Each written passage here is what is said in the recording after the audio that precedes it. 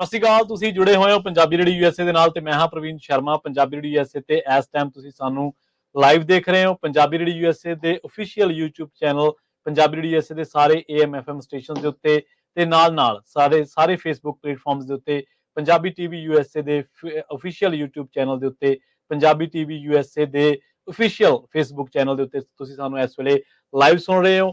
2024 ਦੇ ਲੋਕ ਸਭਾ ਇਲੈਕਸ਼ਨ ਨਤੀਜਿਆਂ ਨੂੰ ਲੈ ਕੇ ਆਪਾਂ ਚਰਚਾ ਕਰਾਂਗੇ। ਹੁਣ ਤੋਂ ਕੁਝ ਹੀ ਦੇਰ ਬਾਅਦ ਇਲੈਕਸ਼ਨ ਦੇ ਰਿਜ਼ਲਟਸ ਆਉਣੇ ਸ਼ੁਰੂ ਹੋ ਜਾਣਗੇ।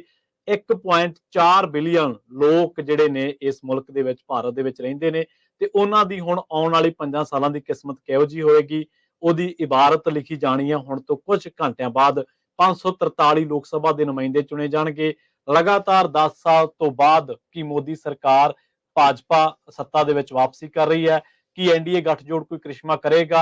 ਇਲੈਕਸ਼ਨ ਕਮਿਸ਼ਨ ਤੋਂ ਲੈ ਕੇ ਪੰਜਾਬ ਦੀਆਂ 13 ਲੋਕ ਸਭਾ ਸੀਟਾਂ ਦੇ ਚੋਣ ਨਤੀਜਿਆਂ ਨੂੰ ਲੈ ਕੇ ਕਰਾਂਗੇ ਚਰਚਾ। ਖਡੂਰ ਸਾਹਿਬ ਦੇ ਵਿੱਚ ਕੀ ਸਥਿਤੀ ਰਹੇਗੀ, ਕੌਣ ਅੱਗੇ ਹੈ ਕੌਣ ਪਿੱਛੇ ਹੈ, ਕੀ ਸਮੀਕਰਨ ਨੇ, ਚੌਕੋਣਾ ਮੁਕਾਬਲਾ, ਪੰਜ ਕੋਣਾ ਮੁਕਾਬਲਾ, ਕਿਹੜੇ ਉਮੀਦਵਾਰਾਂ ਦੇ ਕਿਹੋ ਜਿਹੇ ਹਾਲਾਤ ਨੇ। ਫਰੀਦਕੋਟ ਲੋਕ ਸਭਾ ਹਲਕੇ ਦੇ ਉੱਤੇ ਸਰਬਜੀਤ ਖਾਲਸਾ ਤੇ ਨਜ਼ਰਾਂ ਟਿੱਕੀਆਂ ਨੇ ਕਰਮਜੀਤ ਅਨਮੋਲ ਤੇ। ਇਸੇ ਤਰ੍ਹਾਂ 13 ਲੋਕ ਸਭਾ ਸੀਟਾਂ ਤੇ 40 ਚਿਹਰੇ ਇਹੋ ਜਿਹੇ ਨੇ ਜਿਨ੍ਹਾਂ ਦੇ ਉੱਤੇ ਨਜ਼ਰਾਂ ਟਿੱਕੀਆਂ ਹੋਈਆਂ ਨੇ। ਇਹਨਾਂ ਸਾਰੇ ਪਰਸਪੈਕਟਿਵ ਨੂੰ ਲੈ ਕੇ ਅਕਾਲੀ ਦਲ ਦਾ ਕੀ ਹੋਊਗਾ ਜੇਕਰ ਬਠਿੰਡਾ ਸੀਟ ਅਕਾਲੀ ਦਲ ਹਾਰਦਾ ਤੇ ਅਕਾਲੀ ਦਲ ਦਾ ਭਵਿੱਖ ਕੀ ਹੋ ਸਕਦਾ ਹੈ। ਜੇਕਰ ਕਾਂਗਰਸ ਲਗਾਤਾਰ ਤੀਜੀ ਵਾਰ ਸੱਤਾ ਤੋਂ ਬਾਹਰ ਰਹਿੰਦੀ ਹੈ ਤਾਂ ਕਾਂਗਰਸ ਦੇ ਆਉਣ ਵਾਲਾ ਸਮਾਂ ਕਿਹੋ ਜਿਹਾ ਹੋ ਸਕਦਾ ਹੈ। ਜੇਕਰ ਮੋਦੀ ਲਗਾਤਾਰ ਤੀਜੀ ਵਾਰ ਰਿਪੀਟ ਹੁੰਦੇ ਨੇ ਤਾਂ ਭਾਰਤ ਦੀ ਪੋਲਿਟਿਕਸ, ਕੌਮਾਂਤਰੀ ਮੁਹਾਜ ਤੇ ਭਾਰਤ ਕਿੱਥੇ ਖੜਾ ਹੈ। ਡੈਮੋਕ੍ਰੇਸੀ ਦੇ ਉਸ ਸਿਸਟਮ ਨੂੰ ਲੈ ਕੇ ਜਿਹੜਾ 1947 ਚ ਸ਼ੁਰੂ ਹੋਇਆ ਸੀ, ਆਉਂਦਾ ਕਿਵੇਂ ਸੁੰਗੜਦਾ ਜਾ ਰਿਹਾ ਲਗਾਤਾਰ ਘੇਰਾ। ਔਰ ਜਿਹੜੀਆਂ ਪਾਵਰਾਂ ਨੇ ਕਿਤੇ ਸੰਘੀ ਢਾਂਚੇ ਦੀ ਵਕਾਲਤ ਹੁੰਦੀ ਸੀ ਤੇ ਅੱਜ ਉਹੀ ਪਾਵਰਾਂ ਸੈਂਟਰਲਾਈਜ਼ਡ ਹੋ ਰਹੀਆਂ ਨੇ, ਵਿਅਕਤੀ ਵਿਸ਼ੇਸ਼ ਦੇ ਦੁਆਲੇ ਚੀਜ਼ਾਂ ਇਕੱਠੀਆਂ ਹੋ ਰਹੀਆਂ ਨੇ। ਜੇਕਰ ਮੋਦੀ ਤੀਜੀ ਵਾਰ ਰਿਪੀਟ ਹੁੰਦੇ ਨੇ ਤਾਂ ਇਹ ਚੀਜ਼ਾਂ ਹੋਰ ਜ਼ਿਆਦਾ ਤੇਜ਼ੀ ਨਾਲ ਅੱਗੇ ਵਧਣਗੀਆਂ। ਹਿੰਦੂਤਵੀ ਏਜੰਡਾ ਉਹ ਕਿੱਥੇ ਜਾਏਗਾ, ਕਿੰਨਾ ਕੁ ਐਕਸਟ੍ਰੀਮ ਰੂਪ ਧਾਰਨ ਕਰੇਗਾ। ਇਹਨਾਂ ਸਾਰੇ ਪਰਸਪੈਕਟਿਵ ਨੂੰ ਲੈ ਕੇ, ਸਾਰੇ ਪਹਿਲੂਆਂ ਨੂੰ ਲੈ ਕੇ ਕਰਾਂਗੇ ਚਰਚਾ।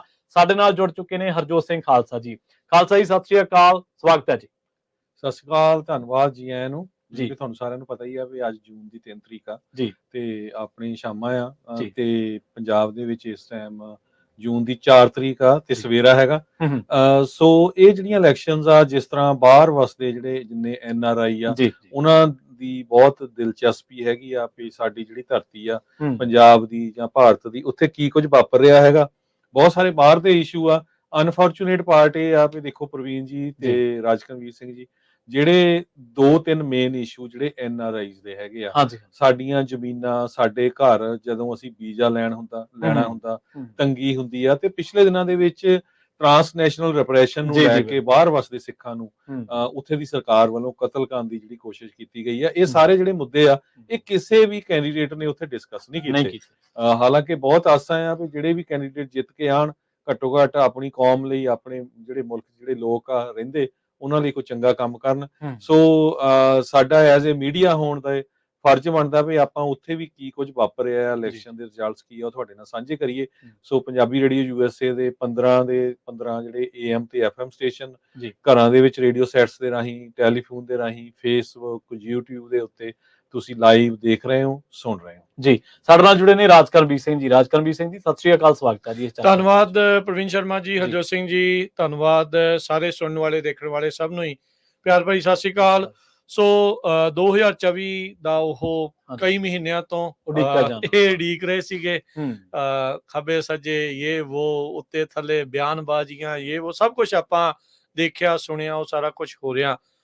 ਉਦਾਂ ਜਿੱਦਾਂ ਆਪਾਂ ਨੂੰ ਪਤਾ ਵੀ ਘੱਲੂਘਾਰੀ ਦੇ ਦਿਹਾੜੇ ਜਿਹੜਾ ਇਹ ਚੱਲ ਰਿਹਾ ਹੈ, ਜਿਸ ਤਰੀਕੇ ਦੇ ਨਾਲ ਕਤਲੇਆਮ ਜੋ ਹੋਇਆ ਸੀਗਾ, ਜਿਸ ਤਰੀਕੇ ਦੇ ਨਾਲ ਇਹ ਸ਼ਹੀਦੀ ਹਫ਼ਤਾ ਆ ਸਿੱਖਾਂ ਦਾ, ਉਹ ਤਾਂ ਇਸ ਸਿਸਟਮ ਦੇ ਨਾਲ ਸਾਰੇ ਜਾਣਿਆਂ ਨੂੰ ਏਦਾਂ ਲੱਗਦਾ ਵੀ ਉੱਥੇ ਕੋਈ ਹੈ ਨਹੀਂ, ਪਰ ਫਿਰ ਵੀ ਕਿਤੇ ਕਿਤੇ ਹਰ ਇੱਕ ਨੂੰ ਦਿਲਚਸਪੀ ਆ ਵੀ ਉੱਥੇ ਹੋ ਕੀ ਰਿਹਾ ਹੈ।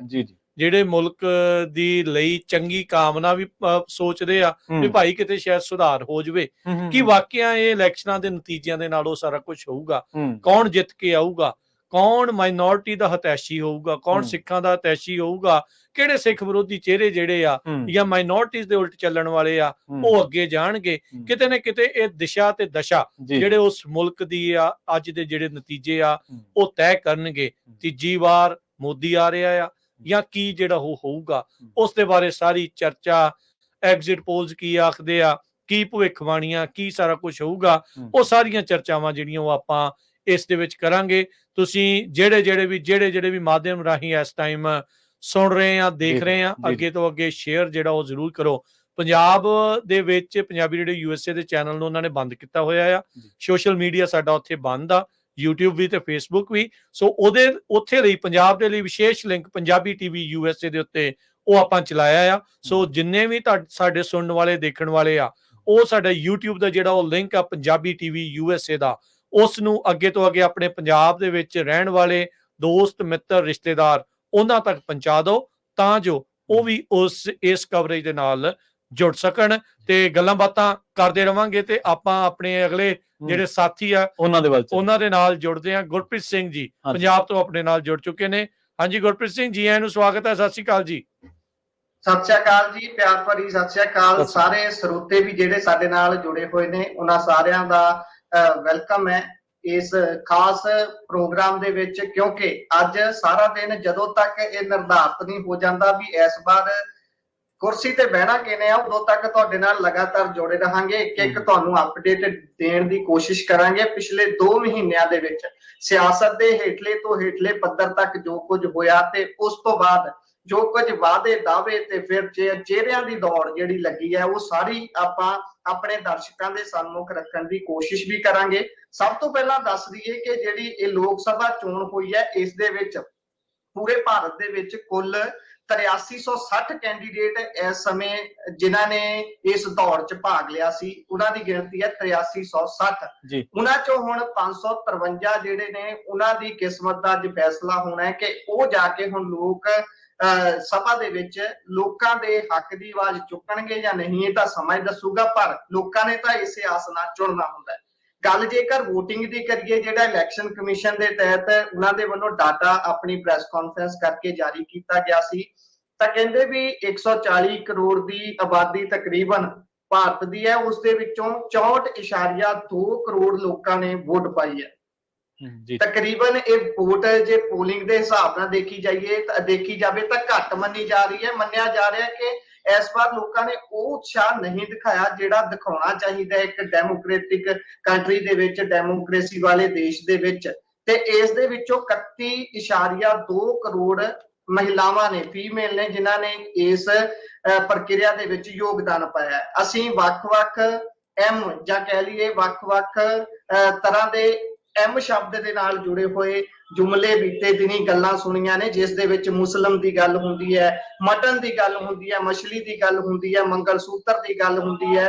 ਇਸ ਤਰੀਕੇ ਦੀਆਂ ਗੱਲਾਂ ਕਰਦੇ ਹੋਏ ਮੋਦੀ ਸਾਹਿਬ ਨੇ ਜਿਸ ਤਰੀਕੇ ਦੇ ਨਾਲ ਸਿਆਸਤ ਕੀਤੀ ਹੈ, ਉਸ ਤੋਂ ਬਾਅਦ ਬਾਕੀ ਪਾਰਟੀਆਂ ਜਿਨ੍ਹਾਂ ਨੇ ਆਪਣੇ ਆਪ ਨੂੰ ਦੌੜ ਦੇ ਵਿੱਚ ਲਿਆਉਣ ਦੇ ਲਈ ਬਹੁਤ ਸਾਰੇ ਯਤਨ ਕੀਤੇ, ਵੱਡੇ ਵਾਅਦੇ ਸਾਰੀਆਂ ਪਾਰਟੀਆਂ ਦੇ ਵੱਲੋਂ ਵੱਡੇ ਦਾਅਵੇ ਕਰਨ ਦੀ ਕੋਸ਼ਿਸ਼ ਕੀਤੀ ਗਈ ਕਿ ਅਸੀਂ ਤੁਹਾਡੇ ਲਈ ਆਹ ਕੁਝ ਕਰਦੇ ਆਏ ਹਾਂ ਤੇ ਆਹ ਕੁਝ ਕਰਦੇ ਰਹਾਂਗੇ। ਜਿਹੜੀਆਂ ਪਾਰਟੀਆਂ ਨਵੀਆਂ ਸੀ ਉਹਨਾਂ ਨੇ ਆਪਣੀ ਦੌੜ ਵਿੱਚ ਬਣੇ ਰਹਿਣ ਲਈ ਆਪਣੇ ਦਾਅ ਖੇਡੇ, ਪਰ ਅੱਜ ਉਹਨਾਂ ਦੇ ਦਾਅ ਜਿਹੜੇ ਖੇਡੇ ਹੋਏ ਸੀ ਉਹਨਾਂ ਨੂੰ ਬੂਰ ਪੈ ਜਾਣਾ, ਪਤਾ ਲੱਗ ਜਾਣਾ ਹੈ ਕਿ ਕੀ ਉਹਨਾਂ ਦੀਆਂ ਕੀਤੀਆਂ ਹੋਈਆਂ ਗੱਲਾਂ 'ਚ ਲੋਕਾਂ ਨੇ ਭਰੋਸਾ ਦਿਖਾਇਆ ਹੈ। ਤੇ ਜੇਕਰ ਖਾਸ ਤੌਰ ਤੇ ਗੱਲ ਪੰਜਾਬ ਦੀ ਕਰੀਏ ਤਾਂ ਪੰਜਾਬ ਦੀਆਂ 13 ਦੀਆਂ 13 ਲੋਕ ਸਭਾ ਸੀਟਾਂ ਦੇ ਬਾਰੇ ਵੀ ਆਪਾਂ ਇੱਕ ਕਰਕੇ ਚਰਚਾ ਕਰਾਂਗੇ। ਸੋ ਚਰਚਾ ਦੇ ਵਿੱਚ ਸ਼ਾਮਲ ਕਰਨ ਦੇ ਲਈ ਤੁਹਾਡਾ ਸਾਰਿਆਂ ਦਾ ਧੰਨਵਾਦ। ਤੇ ਸਰੋਤਿਆਂ ਨੂੰ ਵੀ ਬੇਨਤੀ ਹੈ ਕਿ ਬੇਸ਼ੱਕ ਉਹ ਪੰਜਾਬ ਦੇ ਵਿੱਚ ਪੰਜਾਬੀ TV USA ਦੇ ਪਲੇਟਫਾਰਮ ਰਾਹੀਂ ਸਾਡੇ ਨਾਲ ਜੁੜੇ ਹੋਏ ਨੇ, ਤੇ ਜੇ ਦੂਸਰੇ ਪਾਸੇ ਵੱਖ-ਵੱਖ ਕੋਨਿਆਂ ਤੋਂ ਦੁਨੀਆ ਭਰ ਦੇ ਪੰਜਾਬੀ ਰੇਡੀਓ USA ਦੇ ਜ਼ਰੀਏ ਜਿਹੜੇ ਜੁੜੇ ਹੋਏ ਨੇ, ਉਹਨਾਂ ਸਾਰਿਆਂ ਦਾ ਸਵਾਗਤ ਹੈ। ਤੁਸੀਂ ਜੁੜੇ ਰਹੋ, ਅਸੀਂ ਤੁਹਾਨੂੰ ਹਰ ਇੱਕ ਅਪਡੇਟ ਨਾਲੋਂ ਨਾਲ ਦਿੰਦੇ ਰਹਾਂਗੇ। ਅਤੇ ਸਟੀਕ ਜਾਣਕਾਰੀ ਦੇ ਨਾਲ ਤੁਹਾਡੇ ਅੱਗੇ ਸਭ ਤੋਂ ਪਹਿਲਾਂ ਜਾਣਕਾਰੀ ਰੱਖਣ ਦੀ ਕੋਸ਼ਿਸ਼ ਕਰਾਂਗੇ ਜੀ। ਬਿਲਕੁਲ ਦੱਸਦੇ ਜਾਈਏ, ਪੰਜਾਬੀ ਰੇਡੀਓ ਯੂਐਸਏ ਦੇ ਅੱਜ ਇਲੈਕਸ਼ਨ ਰਿਜ਼ਲਟ ਦੇ ਪੈਨਲ ਦੇ ਵਿੱਚ ਆਪਣੇ ਨਾਲ ਸੀਨੀਅਰ ਪੱਤਰਕਾਰ ਉਹ ਵੀ ਲਗਾਤਾਰ ਜਿਹੜੇ ਉਹ ਜੁੜਨਗੇ, ਜਿਨ੍ਹਾਂ ਵਿੱਚ ਦੀਪਕ ਸ਼ਰਮਾ ਚਨਾਰਥਲ ਜੀ, ਉਸ ਦੇ ਨਾਲ ਮਨਦੀਪ ਪੁਨੀਆ, ਮਿੰਟੂ ਗੁਰੂਸਰੀਆ, ਇਹ ਸਾਰੇ ਜਣੇ ਆਪਣੇ ਨਾਲ ਜਿਹੜੇ ਉਹ ਜੁੜਦੇ ਰਹਿਣਗੇ ਵਾਰੀ ਸਿਰ। ਹੁਣ ਤੋਂ ਤਕਰੀਬਨ 15 ਮਿੰਟ ਬਾਅਦ ਪਹਿਲੇ ਸ਼ਾਇਦ ਬਟਨ ਨੱਪਿਆ ਜਾਣਾ ਆ EVM ਦਾ, ਜਿਸ ਦੇ ਵਿੱਚ ਪਤਾ ਲੱਗਣਾ ਆ ਵੀ ਕਿਹੜੇ ਇਲਾਕੇ ਦੇ ਵਿੱਚ ਕਿਹਨੂੰ ਕਿੰਨੀ ਜਿਹੜੀ ਉਹ ਵੋਟ ਜਿਹੜੀ ਉਹ ਪਈ ਆ। ਇਹ ਦੱਸਦੇ ਜਾਈਏ, ਇਲੈਕਸ਼ਨ ਕਮਿਸ਼ਨ ਆਫ ਇੰਡੀਆ ਨੇ ਇਸ ਪੂਰੀ ਇਲੈਕਸ਼ਨ ਨੂੰ ਕਈ ਭਾਗਾਂ ਦੇ ਵਿੱਚ ਜਿਹੜਾ ਉਹ ਕਰਵਾਇਆ ਸੀਗਾ, ਜਿਸ ਦੇ ਵਿੱਚ ਜੇ ਦੇਖਿਆ ਜਾਵੇ ਤਾਂ ਕਈ ਫੇਜ਼ ਹੋਏ। ਅਖੀਰਲਾ ਫੇਜ਼ ਜਿਹੜਾ 7ਵਾਂ ਫੇਜ਼ ਆ, ਉਸ ਵਿੱਚ ਪੰਜਾਬ ਦੀਆਂ 13 ਜਿਹੜੀਆਂ ਉਹ ਸੀਟਾਂ, ਉਸ ਦੇ ਨਾਲ ਚੰਡੀਗੜ੍ਹ, ਹਰਿਆਣਾ ਤੇ ਹਿਮਾਚਲ ਤੇ ਯੂਪੀ ਦੀਆਂ, ਜਿਹਦੇ ਵਿੱਚ ਮੋਦੀ ਹੁਣਾਂ ਦੀ ਵਾਰਾਣਸੀ ਵਾਲੀ ਸੀਟ ਆ, ਉਹ ਵੀ ਜਿਹੜੀ ਉਹ ਸ਼ਾਮਲ ਸੀਗੀ। ਐਗਜ਼ੈਕਟਲੀ 8 ਵਜੇ ਭਾਰਤ ਦੇ ਪੰਜਾਬ ਦੇ ਸਮੇਂ ਮੁਤਾਬਕ 4 ਜੂਨ ਨੂੰ, ਜੋ ਕਿ ਅੱਜ ਦਾ ਦਿਨ ਉੱਥੇ ਜੋ ਚੜ ਚੁੱਕਾ ਆ, ਉਹ ਜਿਹੜਾ ਹੋਣਾ 15 ਮਿੰਟ ਦਾ ਵਕਤ ਜਿਹੜਾ ਉਹ ਰਹਿ ਗਿਆ ਆ ਜਦ ਇਹ ਇਲੈਕਸ਼ਨਾਂ ਜਿਹੜੀਆਂ ਹੋਣਗੀਆਂ। 22 ਇਲੈਕਸ਼ਨ ਵੀ ਜਿਹੜੇ ਇਸ ਦੇ ਵਿੱਚ ਹੋ ਰਹੇ ਆ, 25 ਜਿਹੜੀਆਂ ਵਿਧਾਨ ਸਭਾ ਦੀਆਂ ਵੱਖ-ਵੱਖ ਸੂਬਿਆਂ ਦੇ ਵਿੱਚ 22 ਇਲੈਕਸ਼ਨਸ ਉਹ ਹੋਣੀਆਂ। ਉੜੀਸਾ ਦੀਆਂ ਅਸੈਂਬਲੀ ਦੀਆਂ ਇਲੈਕਸ਼ਨ 147 ਸੀਟਾਂ ਦੀਆਂ, ਆਂਧਰਾ ਦੀਆਂ 175 ਅਸੈਂਬਲੀ ਦੀਆਂ ਜਿਹੜੀਆਂ ਸੀਟਾਂ ਆ, ਉਹ ਵੀ ਉਸ ਦੇ ਨਾਲ ਇੱਥੇ ਜਿਹੜਾ ਉਹ ਚੱਲਣਾ ਆ। ਸੋ ਜੁੜੇ ਰਹੋ ਏਦਾਂ ਹੀ ਤੁਸੀਂ ਪੰਜਾਬੀ ਰੇਡੀਓ USA ਦੇ ਨਾਲ, ਤੁਹਾਨੂੰ ਲਗਾਤਾਰ ਜਿਹੜੀ ਕਵਰੇਜ ਆ ਉਹ ਅਸੀਂ ਪੇਸ਼ ਕਰਦੇ ਰਵਾਂਗੇ ਤੇ ਤੁਸੀਂ ਆਪਣੇ ਜਿਹੜੀ ਰਾਏ ਆ ਉਹ ਵੀ ਰੱਖ ਸਕੋਗੇ। ਉਸ ਦੇ ਲਈ ਵੀ ਜਿਹੜਾ ਆਪਣਾ ਫੋਨ ਨੰਬਰ ਆ ਪੰਜਾਬੀ ਰੇਡੀਓ USA ਦਾ 408 272 5200, ਉਸ ਉੱਤੇ ਤੁਸੀਂ ਸੰਪਰਕ ਨਾਲ ਕਰ ਸਕਦੇ ਆ। ਇਸ ਸਾਰੇ ਕਾਸੇ ਦੇ ਵਿੱਚ ਜਿਹੜਾ ਦੁਨੀਆ ਦਾ ਮੀਡੀਆ ਹੈਗਾ ਆ, ਫੋਰਨ ਮੀਡੀਆ, ਜਿਨ੍ਹਾਂ ਦੇ ਵਿੱਚ ਰਿਊਟਰਸ ਵੀ ਆ ਜਾਂਦਾ, Wall Street Journal, Financial Times, Globe and Mail, Bloomberg, Guardian, ਉਹਨਾਂ ਸਾਰਿਆਂ ਨੇ ਇਹ ਕਿਹਾ, ਈਵਨ ਦੋ ਜੋ ਭਾਰਤ ਦੇ ਪ੍ਰਾਈਮ ਮਿਨਿਸਟਰ ਨਰਿੰਦਰ ਮੋਦੀ ਆ, ਉਹਨਾਂ ਦੀ ਪੋਪੂਲੈਰਿਟੀ ਬਹੁਤ ਹੈਗੀ ਆ, ਪਰ ਜਿਸ ਤਰੀਕੇ ਨਾਲ ਉਹਨਾਂ ਨੇ ਡਿਵਾਈਡ ਕਰਨ ਦੀ ਕੋਸ਼ਿਸ਼ ਕੀਤੀ ਆ, ਇੱਕ ਡੈਮੋਕ੍ਰੈਟਿਕ ਕੰਟਰੀ ਦੇ ਵਿੱਚ, ਹਿੰਦੂ ਮੁਸਲਿਮ ਦੇ ਵਿੱਚ, ਦਲਿਤ ਤੇ ਅਪਰ ਕਲਾਸ ਦੇ ਵਿੱਚ, ਇਸੇ ਤਰ੍ਹਾਂ ਹੋਰ ਸਦਰਨ ਸਟੇਟਸ ਦੇ ਵਿੱਚ, ਇਹ ਇੱਕ ਤਰ੍ਹਾਂ ਦੇ ਨਾਲ ਡਿਫਰੈਂਟ ਕਾਈਂਡ ਆਫ ਇੰਡੀਆ ਬਣ ਜਾ ਰਿਹਾ ਜੇ ਪ੍ਰਾਈਮ ਮਿਨਿਸਟਰ ਮੋਦੀ ਤੀਜੀ ਵਾਰੀ ਜਿੱਤਦੇ ਹੈਗੇ ਆ। ਜੀ ਬਿਲਕੁਲ।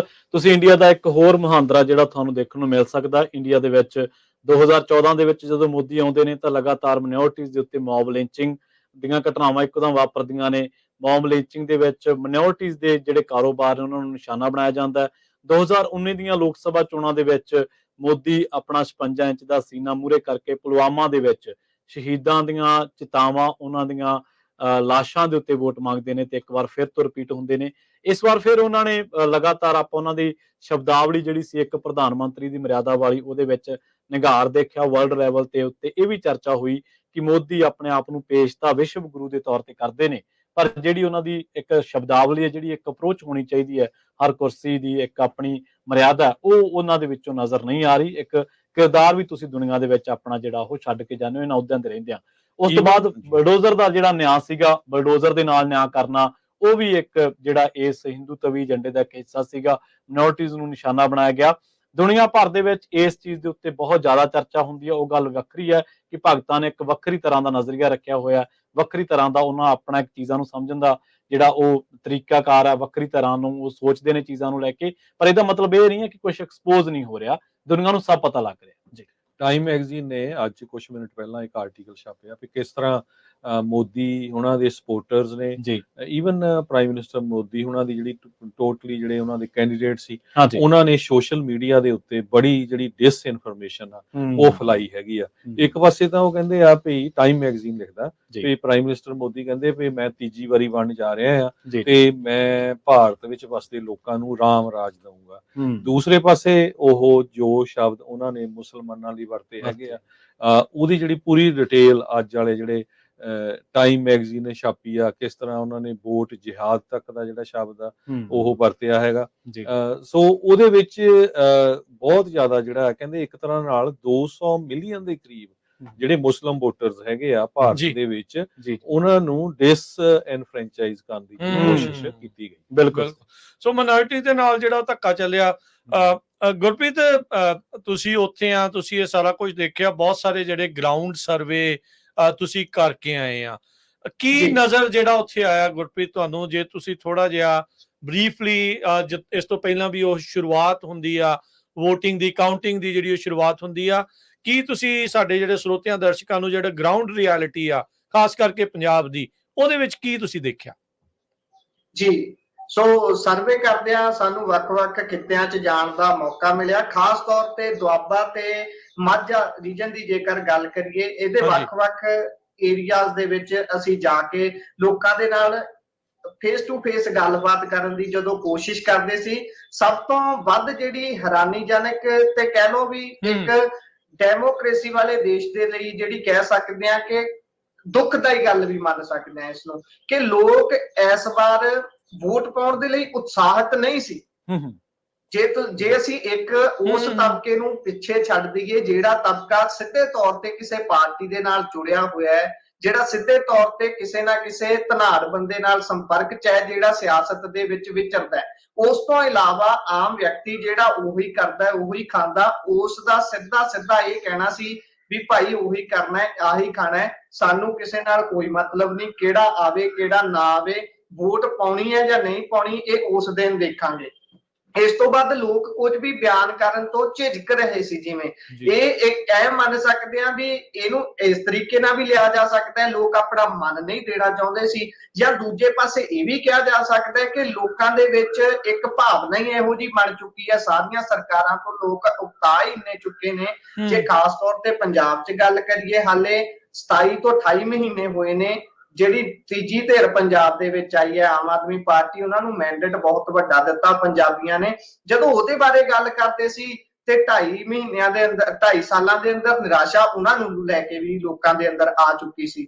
ਇਸ ਤਰੀਕੇ ਦੀਆਂ ਗੱਲਾਂ ਬਾਤਾਂ ਸਾਰੀਆਂ ਹੋ ਰਹੀਆਂ ਸੀ। ਤੇ ਉਸ ਤੋਂ ਇਲਾਵਾ ਜਿਹੜੀ ਗੱਲ ਹੋਣੀ ਮਾਈਨੋਰਿਟੀਜ਼ ਦੀ ਕਰ ਰਹੇ ਸੀ ਤੁਸੀਂ, ਉਹ ਵੀ ਝਲਕ ਜਿਹੜੀ ਦੇਖਣ ਨੂੰ ਮਿਲੀ ਅੰਤਲੇ ਦਿਨਾਂ ਦੇ ਵਿੱਚ ਦੀ ਜਦੋਂ ਗੱਲ ਕਰਦੇ ਆ। ਜਦੋਂ ਆਖਰੀ ਦੇ ਫੇਜ਼ ਦੇ ਵਿੱਚ ਪੰਜਾਬ ਦੇ ਵੱਲ ਪੂਰੀ ਤਰੀਕੇ ਨਾਲ ਭਾਜਪਾ ਨੇ ਆਪਣਾ ਮੋੜਾ ਕੱਟ ਲਿਆ ਸੀ, ਤਾਂ ਉਹਨਾਂ ਨੇ ਇੱਥੇ ਵੀ ਉਹੀ ਜਿਹੜੀ ਕਮਿਊਨਲ ਹਾਰਮਨੀ ਨੂੰ ਠੇਸ ਪਹੁੰਚਾਉਣ ਦੀ ਗੱਲ ਹੁੰਦੀ ਹੈ, ਉਹ ਸਾਰੀਆਂ ਚੀਜ਼ਾਂ ਉਹਨਾਂ ਨੇ ਇੱਥੇ ਅਪਲਾਈ ਕਰਨ ਦੀ ਕੋਸ਼ਿਸ਼ ਕੀਤੀ। ਉਹ ਕਿਵੇਂ? ਉਹਦੀਆਂ ਛੋਟੀਆਂ ਜੀਆਂ 2-4 ਉਦਾਹਰਨਾਂ ਨੇ। ਜਿਸ ਤਰੀਕੇ ਦੇ ਨਾਲ ਫਰੀਦਕੋਟ ਤੋਂ ਉਮੀਦਵਾਰ ਇਹਨਾਂ ਦੇ ਜਿਹੜੇ ਸੀ ਭਾਜਪਾ ਦੇ ਹੰਸਰਾਜ ਹੋਣੀ, ਉਹਨਾਂ ਦਾ ਆਪਣੇ ਬਾਰੇ ਰੋ ਕੇ ਇਹ ਕਹਿਣਾ ਕਿ ਮੇਰੇ ਤੇ ਤਾਂ ਹਮਲਾ ਹੋ ਗਿਆ, ਜੇ ਮੈਂ ਸ਼ਹੀਦ ਹੋ ਜਾਣਾ ਤੁਸੀਂ ਇਹ ਅੱਗ ਜਲਦੀ ਰੱਖਿਓ, ਇਸ ਤਰ੍ਹਾਂ ਕਰਿਓ, ਉਸ ਤਰ੍ਹਾਂ ਕਰਿਓ। ਇਸ ਤਰ੍ਹਾਂ ਦੀਆਂ ਗੱਲਾਂ ਸਿਰਫ ਸਟੇਜ ਤੋਂ ਨਹੀਂ ਹੋਈਆਂ, ਬੈਕ ਐਂਡ ਤੇ ਇਸ ਤੇ ਬਹੁਤ ਵੱਡਾ ਕੰਮ ਹੋਇਆ। ਇਹ ਬਹੁਤ ਸਾਰੇ ਉੱਘੇ ਪੱਤਰਕਾਰ ਪੰਜਾਬ ਦੇ ਮੰਨ ਰਹੇ ਨੇ, ਉਹਨਾਂ ਤੋਂ ਇਸ ਦੇ ਪੱਕੇ ਸਰੋਤ ਨੇ। ਇਸ ਤਰੀਕੇ ਨਾਲ ਜਿਹੜਾ ਦਲਿਤ ਵਰਗ ਹੈ ਉਸ ਨੂੰ ਆਪਣੇ ਵੱਲ ਖਿੱਚਣ ਦੀ ਕਵਾਇਤ ਤੁਰੀ, ਕੋਸ਼ਿਸ਼ ਕੀਤੀ ਗਈ। ਉਸੇ ਤਰ੍ਹਾਂ ਜਦੋਂ ਹਿੰਦੂ ਵਰਗ ਦੀ ਗੱਲ ਆਉਂਦੀ ਹੈ, ਉਹਨਾਂ ਨੂੰ ਭਰਮਾਉਣ ਦੇ ਲਈ ਬਾਰ-ਬਾਰ ਇਹ ਪ੍ਰਚਾਰ ਕੀਤਾ ਗਿਆ ਕਿ ਜੋ ਰਾਮ ਕੋ ਲਾਏ ਹੈ ਉਹ ਹਮ ਉनको ਲਾਏਂਗੇ। ਇਸ ਤਰੀਕੇ ਦੀਆਂ ਮਤਲਬ ਕਿ ਕਹਿ ਸਕਦੇ ਆ ਕਿ ਧਰਮ ਨੂੰ ਰਾਜਨੀਤੀ ਦੇ ਨਾਲ ਪੂਰੇ ਤਰੀਕੇ ਨਾਲ ਰਲਗੱਡ ਕਰਕੇ ਤੋਰਿਆ ਗਿਆ ਤੇ ਲੋਕਾਂ ਨੂੰ ਮਜਬੂਰ ਕੀਤਾ ਗਿਆ ਕਿ ਦੇਖੋ ਭਾਈ, ਅਸੀਂ ਤਾਂ ਤੁਹਾਡੇ ਹੱਕ ਦੀ ਗੱਲ ਕਰ ਰਹੇ ਹਾਂ, ਤੁਹਾਡੇ ਧਰਮ ਦੀ ਰਾਖੀ ਕਰਨ ਲਈ ਆ ਰਹੇ ਹਾਂ, ਪਰ ਸਾਨੂੰ ਪੰਜਾਬ ਦੇ ਵਿੱਚ ਕਿਸਾਨ ਵਰਗ ਪੈਰ ਨਹੀਂ ਲਾਉਣ ਦੇ ਰਿਹਾ। ਕਿਸਾਨਾਂ ਤੇ ਦਲਿਤ ਵਰਗ, ਮਜ਼ਦੂਰ ਵਰਗ ਜਿਹੜਾ ਖੇਤਾਂ ਦੇ ਵਿੱਚ ਵੀ ਕੰਮ ਕਰਦਾ ਹੈ, ਮਜ਼ਦੂਰੀ ਵੀ ਕਰਦਾ ਹੈ, ਜਿਹਨੇ ਚੌਂਕ 'ਚ ਖੜ ਕੇ ਸਵੇਰ ਨੂੰ ਦਿਹਾੜੀ ਲੱਭਣੀ ਹੁੰਦੀ ਹੈ, ਉਹ ਵੀ ਵਰਗ ਉਸ ਦੇ ਵਿੱਚ ਹੁੰਦਾ ਹੈ। ਇਹ ਸਾਰੇ ਵਰਗ ਜਿਹੜੇ ਸੀ, ਇਹਨਾਂ ਨੂੰ ਕਿਤੇ ਨਾ ਕਿਤੇ ਸਿੱਧੇ ਤੌਰ ਤੇ ਟਕਰਾਅ 'ਚ ਲਿਆਉਣ ਦੀ ਕੋਸ਼ਿਸ਼ ਕੀਤੀ ਗਈ ਕਿਸਾਨੀ ਵਰਗ ਦੇ ਨਾਲ। ਹਾਲਾਂਕਿ ਇਸ ਨੂੰ ਵੱਖਰਾ ਤਾਂ ਨਹੀਂ ਦੇਖਿਆ ਜਾਂਦਾ। ਜਦੋਂ ਕਿਸਾਨਾਂ ਦੇ ਨਾਲ ਗੱਲ ਕਰਦੇ ਆ, ਉਹ ਕਹਿੰਦੇ ਸਾਡਾ ਤਾਂ 9 ਮਾਸ ਵਾਲਾ ਰਿਸ਼ਤਾ ਹੈ, ਅਸੀਂ ਤਾਂ ਅਲੱਗ ਇੱਕ ਦੂਸਰੇ ਤੋਂ ਅਲੱਗ ਦੇਖਦੇ ਨਹੀਂ। ਪਰ ਜਦੋਂ ਅਸੀਂ ਲੋਕਾਂ ਦੇ ਵਿੱਚ ਵੀ ਵਿਚਰਦੇ ਸੀ, ਲੋਕ ਵੀ ਇਸ ਗੱਲ ਤੇ, ਇਸ ਨੂੰ ਕੋਈ ਮੰਨੇ ਨਾ ਮੰਨੇ, ਪਰ ਲੋਕਾਂ ਦੇ ਵਿੱਚ ਇਸ ਚੀਜ਼ ਨੂੰ ਲੈ ਕੇ ਇੱਕ ਵੱਖਰੀ ਜੀ ਭਾਵਨਾ ਪਲਪਣੀ ਸ਼ੁਰੂ ਹੋ ਚੁੱਕੀ ਹੈ। ਭਾਜਪਾ ਦੇ ਏਜੰਡੇ ਦੇ ਤਹਿਤ ਹੋ ਸਕਦੀ ਹੈ, ਜਾਂ ਫਿਰ ਉਸ ਦੇ ਪਿੱਛੇ ਹੋਰ ਵੀ ਕੋਈ ਵਰਕ ਹੋ ਸਕਦਾ ਹੈ, ਕੋਈ ਡਿਜ਼ਾਈਨ ਹੋ ਸਕਦਾ ਹੈ, ਕਿ ਲੋਕ ਇਹ ਗੱਲ ਕਰਨੀ ਸ਼ੁਰੂ ਹੋ ਚੁੱਕੇ ਨੇ ਕਿ ਜਿਹੜੇ ਕਿਸਾਨ ਨੇ ਭਾਈ, ਉਹ ਕਿਤੇ ਵੀ ਧਰਨਾ ਮਾਰ ਕੇ ਬੈਠ ਜਾਂਦੇ ਨੇ। ਉਹ ਕਿਸਾਨ ਤਾਂ ਆਪਣੀ ਗੱਲ ਮਨਵਾ ਲੈਂਦੇ ਨੇ ਸਰਕਾਰ ਦੇ ਕੋਲੋਂ, ਸਰਕਾਰ ਦੇ ਗਲ 'ਚ ਅੰਗੂਠਾ ਦੇ ਕੇ, ਕਿਉਂਕਿ ਉਹਨਾਂ ਦੇ ਕੋਲ ਸਰੋਤ ਹੈਗੇ ਨੇ, ਉਹ ਕਿਤੇ ਵੀ ਟਰੈਕਟਰ ਟਰਾਲੀ ਲਿਜਾ ਕੇ ਬੈਠ ਸਕਦੇ ਨੇ। ਪਰ ਜਿਹੜਾ ਮਜ਼ਦੂਰ ਵਰਗ ਹੈ ਜਿਹਨੇ ਉਹੀ ਕਰਨਾ ਹੈ ਉਹੀ ਖਾਣਾ ਹੈ, ਉਸ ਦਾ ਇਸ ਦੇ ਵਿੱਚ ਕੰਮ ਰੁਕ ਜਾਂਦਾ ਹੈ। ਉਸਨੇ ਜੇ ਇੱਕ ਜਗ੍ਹਾ ਤੋਂ ਦੂਸਰੀ ਜਗ੍ਹਾ ਟਰੈਵਲ ਕਰਕੇ ਕੋਈ ਦਿਹਾੜੀ ਤੋੜ ਕੇ ਕੰਮ ਕਰਨ ਜਾਣਾ ਹੁੰਦਾ ਹੈ, ਉਸ ਦਾ ਕੰਮ ਰੁਕ ਜਾਂਦਾ ਹੈ। ਇਸ ਚੀਜ਼ ਨੂੰ ਵੀ ਭਾਜਪਾ ਨੇ ਬਹੁਤ ਵੱਡੇ ਪੱਧਰ ਤੇ ਆਪਣੇ ਹੱਕ ਦੇ ਵਿੱਚ ਭੁਗਤਾਉਣ ਦੇ ਲਈ ਵਰਤਿਆ ਹੈ। ਉਹਨਾਂ ਨੇ ਇਸ ਟੈਕਨੀਕ ਨੂੰ ਇਸ ਤਰੀਕੇ ਨਾਲ ਵਰਤਿਆ ਕਿ ਕਿਸੇ ਨੂੰ ਬਹੁਤਾ ਪਤਾ ਵੀ ਨਹੀਂ ਲੱਗਣ ਦਿੱਤਾ ਤੇ ਉਹਨਾਂ ਨੇ ਮੋਬਿਲਾਈਜ਼ ਵੀ ਲੋਕਾਂ ਨੂੰ ਆਪਣੇ ਵੱਲ ਕਰ ਲਿਆ। ਜਦੋਂ ਜਲੰਧਰ ਦੇ ਵਿੱਚ ਭਾਜਪਾ ਦੀ ਰੈਲੀ ਹੁੰਦੀ ਹੈ, ਉਸ ਸਮੇਂ ਜਦੋਂ ਲੋਕਾਂ ਦੇ ਨਾਲ ਵਿਚਰਦੇ ਆ, ਸਾਡੇ ਸਰੋਤਿਆਂ ਨੇ ਵੀ ਉਹ ਰਿਪੋਰਟਾਂ ਦੇਖੀਆਂ ਨੇ ਕਿ ਕਿਸ ਤਰੀਕੇ ਦੇ ਨਾਲ ਰੈਲੀ ਪੰਜਾਬ ਦੀ ਹੋਵੇ, ਲੋਕ ਪੰਜਾਬ ਦੇ ਲੋਕਾਂ ਨੂੰ ਮੋਦੀ ਸਾਹਿਬ ਨੇ ਸੰਬੋਧਨ ਕਰਨਾ ਹੋਵੇ, ਪੰਜਾਬ ਦੇ ਲੋਕਾਂ ਨੂੰ ਇਹ ਦੱਸਣਾ ਹੋਵੇ ਕਿ ਮੈਂ ਪਿਛਲੇ 10 ਸਾਲਾਂ 'ਚ ਤੁਹਾਡੇ ਲਈ ਆਹ ਕੁਝ ਕੀਤਾ ਹੈ ਤੇ ਅੱਗੇ ਮੈਂ ਤੁਹਾਡੇ ਲਈ ਜੇ ਤੁਸੀਂ ਮੈਨੂੰ ਜਿਤਾਉਂਦੇ ਆ ਆਹ ਕੁਝ ਕਰੂੰਗਾ। ਪਰ ਉੱਥੇ ਜੇ 1/3 ਮੈਜੋਰਿਟੀ ਦੇਖਣੀ ਹੋਵੇ ਉਹ ਤਾਂ ਪ੍ਰਵਾਸੀ ਮਜ਼ਦੂਰਾਂ ਦੀ ਸੀ। ਫਿਰ ਉਹ ਗੱਲ ਕਿਹਨਾਂ ਲਈ ਕਰਨ ਆਏ ਸੀ, ਕਿਹਨਾਂ ਦੇ ਨੂੰ ਸੰਬੋਧਨ ਕਰਨ ਆਏ ਸੀ, ਇਸ ਤੇ ਬਹੁਤ ਵੱਡੇ ਸ਼ੰਕੇ ਖੜੇ ਹੁੰਦੇ ਨੇ। ਹਾਲਾਂਕਿ ਯਕੀਨੀ ਤੌਰ ਤੇ ਕਿਹਾ ਜਾ ਸਕਦਾ ਹੈ ਕਿ ਇਸ ਵਾਰ ਜੇ ਭਾਜਪਾ ਦੀ ਗੱਲ ਕਰੀਏ ਤਾਂ ਭਾਜਪਾ ਹੋਰ ਕੁਝ ਕਰੇ ਨਾ ਕਰੇ, ਉਹ ਪੰਜਾਬ ਦੇ ਵਿੱਚ ਗੇਨ ਜ਼ਰੂਰ ਕਰੇਗੀ। ਬੇਸ਼ੱਕ ਉਹ ਵੋਟ ਪ੍ਰਤੀਸ਼ਤਤਾ ਦੇ ਹਿਸਾਬ ਦੇ ਨਾਲ ਹੋਵੇ, ਬੇਸ਼ੱਕ ਉਹ 1 ਜਾਂ 2 ਸੀਟਾਂ ਦੇ ਉੱਪਰ ਕਾਬਜ ਹੋਣ ਦੇ ਨਾਲ ਜੁੜੀ ਹੋਈ ਹੋਵੇ, ਪਰ ਜੇ ਆਲ ਓਵਰ ਸਰਵੇ ਦੀ ਗੱਲ ਕਰੀਏ, ਜਿਹੜਾ ਵੱਖ-ਵੱਖ ਲੋਕਾਂ ਦੇ ਨਾਲ ਵਿਚਰ ਕੇ ਸਾਡੇ ਤੱਕ ਜਿਹੜਾ ਅਸੀਂ ਆਪਣਾ ਮਨ ਬਣਾ ਪਾਏ ਆ, ਉਹ ਇਹੀ ਹੈ ਕਿ ਲੋਕਾਂ ਦੇ ਵਿੱਚ ਨਿਰਾਸ਼ਾ ਹੈ। ਪਰ ਫਿਰ ਵੀ ਲੋਕ ਵੋਟ ਪਾਉਣ ਗਏ ਨੇ। ਲੋਕਾਂ ਨੇ ਅੰਤ ਤੱਕ ਕਿਸੇ ਨੂੰ ਮੰਨ ਨਹੀਂ ਦਿੱਤਾ ਤੇ ਮਨ ਦੇ ਨਾਲ ਨਾਲ ਇਹ ਵੀ ਮੰਨਣਯੋਗ ਗੱਲ ਹੈ ਕਿ ਲੋਕਾਂ ਨੇ ਅੰਤ ਤੱਕ ਮਨ ਬਣਾਇਆ ਹੀ ਨਹੀਂ ਸੀ, ਕਿਉਂਕਿ ਇਸ ਵਾਰ ਬਹੁਤ ਹੀ ਉਕਤਾਏ ਹੋਏ ਲੋਕ ਨਜ਼ਰ ਆਏ ਨੇ। ਠੀਕ ਹੈ, ਸੋ ਬਿਲਕੁਲ ਜੇ ਆਪਾਂ ਦੱਸਦੇ ਜਾਈਏ ਜਿਹੜੀਆਂ ਪੰਜਾਬ ਦੀਆਂ ਕੁਝ ਅਹਿਮ ਸੀਟਾਂ ਜਿਨ੍ਹਾਂ ਦੇ ਉੱਤੇ ਲੋਕਾਂ ਦੀ ਬਹੁਤ ਕਹਿ ਸਕਦੇ ਹਾਂ ਵੀ ਤਿੱਖੀ ਨਜ਼ਰ ਆ। 5 ਮਿੰਟ ਤੋਂ ਘੱਟ ਦਾ ਵਕਤ ਰਹਿ ਗਿਆ ਆ ਕਾਊਂਟਿੰਗ ਜਿਹੜੀ ਉਹ ਸ਼ੁਰੂ ਹੋਣ ਦੇ ਲਈ। ਉਹ ਦੱਸਦੇ ਜਾਈਏ, ਇੱਕ ਸੀਟ ਆਲਰੇਡੀ ਭਾਜਪਾ ਦੇ ਖਾਤੇ ਦੇ ਵਿੱਚ ਸੂਰਤ ਵਾਲੀ ਜਿਹੜੀ ਉਹ ਪੈ ਚੁੱਕੀ ਆ। ਯਾਦ ਹੋਣਾ ਉਹ ਨਾਟਕੀ ਘਟਨਾਕ੍ਰਮ ਸਭ ਨੂੰ ਵੀ ਕਿਸ ਤਰੀਕੇ ਦੇ ਨਾਲ ਸੂਰਤ ਦੇ ਵਿੱਚ ਭਾਜਪਾ ਦੇ ਉਮੀਦਵਾਰ ਨੂੰ ਛੱਡ ਕੇ ਬਾਕੀ ਸਾਰਿਆਂ ਨੇ ਆਪਣੇ ਨਾਮਜ਼ਦਗੀਆਂ ਵਾਪਸ ਲੈ ਲਈਆਂ ਸੀ। ਨੋਟਾ ਕਿਸੇ ਨੂੰ ਪਾਉਣ ਨਹੀਂ ਦਿੱਤਾ ਤੇ ਨਾਲ ਦੇ ਨਾਲ ਹੀ ਜਿਹੜਾ ਆ ਉਹਨੂੰ ਉੱਥੇ ਜੇਤੂ ਜਿਹੜਾ ਉਹ ਘੋਸ਼ਿਤ ਕਰ ਦਿੱਤਾ ਸੀ ਇਲੈਕਸ਼ਨਾਂ ਤੋਂ ਪਹਿਲਾਂ ਹੀ। ਸੋ ਇੱਕ ਸੀਟ ਆਲਰੇਡੀ ਜਿਹੜੀ ਭਾਜਪਾ ਦੇ ਖਾਤੇ ਦੇ ਵਿੱਚ ਜਾ ਚੁੱਕੀ ਹੈਗੀ ਆ।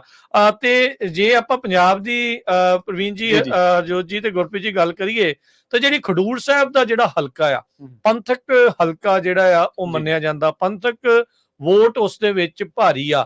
ਪਿਛਲੀ ਵਾਰ ਜਦੋਂ ਆਪਾਂ ਦੇਖਿਆ ਤਾਂ ਸ਼ਹੀਦ ਜਸਵੰਤ ਸਿੰਘ ਖਾਲੜਾ ਉਹਨਾਂ ਦੀ ਜਿਹੜੀ ਧਰਮ ਪਤਨੀ ਆ ਉਹ ਉੱਥੋਂ ਇਲੈਕਸ਼ਨ ਰਨ ਕਰ ਰਹੇ ਸੀਗੇ, ਪਰ ਉੱਥੇ ਕਾਂਗਰਸ ਦੇ ਜਿਹੜੇ ਡਿੰਪਾ ਆ ਉਹਨਾਂ ਦੀ ਜਿਹੜੀ ਉੱਥੇ ਜਿੱਤ ਹੋਈ ਸੀ। ਇਸ ਵਾਰ ਖਡੂਰ ਸਾਹਿਬ ਦੇ ਵਿੱਚ ਜਿਹੜੇ ਭਾਈ ਅੰਮ੍ਰਿਤਪਾਲ ਸਿੰਘ ਆ, ਜੋ ਰੀਸੈਂਟਲੀ ਖਾਲਸਾ ਵਹੀਰ ਦੇ ਦੌਰਾਨ ਕਾਫੀ ਉਹਨਾਂ ਦਾ ਨਾਮ ਜਿਹੜਾ ਉਹ ਬਣਿਆ, ਅੰਮ੍ਰਿਤ ਛਕਾਉਣ ਨੂੰ ਲੈ ਕੇ, ਨਸ਼ਾ ਛਡਾਉਣ ਨੂੰ ਲੈ ਕੇ ਜਿਹੜਾ ਉਹਨਾਂ ਦੇ ਕਾਰਜ ਸੀਗੇ। ਫਿਰ ਉਸ ਤੋਂ ਬਾਅਦ ਦੇ ਵਿੱਚ ਕਿਸ ਤਰੀਕੇ ਦੇ ਨਾਲ ਉਹਨਾਂ ਨੂੰ ਫੜ ਕੇ ਦਿਬੜੂਗੜ੍ਹ ਦੇ ਵਿੱਚ, ਅਸਾਮ ਦੇ ਵਿੱਚ NIA NSA ਲਾ ਕੇ ਤੇ ਉਹ ਸਾਰਾ ਕੁਝ ਲਾ ਕੇ ਉੱਥੇ ਉਹਨਾਂ ਨੂੰ ਘੱਲਿਆ ਗਿਆ। ਉਹ ਵੀ ਆਜ਼ਾਦ ਉਮੀਦਵਾਰ ਦੇ ਤੌਰ ਦੇ ਉੱਤੇ ਉੱਥੇ ਇਲੈਕਸ਼ਨ ਰਨ ਕਰ ਰਹੇ ਆ। ਸੋ ਖਡੂਰ ਸਾਹਿਬ ਦੀ ਜਿਹੜੀ ਇੱਕ ਪੰਥਕ ਸੀਟ ਮੰਨੀ ਜਾਣ ਵਾਲੀ, ਉਸ ਦੇ ਉੱਤੇ ਹਰ ਇੱਕ ਦੀ ਨਜ਼ਰ ਰਹੂਗੀ। ਉੱਥੇ ਆਮ ਆਦਮੀ ਪਾਰਟੀ ਦੇ ਲਾਲਜੀਤ ਸਿੰਘ ਭੁੱਲਰ, ਕਾਂਗਰਸ ਵੱਲੋਂ ਕੁਲਬੀਰ ਸਿੰਘ ਜ਼ੀਰਾ, ਵਿਰਸਾ ਸਿੰਘ ਵਲਟੋਹਾ ਸ਼੍ਰੋਮਣੀ ਅਕਾਲੀ ਦਲ ਅੰਮ੍ਰਿਤਸਰ ਨੇ ਆਪਣਾ ਉਮੀਦਵਾਰ ਵਾਪਸ ਲੈ ਲਿਆ ਸੀਗਾ ਅੰਮ੍ਰਿਤਪਾਲ ਉਹਨਾਂ ਦੇ ਹੱਕ 'ਚ ਆ ਕੇ। ਭਾਜਪਾ ਦੇ ਵੱਲੋਂ ਮਨਜੀਤ ਸਿੰਘ ਮੰਨਾ ਤੇ ਬਸਪਾ ਦੇ ਵੱਲੋਂ ਜਿਹੜੇ ਸਤਨਾਮ ਸਿੰਘ ਧੁਰ, ਉਹ ਜਿਹੜੇ ਕੈਂਡੀਡੇਟ ਆ ਉੱਥੇ ਖਡੂਰ ਸਾਹਿਬ ਦੇ ਹਲਕੇ ਦੇ ਵਿੱਚ ਰਨ ਕਰ ਰਹੇ ਆ। ਆਪਣੇ ਜਿਹੜੇ ਸਰਵੇ ਕਰਨ ਵਾਲੇ ਤੁਸੀਂ ਵੀ ਗਏ ਸੀਗੇ ਗੁਰਪ੍ਰੀਤ ਸਿੰਘ, ਤੇ ਆਪਣੇ ਜਿਹੜੇ ਮਨਦੀਪ ਪੁੰਨੀਆ ਹੋਣਾ ਨੇ ਵੀ ਜਿਹੜਾ ਉਹ ਦੱਸਿਆ ਸੀ, ਉਹਨਾਂ ਨੇ ਇਹੀ ਮੁਲਾਂਕਣ ਕੀਤਾ ਵੀ ਖਡੂਰ ਸਾਹਿਬ ਦੇ ਹਲਕੇ ਦੇ ਵਿੱਚ ਅੰਮ੍ਰਿਤਪਾਲ ਸਿੰਘ ਹੋਣਾ ਦੀ ਜਿੱਤ ਹੋ ਸਕਦੀ ਆ ਤੇ ਭਾਰੇ ਮਾਰਜਨ ਦੇ ਨਾਲ। ਸੋ ਹਰ ਇੱਕ ਦੀ ਜਿਹੜੀ ਖਾਸ ਕਰਕੇ ਜਿਹੜੇ NRI ਆ ਜਾਂ ਬਾਹਰ ਬੈਠੇ ਜਿਹੜੇ ਸਿੱਖ ਨੇ, ਉਹ ਬਹੁਤ ਇਹ ਉਤਸੁਕਤਾ ਦੇ ਨਾਲ ਇੰਤਜ਼ਾਰ ਦੇ ਵਿੱਚ ਨੇ, ਉਤਸੁਕਤਾ ਦੇ ਨਾਲ ਇੰਤਜ਼ਾਰ ਕਰ ਰਹੇ ਆ ਵੀ ਭਾਈ ਖਡੂਰ ਸਾਹਿਬ ਦੇ ਵਿੱਚੋਂ ਕੌਣ ਜਿੱਤੂਗਾ। ਜੀ ਬਿਲਕੁਲ, ਨਜ਼ਰਾਂ ਤਾਂ ਟਿਕੀਆਂ ਹੋਈਆਂ ਨੇ। ਦੇਖੋ ਵੈਸੇ ਤਾਂ ਜਦੋਂ ਆਪਾਂ ਡੈਮੋਕ੍ਰੇਸੀ ਲਫ਼ਜ਼ ਵਰਤੀਦਾ ਨਾ ਤੇ ਬਹੁਤ ਸਾਰੇ ਲੋਕ ਇਸ ਤੇ ਕੰਟਰਾਡਿਕਟ ਕਰਦੇ ਨੇ, ਕਿਉਂਕਿ ਡੈਮੋਕ੍ਰੇਸੀ ਅਪਲਾਈ ਕਿਵੇਂ ਹੋ ਰਹੀ ਹੈ ਇਹ ਮਾਇਨੇ ਖੇਜ਼ ਹੁੰਦੀ ਹੈ ਗੱਲ। ਪਰ ਇਹ ਮੰਨਿਆ ਜਾਂਦਾ ਕਿ ਡੈਮੋਕ੍ਰੇਸੀ ਸਿਸਟਮ ਦੇ ਵਿੱਚ ਡਿਫਰੈਂਟ ਓਪੀਨੀਅਨ ਵਾਲੇ ਲੋਕ ਉਹ ਤੁਹਾਡੇ ਨੁਮਾਇੰਦੇ ਹੋਣੇ ਚਾਹੀਦੇ, ਜਿਨ੍ਹਾਂ ਦਾ ਓਪੀਨੀਅਨ ਵੱਖਰਾ ਹੋਵੇ। ਤੁਹਾਡੇ ਨਕਸਲ ਵਾਲੇ ਇਲਾਕਿਆਂ ਦੇ ਵਿੱਚੋਂ ਵੀ ਲੋਕ ਚੁਣ ਕੇ ਆਉਣੇ ਚਾਹੀਦੇ। ਉਹ ਗੱਲ ਵੱਖਰੀ ਹੈ ਕਿ ਉਹਨਾਂ ਦੇ ਸੁਰਾਂ ਬਦਲ ਜਾਂਦੀਆਂ ਨੇ ਬਾਅਦ ਦੇ ਵਿੱਚ। ਇਸੇ ਤਰ੍ਹਾਂ ਪੰਜਾਬ ਦੇ ਵਿੱਚ ਪੰਜਾਬ ਦਾ ਮਿਜਾਜ਼ ਲੋਕ ਸਭਾ ਇਲੈਕਸ਼ਨ ਦੇ ਇਤਿਹਾਸ ਦੇ ਮੱਦੇਨਜ਼ਰ ਦੇਖੀਏ ਤਾਂ ਇੱਥੇ ਬਾਈਕਾਟ ਵੀ ਹੋਇਆ। ਇੱਥੇ 13 ਦੇ 13 ਜਿਹੜੇ ਐਮਪੀਜ਼ ਨੇ ਉਹਨਾਂ ਦੇ ਵਿੱਚੋਂ ਬਹੁਤ ਗਿਣਤੀ ਉਹ ਨੇ ਜਿਹੜੇ ਖਾਲਿਸਤਾਨ ਲਹਿਰ ਨੂੰ ਪਰਨਾਏ ਹੋਏ ਜਿੱਤੇ ਨੇ। ਲੋਕਾਂ ਨੇ ਇੱਕ ਤਰਫਾ ਮੈਂਡੇਟ ਵੀ ਦਿੱਤਾ, ਜੇਲ੍ਹ ਦੇ ਵਿੱਚ ਬੈਠੇ ਆਗੂਆਂ ਨੂੰ ਆਪਾਂ ਸਿਮਰਜੀਤ ਸਿੰਘ ਮਾਨ ਨੂੰ ਜਿਹੜਾ ਉਹਨਾਂ ਦਾ ਰਿਕਾਰਡ ਹੈ ਹਾਲੇ ਤੱਕ ਬੀਟ ਨਹੀਂ ਹੋਇਆ। ਸੋ ਇਹ ਆਪਾਂ ਨੂੰ ਇਹ ਗੱਲ ਮੰਨ ਕੇ ਜਾਂ ਇਹ ਗੱਲ ਪ੍ਰਤੱਖ ਨੂੰ ਪ੍ਰਮਾਣ ਦੀ ਸਿਆਣੇ ਕਹਿੰਦੇ ਲੋੜ ਨਹੀਂ ਹੁੰਦੀ, ਤੇ ਇਹ ਗੱਲ ਮੰਨ ਕੇ ਚੱਲਣੀ ਪੈਣੀ ਕਿ ਪੰਜਾਬ ਦਾ ਜਿਹੜਾ ਦੇਸ਼ ਨਾਲੋਂ ਜਿਹੜਾ ਸੋਚਣ ਦਾ ਇੱਕ ਪਰਸਪੈਕਟਿਵ ਆ ਉਹ ਲਹਿਦਾ ਰਿਹਾ। ਮੋਦੀ ਲਹਿਰ 2014 ਦੇ ਵਿੱਚ ਸੀ, ਉਦੋਂ ਵੀ ਇੱਥੇ ਕੋਈ ਐਮਪੀ ਨਹੀਂ ਜਿੱਤਿਆ, 2 ਐਮਪੀ ਜਿੱਤੇ ਉਹਨਾਂ ਦੇ। 2019 ਦੇ ਵਿੱਚ ਮੋਦੀ ਲਹਿਰ ਸੀ, ਉਦੋਂ 8 ਐਮਪੀ ਕਾਂਗਰਸ ਦੇ ਜਿੱਤੇ ਸੀਗੇ ਇੱਥੋਂ। ਸੋ ਇਹਨਾਂ ਦਾ ਜਿਹੜਾ ਵੋਟ ਪਾਉਣ ਦਾ ਤਰੀਕਾ ਉਹ ਕਦੇ ਚਿਹਰੇ ਦੇ ਆਲੇ ਦੁਆਲੇ ਘੱਟ ਤੇ ਕਦੇ ਕਦੇ ਇਸ਼ੂ ਨੂੰ ਐਡਰੈਸ ਕਰਦਾ, ਕਦੇ ਪੰਜਾਬ ਦਾ ਵੋਟਰ ਐਂ ਵੀ ਲੱਗਦਾ ਕਿ ਇਹ ਪੰਜਾਬ ਨੂੰ ਪਰਨਾਇਆ ਹੋਇਆ ਉਹਨਾਂ ਮੁੱਦਿਆਂ ਤੇ। ਇਸੇ ਕਰਕੇ ਜਦੋਂ ਅੰਮ੍ਰਿਤਪਾਲ ਸਿੰਘ ਦੀ ਗੱਲ ਆਉਂਦੀ ਆ ਇਹਦੇ ਵਿੱਚ ਕੋਈ ਦੋ ਰਾਏ ਨਹੀਂ ਕਿ ਪੰਜਾਬ ਦੇ ਵਿੱਚ ਬੀਜੇਪੀ ਵੀ ਲੜ ਰਹੀ ਹੈ ਤੇ ਬੀਜੇਪੀ ਦਾ ਜਿਹੜਾ ਏਜੰਡਾ ਉਹ ਕਿਸੇ ਤੋਂ ਲੁਕਿਆ ਨਹੀਂ, ਉਹ ਹਿੰਦੂ ਤੇ ਵੀ ਏਜੰਡੇ ਨੂੰ ਪਰਨਾਏ ਹੋਏ ਨੇ ਔਰ ਖੁੱਲ ਕੇ ਉਹ ਇਸ ਦੀ ਵਕਾਲਤ ਕਰਦੇ ਨੇ ਕਿ ਅਸੀਂ ਆਹ ਬਣਾਉਣਾ, ਅਸੀਂ ਆਹ ਢਾਉਣਾ, ਅਸੀਂ ਆਹ ਕਰਨਾ। ਦੂਜੇ ਪਾਸੇ ਜਦੋਂ ਪੰਜਾਬ ਦੀ ਗੱਲ ਕਰਦੇ ਆਪਾਂ ਖਡੂਰ ਸਾਹਿਬ ਤੋਂ ਜਿਹੜੀ ਉਹਨਾਂ ਦੀ ਚੋਣ ਹੈ ਅੰਮ੍ਰਿਤਪਾਲ ਸਿੰਘ ਦੀ, ਕੁਝ ਘੰਟਿਆਂ ਦੇ ਵਿੱਚ ਤਸਵੀਰਾਂ ਸਾਫ਼ ਹੋ ਜਾਣਗੀਆਂ, ਪਰ ਕਿਉਂਕਿ ਉਹਨਾਂ ਦੀ ਚੋਣ ਜਿਹੜੀ ਆ ਉਹ ਲੜੀ ਗਈ ਲੋਕਾਂ ਦੇ ਵੱਲੋਂ, ਉਹ ਚੋਣ ਲੜੀ ਗਈ ਇੱਕ ਸਟੇਟ ਇੱਕ ਮਸ਼ੀਨਰੀ ਦੇ ਜ਼ਬਰ ਦੇ ਵਿਰੁੱਧ, ਉਹ ਚੋਣ ਲੜੀ ਗਈ ਉਹਨਾਂ ਲੋਕਾਂ ਦੇ ਵਿਰੁੱਧ ਜਿਹੜੇ ਲੋਕ ਐਨਐਸਏ ਦੇ ਵਿਰੁੱਧ ਆਵਾਜ਼ ਹੀ ਨਹੀਂ ਚੁੱਕ ਸਕੇ। ਜਦੋਂ ਸਮਾਜਿਕ ਤੌਰ ਤੇ ਸਿਆਣੇ ਕਹਿੰਦੇ ਕਿ ਕੋਈ ਵੀ ਲਹਿਰ ਕੋਈ ਵੀ ਆਗੂ ਉਹਦਾ ਆਧਾਰ ਕੀ ਆ, ਉਹਨੂੰ ਲੋਕ ਕਿਉਂ ਸਪੋਰਟ ਕਰ ਰਹੇ ਨੇ, ਉਹਦੇ ਆਧਾਰ ਦਾ ਕਾਰਨ ਸੀ ਸਭ ਤੋਂ ਵੱਡਾ ਡਰੱਗ। ਸਾਰੀਆਂ ਪਾਰਟੀਆਂ ਫੇਲ ਸਾਬਤ ਹੋਈਆਂ ਨੇ ਡਰੱਗ ਦੇ ਮੁੱਦੇ ਨੂੰ ਲੈ ਕੇ, ਪਰ ਅੰਮ੍ਰਿਤਪਾਲ ਸਿੰਘ ਆਉਂਦੇ ਨੇ, ਐਡਰੈਸ ਕਰਦੇ ਨੇ, ਖਾਲਸਾ ਵਹੀਰ ਦੇ ਵਿੱਚ ਇਹਨੂੰ ਚੰਗਾ ਸਮਰਥਨ ਦਿੰਦੇ ਨੇ। ਸਿੱਟਾ ਕੀ ਨਿਕਲਦਾ ਕਿ ਜਿਹੜੀ ਤੁਹਾਡੇ ਸਮਾਜ ਦੀ ਇੱਕ ਬਹੁਤ ਵੱਡੀ ਵਿਕਟਿਮਸ ਦੀ ਜਿਹੜੀ ਭੀੜ ਹੁੰਦੀ ਹੈ, ਜਦੋਂ ਜਿਹੜੇ ਲੋਕ ਨੇ ਉਹ ਤੁਹਾਨੂੰ ਆਟੋਮੈਟਿਕਲੀ ਸਮਰਥਨ ਦਿੰਦੇ ਨੇ। ਉਸ ਤੋਂ ਬਾਅਦ ਉਹ ਜੇਲ੍ਹ ਦੇ ਵਿੱਚੋਂ ਕਾਗਜ਼ ਦਾਖਲ ਕਰਦੇ ਨੇ, 3 ਹਫ਼ਤਿਆਂ ਦੇ ਵਿੱਚ ਉਹਨਾਂ ਦੀ ਚੋਣ ਨੂੰ ਚੰਗਾ ਹੁੰਗਾਰਾ ਮਿਲਦਾ। ਇਸੇ ਤਰ੍ਹਾਂ ਭਾਈ ਬੇਅੰਤ ਸਿੰਘ ਜਿਨ੍ਹਾਂ ਦੇ ਬਾਰੇ ਕਿਹਾ ਜਾਂਦਾ ਕਿ ਕੌਮ ਦੀ ਢੱਠੀ ਪੱਗ ਜਿਹੜੀ ਹੈ, ਜਿਹੜੇ ਦਿਨਾਂ ਦੇ ਵਿੱਚ ਅੱਜ ਆਪਾਂ ਲੰਘ ਰਹੇ ਹਾਂ, ਘੱਲੂਘਾਰਾ, ਤੀਜਾ ਘੱਲੂਘਾਰਾ ਹਰਜੋਤ ਸਿੰਘ ਜੀ ਆਪਾਂ ਗੱਲ ਕੀਤੀ ਸੀਗੀ, ਤਾਂ ਉਹ ਇੰਦਰਾ ਗਾਂਧੀ ਦੇ ਕਤਲ ਤੋਂ ਬਾਅਦ ਉਹਨਾਂ ਦੀ ਸ਼ਹਾਦਤ ਹੁੰਦੀ ਆ। ਕੌਮ ਦੇ ਨਾਂ ਤੇ ਉਹ ਆਪਣਾ ਜਿਹੜਾ ਕੰਮ ਨੇ ਉਹ ਉਸ ਨੂੰ ਕਰਕੇ ਜਾਂਦੇ ਨੇ। ਉਹਨਾਂ ਨੂੰ ਮਹਿਸੂਸ ਹੁੰਦਾ ਕਿ ਇਹ ਜਿਹੜਾ ਸਾਡੇ ਮੁਕੱਦਸ ਸਥਾਨ ਤੇ ਹਮਲਾ ਹੋਇਆ ਔਰ ਸਾਡੇ ਲੋਕਾਂ ਤੇ ਜਿਹੜਾ ਵਧੀਕੀ ਹੋਈ ਹੈ ਸਰਕਾਰੀ ਜ਼ੁਲਮ ਦੀ, ਜ਼ਬਰ ਦੀ, ਇਹ ਨਹੀਂ ਸੀ ਹੋਣੀ ਚਾਹੀਦੀ। ਔਰ ਠੀਕ ਉਸੇ ਤਰ੍ਹਾਂ ਪੰਜਾਬ ਉਸੇ ਲੀਹ ਨੂੰ ਤੋਰਦਾ ਹੋਇਆ ਉਹਨਾਂ ਦੇ ਸਪੁੱਤਰ ਸਰਬਜੀਤ ਸਿੰਘ ਖਾਲਸਾ ਇੰਡੀਪੈਂਡੈਂਟ ਕੈਂਡੀਡੇਟ ਨੇ ਫਰੀਦਕੋਟ ਤੋਂ, ਉਹਨਾਂ ਨੂੰ ਚੰਗਾ ਸਮਰਥਨ ਦਿੱਤਾ। ਹੁਣ ਤੁਸੀਂ ਦੇਖੋ ਕਿ ਇੱਕ ਮੁਲਕ ਆ ਜਿੱਥੇ 543 ਸੀਟਾਂ ਨੇ, 1.4 ਬਿਲੀਅਨ ਲੋਕ ਰਹਿੰਦੇ ਨੇ ਔਰ ਉੱਥੇ ਇੱਕ ਮਸ਼ੀਨਰੀ, ਇੱਕ ਜਿਹੜਾ ਪੂਰਾ ਉੱਥੋਂ ਦਾ ਸਿਸਟਮ ਹੈ ਉਹ ਸਾਰਾ ਇੱਕ ਚੀਜ਼ ਨੂੰ ਪਰਨਾਇਆ ਹੋਇਆ। ਪਰ ਦੂਜੇ ਪਾਸੇ ਇੱਕ ਪੰਜਾਬ ਹੈ ਜਿਹੜਾ ਵੱਖਰੀਆਂ ਸੁਰਾਂ, ਵੱਖਰੀ ਆਈਡੀਓਲੋਜੀ, ਵੱਖਰੇ ਤਰ੍ਹਾਂ ਦੇ ਲੋਕਾਂ ਨੂੰ ਜਿਹੜਾ ਉਹ ਐਡਰੈਸ ਕਰਦਾ ਦਿਖਾਈ ਦਿੰਦਾ, ਉਹਨਾਂ ਦੀਆਂ ਗੱਲਾਂ ਸੁਣਦਾ। ਔਰ ਇਹਦੇ ਵਿੱਚ ਕੋਈ ਦੋ ਰਾਏ ਨਹੀਂ ਕਿ ਇੱਕ ਪਾਸੇ ਹੰਸਰਾਜ ਹੰਸ ਹੈ, ਉਹ ਪ੍ਰਚਾਰ ਕਰ ਰਿਹਾ ਸ਼ਹਿਰਾਂ ਦੇ ਵਿੱਚ, ਦਲਿਤ ਭਾਈਚਾਰੇ ਦੇ ਇਲਾਕਿਆਂ ਦੇ ਵਿੱਚ ਆਪਣੇ ਆਪ ਨੂੰ ਐਸਟੈਬਲਿਸ਼ ਕਰਨ ਦੀ ਕੋਸ਼ਿਸ਼। ਪ੍ਰਵੀਨ ਜੀ ਮੈਂ ਤੁਹਾਨੂੰ ਵਿੱਚੇ ਟੋਕ ਰਿਹਾ, ਵੋਟਾਂ ਦੀ ਗਿਣਤੀ ਸ਼ੁਰੂ ਹੋ ਚੁੱਕੀ ਆ। 117 ਕੇਂਦਰਾਂ ਦੇ ਉੱਤੇ ਪੰਜਾਬ ਵਿੱਚ ਜਿਹੜੀ ਵੋਟਾਂ ਦੀ ਗਿਣਤੀ ਜਿਹੜੀ ਉਹ ਸ਼ੁਰੂ ਹੋ ਚੁੱਕੀ ਆ। 543 ਸੀਟਾਂ ਦੇ ਉੱਤੇ ਅੱਜ ਜਿਹੜੇ ਆ ਨਤੀਜੇ ਆਉਣੇ ਆ, ਜਿਨ੍ਹਾਂ ਦੇ ਵਿੱਚੋਂ ਇੱਕ ਸੀਟ ਦਾ ਨਤੀਜਾ ਆਲਰੇਡੀ ਐਲਾਨਿਆ ਜਾ ਚੁੱਕਾ ਆ ਤੇ ਇੱਕ ਸੀਟ ਜਿਹੜੀ ਆ ਉਹ ਭਾਜਪਾ ਦੇ ਖੇਮੇ ਦੇ ਵਿੱਚ ਆਲਰੇਡੀ ਪੈ ਚੁੱਕੀ ਹੈਗੀ ਆ। ਸੋ ਦੱਸਦੇ ਜਾਈਏ ਇਹ ਕਿਉਂਕਿ ਹੁਣ ਈਵੀਐਮ ਦਾ ਜ਼ਮਾਨਾ ਆ, ਈਵੀਐਮ ਦਾ ਜ਼ਮਾਨਾ ਬਹੁਤ ਤੇਜ਼ ਆ, ਬਟਨ ਨੱਪਦਿਆਂ ਹੀ ਕੱਲੇ ਰਾਉਂਡ ਤੋਂ ਬਾਅਦ ਦੇ ਵਿੱਚ ਪਤਾ ਲੱਗਦਾ ਰਹਿੰਦਾ ਆ ਵੀ ਕੀ ਕੁਛ ਜਿਹੜਾ ਉਹ ਚੱਲ ਰਿਹਾ। YouTube ਦੇ ਉੱਤੇ ਦੱਸਦੇ ਜਾਈਏ, ਪੰਜਾਬੀ ਰੇਡੀਓ USA ਦੀ ਜਿਹੜੀ YouTube ਚੱਲ ਰਹੀ ਆ, ਅਸੀਂ ਨਾਲ ਦੇ ਨਾਲ ਉੱਥੇ ਜਿਹੜੀ ਪੋਲ ਪਾਈ ਹੋਈ ਆ, ਕਿਹੜਾ ਉਮੀਦਵਾਰ ਜਿੱਤ ਰਿਹਾ ਖਡੂਰ ਸਾਹਿਬ ਦੀ ਸੀਟ, ਅੰਮ੍ਰਿਤਪਾਲ ਸਿੰਘ, ਕੁਲਵੀਰ ਸਿੰਘ ਜੀਰਾ, ਵਿਰਸਾ ਸਿੰਘ ਵਲਟੋਆ ਜਾਂ ਲਾਲਜੀਤ ਸਿੰਘ ਭੁੱਲਰ।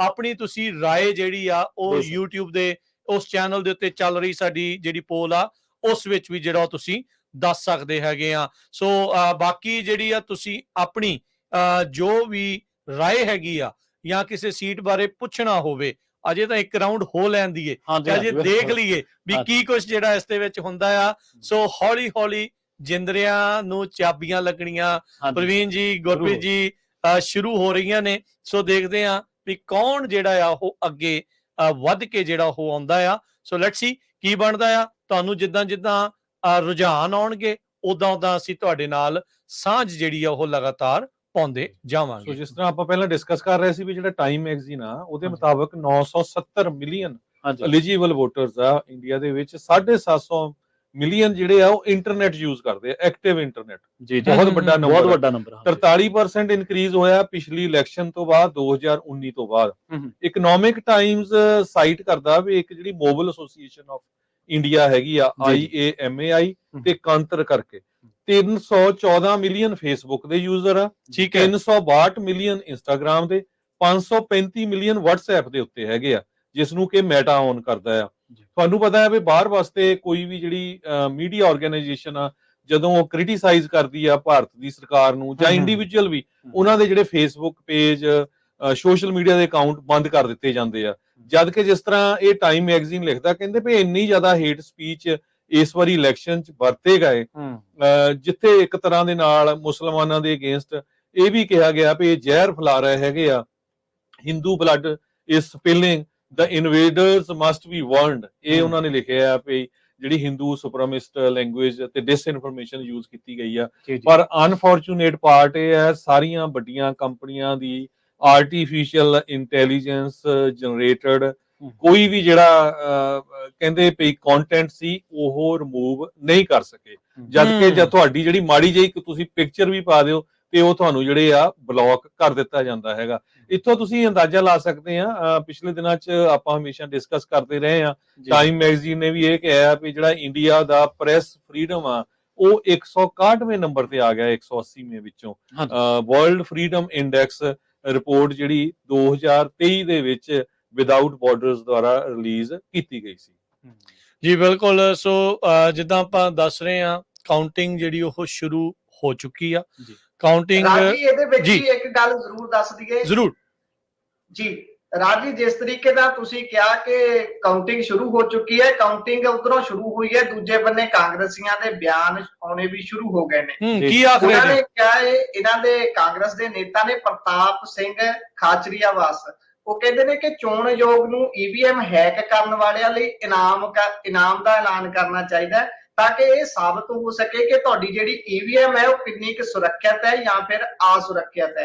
ਸੋ ਇਸ ਤਰੀਕੇ ਦੇ ਬਿਆਨ ਹਰੇਕ ਵਾਰੀ ਆਉਂਦੇ ਨੇ। ਇਲੈਕਸ਼ਨਾਂ ਤੋਂ ਪਹਿਲਾਂ ਵੀ ਜ਼ੋਰ ਲਾਇਆ ਜਾਂਦਾ ਹੈ ਕਿ ਬੈਲਟ ਪੇਪਰ ਨਾਲ ਚੋਣਾਂ ਹੋਣ, ਪਰ ਹੁਣ ਜਿੱਦਾਂ ਹੀ ਕਾਊਂਟਿੰਗ ਵੀ ਸ਼ੁਰੂ ਹੋਈ ਹੈ, ਇਸੇ ਦੇ ਨਾਲ ਬਿਆਨ ਵੀ ਉਹਨਾਂ ਦੇ ਵੱਲੋਂ ਜਾਰੀ ਕਰਨੇ ਸ਼ੁਰੂ ਕਰ ਦਿੱਤੇ ਗਏ ਨੇ ਕਿ ਏਦਾਂ ਵੀ ਕਰਕੇ ਦੇਖੋ ਜੇ ਤੁਹਾਡੀ EVM ਬਹੁਤ ਸੁਰੱਖਿਅਤ ਹੈ।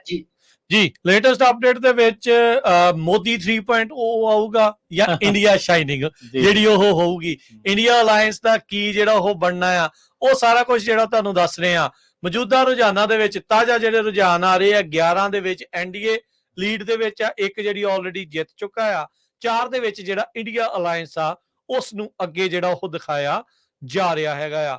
ਕੀ ਮੋਦੀ ਦਾ ਵਾਕਿਆ ਹੀ 400 ਪਾਰ ਦਾ ਜਿਹੜਾ ਦਾਵਾ ਆ ਉਹ ਕਿੱਦਾਂ ਦਾ ਜਿਹੜਾ ਉਹ ਰਹੂਗਾ, ਇਹ ਜਿਹੜਾ ਹੁਣ ਦੇਖਣ ਵਾਲੀ ਗੱਲ ਆ। ਬਾਕੀ ਅਸੀਂ ਸਰੋਤਿਆਂ ਨੂੰ ਵੀ ਜੀ ਆਇਆਂ ਨੂੰ ਆਖਦੇ ਆ, ਜੇ ਤੁਸੀਂ ਕਾਲ ਕਰਨਾ ਚਾਹੁੰਦੇ ਆ 408 272 5200 ਇਸ ਨੰਬਰ ਦੇ ਉੱਤੇ ਕਾਲ ਕਰਕੇ ਤੁਸੀਂ ਆਪਣੀ ਰਾਏ ਵੀ ਰੱਖ ਸਕਦੇ ਆ, ਜੋ ਵੀ ਤੁਸੀਂ ਸੋਚਦੇ ਆ ਉਹ ਆਪਣੀ ਜਿਹੜੀ ਜਾਣਕਾਰੀ ਆ ਉਹ ਤੁਸੀਂ ਸਾਡੇ ਨਾਲ ਸਾਂਝ ਪਾ ਸਕਦੇ ਆ। ਜੇ ਤੁਹਾਡਾ ਕੋਈ ਕਨੈਕਸ਼ਨ ਹੈਗਾ ਆ ਆਪਣੇ ਹਲਕੇ ਦੇ ਵਿੱਚ, ਜਿਸ ਹਲਕੇ ਦੇ ਨਾਲ ਤੁਸੀਂ ਜੁੜੇ ਹੋਏ ਆ, ਤੁਹਾਨੂੰ ਕੀ ਰਿਪੋਰਟ ਆ ਰਹੀ ਆ, ਉਹ ਵੀ ਤੁਸੀਂ ਆਪਣੀ ਜਿਹੜੀ ਜਾਣਕਾਰੀ ਆ ਜ਼ਰੂਰ ਸਾਂਝ ਪਾ ਸਕਦੇ ਆ 408 272 5200 ਦੇ ਉੱਤੇ, 408272 5200 ਦੇ ਉੱਤੇ ਜਿਹੜੀ ਆ ਉਹ ਤੁਸੀਂ ਕਾਲ ਕਰਕੇ ਜਿਹੜਾ ਉਹ ਦੱਸ ਸਕਦੇ ਹੈਗੇ ਆ। ਤੇ ਬਿਲਕੁਲ ਦੇਖੋ ਤੇਜ਼ ਤੋਂ ਤੇਜ਼ ਕੰਮ ਜਿਹੜਾ ਉਹ ਚੱਲ ਰਿਹਾ ਹੁੰਦਾ ਆ। ਜਿਹੜੀ ਇਲੈਕਸ਼ਨ ਕਮਿਸ਼ਨ ਦੀ ਸਾਈਟ ਹੁੰਦੀ ਆ ਜਾਂ ਇਲੈਕਸ਼ਨ ਕਮਿਸ਼ਨ ਵਾਲੇ ਆ, ਉਹਨਾਂ ਨੇ ਇੱਕ ਫਾਰਮ ਦੇ ਉੱਤੇ ਸਾਈਨ ਹੋਣ ਤੋਂ ਬਾਅਦ ਦੇ ਵਿੱਚ ਜਿਹੜਾ ਉੱਥੇ ਦਾ ਆਫੀਸਰ ਆ, ਉਸ ਤੋਂ ਬਾਅਦ ਦੇ ਵਿੱਚ ਉਹਨਾਂ ਨੇ ਡਾਟਾ ਜਿਹੜਾ ਉਹ ਅਪਡੇਟ ਕਰਨਾ ਆ। ਪਰ ਬਹੁਤ ਸਾਰੇ ਥਾਵਾਂ ਦੇ ਉੱਤੇ ਆਪਾਂ ਦੇਖਦੇ ਆ ਵੀ ਕਿਸ ਤਰੀਕੇ ਦੇ ਨਾਲ ਹਰ ਇੱਕ ਦੇ ਜਿਹੜੇ ਕੇਂਦਰਾਂ ਦੇ ਬਾਹਰ ਜਿਹੜੇ ਲੋਕ ਆ ਉਹ ਜੁੜੇ ਰਹਿੰਦੇ ਆ, ਉਹ ਦੱਸਦੇ ਰਹਿੰਦੇ ਆ। ਮੌਜੂਦਾ ਅੰਕੜਿਆਂ ਦੇ ਵਿੱਚ 14 ਸੀਟਾਂ ਦੇ ਉੱਤੇ NDA ਤੇ 6 ਸੀਟਾਂ ਦੇ ਉੱਤੇ ਜਿਹੜੀ ਕਾਂਗਰਸ ਜਾਂ ਇੰਡੀਆ ਅਲਾਈਅੰਸ ਆ ਉਹ ਲੀਡ ਕਰ ਰਹੇ ਨੇ।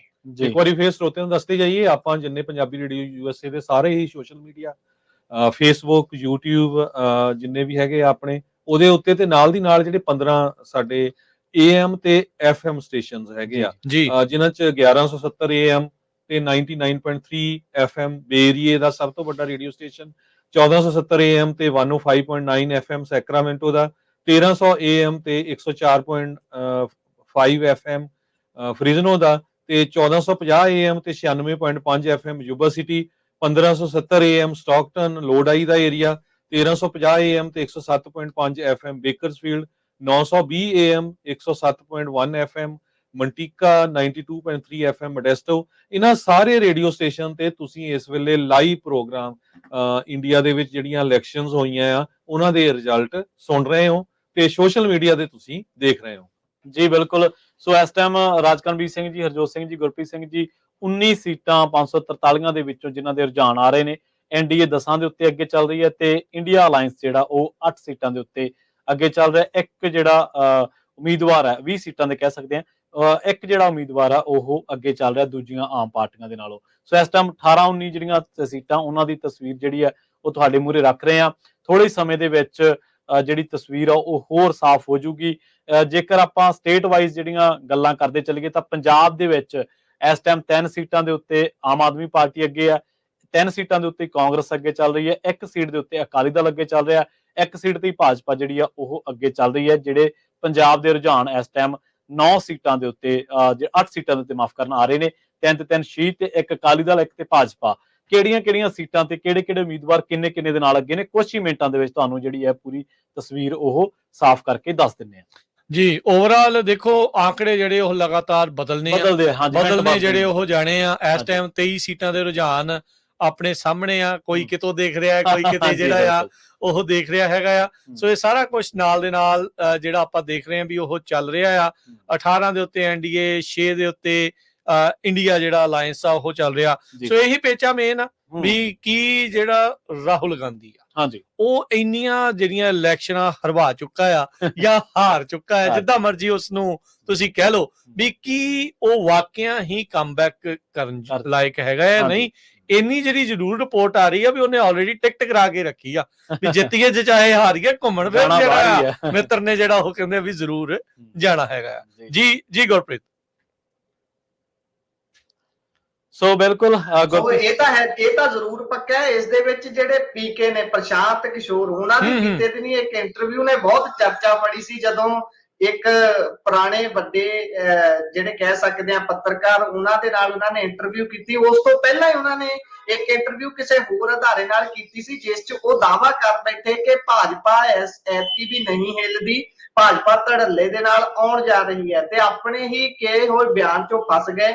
ਤੇ ਫਿਰ ਲਗਾਤਾਰ ਜੋ ਉਹਨਾਂ ਨੂੰ ਪਟਕਣੀ ਦਿੱਤੀ, ਇੱਕ ਪੱਤਰਕਾਰ ਨੇ ਬੜੇ ਤਿੱਖੇ ਸਵਾਲ ਹੋਏ, 4-5 ਮਿੰਟ ਤੱਕ ਤਾਂ ਲਗਾਤਾਰ ਇਸੇ ਗੱਲ ਤੇ ਬਹਿਸ ਵਸਈਆ ਹੁੰਦਾ ਰਿਹਾ ਕਿ ਨਹੀਂ ਭਾਈ ਇਹ ਗੱਲ ਤਾਂ ਮੈਂ ਕਹੀ ਹੀ ਨਹੀਂ। ਸੋ ਇਸ ਤਰੀਕੇ ਦੇ ਵੀ ਜਦੋਂ ਪੋਲੀਟੀਕਲ ਐਨਾਲਾਈਜ਼ਰ ਜਿਹੜੇ ਹੁੰਦੇ ਨੇ, ਜਿਹੜੇ ਪੋਲੀਟੀਕਲ ਤੌਰ ਤੇ ਲੋਕਾਂ ਨੂੰ ਸਪੋਰਟ ਵੀ ਕਰਦੇ ਨੇ, ਕਹਿ ਲਓ, ਉਹ ਆਈਪੈਕ ਨਾਂ ਦੀ ਕੰਪਨੀ ਚਲਾਉਂਦੇ ਰਹੇ ਨੇ ਪ੍ਰਸ਼ਾਂਤ ਕਿਸ਼ੋਰ, ਉਹਨਾਂ ਨੇ ਵੱਖ-ਵੱਖ ਲੋਕਾਂ ਦੇ ਨਾਲ ਸਮਾਂ ਬਿਤਾਇਆ। ਪੰਜਾਬ ਦੇ ਵਿੱਚ ਵੀ ਕੈਪਟਨ ਸਰਕਾਰ ਬਣਾਉਣ 'ਚ ਉਹਨਾਂ ਦਾ ਬਹੁਤ ਵੱਡਾ ਹੱਥ ਸੀ। ਉਸ ਤੋਂ ਬਾਅਦ ਕੈਪਟਨ ਸਾਹਿਬ ਨੇ ਉਹਨਾਂ ਨੂੰ ਆਫਰ ਵੀ ਕੀਤਾ ਸੀ ਕਿ ਤੁਸੀਂ ਕੈਬਨਿਟ ਦਾ ਰੈਂਕ ਵੀ ਲੈ ਲਓ, ਆ ਜਾਓ, ਪਰ ਕਿਤੇ ਨਾ ਕਿਤੇ ਉਹਨਾਂ ਦੀਆਂ ਇੱਛਾਵਾਂ ਵੀ ਕਹਿੰਦੇ ਬਹੁਤ ਜ਼ਿਆਦਾ ਸੀ। ਫਿਰ ਨਿਤਿਸ਼ ਕੁਮਾਰ ਹੋਣਾ ਨਾਲ ਉਹਨਾਂ ਦਾ ਬਹੁਤ ਸਾਥ ਰਿਹਾ, ਉਹਨਾਂ ਦੀ ਸਰਕਾਰ ਬਣਾਉਣ 'ਚ ਉਹ ਸਾਥ ਦਿੰਦੇ ਰਹੇ ਨੇ। ਤੇ ਜਿਹੜੇ ਨਿਤਿਸ਼ ਕੁਮਾਰ ਨੇ, ਉਹਨਾਂ ਨੇ ਇੱਕ ਜਗ੍ਹਾ ਕਿਤੇ ਬੋਲਦਿਆਂ ਹੋਇਆ ਕਿਹਾ ਸੀ ਰਾਹੁਲ ਗਾਂਧੀ ਬਾਰੇ, ਜਿਹੜੀ ਤੁਸੀਂ ਗੱਲ ਕਰ ਰਹੇ ਸੀ, ਉਹਨਾਂ ਦਾ ਕਹਿਣਾ ਸੀ ਕਿ ਰਾਹੁਲ ਗਾਂਧੀ ਬੇਸ਼ੱਕ ਹਾਰ ਰਿਹਾ ਹੈ,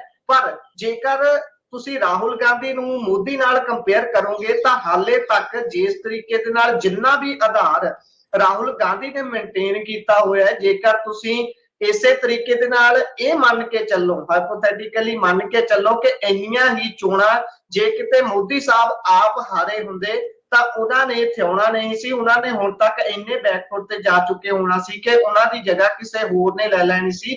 ਜਿਸ ਤਰੀਕੇ ਦੇ ਨਾਲ ਲਾਲ ਕਿਸ਼ਨ ਅਡਵਾਨੀ ਜਾਂ ਹੋਰ ਵੱਡੇ ਨੇਤਾ ਇਹਨਾਂ ਦੇ ਭਾਜਪਾ ਦੇ ਦੇਖਦੇ ਆ, ਜਿਨ੍ਹਾਂ ਨੂੰ ਖੁੱਡੇ ਲਾਈਨ ਲਾ ਦਿੱਤਾ ਗਿਆ ਹੈ, ਜਿਨ੍ਹਾਂ ਨੂੰ ਕਹਿ ਲਓ ਵੀ ਉਹ ਕੀ ਕਹਿੰਦੇ ਹੁੰਦੇ ਆ, ਪ੍ਰਵੀਨ ਭਾਜੀ ਦੱਸ ਸਕਦੇ ਨੇ, ਇੱਕ ਉਹਨਾਂ ਨੇ ਬਣਾਇਆ ਹੋਇਆ ਸੰਘ ਜਿੱਥੇ ਸਾਰੇ ਬਜ਼ੁਰਗ ਹੀ ਇੱਕ ਪਾਸੇ ਕਰ ਦਿੰਦੇ ਨੇ, ਮਾਰਗਦਰਸ਼ਨ ਮੰਡਲ। ਹਾਂ ਜੀ, ਮਾਰਗਦਰਸ਼ਕ ਮੰਡਲ। ਉਹ ਸਿਰਫ ਮਾਰਗਦਰਸ਼ਕ ਮੰਡਲ ਦੇ ਨਾਮ ਦੇ ਵਿੱਚ ਹੀ ਉੱਧਰ ਬਣ ਕੇ ਨਹੀਂ, ਇਸ ਕੈਟਾਗਰੀ ਵਾਈਜ਼ ਤਾਂ ਉਹਨਾਂ ਦੀ ਬਣਦੀ ਹੈ ਹੁਣ ਉਮਰ।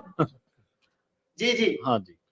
ਸੋ ਬਿਲਕੁਲ ਜੇ ਦੇਖਦੇ ਜਾਈਏ ਤਾਂ ਜਿਹੜਾ ਰੁਝਾਨ ਚੰਡੀਗੜ੍ਹ ਤੋਂ ਇੱਕ ਆ ਰਿਹਾ, ਜਿੱਥੇ ਕਿ ਇੰਡੀਆ ਅਲਾਇੰਸ ਵਾਲੇ ਜਿਹੜੇ ਆ ਉਹ ਇਸ ਟਾਈਮ ਅੱਗੇ ਮਨੀਸ਼ ਤਿਵਾੜੀ ਤਿਵਾੜੀ ਜਿਹੜੇ ਆ ਉਹ ਇਸ ਟਾਈਮ ਮੁੱਢਲੀ ਜਿਹੜੀ ਆ ਉਸ ਦੇ ਵਿੱਚ ਦੇਖਿਆ ਜਾ ਰਿਹਾ ਹੈ। ਚੰਡੀਗੜ੍ਹ ਦੀ ਸੀਟ ਦੇ ਵਿੱਚ ਤਿਵਾੜੀ ਤੇ ਟੰਡਨ ਹੁਣਾਂ ਦੇ ਵਿਚਾਲੇ ਜਿਹੜਾ ਮੋਸਟਲੀ ਆਪਾਂ ਦੇਖ ਸਕਦੇ ਆ ਵੀ ਹੈਗਾ ਆ। ਅਕਾਲੀ ਦਲ ਤਾਂ ਉੱਥੋਂ ਕੋਈ ਕੈਂਡੀਡੇਟ ਹੀ ਨਹੀਂ ਦੇ ਸਕੀ। ਹਾਂਜੀ ਅਕਾਲੀ ਦਲ ਦਾ ਕੈਂਡੀਡੇਟ ਹੈ ਨਹੀਂ ਸੀ। ਅਕਾਲੀ ਦਲ ਦੇ ਕੈਂਡੀਡੇਟ ਨੇ ਜਿਹੜਾ ਉਹ ਆਮ ਆਦਮੀ ਪਾਰਟੀ ਜੁਆਇਨ ਕਰ ਲਈ ਸੀਗੀ ਤੇ ਆਪਾਂ ਉਸ ਦਿਨ ਵੀ ਜ਼ਿਕਰ ਕੀਤਾ ਸੀਗਾ ਵੀ ਜਿਹੜੀ ਰਾਜਧਾਨੀ ਲਈ ਆਪਾਂ ਮੋਰਚੇ ਲਾਉਂਦੇ ਰਹੇ ਪੰਜਾਬੀ ਅਕਾਲੀ ਦਲ ਦੇ ਨਾਲ ਰਲ ਕੇ, ਉੱਥੋਂ ਸਾਡਾ ਕੈਂਡੀਡੇਟ ਹੀ ਹੈ ਨਹੀਂ ਸੀ ਸਾਡੀ ਪੰਥਕ ਪਾਰਟੀ ਕਵਾਉਣ ਵਾਲੀ। ਬਿਲਕੁਲ ਸੋ ਕਾਲ ਸੀ ਕਹਿੰਦੇ ਨੇ ਕਿ ਖੇਤਰੀ ਪਾਰਟੀ ਹੋਣੀ ਬਹੁਤ ਜ਼ਰੂਰੀ ਹੈ। ਬਹੁਤ ਜ਼ਰੂਰੀ ਇਹ ਦਾਅਵਾ ਕੀਤਾ ਜਾਂਦਾ ਹੈ ਕਿ ਪੰਜਾਬ 'ਚ ਖੇਤਰੀ ਪਾਰਟੀ ਹੋਣੀ ਬਹੁਤ ਜ਼ਿਆਦਾ ਜ਼ਰੂਰੀ ਹੈ, ਪਰ ਜਦੋਂ ਇਦਾਂ ਦੀਆਂ ਗੱਲਾਂ ਦੇਖਦੇ ਆ ਕਿ ਖੇਤਰੀ ਪਾਰਟੀ ਆਧਾਰ ਹੀ ਛੱਡ ਜਾਂਦੀ ਹੈ, ਜਿਹੜੀ ਸਾਡੀ ਜ਼ਮੀਨ ਤੇ ਸਾਡੇ ਪਿੰਡਾਂ ਨੂੰ ਉਜਾੜ ਕੇ ਬਣੀ ਹੋਈ ਜਗ੍ਹਾ, ਉੱਥੇ ਤੁਸੀਂ ਕੈਂਡੀਡੇਟ ਹੀ ਨਹੀਂ ਦੇ ਪਾਉਂਦੇ ਜਾਂ ਉੱਥੇ ਤੁਸੀਂ ਮੂੰਹ ਵੀ ਨਹੀਂ ਖੋਲਣਾ ਚਾਹੁੰਦੇ ਕਿ ਅਸੀਂ ਇੱਥੇ ਕੈਂਡੀਡੇਟ ਕਿਉਂ ਨਹੀਂ ਦੇ ਰਹੇ, ਜਾਂ ਫਿਰ ਉਸ ਤੋਂ ਅਗਲੀ ਕੋਈ ਗੱਲ ਕਿ ਤੁਸੀਂ ਉੱਥੇ ਜਾ ਕੇ ਕੋਈ ਦਾਅਵਾ ਕੀਤਾ ਹੋਵੇ ਜਾਂ ਫਿਰ ਤੁਸੀਂ ਕੋਸ਼ਿਸ਼ ਹੀ ਕੋਈ ਕੀਤੀ ਹੋਵੇ, ਕੋਈ ਕੋਸ਼ਿਸ਼ ਵੀ ਨਹੀਂ ਕੀਤੀ ਗਈ। ਕਿਉਂਕਿ ਉਹ ਜਿਹੜੇ ਭਾਈ ਸਾਹਿਬ ਨੇ ਜਿਹੜੇ ਆਮ ਆਦਮੀ ਪਾਰਟੀ ਦਾ ਜਿਨ੍ਹਾਂ ਨੇ ਪੱਲਾ ਫੜ ਲਿਆ, ਉਹਨਾਂ ਦਾ ਕਹਿਣਾ ਸੀ ਕਿ ਮੈਂ ਬਹੁਤ ਕੋਸ਼ਿਸ਼ ਕਰ ਚੁੱਕਾ, ਜਿੱਦਾਂ ਦਾ ਮੈਨੂੰ ਇਹਨਾਂ ਨੇ ਟਿਕਟ ਅਨਾਉਂਸ ਕੀਤੀ ਹੈ ਕਿ ਮੇਰੇ ਕੋਲ ਇੰਨੇ ਫੰਡ ਨਹੀਂ ਨੇ, ਜਾਂ ਤਾਂ ਮੇਰਾ ਸਹਿਯੋਗ ਕੀਤਾ ਜਾਵੇ ਨਹੀਂ ਤਾਂ ਫਿਰ ਮੈਂ ਨਹੀਂ ਲੜ ਸਕਦਾ। ਤੇ ਇੱਥੋਂ ਇਹ ਵੀ ਸਪਸ਼ਟ ਹੁੰਦਾ ਕਿ ਕੀ ਪਹਿਲਾਂ ਮੰਥਨ ਨਹੀਂ ਹੁੰਦਾ, ਸਿਰਫ ਜਿਹੜੇ ਪ੍ਰਧਾਨ ਸਾਹਿਬ ਹੁੰਦੇ ਨੇ ਉਹਨਾਂ ਦੀ ਚੱਲਦੀ ਹੈ ਕਿ ਪ੍ਰਧਾਨ ਸਾਹਿਬ ਨੇ ਹੱਥ ਰੱਖ ਦਿੱਤਾ ਕਿ ਆਹ ਬੰਦੇ ਨੂੰ ਆਪਾਂ ਇੱਥੋਂ ਲੜਾਉਣਾ ਹੈ, ਉਹਨੂੰ ਲੜਨਾ ਪੈਣਾ। ਕਿਸੇ ਦੀ ਜਿਹੜੇ ਪੈਨਲ ਬਣਾਏ ਹੋਏ ਨੇ ਵੱਖ-ਵੱਖ ਥੱਲੇ, ਉਹਨਾਂ ਦੀ ਕਿਸੇ ਦੀ ਕੋਈ ਨਹੀਂ ਚੱਲਣੀ, ਸਿਰਫ ਪ੍ਰਧਾਨ ਸਾਹਿਬ ਦੇ ਹੁਕਮਾਂ ਤੇ ਫੁੱਲ ਚਾੜਨੇ ਨੇ। ਸੋ ਇਸ ਤਰੀਕੇ ਦੀਆਂ ਵੀ ਗੱਲਾਂ ਹੁੰਦੀਆਂ ਨੇ। ਚਲੋ ਦਾਅਵਾ ਤਾਂ ਕਰਦੇ ਨੇ ਕਿ ਚੰਡੀਗੜ੍ਹ ਪੰਜਾਬ ਦਾ ਖਿੜਿਆ ਫੁੱਲ ਗੁਲਾਬ ਦਾ, ਇਦਾਂ ਦੀਆਂ ਗੱਲਾਂ ਤਾਂ ਹੁੰਦੀਆਂ, ਨਾਰੇ ਬਥੇਰੇ ਨੇ। ਜੀ ਬਿਲਕੁਲ। ਇੱਕ ਹੋਰ ਜਾਣਕਾਰੀ ਜਿਹੜੀ ਤਾਜ਼ਾ ਇਸ ਟਾਈਮ 60 ਸੀਟਾਂ ਦੇ ਉੱਤੇ ਜਿਹੜਾ ਸਖਤ ਮੁਕਾਬਲਾ ਉਹ ਹੋ ਰਿਹਾ ਹੈ। 60 ਸੀਟਾਂ ਦੇ ਵਿੱਚੋਂ ਕਾਂਗਰਸੀ ਥੋੜੇ ਜਿਹਾ ਖੁਸ਼ ਹੋ ਜਾਣਾ, ਇਹ ਨਹੀਂ ਪਤਾ ਕਿੰਨੇ ਟਾਈਮ ਲਈ ਖੁਸ਼ ਰਹਿਣਗੇ। ਇੰਡੀਆ ਅਲਾਈਅੰਸ 32 ਸੀਟਾਂ ਦੇ ਉੱਤੇ ਅੱਗੇ ਚੱਲ ਰਿਹਾ ਤੇ ਐਨਡੀਏ 25 ਸੀਟਾਂ ਦੇ ਉੱਤੇ ਅੱਗੇ ਚੱਲ ਰਹੀ ਹੈ। ਅਦਰ ਜਿਹੜੇ ਨੇ ਹੋਰ ਜਿਹੜੇ ਉਮੀਦਵਾਰ ਨੇ ਉਹ 2 ਸੀਟਾਂ ਦੇ ਉੱਤੇ ਅੱਗੇ ਚੱਲ ਰਹੇ ਨੇ। ਫਿਲਹਾਲ ਸ਼ਾਇਦ ਮੇਰਾ ਖਿਆਲ ਹੈ ਕਿ 10 ਸਾਲਾਂ ਬਾਅਦ ਕਾਂਗਰਸੀਆਂ ਦੇ ਮਨ ਦੇ ਵਿੱਚ ਇਹ ਤਾਂ ਹੋਊਗਾ ਕਿ ਚਲੋ ਭਾਵੇਂ ਸ਼ੁਰੂਆਤੀ ਰੁਝਾਨਾਂ ਚ ਸਹੀ ਲੀਡ ਤਾਂ ਲਈ ਨਹੀਂ, ਮਾੜੇ ਮੋਟੇ ਤਾਂ ਹੈਗੇ ਆ। ਹਾਂਜੀ ਮਾੜੇ ਮੋਟੇ ਤਾਂ ਹੈਗੇ ਆ। ਜੇ ਓਵਰਆਲ ਦੇ ਦੇਖਿਆ ਜਾਵੇ ਤਾਂ ਪ੍ਰਵੀਨ 78 ਸੀਟਾਂ ਦੇ ਰੁਝਾਨ ਆ ਰਹੇ ਆ। 46 ਦੇ ਉੱਤੇ ਐਨਡੀਏ, 32 ਦੇ ਉੱਤੇ ਬੋਲਦੇ ਜਿਹੜਾ ਆ ਉਹ ਇੰਡੀਆ ਅਲਾਈਅੰਸ ਆ ਉਹ ਇਸ ਟਾਈਮ ਅੱਗੇ ਜਿਹੜਾ ਉਹ ਚੱਲ ਰਿਹਾ ਹੈਗਾ ਆ। ਸੋ ਲੈਟਸ ਸੀ ਕੀ ਜਿਹੜਾ ਇਸ ਦੇ ਵਿੱਚ ਬਣਦਾ ਆ, ਕਿਵੇਂ ਜਿਹੜਾ ਇਹ ਚੱਲੇਗਾ। 303 ਸੀਟਾਂ ਸੀ ਪਿਛਲੀ ਵਾਰੀ ਜਿਹੜੀਆਂ ਬੀਜੇਪੀ ਦੀਆਂ, ਜਿਹੜੀਆਂ 303 ਸੀ, 52 ਦੇ ਉੱਤੇ ਸੀਗੇ ਕਾਂਗਰਸੀ ਤੇ 22 ਸੀਗੇ ਜਿਹੜੇ ਬਾਕੀ ਜਿਹੜੇ ਹੋਰ ਥਾਵਾਂ ਦੇ ਉੱਤੇ। ਇਸ ਵਾਰ ਜੇ ਦੇਖਿਆ ਜਾਵੇ ਤਾਂ ਜਿਹੜੇ ਐਗਜ਼ਿਟ ਪੋਲ ਆਏ ਆ ਬੜੇ ਤਰ੍ਹਾਂ ਦੇ ਆਏ ਆ, ਜਿਹਦੇ ਵਿੱਚ ਮੋਸਟਲੀ ਜਿਹੜੀ ਗੱਲ ਆ ਉਹ ਮੋਦੀ ਦੇ 400 ਦੇ ਆંકੜੇ ਦੇ ਲਾਗੇ ਛਾਗੇ ਪੇਸ਼ ਹੋਈ ਆ। ਕੋਈ 395 ਕਹਿ ਰਿਹਾ ਸੀ, ਕਿਤੇ ਕੁਛ ਕਹਿ ਰਿਹਾ ਸੀਗਾ। ਸੋ ਇਹ ਦੇਖਦੇ ਆ ਵੀ ਕੀ ਇਹ ਜਿਹੜਾ ਗੱਲ ਕਰਦੇ ਆ, ਅਸਲ ਦੇ ਵਿੱਚ ਜਿਹੜੀ ਗੱਲ ਕਰਦੇ ਆ ਵੀ 400 ਪਾਰ ਵਾਲੀ ਜਿਹੜੀ ਗੱਲ ਆ ਉਹ ਕਿੰਨੀ ਜਿਹੜੀ ਇਸ ਦੇ ਵਿੱਚ ਕਾਮਯਾਬੀ ਉਸ ਦੇ ਵਿੱਚ ਹੁੰਦੇ ਆ। ਜਿਸ ਹਿਸਾਬ ਦੇ ਨਾਲ ਇੰਡੀਆ ਅਲਾਈਅੰਸ ਵਾਲੇ ਚੱਲੇ, ਸ਼ਾਇਦ 52 ਦਾ ਜਾਦੂਈ ਆંકੜਾ ਆਪਣਾ ਜਿਹੜਾ ਉਹ ਸ਼ਾਇਦ ਕ੍ਰਾਸ ਕਰ ਸਕਣਗੇ। ਐਨਡੀਏ ਨੇ ਤਾਂ ਉਹ ਕਰ ਲਿਆ, 53 ਦੇ ਉੱਤੇ ਐਨਡੀਏ ਤੇ 40 ਦੇ ਉੱਤੇ ਜਿਹੜਾ ਇੰਡੀਆ ਅਲਾਈਅੰਸ ਆ ਉਹ ਇਸ ਟਾਈਮ ਅੱਗੇ ਚੱਲ ਰਿਹਾ ਹੈਗਾ ਆ। ਜੀ ਬਿਲਕੁਲ। ਪੰਜਾਬ ਦੇ ਜਿਹੜੇ ਜਿੰਨੇ ਘਰ ਹੈਗੇ ਆ ਹਜੇ ਬੜੇ ਅਰਲੀ ਹੈਗੇ ਆ, ਜਿਹਦੇ ਵਿੱਚ 3 ਆਮ ਆਦਮੀ ਪਾਰਟੀ ਦੇ ਅੱਗੇ ਜਾ ਰਹੇ ਆ, 3 ਕਾਂਗਰਸ ਦੇ, 1 ਸ਼੍ਰੋਮਣੀ ਅਕਾਲੀ ਦਲ, 1 ਬੀਜੇਪੀ ਤੇ 1 ਇੰਡੀਪੈਂਡੈਂਟ। ਬਹੁਤ ਸਾਰੇ ਸਾਡੇ ਸਰੋਤੇ ਪੁੱਛ ਰਹੇ ਆ ਭਾਈ ਅਮਰਪਾਲ ਸਿੰਘ ਉਹਨਾਂ ਦਾ, ਅਜੇ ਜਿੱਦਾਂ ਆਊਗਾ ਉਦੋਂ ਆਪਾਂ ਸਾਂਝੇ ਕਰਦੇ ਰਹਾਂਗੇ। ਬਹੁਤ ਸਾਰਿਆਂ ਦੇ ਕਮੈਂਟ ਇਹ ਵੀ ਆ ਵੀ ਮਨਦੀਪ ਸਿੰਘ ਪੁਨੀਆ ਉਹਨਾਂ ਨੂੰ ਲੈ ਕੇ ਆਓ, ਆਪਾਂ ਥੋੜੇ ਸਮੇਂ ਤੱਕ ਉਹਨਾਂ ਨੂੰ ਲੈ ਕੇ ਆਵਾਂਗੇ, ਸਾਰਿਆਂ ਨੂੰ ਵਾਰੀ-ਵਾਰੀ ਜਦ ਥੋੜੇ ਜਿਹਾ ਰਿਜ਼ਲਟ ਆਊਗੇ। ਬਿਲਕੁਲ ਆਪਾਂ ਮਨਦੀਪ ਸਿੰਘ ਪੁਨੀਆ ਵੀ ਚੁਣਨਗੇ, ਦੀਪਕ ਸ਼ਰਮਾ ਬਿਲਕੁਲ ਚੁਣਨਗੇ ਸਾਡੇ ਤੇ ਮਿੰਟੂ ਗੁਰਸਰੀਆ ਹੁਣਾਂ ਨੂੰ ਵੀ ਜਿਹੜਾ ਉਹ ਆਪਾਂ ਜੋੜਦੇ ਆ। ਆਪਾਂ ਜਿਹੜਾ YouTube ਦੇ ਉੱਤੇ ਪੋਲ ਪਾਈ ਸੀਗੀ ਗੁਰਪ੍ਰੀਤ ਤੇ ਪ੍ਰਵੀਨ, ਉਸ ਦੇ ਵਿੱਚ ਦੱਸ ਜਾਈਏ ਖਡੂਰ ਸਾਹਿਬ ਤੋਂ ਆਨਲਾਈਨ ਤਾਂ ਜਿਹੜੇ ਲੋਕ ਆ ਉਹ ਕਹਿ ਰਹੇ ਆ ਵੀ ਅਮਰਿਤਪਾਲ ਸਿੰਘ ਹੁਣੀ ਉੱਥੇ ਆਸਾਨੀ ਦੇ ਨਾਲ ਜਿੱਤਣਗੇ। 96% ਜਿਹੜੀ ਆ ਸਾਡੀ ਜਿਹੜੀ ਆਨਲਾਈਨ ਪੋਲ ਦੇ ਵਿੱਚ ਉਹਨਾਂ ਨੂੰ ਵੋਟ ਜਿਹੜੀ ਉਹ ਪਈ ਆ। ਇਸ ਟਾਈਮ ਜਿਹੜਾ ਦੂਸਰਾ ਪੋਲ ਇਸ ਟਾਈਮ ਜੋ ਚਲਾਇਆ ਆ ਉਹ ਫਰੀਦਕੋਟ ਦੀ ਸੀਟ ਨੂੰ ਲੈ ਕੇ ਆ। ਕਰਮਜੀਤ ਅਨਮੋਲ ਆ, ਸਰਬਜੀਤ ਸਿੰਘ ਖਾਲਸਾ ਜਿਹੜਾ ਆ ਉਹਨਾਂ ਚੋਂ ਕੌਣ ਜਿਹੜਾ ਜਿੱਤ ਰਿਹਾ ਆ। ਤੇ ਇਸ ਟਾਈਮ ਸਾਡੀ ਜਿਹੜੀ ਪੋਲਿੰਗ ਚੱਲ ਰਹੀ ਆ ਤਾਂ ਉਹਦੇ ਵਿੱਚ ਜਿਹੜਾ ਸਰਬਜੀਤ ਸਿੰਘ ਖਾਲਸਾ ਆ ਉਹਨਾਂ ਨੂੰ 69% ਜਿਹੜੀਆਂ ਆ ਵੋਟਾਂ ਉਹ ਵੋਟਾਂ ਜਿਹੜੀਆਂ ਉਹ ਦਿਖਾਈਆਂ ਜਾ ਰਹੀਆਂ ਆ। ਉੱਥੇ ਹੀ ਹੰਸਰਾਜ ਹੰਸ ਸੀਗੇ। ਅੱਛਾ ਬਿਲਕੁਲ। ਸੋ ਜਿਹੜੇ ਸਰੋਤੇ ਆ ਹੁਣ ਦੱਸ ਜਾਈਏ, ਮੋਸਟਲੀ ਸਾਡੇ ਜਿਹੜੇ ਪੋਲਰ ਆ ਇਹ ਬਾਹਰ ਵਾਲੇ ਆ, ਹਾਂਜੀ ਜਿਨ੍ਹਾਂ ਨੇ ਵੋਟ ਨਹੀਂ ਪਾਈ। ਸੋ ਇੱਥੋਂ ਤੁਸੀਂ ਸੋਚ ਸਕਦੇ ਆ ਵੀ ਉਹਨਾਂ ਦਾ ਦਿਲ ਕੀ ਚਾਹੁੰਦਾ ਹੈ, ਦਿਲ ਕੀ ਚਾਹੁੰਦਾ, ਕਿਹੜਾ ਕੈਂਡੀਡੇਟ ਜਿੱਤੇ। ਹਾਂਜੀ ਨਹੀਂ ਦੇਖੋ ਇਹ ਤਾਂ ਇਹ ਵੀ ਅੰਦਾਜ਼ਾ ਹੁੰਦਾ ਨਾ ਕਿ ਉਹਨਾਂ ਨੂੰ ਸੋਸ਼ਲ ਮੀਡੀਆ ਤੇ ਕਿੰਨੀ ਵੱਡੀ ਸਪੋਰਟ ਸੀਗੀ। ਹਾਲਾਂਕਿ ਜ਼ਮੀਨ ਤੇ ਕਿੰਨੀ ਕੁ ਸੀ ਉਹ ਤਾਂ ਆਉਣ ਵਾਲੇ ਕੁਝ ਮਿੰਟਾਂ ਦੇ ਵਿੱਚ ਉਹ ਸਾਰੀਆਂ ਤਸਵੀਰਾਂ ਸਾਫ਼ ਹੀ ਹੋ ਜਾਣਗੀਆਂ। ਜਿਹੜਾ ਤੁਸੀਂ ਹਰਜੋਤ ਸਿੰਘ ਖਾਲਸਾ ਜੀ ਨੇ ਜ਼ਿਕਰ ਕੀਤਾ ਸੀ 3 ਸੀਟਾਂ ਦਾ, ਉਹ ਕੁਝ ਹੀ ਮਿੰਟਾਂ ਦੇ ਵਿੱਚ ਆਪਾਂ ਤੁਹਾਨੂੰ ਦੱਸ ਦਿਆਂਗੇ ਕਿ ਕਿਹੜੀ ਸੀਟ ਤੇ ਕਿਹੜੀ ਪਾਰਟੀ ਆ ਉਹ ਅੱਗੇ ਚੱਲ ਰਹੀ ਹੈ। 9 ਸੀਟਾਂ ਜਿਹੜੀਆਂ ਪੰਜਾਬ ਦੀਆਂ ਉਹ ਕਲੀਅਰ ਹੁੰਦੀਆਂ ਦਿਖਾਈ ਦੇ ਰਹੀਆਂ ਨੇ। ਅੱਗੇ ਕੌਣ ਚੱਲ ਰਿਹਾ? 3 ਤੇ ਆਪ, 3 ਤੇ ਕਾਂਗਰਸ, 1 ਤੇ ਅਕਾਲੀ ਦਲ, 1 ਤੇ ਇੰਡੀਪੈਂਡੈਂਟ ਤੇ 1 ਤੇ ਅਦਰਸ ਜਿਹੜੇ ਨੇ ਉਹ ਅੱਗੇ ਚੱਲ ਰਹੇ ਨੇ। ਇੰਡੀਪੈਂਡੈਂਟ ਮੋਸਟਲੀ ਇਹ ਮੰਨਿਆ ਜਾ ਰਿਹਾ ਕਿ ਖਡੂਰ ਸਾਹਿਬ ਤੋਂ ਭਾਈ ਅਮਰਤਪਾਲ ਸਿੰਘ ਜਿਹੜੇ ਨੇ ਉਹ ਲੀਡ ਦੇ ਵਿੱਚ ਨੇ, ਤੇ ਲੋਕ ਸਭਾ ਹਲਕੇ ਦੇ ਵਿੱਚ 8-8 9-9 ਵਿਧਾਨ ਸਭਾ ਹਲਕੇ ਹੁੰਦੇ ਨੇ। ਕਿਸੇ ਦਾ ਕਿਸੇ ਤੇ ਗੜ ਹੁੰਦਾ, ਕਿਸੇ ਦਾ ਕਿਸੇ 'ਚ ਗੜ ਹੁੰਦਾ। ਸੋ ਇਹ ਜ਼ਰੂਰੀ ਨਹੀਂ ਗਾ ਕਿ ਜਿਹੜਾ ਉਮੀਦਵਾਰ ਪਹਿਲੀ ਵਾਰੀ ਅੱਗੇ ਆ ਉਹ ਸਾਰੇ ਜਿਹੜੇ ਜਿੰਨੇ ਵੀ ਥਾਵਾਂ ਤੇ ਵੋਟਾਂ ਗਿਣੀਆਂ ਜਾਂਦੀਆਂ ਨੇ ਉੱਥੇ ਅੱਗੇ ਰਹੂਗਾ। ਇਹ ਉਤਰਾ ਚੜਾਅ ਵੀ ਆਪਾਂ ਦੇਖਦੇ ਆਉਂਦੇ ਰਹਿੰਦੇ ਆ। ਸੋ ਸਰੋਤਿਓ ਤੁਸੀਂ ਕਾਲ ਵੀ ਕਰ ਸਕਦੇ ਹੋ।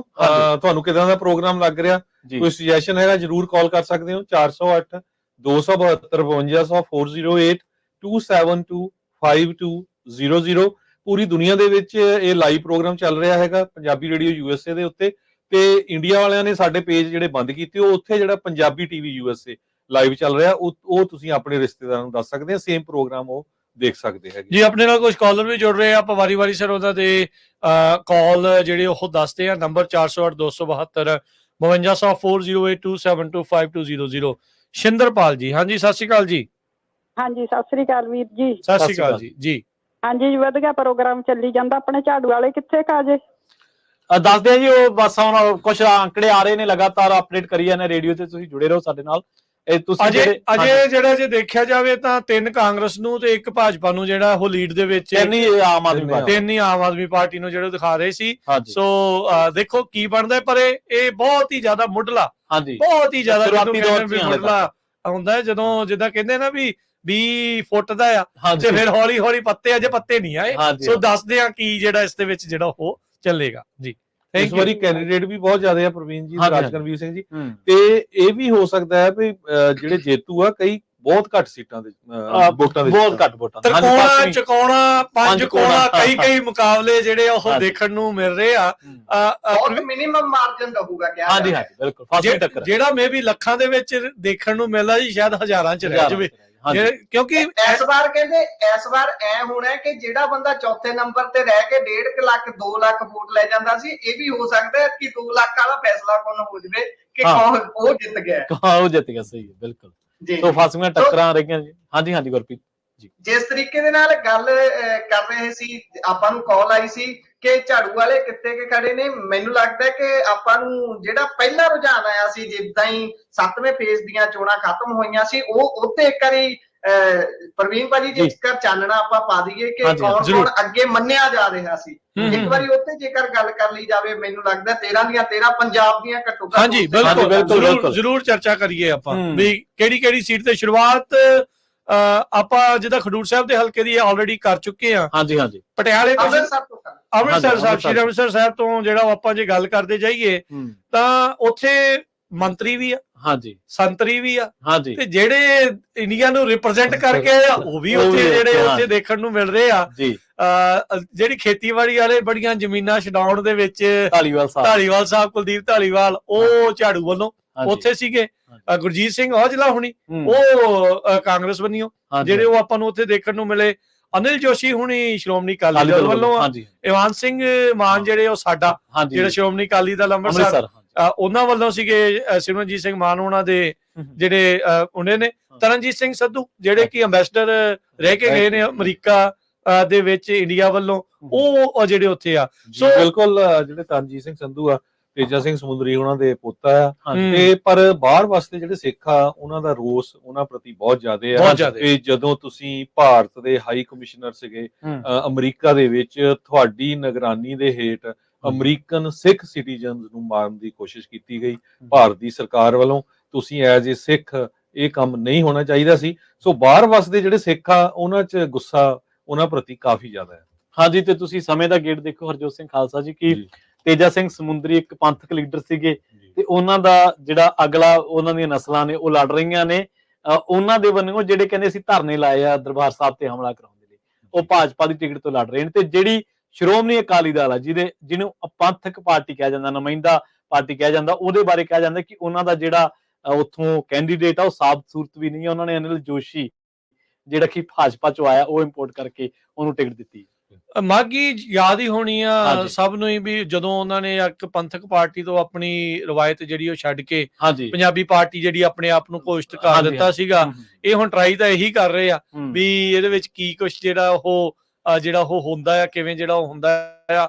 ਚਹਿਲ ਕਦਮੀ ਆਪਾਂ ਕਹਿ ਦਈਏ ਤਾਂ ਦੋਨਾਂ ਹੀ ਪਾਰਟੀਆਂ ਦੇ ਦਫ਼ਤਰਾਂ ਦੇ ਬਾਹਰ ਦੇਖਣ ਨੂੰ ਜਿਹੜੀ ਉਹ ਮਿਲ ਰਹੀ ਆ ਇਸ ਟਾਈਮ। ਜੇ ਲੇਟੈਸਟ ਜਿਹੜੇ ਰੁਝਾਨ ਆਪਣੇ ਸਾਹਮਣੇ ਆ, 106 ਦੇ ਉੱਤੇ ਐਨਡੀਏ, 83 ਦੇ ਉੱਤੇ ਜਿਹੜਾ ਉਹ ਇਸ ਟਾਈਮ ਇੰਡੀਆ ਅਲਾਇੰਸ, ਤੇ 5 ਦੇ ਉੱਤੇ ਜਿਹੜੇ ਆਜ਼ਾਦ ਜਿਹੜੇ ਉਹ ਇਸ ਟਾਈਮ ਅੱਗੇ ਚੱਲਦੇ ਹੋਏ ਨਜ਼ਰ ਆ ਰਹੇ ਨੇ। ਜੀ ਬਿਲਕੁਲ, ਬਹੁਤ ਸਾਰੇ ਜਿਹੜੇ ਲੋਕ ਆ ਉਹ ਕਹਿੰਦੇ ਆ ਵੀ ਜਿਹੜੇ ਜਰਨਲਿਸਟ ਆ ਇੰਡੀਆ ਦੇ ਉਹ ਜਿਹੜੀ ਰਿਪੋਰਟਿੰਗ ਤਾਂ ਘੱਟ ਕਰ ਰਹੇ, ਕਬੱਡੀ ਜ਼ਿਆਦਾ ਖੇਡ ਰਹੇ। ਤੇ ਅਨਫੋਰਚੂਨੇਟ ਪਾਰਟ ਇਹ ਹੈ ਵੀ ਬਹੁਤ ਸਾਰੇ ਜਿਹੜੇ ਪੰਜਾਬੀ ਜਿਹੜੇ ਚੈਨਲਸ ਆ ਉਹ ਵੀ ਇਹੀ ਕੰਮ ਕਰ ਰਹੇ ਨੇ।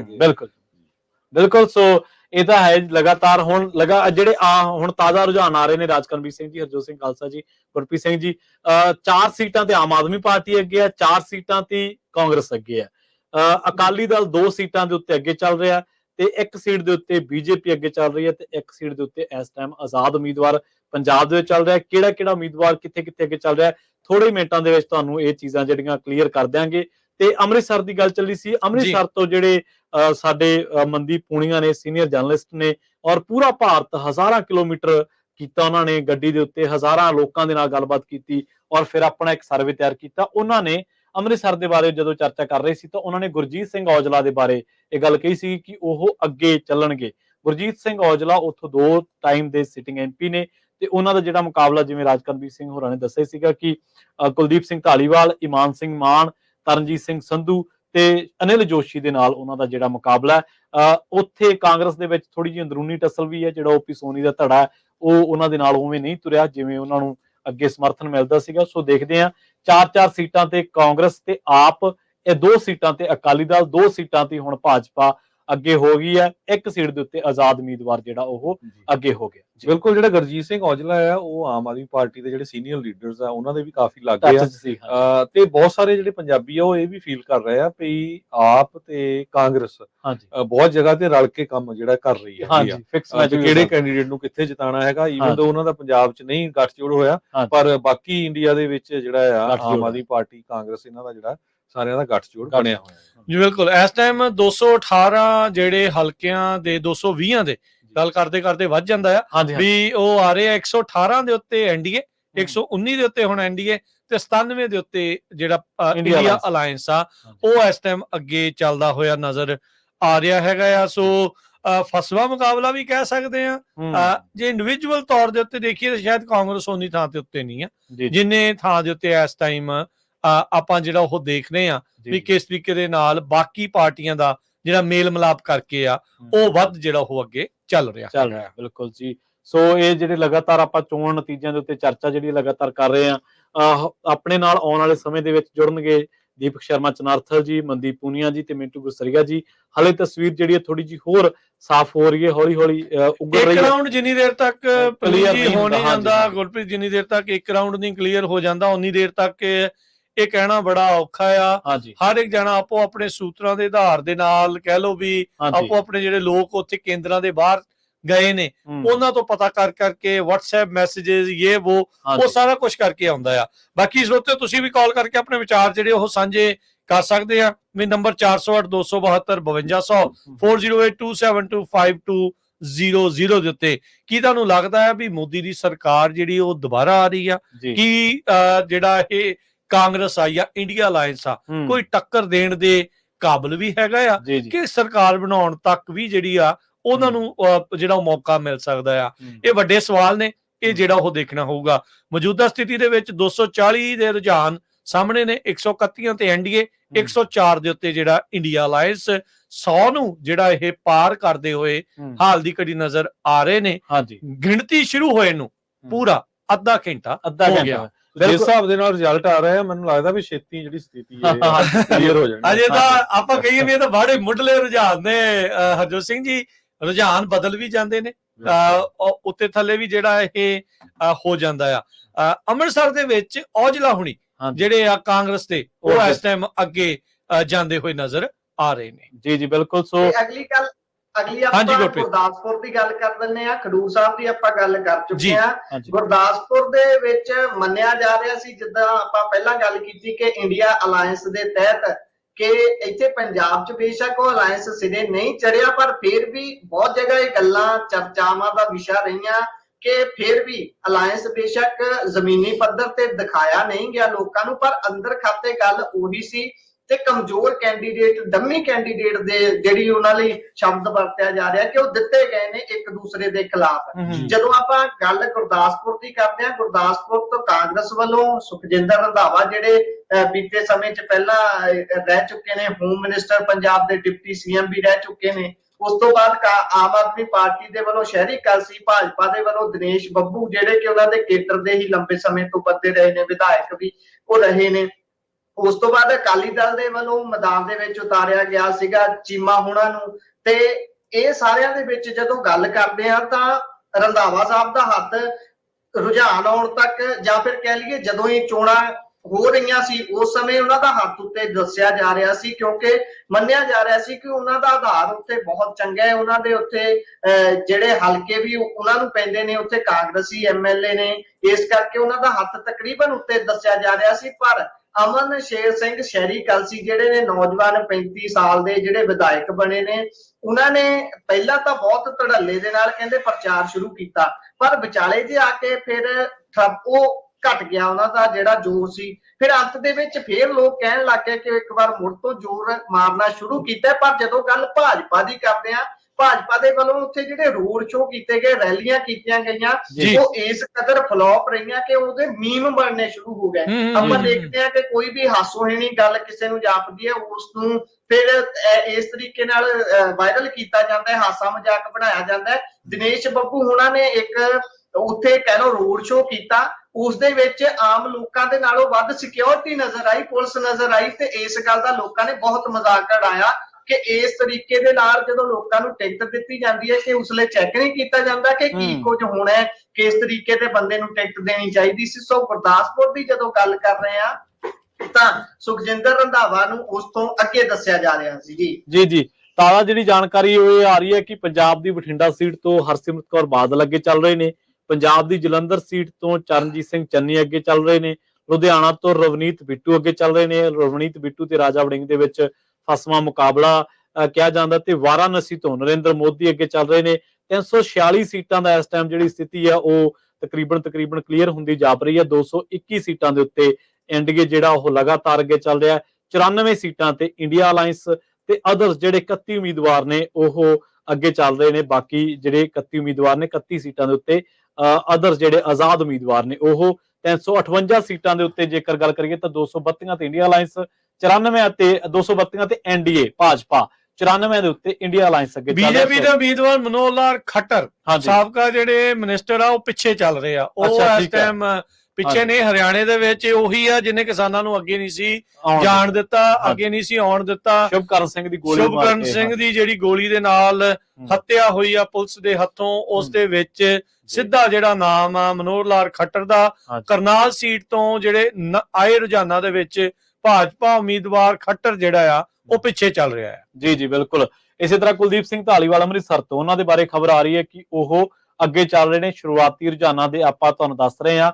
ਪੰਜਾਬ ਦੀਆਂ 4 ਸੀਟਾਂ ਤੇ ਜਿਹੜੀ ਸਥਿਤੀ ਹੈ ਉਹ ਕਲੀਅਰ ਤਾਂ ਨਹੀਂ ਕਹਿ ਸਕਦੇ, ਉਹਨਾਂ ਦੇ ਬਾਰੇ ਕੈਂਡੀਡੇਟ ਰੁਝਾਨ ਆ ਗਿਆ, ਰੁਝਾਨ ਕਲੀਅਰ ਹੈ। ਜਿਹੜੇ ਕੁਲਦੀਪ ਸਿੰਘ ਢਾਲੀਵਾਲ ਅੰਮ੍ਰਿਤਸਰ ਤੋਂ, ਚਰਨਜੀਤ ਸਿੰਘ ਚੰਨੀ ਜਲੰਧਰ ਤੋਂ, ਜਿਹੜੇ ਰਵਨੀਤ ਬਿੱਟੂ ਨੇ ਉਹ ਲੁਧਿਆਣਾ ਤੋਂ, ਤੇ ਇਸੇ ਤਰ੍ਹਾਂ ਗੁਰਦਾਸਪੁਰ ਦੇ ਬਾਰੇ ਆ ਰਿਹਾ ਕਿ ਉੱਥੋਂ ਸੁਖਜਿੰਦਰ ਰੰਧਾਵਾ ਜਿਹੜੇ ਨੇ ਉਹ ਅੱਗੇ ਚੱਲ ਰਹੇ ਨੇ। ਬਿਲਕੁਲ, ਬਹੁਤ ਸਾਰੇ ਥਾਵਾਂ ਦੇ ਉੱਤੇ ਬਹੁਤ ਕੁਝ ਜਿਹੜਾ ਉਹ ਨਾਲ ਦੇ ਨਾਲ ਚੱਲ ਰਿਹਾ ਆ। ਵਾਇਨਾਡ ਤੋਂ ਰਾਹੁਲ ਗਾਂਧੀ, ਕਨੌਜ ਤੋਂ ਜਿਹੜਾ ਅਖਿਲੇਸ਼ ਯਾਦਵ ਆ ਉਹ ਇਸ ਟਾਈਮ ਅੱਗੇ ਚੱਲ ਰਿਹਾ ਆ। ਖਬਰ ਆ ਰਹੀ ਆ ਆਪਣੇ ਗਵਾਂਢੀ ਸੂਬੇ ਹਿਮਾਚਲ ਪ੍ਰਦੇਸ਼ ਤੋਂ, ਜਿੱਥੇ ਦੱਸਿਆ ਜਾ ਰਿਹਾ ਵੀ ਕੰਗਣਾ ਰਣੌਤ ਵੀ ਇਸ ਟਾਈਮ ਅੱਗੇ ਚੱਲ ਰਹੀ ਆ। ਜੀ ਗੁਰਪ੍ਰੀਤ ਜੀ। ਬਿਲਕੁਲ। ਸੋ ਬਿਲਕੁਲ ਆਪਾਂ ਚਰਚਾ ਕਰ ਰਹੇ ਹਾਂ ਲਗਾਤਾਰ ਚੋਣ ਨਤੀਜਿਆਂ ਦੇ ਉੱਤੇ, ਕਿਹੜੀ ਸੀਟ ਤੋਂ ਕਿਹੜੀਆਂ ਜਿਹੜੀਆਂ ਪਾਰਟੀਆਂ ਨੇ ਉਹ ਅੱਗੇ ਚੱਲ ਰਹੀਆਂ ਨੇ। ਪੰਜਾਬ ਦੇ ਵਿੱਚ ਇਸ ਟਾਈਮ ਫਸਵੀਂ ਟੱਕਰ ਜਿਹੜੀ ਆ ਉਹ ਤੁਹਾਨੂੰ ਦੇਖਣ ਨੂੰ ਮਿਲ ਰਹੀ ਆ। ਪੰਜਾਬ ਦੀ ਸਥਿਤੀ ਵੀ ਹੌਲੀ-ਹੌਲੀ ਕਲੀਅਰ ਹੋਣ ਲੱਗੀ ਆ। ਪੰਜਾਬ ਦੀਆਂ ਲੋਕ ਸਭਾ ਸੀਟਾਂ ਦੇ ਬਾਰੇ ਅਸੀਂ ਲਗਾਤਾਰ ਤੁਹਾਨੂੰ ਇੱਕ ਸਰਵੇ ਵੀ ਜਿਹੜਾ ਉਹ ਦੱਸਿਆ ਕਿ ਖਡੂਰ ਸਾਹਿਬ ਤੋਂ ਕੌਣ ਬਾਜ਼ੀ ਮਾਰੇਗਾ, ਫਰੀਦਕੋਟ ਤੋਂ ਕੌਣ ਬਾਜ਼ੀ ਮਾਰੇਗਾ। ਜਿਹੜੇ ਇਸ ਟਾਈਮ ਤਾਜ਼ਾ ਅੰਕੜੇ ਸਾਡੇ ਕੋਲ ਆ ਰਹੇ ਨੇ, 4 ਸੀਟਾਂ ਦੇ ਉੱਤੇ ਆਮ ਆਦਮੀ ਪਾਰਟੀ, 4 ਸੀਟਾਂ ਦੇ ਉੱਤੇ ਕਾਂਗਰਸ, 2 ਸੀਟਾਂ ਦੇ ਉੱਤੇ ਅਕਾਲੀ ਦਲ ਤੇ ਇਹ 2 ਸੀਟਾਂ ਦੇ ਉੱਤੇ ਭਾਜਪਾ ਹੁਣ ਅੱਗੇ ਜਾ ਰਹੀ ਹੈ। 1 ਸੀਟ ਦੇ ਉੱਤੇ ਆਜ਼ਾਦ ਉਮੀਦਵਾਰ ਫਰੀਦਕੋਟ ਤੋਂ ਕਰਮਜੀਤ ਅਨਮੋਲ ਅੱਗੇ ਚੱਲ ਰਹੇ ਨੇ ਤਾਜ਼ਾ ਰੁਝਾਨਾਂ ਦੇ ਮੁਤਾਬਕ। ਤੇ ਜਿਹੜੀ ਸਾਡੀ ਪੋਲ ਸੀਗੀ ਆਨਲਾਈਨ, ਉਹਦੇ ਵਿੱਚ ਸਰਬਜੀਤ ਸਿੰਘ ਖਾਲਸਾ 72% ਜਿਹੜੇ ਆਨਲਾਈਨ ਵੋਟ, ਜਿਹੜੀ ਆਪਣੀ ਪੋਲ ਚੱਲ ਰਹੀ ਹੈ ਉਸ ਤੋਂ ਜਿਹੜਾ ਉਹ ਅੱਗੇ ਚੱਲ ਰਿਹਾ। ਹਾਂਜੀ, ਤੇ ਅੰਮ੍ਰਿਤਪਾਲ ਅੱਗੇ ਚੱਲ ਰਹੇ ਨੇ। ਅੰਮ੍ਰਿਤਪਾਲ ਸਿੰਘ ਜਿਹੜੀ ਆ ਉਹ ਰੁਝਾਨ ਦੇ ਵਿੱਚ ਅੱਗੇ ਜਿਹੜੇ ਉਹ ਚੱਲ ਰਹੇ ਆ ਰਹੇ ਨੇ। ਸੋ ਇਹ ਇਸ ਟਾਈਮ ਲੇਟੈਸਟ ਜਿਹੜਾ ਉਹ ਚੱਲ ਰਿਹਾ ਆ। ਕੁਝ ਕਾਲਰ ਨੇ ਆਪਣੇ ਨਾਲ, ਉਹਨਾਂ ਨਾਲ ਵੀ ਗੱਲ ਕਰਦੇ ਆ। ਅਮਰਜੀਤ ਕੌਰ ਜੀ, ਸਤਿ ਸ਼੍ਰੀ ਅਕਾਲ ਜੀ। ਹਾਂਜੀ, ਸਤਿ ਸ੍ਰੀ ਅਕਾਲ ਜੀ। ਪਤਾ ਐ ਲੱਗਦਾ ਜਿਵੇਂ ਆਪਾਂ ਹੀ ਵੋਟਾਂ ਗਿਣਨ ਚਲੇ ਗਏ ਉੱਥੇ ਸਾਰੇ ਜਣੇ ਹੈ।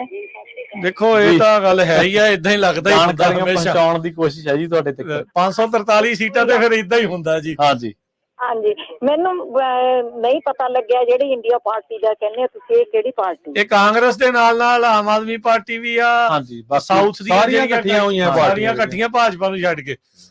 ਅੱਛਾ ਜੀ, ਅੱਛਾ, ਹਾਂਜੀ, ਧੰਨਵਾਦ ਜੀ। ਥੈਂਕ ਯੂ ਜੀ। ਓਕੇ ਬੇਟਾ, ਥੈਂਕ ਯੂ। ਧੰਨਵਾਦ ਜੀ, ਧੰਨਵਾਦ। ਤੜੀ ਪਾਰ ਕਹੇ ਜਾਣ ਵਾਲੇ ਅਮਿਤ ਸ਼ਾਹ ਵੀ ਇਸ ਟਾਈਮ ਲੀਡ ਕਰ ਰਹੇ ਆ ਤੇ 400 ਪਾਰ ਵਾਲਾ ਮੋਦੀ ਵੀ ਜਿਹੜਾ ਉਹ ਇਸ ਟਾਈਮ ਲੀਡ ਦੇ ਵਿੱਚ ਚੱਲ ਰਿਹਾ ਆ।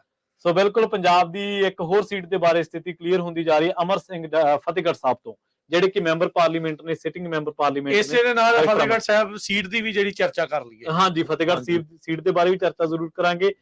ਡਾਕਟਰ ਅਮਰ ਸਿੰਘ ਕਾਂਗਰਸ ਦੇ ਨੇ, ਪਿਛਲੇ ਵਾਰ ਦੇ ਸਿਟਿੰਗ ਐਮਪੀ ਨੇ ਤੇ ਉਹ ਇਸ ਟਾਈਮ ਅੱਗੇ ਚੱਲ ਰਹੇ ਨੇ। ਖਡੂਰ ਸਾਹਿਬ ਤੋਂ ਅੰਮ੍ਰਿਤਪਾਲ ਸਿੰਘ ਅੱਗੇ ਚੱਲ ਰਹੇ ਨੇ।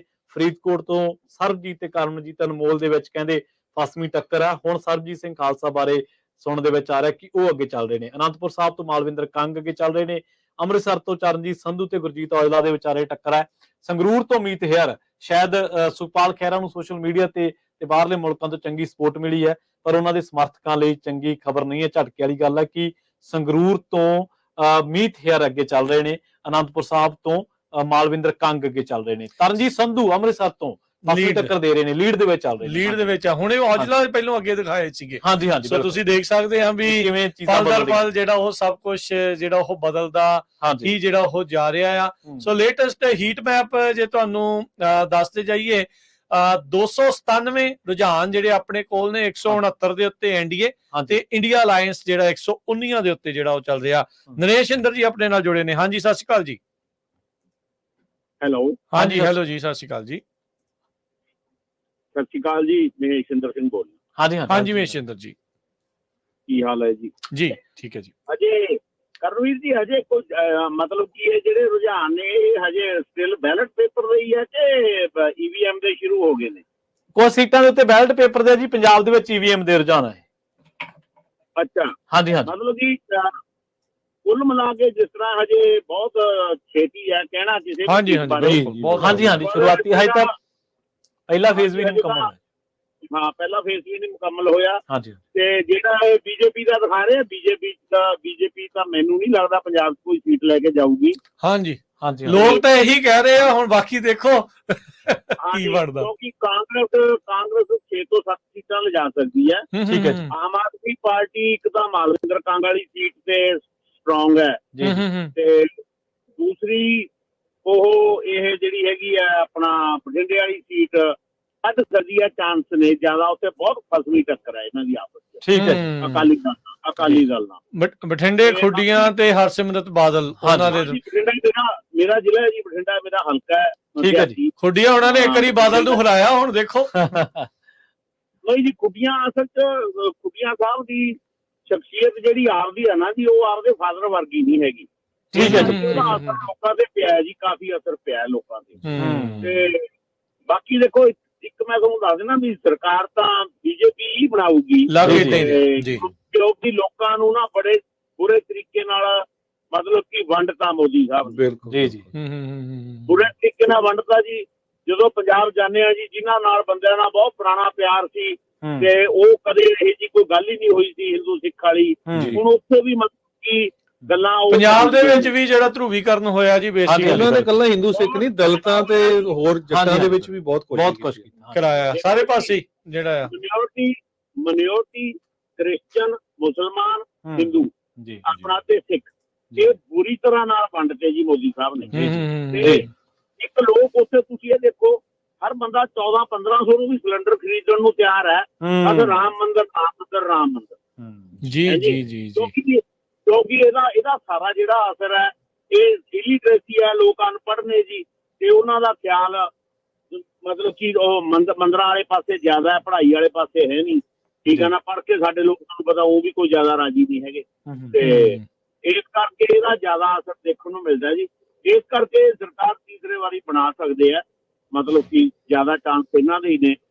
ਤੇ ਬਾਕੀ ਪੰਜਾਬ ਦੀਆਂ ਸੀਟਾਂ ਦਾ ਜੀ ਦੇਖੋ 6 ਜਾਂ 7 ਕਾਂਗਰਸ, 1 ਜਾਂ 2 ਆਮ ਆਦਮੀ ਪਾਰਟੀ, ਤੇ ਇੱਕ ਦੋ ਸੀਟਾਂ ਆਜ਼ਾਦ, ਤੇ ਇੱਕ ਸਿਮਰਨਜੀਤ ਮਾਨ ਵਾਲੀ ਅਸੀਂ ਸੋਚਦੇ ਹਾਂ ਵੀ ਹੋ ਸਕਦਾ ਸਿਮਰਨਜੀਤ ਮਾਨ ਕੱਢ ਜਾਣ ਸੀਟ ਜੀ। ਤੇ ਸੋ ਉਦਾਂ ਇਹਦੇ ਵਿੱਚ ਦੱਸ ਜਾਈਏ, ਮਨਦੀਪ ਪੁਨੀਆ ਹੁਣੀ ਦੱਸ ਰਹੇ ਸੀਗੇ ਵੀ 3 ਜਿਹੜੇ ਆਜ਼ਾਦ ਉਮੀਦਵਾਰ, ਹਾਂਜੀ, ਅੰਮ੍ਰਿਤਪਾਲ ਸਿੰਘ, ਸਿਮਰਨਜੀਤ ਸਿੰਘ ਮਾਨ, ਚਲੋ ਆਜ਼ਾਦ ਉਮੀਦਵਾਰ ਨਹੀਂ ਹੋ, ਸ਼੍ਰੋਮਣੀ ਅਕਾਲੀ ਦਲ ਅੰਮ੍ਰਿਤਸਰ, ਤੇ ਸਰਬਜੀਤ ਸਿੰਘ, ਜਿਹੜੇ 3 ਜਿਹੜੀਆਂ ਸੀਟਾਂ ਕੱਢ ਸਕਦੇ ਆ। ਤੇ ਉਹਨਾਂ ਨੇ 4-3 ਜਾਂ 4-5 ਜਿਹੜਾ ਆ, 6-3 ਜਾਂ 4-5 ਆਮ ਆਦਮੀ ਪਾਰਟੀ ਤੇ ਕਾਂਗਰਸ ਦੇ ਵਿੱਚ ਇਸ ਤਰੀਕੇ ਦੇ ਨਾਲ ਜਿਹੜਾ ਉਹ ਦੱਸ ਰਹੇ ਸੀ। ਭਾਜਪਾ ਲੱਗਦਾ ਨਹੀਂ ਕਹਿੰਦੇ ਵੀ ਉੱਥੇ ਖਾਤਾ ਖੋਲੂਗੀ। ਨਹੀਂ, ਭਾਜਪਾ ਨਹੀਂ ਜਿੱਤਦੀ ਜੀ, ਆਮ ਆਦਮੀ ਪਾਰਟੀ 2 ਜਾਂ 3 ਸੀਟਾਂ ਤੋਂ ਵੱਧ ਨਹੀਂ ਜਿੱਤੀ ਜੀ। ਠੀਕ ਹੈ ਜੀ। ਜੋ ਇਹਨਾਂ ਦੇ ਹਾਲਾਤ ਭਗਵੰਤ ਮਾਨ ਜੀ ਨੇ ਬਣਾਤੇ ਨਾ ਜੀ, ਤੇ ਉਹ ਵੀ ਮੁਸ਼ਕਲ ਹੈ ਜੀ ਇੱਥੇ। ਅਕਾਲੀ ਦਲ 1-2 ਸੀਟਾਂ ਕੱਢ ਸਕਦਾ ਹੈ, ਤੇ ਪਰ ਅਕਾਲੀ ਦਲ ਦੀ ਆਪਦੀ ਹਾਲਤ ਵੀ ਥੋੜੀ ਜਿਹੀ ਤੁਹਾਨੂੰ ਪਤਾ ਚੰਗੀ ਨਹੀਂ ਹੈਗੀ ਇਸ ਵੇਲੇ ਜੀ। ਬਾਕੀ ਇਹ ਵੀ 10-11 ਵਜੇ ਤੱਕ ਸਾਰਾ ਕਲੀਅਰ ਥੋੜਾ ਜਿਹਾ ਹੋਊਗਾ ਆਪਾਂ ਨੂੰ। ਹਾਂਜੀ ਕਲੀਅਰ ਕਰਕੇ ਘੰਟੇ ਦੇ ਬਾਅਦ ਥੋੜਾ ਕਲੀਅਰ ਹੋਣ ਲੱਗਣਾ ਜੀ ਥੋੜਾ। ਹਾਂਜੀ ਹਾਂ, ਥੈਂਕ ਯੂ ਜੀ, ਥੈਂਕ ਯੂ। ਤੁਹਾਡੇ ਨਾਲ ਜੁੜੇ ਰਹਾਂਗੇ, ਅੱਜ ਪੁੱਛਦੇ ਰਵਾਂਗੇ ਥੋੜਾ। ਜ਼ਰੂਰ ਜੀ, ਜ਼ਰੂਰ ਜੀ। ਮਹੇਸ਼ਿੰਦਰ ਜੀ, ਤੁਸੀਂ ਉਸ ਦੌਰ ਵਿੱਚੋਂ ਆਏ ਹੋ ਆ, ਤੇ ਜੇ ਕਾਂਗਰਸ ਵਾਲੇ 6-7 ਸੀਟਾਂ ਲੈ ਜਾਂਦੇ ਆ, ਫਿਰ ਕਿੱਦਾਂ ਫੀਲ ਕਰਦੇ ਤੁਸੀਂ? ਫਿਰ ਦੇਖੋ ਜੀ, ਮੈਂ ਤੁਹਾਨੂੰ ਇੱਕ ਗੱਲ ਦੱਸਾਂ ਸਿੱਧੀ ਜੀ, ਮੈਂ ਰਾਤ ਇਹੀ ਬੈਠਾ ਡਿਸਕਸ ਕਰਦਾ ਸੀ ਕਿਸੇ ਬੰਦੇ ਨਾਲ ਪੰਜਾਬ, ਮੈਂ ਕਿਹਾ ਇਹ ਜੂਨ 1 ਹੈ ਤੇ ਜੂਨ 6 ਤੱਕ, ਤੇ ਜੇ ਫਿਰ ਵੀ ਕਾਂਗਰਸ ਵਾਲੇ 6 ਜਾਂ 7 ਸੀਟਾਂ ਲੈ ਜਾਂਦੇ ਨੇ ਇਸ ਮਹੀਨੇ 'ਚ ਵੀ, ਚਲੋ ਵੈਸੇ ਤਾਂ ਦਰਦ ਤਾਂ ਸਾਡੇ ਦਿਲ 'ਚ 40 ਸਾਲਾਂ ਤੋਂ ਹੈ ਤੇ ਹਮੇਸ਼ਾ ਹੀ ਰਹਿਣਾ, ਤੇ ਅਸੀਂ ਤਾਂ ਉਹ ਪ੍ਰਤਾਪ ਆਪਦੇ ਪਿੰਡੇ ਤੇ ਹੰਢਾ ਕੇ ਆਏ ਹੋਏ ਲੋਕ ਆ। ਤੇ ਪਰ ਜੇ ਲੈ ਜਾਂਦੇ ਆ ਨਾ ਜੀ, ਤੇ ਚਾਹੇ ਬੀਜੇਪੀ ਲੈ ਜਾਂਦੀ ਹੈ, ਤੇ ਫਿਰ ਬਹੁਤ ਮਾੜੀ ਗੱਲ। ਜੀ ਬਿਲਕੁਲ, ਹਾਂ, ਸਾਡੇ ਵਾਸਤੇ ਮਾੜੀ ਗੱਲ ਹੈ। ਦੇਖੋ, ਕੋਈ ਵੀ ਲੈ ਕੇ ਜਾਵੇ, ਅਸੀਂ ਸੰਤ ਜਰਨੈਲ ਸਿੰਘ ਦੀ ਸੋਚ ਨਾਲ ਕੱਲ ਵੀ ਖੜੇ ਸੀ, ਅੱਜ ਵੀ ਖੜੇ ਆ, ਤੇ ਮਰਦੇ ਦਮ ਤੱਕ ਖੜਾ ਜੀ। ਥੈਂਕ ਯੂ ਜੀ, ਬਹੁਤ ਬਹੁਤ ਧੰਨਵਾਦ। ਇਸ ਟਾਈਮ ਆਏ ਰੁਝਾਨਾਂ ਦੇ ਵਿੱਚ 192 ਦੇ ਉੱਤੇ ਐਨਡੀਏ, ਜੋ ਕਿ ਪਿਛਲੀ ਵਾਰ ਦੇ ਮੁਕਾਬਲੇ 32 ਸੀਟਾਂ ਦਾ ਘਾਟਾ ਸ਼ੋ ਕਰ ਰਿਹਾ। ਠੀਕ ਹੈ। ਜਿਹੜਾ ਇੰਡੀਆ ਅਲਾਈਅੰਸ 131, ਜੋ ਕਿ 43 ਸੀਟਾਂ ਦਾ ਵਾਧਾ ਸ਼ੋ ਕਰ ਰਿਹਾ ਆ। ਅਦਰਸ 9, ਜੋ ਕਿ 11 ਦੇ ਉੱਤੇ ਘਾਟਾ ਜਿਹੜਾ ਉਹ ਸ਼ੋ ਕਰ ਰਿਹਾ। 211 ਦੇ ਰੁਝਾਨ ਆਉਣੇ ਅਜੇ ਬਾਕੀ ਆ ਜੀ। ਗੁਰਪ੍ਰੀਤ ਜੀ, ਜਿਸ ਤਰੀਕੇ ਦੇ ਨਾਲ ਭਾਈ ਸਾਹਿਬ ਗੱਲ ਕਰ ਰਹੇ ਸੀ ਕਿ ਆਮ ਆਦਮੀ ਪਾਰਟੀ ਨੇ ਤਾਂ ਬਹੁਤ ਧੱਕਾ ਹੀ ਕਰਤਾ, ਨਹੀਂ ਜਿੱਤਦੇ ਦੀਦੇ। ਐਂਡ ਤੇ ਦਾਦਾ ਇੱਕ ਖੇਡਿਆ ਸੀ ਮੁੱਖ ਮੰਤਰੀ ਮਾਨ ਸਾਹਿਬ ਨੇ, ਉਹਨਾਂ ਨੇ ਜਦੋਂ ਇੱਕ ਇੰਟਰਵਿਊ ਦੇ ਵਿੱਚ ਇਹ ਗੱਲ ਮੈਂਸ਼ਨ ਕਰਤੀ ਕਿ ਬੀਬੀਓ ਧਿਆਨ ਰੱਖਿਓ ਕਿ ਅਸੀਂ ਹੁਣ 1000 ਨਹੀਂ, ਜਿਹੜਾ ਤੁਸੀਂ 1000 ਦਾ ਹਰੇਕ ਇੰਟਰਵਿਊ 'ਚ ਪਹਿਲਾਂ ਮਾਰ ਦਿੰਦੇ ਹੋ ਨਾ, ਐਤਕੀ ਤੁਹਾਨੂੰ 1100 ਦੇਣਾ ਜਦੋਂ ਅਸੀਂ ਜਿੱਤ ਗਏ। ਸ਼ਗਨ ਹੀ ਪਾਉਣਾ ਹੈ ਜੀ, ਮੋੜ ਦੀ ਕੋਸ਼ਿਸ਼ ਕੀਤੀ ਹੈ ਪੂਰੀ। ਹਾਂਜੀ ਬਿਲਕੁਲ ਜੀ। ਤੇ ਉਧਰੋਂ ਚੰਡੀਗੜ੍ਹ ਦੀ ਵੀ ਗੱਲ ਕਰ ਲਈਏ, ਚੰਡੀਗੜ੍ਹ 'ਚ ਮਨੀਸ਼ ਤਿਵਾਰੀ ਹੁਣੀ ਅੱਗੇ ਚੱਲ ਰਹੇ ਨੇ। ਮਨੀਸ਼ ਤਿਵਾਰੀ ਜੀ ਬਿਲਕੁਲ। ਸੋ ਸਰੋਤਿਆਂ ਨੂੰ ਇਹ ਵੀ ਦੱਸਦੇ ਚੱਲੀਏ ਕਿ ਥੋੜੇ ਸਮੇਂ ਤੱਕ, ਕੁਝ ਹੀ ਮਿੰਟਾਂ ਦੇ ਵਿੱਚ ਅਸੀਂ ਇਹ ਵੀ ਦੱਸ ਦਿਆਂਗੇ ਤੁਹਾਨੂੰ ਕਿ ਕਿਹੜਾ ਜਿਹੜਾ ਕੈਂਡੀਡੇਟ ਆ ਉਹ ਕਿੰਨੇ 1000 ਵੋਟਾਂ ਦੇ ਨਾਲ, ਕਿੰਨੇ 100 ਵੋਟਾਂ ਦੇ ਨਾਲ ਅੱਗੇ ਚੱਲ ਰਿਹਾ ਥੋੜੇ ਸਮੇਂ ਦੇ ਵਿੱਚ। ਪਰ ਇਸ ਟਾਈਮ ਜਿਹੜਾ ਸੋਸ਼ਲ ਮੀਡੀਆ ਉੱਤੇ 2 ਕਿਆਸ ਰਾਈਆਂ ਸੀਗੀਆਂ, ਸੋਸ਼ਲ ਮੀਡੀਆ ਉੱਤੇ ਕੁਝ ਚੀਜ਼ਾਂ ਦੇ ਬਾਰੇ ਚਰਚਾ ਸੀਗੀ। ਉਹ ਇਹ ਕਿ ਗੁਰਦਾਸਪੁਰ ਤੋਂ ਇਹ ਮੰਨਿਆ ਜਾ ਰਿਹਾ ਸੀਗਾ ਕਿ ਸ਼ਾਇਦ ਜਿਹੜੇ ਸੁਖਜਿੰਦਰ ਰੰਧਾਵਾ ਨੇ ਉਹ ਅੱਗੇ ਨਿਕਲਣਗੇ, ਤੇ ਬਿਲਕੁਲ ਅੱਗੇ ਜਾ ਰਹੇ ਨੇ। ਜਿਸ ਤਰ੍ਹਾਂ ਖਡੂਰ ਸਾਹਿਬ ਬਾਰੇ ਚਰਚਾ ਸੀਗੀ ਕਿ ਭਾਈ ਅਮਰਤਪਾਲ ਸਿੰਘ, ਉਹਨਾਂ ਨੂੰ ਕਾਫੀ ਤਕੜੀ ਸਪੋਰਟ ਉੱਥੇ ਮਿਲ ਰਹੀ ਸੀ। ਔਰ ਰਾਜਕਰਮਵੀਰ ਸਿੰਘ ਜੀ, ਹਰਜੋਤ ਸਿੰਘ ਜੀ, ਗੁਰਪ੍ਰੀਤ ਸਿੰਘ ਜੀ ਸੋਸ਼ਲ ਮੀਡੀਆ ਉੱਤੇ ਚਰਚਾ ਵੀ, ਮਾਫ ਕਰਨਾ, ਗੋਦੀ ਮੀਡੀਆ ਤੇ, ਮੈਂ ਇੱਕ ਚੈਨਲ ਦੇਖ ਰਿਹਾ ਗੋਦੀ ਮੀਡੀਆ ਤੇ ਚਰਚਾ ਵੀ ਸ਼ੁਰੂ ਹੋ ਚੁੱਕੀ ਹੈ। ਉਹ ਕਹਿੰਦੇ ਵਾਰ-ਵਾਰ ਉਹ ਫਲੈਸ਼ ਕਰ ਰਹੇ ਆ, ਕਹਿੰਦੇ ਡਿਬਰੂਗੜ੍ਹ ਸੇ ਅਮਰਿਤਪਾਲ ਆ ਗਏ, ਦੇਖ ਲਓ। ਹਾਂਜੀ ਅੰਮ੍ਰਿਤਪਾਲ ਲੜ ਰਿਹਾ ਖਡੂਰ ਸਾਹਿਬ ਤੋਂ, ਪਰ ਉਹ ਕਹਿੰਦੇ ਡਿਬਰੂਗੜ੍ਹ ਸੇ ਆ ਗਏ। ਸੋ ਇੱਥੇ ਪਰ ਤੁਸੀਂ ਬਹੁਤ ਵਾਰ ਨਾ ਹਾਂਜੀ। ਮੈਂ ਦੇਖਦਾ ਵੀ ਆਪਣੇ ਵੀ ਕਈ ਭੈਣ ਭਰਾ ਕਹਿੰਦੇ ਸੀ ਵੀ ਦੇਖੋ ਜੀ ਅੰਮ੍ਰਿਤਪਾਲ ਨੂੰ ਬੀਜੇਪੀ ਵਾਲੇ ਸਪੋਰਟ ਕਰ ਰਹੇ ਆ, ਹਾਂਜੀ ਆਰਐਸਐਸ ਨੇ ਖੜਾ ਕੀਤਾ, ਜੀ ਤੇ ਹੁਣ ਜਿੰਨੇ ਕੁ ਰੁਝਾਨ ਆ ਰਹੇ ਆ ਦੂਜੇ ਨੰਬਰ ਤੇ ਬੀਜੇਪੀ ਦਾ ਕੈਂਡੀਡੇਟ ਚੱਲ ਰਿਹਾ ਉੱਥੇ ਹਾਂਜੀ ਹਾਂਜੀ ਬਿਲਕੁਲ ਖਡੂਰ ਸਾਹਿਬ ਸਾਹਿਬ ਤੇ ਹਾਂਜੀ ਉਹਨਾਂ ਦੀ ਜਿਹੜੀ ਟੱਕਰ ਹੈ ਜੀ ਬਿਲਕੁਲ। ਸੋ ਜੇ ਦੱਸਦੇ ਜਾਈਏ ਥੋੜੇ ਥੋੜੇ ਜਿਹੜੇ ਨਾ ਨੰਬਰ ਜਿਹੜੇ ਉਹ ਆਉਣੇ ਸ਼ੁਰੂ ਹੋਏ ਆ, ਜੀ 2 ਸੀਟਾਂ ਦੇ ਨੰਬਰ ਦੇ ਵਿੱਚ ਵੋਟਾਂ ਦਾ ਜਿਹੜਾ ਉਹ ਕੁਝ ਜਿਹੜਾ ਉਹ ਪਤਾ ਲੱਗ ਰਿਹਾ ਪਾਰਟੀ ਵਾਈਜ਼ ਕਿਹਨੂੰ ਜਿਹੜੀ ਇਸ ਟਾਈਮ ਸਭ ਤੋਂ ਵੱਧ ਵੋਟ ਪੈ ਰਹੀ ਆ ਪੰਜਾਬ ਦੇ ਵਿੱਚ ਗੱਲ ਕਰੀਏ ਤਾਂ ਇਹ ਫਸਵਾਂ ਮੁਕਾਬਲਾ ਆ ਆਮ ਆਦਮੀ ਪਾਰਟੀ ਤੇ ਕਾਂਗਰਸ ਦੇ ਵਿੱਚ। ਇਸ ਟਾਈਮ 10,786 ਵੋਟ ਜਿੰਨੀਆਂ ਕਾਊਂਟ ਹੋਈਆਂ, ਜਿਹੜੀਆਂ ਇਲੈਕਸ਼ਨ ਕਮਿਸ਼ਨ ਨੇ ਆਪਣੀ ਵੈਬਸਾਈਟ ਦੇ ਉੱਤੇ ਪੋਸਟ ਕੀਤੀਆਂ, ਕਿਉਂਕਿ ਉੱਥੇ ਹੀ ਜਿਹੜਾ ਸਭ ਤੋਂ ਸਟੀਕ ਆંકੜਾ ਜਿਹੜਾ ਉਹ ਹੁੰਦਾ ਆ 27.6% ਵੋਟ ਆਮ ਆਦਮੀ ਪਾਰਟੀ, 28.9% ਜਿਹੜੀ ਆ ਕਾਂਗਰਸ, 10,900 ਤੇ 53 ਜਿਹੜੀ ਉਹ ਇਸ ਟਾਈਮ ਆ। ਸ਼੍ਰੋਮਣੀ ਅਕਾਲੀ ਦਲ ਮਹਿਜ 16.85 ਤੇ ਭਾਜਪਾ 15.72 ਦੇ ਉੱਤੇ ਜਿਹੜੀ ਉਹ ਚੱਲ ਰਹੀ ਆ। ਬਸਪਾ 4% ਤੇ ਆਜ਼ਾਦ ਉਮੀਦਵਾਰ ਜਿਹੜੇ ਉਹ 6% ਦੇ ਉੱਤੇ ਜਿਹੜੇ ਉਹ ਚੱਲ ਰਹੇ ਆ। ਜੀ ਤਾਜ਼ਾ ਜਾਣਕਾਰੀ ਜਿਹੜੀ ਆ ਉਹ ਮਨਦੀਪ ਪੂਨੀਆ ਦੀ ਜਿਹੜੀ ਕਾਊਂਟਿੰਗ ਆ ਉਹਨਾਂ ਦਾ ਜਿਹੜਾ ਅੰਦਾਜ਼ਾ ਸੀ ਉਹਦੇ ਨੇੜੇ ਤੇੜੇ ਆ। ਸੰਗਰੂਰ ਤੋਂ ਸਿਮਰਜੀਤ ਸਿੰਘ ਮਾਨ ਅੱਗੇ ਚੱਲ ਰਿਹਾ ਇਸ ਟਾਈਮ, ਤੇ ਫਰੀਦਕੋਟ ਤੋਂ ਸਰਬਜੀਤ ਸਿੰਘ ਖਾਲਸਾ ਤੇ ਅੰਮ੍ਰਿਤਪਾਲ ਸਿੰਘ ਖਡੂਰ ਸਾਹਿਬ ਤੋਂ ਤਿੰਨੇ ਜਿਹੜੇ ਪੰਥਕ ਕੈਂਡੀਡੇਟ ਆ, ਪੰਥਕ ਈਡੀਐਮ ਲੈ ਕੇ, ਪੰਥਕ ਮੁਹਾਵਰਾ ਲੈ ਕੇ ਉਹ ਅੱਗੇ ਵਧੇ ਸੀਗੇ, ਤਾਂ ਤਿੰਨੇ ਸੀਟਾਂ ਤੋਂ ਅੱਗੇ। ਅੰਮ੍ਰਿਤਸਰ ਦੇ ਵਿੱਚ ਔਜਲਾ ਹੁਣ ਦੁਬਾਰਾ ਜਿਹੜੇ ਉਹ ਅੱਗੇ ਨੇ, ਗੁਰਦਾਸਪੁਰ ਦੇ ਵਿੱਚ ਰੰਧਾਵਾ ਜਿਹੜੇ ਆ ਉਹ ਇਸ ਟਾਈਮ ਅੱਗੇ ਜਿਹੜੇ ਉਹ ਚੱਲ ਰਹੇ ਆ। ਜਲੰਧਰ ਤੋਂ ਚੰਨੀ ਹੁਣੀ 900 ਵੋਟ ਨਾਲ ਅੱਗੇ ਆ, ਬਠਿੰਡਾ ਤੋਂ ਖੁੱਡੀਆਂ ਅੱਗੇ ਨਾ ਜਿਹੜਾ ਸੋ ਹਜੇ ਬਹੁਤ ਥੋੜੀਆਂ ਵੋਟਾਂ ਆ, ਲੱਖਾਂ ਦੇ ਨਾਲ ਕਾਊਂਟ ਹੋਣੀਆਂ ਹੈਗੀਆਂ। ਬਿਲਕੁਲ ਆਪਾਂ ਜੋ ਕੁਝ ਵਾਪਰਿਆ ਤੁਹਾਨੂੰ ਦੱਸ ਰਹੇ। ਤੁਸੀਂ ਕਿਹੜਾ ਚਾਹੁੰਦੇ ਆ ਕੈਂਡੀਡੇਟ ਜਿੱਤੇ, ਜਾਂ ਕਿੱਦਾਂ ਦਾ ਪ੍ਰੋਗਰਾਮ ਤੁਹਾਨੂੰ ਲੱਗ ਰਿਹਾ, ਜਰੂਰ ਕਾਲ ਕਰ ਸਕਦੇ ਹੋ 408 272 5200 4082725200 ਜੀ। ਲੁਧਿਆਣਾ ਤੋਂ ਰਾਜਾ ਵੜਿੰਗ ਅੱਗੇ ਚੱਲ ਰਹੇ ਨੇ ਜੀ, ਲੁਧਿਆਣਾ ਤੋਂ ਰਾਜਾ ਵੜਿੰਗ ਤਕਰੀਬਨ ਅੱਗੇ ਚੱਲ ਰਹੇ ਨੇ, ਵੱਡੀ ਲੀਡ ਦੱਸੀ ਜਾ ਰਹੀ ਹੈ। ਤੇ ਗਾਂਧੀਨਗਰ ਤੋਂ ਅਮਿਤ ਸ਼ਾਹ ਤਕਰੀਬਨ ਇੱਕ ਵਾਰ ਮੁੜ ਤੋਂ ਅੱਗੇ ਜਾ ਰਹੇ ਨੇ, ਤੇ ਚਰਨਜੀਤ ਸਿੰਘ ਚੰਨੀ ਦਾ ਦੱਸ ਹੀ ਦਿੱਤਾ ਕਿ ਉਹ ਅੱਗੇ ਜਾ ਰਹੇ ਨੇ। ਤੇ ਆਪਾਂ ਗੱਲ ਜਿਸ ਤਰੀਕੇ ਨਾਲ ਪੰਜਾਬ ਦੇ ਵੱਖ-ਵੱਖ ਲੋਕ ਸਭਾ ਸੀਟਾਂ ਦੀ ਕਰ ਰਹੇ ਸੀ, ਮੈਂ ਕਹਿੰਦਾ ਇੱਕ ਵਾਰੀ ਪ੍ਰਵੀਨ ਭਾਜੀ ਫਿਰੋਜ਼ਪੁਰ ਦੀ ਵੀ ਗੱਲ ਕਰ ਲਈ ਜਾਵੇ ਕਿ ਫਿਰੋਜ਼ਪੁਰ ਤੋਂ ਕੀ ਰੁਝਾਨ ਆ ਰਹੇ ਸੀ ਹੁਣ ਤੋਂ ਪਹਿਲਾਂ ਤੱਕ। ਹੁਣ ਤੋਂ ਪਹਿਲਾਂ ਤੱਕ ਦੇ ਕੀ ਹੁਣ ਤੋਂ ਪਹਿਲਾਂ ਤੱਕ ਦੇ ਜਿਹੜੇ ਫਿਰੋਜ਼ਪੁਰ ਦੇ ਵਿੱਚ ਆਪਾਂ ਜੇ ਫਿਰੋਜ਼ਪੁਰ ਦੇ ਪਿਛੋਕੜ ਤੇ ਝਾਤ ਮਾਰੀਏ ਤੇ ਇੱਥੇ ਜਿਹੜਾ ਅਕਾਲੀ ਦਲ ਆ ਉਹ ਤੁਹਾਨੂੰ ਹਮੇਸ਼ਾ ਹੀ ਜਿੱਤਦਾ ਦਿਖਾਈ ਦਿੰਦਾ।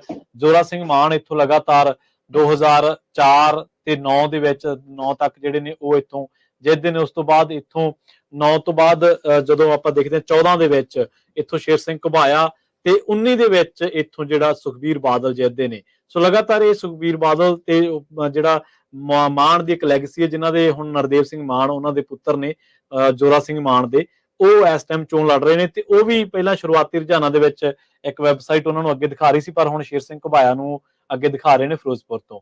ਸ਼ੇਰ ਸਿੰਘ ਘੁਬਾਇਆ ਉਹ ਕੈਂਡੀਡੇਟ ਆ ਜਿਨ੍ਹਾਂ ਨੇ ਕਾਂਗਰਸ ਦੇ ਬਹੁਤ ਵੱਡੇ ਲੀਡਰ, ਜਿਨ੍ਹਾਂ ਨੇ ਕਦੇ ਜਗਮੀਤ ਬਰਾੜ, ਜਿਨ੍ਹਾਂ ਨੇ ਕਦੇ ਸੁਖਬੀਰ ਬਾਦਲ ਨੂੰ ਹਰਾਇਆ ਸੀਗਾ 99 ਦੇ ਇਲੈਕਸ਼ਨ ਦੇ ਵਿੱਚ, ਸ਼ੇਰ ਸਿੰਘ ਘੁਬਾਇਆ ਨੇ ਉਹਨਾਂ ਨੂੰ ਹਰਾਇਆ 2009 ਦੇ ਇਲੈਕਸ਼ਨ ਦੇ ਵਿੱਚ, ਬਹੁਤ ਬੁਰੀ ਤਰ੍ਹਾਂ ਦੇ ਨਾਲ ਉਹਨਾਂ ਨੂੰ ਹਰਾਇਆ। 2014 ਦੇ ਵਿੱਚ ਸ਼ੇਰ ਸਿੰਘ ਘੁਬਾਇਆ ਨੇ ਸੁਨੀਲ ਜਾਖੜ ਨੂੰ ਹਰਾਇਆ, ਬਹੁਤ ਵੱਡੇ ਕੈਂਡੀਡੇਟ ਮੰਨੇ ਜਾਂਦੇ ਸੀ ਉਹਨਾਂ ਸਮਿਆਂ ਦੇ ਵਿੱਚ, ਔਰ ਉਹੀ ਸ਼ੇਰ ਸਿੰਘ ਘੁਬਾਇਆ ਨੂੰ ਫਿਰ ਸੁਖਬੀਰ ਬਾਦਲ ਨੇ 2 ਲੱਖ ਵੋਟ ਦੇ ਨਾਲ ਹਰਾਇਆ। ਸੋ ਇਹ ਜਿਹੜੀ ਸੀਟ ਹੈ ਪਿਛਲੇ 2 ਦਹਾਕਿਆਂ ਤੋਂ ਵੀ ਵੱਧ ਸਮੇਂ ਤੋਂ ਅਕਾਲੀ ਦਲ ਦਾ ਇਹ ਸੀਟ ਉੱਤੇ ਕਬਜ਼ਾ ਹੈ। ਇੱਥੇ ਕੰਬੋਜ ਭਾਈਚਾਰੇ ਦੀ, ਇੱਥੇ ਜੱਟ ਸਿੱਖ ਭਾਈਚਾਰੇ ਦੀ, ਡੇਰਾ ਬਿਆਸ ਦੀ, ਡੇਰਾ ਸਿਰਸਾ ਦੇ ਪ੍ਰੇਮੀਆਂ ਦੀ ਜਿਹੜੀ ਵੋਟ ਆ ਉਹ ਸਭ ਤੋਂ ਵੱਧ ਹੈ। ਤੇ ਇੱਥੇ ਜਿਹੜਾ ਸਾਡਾ ਆੜਤੀਆ ਭਾਈਚਾਰਾ ਉਹ ਵੀ ਸ਼ਹਿਰਾਂ ਦੇ ਵਿੱਚ ਡੋਮੀਨੇਟ ਕਰਦਾ, ਚਾਹੇ ਉਹ ਅਬੋਹਰ ਦਾ ਏਰੀਆ ਹੋਵੇ, ਉੱਥੇ ਚੌਧਰੀ ਭਾਈਚਾਰੇ ਦੀ ਵੋਟ ਬਹੁਤ ਜ਼ਿਆਦਾ, ਫਾਜ਼ਿਲਕਾ ਦੇ ਵਿੱਚ ਰਾਜ ਸਿੱਖ ਭਾਈਚਾਰਾ, ਜਲਾਲਾਬਾਦ ਦੇ ਵਿੱਚ ਕੰਬੋਜ ਭਾਈਚਾਰਾ, ਫਿਰੋਜ਼ਪੁਰ ਦੇ ਵਿੱਚ ਆ ਕੇ ਜੱਟ ਸਿੱਖ ਭਾਈਚਾਰਾ ਜਿਹੜਾ ਡੋਮੀਨੇਟ ਕਰਦਾ।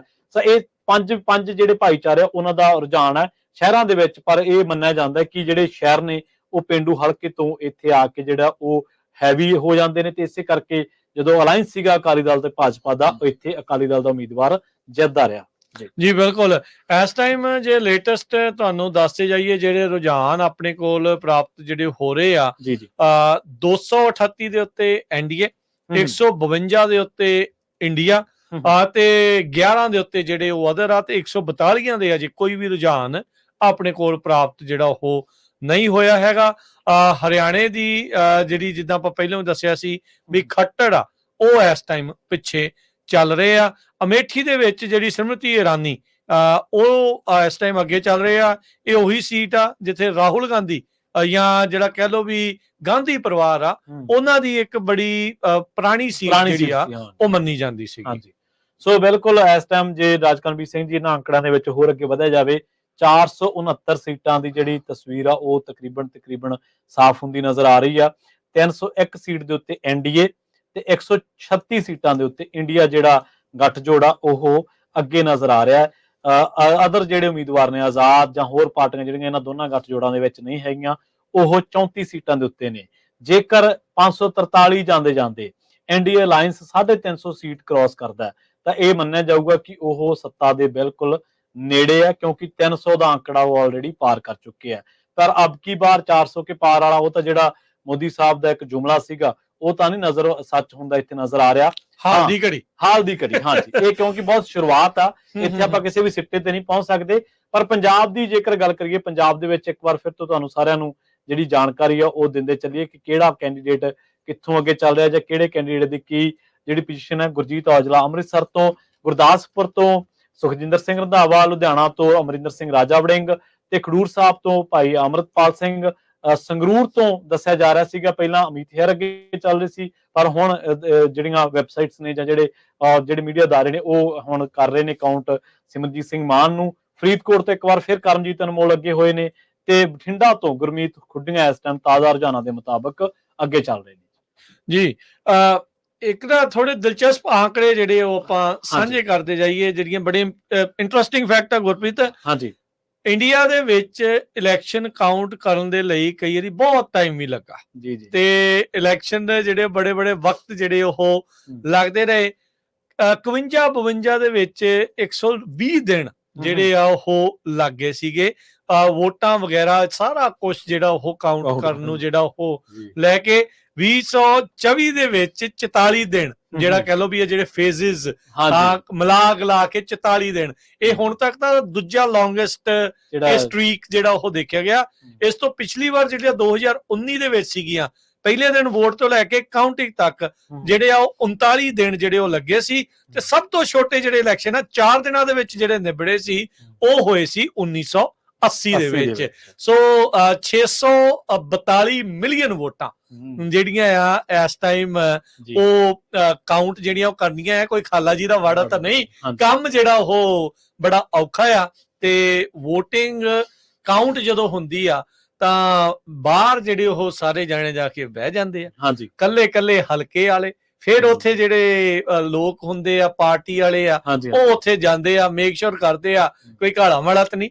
ਫਿਰ ਇੱਥੇ ਕਈ ਰੌਲੇ ਰੱਪੇ ਜਿਹੜੇ ਆ ਉਹ ਪੈਂਦੇ ਆ ਤੇ ਉਹ ਪੈਂਦੇ ਹੀ ਰਹਿਣੇ ਜੀ। ਸੋ ਬਿਲਕੁਲ ਜਿਹੜੇ ਸਰੋਤੇ ਆ ਉਹਨਾਂ ਨੂੰ ਦੱਸਦੇ ਜਾਈਏ, ਆਪਾਂ ਜਲਦੀ ਦੀਪਕ ਸ਼ਰਮਾ ਹੋਣੀ, ਮਨਦੀਪ ਪੁੰਨੀਆ ਉਹਨਾਂ ਨੂੰ ਵੀ ਨਾਲ ਲੈ ਕੇ ਆਵਾਂਗੇ ਤੇ ਕਿਉਂਕਿ ਹਜੇ ਥੋੜੇ ਜਿਹਾ ਰਿਜ਼ਲਟ ਅੱਗੇ ਚੱਲ ਜਾਣ, ਕਿਉਂਕਿ ਹਜੇ ਬਹੁਤ ਇਨੀਸ਼ੀਅਲ ਹੈ। ਰਾਉਂਡ ਜੇ ਆਪਾਂ ਦੇਖ ਲਈਏ ਵੀ ਜੇ ਪੂਰਾ ਹੋ ਜਾਂਦਾ ਹੈ ਤਾਂ ਫਿਰ ਉਸ ਤੋਂ ਬਾਅਦ ਦੇ ਵਿੱਚ ਜੋੜਦੇ ਆ, ਫਿਰ ਉਹਨਾਂ ਦੇ ਜਿਹੜਾ ਉਹ ਆਪਾਂ ਲੈਂਦੇ ਆ ਵੀ ਕੀ ਜਿਹੜਾ ਉਸ ਦੇ ਵਿੱਚ ਚੱਲ ਰਿਹਾ ਜਿਹੜਾ ਉਹ ਹੈਗਾ ਆ। ਦੇਖੋ, ਦੋ ਜਿਹੜੇ ਰਾਜਕਰਮਵੀਰ ਸਿੰਘ ਜੀ ਦੋ ਕੈਂਡੀਡੇਟ ਅਜਿਹੇ ਨੇ ਜਿਨ੍ਹਾਂ ਦੀ ਲੀਡ ਨਹੀਂ ਟੁੱਟੀ ਹਲੇ ਤੱਕ। ਚਰਨਜੀਤ ਚੰਨੀ ਸ਼ੁਰੂਆਤੀ ਰੁਝਾਨਾਂ ਦੇ ਵਿੱਚ ਲਗਾਤਾਰ ਅੱਗੇ ਚੱਲ ਰਹੇ ਨੇ, ਭਾਵੇਂ ਕਿ ਵੋਟ ਹਜੇ 800 ਆ। ਅਮਰਿਤਪਾਲ ਸਿੰਘ ਹਲੇ ਤੱਕ ਖਡੂਰ ਸਾਹਿਬ ਤੋਂ ਕੋਈ ਹੋਰ ਕੈਂਡੀਡੇਟ ਅੱਗੇ ਨਹੀਂ ਵੇਖਿਆ, ਉਹ ਵੀ ਅੱਗੇ ਚੱਲ ਰਹੇ ਨੇ। ਫਰੀਦਕੋਟ ਤੋਂ ਲਗਾਤਾਰ ਉਥਲ-ਪੁਥਲ ਹੁੰਦੀ ਹੈ, ਕਦੇ ਅਨਮੋਲ ਫਰੀਦਕੋਟ 'ਚ ਲੱਗਦਾ ਮੇਨ ਮੁਕਾਬਲਾ ਕਰਮਜੀਤ ਅਨਮੋਲ ਤੇ ਭਾਈ ਸਰਬਜੀਤ ਸਿੰਘ। ਹਾਂਜੀ, ਕੁਝ ਕਾਲਰ ਵੀ ਜੁੜ ਰਹੇ, ਆਪਾਂ ਉਹਨਾਂ ਦੇ ਵੀ ਵਿਚਾਰ ਲੈ ਲਈਏ ਤੇ ਨਾਲ ਜਿਹੜਾ ਉਹ ਦੱਸਦੇ ਜਾਵਾਂਗੇ। ਇੱਕ ਖਬਰ ਜਿਹੜੀ ਆ ਟਵੀਟ ਜਿਹੜੀ ਉਹ ਕੀਤੀ ਜਾ ਰਹੀ ਆ, ਕਹਿੰਦੇ ਵੀ ਜਿਹੜੇ ਸਟਰੋਂਗ ਰੂਮ ਸੀਗੇ ਬਿਹਾਰ ਦੇ ਵਿੱਚ ਉਹਨਾਂ ਦੇ CCTV ਕੈਮਰੇ ਵੀ ਜਿਹੜੇ ਆ ਉਹ ਬੰਦ ਹੋ ਗਏ ਸੀਗੇ। ਸੋ ਹੁਣ ਦੇਖੋ ਕੀ ਇਸ ਦੇ ਵਿੱਚ ਬਣਦਾ ਹੈਗਾ, ਕਿਵੇਂ ਜਿਹੜਾ ਇਹ ਅੱਗੇ ਚੱਲਦਾ ਹੈਗਾ ਆ। ਸੋ ਪਲ ਦਰ ਪਲ ਇਹ ਸਾਰਾ ਕੁਝ ਜਿਹੜਾ ਉਹ ਚੱਲ ਰਿਹਾ ਹੈਗਾ।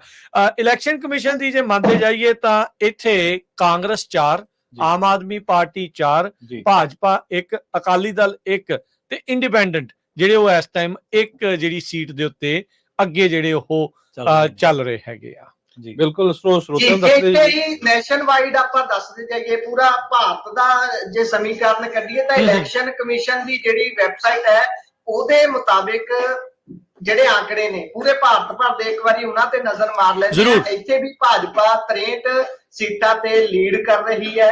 ਇੱਕ ਤੇ ਆਲਰੇਡੀ ਉਹਨਾਂ ਨੂੰ ਜੇਤੂ ਘੋਸ਼ਿਤ ਦਿੱਤਾ ਗਿਆ ਸੀ, ਉਹ ਦਿਖਾਇਆ ਜਾ ਰਿਹਾ ਹੈ। 20 ਤੇ ਪੂਰੇ ਭਾਰਤ ਭਰ ਚ ਕਾਂਗਰਸ ਅੱਗੇ ਚੱਲ ਰਹੀ ਹੈ, ਉਸ ਤੋਂ ਬਾਅਦ 5 ਤੇ ਆਮ ਆਦਮੀ ਪਾਰਟੀ ਅੱਗੇ ਚੱਲ ਰਹੀ ਹੈ, ਫਿਰ ਸਮਾਜਵਾਦੀ ਪਾਰਟੀ 5 ਸੀਟਾਂ ਤੇ ਅੱਗੇ ਹੈ, ਫਿਰ ਤੇਲਗੂ ਦੇਸ਼ਮ TDP ਉਹ 3 ਤੇ ਅੱਗੇ ਹੈ, ਜਨਤਾ ਦਲ ਜਿਹੜਾ ਸੈਕੂਲਰ ਹੈ ਉਹ 2 ਤੇ ਅੱਗੇ ਚੱਲ ਰਿਹਾ ਹੈ। ਉਸ ਤੋਂ ਬਾਅਦ ਲੰਬੀ ਲਿਸਟ ਹੈ ਜਿਹੜੇ ਇੱਕ ਸੀਟ ਤੇ ਅੱਗੇ ਚੱਲ ਰਹੇ ਨੇ। ਇਹ ਨੇ ਜਿਹੜੇ ਭਾਰਤ ਭਰ ਦੇ ਪੂਰੇ ਦੀ ਗੱਲ ਕਰੀ।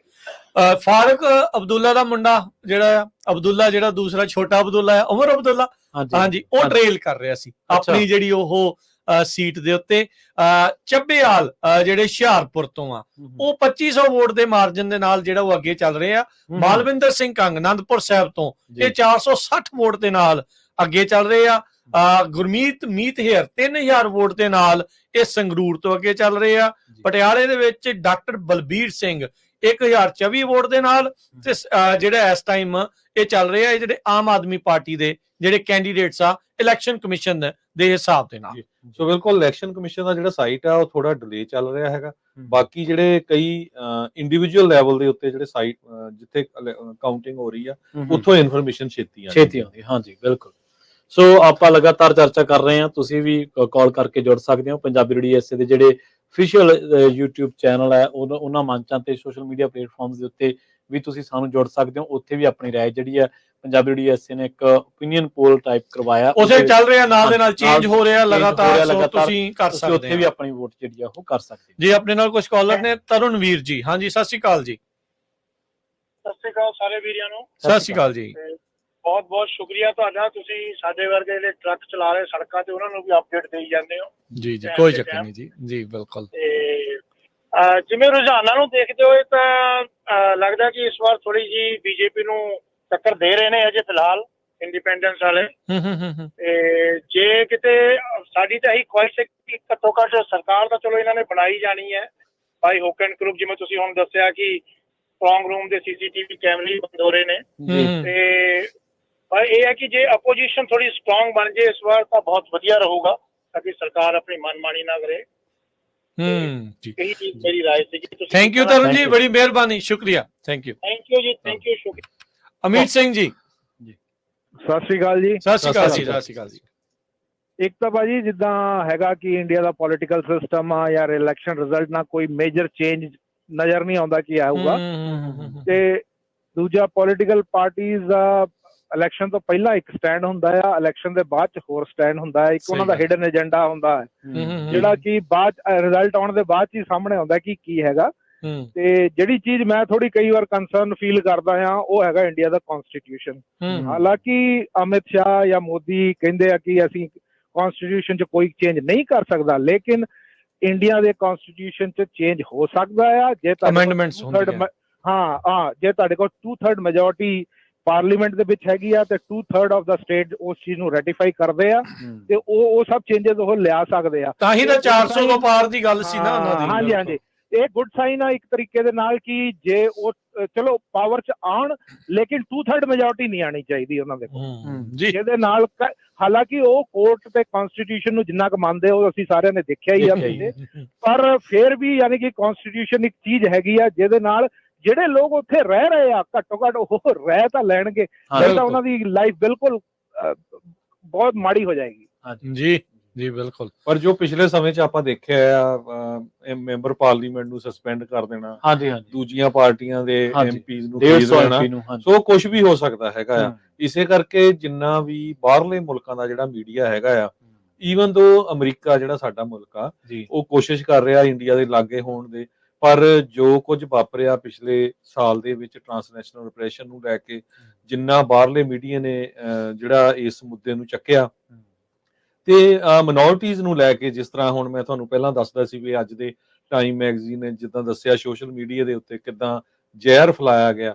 ਸੋ ਇਹ ਜਿਹੜੀਆਂ ਸਾਰੀਆਂ ਗੱਲਾਂ ਆ, ਜਿਹੜੇ ਫਾਈਵ ਆਈਜ਼ ਵਾਲੇ ਮੁਲਕ ਹੈਗੇ ਆ, ਚਾਹੇ ਉਹ America, England, Australia, New Zealand, Australia ਹੈਗੇ ਆ, ਇਹ ਸਾਰੇ ਦੇਖ ਰਹੇ ਹੈਗੇ ਆ ਵੀ ਕੀ ਕੁਝ ਵਾਪਰਨਾ ਹੈਗਾ ਆ। ਇੱਕ ਪਾਸੇ ਤਾਂ ਅਮਰੀਕਾ ਵਾਲੇ ਸੋਚ ਰਹੇ ਆ ਵੀ ਅਸੀਂ ਚਾਈਨਾ ਤੋਂ ਪਿੱਛੇ ਹਟੀਏ, ਇੰਡੀਆ ਦੇ ਨਾਲ ਹੱਥ ਮਿਲਾਈਏ। ਦੂਜੇ ਪਾਸੇ ਜਦੋਂ ਇੰਡੀਆ ਤੋਂ ਇਦਾਂ ਦੀਆਂ ਖਬਰਾਂ ਆਉਂਦੀਆਂ ਹੈਗੀਆਂ ਤੇ ਉੱਥੇ ਵੀ ਇੰਡੀਆ ਦੇ ਅਮਰੀਕਾ ਦੇ ਵਿੱਚ ਕਾਫੀ ਜਿਹੜਾ ਵਾਈਟ ਹਾਊਸ ਦੇ ਵਿੱਚ ਉਹਨਾਂ ਦੇ ਜਿਹੜੇ ਇੰਟਰਨਲ ਜਿਹੜੇ ਉਹਨਾਂ ਦੇ ਕੰਮ ਕਰਨ ਵਾਲੇ ਆ ਜਾਂ ਜਿਹੜੇ ਜਿੰਨੇ ਵੀ ਇੱਥੇ ਕਾਂਗਰਸਮੈਨ ਸੈਨੇਟਰ ਉਹ ਕਈ ਵਿਰੋਧ ਵਿੱਚ ਵੀ ਹੈਗੇ ਆ। ਬਿਲਕੁਲ ਜੀ, ਬਿਲਕੁਲ ਜੀ। ਗੱਲ ਖਡੂਰ ਸਾਹਿਬ ਦੀ ਕਰ ਲਈਏ। ਖਡੂਰ ਸਾਹਿਬ ਤੋਂ ਬਹੁਤ ਹੀ ਰੌਚਕ ਜਿਹੜੇ ਆંકੜੇ ਸਾਹਮਣੇ ਆ ਰਹੇ ਨੇ। ਗੱਲ ਉਤੋਂ ਕਰਦੇ ਆ ਇੰਡੀਪੈਂਡੈਂਟ ਉਮੀਦਵਾਰ ਭਾਈ ਅੰਮ੍ਰਿਤਪਾਲ ਸਿੰਘ ਕਰੀਬ 5400 ਵੋਟਾਂ ਦੇ ਨਾਲ ਅੱਗੇ ਚੱਲ ਰਹੇ ਨੇ। ਉਹਨਾਂ ਤੋਂ ਬਾਅਦ ਦੂਜੇ ਨੰਬਰ ਤੇ ਕੁਲਵੀਰ ਜ਼ੀਰਾ ਨੇ, ਤੇ ਜਿਹੜਾ ਵਿਅਕਤੀ ਲਗਾਤਾਰ ਪੰਥਕਤਾ ਦਾ ਦਾਅਵਾ ਕਰ ਰਿਹਾ ਸੀ ਕਿ ਸਭ ਤੋਂ ਵੱਡੇ ਪੰਥਕ ਅਸੀਂ ਆ, ਪੰਥਕ ਪਾਰਟੀ ਹੈ ਸਾਡੀ,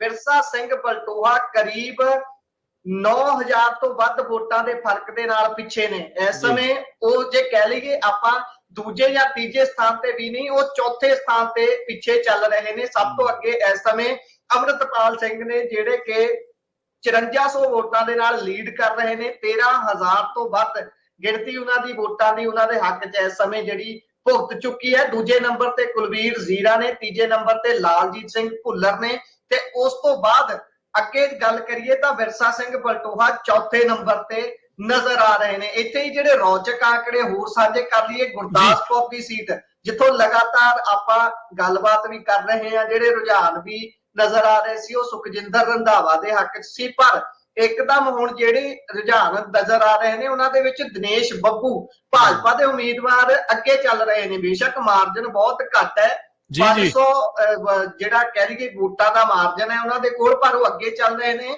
ਤੇ ਪੰਜਾਬ ਦੇ ਵਿੱਚ ਸੱਤਾਧਾਰੀ ਪਾਰਟੀ ਜਿਹੜੀ ਹੈ ਆਮ ਆਦਮੀ ਪਾਰਟੀ, ਉਹਨਾਂ ਦੇ ਉਮੀਦਵਾਰ ਅਮਨ ਸ਼ੇਰ ਸਿੰਘ ਸ਼ਹਿਰੀ ਕਾਲਸੀ ਹੁਣੀ ਤੀਸਰੇ ਸਥਾਨ ਤੇ ਨੇ। ਉੱਥੇ ਜੇਕਰ ਅਕਾਲੀ ਦਲ ਦੀ ਗੱਲ ਕਰੀਏ, ਉਹਨਾਂ ਦਾ ਉਮੀਦਵਾਰ ਚੌਥੇ ਸਥਾਨ ਤੇ ਖਿਸਕਿਆ ਹੋਇਆ ਹੈ। ਇਸ ਸਮੇਂ ਟੱਕਰ ਜਿਹੜੀ ਬਰਾਬਰੀ ਤੇ ਦਿਨੇਸ਼ ਬੱਬੂ ਤੇ ਸੁਖਜਿੰਦਰ ਰੰਧਾਵਾ ਉਹਨਾਂ ਦੇ ਵਿਚਾਲੇ ਚੱਲ ਰਹੀ ਹੈ। ਇਸੇ ਦੇ ਨਾਲ ਗੱਲ ਸੰਗਰੂਰ ਦੀ ਜੇਕਰ ਕਰਦੇ ਹਾਂ ਤਾਂ ਸੰਗਰੂਰ ਦੇ ਵਿੱਚ ਜਿੱਥੇ ਕਿਆਸ ਰਾਈ ਲਾਈ ਜਾ ਰਹੀ ਸੀ ਕਿ ਟੱਕਰ ਬਰਾਬਰ ਦੀ ਰਹਿਣ ਵਾਲੀ ਹੈ, ਉਹ ਟੱਕਰ ਹੁਣ ਫਰਕ ਪਾਉਂਦੀ ਜਾਪ ਰਹੀ ਹੈ, ਕਿਉਂਕਿ ਗੁਰਮੀਤ ਸਿੰਘ ਮੀਤ ਹੇਅਰ ਕਰੀਬ 4500 ਵੋਟਾਂ ਦੇ ਫਰਕ ਨਾਲ ਅੱਗੇ ਚੱਲ ਰਹੇ ਨੇ।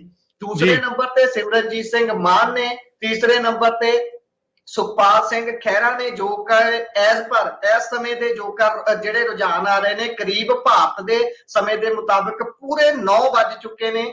ਤੇ ਇਸ ਸਮੇਂ ਜਿਹੜੇ ਤੁਹਾਨੂੰ ਰੁਝਾਨ ਦੱਸ ਰਹੇ ਆ ਉਸ ਦੇ ਵਿੱਚ ਗੁਰਮੀਤ ਸਿੰਘ ਮੀਥੇਅਰ ਸੰਗਰੂਰ ਤੋਂ ਅੱਗੇ ਨੇ। ਉਸ ਤੋਂ ਬਾਅਦ ਸਿਮਰਨਜੀਤ ਸਿੰਘ ਮਾਨ, ਫਿਰ ਸੁਖਪਾਲ ਖਹਿਰਾ, ਫਿਰ ਅਰਵਿੰਦ ਖੰਨਾ ਚੱਲ ਰਹੇ ਨੇ। ਸੋ ਇਹ ਰੁਝਾਨ ਜਿਹੜੇ ਮੌਜੂਦਾ ਸਮੇਂ ਦੇ ਤੁਹਾਡੇ ਨਾਲ ਸਾਂਝੇ ਕਰ ਰਹੇ ਆ, ਜਿਹੜੇ ਵੱਖ-ਵੱਖ ਸੀਟਾਂ ਤੋਂ ਆ ਰਹੇ ਨੇ। ਇਸੇ ਦੇ ਨਾਲ ਮੈਂ ਚਾਹੁੰਦਾ ਕਿ ਇੱਕ ਵਾਰੀ ਸੰਗਰੂਰ ਤੋਂ ਬਾਅਦ ਸਭ ਤੋਂ ਹੌਟ ਸੀਟ ਜਿਹੜੀ ਬਠਿੰਡੇ ਦੀ ਹੈ ਉਸ ਤੇ ਵੀ ਨਜ਼ਰ ਮਾਰ ਲਈਏ। ਬਠਿੰਡਾ ਦੇ ਵਿੱਚ ਨੈਕ ਟੂ ਨੈਕ ਫਾਈਟ ਜਿਹੜੀ ਕਹੀ ਜਾ ਰਹੀ ਸੀ ਉਹ ਬਿਲਕੁਲ ਸੱਚ ਸਾਬਤ ਹੁੰਦੀ ਨਜ਼ਰ ਆ ਰਹੀ ਹੈ।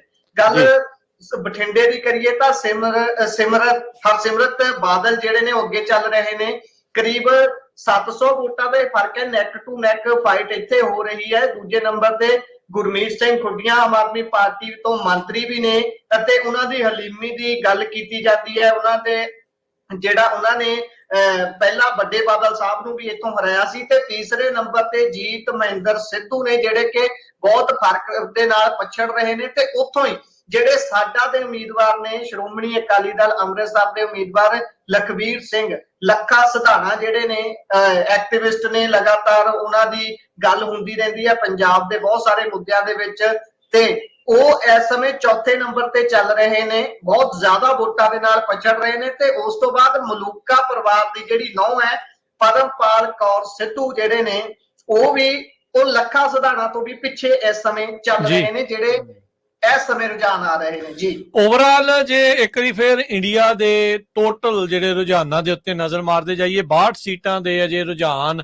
ਆਉਣੇ ਬਾਕੀ ਨੇ। 272 ਚਾਹੀਦੀਆਂ ਨੇ ਇਸ ਟਾਈਮ ਕਿਸੇ ਨੂੰ ਵੀ ਸਰਕਾਰ ਬਣਾਉਣ ਦੇ ਲਈ। ਉਹ 272 ਦੇ ਜਾਦੂਈ ਆંકੜੇ ਨੂੰ ਪਾਰ ਕਰ ਚੁੱਕੀ ਆ। ਐਨਡੀਏ 278 ਦੇ ਉੱਤੇ ਉਹ ਅੱਗੇ ਚੱਲ ਰਹੀ ਆ। ਇੰਡੀਆ ਅਲਾਇੰਸ 188 ਦੇ ਉੱਤੇ, ਅਦਰਸ ਜਿਹੜੇ ਆ ਉਹ 16 ਦੇ ਉੱਤੇ। ਅਜੇ ਐਨਡੀਏ ਨੂੰ 44 ਸੀਟਾਂ ਦਾ ਘਾਟਾ ਆ ਤੇ ਇੰਡੀਆ ਅਲਾਇੰਸ 70 ਸੀਟਾਂ ਦੇ ਵਾਧੇ ਦੇ ਵਿੱਚ ਮੁੱਢਲੇ ਰੁਝਾਨਾਂ ਦੇ ਵਿੱਚ ਜਿਹੜੀ ਆ ਉਹ ਚੱਲ ਰਹੀ ਆ। ਅਦਰਸ ਦਾ ਵੀ ਕਾਫੀ ਜਿਹੜਾ ਇੱਥੇ ਨੁਕਸਾਨ, 26 ਸੀਟਾਂ ਜਿਹੜੀਆਂ ਉਹਨਾਂ ਦੀਆਂ ਘਟੀਆਂ ਨਜ਼ਰ ਆ ਰਹੀਆਂ ਨੇ। ਪੰਜਾਬ ਦੇ ਵਿੱਚ ਕਾਂਗਰਸ ਪਾਰਟੀ 7 ਸੀਟਾਂ ਦੇ ਉੱਤੇ ਅੱਗੇ ਚੱਲ ਰਹੀ ਆ। ਆਮ ਆਦਮੀ ਪਾਰਟੀ 3 ਸੀਟਾਂ ਦੇ ਉੱਤੇ ਅੱਗੇ ਚੱਲ ਰਹੀ ਹੈ। ਸ਼੍ਰੋਮਣੀ ਅਕਾਲੀ ਦਲ ਅੰਮ੍ਰਿਤਸਰ 1 ਸੀਟ ਦੇ ਉੱਤੇ ਅੱਗੇ ਚੱਲ ਰਿਹਾ ਤੇ ਇਸੇ ਤਰ੍ਹਾਂ ਆਜ਼ਾਦ ਉਮੀਦਵਾਰ 2 ਸੀਟਾਂ ਦੇ ਉੱਤੇ ਅੱਗੇ ਜਿਹੜੇ ਆ ਉਹ ਚੱਲ ਰਹੇ ਆ। ਆਉਣ ਵਾਲੇ ਸਮੇਂ ਦੇ ਵਿੱਚ ਆਪਾਂ ਇਸ ਚਰਚਾ ਨੂੰ ਹੋਰ ਵੀ ਖੋਲਾਂਗੇ। ਆਪਾਂ ਚਰਚਾ ਕਰਾਂਗੇ ਕਿ ਸ਼੍ਰੋਮਣੀ ਅਕਾਲੀ ਦਲ ਜੇਕਰ ਇਹਨਾਂ ਚੋਣਾਂ ਦੇ ਵਿੱਚ ਹਾਰਦਾ ਤਾਂ ਉਹਨਾਂ ਦੀ ਸਿਆਸਤ ਅੱਗੇ ਕਿਸ ਪਾਸੇ ਨੂੰ ਜਾਂਦੀ ਹੈ, ਕਿਉਂਕਿ ਸ਼੍ਰੋਮਣੀ ਅਕਾਲੀ ਦਲ ਇੱਕ ਪੰਥ ਦੀ ਨੁਮਾਇਆ ਜਿਹੜੀ ਹੈ ਸਿਆਸੀ ਜਮਾਤ ਸੀ, ਪਰ ਇੱਕ ਪਰਿਵਾਰ ਦਾ ਕਬਜ਼ਾ ਹੋਣ ਕਰਕੇ ਉਹ ਆਪਣੇ ਸਿਧਾਂਤ ਤੋਂ ਥਿੜਕੀ, ਉਹ ਆਪਣੇ ਏਜੰਡੇ ਤੋਂ ਥਿੜਕੀ ਤੇ ਉਹਨਾਂ ਦੇ ਰਾਜਕਾਲ ਦੇ ਵਿੱਚ ਜੋ ਕੁਝ ਵਾਪਰਿਆ ਆਪਾਂ ਉਹ ਸਾਰਾ ਕੁਝ ਸਭ ਦੇ ਸਾਹਮਣੇ ਹੈ। ਇਸ ਤਰ੍ਹਾਂ ਕਾਂਗਰਸ ਦੀ ਪੋਲਿਟਿਕਸ, ਇੰਡੀਆ ਗੱਠਜੋੜ ਦੀ ਪੋਲਿਟਿਕਸ, ਐਨਡੀਏ ਦੀ ਪੋਲਿਟਿਕਸ ਨੂੰ ਲੈ ਕੇ ਆਪਾਂ ਚਰਚਾ ਜਿਹੜੀ ਆ ਉਹ ਆਉਣ ਵਾਲੇ ਸਮੇਂ ਦੇ ਵਿੱਚ ਕਰਾਂਗੇ। ਆਪਣੇ ਜਿਹੜੇ ਤਿੰਨੇ ਪੱਤਰਕਾਰ ਨੇ, ਇੱਕ ਪੱਤਰਕਾਰ ਵੀਰ ਆਪਣੇ ਨਾਲ ਜੁੜੇ ਹੋਏ ਨੇ, ਗੁਰਪ੍ਰੀਤ ਸਿੰਘ, ਗਰਾਊਂਡ ਦੇ ਉੱਤੇ ਕੰਮ ਕਰਦੇ ਨੇ। ਸੋ ਜਿਹੜੀਆਂ ਆંકੜਿਆਂ ਦੀਆਂ ਚੀਜ਼ਾਂ ਆਪਾਂ ਦੇਖਦੇ ਹਾਂ, ਆਪਣੇ ਅੱਖੀ ਦੇਖਦੇ ਹਾਂ, ਪਰ ਜਦੋਂ ਗਰਾਊਂਡ ਤੇ ਆਪਾਂ ਉਤਰਦੇ ਹਾਂ ਤਾਂ ਬਹੁਤ ਸਾਰੀਆਂ ਚੀਜ਼ਾਂ ਉਹ ਵੀ ਦੇਖਦੇ ਹਾਂ ਜਿਹੜੀਆਂ ਕਿਤੇ ਲਿਖੀਆਂ ਨਹੀਂ ਹੁੰਦੀਆਂ, ਕਿਤੇ ਛਾਪੀਆਂ ਨਹੀਂ ਹੁੰਦੀਆਂ। ਭਾਈ ਅਮਰਤਪਾਲ ਸਿੰਘ ਹੁਣੀ ਕਾਫੀ ਵੋਟਾਂ ਦੇ ਨਾਲ ਅੱਗੇ ਚੱਲ ਰਹੇ ਆ ਜੀ। ਉਹਨਾਂ ਦੇ ਜਿਹੜੇ ਸਾਥੀ ਆ ਉਹ ਕਹਿੰਦੇ ਵੀ ਜੇ ਭਾਈ ਸਾਹਿਬ ਜਿੱਤਦੇ ਹੈਗੇ ਆ ਤੇ ਅਸੀਂ ਕਿਸੇ ਤਰ੍ਹਾਂ ਦੀ ਵੀ ਜਿਹੜੀ ਖੁਸ਼ੀ ਨਹੀਂ ਮਨਾਵਾਂਗੇ, ਲੱਡੂ ਨਹੀਂ ਵੰਡਾਂਗੇ, ਪਰ ਅਸੀਂ ਬੂਟੇ ਵੰਡਾਂਗੇ। ਇਹ ਜਿਹੜੇ ਬੂਟੇ ਹੋਊਗੇ ਕਹਿੰਦੇ ਭਈ ਪੰਜਾਬ ਦੀ ਜਿਹੜੀ ਧਰਤੀ ਆ ਉਸ ਨੂੰ ਹਰਿਆ ਭਰਿਆ ਕਰਨਗੇ ਤੇ ਇਹ ਸਾਰੇ ਜਿਹੜੇ 1984 ਦੇ ਸਮੂਹ ਸ਼ਹੀਦ ਹੈਗੇ ਉਹਨਾਂ ਦੀ ਯਾਦ ਦੇ ਵਿੱਚ। ਇਹ ਵੀ ਦੱਸ ਜਾਈਏ ਜਥੇਦਾਰ ਰਘਬੀਰ ਸਿੰਘ ਜੀ ਅਕਾਲ ਤਖਤ ਸਾਹਿਬ, ਉਹਨਾਂ ਨੇ ਵੀ ਪੰਜਾਬ ਦੇ ਜਿੰਨੇ ਵੀ ਉਮੀਦਵਾਰ ਆ ਉਹਨਾਂ ਨੂੰ ਇਹੀ ਅਪੀਲ ਕੀਤੀ ਆ ਵੀ ਇਹਨਾਂ ਦਿਨਾਂ ਦੇ ਵਿੱਚ ਜੇ ਕੋਈ ਜਿੱਤਦਾ ਵੀ ਆ ਤਾਂ ਕੋਈ ਖੁਸ਼ੀ ਜਿਹੜੀ ਆ ਢੋਲ ਢਮੱਕੇ ਦੇ ਨਾਲ ਜਿਹੜੀ ਉਹ ਨਾ ਮਨਾਵੇ। ਸਰਬਜੀਤ ਸਿੰਘ ਜਿਹੜੇ ਫਰੀਦਕੋਟ ਦੇ ਉਮੀਦਵਾਰ ਆ ਕਹਿੰਦੇ ਵੀ ਜੇ ਜਿੱਤਦੇ ਆ ਤੇ ਉਹ ਸਿੱਧਾ ਇਸ ਤੋਂ ਬਾਅਦ ਦਰਬਾਰ ਸਾਹਿਬ ਅਕਾਲ ਤਖਤ ਸਾਹਿਬ ਜਾ ਕੇ ਜਿਹੜੇ ਉਹ ਨਤਮਸਤਕ ਹੋਣਗੇ। ਜੀ ਬਿਲਕੁਲ, ਇਖਲਾਕੀ ਤੌਰ ਤੇ ਵੀ ਤਾਂ ਰਾਜਕਰਮਜੀਤ ਸਿੰਘ ਜੀ, ਹਰਜੋਤ ਸਿੰਘ ਜੀ, ਲੋਕਾਂ ਨੂੰ ਚਾਹੀਦਾ ਕਿ ਲੋਕ ਆਪਣੇ ਪੱਧਰ ਤੇ, ਚਲੋ ਧਾਰਮਿਕ ਆਗੂਆਂ ਨੇ ਤਾਂ ਕਿਹਾ ਹੀ ਆ, ਉਹਦਾ ਚਲੋ ਚੰਗੀ ਗੱਲ ਹੈ ਕਿ ਉਹਨਾਂ ਦਾ ਕੰਮ ਹੈ ਕੌਮ ਦੀ ਹਮੇਸ਼ਾ ਅਗਵਾਈ ਕਰਨਾ ਔਰ ਉਹ ਸਿਧਾਂਤ ਤੇ ਰਹਿ ਕੇ ਅਗਵਾਈ ਕਰਨਾ, ਪਰ ਜਿਹੜੇ ਆਮ ਲੋਕ ਨੇ ਉਹਨਾਂ ਨੂੰ ਵੀ ਇਹ ਚਾਹੀਦਾ ਕਿ ਚਲੋ ਠੀਕ ਹੈ, ਤੁਹਾਡਾ ਜਿਹੜਾ ਜਜ਼ਬਾਤੀ ਤੌਰ ਤੇ ਜੁੜਾਵ ਕਿਸੇ ਪਾਰਟੀ ਨਾਲ ਵੀ ਹੋ ਸਕਦਾ, ਤੁਹਾਡੇ ਕੰਮਕਾਰ ਨੇ, ਤੁਸੀਂ ਉੱਥੇ ਰਹਿੰਦੇ ਹੋ, ਤੁਹਾਡੀਆਂ ਪ੍ਰਾਇੋਰਟੀਜ਼ ਨੇ, ਪਰ ਹੁਣ ਜਿਹੜੇ ਦਿਨਾਂ ਦੇ ਵਿੱਚੋਂ ਆਪਾਂ ਲੰਘ ਰਹੇ ਹਾਂ ਤਾਂ ਇਹ ਇਖਲਾਕੀ ਤੌਰ ਤੇ ਨਹੀਂ ਚਾਹੀਦਾ ਕਿ ਅਸੀਂ ਢੋਲਾਂ ਦੇ ਉੱਤੇ ਠਮੱਕੇ ਲਾਈਏ, ਅਸੀਂ ਲੱਡੂ ਵੰਡੀਏ ਤੇ ਅਸੀਂ ਕਿਸੇ ਤਰ੍ਹਾਂ ਦੀ ਖੁਸ਼ੀ ਜਿਹੜੀ ਆ ਉਹ ਮਨਾਈਏ। ਜੀ ਗੁਰਪ੍ਰੀਤ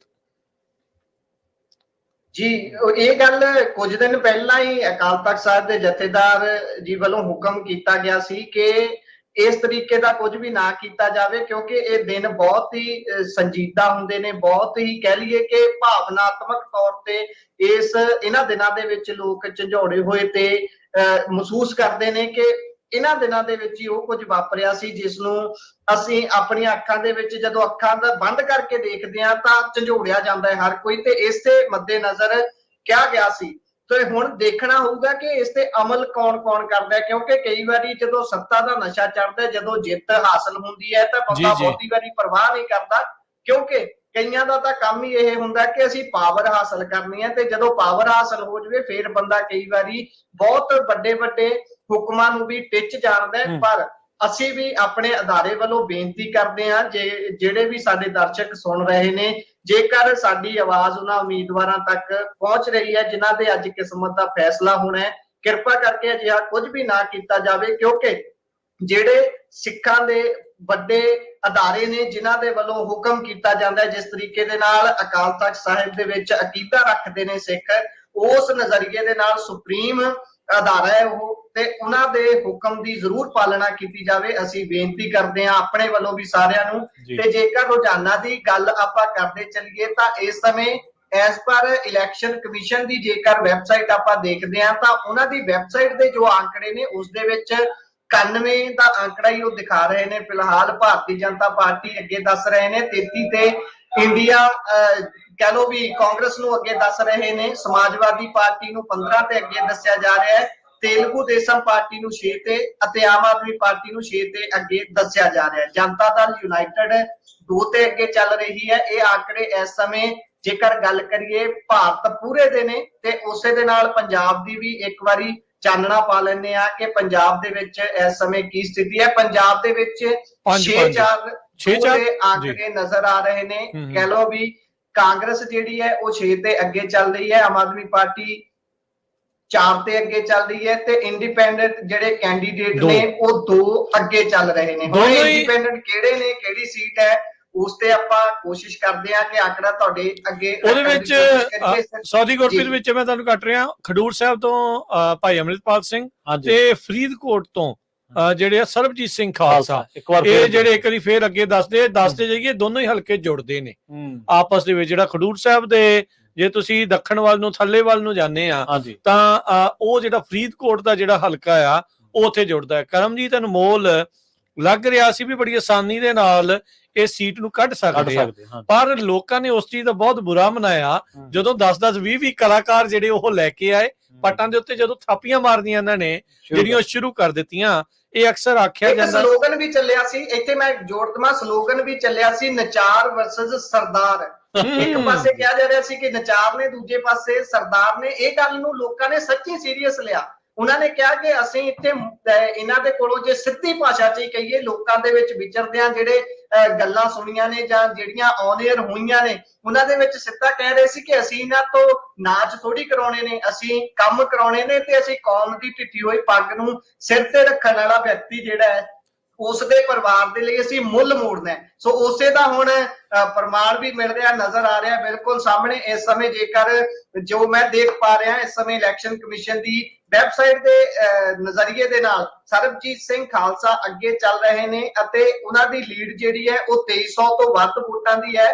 ਕਰਮਜੀਤ ਅਨਮੋਲ ਦੂਸਰੇ ਨੰਬਰ ਤੇ ਨੇ। ਉਸ ਤੋਂ ਬਾਅਦ ਗੱਲ ਕਰੀਏ ਕਾਂਗਰਸ ਦੀ ਉਮੀਦਵਾਰ ਅਮਰਜੀਤ ਕੌਰ ਸਾਹੋਕੇ ਤੀਸਰੇ ਨੰਬਰ ਤੇ ਚੱਲ ਰਹੇ ਨੇ ਤੇ ਉਸ ਤੋਂ ਬਾਅਦ ਸ਼੍ਰੋਮਣੀ ਅਕਾਲੀ ਦਲ ਦੇ ਉਮੀਦਵਾਰ ਰਾਜਵਿੰਦਰ ਸਿੰਘ ਧਰਮਕੋਟ ਜਿਹੜੇ ਨੇ ਉਹ ਚੌਥੇ ਨੰਬਰ ਤੇ ਚੱਲ ਰਹੇ ਨੇ ਤੇ ਹੰਸਰਾਜ ਹੰਸ ਜਿਹੜੇ ਕਹਿੰਦੇ ਸੀ ਕਿ ਮੈਨੂੰ ਕਿਸਾਨਾਂ ਨੇ ਮਿਹਨਤ ਰਾਜ ਮਿਹਨਤ ਬਣਾ ਦਿੱਤਾ ਹੈ, ਉਹ ਇਸ ਸਮੇਂ ਚੌਥੇ ਨੰਬਰ ਤੇ ਮਾਫ ਕਰਨਾ 5ਵੇਂ ਨੰਬਰ ਤੇ ਚੱਲ ਰਹੇ ਨੇ। ਇਸ ਸਮੇਂ ਹੰਸਰਾਜ 5ਵੇਂ ਨੰਬਰ ਤੇ ਚੱਲ ਰਹੇ ਨੇ। ਬਹੁਤ ਸਾਰੇ ਪੈਂਤੜੇ ਉਹਨਾਂ ਦੇ ਵੱਲੋਂ ਪੜਾਏ ਗਏ। ਸਭ ਤੋਂ ਪਹਿਲਾਂ ਇਸੇ ਜਿਹੜੀ ਸੀਟ ਹੈ ਇੱਥੋਂ ਹੀ ਦਲਿਤ ਵਰਸਸ ਕਿਸਾਨ ਏਜੰਡਾ ਖੜਾ ਕਰਨ ਦੀ ਕੋਸ਼ਿਸ਼ ਕੀਤੀ ਗਈ। ਇਸੇ ਸੀਟ ਤੋਂ ਇਹ ਕੋਸ਼ਿਸ਼ਾਂ ਸ਼ੁਰੂ ਹੋਈਆਂ ਕਿ ਦਲਿਤ ਤੇ ਕਿਸਾਨ ਦਾ ਪਾੜਾ ਪਾਇਆ ਜਾਵੇ।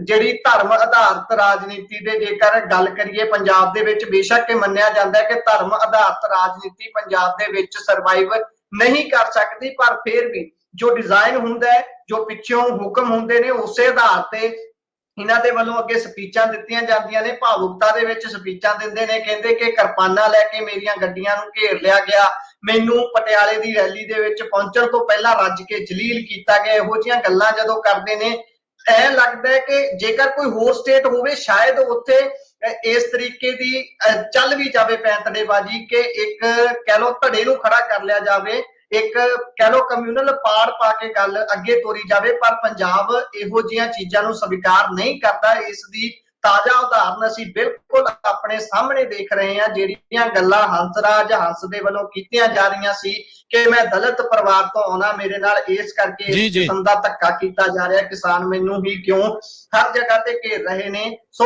ਉਸ ਦਾ ਕਿਸਾਨਾਂ ਨੇ, ਮਜ਼ਦੂਰਾਂ ਨੇ ਸਪਸ਼ਟ ਜਵਾਬ ਦੇ ਦਿੱਤਾ ਹੈ ਕਿ ਜਿਹੜਾ ਪਾੜਾ ਤੁਸੀਂ ਪਾਉਣ ਦੀ ਕੋਸ਼ਿਸ਼ ਕਰ ਰਹੇ ਸੀ ਉਹ ਪਾੜਾ ਇੱਥੇ ਨਹੀਂ ਪੈਣ ਦਿੱਤਾ ਜਾਊਗਾ। ਸੋ ਕੁੱਲ ਮਿਲਾ ਕੇ ਇਸ ਸਮੇਂ ਦੋ ਜਿਹੜੇ ਇੰਡੀਪੈਂਡੈਂਟ ਉਮੀਦਵਾਰ ਨੇ ਉਹ ਅੱਗੇ ਚੱਲ ਰਹੇ ਨੇ। ਉਹ ਦੋ ਕਿਹੜੇ ਨੇ ਤੁਹਾਡੇ ਨਾਲ ਸਾਂਝ ਪਾਈ ਹੈ। ਸਰਬਜੀਤ ਸਿੰਘ ਖਾਲਸਾ ਅੱਗੇ ਚੱਲ ਰਹੇ ਨੇ ਫਰੀਦਕੋਟ ਤੋਂ ਤੇ ਖਡੂਰ ਸਾਹਿਬ ਤੋਂ ਗੱਲ ਕਰੀਏ ਤਾਂ ਅੰਮ੍ਰਿਤਪਾਲ ਸਿੰਘ ਇਸ ਸਮੇਂ ਵੱਡੀ ਲੀਡ ਹੋ ਗਈ ਹੈ। ਇਹ ਵੀ ਤੁਹਾਨੂੰ ਦੱਸ ਦਈਏ ਕਿ 11,000 ਤੋਂ ਵੱਧ ਦੀ ਲੀਡ ਹੋ ਚੁੱਕੀ ਹੈ ਇਸ ਸਮੇਂ ਅੰਮ੍ਰਿਤਪਾਲ ਸਿੰਘ ਦੀ। 11,000 ਲੱਗਦਾ ਹੈ ਆਸਾਨੀ ਦੇ ਨਾਲ ਗੁਰਪ੍ਰੀਤ, ਲੱਗਦਾ ਹੈ ਬੜੀ ਆਸਾਨੀ ਦੇ ਨਾਲ ਇਹ ਸੀਟ ਜਿਹੜੀ ਆ ਉਹ ਕੱਢ ਲੈਣਗੇ। ਇਹ ਜਿਹੜਾ ਇਸ ਟਾਈਮ ਆਪਣੇ ਸਾਹਮਣੇ ਜਿਹੜਾ ਆ ਉਹ ਚੱਲ ਰਿਹਾ ਆ, ਆਪਾਂ ਜਿਹੜਾ ਇਸ ਨੂੰ ਦੇਖ ਰਹੇ ਹੈਗੇ ਆ। ਖਡੂਰ ਸਾਹਿਬ ਦੇ ਹਲਕੇ ਦੇ ਵਿੱਚ ਇਹਨਾਂ ਦੀ ਜਿਹੜੀ ਇਸ ਟਾਈਮ बढ़त ਉਹ ਲਗਾਤਾਰ ਵੱਧਦੀ ਜਾ ਰਹੀ ਹੈਗੀ ਆ ਜੀ। ਇਸੇ ਦੇ ਨਾਲ ਜੇਕਰ ਗੱਲ ਜਲੰਧਰ ਦੀ ਕਰੀਏ ਤਾਂ ਜਲੰਧਰ ਤੋਂ ਵੀ ਚਰਨਜੀਤ ਸਿੰਘ ਚੰਨੀ ਬਹੁਤ ਵੱਡਾ ਫਰਕ, ਬਹੁਤ ਵੱਡੇ ਮਾਰਜਨ ਦੇ ਨਾਲ ਅੱਗੇ ਚੱਲ ਰਹੇ ਨੇ। ਜਲੰਧਰ ਦੀ ਗੱਲ ਕਰੀਏ ਤਾਂ ਚਰਨਜੀਤ ਸਿੰਘ ਚੰਨੀ 10,000 ਵੋਟਾਂ ਦੀ ਲੀਡ ਨਾਲ ਅੱਗੇ ਨੇ। ਉਸ ਤੋਂ ਬਾਅਦ ਦੂਸਰੇ ਨੰਬਰ ਤੇ ਸੁਸ਼ੀਲ ਕੁਮਾਰ ਰਿੰਕੂ ਨੇ ਜਿਹੜੇ ਕਿ ਦੂਸਰੇ ਨੰਬਰ ਤੇ 24,000 ਤੋਂ ਵੱਧ ਵੋਟਾਂ ਇਸ ਸਮੇਂ ਤੱਕ ਉਹਨਾਂ ਨੂੰ ਭੁਗਤੀਆਂ ਨੇ। ਤੇ ਜਦੋਂ ਗੱਲ ਚਰਨਜੀਤ ਸਿੰਘ ਚੰਨੀ ਦੀ ਕਰਦੇ ਆ 35,000 ਤੋਂ ਵੱਧ ਵੋਟਾਂ ਉਹਨਾਂ ਨੂੰ ਭੁਗਤ ਚੁੱਕੀਆਂ ਨੇ। ਤੇ ਜਦੋਂ ਪੰਜਾਬ ਦੀ ਸੱਤਾਧਾਰੀ ਪਾਰਟੀ ਦੀ ਗੱਲ ਕਰਦੇ ਆ, ਆਮ ਆਦਮੀ ਪਾਰਟੀ ਦੀ ਗੱਲ ਕਰਦੇ ਆ, ਜਿਹੜੇ ਬਾਰ-ਬਾਰ ਦਾਅਵਾ ਕਰ ਰਹੇ ਸੀ ਹਰੇਕ ਰੈਲੀ ਹਰੇਕ ਰੋਡ ਸ਼ੋਅ ਦੇ ਵਿੱਚ, ਮੇਰੇ ਕੋਲ ਇੱਥੇ ਆંકੜਾ ਵੀ ਸੀ ਜਿਸ ਦੇ ਵਿੱਚ ਮੈਂ ਦੱਸ ਸਕਦਾ ਜੀ, ਪੰਜਾਬ ਦੇ ਵਿੱਚ ਸਭ ਤੋਂ ਵੱਧ ਰੈਲੀਆਂ ਜੇਕਰ ਕੀਤੀਆਂ ਨੇ ਉਹ ਆਮ ਆਦਮੀ ਪਾਰਟੀ ਨੇ ਕੀਤੀਆਂ ਨੇ। 68 ਰੈਲੀਆਂ ਤੇ road show Aam Aadmi party ਨੇ ਕੀਤੇ। ਭਾਜਪਾ ਨੇ 31 ਜਿਹੜੇ ਰੋਡ ਸ਼ੋਅ ਤੇ ਰੈਲੀਆਂ ਕੀਤੀਆਂ, ਸ਼੍ਰੋਮਣੀ ਅਕਾਲੀ ਦਲ ਨੇ 57 ਅਤੇ ਕਾਂਗਰਸ ਨੇ 48, ਬਸਪਾ ਨੇ 6 ਅਤੇ ਸ਼੍ਰੋਮਣੀ ਅਕਾਲੀ ਦਲ ਅੰਮ੍ਰਿਤਸਰ ਨੇ 14 ਰੈਲੀਆਂ ਤੇ ਰੋਡ ਸ਼ੋਅ ਕੀਤੇ। ਪਰ ਜੇਕਰ ਗੱਲ ਕਰੀਏ ਸਭ ਤੋਂ ਵੱਧ ਰੋਡ ਸ਼ੋਅ ਤੇ ਰੈਲੀਆਂ ਕਰਨ ਵਾਲੀ ਆਮ ਆਦਮੀ ਪਾਰਟੀ ਦੀ ਗੱਲ, ਜਿੱਥੇ ਹਰੇਕ ਸਟੇਜ ਤੋਂ ਹਰੇਕ ਜਗ੍ਹਾ ਤੋਂ ਭਗਵੰਤ ਮਾਨ ਸਾਹਿਬ ਧੜੱਲੇ ਦੇ ਨਾਲ ਇਹ ਗੱਲ ਆਖ ਰਹੇ ਸੀ ਕਿ ਅਸੀਂ 13 ਦੀਆਂ 13 ਸੀਟਾਂ ਤੇ ਜਿੱਤ ਹਾਸਲ ਕਰਾਂਗੇ। ਫਿਲਹਾਲ ਦੇ ਲਈ ਉਹ ਜਿੱਤ ਨਜ਼ਰ ਨਹੀਂ ਆ ਰਹੀ। ਬੇਸ਼ੱਕ ਉਹ ਲੀਡ ਕੁਝ ਜਗ੍ਹਾ ਤੇ ਚੱਲ ਰਹੀ ਹੈ, ਪਰ 13 ਦੀਆਂ 13 ਦਾ ਸੀਟਾਂ ਦਾ ਜਿਹੜਾ ਦਾਅਵਾ ਸੀ, ਇੱਕ ਸਾਈਕੋਲੋਜੀਕਲ ਤਰੀਕੇ ਦੇ ਨਾਲ ਲੋਕਾਂ ਨੂੰ ਪ੍ਰਭਾਵਿਤ ਕਰਨ ਦੀ ਗੱਲ ਜਿਹੜੀ ਹੁੰਦੀ ਹੈ ਕਿ ਆਪਣੇ ਨਾਲ ਜੋੜਨਾ ਹੈ ਕਿ ਅਸੀਂ ਹੀ ਜਿੱਤ ਰਹੇ ਹਾਂ, ਤੁਸੀਂ ਆਪਣੀ ਵੋਟ ਸਾਡੇ ਹੱਕ 'ਚ ਭੁਗਤਾਓ, ਉਹ ਨਜ਼ਰ ਨਹੀਂ ਆ ਰਹੀ। ਜਲੰਧਰ ਤੋਂ ਗੱਲ ਕਰੀਏ ਤੇ ਪਵਨ ਕੁਮਾਰ ਟੀਨੂ ਜਿਹੜੇ ਕਿ ਸ਼੍ਰੋਮਣੀ ਅਕਾਲੀ ਦਲ ਤੋਂ ਲਿਆਂਦੇ ਗਏ ਸੀ ਉਮੀਦਵਾਰ ਆਪਣੇ ਵੱਲ, ਉਹ ਇਸ ਸਮੇਂ ਤੀਜੇ ਨੰਬਰ ਤੇ ਚੱਲ ਰਹੇ ਨੇ। 16,000 ਤੋਂ ਵੱਧ ਵੋਟਾਂ ਦੇ ਫਰਕ ਦੇ ਨਾਲ ਇਸ ਸਮੇਂ ਪਿੱਛੇ ਚੱਲ ਰਹੇ ਨੇ। ਨਾਲ ਹੀ ਅਗਲੀ ਐਸਸੀ ਸੀਟ ਜਿਹੜੀ ਹੁਸ਼ਿਆਰਪੁਰ ਹੈ, ਉੱਥੇ ਦੀ ਵੀ ਗੱਲ ਕਰ ਲਈਏ, ਉੱਥੋਂ ਰਾਜਕੁਮਾਰ ਚੱਬੇਵਾਲ, ਡਾਕਟਰ ਰਾਜਕੁਮਾਰ ਚੱਬੇਵਾਲ ਅੱਗੇ ਚੱਲ ਰਹੇ ਨੇ, ਪਰ ਮਾਰਜਨ ਇੱਥੇ ਬਹੁਤ ਥੋੜਾ ਹੈ, ਟੱਕਰ ਨੈਕ ਟੂ ਨੈਕ ਚੱਲ ਰਹੀ ਹੈ। ਯਾਮਨੀ ਗੋਮਰ ਦੂਸਰੇ ਨੰਬਰ ਤੇ ਨੇ ਤੇ ਇੱਥੋਂ ਪਹਿਲਾਂ ਰਹੇ ਐਮਪੀ ਜਿਹੜੇ ਨੇ ਸੋਮ ਪ੍ਰਕਾਸ਼, ਉਹਨਾਂ ਦੀ ਪਤਨੀ ਅਨੀਤਾ ਸੋਮ ਪ੍ਰਕਾਸ਼ ਇਸ ਸਮੇਂ ਤੀਜੇ ਨੰਬਰ ਤੇ ਚੱਲ ਰਹੇ ਨੇ। ਸ਼੍ਰੋਮਣੀ ਅਕਾਲੀ ਦਲ ਤੋਂ ਸੋਹਣ ਸਿੰਘ ਠੰਡਰ ਉਮੀਦਵਾਰ ਸੀ, ਉਹ ਚੌਥੇ ਨੰਬਰ ਤੇ ਚੱਲ ਰਹੇ ਨੇ। ਪੰਜਵੇਂ ਨੰਬਰ ਤੇ ਰਣਜੀਤ ਕੁਮਾਰ ਬਹੁਜਨ ਸਮਾਜ ਪਾਰਟੀ ਦੇ ਚੱਲ ਰਹੇ ਨੇ, ਕਿਉਂਕਿ ਜਿਹੜਾ ਹੁਸ਼ਿਆਰਪੁਰ ਹੈ ਤੇ ਬਹੁਜਨ ਸਮਾਜ ਪਾਰਟੀ ਦਾ ਆਧਾਰ ਹੋਇਆ ਸੀ, ਉੱਥੋਂ ਮੰਨਿਆ ਜਾਂਦਾ ਹੈ ਕਿ ਇੱਥੇ ਹੀ ਪੈਰ ਲੱਗੇ ਸੀ ਬਹੁਜਨ ਸਮਾਜ ਪਾਰਟੀ ਦੇ।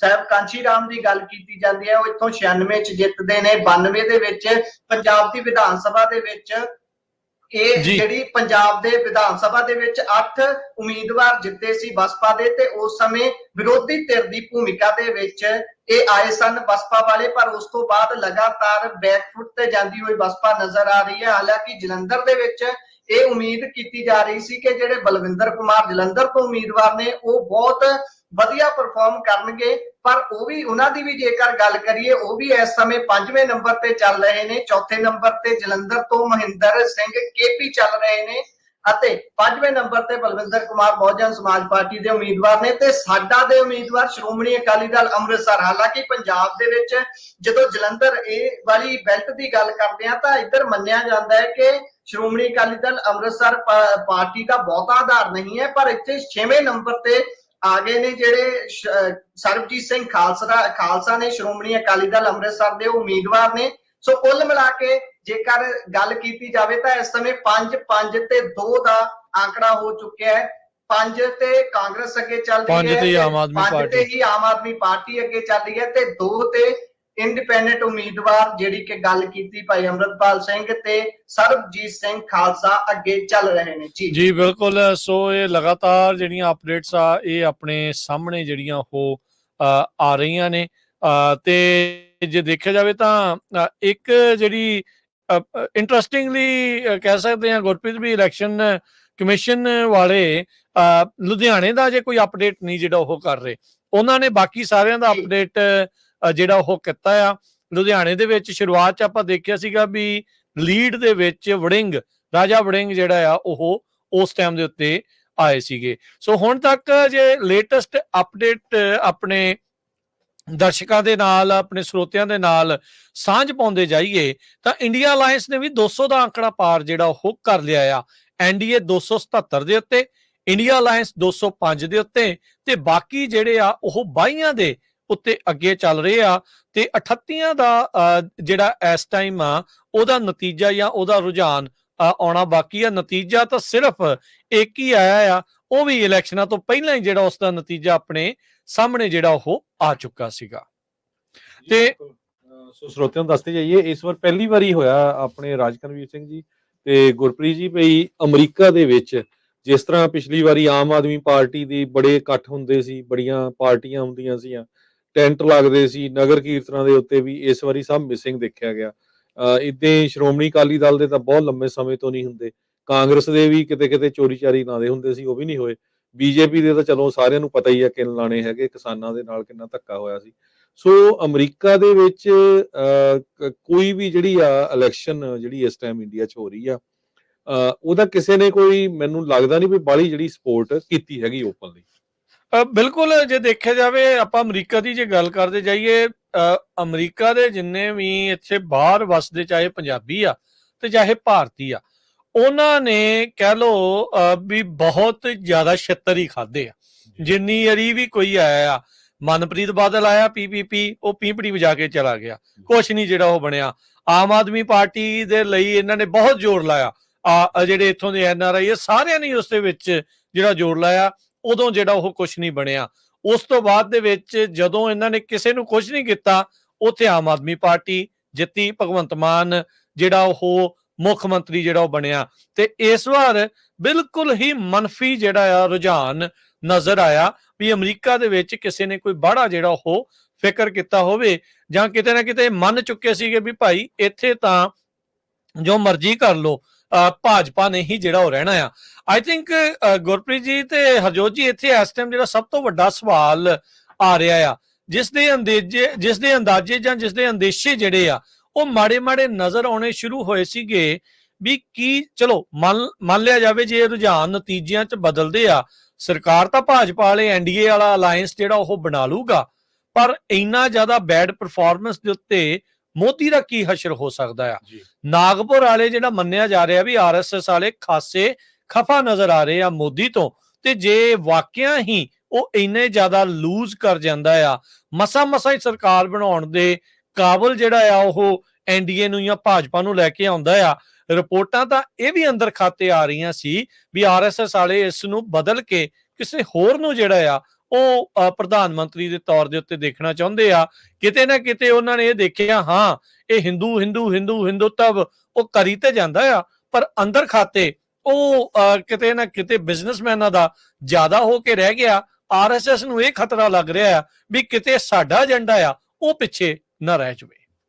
ਜੀ ਗੁਰਪ੍ਰੀਤ ਜੀ, ਇਹ ਗੱਲ ਜ਼ਰੂਰ ਮੰਨੀ ਜਾ ਰਹੀ ਹੈ ਕਿ ਬਹੁਤ ਜਗ੍ਹਾ ਤੋਂ ਇਹ ਗੱਲਾਂ ਵੀ ਸਾਹਮਣੇ ਆਈਆਂ ਨੇ ਕਿ ਜਿਹੜੀ ਤੁਸੀਂ ਗੱਲ ਕੀਤੀ ਹੈ ਕਿ RSS ਇਸ ਤੋਂ ਹੀ ਖਤਰਾ ਹੁਣ ਮਹਿਸੂਸ ਕਰਨਾ ਸ਼ੁਰੂ ਕਰ ਚੁੱਕੀ ਹੈ।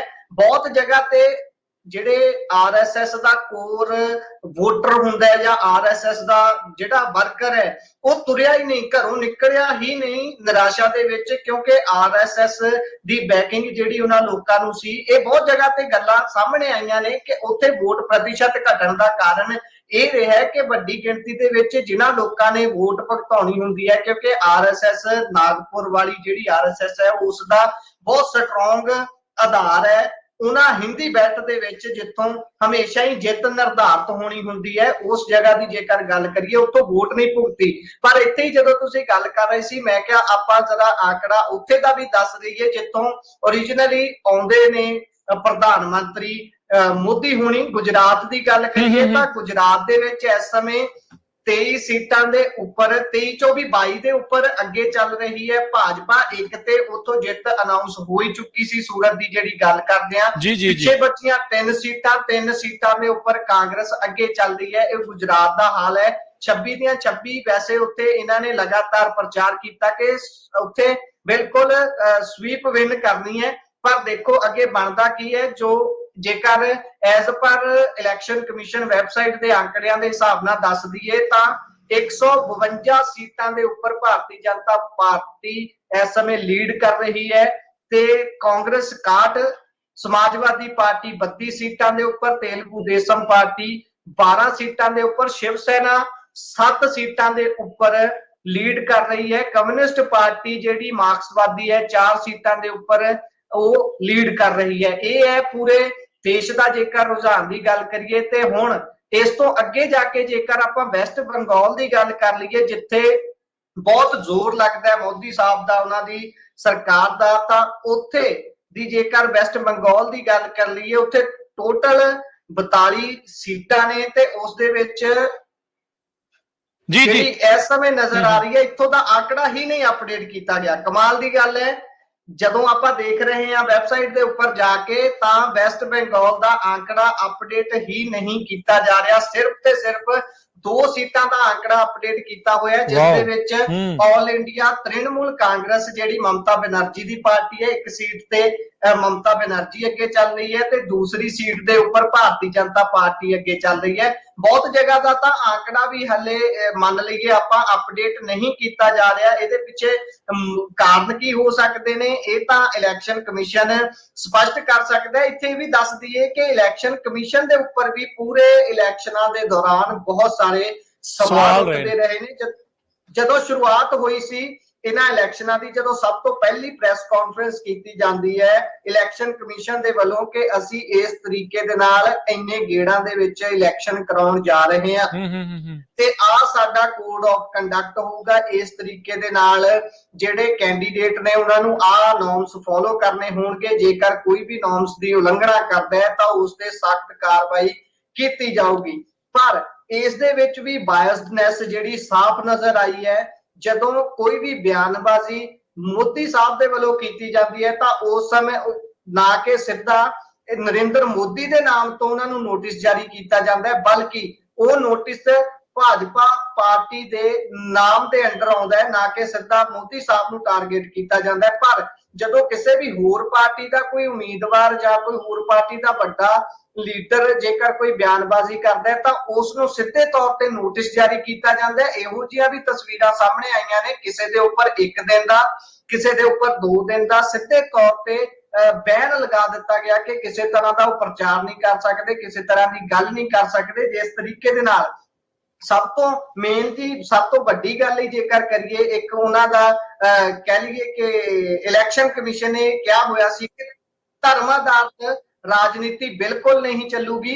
ਧਰਮ ਆਧਾਰਿਤ ਬਿਆਨਬਾਜ਼ੀ ਜਿੰਨੀ ਇਹਨਾਂ ਇਲੈਕਸ਼ਨਾਂ 'ਚ ਹੋਈ ਹੈ ਉਸਨੇ ਪਿਛਲੇ ਸਾਰੇ ਰਿਕਾਰਡ ਤੋੜ ਦਿੱਤੇ ਆ, ਫਿਰ ਵੀ ਇਹ ਨਜ਼ਰ ਕਿਉਂ ਨਹੀਂ ਆਇਆ ਇਲੈਕਸ਼ਨ ਕਮਿਸ਼ਨ ਨੂੰ, ਜਾਂ ਫਿਰ ਉਹਨਾਂ ਨੇ ਇਸ ਤੇ ਕੰਨ ਕਿਉਂ ਨਹੀਂ ਧਰੇ? ਇਹ ਵੀ ਆਪਣੇ ਆਪ ਦੇ ਵਿੱਚ ਹੈਰਾਨ ਕਰਨ ਵਾਲੀ ਗੱਲ ਹੈ।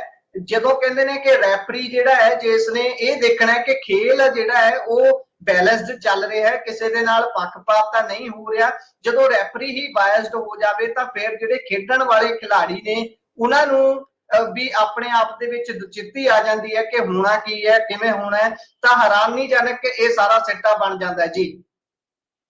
ਜੀ ਬਿਲਕੁਲ, ਇਹ ਬਹੁਤ ਕੁਛ ਜਿਹੜਾ ਉਹ ਚੱਲ ਰਿਹਾ ਹੈ। ਆਪਾਂ ਇਹ ਵੀ ਜਿਹੜਾ ਉਹ ਦੇਖਿਆ ਸੀਗਾ ਵੀ ਕਿਸ ਤਰੀਕੇ ਦੇ ਨਾਲ ਆਪਣੇ ਜਿਹੜੇ ਉੱਥੇ ਜਿਹੜੀ ਪਰਸੈਂਟੇਜ ਦੇ ਵਿੱਚ ਵਾਧਾ ਘਾਟਾ ਹੋਇਆ ਸੀਗਾ, ਉਹ ਇੱਕ ਬੜਾ ਇੱਕ ਦਿਲਚਸਪ ਜਿਹੜਾ ਉਹ ਕਿੱਸਾ ਇਸ ਦੇ ਵਿੱਚ ਰਿਹਾ ਵੀ ਉਹ ਮਤਲਬ ਕੀ ਜਿਹੜਾ ਇਸ ਦੇ ਵਿੱਚ ਰਹਿੰਦਾ ਸੀਗਾ ਵੀ ਅਚਨਚੇਤੇ ਜਿਹੜੀਆਂ ਤੁਹਾਡੀਆਂ ਵੋਟਾਂ ਆ ਉਹ 5% ਵੱਧ ਗਈਆਂ, 10% ਜਿਹੜੀਆਂ ਵੋਟਾਂ ਵੱਧ ਗਈਆਂ, 5-10% ਵੋਟ ਦੇ ਨਾਲ ਤੇ ਬਿਲਕੁਲ ਹੀ ਜਿਹੜਾ ਉਹ ਪਲਟ ਜਾਂਦਾ ਹੈ ਕੰਮ ਸਭ ਕੁਛ।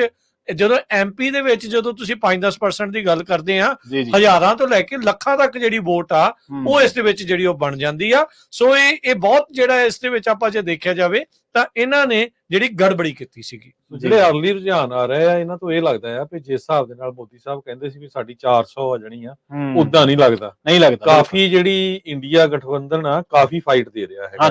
ਸੋ ਇਹ ਉਹ ਗੱਲ ਨਹੀਂ ਚੱਲ ਰਹੀ ਹੈਗੀ ਜੀ 400 ਦੀ ਸਾਡੀ ਮੈਜੋਰਿਟੀ ਆ ਜਾਊਗੀ। ਤੇ ਇੱਥੋਂ ਤੁਹਾਨੂੰ ਪਤਾ ਲੱਗਦਾ ਵੀ ਇੰਡੀਆ ਦੇ ਜਿੰਨੇ ਵੀ ਸਰਵੇ ਸੀ ਉਹ ਸਾਰੇ ਇਹੀ ਦੱਸਦੇ ਸੀ ਵੀ 350 ਦੇ ਲਾਗੇ ਛਾਗੇ 350 ਤੋਂ ਲੈ ਕੇ 375 ਤਾਈਂ ਜਿਹੜੀਆਂ ਐਗਜ਼ਿਟ ਪੋਲ ਕੁਝ ਐਗਜ਼ਿਟ ਪੋਲ 1-2 ਸੀਗੇ ਜਿਹੜੇ ਪ੍ਰੋ ਗਵਰਨਮੈਂਟ ਸੀਗੇ, ਹਰਜੋਤ ਸਿੰਘ ਖਾਲਸਾ ਜੀ ਉਹਨਾਂ ਨੇ ਜ਼ਰੂਰ 400 ਪਾਰ ਕਿਹਾ ਸੀਗਾ। ਪਰ ਦੇਖੋ ਆਪਾਂ ਜਿਵੇਂ ਚਰਚਾ ਕਰ ਹੀ ਰਹੇ ਹਾਂ, ਪੰਜਾਬੀ ਰੇਡੀਓ ਯੂਐਸਏ ਮੇਰੇ ਖਿਆਲ ਦੇ ਨਾਲ ਵਰਲਡ ਦੇ ਵਿੱਚੋਂ ਅਲੱਗਾ ਅਦਾਰਾ ਇਸ ਕਰਕੇ ਕਿਉਂਕਿ ਆਪਾਂ ਇਹ ਚਰਚਾ ਤਾਂ ਕਰ ਹੀ ਰਹੇ ਹਾਂ ਕਿ ਕਿਹੜਾ ਉਮੀਦਵਾਰ ਕਿੱਥੇ ਕਿੱਥੇ ਅੱਗੇ ਹੈ। ਇਹ ਚਰਚਾ ਤਾਂ ਕਰ ਹੀ ਰਹੇ ਹਾਂ ਕਿ ਕਿਹੜੀ ਸੀਟ ਤੇ ਕੀ ਰੁਝਾਨ ਆ ਰਿਹਾ ਹੈ, ਪੰਜਾਬ ਦੇ ਕੀ ਹੈ। ਆਉਣ ਵਾਲੇ ਟਾਈਮ ਦੇ ਵਿੱਚ ਆਪਾਂ ਸਾਊਥ ਦੀ ਪੋਲਿਟਿਕਸ ਨੂੰ ਦੇਖਾਂਗੇ, ਆਪਾਂ ਜਿਹੜਾ ਸੈਂਟਰਲ ਇੰਡੀਆ ਉੱਥੋਂ ਦੀ ਪੋਲਿਟਿਕਸ ਨੂੰ ਦੇਖਾਂਗੇ, ਨਾਰਥ ਇੰਡੀਆ ਜਿਹੜਾ ਉੱਥੋਂ ਦੀ ਪੋਲਿਟਿਕਸ ਨੂੰ ਦੇਖਾਂਗੇ, ਈਸਟਰਨ ਦੇ ਇਲਾਕਿਆਂ ਦੇ ਵਿੱਚ ਵੀ ਆਪਾਂ ਜ਼ਰੂਰ ਜਾਵਾਂਗੇ। ਮਨਦੀਪ ਪੁਨੀਆ ਇਹਨਾਂ ਅੰਕੜਿਆਂ ਦੇ ਮਾਹਰ ਨੇ, ਉਹਨਾਂ ਦੇ ਉੱਤੇ ਗੱਲਬਾਤ ਕਰਾਂਗੇ। ਪਰ ਪੰਜਾਬੀ ਰੇਡੀਓ ਯੂਐਸਏ ਇੱਕ ਡਿਫਰੈਂਟ ਪਰਸਪੈਕਟਿਵ ਤੋਂ ਵੀ ਇਹਨਾਂ ਚੀਜ਼ਾਂ ਨੂੰ ਚਰਚਾ ਕਰਦਾ ਹੈ ਕਿ ਪੰਜਾਬ ਦੀ ਪੋਲਿਟਿਕਸ ਕਿੱਧਰ ਨੂੰ ਜਾਊਗੀ, ਅਕਾਲੀ ਦਲ ਦਾ ਮੁਹਾਂਦਰਾ ਕਿੱਧਰ ਨੂੰ ਹੋਊਗਾ, ਬੀਜੇਪੀ ਜੇਕਰ ਪੰਜਾਬ ਦੇ ਵਿੱਚ ਆਉਂਦੀ ਹੈ ਤਾਂ ਉਹਦੀ ਇੱਕ ਪੋਲਰਾਈਜੇਸ਼ਨ ਕਰਨ ਦੀ ਜਿਹੜੀ ਰਣਨੀਤੀ ਹੈ ਉਹਦੇ ਤਹਿਤ ਪੰਜਾਬ ਦੇ ਹਾਲਾਤ ਕੀ ਹੋਣਗੇ, ਪੰਜਾਬ ਦੇ ਵਿੱਚ ਜਿਹੜੀ ਭਾਈਚਾਰਕ ਸਾਂਝ ਹੈ, ਇੱਕ ਸਦਭਾਵਨਾ ਇੱਕ ਇਹ ਕਿੱਧਰ ਨੂੰ ਜਾਊਗੀ। ਤੇ ਪੰਜਾਬ ਦਾ ਜਿਹੜਾ ਪੰਥਕ ਈਡੀਅਮ ਹੈ, ਜੇਕਰ ਸਿਮਰਜੀਤ ਸਿੰਘ ਮਾਨ ਜਿੱਤ ਜਾਂਦੇ ਨੇ ਸੰਗਰੂਰ ਤੋਂ, ਜੇਕਰ ਸਰਬਜੀਤ ਸਿੰਘ ਖਾਲਸਾ ਜਿੱਤ ਜਾਂਦੇ ਨੇ, ਜੇਕਰ ਅੰਮ੍ਰਿਤਪਾਲ ਜਿੱਤ ਜਾਂਦੇ ਨੇ, ਉਹ ਗੱਲ ਵੱਖਰੀ ਹੈ ਕਿ ਲੋਕ ਸਭਾ ਦੇ ਵਿੱਚ ਜਾ ਕੇ ਕੀ ਕਹਿੰਦੇ ਨੇ, ਕੀ ਕਿਵੇਂ ਰੱਖਦੇ ਨੇ, ਪਰ ਦੁਨੀਆ ਦੇ ਵਿੱਚ ਇਹ ਨੈਰੇਟਿਵ ਜ਼ਰੂਰ ਜਾਊਗਾ ਕਿ ਇੱਕ ਉਹ ਖਿੱਤਾ, ਇੱਕ ਉਹ ਇਲਾਕਾ ਜਿੱਥੇ ਇੱਕ ਮਾਈਨੋਰਿਟੀ ਮੈਜੋਰਿਟੀ ਦੇ ਵਿੱਚ ਹੈ ਸਿੱਖ ਜਿਹੜੇ ਨੇ, ਔਰ ਦੁਨੀਆ ਭਰ ਦੇ ਵਿੱਚ ਉਹ ਫੈਲੇ ਹੋਏ ਨੇ, ਦੁਨੀਆ ਭਰ ਦੇ ਵਿੱਚ ਉਹ ਆਪਣੀ ਗੱਲ ਰੱਖਦੇ ਨੇ, ਆਪਣੇ ਰਾਜ ਦੀ ਗੱਲ ਕਰਦੇ ਨੇ, ਆਪਣੇ ਉਸ ਰਾਜ ਦੀ ਗੱਲ ਕਰਦੇ ਨੇ ਜਿਹੜਾ ਉਹਨਾਂ ਨੂੰ ਚਾਹੀਦਾ, ਜਿਹੜਾ ਉਹਨਾਂ ਨਾਲ ਅਲੱਦਗੀ ਦੀ ਭਾਵਨਾ ਕਿਉਂ ਭਰੀ, ਤਾਂ ਉੱਥੋਂ ਦੇ ਲੋਕ ਉਹਨਾਂ ਚੀਜ਼ਾਂ ਨੂੰ ਐਡਰੈਸ ਜ਼ਰੂਰ ਕਰਦੇ ਨੇ। ਇਹ ਨਹੀਂ ਆਪਾਂ ਕਹਿ ਸਕਦੇ ਕਿ ਅਕਾਲੀ ਦਲ ਹਾਰ ਗਿਆ ਤੇ ਪੰਥਕ ਗੱਲ ਹੋਣੋਂ ਹਟ ਗਈ ਜੀ। ਸੋ ਬਿਲਕੁਲ ਜੇ ਲੀਡਰਾਂ ਦੀ ਗੱਲ ਕਰਦੇ ਜਾਈਏ, ਜਿਹੜੇ ਕਾਂਗਰਸ ਦੇ ਲੀਡਰ ਰਾਹੁਲ ਗਾਂਧੀ ਆ, ਲੇਟੈਸਟ ਜਿਹੜੇ ਫਿਗਰ ਆ ਰਹੇ ਆ, ਉਹ 14,030 ਵੋਟਾਂ ਦੇ ਨਾਲ ਆਪਣਾ ਜਿਹੜਾ ਉਹਨਾਂ ਦਾ ਏਰੀਆ ਹੈਗਾ ਆ ਕੇਰਲਾ ਦੇ ਵਿੱਚ ਵਾਇਨਾਡ, ਉੱਥੋਂ ਅੱਗੇ ਜਾ ਰਹੇ ਆ। ਤੇ ਮੋਦੀ ਹੁਣੀ ਜਿਹੜੇ 6200 ਵੋਟ ਤੋਂ ਪਿੱਛੇ ਜਾ ਰਹੇ ਵਾਰਾਣਸੀ ਚ ਕਹਿੰਦੇ ਬਈ ਉਲਟ ਫੇਰ ਹੋ ਸਕਦਾ ਆ। ਇਸ ਟਾਈਮ ਸਿਰਫ 3 ਮਿੰਟ ਪਹਿਲਾਂ ਦਾ ਜਿਹੜਾ ਅਪਡੇਟ ਆਇਆ ਜੀ, ਪ੍ਰਾਈਮ ਮਿਨਿਸਟਰ ਨਰਿੰਦਰ ਮੋਦੀ ਵੋਟਾਂ ਚ 6223 ਵੋਟਾਂ ਦੇ ਨਾਲ ਪਿੱਛੇ ਆ, ਤੇ ਉੱਥੇ ਕਾਂਗਰਸ ਵਾਲੇ ਜੇ ਕਾਂਗਰਸ ਦਾ ਅਜੇ ਆ ਉਹ ਜਿਹੜਾ ਆ ਅੱਗੇ ਹੈਗਾ ਜੀ। ਤੇ ਆਪਣੇ ਨਾਲ ਇਸ ਟਾਈਮ ਦੀਪਕ ਸ਼ਰਮਾ ਚਨਾਰਥਲ ਜੀ ਪੰਜਾਬ ਤੋਂ ਜਿਹੜੇ ਉਹ ਜੁੜ ਚੁੱਕੇ ਨੇ। ਦੀਪਕ ਜੀ ਆਵਾਜ਼ ਸੁਣ ਪਾ ਰਹੇ ਆ ਜੀ? ਬਿਲਕੁਲ, ਸਤਿ ਸ਼੍ਰੀ ਅਕਾਲ ਜੀ। ਸਤਿ ਸ਼੍ਰੀ ਅਕਾਲ ਜੀ, ਆਇਆਂ ਨੂੰ ਸਵਾਗਤ ਹੈ ਜੀ। ਸੋ ਦੀਪਕ ਜੀ, ਮੁੱਢਲੇ ਰੁਝਾਨਾਂ ਨੂੰ ਦੇਖ ਕੇ ਕੀ ਲੱਗ ਰਿਹਾ ਹੈ, ਕੀ ਜਿਹੜਾ ਉਹ ਚੱਲ ਰਿਹਾ ਹੈ? ਬਿਲਕੁਲ ਜੀ, ਜੇਕਰ ਸ਼ੁਰੂਆਤੀ ਰੁਝਾਨ ਦੇਖੋ ਤਾਂ ਸਵੇਰੇ ਜਦੋਂ ਲਿਫਾਫੇ ਖੁੱਲ ਰਹੇ ਸੀ ਤਾਂ ਪੰਜਾਬ ਦੇ, ਭਾਰਤ ਦੇ ਜਿਹੜੇ ਮਤਲਬ ਮੀਡੀਆ ਚੈਨਲ ਨੇ, ਜਿਹੜੇ ਖਾਸ ਕਰਕੇ ਸਰਕਾਰੀ ਬੋਲੀ ਬੋਲਦੇ ਨੇ, ਤੇ ਉਹ ਪੂਰੀ ਤਰ੍ਹਾਂ ਚੀਕ ਕੇ ਰੌਲਾ ਪਾ ਰਹੇ ਸੀ ਕਿ ਲਓ ਜੀ 300 ਪਾਰ ਹੋ ਗਿਆ। ਤੇ ਪਰ ਹੁਣ ਉਹ ਉਲਟਾ ਗੇੜਾ ਜਦੋਂ ਸ਼ੁਰੂ ਹੋਇਆ ਤਾਂ ਉਸ ਤੋਂ ਬਾਅਦ ਉਹਨਾਂ ਦੀ ਥੋੜੀ ਜਿਹੀ ਟੋਨ ਬਦਲੀ ਆ। ਮੈਂ ਨਹੀਂ ਕਹਿੰਦਾ ਕਿ ਅਜੇ ਵੀ ਇਹ ਨਤੀਜਿਆਂ 'ਚ ਆਏਗੀ, ਅਜੇ ਸ਼ੁਰੂਆਤੀ ਰੁਝਾਨ ਨੇ ਜੀ। ਜਿਹੜੀ ਇੰਡੀਆ ਗੱਠਜੋੜ 300 ਪਾਰ ਜਾ ਰਹੀ ਸੀ ਉਹ ਹੁਣ 290 ਦੇ ਗੇੜ ਤੇ ਆ ਗਈ ਆ, ਤੇ ਜਿਹੜਾ ਇੰਡੀਆ ਗੱਠਜੋੜ ਪਹਿਲਾਂ 200 ਨੂੰ ਛੂ ਵੀ ਨਹੀਂ ਰਿਹਾ ਸੀ ਉਹ ਹੁਣ 210 ਤੱਕ ਪਹੁੰਚ ਗਿਆ। ਸੋ ਇਸ ਤਰ੍ਹਾਂ ਤੇ 22 ਅਦਰਸ ਵੀ ਨੇ, ਸੋ 20 ਦੇ ਕਰੀਬ ਅਦਰਸ ਵੀ ਨੇ। ਸੋ ਇਸ ਲਈ ਅਜੇ ਨਤੀਜਿਆਂ 'ਚ ਪਲਟਣ 'ਚ ਟਾਈਮ ਲੱਗਣਾ, ਕਿਉਂਕਿ ਹਰੇਕ ਸੀਟ ਦੇ ਉੱਤੇ 8 ਲੱਖ ਤੋਂ ਲੈ ਕੇ 12 13 ਲੱਖ ਤੱਕ ਦੀ ਗਿਣਤੀ ਆ। ਸੋ ਇਸ ਲਈ ਇਸ ਨੂੰ ਕਾਲ ਦੇ ਵਿੱਚ ਅਸੀਂ ਕੁਝ ਨਹੀਂ ਕਹਿ ਸਕਦੇ, ਪਰ ਸ਼ੁਰੂਆਤੀ ਰੁਝਾਨ 'ਚ ਕੁਝ ਸੰਕੇਤ ਘਰ ਦੇ ਭਾਗ ਕਹਿੰਦੇ ਡਿਊਟੀ ਤੋਂ ਦਿਖਦੇ ਨੇ। ਸਮ੍ਰਿਤੀ ਇਰਾਨੀ ਇੱਕ ਵਾਰ ਪਿੱਛੇ ਹੋ ਲਈ ਕਿਸ਼ੋਰੀ ਲਾਲ ਤੋਂ, ਬੇਸ਼ੱਕ ਫਿਰ ਕਦੇ ਅੱਗੇ ਹੋ ਜਾਂਦੀ ਹੈ, ਕਦੇ ਪਿੱਛੇ ਹੋ ਜਾਂਦੀ ਹੈ, ਪਿੱਛੇ ਹੋ ਲਈ। ਹੋਰ ਛੱਡੋ, ਵਾਰਾਣਸੀ ਤੋਂ ਇੱਕ ਵਾਰ ਨਰਿੰਦਰ ਮੋਦੀ ਪਿੱਛੇ ਹੋ ਗਏ। ਹੁਣ ਬੇਸ਼ੱਕ ਫਿਰ ਥੋੜਾ ਅੱਗੇ ਗਏ ਨੇ ਉਹ। ਇਹਦਾ ਮਤਲਬ ਜੇ ਪਿੱਛੇ ਜਾ ਰਹੇ ਨੇ ਤਾਂ ਅੱਗੇ ਜਾ ਰਹੇ ਨੇ, ਤਾਂ ਮਤਲਬ ਬਹੁਤ ਨੇੜਲਾ ਮਸਲਾ ਚੱਲ ਰਿਹਾ। ਤੁਸੀਂ ਕਿੰਨਾ ਫਸਮਾ ਮੁਕਾਬਲਾ ਹੋਏਗਾ ਜੇ ਪੰਜਾਬ ਦੇ ਅੰਦਾਜ਼ੇ ਨਾਲ ਲਾਓ। ਸ਼ੇਰ ਸਿੰਘ ਘਵਾਇਆ ਨੇ ਲੀਡ ਕੀਤੀ ਵੋਟ ਨਾਲ। ਸੋ ਇਹ ਜਦੋਂ ਸਥਿਤੀ ਬਣਦੀ ਹੈ ਤਾਂ ਇੱਥੋਂ ਅੰਦਾਜ਼ਾ ਲਾਓ ਕਿ ਮੁਕਾਬਲਾ ਕਿੰਨਾ ਫਸਮਾ ਹੈ। ਪਰ ਪੰਜਾਬ ਦੇ ਹਵਾਲੇ ਨਾਲ ਵੀ ਔਰ ਦੇਸ਼ ਦੇ ਹਵਾਲੇ ਨਾਲ ਵੀ ਨਤੀਜੇ ਐਗਜ਼ਿਟ ਪੋਲਾਂ ਵਰਗੇ ਨਹੀਂ ਆਉਣੇ, ਇਹ ਸਪਸ਼ਟ ਦਿਖਣ ਲੱਗਿਆ ਜੀ। ਤੇ ਦੀਪ ਜੀ, ਜੇ ਪੰਜਾਬ ਦੀ ਪੋਲਿਟਿਕਸ ਨੂੰ ਦੇਖੀਏ, ਥੋੜਾ ਜਿਹਾ ਪੰਜਾਬ ਦੇ ਵੱਲ ਚੱਲੇ ਗਏ, ਤੇ ਕਾਂਗਰਸ ਨੂੰ 8 ਸੀਟਾਂ ਦੇ ਉੱਤੇ ਕੋਈ ਚੈਨਲ ਨੇ ਜਿਹੜੇ ਅੱਗੇ ਦਿਖਾ ਰਹੇ ਨੇ, ਆਮ ਆਦਮੀ ਪਾਰਟੀ ਨੂੰ 2 ਸੀਟਾਂ ਦੇ ਉੱਤੇ, ਸ਼੍ਰੋਮਣੀ ਅਕਾਲੀ ਦਲ 1 ਸੀਟ ਦੇ ਉੱਤੇ, ਖਡੂਰ ਸਾਹਿਬ ਤੋਂ ਅੰਮ੍ਰਿਤਪਾਲ ਸਿੰਘ ਤੇ ਚਰਨਜੀਤ ਚੰਨੀ ਜਲੰਧਰ ਤੋਂ, ਇਹ ਲਗਾਤਾਰ ਅੱਗੇ ਚੱਲ ਰਹੇ ਨੇ, ਇਹਨਾਂ ਦੀ ਲੀਡ ਨਹੀਂ ਟੁੱਟੀ। ਦੇਖੋ, ਤਿੰਨ ਬੰਦਿਆਂ ਦੀ ਲੀਡ ਪੰਜਾਬ 'ਚ ਬਰਕਰਾਰ ਹੈ, ਜਿਨ੍ਹਾਂ 'ਚ ਚਰਨਜੀਤ ਚੰਨੀ ਹੈ, ਲਗਾਤਾਰ ਵੱਧਦੇ 17,000 ਤੋਂ ਪਾਰ ਚਲੀ ਗਈ ਜੀ। ਇਸੇ ਤਰ੍ਹਾਂ ਅੰਮ੍ਰਿਤਪਾਲ ਸਿੰਘ ਹੋਣੀ ਨੇ 13,000 ਤੱਕ ਦੀ ਲੀਡ ਲੈ ਗਏ ਨੇ, ਤੇ ਉਹ ਤੋਂ ਬਾਅਦ ਮੀਤ ਹੇਅਰ ਆਉਂਦੇ ਨੇ ਜਿਹੜੇ 10,000 ਤੱਕ ਦੀ ਲੀਡ ਲੈ ਗਏ। ਸੋ ਇਹ 3 ਉਮੀਦਵਾਰ ਜਿਹੜੇ ਲਗਾਤਾਰ, ਤੁਸੀਂ ਇੱਥੋਂ ਪੰਜਾਬ ਨੂੰ ਹੁਣ ਸਮਝਣ ਦੀ ਵੀ ਕੋਸ਼ਿਸ਼ ਕਰੋ ਨਾ ਕਿ ਇੱਕ ਪਾਸੇ ਇਹ ਉਹ ਦਿਨ ਨੇ ਜਦੋਂ ਕੱਲੂਕਾਰਾ ਵਾਪਰੇ, ਮਤਲਬ ਜੂਨ 84 ਕੱਲੂਕਾਰਾ, ਉਸ ਵਾਲੇ ਨਾਲ ਜਥੇਦਾਰ ਸਾਹਿਬ ਦੀ ਅਪੀਲ ਵੀ ਹੈ ਕਿ ਭਾਈ 13 ਜਿੱਤਣੇ ਨੇ, ਪਰ ਉਹ ਜਿੱਤ ਦਾ ਜਸ਼ਨ ਨਾ ਮਨਾਇਓ, ਗੁਰੂ ਘਰ ਜਾ ਕੇ ਜਾਂ ਜਿਸ ਵੀ ਅਕੀਦੇ ਨੂੰ ਮੰਨਦੇ ਹੋ ਉੱਥੇ ਜਾ ਕੇ ਅਰਦਾਸ ਕਰਿਓ, ਧੰਨਵਾਦ ਸ਼ੁਕਰਾਨਾ ਕਰਿਓ। ਬਿਲਕੁਲ। ਪਰ ਤੁਸੀਂ ਇਹ ਦੇਖੋ ਕਿ ਇਸ ਦੇ ਵਿਚਾਲੇ ਪੰਜਾਬ ਦੇ ਵਿੱਚ ਕਾਂਗਰਸ ਵੀ ਲੀਡ ਕਰ ਰਹੀ ਹੈ, ਔਰ ਮਤਲਬ ਕਿ ਪੰਥਕ ਲਹਿਰ ਦੇ ਹਵਾਲੇ ਨਾਲ ਅੰਮ੍ਰਿਤਪਾਲ ਖਾਲਸਾ ਵੀ ਲੀਡ ਕਰ ਰਹੇ ਨੇ ਜੀ। ਸਰਬਜੀਤ ਖਾਲਸਾ ਵੀ 2394 ਵੋਟਾਂ ਦੇ ਨਾਲ ਸ਼ੁਰੂ ਦੇ ਵਿੱਚ ਇੱਕ ਵਾਰ ਲੀਡ ਕਰ ਗਏ ਨੇ। ਉਹਦੀ ਲੀਡ ਹਲੇ ਬਣੀ ਹੋਈ ਹੈ, ਮਤਲਬ ਅਗਲਾ ਰੁਝਾਨ ਅਜੇ ਆਇਆ ਨਹੀਂ ਕਿ ਕਿੰਨਾ ਲੀਡ ਬਣੀ ਆ, ਪਰ ਉਹ ਸੀਟ ਵੀ ਉਹਨਾਂ ਦੀ ਬਰਕਰਾਰ। ਤੇ 7500 ਵੋਟ ਨਾਲ, ਸੌਰੀ ਦੀਪਕ ਜੀ ਵਿੱਚੇ ਕੱਟ ਰਿਹਾ, 7500 ਵੋਟ ਨਾਲ ਅਜੇ ਵੀ ਉਹਨਾਂ ਨੂੰ ਅੱਗੇ ਦਿਖਾ ਰਹੇ ਆ ਜੀ। ਹਾਂ ਜੀ, ਬਿਲਕੁਲ। ਫਿਰ 2 ਸੀਟਾਂ ਬਿਲਕੁਲ ਅੰਮ੍ਰਿਤਪਾਲ ਸਿੰਘ ਔਰ ਸਰਬਜੀਤ ਖਾਲਸਾ ਦੀਆਂ ਅੱਗੇ ਨੇ, ਤੇ 7 ਤੋਂ 8 ਸੀਟਾਂ ਤੇ ਕਾਂਗਰਸ ਅੱਗੇ ਚੱਲ ਰਹੀ ਹੈ। ਮਤਲਬ ਇੱਕ ਸੀਟ ਉਹ ਬਹੁਤ ਨੇੜੇ ਤੇੜੇ ਚੱਲੀ ਜਾਂਦੀ ਹੈ, ਘੁਆਏ ਵਾਲੀ। ਇਸ ਲਈ ਇਹ ਪਹਿਲੂ ਵੀ ਹੈਗਾ, ਮਤਲਬ ਬਠਿੰਡਾ ਇੱਕੋ ਇੱਕ ਸੀਟ ਹੈ ਜਿੱਥੇ ਅਕਾਲੀ ਦਲ ਅੱਗੇ ਚੱਲ ਰਿਹਾ। ਬੀਬੀ ਹਰਪ੍ਰੀਤ ਇੱਕ ਵਾਰ ਖੁੱਡੀਆਂ ਹੋਰੀ ਮੂਹਰੇ ਹੋ ਗਏ ਸੀਗੇ, ਤੁਸੀਂ ਅੰਮ੍ਰਿਤਸਰ 'ਚ ਦੇਖੋ ਕਿ ਅੰਮ੍ਰਿਤਸਰ ਦੇ ਵਿੱਚ ਸ਼ੁਰੂ 'ਚ ਔਜਲਾ ਅੱਗੇ ਆਉਂਦੇ ਨੇ, ਫਿਰ ਔਜਲਾ ਪਿੱਛੇ ਹੋ ਜਾਂਦੇ ਨੇ, ਤਰਨਜੀਤ ਸੰਧੂ ਅੱਗੇ ਹੋ ਜਾਂਦੇ ਨੇ, ਹਾਂਜੀ ਫਿਰ ਤਰਨਜੀਤ ਸੰਧੂ ਪਿੱਛੇ ਹੋ ਕੇ ਔਜਲਾ ਅੱਗੇ ਆ ਜਾਂਦੇ ਨੇ, ਫਿਰ ਕੁਲਦੀਪ ਧਾਲੀਵਾਲ ਵੀ ਅੱਗੇ ਆਉਂਦੇ ਨੇ। ਸੋ ਇੱਕ ਵਾਰ ਫਿਰ ਔਜਲਾ ਅੱਗੇ ਆਉਂਦੇ ਨੇ। ਸੋ ਇਸ ਲਈ ਅਜੇ ਕਹਿਣਾ ਬਹੁਤ 7544 ਵੋਟ ਹੋ ਗਈ ਹੈ ਜੀ, ਮਤਲਬ ਇਸ ਸਮੇਂ ਜਿਹੜੀ ਅੱਗੇ ਸਰਬਜੀਤ ਸਿੰਘ ਖਾਲਸਾ ਹੋਣਾ ਦੀ। ਜੀ ਦੀਪਕ ਜੀ ਇਹਦਾ ਕੀ ਮਾਇਨਾ ਆ? ਉਹ ਭਗਵੰਤ ਮਾਨ ਹੁਣੀ ਮੁੱਖ ਮੰਤਰੀ ਕਹਿੰਦੇ ਸੀ ਸਾਡੇ ਰਿਪੋਰਟ ਕਾਰਡ ਦੇ ਉੱਤੇ 13-0 ਦੇ ਨਾਲ ਜਿੱਤੋਗੇ, ਸਾਰੇ ਜਣੇ ਘਰੋਂ ਘਰੀ ਚੱਲ ਜਾਓ, ਕੋਈ ਫਾਇਦਾ ਹੀ ਨਹੀਂ। ਇਹ ਹੁਣ ਜੋ ਮੁੱਢਲੇ ਰੁਝਾਨ ਆ ਕਿੱਦਾਂ ਆ? ਸੀਟਾਂ ਦੀ ਗਿਣਤੀ ਤਾਂ ਸਹੀ ਕਰ ਲਈ ਸੀ, ਮਤਲਬ ਦੰਦਾਂ ਦੀ ਗਿਣਤੀ ਸਹੀ ਨਹੀਂ ਕੀਤੀ। 32 ਦੰਦ ਕਹਿੰਦੇ ਸੀ ਜੀ ਉਹ ਗਿਣਤੀ ਕਰਨ ਕੇ 32 ਦੰਦ ਝੂਠ ਤਾਂ ਨਹੀਂ ਬੋਲ ਸਕਦੇ ਨਾ, ਫਿਰ ਇਹਦਾ ਮਤਲਬ 32 ਦੰਦ ਹੈਗੇ ਵੀ ਨੇ ਕਿ ਨਹੀਂ, ਇਹ ਗਿਣਤੀ ਕਰ ਲੈਣ। ਇਸ ਵਾਰ ਅਸਲ ਦੇ ਵਿੱਚ ਆਮ ਆਦਮੀ ਪਾਰਟੀ ਹੁਣ ਸਰਕਾਰ 'ਚ ਹੈ, ਵਿਰੋਧੀ ਧਿਰ 'ਚ ਨਹੀਂ ਆ, ਉਹ ਭੁੱਲ ਜਾਂਦੀ ਹੈ।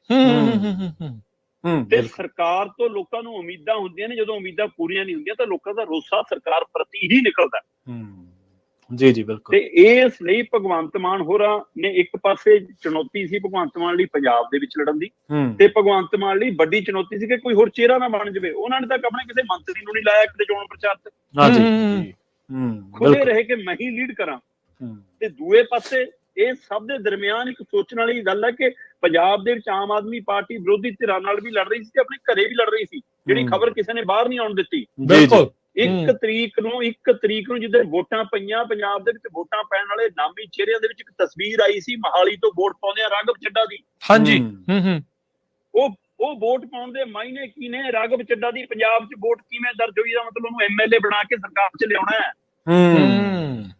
ਜੀ ਜੇ ਐਮਪੀਓ ਲੜਨਾ ਹੁੰਦਾ ਉਹਨੇ ਫਿਰ ਤਾਂ ਦਿੱਲੀ ਵੋਟ ਪੈਂਦੀ ਸੀ। ਪਿਛਲੀ ਵਾਰ ਵਿਧਾਨ ਸਭਾ ਚੋਣਾਂ 'ਚ ਉਹਨੇ ਦਿੱਲੀ ਵੋਟ ਪਾਈ ਹੈ।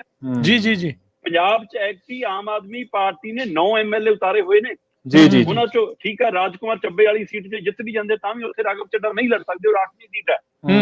ਇਸੇ ਤਰ੍ਹਾਂ ਹੁਣ ਸ਼ੀਤਲ ਉਗਰਾਲ ਦਾ ਅਸਤੀਫਾ ਮਨਜ਼ੂਰ ਵੀ ਹੋਊਗਾ, ਇੱਕ ਵੱਖਰੀ ਖੇਡ ਸ਼ੁਰੂ ਹੋ ਗਈ, ਉਹ ਸੀਟ ਤੇ ਵੀ ਰਾਘਵ ਚੱਡਾ ਨਹੀਂ ਲੜ ਸਕਦੇ। ਪਰ 8 ਐਮਐਲਏ ਆਮ ਆਦਮੀ ਪਾਰਟੀ ਨੇ 5 ਮੰਤਰੀਆਂ 'ਚੋਂ ਤਾਰੇ ਵੇ ਨੇ ਤੇ 3 ਐਮਐਲਏ ਕਾਂਗਰਸ ਨੇ ਤਾਰੇ ਵੇ ਨੇ। ਮਤਲਬ 11 'ਚੋਂ ਆਮ ਆਦਮੀ ਪਾਰਟੀ ਨੂੰ ਲੱਗਦਾ ਜੇ 5-4 ਐਮਐਲਏ ਵੀ ਸਾਡੇ ਜਿੱਤ ਗਏ ਤਾਂ 5-4 ਸੀਟਾਂ ਖਾਲੀ ਹੁੰਦੀਆਂ, ਉੱਥੋਂ ਰਾਘਵ ਚੱਡਾ ਨੂੰ ਲੜਾ ਲਈਏ, ਕੇਜਰੀਵਾਲ ਸੋਚਦਾ ਹੈ।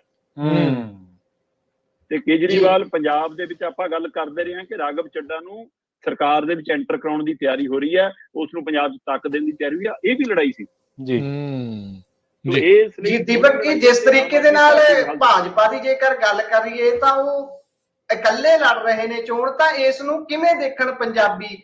ਉਹ ਪੰਜਾਬ ਦੇ ਵਿੱਚ ਕੁਝ ਗੇਨ ਕਰ ਸਕਦੇ ਨੇ ਜਾਂ ਫਿਰ ਇਹਨੂੰ ਸਿਰਫ ਚੋਣਾਂ ਤੱਕ ਹੀ ਦੇਖੀਏ ਕਿ ਚੋਣਾਂ ਤੋਂ ਬਾਅਦ ਭਾਜਪਾ ਨੇ ਸ਼ਾਂਤ ਹੋ ਕੇ ਬਹਿ ਜਾਣਾ, ਜਿਸ ਤਰੀਕੇ ਦੇ ਨਾਲ ਉਹਨਾਂ ਦੇ ਪੰਜਾਬ 'ਚ ਅੰਦਰੂਨੀ ਜੀ ਦੀਪਕ ਜੀ ਪੰਜਾਬ 'ਚ ਇਸ ਵਾਰ ਬਹੁਤ ਕੁਝ ਗੇਨ ਕਰ ਰਹੀ ਆ। ਭਾਜਪਾ ਸੀਟ ਜਿੱਤਣ ਲਈ ਨਹੀਂ ਲੜੀ, ਮੈਂ ਪਹਿਲੇ ਦਿਨ ਤੋਂ ਕਹਿ ਰਿਹਾ, ਉਹ ਆਪਣਾ ਵੋਟ ਬੈਂਕ ਵਧਾਉਣ ਲਈ ਲੜੀ ਆ ਤੇ ਅਕਾਲੀ ਦਲ ਮੂਹਰੇ ਆਪਣੀਆਂ ਵੱਧ ਸੀਟਾਂ ਦੀ ਮੰਗ ਲਈ ਲੜੀ ਆ। ਜੀ ਭਾਜਪਾ ਨੇ ਪੰਜਾਬ ਦੇ ਵਿੱਚ 2-3 ਡੈਂਟ ਪਾਉਣ 'ਚੋਂ ਕਾਮਯਾਬ ਹੋਈ ਆ। ਪੰਜਾਬ ਦੇ ਹਾਲ ਹੀ 'ਚ ਸ਼ੰਭੂ ਬਾਰਡਰ ਤੇ ਰੇਲਵੇ ਤੇ ਲੱਗੇ ਧਰਨਿਆਂ ਦਾ ਵਪਾਰੀ ਵਰਗ 'ਚ ਰੋਸੇ ਨੂੰ ਭਾਜਪਾ ਨੇ ਹਵਾ ਦਿੱਤੀ। ਤੇ ਉਸ ਰੋਸੇ ਨਾਲ ਉਹ ਸ਼ਹਿਰੀ ਵਪਾਰੀ ਵਰਗ ਨੂੰ ਆਪਣੇ ਪਾਲੇ 'ਚ ਲਿਆਉਣ 'ਚ ਕਾਮਯਾਬ ਹੋਈ ਆ। ਉਹਦਾ ਨੁਕਸਾਨ ਕਿਹਨੂੰ ਹੁੰਦਾ, ਫਾਇਦਾ ਕਿਹਨੂੰ ਹੁੰਦਾ, ਇਹ ਬਾਅਦ ਦੀ ਗੱਲ ਆ, ਪਰ ਉਹਨੇ ਉਹ ਪਾਲਾ ਬਦਲਿਆ। ਤੇ ਰਾਮ ਮੰਦਿਰ ਦੇ ਨਾਂ ਤੇ ਇਸ ਵਾਰ ਪੰਜਾਬ ਦੇ ਵਿੱਚੋਂ ਵੀ ਜੇ ਸਾਰੇ ਹਿੰਦੂਆਂ ਦੀ ਨਹੀਂ ਤਾਂ ਹਿੰਦੂਆਂ ਦੇ ਘਰਾਂ 'ਚੋਂ ਬਹੁ ਗਿਣਤੀ ਜਨਾਨੀਆਂ ਦੀ ਵੋਟ ਪੈਣੀ ਆ। ਤੇ ਇਹ ਤੋਂ ਵੀ ਵੱਡਾ ਪਹਿਲੂ ਜਿਹੜਾ ਮਿੰਨਤ ਰਾਜ ਮਿੰਨਤ ਵਾਲਾ ਫਾਰਮੂਲਾ, ਸਮੁੱਚੇ ਭਾਜਪਾ ਦਾ ਫਾਰਮੂਲਾ ਪੰਜਾਬ ਦੇ ਵਿੱਚ ਜੱਟ ਬਨਾਮ ਦਲਿਤ ਬਣਾਉਣ ਦੀ ਕੋਸ਼ਿਸ਼, ਖਾਸ ਕਰ ਉਹਦੇ ਵਿੱਚੋਂ ਵੀ ਵਾਲਮੀਕੀ ਭਾਈਚਾਰੇ ਨੂੰ ਵੀ ਵਾਲਮੀਕੀ ਦੀ ਰਾਮਾਇਣ ਦੇ ਹਵਾਲੇ ਨਾਲ ਅਯੋਧਿਆ ਲੈ ਕੇ ਜਾਣ ਦੀ ਤਿਆਰੀ, ਇਹ ਵੀ ਖੇਡ ਖੇਡਿਆ, ਇਹ ਪੱਤਾ ਵੀ ਖੇਡਿਆ। ਸੋ ਇਸ ਲਈ ਭਾਜਪਾ ਬਹੁਤ ਬਰੀਕੀ ਤੇ ਕੰਮ ਕਰਦੀ ਸੀ ਤੇ ਸਾਡੇ ਵਾਲੇ ਝੰਡੀਆਂ ਲੈ ਕੇ ਭਾਜਪਾ ਦੀ ਵੋਟ ਵਧਾਉਣ ਦਾ ਹੀ ਕੰਮ ਕਰਦੇ ਰਹੇ। ਜੇ ਪੰਜਾਬ 'ਚ ਬੀਜੇਪੀ ਦੀ ਵੋਟ ਵਧੂ, ਉਹਦੇ ਵਿੱਚ ਕਿਸਾਨਾਂ ਦੇ ਰੋਸੇ ਦਾ ਵੀ ਜਥੇਬੰਦੀਆਂ ਦੇ ਰੋਸੇ ਦਾ ਵੀ ਇੱਕ ਪਹਿਲੂ ਹੋਊਗਾ। ਆਪਾਂ ਜਿਹੜਾ ਦੇਖ ਰਹੇ ਹਾਂ ਹੁਣ ਜਿਹੜੇ ਆંકੜੇ ਆ ਰਹੇ ਆ 17% ਤੇ ਭਾਜਪਾ ਆ ਵੋਟ ਸ਼ੇਅਰ ਜਿੰਨੀਆਂ ਹੁਣ ਤੱਕ ਕਾਸਟ ਹੋਈਆਂ। ਅਕਾਲੀ ਦਲ 13% ਤੇ ਰਹਿ ਗਿਆ। ਅਕਾਲੀ ਦਲ ਦਾ ਕੀ ਭਵਿੱਖ ਨਜ਼ਰ ਆਉਂਦਾ ਆ? ਦੇਖੋ, ਅਕਾਲੀ ਦਲ ਦਾ ਇਸ ਵਾਰ ਵੋਟ ਬੈਂਕ ਵਧਣ ਦੀ ਆਸ ਹੈਗੀ।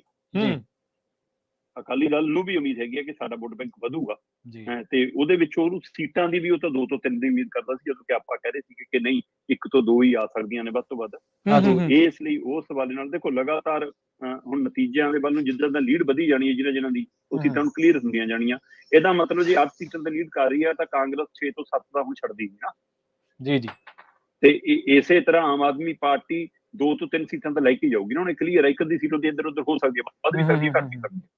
ਸੋ ਇਸੇ ਤਰ੍ਹਾਂ ਭਾਜਪਾ ਹੋ ਸਕਦਾ 0 ਤੋਂ 1 ਕਿਤੇ ਆ ਜਾਵੇ, ਪਰ ਹੁਣ ਆਸ ਘਟਦੀ ਜਾ ਰਹੀ ਹੈ, ਜਿਉਂ ਲੀਡ ਬਦਲਣ ਲੱਗੀ। ਅਕਾਲੀ ਦਲ ਆਪਣੀ ਇੱਕ ਸੀਟ ਬਰਕਰਾਰ ਰੱਖ ਜਵੇ, ਇਹੀ ਉਹਦੀ ਪ੍ਰਾਪਤੀ ਹੈ। ਤੇ ਇੱਥੇ ਅੰਮ੍ਰਿਤਪਾਲ ਸਿੰਘ ਹੋਰਾਂ ਦੀ ਸੀਟ ਜੇ ਕਲੀਅਰ ਹੁੰਦੀ ਨਜ਼ਰ ਆ ਰਹੀ ਆ, ਤਾਂ ਅਜੇ ਸਰਬਜੀਤ ਖਾਲਸਾ ਦੇ ਲਈ ਅਜੇ ਵੀ ਮੁਕਾਬਲਾ ਗਿਣਿਆ ਜਾ ਸਕਦਾ। ਜੀ ਜੀ ਬਿਲਕੁਲ ਜੀ। ਤੇ ਜਿਹੜੀ ਸਿਮਰਨਜੀਤ ਸਿੰਘ ਮਾਨ ਹੋਣ ਵਾਲੀ ਸੀਟ ਸੰਗਰੂਰ ਵਾਲੀ, ਤੇ ਮੈਨੂੰ ਲੱਗਦਾ ਖੈਰਾ ਸਾਹਿਬ ਵੀ ਕਾਫੀ ਵੋਟਾਂ ਲੈ ਗਏ ਹੈਗੇ ਆ ਉੱਥੇ। ਤੀਜੇ ਨੰਬਰ ਤੇ ਖੈਰਾ ਸਾਹਿਬ ਆ, ਸੈਕੰਡ ਤੇ ਸਿਮਰਨਜੀਤ ਸਿੰਘ ਮਾਨ ਆ, ਪਹਿਲੇ ਨੰਬਰ ਤੇ ਮੀਤ ਹੇਅਰ। ਦੇਖੋ ਮੀਤ ਹੇਅਰ, ਆਪਾਂ ਪਹਿਲੇ ਦਿਨ ਤੋਂ ਕਹਿੰਦੇ ਆਏ ਆ ਕਿ ਮੀਤ ਹੇਅਰ ਦਾ ਮੁਕਾਬਲਾ ਹੈ ਉਹ ਮਾਨ ਨਾਲ ਹੈ ਕਿ ਖੈਰੇ ਨਾਲ ਹੈ, ਦੇਖਣ ਵਾਲੀ ਗੱਲ। ਹਾਂ ਠੀਕ ਹੈ, ਇਹ ਪੱਕੀ ਗੱਲ ਹੈ ਕਿ ਜਿਹੜਾ ਜਿੱਤੂਗਾ, ਜੇ ਮੀਤ ਹੇਅਰ ਇੱਥੋਂ ਸੀਟ ਕੱਢ ਗਿਆ, ਤਾਂ ਇਹ ਗਾਰੰਟੀ ਆ ਕਿ ਖੈਰੇ ਦੇ ਸਮਰਥਕ ਔਰ ਸਿਮਰਜੀਤ ਮਾਨ ਦੇ ਸਮਰਥਕ ਉਹਦੇ ਖਿਲਾਫ ਲੋਕਾਂ ਨਹੀਂ ਪਟਾਉਣਗੇ, ਆਪਸ ਜ਼ਰੂਰ ਲੜ ਪੈਣਗੇ।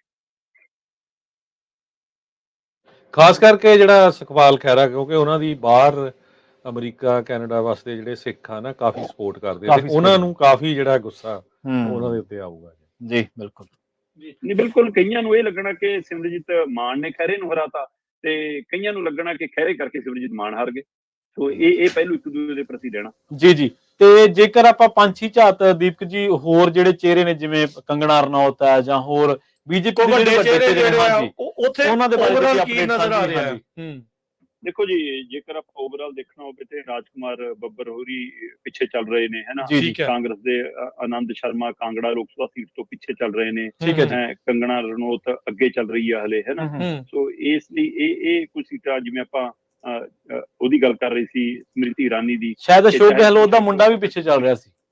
ਹਾਂਜੀ, ਕਿਸ਼ੋਰੀ ਲਾਲ ਨਹੀਂ ਇਹ ਤਾਂ ਸ਼ੁਰੂ ਦੇ ਵਿੱਚ ਬੰਸਰੀ ਵੀ ਦਿੱਲੀ ਦੇ ਵਿੱਚ ਪਿੱਛੇ ਹੋ ਗਈ ਸੀ। ਅੱਛਾ ਜੀ।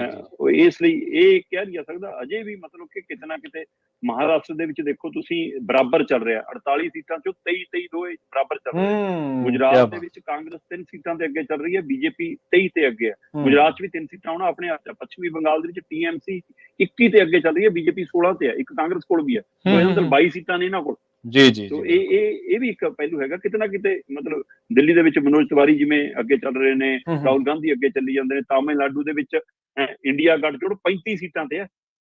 ਕੇਰਲਾ ਦੇ ਵਿੱਚ ਕਾਂਗਰਸ 14 ਲੈ ਕੇ ਜਾ ਰਹੀ ਹੈ, ਖੱਬੀਆਂ ਧਿਰਾਂ 5 ਲੈ ਕੇ ਜਾ ਰਹੀ ਹੈ। ਕੇਰਲਾ 'ਚ 19 ਸੀਟਾਂ ਨੇ, ਠੀਕ ਹੈ ਨਾ, ਇਹਨਾਂ ਕੋਲੇ ਆ ਗਈਆਂ ਸਿੱਧੀਆਂ। ਪੰਜਾਬ ਦੀਆਂ 13 ਜਿਵੇਂ ਆਪਾਂ ਗੱਲ ਕਰ ਰਹੇ ਹਾਂ, 8-2 1-2 ਇਹ ਚੱਲ ਰਿਹਾ। ਸੋ ਇਸ ਹਵਾਲੇ ਦਿੱਲੀ ਦੀਆਂ 7 ਸੀਟਾਂ 'ਚੋਂ ਬੀਜੇਪੀ 6 ਤੇ 1, ਇੰਡੀਆ ਗੱਠਜੋੜ 1 ਤੇ ਹੈ। ਸੋ ਉਹ ਅੰਕੜੇ ਜਿਹੜੇ ਐਗਜ਼ਿਟ ਪੋਲ 'ਚ ਦਿਖਾਏ ਜਾ ਰਹੇ ਸੀ ਉਹ ਨਹੀਂ ਹੈ, ਹੈ ਨਾ। ਕਾਂਗਰਸ 6 ਤੇ ਅੱਗੇ ਹੋ ਗਈ ਹਰਿਆਣੇ 'ਚ, ਸ਼ੁਰੂ 'ਚ ਬੀਜੇਪੀ 6 ਤੇ ਅੱਗੇ ਚੱਲ ਰਹੀ ਸੀ। ਜੀ ਜੀ। ਬੀਜੇਪੀ 4 ਤੇ ਰਹਿ ਗਈ ਹਰਿਆਣੇ ਦੇ ਵਿੱਚ। ਜੀ, ਇਹ ਹਰਿਆਣਾ, ਰਾਜਸਥਾਨ, ਯੂਪੀ, ਬਿਹਾਰ, ਤਾਮਿਲਨਾਡੂ, ਗੁਜਰਾਤ, ਹੈ ਨਾ, ਗੁਜਰਾਤ, ਦਿੱਲੀ, ਉਸ ਤੋਂ ਬਾਅਦ ਚੰਡੀਗੜ੍ਹ, ਪੰਜਾਬ ਤੇ ਹਿਮਾਚਲ, ਇੱਥੇ ਸਾਰੇ ਕਿਤੇ ਝਟਕੇ ਲੱਗਣ ਦੀ ਆਸ ਹੈਗੀ। ਹਾਂ ਬੇਸ਼ੱਕ ਹਿਮਾਚਲ 'ਚ ਅਜੇ 4 ਦੀਆਂ 4 ਤੇ ਬੀਜੇਪੀ ਲੀਡ ਕਰ ਰਹੀ ਆ, ਪਰ ਰਾਜਸਥਾਨ ਦੇ ਵਿੱਚ ਬਰਾਬਰ ਆ ਗਈ, ਲਗਭਗ 13 ਤੇ 12 ਤੇ ਆ ਗਈ। 13 ਤੇ ਬੀਜੇਪੀ ਆ, 12 ਤੇ ਇੰਡੀਆ ਗੱਠਜੋੜ, ਹੈ ਨਾ। ਤੇ ਇਸ ਲਈ ਇਹ ਪਹਿਲੂ ਹੈਗਾ। ਕਰਨਾਟਕਾ ਦੇ ਵਿੱਚ NDA 19 ਦੇ ਉੱਤੇ ਹੈ ਸਿਰਫ। ਗੁਜਰਾਤ ਦੇ ਵਿੱਚ ਬੀਜੇਪੀ ਆਪਾਂ ਗੱਲ ਕਰਕੇ 23 ਤੇ, ਕਾਂਗਰਸ 3 ਤੇ ਆ ਗਈ ਹੈ। ਸੋ ਇਹ ਪਹਿਲੂ ਹੈਗਾ ਕਿਤੇ ਨਾ ਕਿਤੇ। ਹੁਣ ਫਸ ਰਿਹਾ ਮੈਚ। 216 ਤੋਂ 216 ਤੱਕ ਇੰਡੀਆ ਗੱਠਜੋੜ ਪਹੁੰਚ ਗਿਆ। 295 ਦਾ ਅੰਕੜਾ ਸ਼ਾਇਦ ਉਹਨਾਂ ਨੇ ਦਿੱਤਾ। ਉਹ ਮੂਸੇ ਵਾਲੇ ਦੇ ਗਾਣੇ ਦੇ ਵਾਲੇ ਨਾਲ ਕਿਸੇ ਨੇ ਪੁੱਛਿਆ, ਕਹਿੰਦੇ ਰਾਹੁਲ ਗਾਂਧੀ ਨੂੰ ਕਿ ਕਿੰਨੀਆਂ ਸੀਟਾਂ ਰਹਿਣਗੀਆਂ, ਕਹਿੰਦਾ ਸਿੱਧੂ ਮੂਸੇ ਵਾਲੇ ਦਾ ਗਾਣਾ ਸੁਣਿਆ 295, ਕਹਿੰਦਾ ਬਸ ਇੰਨੀਆਂ ਰਹਿਣਗੀਆਂ। ਜੀ ਜੀ ਜੀ ਬਿਲਕੁਲ। ਤੇ ਸਭ ਤੋਂ ਜ਼ਿਆਦਾ ਲੂਜ਼ ਕਿੱਥੇ ਕਰ ਰਹੀ ਹੈ ਭਾਜਪਾ ਇਸ ਟਾਈਮ? ਨਹੀਂ, ਭਾਜਪਾ ਪੂਰੇ ਦੇਸ਼ 'ਚ ਲੂਜ਼ ਕਰ ਰਹੀ ਹੈ ਜੀ। ਮਤਲਬ ਜੇ ਉਹ ਆਪਣੇ ਪੁਰਾਣੇ ਅੰਕੜਿਆਂ ਨੂੰ ਨਹੀਂ ਛੂ ਪਾ ਰਹੀ ਤਾਂ ਉਹ ਤਾਂ ਲੂਜ਼ ਹੀ ਕਰ ਰਹੀ ਹੈ ਨਾ। ਮੇਰੇ ਕਹਿਣ ਦਾ ਭਾਵ ਸੀਗਾ ਵੀ ਦੱਖਣ 'ਚ ਜ਼ਿਆਦਾ ਆ, ਦੇਖੋ ਫਿਰ ਪਿੱਛੇ ਹੋ ਗਈ ਹੈ ਨਾ। ਸੋ ਇਸ ਲਈ ਮਤਲਬ ਆਪਣੇ ਆਪ 'ਚ ਲੂਜ਼ ਵਾਲੀ ਗੱਲ ਆ। ਬਿਹਾਰ ਦੇ ਵਿੱਚ ਬਰਾਬਰ ਚੱਲੀ ਜਾਂਦਾ ਕੰਮ, ਤੁਸੀਂ ਹਿਸਾਬ ਲਾ ਲਓ, ਹੈ ਨਾ। ਸੋ ਇਹ ਜਿੱਥੇ ਉਹ ਸੀਟਾਂ, ਮੱਧ ਪ੍ਰਦੇਸ਼ ਦੇ ਵਿੱਚ ਮਤਲਬ ਬੀਜੇਪੀ ਬੇਸ਼ੱਕ ਲੀਡ ਕਰ ਰਹੀ ਹੈ, ਪਰ ਕਾਂਗਰਸ 4 ਸੀਟਾਂ ਲੈ ਕੇ ਜਾ ਰਹੀ ਹੈ ਨਾ ਬਰਾਬਰ। ਸੋ ਇਸ ਲਈ ਉਹਨਾਂ ਨੂੰ ਡੈਂਟ ਤਾਂ ਪਾ ਰਹੀ ਹੈ ਨਾ ਸਾਰੇ ਕਿਤੇ। ਜੇ ਰਾਜਸਥਾਨ ਦੇ ਵਿੱਚ ਸਾਰੀਆਂ ਇਹਨਾਂ ਕੋਲ ਸੀਗੀਆਂ, 13-12 ਕਰ ਲਿਆ, ਇਹਦਾ ਮਤਲਬ ਫਸ ਗਿਆ ਨਾ ਕੰਮ, ਫਸ ਗਿਆ। ਸੋ ਮਹਾਰਾਸ਼ਟਰ ਦੇ ਵਿੱਚ 23 ਆ ਗਿਆ, ਇੰਡੀਆ ਵੀ 23, NDA ਵੀ 23। ਜਿਹੜਾ ਆਹ ਪਹਿਲੂ, ਇਹਦਾ ਮਤਲਬ ਡੈਂਟ ਉਹਨਾਂ ਨੂੰ ਪੈਣਾ ਹੀ ਪੈਣਾ, ਕਿਉਂਕਿ ਇਹ ਭਾਜਪਾ ਵੋਟਾਂ ਤੋਂ ਬਾਅਦ ਵੀ ਸੁਨੇਹਾ ਦੇ ਚੁੱਕੀ ਆ ਕਿ ਅਸੀਂ ਖੰਡਾ ਸਕਦੇ ਹਾਂ। ਤੇ ਉਹ ਖੰਡਾਉਣ ਦਾ ਡਰ ਪੰਜਾਬ 'ਚ ਵੀ ਖੜਾ ਹੈ, ਅਜੇ ਵੀ ਖੜਾ ਹੈ। ਠੀਕ ਹੈ। 2 ਜੂਨ ਨੂੰ ਜਿੱਦਣ ਅੰਦਰ ਜਾਂਦਾ ਜੇਲ੍ਹ ਦੇ ਵਿੱਚ ਕੇਜਰੀਵਾਲ ਹਾਂਜੀ ਤਾਂ ਆਪਣੇ ਦਫ਼ਤਰ ਤੋਂ ਨਿਕਲ ਕੇ ਰਾਜਘਾਟ ਤੇ ਹਨੂਮਾਨ ਮੰਦਿਰ ਜਾਂਦਾ ਜੇਲ੍ਹ ਜਾਣ ਤੋਂ ਪਹਿਲਾਂ ਦਿਖਾਉਣ ਲਈ, ਪਰ ਉਹਦੇ ਦਫ਼ਤਰ ਦੇ ਵਿੱਚ ਭਗਵੰਤ ਮਾਨ ਨਾਲ ਸੀ, ਪਰ ਭਗਵੰਤ ਮਾਨ ਰਾਜਘਾਟ ਤੇ ਹਨੂਮਾਨ ਮੰਦਿਰ ਤੱਕ ਨਾਲ ਨਹੀਂ ਗਿਆ। ਠੀਕ ਹੈ। ਪਰ ਉਸ ਤਸਵੀਰ 'ਚ ਦੇਖਿਓ ਜਦੋਂ ਰਾਜਘਾਟ ਕੰਨੀ ਨੂੰ ਜੇ ਮੰਦਿਰ ਕੰਨੀ ਨੂੰ ਜਾਂਦੇ ਆ ਕੇਜਰੀਵਾਲ, ਤਾਂ ਕੇਜਰੀਵਾਲ ਦੇ ਬਿਲਕੁਲ ਪਿੱਛੇ ਕੁਲਤਾਰ ਸੰਧਵਾ ਨਜ਼ਰ ਆਉਂਦਾ ਹੈ, ਉਸੇ ਦੇ ਵਿੱਚ ਹਰਪਾਲ ਚੀਮਾ ਵੀ ਖੜਾ ਹੈ ਤੇ ਉਸੇ ਦੇ ਵਿੱਚ ਅਮਨ ਅਰੋੜਾ ਵੀ ਹੈ ਤੇ ਉਸੇ ਦੇ ਵਿੱਚ ਅਜੋਤ ਬੈਂਸ ਵੀ ਹੈ। ਇਹ ਉੱਥੇ ਨਾਲ ਖੜੇ ਨੇ ਤੇ ਭਗਵੰਤ ਮਾਨ ਨਹੀਂ ਖੜਾ, ਇਹਦੇ ਵੀ ਮਾਇਨੇ ਨੇ। ਕੀ ਇਹ ਛੁੱਟੀ ਹੋ ਸਕਦੀ ਹੈ ਮਾਨ ਦੀ? ਨਹੀਂ, ਉਹ ਛੁੱਟੀ ਕਰੂਗਾ ਜਾਂ ਬੀਜੇਪੀ ਤੋੜਨ ਦੀ ਕੋਸ਼ਿਸ਼ ਕਰ ਰਹੀ ਹੈ, ਕੁਛ ਤਾਂ ਅੰਦਰ ਖਾਤੇ ਚ ਖੁਦ ਭਗਵੰਤ ਨੂੰ ਕਿਨਾਰੇ ਕਰਕੇ ਰਾਘਵ ਚੱਡਾ ਨੂੰ ਕਮਾਂਡ ਸੌਂਪਣ ਦੀ ਤਿਆਰੀ ਕਰ ਰਹੇ ਨੇ। ਕੀ ਮਾਇਨੇ ਨੇ ਇਹਦੇ? ਇਸ ਲਈ ਇਹ ਪਹਿਲੂ ਵੀ ਬਹੁਤ ਅਹਿਮ ਹੈ ਕਿ ਭਗਵੰਤ ਨਾਲ ਹੁਣ ਉਹਦੀ ਪਾਰਟੀ ਧੋਖਾ ਨਹੀਂ ਕਰਨ ਤਾਂ ਨਹੀਂ ਜਾ ਰਹੀ ਕਿਤੇ। ਜੀ ਜੀ ਜੀ, ਇਹ ਵੀ ਇੱਕ ਮਸਲੇ ਹੈਗਾ ਜੇ ਬਹੁਤ ਕੁਝ ਨਤੀਜਿਆਂ ਤੋਂ ਬਾਅਦ ਬਹੁਤ ਹਲਚਲ ਹੋਣੀਆਂ ਨੇ। ਜੀ ਜੀ, ਇਸ ਟਾਈਮ ਆਪਾਂ ਤਾਜ਼ਾ ਜਿਹੜੀ ਜਾਣਕਾਰੀ ਹੈ ਦੀਪਕ ਜੀ ਉਹ ਸਾਰੇ ਸਰੋਤਿਆਂ ਦੇ ਨਾਲ ਪੰਜਾਬੀ ਰੇਡੀਓ ਐਸੇ ਦਰਸ਼ਕਾਂ 543 ਚੋਂ 526 ਸੀਟਾਂ ਦੇ ਅੰਕੜੇ ਸਾਹਮਣੇ ਆ ਰਹੇ ਨੇ। ਠੀਕ ਹੈ ਜੀ। ਵਿੱਚੋਂ ਐਨਡੀਏ ਗੱਠਜੋੜ 290-91 ਤੇ ਹੈ, ਠੀਕ ਹੈ ਜੀ। ਇੰਡੀਆ ਗੱਠਜੋੜ 216 ਤੇ ਹੈ, ਅਦਰਸ 19 ਤੇ ਨੇ। ਠੀਕ ਹੈ ਜੀ ਜੀ ਜੀ। ਸੋ 300 ਤੋਂ ਕਰਦੇ ਕਰਦੇ ਹੁਣ 290 ਤੇ ਆ ਗਏ ਐਨਡੀਏ ਵਾਲੇ। ਹਾਂ ਬਿਲਕੁਲ ਜੀ, ਅਜੇ ਵੀ 526 ਸੀਟਾਂ ਦਾ ਹੀ ਆਇਆ ਸੀ 543 ਜੀ ਜੀ ਜੀ ਜੀ ਜੀ ਜੀ। ਦੀਪਕ ਜੀ, ਜਦੋਂ ਆਪਾਂ ਗੱਲ ਕਰਦੇ ਆ ਭਾਜਪਾ ਦੀ ਤਾਂ ਮੋਦੀ ਸਾਹਿਬ ਨੂੰ ਇੱਕ ਬ੍ਰਾਂਡ ਬਣਾ ਕੇ ਦਿਖਾਇਆ ਗਿਆ ਇਸ ਵਾਰੀ ਭਾਜਪਾ ਦੇ ਵੱਲੋਂ। ਹਰੇਕ ਜਗ੍ਹਾ ਗਾਰੰਟੀ ਮੋਦੀ ਦੇ ਨਾਮ ਦੀ ਹੀ ਦਿੱਤੀ ਗਈ, ਪਰ ਜਦੋਂ ਆਰਐਸਐਸ ਦੀ ਗੱਲ ਕਰਦੇ ਆ ਤਾਂ ਇਹ ਮੰਨਿਆ ਜਾ ਰਿਹਾ ਸੀ ਕਿ ਆਰਐਸਐਸ ਇਸ ਸਮੇਂ ਉਸ ਤਰੀਕੇ ਦੇ ਨਾਲ ਪਿੱਠ ਤੇ ਆ ਕੇ ਨਹੀਂ ਖੜੀ ਜਿਸ ਤਰੀਕੇ ਦੇ ਨਾਲ ਪਿਛਲੀਆਂ ਇਲੈਕਸ਼ਨਾਂ 'ਚ ਖੜਦੀ ਰਹੀ ਹੈ। ਜੇਕਰ ਇਹ ਫੈਕਟਰ ਸੱਚਾ ਹੈ ਤਾਂ ਇਸ ਦਾ ਕਿੰਨਾ ਕੁ ਫਰਕ ਪੈਂਦਾ ਜਾਪਦਾ ਹੈ? ਕੀ ਇਸ ਦੇ ਮਾਇਨੇ ਹੋਣਗੇ? ਬਿਲਕੁਲ, ਇਹ ਫੈਕਟਰ ਤੁਹਾਡਾ ਬਿਲਕੁਲ ਸੱਚਾ ਜੀ। ਜੇਕਰ ਇਹ ਫੈਕਟਰ ਸੱਚਾ ਨਾ ਹੁੰਦਾ ਤਾਂ ਮਹਾਰਾਸ਼ਟਰ ਦੇ ਵਿੱਚ ਘੱਟੋ ਘੱਟ ਬੀਜੇਪੀ ਦਾ ਹਾਲਤ ਨਾ ਹੁੰਦਾ ਨਾ ਜੋ ਹੋਣਾ ਹਾਲਤ। ਮਤਲਬ ਬੀਜੇਪੀ ਬਰਾਬਰ ਸੀਟਾਂ ਜਿੱਤ ਰਹੀ ਆ ਉੱਥੇ ਕਾਂਗਰਸ ਵੀ। ਦੂਸਰਾ ਫੈਕਟਰ ਮੈਂ ਇਹ ਮੰਨਿਆ ਜਾ ਰਿਹਾ ਕਿ ਕਹਿੰਦੇ ਜੀ ਕਿ ਇਸ ਵਾਰ ਅਵੇਸਲਾ ਹੋ ਗਿਆ ਸੰਘ, ਕਿਉਂਕਿ ਉਹ ਕਹਿੰਦੇ ਕਿ ਸਾਡਾ ਧਰਮ 70 ਵਾਲਾ ਮਸਲਾ ਵੀ ਹੋ ਗਿਆ, ਰਾਮ ਮੰਦਿਰ ਵੀ ਬਣ ਗਿਆ, ਇਸ ਲਈ ਅਸੀਂ ਅਵੇਸਲੇ ਹੋ ਗਏ। ਕਹਿੰਦੇ ਜੀ ਨਹੀਂ, ਉਹ ਅਵੇਸਲੇ ਨਹੀਂ ਹੋਏ, ਉਹ ਫਿਕਰਮੰਦ ਨੇ ਕਿ ਭਾਜਪਾ ਜਿਸ ਪਾਲਿਸੀ ਨਾਲ ਜਨਮੀ ਸੀ ਉਸ ਪਾਲਿਸੀ ਦੀ ਬਜਾਏ ਆਪਣੇ ਬ੍ਰਾਂਡ ਤੇ ਕੰਮ ਕਰ ਰਹੇ ਨਰਿੰਦਰ ਮੋਦੀ। ਠੀਕ ਆ। ਉਹ ਕਹਿੰਦੇ ਕਿ ਇਹ ਵਿਅਕਤੀ ਵਿਸ਼ੇਸ਼ ਪਾਰਟੀ ਨਹੀਂ ਸੀ, ਇਹ ਸਿਧਾਂਤ ਵਿਸ਼ੇਸ਼ ਪਾਰਟੀ, ਚਾਹੇ ਆਪਾਂ ਉਸ ਸਿਧਾਂਤ ਨਾਲ ਸਹਿਮਤ ਹੋਈਏ ਨਾ ਹੋਈਏ, ਪਰ ਅਗਲੇ ਕਹਿੰਦੇ ਸਾਡਾ ਤਾਂ ਸਿਧਾਂਤ ਹੈਗਾ ਨਾ, ਚਿਹਰਾ ਨਹੀਂ ਸੀ ਹਾਵੀ। ਤੇ ਮੋਦੀ ਨੇ ਕਹਿੰਦੇ ਉਹ ਸਿਧਾਂਤ ਨੂੰ ਬ੍ਰੇਕ ਕਰਕੇ ਆਪਣਾ ਧੜਾ ਖੜਾ ਕੀਤਾ। ਇਸ ਲਈ ਜੇਕਰ ਐਨਡੀਏ ਸੀਟਾਂ ਵੱਧ ਲੈ ਜਾਂਦਾ ਤੇ ਸਪਸ਼ਟ ਬਹੁਮਤ ਭਾਜਪਾ ਨਹੀਂ ਲੈ ਕੇ ਜਾਂਦੀ, ਮਤਲਬ ਜੇ ਕੱਲੀ ਭਾਜਪਾ 272 ਤੋਂ ਥੱਲੇ ਰਹਿ ਗਈ ਤਾਂ ਇਹ ਮੰਨਿਆ ਜਾ ਰਿਹਾ ਕਿ ਮੋਦੀ ਪ੍ਰਧਾਨ ਮੰਤਰੀ ਨਹੀਂ ਹੋਣਗੇ, ਅਮਿਤ ਸ਼ਾਹ ਤੇ ਜੋਗੀ ਪ੍ਰਧਾਨ ਮੰਤਰੀ ਨਹੀਂ ਹੋਣਗੇ। ਉਹ ਫਿਰ ਤੈਅ ਕਰੇਗਾ ਸੰਘ, ਤੇ ਸੰਘ ਨੂੰ ਗੜਕਰੀ ਸੂਟ ਕਰਦਾ ਤੇ ਗੜਕਰੀ ਕਾਰਪੋਰੇਟ ਘਰਾਣਿਆਂ ਨੂੰ ਵੀ ਸੂਟ ਕਰਦਾ ਤੇ ਗੜਕਰੀ ਨੂੰ ਆਮ ਲੋਕ ਵੀ ਸਮਝਦਾਰ ਲੀਡਰ ਵਜੋਂ ਸਮਝਦੇ ਨੇ, ਇਸ ਲਈ ਉੱਥੇ ਵੀ ਦਾ ਖੇਡਿਆ ਜਾ ਸਕਦਾ, ਜਾਂ ਫਿਰ ਕੋਈ ਹੋਰ ਵੀ ਹੋ ਸਕਦਾ, ਮਤਲਬ ਉਹਦੇ ਵਿੱਚੋਂ ਸ਼ਿਵਰਾਜ ਚੌਹਾਨ ਵਰਗਾ ਵੀ ਕੋਈ ਚਿਹਰਾ ਲਿਆਂਦਾ ਜਾ ਸਕਦਾ। ਜੇ ਹਰਿਆਣੇ 'ਚ ਖੱਟਰ ਅਚਾਨਕ ਸੈਣੀ ਅਚਾਨਕ ਹੋ ਸਕਦਾ ਤਾਂ ਇੱਥੇ ਵੀ ਭਾਜਪਾ ਕੋਈ ਇਹੋ ਜਿਹਾ ਅਚਾਨਕ ਪੱਤਾ ਖੇਡ ਸਕਦੀ। ਤੇ ਦੀਪਕ ਜੀ, ਹੁਣ ਜਿੱਦਾਂ ਕਹਿ ਰਹੇ ਆ ਵੀ, ਜਿੱਦਾਂ ਤੁਸੀਂ ਵੀ ਕਹਿ ਰਹੇ ਆ ਵੀ ਖੇਡਿਆ ਜਾ ਸਕਦਾ ਆ, ਕੀ ਮੋਦੀ ਵਾਕਈ ਆਪਣੀ ਏਦਾਂ ਜਾਣ ਦੋ? ਨਹੀਂ, ਪਹਿਲਾਂ ਫਿਰ ਜੇ ਆਪਣਾ ਪ੍ਰਦਰਸ਼ਨ ਨਾ ਕਰ ਸਕਿਆ ਫਿਰ ਕੀ ਹੈ ਜੀ? ਸਵਾਲ ਤਾਂ ਉਹਦੇ ਪ੍ਰਦਰਸ਼ਨ ਤੇ ਹੈ ਨਾ। ਨਤੀਜਾ ਹੀ ਤੈਅ ਕਰਦੇ ਨਾ ਕਿ ਤੁਸੀਂ ਟਰਾਫੀ ਆਪਣੀ ਜਿੱਤ ਕੇ ਦੇ ਰਹੇ ਹੋ ਆਪਣੀ ਪਾਰਟੀ ਨੂੰ ਕਿ ਨਹੀਂ ਦੇ ਰਹੇ। ਉਹਦੇ ਲਈ ਤੁਸੀਂ ਜਿਸ ਲੈਵਲ ਤੱਕ ਆਏ, ਜੇ ਉਹ ਲੈਵਲ ਦੇ ਕੇ ਵੀ ਤੁਸੀਂ ਨਹੀਂ ਅਚੀਵ ਕਰ ਪਾ ਰਹੇ, ਫਿਰ ਤੁਹਾਨੂੰ ਸਵਾਲ ਤਾਂ ਹੋਣਗੇ ਨਾ ਕਿ ਤੁਸੀਂ ਇਸ ਏਜੰਡੇ ਤੇ ਤੁਸੀਂ ਸਰਕਾਰ ਚਲਾਉਣੀ ਆ ਤੇ ਤੁਸੀਂ 2 ਵਾਰ ਪ੍ਰਧਾਨ ਮੰਤਰੀ ਹੋ, ਤੀਜੀ ਵਾਰ ਬਣਨਾ, ਤੇ ਤੁਸੀਂ ਦੇਸ਼ ਦੇ 23 ਕਰੋੜ ਲੋਕਾਂ ਨੂੰ ਸਿੱਧੇ ਹਾਸ਼ੀਏ ਤੇ ਧੱਕਣ ਦੀਆਂ ਬਿਆਨਬਾਜ਼ੀਆਂ ਕਰ ਰਹੇ ਹੋ ਕਿ ਦੇਸ਼ ਦੇ ਨਾਗਰਿਕ ਮੰਨਣ ਨੂੰ ਤਿਆਰ ਨਹੀਂ 23 ਕਰੋੜ ਮੁਸਲਮਾਨ ਭਾਈਚਾਰੇ ਨੂੰ, ਤੇ ਫਿਰ ਤੁਹਾਡੇ ਤੇ ਸਵਾਲ ਨਹੀਂ ਉੱਠਣਗੇ ਤਾਂ ਹੋਰ ਕੀ ਉੱਠਣਗੇ? ਤੋ ਇਸ ਲਈ ਵਿਰੋਧੀਆਂ ਨੇ ਤਾਂ ਚੁੱਕਣੀ ਹੈ, ਫਿਰ ਅੰਦਰ ਵੀ ਉੱਠਣਗੇ ਜੇ ਬਹੁਮਤ ਨਹੀਂ, ਉਹ ਕਹਿਣਗੇ ਕਿ ਇੰਨਾ ਕੁਝ ਕਰਕੇ ਵੀ ਬਹੁਮਤ ਨਹੀਂ ਲਿਆ ਸਕਿਆ, ਫਿਰ ਤੇਰਾ ਹੱਕ ਕੀ ਬਣਦਾ? ਇਹ ਸਵਾਲ ਆਏਗਾ। ਸੋ ਰਾਮ ਮੰਦਿਰ ਦਾ ਕੀ ਕਹਿ ਸਕਦੇ ਆ ਵੀ ਉਹ ਜਿਹੜਾ ਇਹਨਾਂ ਨੇ ਦਿਖਾਇਆ ਸੀ ਲਾਈਕ ਲਾਰਜਰ ਦੈਨ ਲਾਈਫ ਜਾਂ ਉਹ ਸਾਰਾ ਕੁਝ ਉਹ ਫਿੱਕਾ ਪੈ ਗਿਆ? ਦੇਖੋ, ਨਹੀਂ, ਰਾਮ ਜੀ ਦੇ ਨਾਂ ਤੇ ਭਾਜਪਾ ਨੇ ਵੱਡਾ ਦਾ ਖੇਡਿਆ, ਔਰ ਇਹਦੇ ਵਿੱਚ ਕੋਈ ਦੋ ਰਾਏ ਨਹੀਂ ਕਿ ਰਾਮ ਜੀ ਦੇ ਨਾਂ ਤੇ ਇਹਨਾਂ ਨੂੰ ਵੋਟਾਂ ਵਧਣੀਆਂ ਨੇ। ਠੀਕ ਹੈ। ਜਿਹੜੀ ਧਿਰ ਰਾਮ ਜੀ ਨੂੰ ਮੰਨਦੀ ਆ, ਜਿਹੜੀ ਧਿਰ ਰਾਮਾਇਣ ਤੋਂ ਸੁਨੇਹਾ ਲੈਂਦੀ ਆ, ਉਹਨੂੰ ਪਤਾ ਹੈ ਕਿ ਭਾਈ ਰਾਮ ਨੂੰ ਤੂੰ ਕਰ ਦੇਣ ਵਾਲਾ ਨੀਗਾ। ठीक है ना, राम ने उंगली फड़ के तू नहीं लेके गया घर, जो राम जी को लाए हैं उनको हम लाएंगे, वो घरिया मित्तल भी गई अंदर ते केस हो गया ਉਹਦੇ ਪਰ ਕਿ ਤੁਸੀਂ ਰਾਮ ਜੀ ਨੂੰ ਲਿਆਉਣ ਵਾਲੇ ਕੌਣ ਹੋ। ਭਾਜਪਾ ਦੇ ਜੰਮਣ ਤੋਂ ਪਹਿਲਾਂ ਵੀ ਰਾਮ ਜੀ ਸੀ ਤੇ ਭਾਜਪਾ ਦੇ ਮੁੱਕਣ ਤੋਂ ਬਾਅਦ ਵੀ ਰਾਮ ਜੀ ਨੇ ਤਾਂ ਰਹਿਣਾ ਹੈ। ਸਹੀ ਗੱਲ ਹੈ ਨਾ, ਹਿੰਦੂ ਧਰਮ ਪਹਿਲਾਂ ਵੀ ਸੀ, ਹਿੰਦੂ ਧਰਮ ਬਾਅਦ ਚੋਂ ਵੀ ਰਹਿਣਾ, ਇਹਨਾਂ ਦੇ ਸਾਰੇ ਥੋੜਾ ਧਰਮ। ਬਿਲਕੁਲ ਸਹੀ। ਸੋ ਇਸ ਲਈ ਜਿਹੜੀ ਉਹ ਜਮਾਤ ਨੂੰ ਸਮਝ ਆਈ ਕਿ ਸਾਡੇ ਹਿੱਸੇ ਦਾ ਰੁਜ਼ਗਾਰ ਖਾ ਗਿਆ, ਸਾਡੇ ਹਿੱਸੇ ਦਾ ਵਿਕਾਸ ਖਾ ਗਿਆ, ਸਾਡੇ ਹਿੱਸੇ ਦੀਆਂ ਸਹੂਲਤਾਂ ਖਾ ਗਿਆ, ਮਿਡਲ ਕਲਾਸ ਲਈ ਕੁਝ ਦਿੱਤਾ ਨਹੀਂ ਤੇ ਧਰਮ ਦੇ ਨਾਂ ਤੇ ਵੋਟਾਂ। ਸੋ ਉਹ ਕਲਾਸ ਨੇ ਜਿਹੜੀ ਸੱਟ ਮਾਰਨੀ ਆ ਉਹ ਸਹਿ ਨਹੀਂ ਹੋਣੀ ਇਹਨਾਂ ਤੋਂ। ਸੋ ਬਿਲਕੁਲ ਜਿਹੜੇ ਦੀਪਕ ਜੀ ਜਿੰਨੇ ਕੁ ਰਿਜ਼ਲਟ ਆਏ ਆ ਉਹਨਾਂ ਦੇ ਹਿਸਾਬ ਦੇ ਨਾਲ ਇੰਡੀਆ ਦੀ ਸਟਾਕ ਮਾਰਕੀਟ 'ਚ ਬਹੁਤ ਵੱਡਾ ਝਟਕਾ ਲੱਗਾ ਆ। ਅੱਛਾ ਜੀ ਹਾਂ ਬਿਲਕੁਲ। ਕੱਲ ਤਾਂ ਬਹੁਤ ਚੜੀ ਸੀ ਜਦੋਂ ਐਗਜ਼ਿਟ ਪੋਲ ਆ ਰਹੇ ਸੀਗੇ। ਕੁਝ ਮਿੰਟ ਪਹਿਲਾਂ ਜਿਹੜੀ ਸੈਂਸੈਕਸ ਆ ਆਲਰੇਡੀ 2700 ਪੁਆਇੰਟ ਥੱਲੇ ਚਲ ਗਈ ਆ। ਭਾਜੀ ਨਤੀਜੇ ਜੋ ਮਰਜ਼ੀ ਆਉਣ, ਬੇਸ਼ੱਕ ਅਜੇ ਵੀ ਲੀਡ ਕਰਦੀ ਐਨਡੀਏ ਗਰੁੱਪ ਹੀ ਨਜ਼ਰ ਆ ਰਿਹਾ ਔਰ ਹੋ ਸਕਦਾ ਸਰਕਾਰ ਵੀ ਇਹੀ ਬਣਾਉਣ, ਪਰ ਵਿਰੋਧੀ ਧਿਰ ਦਾ ਮਜ਼ਬੂਤ ਹੋਣਾ ਇਹ ਦੇਸ਼ ਹਿੱਤ ਦੇ ਵਿੱਚ ਬਹੁਤ ਚੰਗਾ ਹੈ। ਬਿਲਕੁਲ ਜੀ ਬਿਲਕੁਲ ਸਹੀ। ਵਿਰੋਧੀ ਧਿਰ ਕੋਈ ਆਵੇ, ਚਾਹੇ ਐਨਡੀਏ ਵਾਲੀ ਧਿਰ ਵਿਰੋਧੀ ਧਿਰ ਚ ਆ ਜਾਵੇ, ਇੰਡੀਆ ਸੱਤਾ ਚ ਆ ਜਾਵੇ, ਚਾਹੇ ਇੰਡੀਆ ਵਿਰੋਧੀ ਧਿਰ ਚ ਆ ਜਾਵੇ, ਐਨਡੀਏ ਸੱਤਾ ਚ ਜਾਵੇ, ਪਰ ਵਿਰੋਧੀ ਧਿਰ ਦਾ ਮਜ਼ਬੂਤ ਰਹਿਣਾ ਦੇਸ਼ ਦੇ ਲਈ ਬਹੁਤ ਜ਼ਰੂਰੀ ਹੁੰਦਾ ਹੈ ਨਾ। ਇਹ ਪਹਿਲੂ ਬਹੁਤ ਅਹਿਮ ਰਹਿੰਦਾ ਹੈ। ਪਰ ਇਹਦੇ ਬਾਵਜੂਦ ਵੀ ਇਹ ਕਹਾਣੀ ਕਿਤੇ ਨਾ ਕਿਤੇ ਖੜੀ ਹੈ ਕਿ ਇਸ ਵਾਰ ਦੇਸ਼ ਦੇ ਵਿੱਚ ਵਿਚਾਰਾਂ ਤੇ ਵੀ ਮੰਥਨ ਹੋਇਆ। ਬੇਸ਼ੱਕ ਲੋਕਾਂ ਕੋਲ ਲੋਕ ਮੁੱਦਿਆਂ ਦੀ ਚਰਚਾ ਵੱਧ ਸੀ, ਵਿਰੋਧੀ ਧਿਰ ਵੀ ਉਵੇਂ ਉਹਨਾਂ ਮੁੱਦਿਆਂ ਤੇ ਲੜਾਈ ਤਿੱਖੀ ਨਹੀਂ ਲੜ ਪਾਇਆ। ਇਹ ਵਿਰੋਧੀ ਧਿਰ ਦੀ ਵੀ ਨਲਾਇਕੀ ਹੈ। ਪਰ ਉਹਦੇ ਬਾਵਜੂਦ ਵੀ ਮਤਲਬ ਕਿ ਜੇ ਹੁਣ ਅੰਕੜਿਆਂ ਦੇ ਹਵਾਲੇ ਨਾਲ ਜਿਵੇਂ ਸਪਸ਼ਟ ਦਿਖਣ ਲੱਗਿਆ ਕਿ ਹਾਂ ਹੋ ਸਕਦਾ ਕਿ ਬਹੁਮਤ ਲੈ ਵੀ ਜਾਣ ਜਾਂ ਬਹੁਮਤ ਥੋੜਾ ਬਹੁਤ ਘੱਟ ਰਹਿਣ ਤਾਂ ਤੋੜ ਮੋੜ ਦੀ ਵੀ ਰਾਜਨੀਤੀ ਕਰ ਲੈਣ, ਪਰ ਜਿਹੜਾ ਇਹ ਡੰਟ ਪਿਆ ਇਹ ਆਪਣੇ ਆਪ ਚ ਭਾਜਪਾ ਲਈ, ਇੰਡੀਆ ਗੱਠਜੋੜ ਲਈ, ਐਨਡੀਏ ਗੱਠਜੋੜ ਦੇ ਲਈ ਇੱਕ ਸਵਾਲ ਖੜਾ ਜ਼ਰੂਰ ਹੋ ਰਿਹਾ। ਉਹ ਤੁਸੀਂ ਜੇ ਇਹਦਾ ਹਵਾਲਾ ਦੇਖਣਾ ਤਾਂ ਇਹਦਾ ਹਵਾਲਾ ਦੇਖਣਾ ਸਿੰਪਲ ਜੀ ਗੱਲ ਆ। ਜਿਹੜੇ ਸਾਡੇ ਰਾਸ਼ਟਰੀ ਖਬਰੀ ਚੈਨਲ ਆ ਨਾ ਜੀ ਉਹਨਾਂ ਨੂੰ ਸਵੇਰੇ 8 ਵਜੇ ਤੋਂ ਲੈ ਕੇ 9 ਵਜੇ ਤੱਕ ਸੁਣਿਆ ਜਿਵੇਂ ਉਹ ਚੀਖ ਕੇ ਬੋਲ ਰਹੇ ਸੀ, ਤੇ 9 ਵਜੇ ਤੋਂ ਬਾਅਦ ਉਹਨਾਂ ਦੀ ਟੋਨ ਵਿੱਚ ਥੱਲੇ ਆਉਣ ਲੱਗੀ। ਇਹਦਾ ਮਤਲਬ ਜਿੰਨਾ ਦਾਣਾ ਪਾਇਆ ਸੀ ਉਹ ਚੁਗਣ ਤੋਂ ਬਾਅਦ ਹੁਣ ਉਹ ਦਾਣੇ ਤੋਂ ਬਾਅਦ ਬੋਲ ਨਹੀਂ ਸਕਦੇ ਕਿਉਂਕਿ ਨਤੀਜੇ ਕੁਝ ਹੋਰ ਤਰ੍ਹਾਂ ਦੇ ਆਉਣ ਲੱਗ ਪਏ।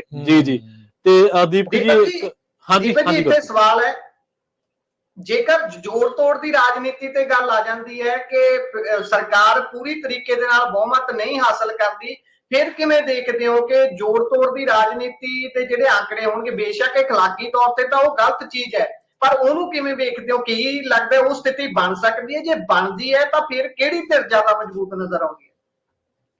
ਦੇਖੋ, ਜੇ ਨਰਿੰਦਰ ਮੋਦੀ ਹੋਰਾਂ ਦੇ ਹੱਥ ਹੀ ਲੀਡ ਰਹਿੰਦੀ ਹੈ, ਠੀਕ ਹੈ, ਔਰ ਫਿਰ ਖਿੱਦਰ ਪ੍ਰੋਕ ਦੀ ਲੋੜ ਪੈਂਦੀ ਹੈ, ਫਿਰ ਉਹਨਾਂ ਦੀ ਟੀਮ ਮਹਾਰਤ ਰੱਖਦੀ ਹੈ ਇਸ ਕੰਮ ਦੇ ਵਿੱਚ। ਹਾਂ, ਜੋੜ ਤੋੜ ਠੀਕ ਹੈ।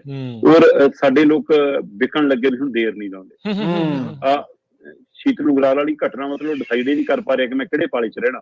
ਬਿਲਕੁਲ ਹੈ ਨਾ ਜੀ। ਸੋ ਇਸ ਲਈ ਇੱਥੇ ਸੁਸ਼ੀਲ ਰਿੰਕੂ ਹੈ, ਕਦੇ ਇੱਧਰ ਕਦੇ ਉੱਧਰ, ਰਵਨੀਤ ਬਿੱਟੂ ਵਰਗੇ ਜਿਹਦੇ ਘਰਦਿਆਂ ਨੂੰ ਇੰਨਾ ਕੁਝ ਦੇਤਾ, ਪਰਨੀਤ ਕੌਰ ਵਰਗੇ ਜਿਹਨੂੰ ਇੰਨਾ ਕੁਝ ਪਾਰਟੀ ਨੇ ਦੇਤਾ, ਹੈ ਨਾ। ਜੋ ਸਿਧਾਂਤ ਹੀ ਨਹੀਂ ਕਿਸੇ ਦਾ ਕੋਈ ਹੈਗਾ, ਲੈਵਲਿੰਗ ਹੋਏਗਾ ਤਾਂ ਫਿਰ ਇਹ ਕੁਝ ਵੀ ਹੋ ਸਕਦਾ ਹੁੰਦਾ।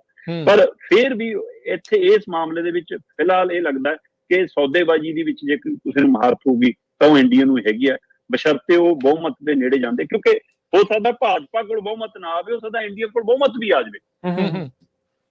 ਇਹ ਵੀ ਹੋ ਸਕਦਾ ਕਿ ਐਨਡੀਏ ਬਹੁਮਤ ਚ ਰਹਿ ਵੀ ਜਾਵੇ, ਪਰ ਅਜੇ ਵੀ 291 ਹੈ ਤੇ 526 ਸੀਟਾਂ ਹੀ ਹੈ। ਇਹ ਕਦੋਂ 272 ਤੋਂ ਥੱਲੇ ਚਲਾ ਜਾਵੇ ਕਹਿ ਨਹੀਂ ਸਕਦੇ। ਬਿਲਕੁਲ ਸਹੀ ਗੱਲ।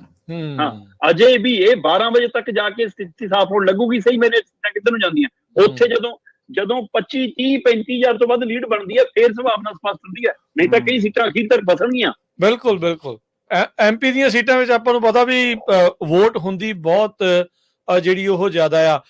ਦੀਪਕ ਜੀ ਜਦੋਂ ਤੁਸੀਂ ਦੇਖੋ ਨਾ, ਹਾਂਜੀ ਤੁਸੀਂ ਪੰਜਾਬ ਦੇ ਹਵਾਲੇ ਨਾਲੇ ਦੇਖੋ, ਪੰਜਾਬ ਦੇ ਵਿੱਚ 9 ਸਾਡੇ ਲੋਕ ਸਭਾ ਹਲਕੇ ਜਿਹੇ ਨੇ ਜਿੱਥੇ 10 ਲੱਖ ਤੋਂ ਵੱਧ ਵੋਟ ਗਿਣਨੀ ਹੈ। ਹਾਂਜੀ ਬਿਲਕੁਲ ਟਾਈਮ ਲੱਗਦਾ।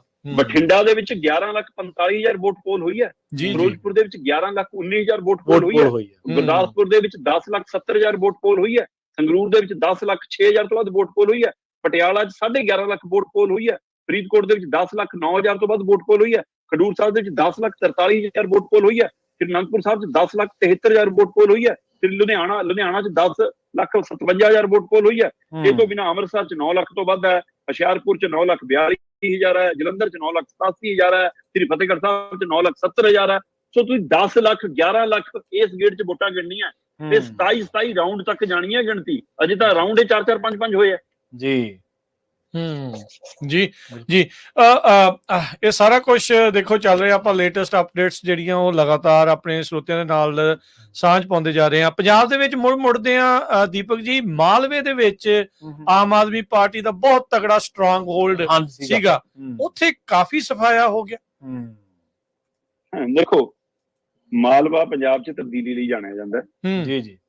ਮਾਲਵਾ ਪੰਜਾਬ ਦਾ ਮੂਡ ਵੀ ਤੈਅ ਕਰ ਦਿੰਦਾ, ਮਾਲਵਾ ਪੰਜਾਬ ਦੀ ਸਰਕਾਰ ਵੀ ਤੈਅ ਕਰ ਦਿੰਦਾ। ਸਹੀ ਗੱਲ। ਠੀਕ ਹੈ, ਤੇ ਇਹ ਹਮੇਸ਼ਾ ਇੱਥੇ ਹਵਾਲਾ ਰਿਹਾ। ਤੇ ਇਸੇ ਤਰ੍ਹਾਂ ਅੰਮ੍ਰਿਤਸਰ ਦੀ ਸੀਟ ਦੇ ਵੱਲ ਨਾਲ ਵੀ ਮੈਂ ਤੇ ਪ੍ਰਵੀਨ ਜੀ ਪਹਿਲਾਂ ਵੀ ਦਿਨ ਗੱਲ ਕਰ ਰਹੇ ਸੀਗੇ। ਅੰਮ੍ਰਿਤਸਰ 'ਚ ਜਿਹੜਾ ਜਿੱਤਦਾ ਹੈ ਉਹ ਅੱਜ ਕੱਲ੍ਹ ਸਰਕਾਰ 'ਚ ਨਹੀਂ ਬੈਠਦਾ। ਹਾਰਨ ਵਾਲੇ ਨੂੰ ਉਹਦੇ ਵਾਲੇ ਵਿੱਤ ਮੰਤਰੀ ਵੀ ਬਣੇ ਇੱਥੇ। ਨਹੀਂ 2 ਵਾਰ ਹਰਦੀਪੁਰੀ ਵੀ ਮੰਤਰੀ ਬਣਿਆ ਜਾ ਕੇ, ਇਸ ਲਈ ਇਹ ਚੱਲਦਾ ਰਹਿੰਦਾ। ਪਰ ਫਿਰ ਵੀ ਮਾਲਵੇ ਨੂੰ ਇਸ ਨਜ਼ਰੀਏ ਤੋਂ ਕਿ ਸਿਆਸੀ ਸੂਝ ਬਹੁਤ ਆ ਕਹਿੰਦੇ ਮਾਲਵੇ, ਔਰ ਮਾਲਵਾ ਸ਼ੀਸ਼ਾ ਦਿਖਾਉਣ ਲਈ ਤੁਸੀਂ ਸੰਗਰੂਰ ਦੀ ਉਦਾਹਰਨ ਦੇਖੋ ਨਾ ਜੀ, ਕਿ ਇਹ ਸੰਗਰੂਰ ਤੋਂ ਸਿਮਰਜੀਤ ਮਾਨ ਵੀ ਜਿੱਤਦੇ ਰਹੇ ਨੇ, ਇੱਥੋਂ ਰਾਜਦੇਵ ਖਾਲਸਾ ਵੀ ਜਿੱਤਦੇ ਰਹੇ ਨੇ, ਇੱਥੋਂ ਢੀਂਡਸਾ ਵੀ ਜਿੱਤਦਾ ਰਿਹਾ ਹੈ, ਇੱਥੋਂ ਵਿਜੇਂਦਰ ਸਿੰਗਲੇ ਨੂੰ ਵੀ ਜਿਤਾਇਆ ਹੈ ਨਾ, ਇੱਥੋਂ ਭਗਵੰਤ ਮਾਨ ਨੂੰ ਵੀ 2 ਵਾਰ ਜਿਤਾਤਾ। ਸੋ ਇਸ ਵਾਰ ਪਤਾ ਨਹੀਂ ਕਿਹਨੇ ਜਿੱਤਣਾ। ਸੋ ਇਸ ਲਈ ਪਿਛਲੀ ਵਾਰ ਵੀ ਜਿਮਨੀ ਚੋਣ ਸਿਮਰਜੀਤ ਮਾਨ ਨੂੰ ਜਿਤਾਤਾ ਸੀਗਾ। ਸੋ ਇਸ ਲਈ ਇਹ ਪੂਰੇ ਮਾਲਵੇ ਦੀ ਕਚਹਿਰੀ ਹੈ ਜਿਹਨੂੰ ਨਰਸਰੀ ਮੰਨਣ ਲੱਗ ਗਈ ਸੀ ਆਮ ਆਦਮੀ ਪਾਰਟੀ, ਗਰੰਟਡ ਲੈਣ ਲੱਗ ਗਈ ਸੀ ਰਾਜਧਾਨੀ। ਉਹ ਸ਼ੀਸ਼ਾ ਵੀ ਦਿਖਾ ਰਿਹਾ ਮਾਲਵਾ ਪੂਰਾ। ਜੀ ਜੀ। ਅੱਛਾ, ਇੱਕ ਹੋਰ ਕਮੈਂਟ ਤੁਹਾਡਾ ਲੈਣਾ ਦੀਪ ਸ਼ਰਮਾ ਜੀ, ਜਿਹੜੇ ਰਾਣਾ ਸੋਢੀ ਨੇ ਫਿਰੋਜ਼ਪੁਰ ਤੋਂ, ਉਹ ਕਹਿੰਦੇ ਕਾਊਂਟਿੰਗ ਸੈਂਟਰ ਛੱਡ ਕੇ ਚਲੇ ਗਏ ਆ। ਨਹੀਂ, ਫਿਰ ਉਹਨਾਂ ਨੂੰ ਕਿਹਾ ਨਹੀਂ ਸੀ ਨਾ। ਹਾਂਜੀ, ਇੰਡੀਆ ਗੱਠਜੋੜ ਵਾਲਿਆਂ ਨੂੰ ਕਿਹਾ ਗਿਆ ਕਿ ਅਖੀਰ ਤੱਕ ਛੱਡਣਾ ਨਹੀਂਗਾ। ਠੀਕ ਹੈ। ਇਸ ਲਈ ਉਹਨਾਂ ਨੂੰ ਉੱਪਰ ਹਦਾਇਤ ਹੈ ਕਿ ਸਰਟੀਫਿਕੇਟ ਲੈਣ ਤੱਕ, ਮਸ਼ੀਨਾਂ ਸੀਲ ਹੋਣ ਤੱਕ, ਪੂਰੀ ਗਿਣਤੀ ਹੋਣ ਤੱਕ ਤੁਸੀਂ ਜਾਣਾ ਨਹੀਂ, ਚਾਹੇ ਹਾਰ ਰਹੇ ਹੋ। ਤੇ ਪਰ ਭਾਜਪਾਈਆਂ ਨੂੰ ਤਾਂ ਕਿਹਾ ਨਹੀਂ ਨਾ। ਪੰਜਾਬ 'ਚ ਭਾਜਪਾਈਆਂ ਨੂੰ ਪਤਾ ਹੀ ਹੈ ਕਿ ਸਾਡੀਆਂ ਜ਼ਮਾਨਤਾਂ ਜ਼ਬਤ ਹੋਣੀਆਂ, ਇਸ ਲਈ ਜਾਣਗੇ। ਜੀ ਜੀ ਜੀ, ਬਿਲਕੁਲ ਬਿਲਕੁਲ। ਚਲੋ ਧੰਨਵਾਦ ਦੀਪਕ ਜੀ, ਬਹੁਤ ਸ਼ੁਕਰੀਆ। ਫੇਰ ਮਿਲਾਂਗੇ ਤੁਹਾਡੇ ਨਾਲ ਕੁਝ ਸਮੇਂ ਬਾਅਦ ਜੀ। ਮਿਹਰਬਾਨੀ, ਬਹੁਤ ਧੰਨਵਾਦ। ਸਤਿ ਸ਼੍ਰੀ ਅਕਾਲ ਜੀ। ਦੀਪਕ ਸ਼ਰਮਾ ਚਨਾਰਥਲ ਜੀ ਨੇ ਪਹਿਲਾਂ ਵੀ ਰਾਜਕਰਮਵੀਰ ਸਿੰਘ ਜੀ, ਜਦੋਂ ਹਰਜੋਤ ਸਿੰਘ ਖਾਲਸਾ ਜੀ, ਗੁਰਪ੍ਰੀਤ ਸਿੰਘ ਜੀ, ਕਿ ਜਦੋਂ ਆਪਾਂ ਗੱਲਬਾਤ ਕਰ ਰਹੇ ਸੀ RSS ਦੇ ਨਾਲ, ਕਿ RSS ਮੋਦੀ ਨੂੰ ਉਸ ਤਰੀਕੇ ਨਾਲ ਸਪੋਰਟ ਨਹੀਂ ਕਰ ਰਹੀ। ਕੁਝ ਲੋਕ ਮੰਨ ਰਹੇ ਸੀ ਕਿ ਉਹਨਾਂ ਦੇ ਏਜੰਡੇ ਕਲੀਅਰ ਹੋ ਚੁੱਕੇ ਨੇ, ਉਹਨਾਂ ਦਾ ਰਾਮ ਮੰਦਿਰ ਬਣਾਉਣਾ ਏਜੰਡਾ ਸੀ ਉਹ ਕਲੀਅਰ ਹੋ ਗਿਆ, ਉਹਨਾਂ ਦਾ 3 ਤਲਾਕ ਨੂੰ ਲੈ ਕੇ ਪੋਲਿਟਿਕਸ ਕਰਨਾ ਸੀ ਉਹ ਕਲੀਅਰ ਹੋ ਗਿਆ। ਧਾਰਾ 370 ਜਦੋਂ 2 ਸੀਟਾਂ ਦੇ ਹੁੰਦੇ ਸੀ 1970-80 ਦੇ ਦਹਾਕਿਆਂ ਦੇ ਵਿੱਚ, ਉਦੋਂ ਇਹ ਏਜੰਡੇ ਲੈ ਕੇ ਚੱਲੇ ਸੀ। ਤਾਂ ਪਰ ਮੋਦੀ ਦਾ ਕਿਤੇ ਨਾ ਕਿਤੇ ਆਪਣੀ ਛਵੀ ਨੂੰ ਅੱਗੇ ਲੈ ਕੇ ਆਉਣਾ, ਔਰ ਉਹ ਸਾਰਾ ਕੁਝ ਹੀ ਕਰਤਾ ਧਰਤਾਪ ਬਣ ਜਾਣਾ। RSS ਇਸ ਤਰ੍ਹਾਂ ਦੀ ਪੋਲਿਟਿਕਸ ਨਹੀਂ ਕਰਦੀ। RSS ਏਜੰਡਾ ਪੋਲਿਟਿਕਸ ਕਰਦੀ ਹੈ, ਚਿਹਰਿਆਂ ਦੀ ਪੋਲਿਟਿਕਸ ਨਹੀਂ ਕਰਦੀ। ਉਹ ਨਹੀਂ ਚਾਹੁੰਦੀ ਕਿ ਚੀਜ਼ਾਂ ਚਿਹਰਿਆਂ ਦੇ ਦੁਆਲੇ ਹੋਣ। ਤੇ RSS ਫੈਡਰਲਿਜ਼ਮ ਦੇ ਵੀ ਬਹੁਤ ਖਿਲਾਫ ਹੈ। RSS ਨੂੰ ਲੱਗਦਾ ਕਿ ਚੀਜ਼ਾਂ ਸੈਂਟਰਲਾਈਜ਼ਡ ਹੋਣੀਆਂ ਚਾਹੀਦੀਆਂ, ਰਾਜ ਜਿਹੜੇ ਸਾਡਾ ਕੰਟਰੋਲ ਜਿਹੜਾ ਉਹ ਪੂਰਾ ਪਕੜ ਜਿਹੜੀ ਆ ਉਹ ਪੂਰੀ ਸਾਡੀ ਚਾਹੀਦੀ ਹੈ। ਉਹਨਾਂ ਦਾ ਇਹ ਏਜੰਡਾ ਬੇਸਿਕ ਕਿ ਜੇਕਰ ਤੁਸੀਂ ਪੂਰੇ ਦੇਸ਼ ਤੇ ਰਾਜ ਕਰਨਾ ਤਾਂ ਸੈਂਟਰਲਾਈਜ਼ਡ ਪਾਵਰ ਨੂੰ ਤੁਸੀਂ ਹਮੇਸ਼ਾ ਅੱਗੇ ਲਿਆਉਣਾ ਪਊਗਾ। ਉਹਨੂੰ ਹੱਲਾਸ਼ੇਰੀ ਉਸ ਤਰ੍ਹਾਂ ਦੇ ਮੈਕੈਨਿਜ਼ਮ ਨੂੰ ਪਸੰਦ ਕਰਨ ਵਾਲੇ ਲੋਕ, ਇਸ ਤਰ੍ਹਾਂ ਪਾਵਰਾਂ ਆਪਣੇ ਕੋਲੇ ਰੱਖਣ ਦੇ ਸ਼ੌਕੀਨ ਲੋਕ ਤੁਹਾਨੂੰ ਅੱਗੇ ਕਰਨੇ ਪੈਣਗੇ। ਪਰ ਉਹ ਚੀਜ਼ ਮੋਦੀ ਦੇ ਮਾਮਲੇ ਦੇ ਵਿੱਚ ਕੁਝ ਚੀਜ਼ਾਂ ਕਾਊਂਟਰ ਵੀ ਕਰਦੀਆਂ ਨੇ। ਪੰਜਾਬ ਵੱਲ ਨੂੰ ਆਈਏ, 3 ਸੀਟਾਂ ਹਰਜੋਤ ਸਿੰਘ ਖਾਲਸਾ ਜੀ 20,000 ਲੀਡ ਦੀ ਤੋਂ ਟੱਪ ਚੁੱਕੀਆਂ ਨੇ। ਅੰਮ੍ਰਿਤਪਾਲ ਸਿੰਘ ਹਾਂਜੀ, ਪਹਿਲੇ ਜਦੋਂ ਤੋਂ ਕਾਊਂਟਿੰਗ ਚੱਲੀ ਹੈ ਅੱਗੇ ਚੱਲ ਰਹੇ ਨੇ, 26,000 ਦੀ ਲੀਡ ਤੇ ਚੱਲ ਰਹੇ ਨੇ। ਇਸ ਤੋਂ ਇਲਾਵਾ ਮੀਤ ਹੇਅਰ ਇਸ ਟਾਈਮ 20,000 ਦੀ ਲੀਡ ਤੋਂ ਉੱਪਰ ਚੱਲ ਰਹੇ ਨੇ, ਤੇ ਚਰਨਜੀਤ ਚੰਨੀ ਤੇ 33,000 ਦੀ ਲੀਡ। ਚਰਨਜੀਤ ਚੰਨੀ ਤੇ ਅੰਮ੍ਰਿਤਪਾਲ ਸਿੰਘ ਮੈਨੂੰ ਲੱਗਦਾ 2 ਵਾਹਿਦ ਐਸੇ ਉਮੀਦਵਾਰ ਹੈ ਜਿਹੜੇ ਕੈਂਡੀਡੇਟ ਹੈ ਜਿਨ੍ਹਾਂ ਦੀ ਲੀਡ ਨਹੀਂ ਟੁੱਟੀ ਹਲੇ ਤੱਕ। ਹਾਲਾਂਕਿ ਸੁਖਜਿੰਦਰ ਰੰਧਾਵਾ ਪਹਿਲਾਂ ਪਿੱਛੇ ਹੋ ਗਏ, ਮੀਤ ਹੇਅਰ ਤੋਂ ਸਿਮਰਜੀਤ ਮਾਨ ਅੱਗੇ ਨਿਕਲਦੇ ਨੇ। ਇਸ ਤਰ੍ਹਾਂ ਖਾਲਸਾ ਸਰਬਜੀਤ ਸਿੰਘ ਖਾਲਸਾ ਦੀ ਵੀ ਪਕੜ ਮਜ਼ਬੂਤ ਹੋ ਰਹੀ, 13,000 ਵੋਟ ਦੇ ਨਾਲ ਜਿਹੜੀ ਉਹ ਲੀਡ ਦੇ ਵਿੱਚ ਆ। ਇਦਾਂ ਹੁੰਦਾ ਆ, ਆਪਣੇ ਸਾਰੇ ਜਿਹੜੇ ਉੱਥੋਂ ਆਏ ਆ ਉਹ ਤਕਰੀਬਨ ਜਾਣਦੇ ਹੀ ਆ। ਆਪਾਂ ਫੇਰ ਸਰੋਤਿਆਂ ਦੇ ਨਾਲ ਸਾਂਝ ਪਾ ਲੈਂਦੇ ਆ। ਕਈ ਵਾਰੀ ਜਿਹੜਾ ਪਿੰਡੂ ਹਲਕਾ ਹੁੰਦਾ, ਜਿਹੜੇ ਉਹ ਕੇਂਦਰ ਹੁੰਦੇ ਆ, ਉੱਥੇ ਇੱਕ ਪਾਰਟੀ ਦਾ ਆਧਾਰ ਵੱਧ ਹੁੰਦਾ। ਪਰ ਜਦੋਂ ਸ਼ਹਿਰੀ ਵੋਟ ਜੇ ਵਿਚਾਲੇ ਆ ਜਾਂਦੀ ਆ, ਜਿੱਥੇ ਵੋਟ ਜ਼ਿਆਦਾ ਹੁੰਦੀ ਆ, ਤਾਂ ਅਚਨਚੇਤੇ ਤਬਦੀਲ ਵੀ ਹੋ ਜਾਂਦਾ ਆ ਕੰਮ। ਪਰ ਕਈ ਜਿਹੜੇ ਹਲਕੇ ਆ ਉਸ ਦੇ ਵਿੱਚ ਜਿਹੜੇ ਉਹ ਦੇਖਣ ਨੂੰ ਆਪਾਂ ਨੂੰ ਮਿਲ ਰਹੇ ਆ। ਕੁਝ ਕਾਲਰ ਵੀ ਜੁੜੇ, ਆਪਾਂ ਉਹਨਾਂ ਦੇ ਵੀ ਵਿਚਾਰ ਲੈ ਲੈਂਦੇ ਆ। ਸਰਬਜੀਤ ਸਿੰਘ ਜੀ ਆਪਣੇ ਨਾਲ ਜੁੜੇ ਨੇ। ਹਾਂਜੀ, ਸਤਿ ਸ਼੍ਰੀ ਅਕਾਲ ਜੀ, ਸਵਾਗਤ ਹੈ ਜੀ। ਹਾਂਜੀ, ਸਤਿ ਸ਼੍ਰੀ ਅਕਾਲ ਜੀ, ਸਰਬਜੀਤ ਸਿੰਘ ਬੋਲਦਾ ਜੀ। ਸਤਿ ਸ਼੍ਰੀ ਅਕਾਲ ਸਾਰਿਆਂ ਨੂੰ। ਸਤਿ ਸ਼੍ਰੀ ਅਕਾਲ ਜੀ। ਸਤਿ ਸ਼੍ਰੀ ਅਕਾਲ ਜੀ। ਬਹੁਤ ਬਹੁਤ ਤੁਹਾਡਾ ਧੰਨਵਾਦ ਜੀ, ਬੜਾ ਵਧੀਆ ਪ੍ਰੋਗਰਾਮ ਦੱਸ ਰਹੇ ਸਾਨੂੰ। ਤਾਂ ਪੰਜਾਬੀਆਂ ਨੂੰ ਜੀ ਸਾਰੀਆਂ 2 ਮੇਨ ਸੀਟਾਂ ਤੇ ਜ਼ਿਆਦਾ ਹੈਗਾ, ਫਰੀਦਕੋਟ ਵਾਲੀ ਤੇ ਭਾਈ ਅੰਮ੍ਰਿਤਪਾਲ ਵਾਲੀਆਂ ਦੀਆਂ, ਕਿਉਂ ਬਾਕੀ ਪਾਰਟੀਆਂ ਤੋਂ ਅਸੀਂ ਦੇਖ ਲਿਆ, ਪਾਰਟੀਆਂ ਨੇ ਪੰਜਾਬ ਦਾ ਕੁਝ ਨਹੀਂ ਸਵਾਰਨਾ ਜੀ, ਪਰ ਪੰਜਾਬੀਆਂ ਨੂੰ ਇਹ ਸਲਾਮ ਜਾਂਦੀ ਹੈ ਵੀ ਦੋਨਾਂ ਸੀਟਾਂ ਦੇ ਉੱਤੇ ਬਹੁਤ ਚੰਗੇ ਸੱਜੇ ਢੰਗ ਨਾਲ ਵੋਟਾਂ ਪਾ ਕੇ ਉਹਨਾਂ ਦੋਨਾਂ ਵੀਰਾਂ ਨੂੰ ਅੱਗੇ ਰੱਖਿਆ ਹੋਇਆ ਜੀ ਜੀ। ਇਹ ਬਹੁਤ ਵਧੀਆ ਗੱਲ ਹੈ ਜੀ। ਦੇਖੋ ਇਹਦੇ ਨਾਲ ਸਾਡਾ, ਦੇਖੋ ਸ਼੍ਰੋਮਣੀ ਅਕਾਲੀ ਦਲ ਤੇ ਸਾਡੀ ਸ਼੍ਰੋਮਣੀ ਅਕਾਲੀ ਦਲ ਆ, ਹੁਣ ਤਾਂ ਬਾਦਲ ਅਕਾਲੀ ਦਲ ਲੜ ਰਿਹਾ ਉੱਥੇ ਪੰਜਾਬ ਦੇ ਵਿੱਚ, ਸ਼੍ਰੋਮਣੀ ਅਕਾਲੀ ਦਲ ਨਹੀਂ ਲੜ ਰਿਹਾ। ਜੀ ਜੀ। ਜਦੋਂ ਸ਼੍ਰੋਮਣੀ ਅਕਾਲੀ ਦਲ ਲੜੂਗਾ ਨਾ ਤੇ ਉਦੋਂ ਜਿੱਦਾਂ ਹੁਣ ਭਾਈ ਅਮਰਤਪਾਲ ਹੋਣੀ ਅੱਗੇ ਆ, ਫੇ ਇਦਾਂ ਹੀ ਅੱਗੇ ਹੋਵਾਂਗੇ, ਪਰ ਉਹ ਸਮਾਂ ਆਊਗਾ, ਹਜੇ ਸਮਾਂ ਨਹੀਂ ਹੈਗਾ, ਉਹ 20 ਤੋਂ 27 ਦੇ ਵਿੱਚ ਆਊਗਾ ਸਮਾਂ, ਜੇ ਪੰਜਾਬ ਦੀ ਨੌਜਵਾਨੀ ਇਦਾਂ ਹੀ ਜਾ ਕੇ ਮੁੜ ਕੇ ਫੇਰ ਜੀ 27 ਜੀ। ਪਰ ਇਹ ਗੱਲ ਆ ਜੀ ਸਰਬਜੀਤ ਭਾਜੀ ਵੀ ਬਲਟੋਹਾ ਤੇ ਹੰਸਰਾਜ ਚੌਥੇ ਨੰਬਰ ਤੇ ਟਿਕੇ ਹੋਏ ਆ ਪੂਰੀ ਤਰ੍ਹਾਂ। 8.5% ਹੱਥ ਖੜੇ ਕਰਕੇ ਬਾਹਰ ਆਉਣ ਵਾਲਾ ਬਲਟੋਹਾ ਜਿਹੜਾ ਇਸ ਟਾਈਮ 8.5% ਵੋਟ, 15,000 ਵੋਟ ਆ ਉਹਦੇ ਕੋਲ, ਤੇ ਉਸ ਤੋਂ ਵੱਧ ਤਾਂ ਲੀਡ ਆ ਜਿਹੜੀ ਇਸ ਟਾਈਮ ਅਮਰਤਪਾਲ ਸਿੰਘ ਦੀ। ਮੈਂ ਕਿਹਾ ਉਹਨੂੰ ਤਾਂ ਕਿਤੇ ਹੱਥ ਖੜੇ ਕਰਕੇ ਕਿਸੇ ਦਰਿਆ 'ਚ ਛਾਲ ਮਾਰ ਦੇਣੀ ਚਾਹੀਦੀ ਹੈ ਜੀ ਹੁਣ। ਤੇ ਹੁਣ ਉਹ ਜਿਹੜੇ ਹੱਥ ਖੜੇ ਕਰਕੇ ਆਇਆ ਸੀ ਕੌਮ ਨਾਲ ਗਦਾਰੀ ਕਰਕੇ, ਫਿਰ ਕੌਮ ਨੇ ਵੀ ਉਹਨੂੰ ਦੱਸ ਦਿੱਤਾ ਭਾਈ ਵੀ ਗਦਾਰਾਂ ਦਾ ਅਸੀਂ ਆਹ ਹਾਲ ਕਰਦੇ ਹਾਂ। ਜੀ ਜੀ। ਬੀਬੀ ਖਾਲੜਾ ਫੈਕਟਰ ਵੀ ਇੱਥੇ ਬਹੁਤ ਕੰਮ ਕੀਤਾ ਹੈ, ਬਹੁਤ ਪਿਛਲੀ ਵਾਰ। ਬਿਲਕੁਲ ਸਹੀ ਹੈ, ਬਿਲਕੁਲ ਸਹੀ ਗੱਲ, ਕਿਉਂਕਿ ਖਡੂਰ ਸਾਹਿਬ ਨੂੰ ਮਹਿਣੇ ਬਹੁਤ ਮਹਿਣੇ ਵਜੇ, ਤੇ ਇਸ ਵਾਰ ਇਹ ਹਵਾ ਸੀ ਵੀ ਅਸੀਂ ਮਹਿਣਾ ਲਾਉਣਾ ਹੈ। ਬਿਲਕੁਲ ਬੱਚੇ ਜੀ, ਕੌਮ ਦਾ ਹੀਰੋ ਸੀਗਾ ਭਾਈ ਜਸਵੰਤ ਸਿੰਘ ਖਾਲੜਾ, ਜਿਹਨੇ ਕਲਮ ਨਾਲ ਲੜਾਈ ਲੜੀ ਸੀ। ਬਿਲਕੁਲ ਸਾਡੀ ਕੌਮ ਨੇ ਉਹਨੂੰ ਹਰਾ ਦਿੱਤਾ ਸੀ। ਉਹਨਾਂ ਪੰਜਾਬੀਆਂ ਨੂੰ ਸਲਾਮ ਕਰਦੇ ਆ ਖਡੂਰ ਸਾਹਿਬ ਵਾਲਿਆਂ ਨੂੰ ਵੀ ਤੁਸੀਂ ਭਾਈ ਅਮਰਤਪਾਲ ਸਿੰਘ ਨੂੰ ਅੱਗੇ ਕੀਤਾ ਤੇ ਤੁਸੀਂ ਖਾਲੜਾ ਸਾਹਿਬ ਨੂੰ ਜਿਤਾਤਾ, ਹੁਣ ਕੋਈ ਗੱਲ ਨਹੀਂ ਜੀ। ਇੱਥੇ ਸਰਬਜੀਤ ਸਿੰਘ ਜੀ, ਆਪਾਂ ਇੱਕ ਹੋਰ ਹਰਜੋਤ ਸਿੰਘ ਖਾਲਸਾ ਜੀ, ਇਤਿਹਾਸ ਦੇਖੋ ਤੁਸੀਂ, ਅਕਾਲੀ ਦਲ ਦੇ ਵਿੱਚ ਹੁੰਦੇ ਨੇ ਭਾਈ ਜਸਵੰਤ ਸਿੰਘ ਖਾਲੜਾ ਜੀ ਜੀ ਜੀ, ਤੇ ਲੜਦੇ ਨੇ ਉਹ ਅਕਾਲੀ ਦਲ ਦੇ ਹਿਊਮਨ ਰਾਈਟਸ ਵਿੰਗ ਦੇ ਵਿੱਚ ਜੀ, ਇਤਿਹਾਸ ਗਵਾਹ ਹੈ। ਤੇ ਅਕਾਲੀ ਦਲ ਨੇ ਇੱਕ ਵਾਰੀ ਵੀ ਹਾਂ ਦਾ ਨਾਰਾ ਨਹੀਂ ਮਾਰਿਆ ਉਹਨਾਂ ਲਈ, ਬਾਜ਼ਾਰ ਦੇ ਵਿੱਚ ਆ ਗਿਆ ਅਕਾਲੀ ਦਲ। ਅੱਜ ਉਸੇ ਅਕਾਲੀ ਦਲ ਦੇ ਉਮੀਦਵਾਰ ਦੀਆਂ ਗੋਡੀਆਂ ਲੱਗ ਰਹੀਆਂ, ਇਤਿਹਾਸ ਹੈ ਇਹ, ਤੁਸੀਂ ਦੇਖ ਲਓ। ਇਹ ਅਕਾਲੀ ਦਲ ਨੇ ਜੋ ਕੀਤਾ, ਜੋ ਕਰਵਾਇਆ ਪਿਛਲੇ ਸਮੇਂ 'ਚ, ਉਸ ਨੂੰ ਉਸ ਦਾ ਨਤੀਜਾ ਵੱਡੋਗੇ। ਧੰਨਵਾਦ ਸਰਬਜੀਤ ਜੀ, ਮਿਹਰਬਾਨੀ। ਬਹੁਤ ਧੰਨਵਾਦ ਜੀ, ਸਤਿ ਸ਼੍ਰੀ ਅਕਾਲ ਜੀ। ਜਦੋਂ ਬੀਬੀ ਖਾਲੜਾ ਉਹਨਾਂ ਨਾਲ ਗੱਲਬਾਤ ਕਰਦੇ ਆ ਜਾਂ ਉਹਨਾਂ ਦੀ ਇੰਟਰਵਿਊ ਸੁਣਦੇ ਆ, ਉਸ 'ਚ ਕਹਿੰਦੇ ਨੇ ਕਿ ਮੈਂ ਕੋਸ਼ਿਸ਼ ਕੀਤੀ ਕਿ ਸ਼੍ਰੋਮਣੀ ਅਕਾਲੀ ਦਲ ਦੇ ਨਾਲ ਰਾਬਤਾ ਬਣਾਇਆ ਜਾਵੇ। ਜਦੋਂ ਵੱਡੇ ਬਾਦਲ ਸਾਹਿਬ ਪ੍ਰਕਾਸ਼ ਸਿੰਘ ਬਾਦਲ ਜਿੰਦਾ ਸੀ, ਕਹਿੰਦੇ ਉਹਨਾਂ ਦੇ ਨਾਲ ਮੈਂ ਕਈ ਵਾਰ ਮੁਲਾਕਾਤ ਕਰਨ ਦੀ ਕੋਸ਼ਿਸ਼ ਕੀਤੀ, ਮੁਲਾਕਾਤ ਹੋਈ ਵੀ। ਉਹਨਾਂ ਦਾ ਸਪਸ਼ਟ ਤੌਰ ਤੇ ਇਹ ਕਹਿਣਾ ਸੀ ਕਿ ਤੁਸੀਂ ਹੁਣ ਆਰਾਮ ਕਰੋ, ਤੁਹਾਨੂੰ ਜਿਹੜੀ ਚੀਜ਼ ਚਾਹੀਦੀ ਹੈ ਸਾਨੂੰ ਉਹ ਦੱਸੋ, ਤੁਹਾਨੂੰ ਉਹ ਮੁਹੱਈਆ ਕਰਵਾ ਦਿੰਦੇ ਆ, ਇਸ ਚੀਜ਼ਾਂ 'ਚ ਕੁਝ ਨਹੀਂ ਰੱਖਿਆ, ਇਹ ਕਿਹਾ ਜਾਂਦਾ ਸੀ। ਪਰ ਉਹੀ ਸ਼੍ਰੋਮਣੀ ਅਕਾਲੀ ਦਲ ਦੀ ਅੱਜ ਸਥਿਤੀ ਜੋ ਤੁਸੀਂ ਦੇਖ ਰਹੇ ਹੋ, ਅਸੀਂ ਦੇਖ ਰਹੇ ਹਾਂ, ਸਾਡੇ ਦਰਸ਼ਕ ਦੇਖ ਰਹੇ ਨੇ, ਤੇ ਉਹੀ ਅਕਾਲੀ ਦਲ ਹੈ ਜਿਹੜੀ ਪਾਸੇ ਮਾਰਦੀ ਹੁੰਦੀ ਸੀ ਕਿ ਨਹੀਂ ਚੱਲਣੀ ਤਾਂ ਸਾਡੀ ਹੈ, ਅਸੀਂ ਸਭ ਕੁਝ ਆ। ਪਰ ਇੱਥੇ ਮੈਂ ਗੱਲ ਜੋੜਨਾ ਇਸੇ ਦੇ ਨਾਲ, ਹੁਣ ਚੱਲਦੇ ਆ ਪਟਿਆਲੇ ਵੱਲ ਨੂੰ। ਕਹਿ ਲੋ ਵੀ ਉਹ ਰਾਜਿਆਂ ਵਾਲੀ ਸੀਟ ਹੈ ਪਟਿਆਲੇ ਵਾਲੀ। ਗੁਰਪ੍ਰੀਤ, ਮਾਫੀ ਚਾਹੁੰਦਾ ਜੇ 2 ਮਿੰਟ ਤੁਹਾਡੇ ਵਿੱਚੋਂ ਲੈ ਕੇ, ਇੱਕ ਜਿਹੜੇ ਕਾਲਰ ਜਿਨ੍ਹਾਂ ਨੂੰ ਮੈਂ ਹੋਲਡ 'ਚ ਪਾਇਆ ਆ, ਉਹਨਾਂ ਦੇ ਵਿਚਾਰ ਲੈ ਕੇ ਫਿਰ ਆਪਾਂ ਪਟਿਆਲੇ ਵੱਲ ਨੂੰ ਹੋਈਏ। ਹਾਂਜੀ ਜੀ ਜੀ ਜ਼ਰੂਰ ਜੀ। ਸੁਖਵੀਰ ਜੀ, ਸਤਿ ਸ਼੍ਰੀ ਅਕਾਲ ਜੀ। ਹਾਂਜੀ ਬਾਈ, ਸਤਿ ਸ਼੍ਰੀ ਅਕਾਲ ਜੀ। ਮੈਂ ਸੁਖਵੀਰ ਨਹੀਂ, ਬੇਸਿਕਲੀ ਬਠਿੰਡੇ ਤੋਂ ਆਏ ਤੇ ਸਾਡੇ ਬਠਿੰਡੇ ਤੋਂ ਖੁੱਡੀਆ ਸਾਹਿਬ ਜਿਵੇਂ ਕਹਿੰਦੇ ਕਿ ਜਿੱਤ ਰਹੇ ਆ ਜਾਂ ਕਿ ਜਾ ਰਹੇ ਆ, ਤੇ ਖੁੱਡੀਆ ਸਾਹਿਬ ਦੇ ਫਾਦਰ ਸਾਹਿਬ ਨੂੰ ਜਿਵੇਂ ਬਾਦਲ ਸਰਕਾਰ ਜਾਂ ਜੋ ਵੀ ਉਸ ਟਾਈਮ ਸਰਕਾਰ ਸੀ, ਉਹਨਾਂ ਨਾਲ ਜੋ ਵੀ ਕੀਤਾ ਸਭ ਨੂੰ ਪਤਾ ਹੈ। ਕਿ ਮੈਂ ਹੁਣ ਮੇਰੇ ਦੋਸਤ ਨਾਲ ਗੱਲ ਕਰ ਰਿਹਾ, ਜੋ ਕਹਿੰਦੇ ਵੀ ਇਹ ਬਦਲਾ ਲੈ ਰਹੇ ਆ, ਉਹਨਾਂ ਨੇ ਮਾਰ ਕੇ ਸਿੱਟਿਆ ਸੀ ਤੇ ਇਹਨਾਂ ਨੇ ਜਿਉਂਦੇ ਨੂੰ ਇੱਕ ਨੂੰ ਸਿੱਟੀ ਜਾਂਦਾ। ਪਹਿਲਾਂ ਸਹੁਰਾ ਹਰਾਇਆ, ਹੁਣ ਨੂੰ ਹਰਦੇ ਆ ਵੀ ਉਹ ਜਿਉਂਦਿਆਂ ਨੂੰ ਸਿੱਟੀ ਜਾਂਦੇ ਆ, ਉਹਨਾਂ ਨੇ ਮਾਰ ਕੇ ਸਿੱਟਿਆ ਸੀ, ਉਹਨੂੰ ਪਤਾ ਨੀ ਲੱਗਾ। ਪਰ ਇਹ ਜਿਉਂਦੇ ਹੀ ਮਰੀ ਜਾਂਦੇ ਨੇ ਵੀ ਲਓ ਵੀ ਸਾਨੂੰ ਪਹਿਲਾਂ ਉਹ ਇੱਕੋ ਬੰਦਾ ਇੱਕੋ ਖਾਨਦਾਨ ਨੂੰ ਹਰਾ ਰਿਹਾ। ਜੀ ਜੀ ਬਿਲਕੁਲ। ਦੂਸਰੀ ਗੱਲ ਇਹ ਜਿਹੜਾ ਦੱਸੋਗੇ ਵੀ ਪੰਜਾਬ ਓਵਰਆਲ ਕੀ ਸਟੇਜ ਚੱਲਦੀ ਪਈ ਇਹਦੇ ਬਾਰੇ, ਇੰਡੀਆ ਦੀ ਮਤਲਬ ਇੰਡੀਆ ਦੀ ਸਾਰੇ ਰੁਝਾਨ ਜਿਹੜੇ ਉਹ ਆ ਚੁੱਕੇ ਆ, ਆਪਣੇ ਜਿਹੜੇ ਦਰਸ਼ਕਾਂ ਦੇ ਨਾਲ ਸਰੋਤਿਆਂ ਨਾਲ ਸਾਂਝ ਪਾਉਂਦੇ ਜਾਈਏ। NDA 303, ਇੰਡੀਆ ਵਾਲੇ 209 ਤੇ ਅਦਰਸ ਜਿਹੜੇ ਆ ਉਹ 32 ਦੇ ਉੱਤੇ ਇਸ ਟਾਈਮ ਜਿਹੜੇ ਉਹ ਚੱਲ ਰਹੇ ਆ। 400 ਤਾਂ ਨਹੀਂ, 300 ਦੇ ਪਾਰ ਜਿਹੜੇ ਸੋ ਫਾਰ ਜਿਹੜੇ ਉਹ ਨਜ਼ਰ ਆ ਰਹੇ ਆ NDA ਇਸ ਦੇ ਵਿੱਚ। ਇਹ ਲੱਗਦਾ ਨਹੀਂ ਜੀ ਵੀ ਅੱਜ ਕਿਤੇ ਮੋਦੀ ਸਰਕਾਰ ਜਿੱਤ ਗਈ, ਹਿੰਦੁਸਤਾਨ ਦਾ ਭਵਿੱਖ ਜਿਹੜਾ ਗਲਤ ਪਾਸੇ ਤੁਰ ਜਾਣਾ। ਦੇਖੋ ਜੀ, 10 ਸਾਲ ਤੋਂ ਲੋਕ ਕਹਿ ਰਹੇ ਆ, ਇਹ ਤਾਂ ਹੁਣ ਪਤਾ ਨਹੀਂ ਕਿੰਨਾ ਕੁ ਗਲਤ ਨੂੰ ਜਾਣਾ। ਠੀਕ ਹੈ ਜੀ, ਮਿਹਰਬਾਨੀ ਜੀ। ਜੀ ਸਾਡੇ ਕੋਲ ਸਰੋਤੇ ਨੇ ਜਿਹੜੇ ਬਾਰ-ਬਾਰ ਕਮੈਂਟ ਕਰਕੇ ਲੱਖਾ ਸਿਧਾਣਾ ਦੀ ਪੋਜੀਸ਼ਨ ਪੁੱਛ ਰਹੇ ਨੇ, ਉਹਨਾਂ ਨੂੰ ਕਲੀਅਰ ਕਰ ਦਈਏ ਕਿ ਲੱਖਾ ਸਿਧਾਣਾ ਇਸ ਸਮੇਂ 5ਵੇਂ ਸਥਾਨ ਤੇ ਚੱਲ ਰਹੇ ਨੇ। ਹੁਣ ਤੱਕ ਉਹ 52,000 ਤੋਂ ਵੱਧ ਵੋਟਾਂ ਨਾਲ ਪਿੱਛੇ ਨੇ।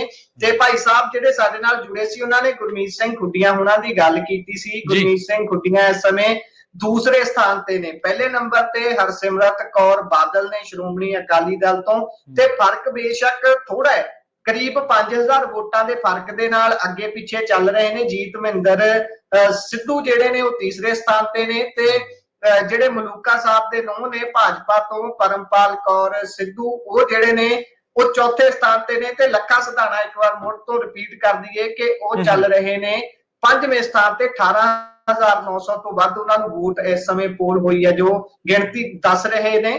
ਤੇ ਉਸ ਤੋਂ ਅੱਗੇ ਗੱਲ ਪਟਿਆਲੇ ਦੀ ਕਰਨੀ ਸੀ। ਪਟਿਆਲੇ ਜੇਕਰ ਚਲਿਏ ਉੱਥੋਂ ਦੀ ਸੀਟ ਦੀ ਗੱਲ ਕਰਨੀ ਹੋਵੇ ਤਾਂ ਡਾਕਟਰ ਧਰਮਵੀਰ ਗਾਂਧੀ ਅੱਗੇ ਚੱਲ ਰਹੇ ਨੇ। ਪਰ ਮੰਨਿਆ ਇੱਥੋਂ ਇਹ ਜੋ ਪਹਿਲਾਂ ਰੁਝਾਨ ਆ ਰਹੇ ਸੀ, ਪਹਿਲਾਂ ਗੱਲਬਾਤ ਦੇ ਵਿੱਚ ਸਪਸ਼ਟ ਹੋ ਰਿਹਾ ਸੀ ਕਿ ਡਾਕਟਰ ਧਰਮਵੀਰ ਗਾਂਧੀ ਅੱਗੇ ਜਾਣਗੇ। ਉਹਨਾਂ ਦੇ ਮੁਕਾਬਲੇ ਦੇ ਵਿੱਚ ਕਿਸੇ ਕੈਂਡੀਡੇਟ ਨੂੰ ਨਹੀਂ ਦੇਖਿਆ ਜਾ ਰਿਹਾ ਸੀ, ਪਰ ਉੱਥੇ ਉਹਨਾਂ ਨੂੰ ਸੱਤਾਧਾਰੀ ਪਾਰਟੀ ਆਮ ਆਦਮੀ ਪਾਰਟੀ ਕਰੀਬ ਬਰਾਬਰ ਦੀ ਟੱਕਰ ਦਿੰਦੀ ਹੋਈ ਨਜ਼ਰ ਆ ਰਹੀ ਹੈ। ਡਾਕਟਰ ਬਲਵੀਰ ਸਿੰਘ 1500 ਵੋਟਾਂ ਦੇ ਫਰਕ ਦੇ ਨਾਲ ਦੂਸਰੇ ਸਥਾਨ ਤੇ ਨੇ। ਇਹਨਾਂ ਜਿਹੜੀਆਂ 1500 ਵੋਟ ਹੁੰਦੀ ਹੈ, 2000 ਵੋਟ ਹੁੰਦੀ ਹੈ, ਇਸ ਨੂੰ ਬਹੁਤਾ ਜ਼ਿਆਦਾ ਨਹੀਂ ਆਪਾਂ ਗਿਣ ਸਕਦੇ।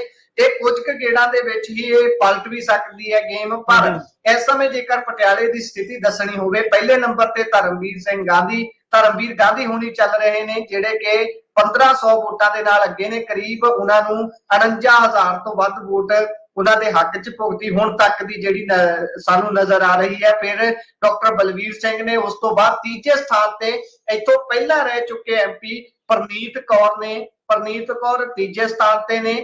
ਉਹ ਕਰੀਬ ਵੱਡੀ ਗਿਣਤੀ ਦੇ ਨਾਲ ਪਿੱਛੇ ਨੇ, 7,500 ਵੋਟ ਨਾਲ ਪਿੱਛੇ ਚੱਲ ਰਹੇ ਨੇ। ਸ਼੍ਰੋਮਣੀ ਅਕਾਲੀ ਦਲ ਦੇ ਉਮੀਦਵਾਰ NK ਸ਼ਰਮਾ ਉਹ ਤਾਂ ਬਹੁਤ ਵੱਡੀ ਫਰਕ ਦੇ ਨਾਲ ਪਿੱਛੇ ਨੇ। 23,000 ਤੋਂ ਵੱਧ ਵੋਟ ਦਾ ਫਰਕ ਹੈ ਜਿਹੜਾ ਉਹ ਪਿੱਛੇ ਚੱਲ ਰਹੇ ਨੇ। ਇਸੇ ਤਰੀਕੇ ਦੇ ਨਾਲ ਉਸ ਤੋਂ ਅੱਗੇ ਸ਼੍ਰੋਮਣੀ ਅਕਾਲੀ ਦਲ ਅੰਮ੍ਰਿਤਸਰ ਦਾ ਉਮੀਦਵਾਰ ਪ੍ਰੋਫੈਸਰ ਮਹਿੰਦਰਪਾਲ ਸਿੰਘ ਨੇ ਜਿਹੜੇ ਕਿ 5ਵੇਂ ਸਥਾਨ ਤੇ ਨੇ। ਇਹ ਹੈ ਜੀ ਪਟਿਆਲੇ ਦੀ ਸਥਿਤੀ। ਜੀ ਬਿਲਕੁਲ ਗੁਰਪ੍ਰੀਤ, ਤਸਵੀਰਾਂ ਲਗਾਤਾਰ ਬਦਲਦੀਆਂ ਨਜ਼ਰ ਆ ਰਹੀਆਂ ਨੇ।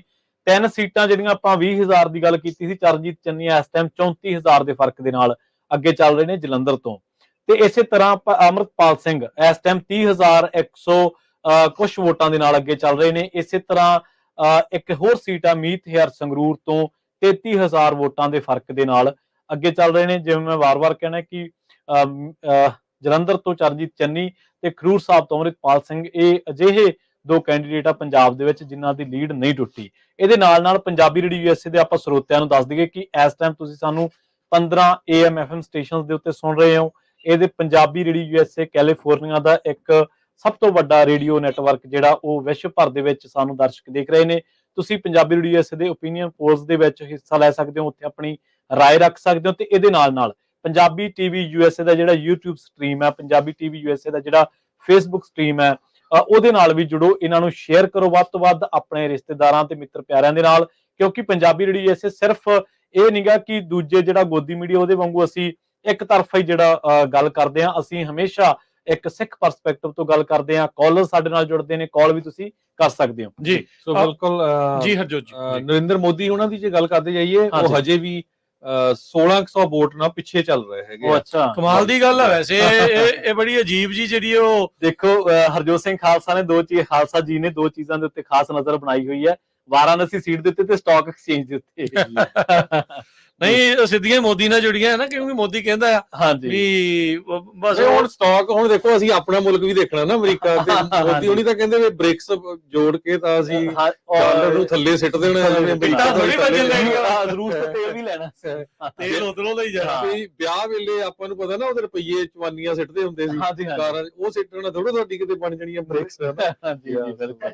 ਸੋ ਬਿਲਕੁਲ ਜੀ, ਇੱਥੇ ਦੇਖ ਲਓ ਅਮਰੀਕਾ ਦੀ ਇਕਨੋਮੀ ਵੀ ਕਈ ਕੁਛ ਦੇਖੋ ਜੀ ਕਿਸੇ ਵੀ ਮੁਲਕ ਦੇ ਵਿੱਚ। ਹੁਣ ਆਪਣੇ ਅਮਰੀਕਾ ਦੇ ਗਵਾਂਢੀ ਮੁਲਕ ਦੇ ਵਿੱਚ ਮੈਕਸੀਕੋ 'ਚ ਪਹਿਲੀ ਵਾਰੀ 200 ਸਾਲ ਦੇ ਇਤਿਹਾਸ ਦੇ ਵਿੱਚ ਮਹਿਲਾ ਜਿਹੜੀ ਰਾਸ਼ਟਰਪਤੀ ਆਉਣੀ ਆ। ਨਾਲੇ ਤੂੰ ਬਹੁਤ ਨਵੀਂ ਚੀਜ਼ ਆ। ਪਿਛਲੀ ਵਾਰੀ ਪੰਜਾਬੀ ਰੇਡੀਓ ਐਸੇ ਤੇ ਆਪਾਂ ਇੱਕ ਸਵਾਲ ਵੀ ਛੱਡਿਆ ਸੀਗਾ ਵੀ ਜਿਹੜੇ ਪ੍ਰੋ ਇੰਡੀਆ ਲੋਕ ਨੇ ਉਹ ਕਿਹੜੇ ਪਾਸੇ ਖੜਨਗੇ, ਹੁਣ ਰੂਸ ਵਾਲੇ ਪਾਸੇ ਕਿ ਅਮਰੀਕਾ ਵਾਲੇ। ਹਾਂ, ਕੁਝ ਕਾਲਰ ਜੁੜੇ ਨੇ, ਆਪਾਂ ਉਹਨਾਂ ਨਾਲ ਵੀ ਜਿਹੜੀ ਗੱਲ ਕਰਦੇ ਆ। ਸਤਵਿੰਦਰ ਜੀ, ਹਾਂਜੀ ਸਤਿ ਸ਼੍ਰੀ ਅਕਾਲ ਜੀ।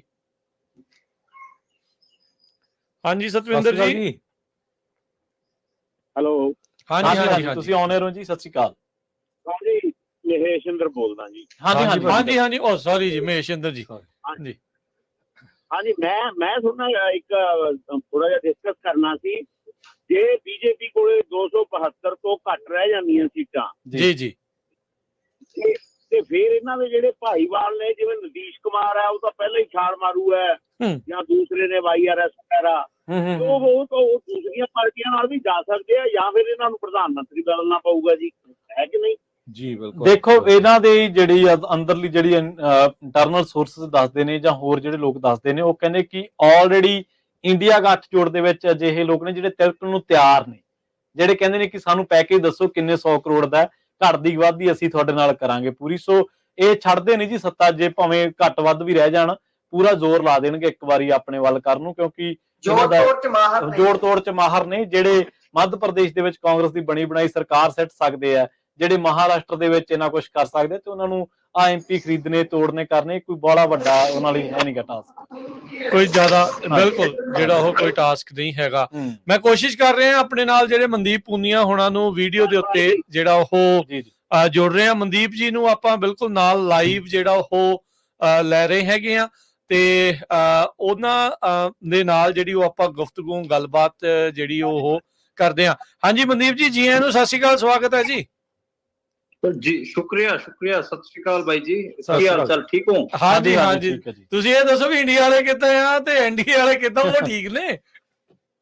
ਹਾਂ ਆਪਾਂ ਜਿਹੜਾ ਐਗਜ਼ਿਟ ਪੋਲ ਕੀਤਾ ਹੈਗਾ ਆਪਣਾ ਪੰਜਾਬੀ ਰੇਡੀਓ USA ਦਾ, ਉਹ ਸੱਚ ਹੋਣ ਜਾ ਰਿਹਾ ਹੈ। ਜਿਹੜਾ ਐਗਜ਼ਿਟ ਪੋਲ ਦਿਖਾਏ ਗਏ ਸੀਗੇ ਗੋਦੀ ਮੀਡੀਆ ਚੈਨਲਾਂ ਵਾਲੇ, ਉਹ ਸਾਰੇ ਝੂਠੇ ਨਿਕਲ ਰਹੇ ਹਨ। 400 ਦਾ ਦਾਵਾ ਸੀਗਾ, ਤੁਸੀਂ ਦੇਖ ਲਓ। ਆਪਾਂ ਇਹ ਕਿਹਾ ਸੀਗਾ ਕਿ ਬੀਜੇਪੀ 250 ਤੇ ਫਿਰ ਰਹੀ ਹੈ ਤੇ NDA ਜਿਹੜਾ ਹੈਗਾ ਉਹ 280-85 ਤੇ ਫਿਰੂਗਾ, ਉਹ ਸਾਰਾ ਸੱਚ ਹੋਣ ਜਾ ਰਿਹਾ ਹੈ। ਤੁਸੀਂ ਇੱਕ ਵਾਰ ਇਹ ਸਾਰਾ ਚੈੱਕ ਕਰੋ ਜੀ।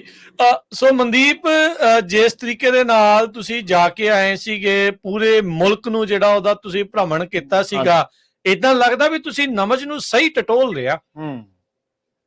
ਮਤਲਬ ਮੈਂ ਬੱਸ ਸਟੈਂਡ ਕੱਢਦਾ ਹੁੰਦਾ, ਜਿਵੇਂ ਬੱਸ ਕਿਸੇ ਜੇ ਜਾਣਨਾ ਹੋਵੇ ਕਿ ਉੱਥੇ ਸਿਚੁਏਸ਼ਨ ਹੈ, ਤੇ ਉੱਥੋਂ ਦਾ ਜਿਹੜਾ ਬੱਸ ਸਟੈਂਡ ਹੁੰਦਾ ਹੈ ਉਹ ਤੁਸੀਂ ਕਵਰ ਕਰੋ। ਜਿਵੇਂ ਮੈਂ ਕਵਰ ਕੀਤਾ ਸੀ ਮੈਂ ਅੰਮ੍ਰਿਤਪਾਲ ਦੀ ਸੀਟ ਤੇ ਪੱਟੀ ਦਾ ਬੱਸ ਸਟੈਂਡ, ਤੇ ਪੱਟੀ ਦੇ ਬੱਸ ਸਟੈਂਡ ਤੇ ਮੈਨੂੰ ਸਮਝ ਆ ਗਿਆ ਸੀਗਾ। ਮੈਂ ਬੱਸ ਸਟੈਂਡ ਤੇ ਚਲਾ ਜਾਣਾ ਤੇ ਉੱਥੇ ਸਵਾਰੀਆਂ ਨਾਲ, ਕੰਡਕਟਰਾਂ ਨਾਲ ਗੱਲ ਕਰ ਲੈਣਾ, ਤੇ ਮੇਰਾ ਸੈਂਪਲ ਸਾਈਜ਼ 100 ਦੇ ਨੇੜੇ ਤੇੜੇ ਦਾ ਹੁੰਦਾ ਹੈ। 100 ਚੋਂ ਜਿਹੜਾ 40 ਤੋਂ ਜ਼ਿਆਦਾ ਜਿਹਦੇ ਐਕਟ ਹੁੰਦਾ, ਉਹਦਾ ਪਤਾ ਲੱਗ ਜਾਂਦਾ ਕਿ ਉੱਥੇ ਬੱਸ ਸਟੈਂਡ ਦੇ ਵਿੱਚ ਸਾਰੇ ਸੈਕਸ਼ਨ ਜਿਹੜੇ ਸੋਸਾਇਟੀ ਦੇ ਹੁੰਦੇ ਆ। ਇਸ ਕਰਕੇ ਮੈਨੂੰ ਲੱਗ ਰਿਹਾ ਕਿ ਜਿਹੜਾ ਸਾਡਾ ਐਗਜ਼ਿਟ ਪੋਲ ਹੈ ਉਹ ਸਹੀ ਗਿਆ ਹੈ। ਸੋ ਜੋ ਹਾਲਾਤ ਆਪਾਂ ਪੰਜਾਬ ਤੋਂ ਸ਼ੁਰੂ ਕਰਦੇ ਆ।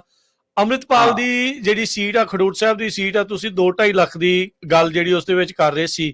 ਇਸ ਟਾਈਮ ਜੇ ਆਪਾਂ ਦੇਖਿਆ ਜਾਵੇ ਤਾਂ ਉਹ 34,000 ਦੀ ਜਿਹੜੀ ਆ ਉਹ ਵੋਟਾਂ ਦੇ ਨਾਲ ਜਿਹੜੇ ਉਹ ਅੱਗੇ ਚੱਲ ਰਹੇ ਆ। ਲੋਕਾਂ ਦੇ ਵਿੱਚ ਇਹ ਅੰਡਰ ਕਰੰਟ ਸੀਗਾ ਕਿ ਉਸ ਟਾਈਮ ਦੇ ਉੱਤੇ ਓਵਰ ਕਰੰਟ ਹੀ ਚੱਲ ਰਿਹਾ ਸੀ? ਦੇਖੋ ਇੱਕ ਗੱਲ ਇਹ ਹੁੰਦੀ ਹੈ ਕਿ ਤੁਸੀਂ ਕਿਸੇ ਕੌਮ ਨੂੰ ਲਗਾਤਾਰ ਜੇ ਆਈਸੋਲੇਟ ਕਰਦੇ ਹੋ, ਉਹਨਾਂ ਦਾ ਤਾਂ ਗੁੱਸਾ ਫਿਰ ਨਿਕਲਦਾ ਹੀ ਹੈ। ਅੱਜ ਤੁਹਾਡੇ ਕੋਲ 2023 ਦਾ ਉਹ ਵੇਲਾ ਯਾਦ ਕਰੋ, ਜਦੋਂ ਇਹਨਾਂ ਨੇ ਪੰਜਾਬ 'ਚ ਫਲੈਗ ਮਾਰਚ ਕੀਤੇ, ਇਹ ਦਿਖਾ ਰਹੇ ਸੀ ਸਾਡੇ ਕੋਲ ਕਿੰਨੇ ਜ਼ਿਆਦਾ ਵਰਦੀਬੰਦ ਪੁਲਿਸ ਹੈਗੀ ਆ, ਕਿੰਨੇ ਸਿਕਿਉਰਿਟੀ ਫੋਰਸਿਸ ਹੈਗੇ ਆ, ਤੇ ਲੋਕ ਚੁੱਪ ਬੈਠੇ ਸੀ ਘਰਾਂ 'ਚ। ਲੋਕਾਂ ਨੂੰ ਪਤਾ ਸੀਗਾ ਕਿ ਭਾਈ ਤੁਹਾਡੇ ਕੋਲ 80,000 ਦੀ ਨਫਰੀ ਹੈ, ਤੁਸੀਂ ਸਿਕਿਉਰਿਟੀ ਫੋਰਸ ਮੰਗਾ ਲਓ ਸੈਂਟਰ ਤੋਂ, ਸਾਨੂੰ ਕੁੱਟ ਦੋਗੇ, ਪਰ ਸਾਡਾ ਗੁੱਸਾ ਕਿਤੇ ਨਾ ਕਿਤੇ ਤਾਂ ਨਿਕਲੂਗਾ। ਤੇ ਉਹ ਮੈਨੂੰ ਲੱਗਦਾ ਕਿ ਉਸੇ ਚੀਜ਼ ਦਾ ਪ੍ਰਗਟਾਵਾ ਹੈ। ਲੋਕ ਮੰਨਦੇ ਨੇ ਕਿ ਭਾਈ ਅੰਮ੍ਰਿਤਪਾਲ ਸਿੰਘ ਨਾਲ ਗਲਤ ਹੋਇਆ, ਉਹਨਾਂ ਤੇ ਏਡੀ ਵੱਡੀ ਕਾਰਵਾਈ ਨਹੀਂ ਕੀਤੀ ਜਾਣੀ ਚਾਹੀਦੀ ਸੀ, ਉਹਨਾਂ ਨੂੰ ਅਸਮ ਨਹੀਂ ਭੇਜਿਆ ਜਾਣਾ ਚਾਹੀਦਾ ਸੀ। ਉਸੇ ਚੀਜ਼ ਦਾ ਇਹ ਪ੍ਰਗਟਾਵਾ ਹੈ। ਜੀ ਸੋ ਓਵਰਆਲ ਵਾਰਾਣਸੀ ਤੋਂ ਜਦੋਂ ਮੋਦੀ ਆਪ ਜਿਹੜਾ ਪਿੱਛੇ ਚੱਲ ਰਹੇ, ਇਹਨੂੰ ਦੇਖ ਕੇ ਸੁਣ ਕੇ NDA ਵਾਲੇ ਕੀ ਸੋਚਦੇ ਹੋਣਗੇ, ਭਾਜਪਾ ਵਾਲੇ, ਤੇ ਲੋਕ ਕੀ ਸੋਚਦੇ ਹੋਣਗੇ? ਉਹ ਅੱਗੇ ਹੋ ਜਾਣਗੇ ਹਾਲਾਂਕਿ, ਪਰ ਮੈਨੂੰ ਲੱਗ ਰਿਹਾ ਕਿ ਵਾਰਾਣਸੀ ਤੇ ਜਿਹੜੇ ਮੇਰਾ ਉਸਤਾਦ ਹੈ ਪੱਤਰਕਾਰ ਦਾ, ਜਿਹੜਾ ਮੇਰਾ ਉਸਤਾਦ ਹੈ ਅਭਿਸ਼ੇਕ ਸ਼੍ਰੀਵਾਸਤਵ, ਵਾਰਾਣਸੀ ਤੋਂ ਹੀ ਹੁੰਦੇ ਨੇ। ਉਹਨਾਂ ਨੇ 2 ਲੰਬੇ ਰਿਪੋਰਟਾਜ ਕੀਤੇ ਸੀ, ਜਿਸ ਤੇ ਉਹਨਾਂ ਨੇ ਜ਼ਿਕਰ ਕੀਤਾ ਸੀ ਕਿਵੇਂ ਜਿਹੜਾ ਵਾਰਾਣਸੀ ਹੈਗਾ ਉਹ ਜਿਹੜਾ ਸੈਵਿਜ਼ਮ ਹੈ ਹਿੰਦੂਇਜ਼ਮ 'ਚ, ਉਹਦਾ ਗੜ ਹੈ, ਤੇ ਜਿਹੜਾ ਕਿਵੇਂ ਬੀਜੇਪੀ ਵਾਲੇ ਵੈਸ਼ਨਵ ਪੰਥ ਨੂੰ ਉਭਾਰ ਰਹੇ ਸੀਗੇ। ਇਸ ਕਰਕੇ ਇੱਕ ਜਿਹੜਾ ਆਪਾਂ ਕਹੀਏ ਕਿ ਟਕਰਾਹਟ ਆਪਾਂ ਨੂੰ ਦੇਖਣ ਨੂੰ ਮਿਲੀ। ਜਿਹੜੇ ਬਨਾਰਸ ਦੇ ਸਾਧੂ ਸੰਤ ਸੀਗੇ ਤੇ ਬੁੱਧੀਜੀਵੀ ਸਮਾਜ ਸੀਗਾ, ਉਹ ਇੱਕ ਹਿਸਾਬ ਨਾਲ ਇਹਨਾਂ ਦੇ ਖਿਲਾਫ ਸੀਗਾ ਤੇ ਉਹ ਦੇਖਣ ਨੂੰ ਇਹਨਾਂ ਰਿਜ਼ਲਟਾਂ 'ਚ ਵੀ ਦੇਖਣ ਨੂੰ ਮਿਲ ਰਿਹਾ। ਮੈਨੂੰ ਲੱਗ ਰਿਹਾ ਕਿ ਨਰਿੰਦਰ ਮੋਦੀ ਦੀ ਕੋਈ ਵੱਡੀ ਜਿੱਤ ਨਹੀਂ ਹੋਣ ਜਾ ਰਹੀ। ਨਰਿੰਦਰ ਮੋਦੀ 1 ਤੋਂ 1.5 ਲੱਖ ਵੋਟਾਂ ਨਾਲ ਜਿੱਤਣਗੇ ਤੇ ਮੈਨੂੰ ਲੱਗਦਾ ਕਿ ਪ੍ਰਧਾਨ ਮੰਤਰੀ ਦੇ ਕੈਂਡੀਡੇਟ ਹੈਗੇ ਆ ਉਹਨਾਂ ਦੀ ਜਿੱਤ ਘੱਟੋ ਘੱਟ 4 ਲੱਖ 5 ਲੱਖ ਤੋਂ ਹੋਣੀ ਚਾਹੀਦੀ ਸੀਗੀ, ਪਰ ਉਹ ਦੇਖੋ 1 ਤੋਂ 1.5 ਲੱਖ ਦੇ ਨੇੜੇ ਤੇੜੇ। ਇੱਥੇ ਮਨਦੀਪ ਫਿਰ ਉਹੀ ਫੈਕਟਰ ਰਿਹਾ ਜਿਹੜਾ ਐਲੀਟ ਹਿੰਦੂ ਦਾ ਆ ਵੀ ਉਹ ਸੋਚਦਾ ਸੀਗਾ ਵੀ ਜਿਹੜੀ ਆਪਾਂ ਲਾਸਟ ਟਾਈਮ ਗੱਲ ਕਰ ਰਹੇ ਸੀਗੇ ਵੀ ਸਾਨੂੰ ਤਾਂ ਖੋਡੇ ਲਾਤਾ, ਇਹ ਤਾਂ ਟਰਸਟ ਬਣਾਈ ਜਾਂਦਾ।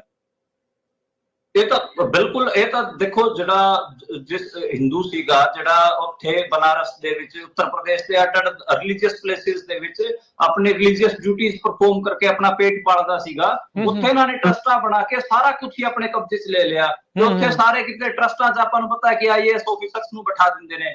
ਹੁਣ ਵਿਚਾਰਿਆਂ ਦਾ ਮਤਲਬ ਆਪਾਂ ਕਹੀਏ ਕਿ ਰੋਟੀ ਪਾਣੀ ਦਾ ਜੁਗਾੜ ਹੀ ਹੋਈ ਸੀ ਤੇ ਦੂਜਾ ਇਹਨਾਂ ਨੇ ਮਤਲਬ ਇੱਕ ਆਪਾਂ ਇਹ ਵੀ ਕਹੀਏ ਕਿ ਦੂਜਾ ਇਹਨਾਂ ਨੇ ਜੋ ਕੀਤਾ ਉਸ ਸ਼ੈਵਿਜ਼ਮ ਅਤੇ ਵੈਸ਼ਨੋਇਜ਼ਮ 'ਚ ਬਹੁਤ ਤਿੱਖੀ ਡਿਬੇਟ ਫਸਾਤੀ ਉੱਥੇ, ਜਿਹੜਾ ਕਿ ਮਤਲਬ ਬਨਾਰਸ ਦੇ ਵਿੱਚ ਤਾਂ ਆਪਾਂ ਨੂੰ ਪਤਾ ਹੈ ਕਿ ਬਨਾਰਸ ਨੂੰ ਤਾਂ ਮੰਨਿਆ ਹੀ ਸ਼ਿਵ ਦੀ ਧਰਤੀ ਜਾਂਦਾ, ਕਾਸ਼ੀ ਮੰਨਿਆ ਜਾਂਦਾ ਹੈ ਤੇ ਉਹਨੂੰ ਤਾਂ ਉਹ ਇਸ ਕਰਕੇ ਉਹ ਸਾਰਾ ਜਿਹੜਾ ਕੰਫਲਿਕਟ ਤੇਜ਼ ਹੋਇਆ ਤੇ ਉਹਦਾ ਅਸਰ ਹੀ ਮਤਲਬ ਲੱਗ ਰਿਹਾ ਮੈਨੂੰ।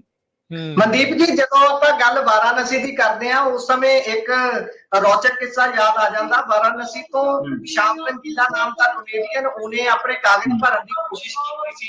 ਉਹਨੂੰ ਕਿਸ ਤਰੀਕੇ ਦੇ ਨਾਲ ਪਹਿਲਾਂ ਲਗਾਤਾਰ ਰੋਕਿਆ ਜਾਂਦਾ ਰਿਹਾ, ਫਿਰ ਜਦੋਂ ਉਹਨੇ ਕਾਗਜ਼ ਭਰ ਵੀ ਦਿੱਤੇ ਉਸ ਤੋਂ ਬਾਅਦ ਵੀ ਉਹਦੇ ਕਾਗਜ਼ ਰਿਜੈਕਟ ਕਰ ਦਿੱਤੇ ਜਾਂਦੇ ਨੇ। ਇਹੋ ਜਿਹੀ ਪੋਲਿਟਿਕਸ ਨੂੰ ਕਿਵੇਂ ਵੇਖਦੇ ਹੋ? ਇੱਕ ਉਹ ਨੇਤਾ ਜਿਹੜਾ 2 ਵਾਰੀ ਦੇਸ਼ ਦਾ ਪ੍ਰਧਾਨ ਮੰਤਰੀ ਰਹਿ ਚੁੱਕਿਆ ਹੈ, ਉਹਨੂੰ ਇੱਕ ਕਮੇਡੀਅਨ ਤੋਂ ਜਦੋਂ ਡਰ ਆਉਣ ਲੱਗ ਜਵੇ, ਇਹ ਸਥਿਤੀ ਹੁਣ ਤੁਸੀਂ ਦੇਖਦੇ ਹੋ ਕਿ ਜਿਸ ਤਰੀਕੇ ਦੇ ਨਾਲ ਪਿੱਛੇ ਚੱਲ ਰਹੇ ਨੇ ਮੋਦੀ ਸਾਹਿਬ, ਕਿਤੇ ਆ ਛੋਟੇ ਛੋਟੇ ਡਰ ਵੀ ਉਹਨਾਂ ਨੂੰ ਸਤਾਉਂਦੇ ਹੋਣਗੇ?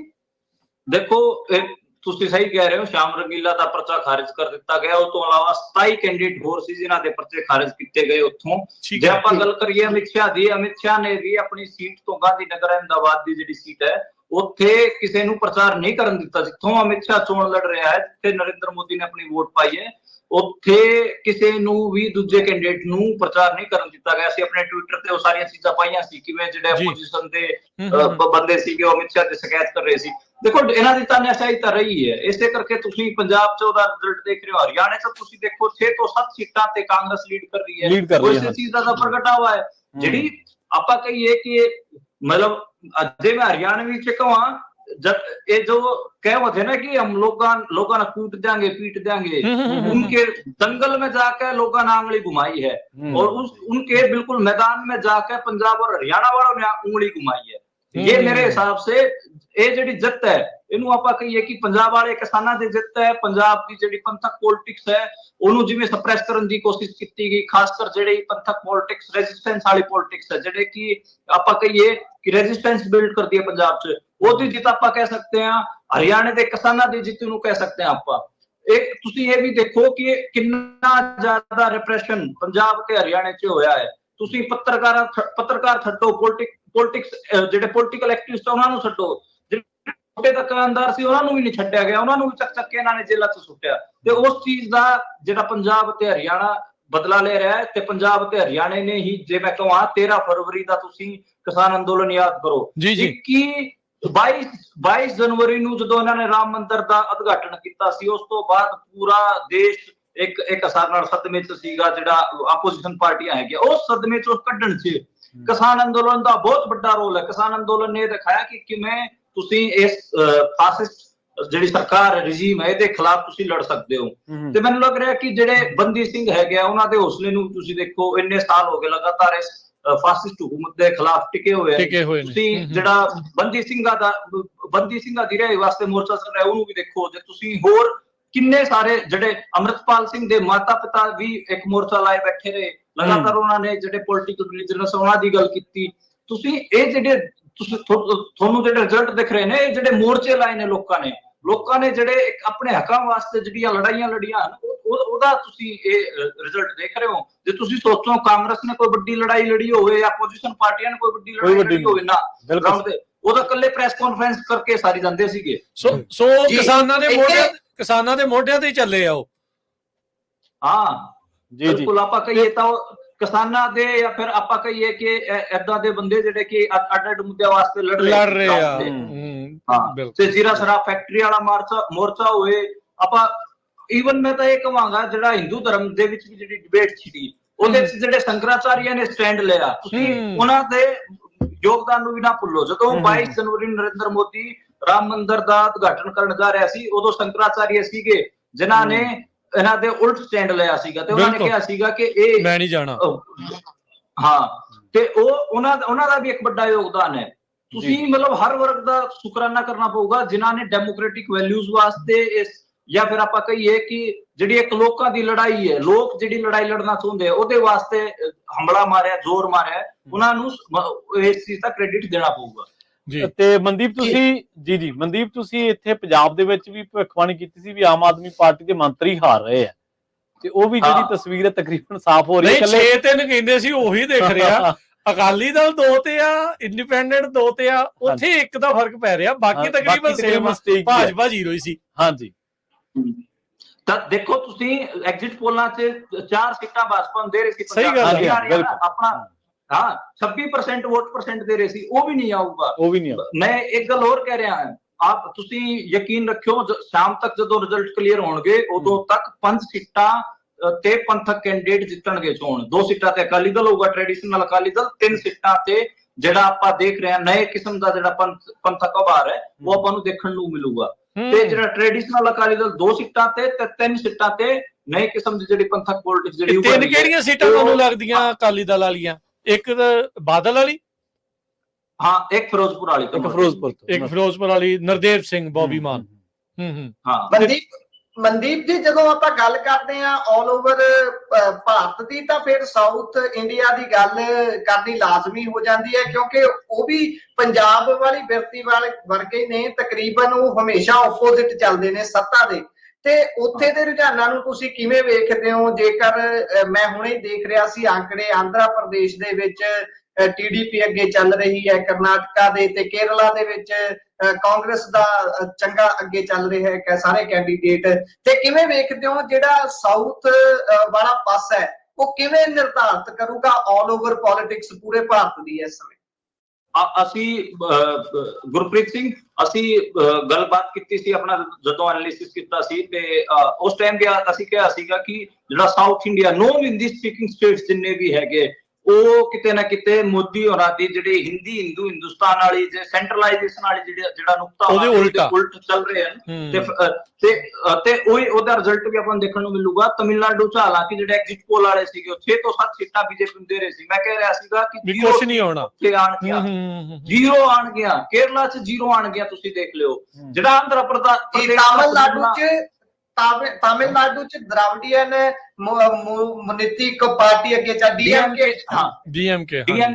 ਸਟਾਲਿਨ ਹੋਰੀ ਅੱਗੇ ਚੱਲ ਰਹੇ ਹਨ, ਤੇ AIDMK ਉਹ ਵੀ ਕੁਝ ਸੀਟਾਂ ਤੇ ਵੜਤ ਬਣਾਊਗੀ। ਤੇ ਬਾਕੀ ਉੱਥੇ ਮੇਨਲੀ ਕੰਮ DMK ਦਾ ਹੈ, ਸਟਾਲਿਨ ਹੋਰਾਂ ਦਾ। ਉੱਥੇ ਜਿਹੜੀ ਐਂਟੀ ਬ੍ਰਾਹਮਣਵਾਦ ਜਿਹੜੀ ਪੋਲਿਟਿਕਸ ਹੈ, ਜਿਹਨੂੰ ਆਪਾਂ ਕਹੀਏ ਕਿ ਜਿਹੜੀ ਪੇਰੀਆਰ ਨੇ ਜਿਹੜੀ ਲਾਈਨ ਖਿੱਚੀ ਸੀਗੀ, ਤੁਸੀਂ ਜੇ ਪੇਰੀਆਰ ਦੇ ਥੋਟ ਲਾਈਨ ਨੂੰ ਤੁਸੀਂ ਪੜੋਗੇ ਤਾਂ ਸਾਊਥ ਇੰਡੀਆ 'ਚ ਉਹ ਪ੍ਰੀਵੇਲ ਕਰਦੀ ਤੁਹਾਨੂੰ ਦਿਖੂਗੀ। ਤੇ ਉੱਥੇ ਜਿਹੜੀ ਪੇਰੀਆਰ ਥੋਟ ਪੋਲਿਟਿਕਸ ਉਹ DMK ਕਰਦੀ ਹੈ, ਸਟਾਲਿਨ ਹੋਰੀ ਕਰਦੇ ਆ। ਸਟਾਲਿਨ ਦੇ ਜਿਹੜੇ ਮੁੰਡੇ ਨੇ ਇੱਕ ਵਾਰ ਬਿਆਨ ਦਿੱਤਾ ਸੀਗਾ, ਉਦੋਂ ਜਿਹੜਾ BJP ਵਾਲਿਆਂ ਨੇ ਹਿੰਦੀ ਬੈਲਟ ਤੇ ਖਾਸਾ ਰੌਲਾ ਪਾਇਆ ਸੀ, ਦੇਖੋ ਇਹ ਤਾਂ ਅਪਰ ਕਾਸਟ ਨੂੰ ਗਾਲਾਂ ਕੱਢੀ ਜਾਂਦੇ ਨੇ, ਇਹ ਕਰੀ ਜਾਂਦੇ ਨੇ, ਉਹ ਕਰੀ ਜਾਂਦੇ। ਉੱਥੇ ਤਾਂ ਬਾਈ ਪੇਰੀਆਰ ਦੀ ਹੀ ਪੋਲਿਟਿਕਸ ਚੱਲਦੀ ਹੈ। ਉੱਥੇ ਤਾਂ ਮਤਲਬ ਜਿਹੜਾ ਬਰਾਬਰੀ ਵਾਲੀ ਸਮਾਜਿਕ ਬਰਾਬਰੀ ਦੀ ਜਿਹੜੀ ਲੜਾਈ ਹੈ ਉਹ ਇੱਕ ਵੱਡੀ ਲੜਾਈ ਹੈ, ਸੋਸ਼ਲ ਜਸਟਿਸ ਵਾਲੀ। ਜੇ ਆਪਾਂ UTs ਦੀ ਗੱਲ ਕਰ ਲਈਏ, ਜਿਹੜੀਆਂ ਯੂਨੀਅਨ ਟੈਰੀਟਰੀਜ਼ ਨੇ, ਉਹਨਾਂ ਦਾ ਯੋਗਦਾਨ ਕਿਵੇਂ ਦਾ ਦੇਖਦੇ ਹੋ ਤੁਸੀਂ? ਜਿੱਦਾਂ ਯੂਨੀਅਨ ਟੈਰੀਟਰੀ ਚ ਸਿਰਫ ਦਿੱਲੀ ਚ ਆਪਾਂ ਕਹਿ ਸਕਦੇ ਹਾਂ ਕਿ ਜ਼ਿਆਦਾ ਸੀਟਾਂ ਹੈਗੀਆਂ। ਲੱਦਾਖ ਚ ਮੇਰੀ ਇਹ ਭਵਿੱਖਬਾਣੀ ਹੈ ਕਿ ਉੱਥੇ ਇੰਡੀਪੈਂਡੈਂਟ ਜਿੱਤੂਗਾ, ਬਾਕੀ ਆਪਾਂ ਦੇਖਾਂਗੇ ਥੋੜੇ ਦੇਰ ਬਾਅਦ। ਚੰਡੀਗੜ੍ਹ ਚ ਮੈਨੂੰ ਲੱਗ ਰਿਹਾ ਕਿ ਮਨੀਸ਼ ਤਿਵਾੜੀ ਠੀਕ ਚੋਣ ਨਹੀਂ ਲੜਿਆ, ਉਦਾਂ ਹੀ ਐਜ ਮਿਲ ਰਹੀ ਹੈ। ਪਰ ਉੱਥੇ ਜਿਹੜਾ BJP ਦਾ ਸੰਜੇ ਟੰਡਨ ਹੈ ਉਹ ਵਧੀਆ ਉਮੀਦਵਾਰ ਹੈ। ਪਰ ਚੰਡੀਗੜ੍ਹ ਚ ਆਪਾਂ ਨੂੰ ਪਤਾ ਹੈ ਕਿ ਬਹੁਤਾਇਤ ਪੰਜਾਬ ਤੇ ਹਰਿਆਣੇ ਦੇ ਲੋਕਾਂ ਦੀ ਹੈਗੀ ਆ।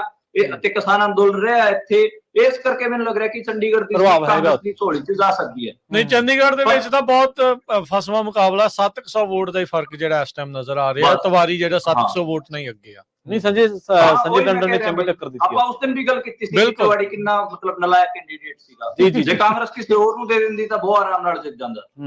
ਤੇ ਮਨਦੀਪ, ਕਾਓ ਬੈਲਟ ਬਣੀ ਚੱਲ ਗਈ ਬਿਹਾਰ ਤੇ ਉੱਤਰ ਪ੍ਰਦੇਸ਼, ਹਿੰਦੀ ਬੈਲਟ ਕਰਨੀ।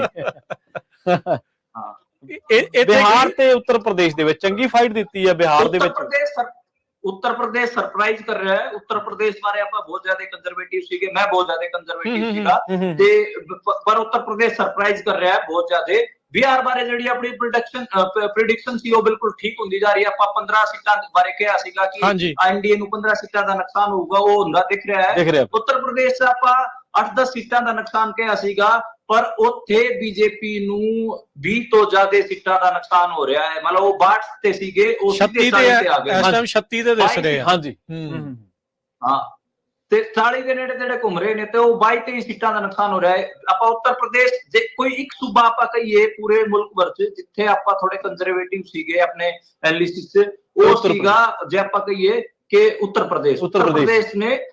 ਹਾਂ, ਪਰ ਉਹ ਆਪਾਂ ਇੱਕ ਗੱਲ ਹੋਰ ਕਹੀ ਸੀ ਮੈਂ ਕਿਹਾ ਉਹ ਜਿਹੜੀ ਅਯੋਧਿਆ ਵਾਲੀ ਸੀਟ ਹੈ ਫੈਜ਼ਾਬਾਦ ਵਾਲੀ, ਉਹ ਵੀ ਹਾਰ ਸਕਦੇ ਨੇ। ਉਹ ਤੁਸੀਂ ਦੇਖ ਲਓ, ਟ੍ਰੇਲ ਕਰ ਰਹੇ ਨੇ। ਫੈਜ਼ਾਬਾਦ ਮੈਂ ਜਾ ਕੇ ਆਇਆ ਸੀ। ਤੁਸੀਂ 250 ਦੇ ਇੰਟਰਵਿਊ ਵੀ ਕੀਤੇ ਸੀ। ਤੁਸੀਂ ਬੜੇ ਕੰਜ਼ਰਵੇਟਿਵਲੀ ਫਿਰ ਵੀ ਜਿਹੜੇ ਭਾਜਪਾ ਨੂੰ 250 ਦੇਈ ਜਾਂਦੇ ਸੀ, ਇਸ ਟਾਈਮ 214 ਕੀ ਆ।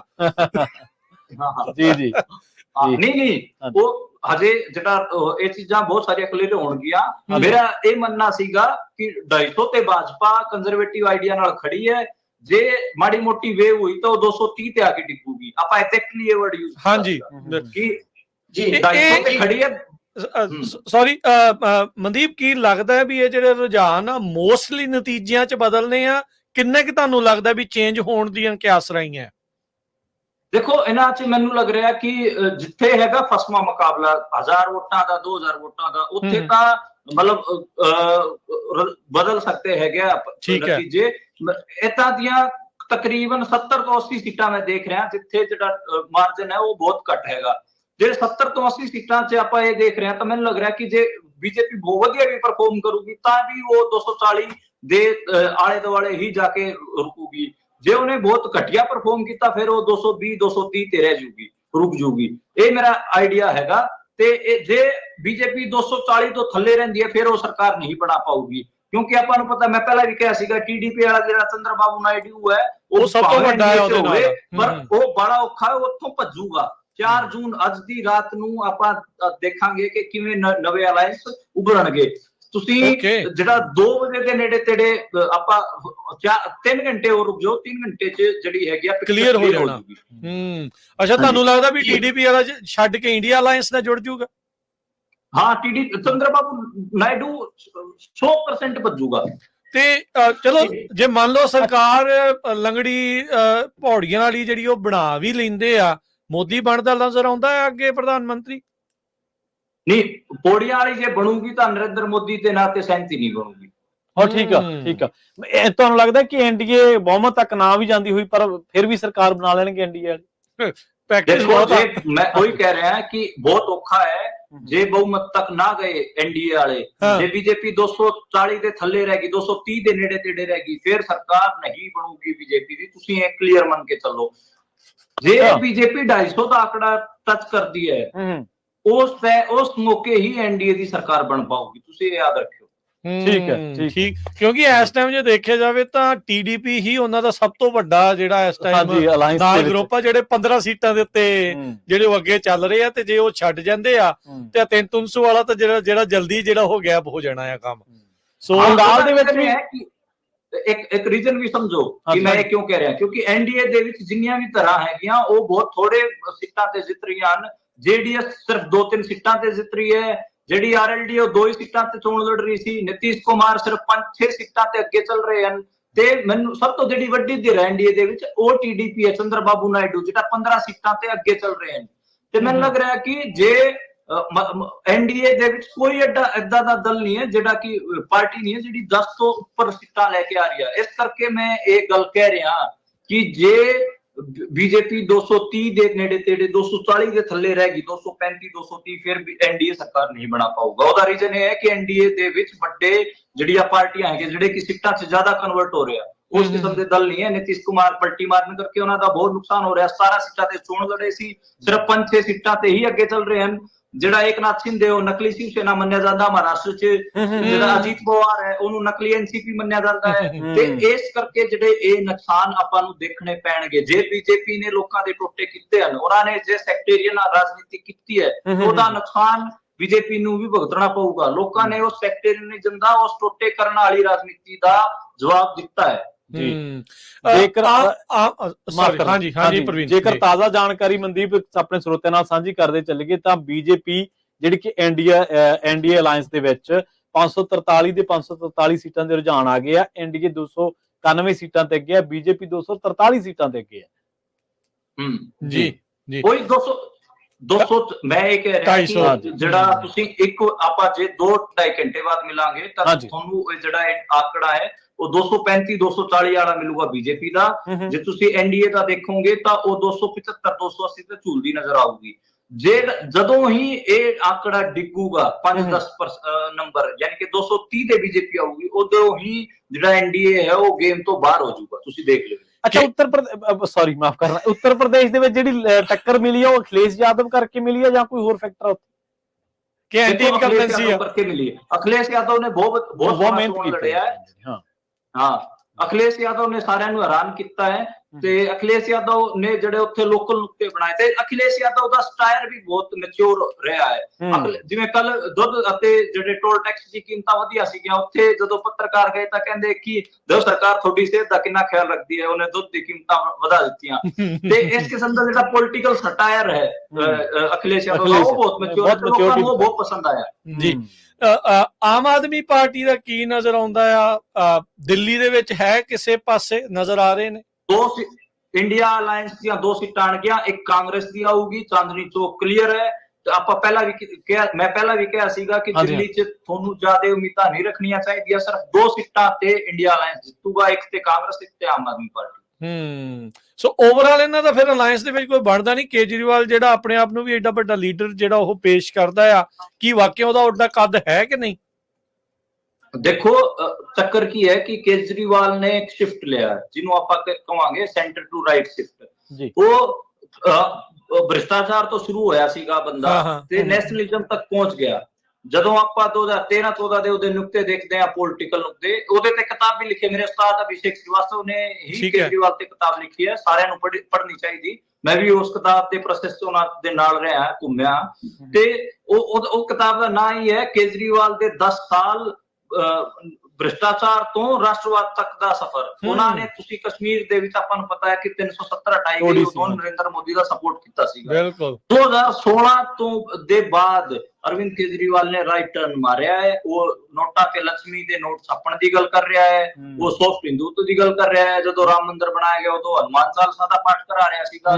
ਇਸ ਕਿਸਮ ਦੇ ਸਾਰੇ ਕੰਮ ਅਰਵਿੰਦ ਕੇਜਰੀਵਾਲ ਨੇ ਕੀਤੇ ਹਨ। ਇਸ ਕਰਕੇ ਲੋਕਾਂ 'ਚ ਓਵਰਆਲ ਜਿਹੜਾ ਇੱਕ ਪ੍ਰੋਗਰੈਸਿਵ ਸੈਕਸ਼ਨ ਉਹਨਾਂ ਨਾਲ ਜੁੜਿਆ ਹੋਇਆ ਸੀਗਾ, ਉਹਨਾਂ 'ਚ ਉਹ ਨੈਰੇਟਿਵ ਦੀ ਲੜਾਈ 'ਚ ਪਿੱਛੇ ਗਏ ਹਨ। ਇਸੇ ਕਰਕੇ ਪੰਜਾਬ 'ਚ ਤੁਸੀਂ ਦੇਖੋ, ਪੰਜਾਬ 'ਚ ਉਹਨਾਂ ਦਾ 2022 ਦੇ ਵਿੱਚ ਇੰਨੀਆਂ ਸੀਟਾਂ ਮਿਲੀਆਂ।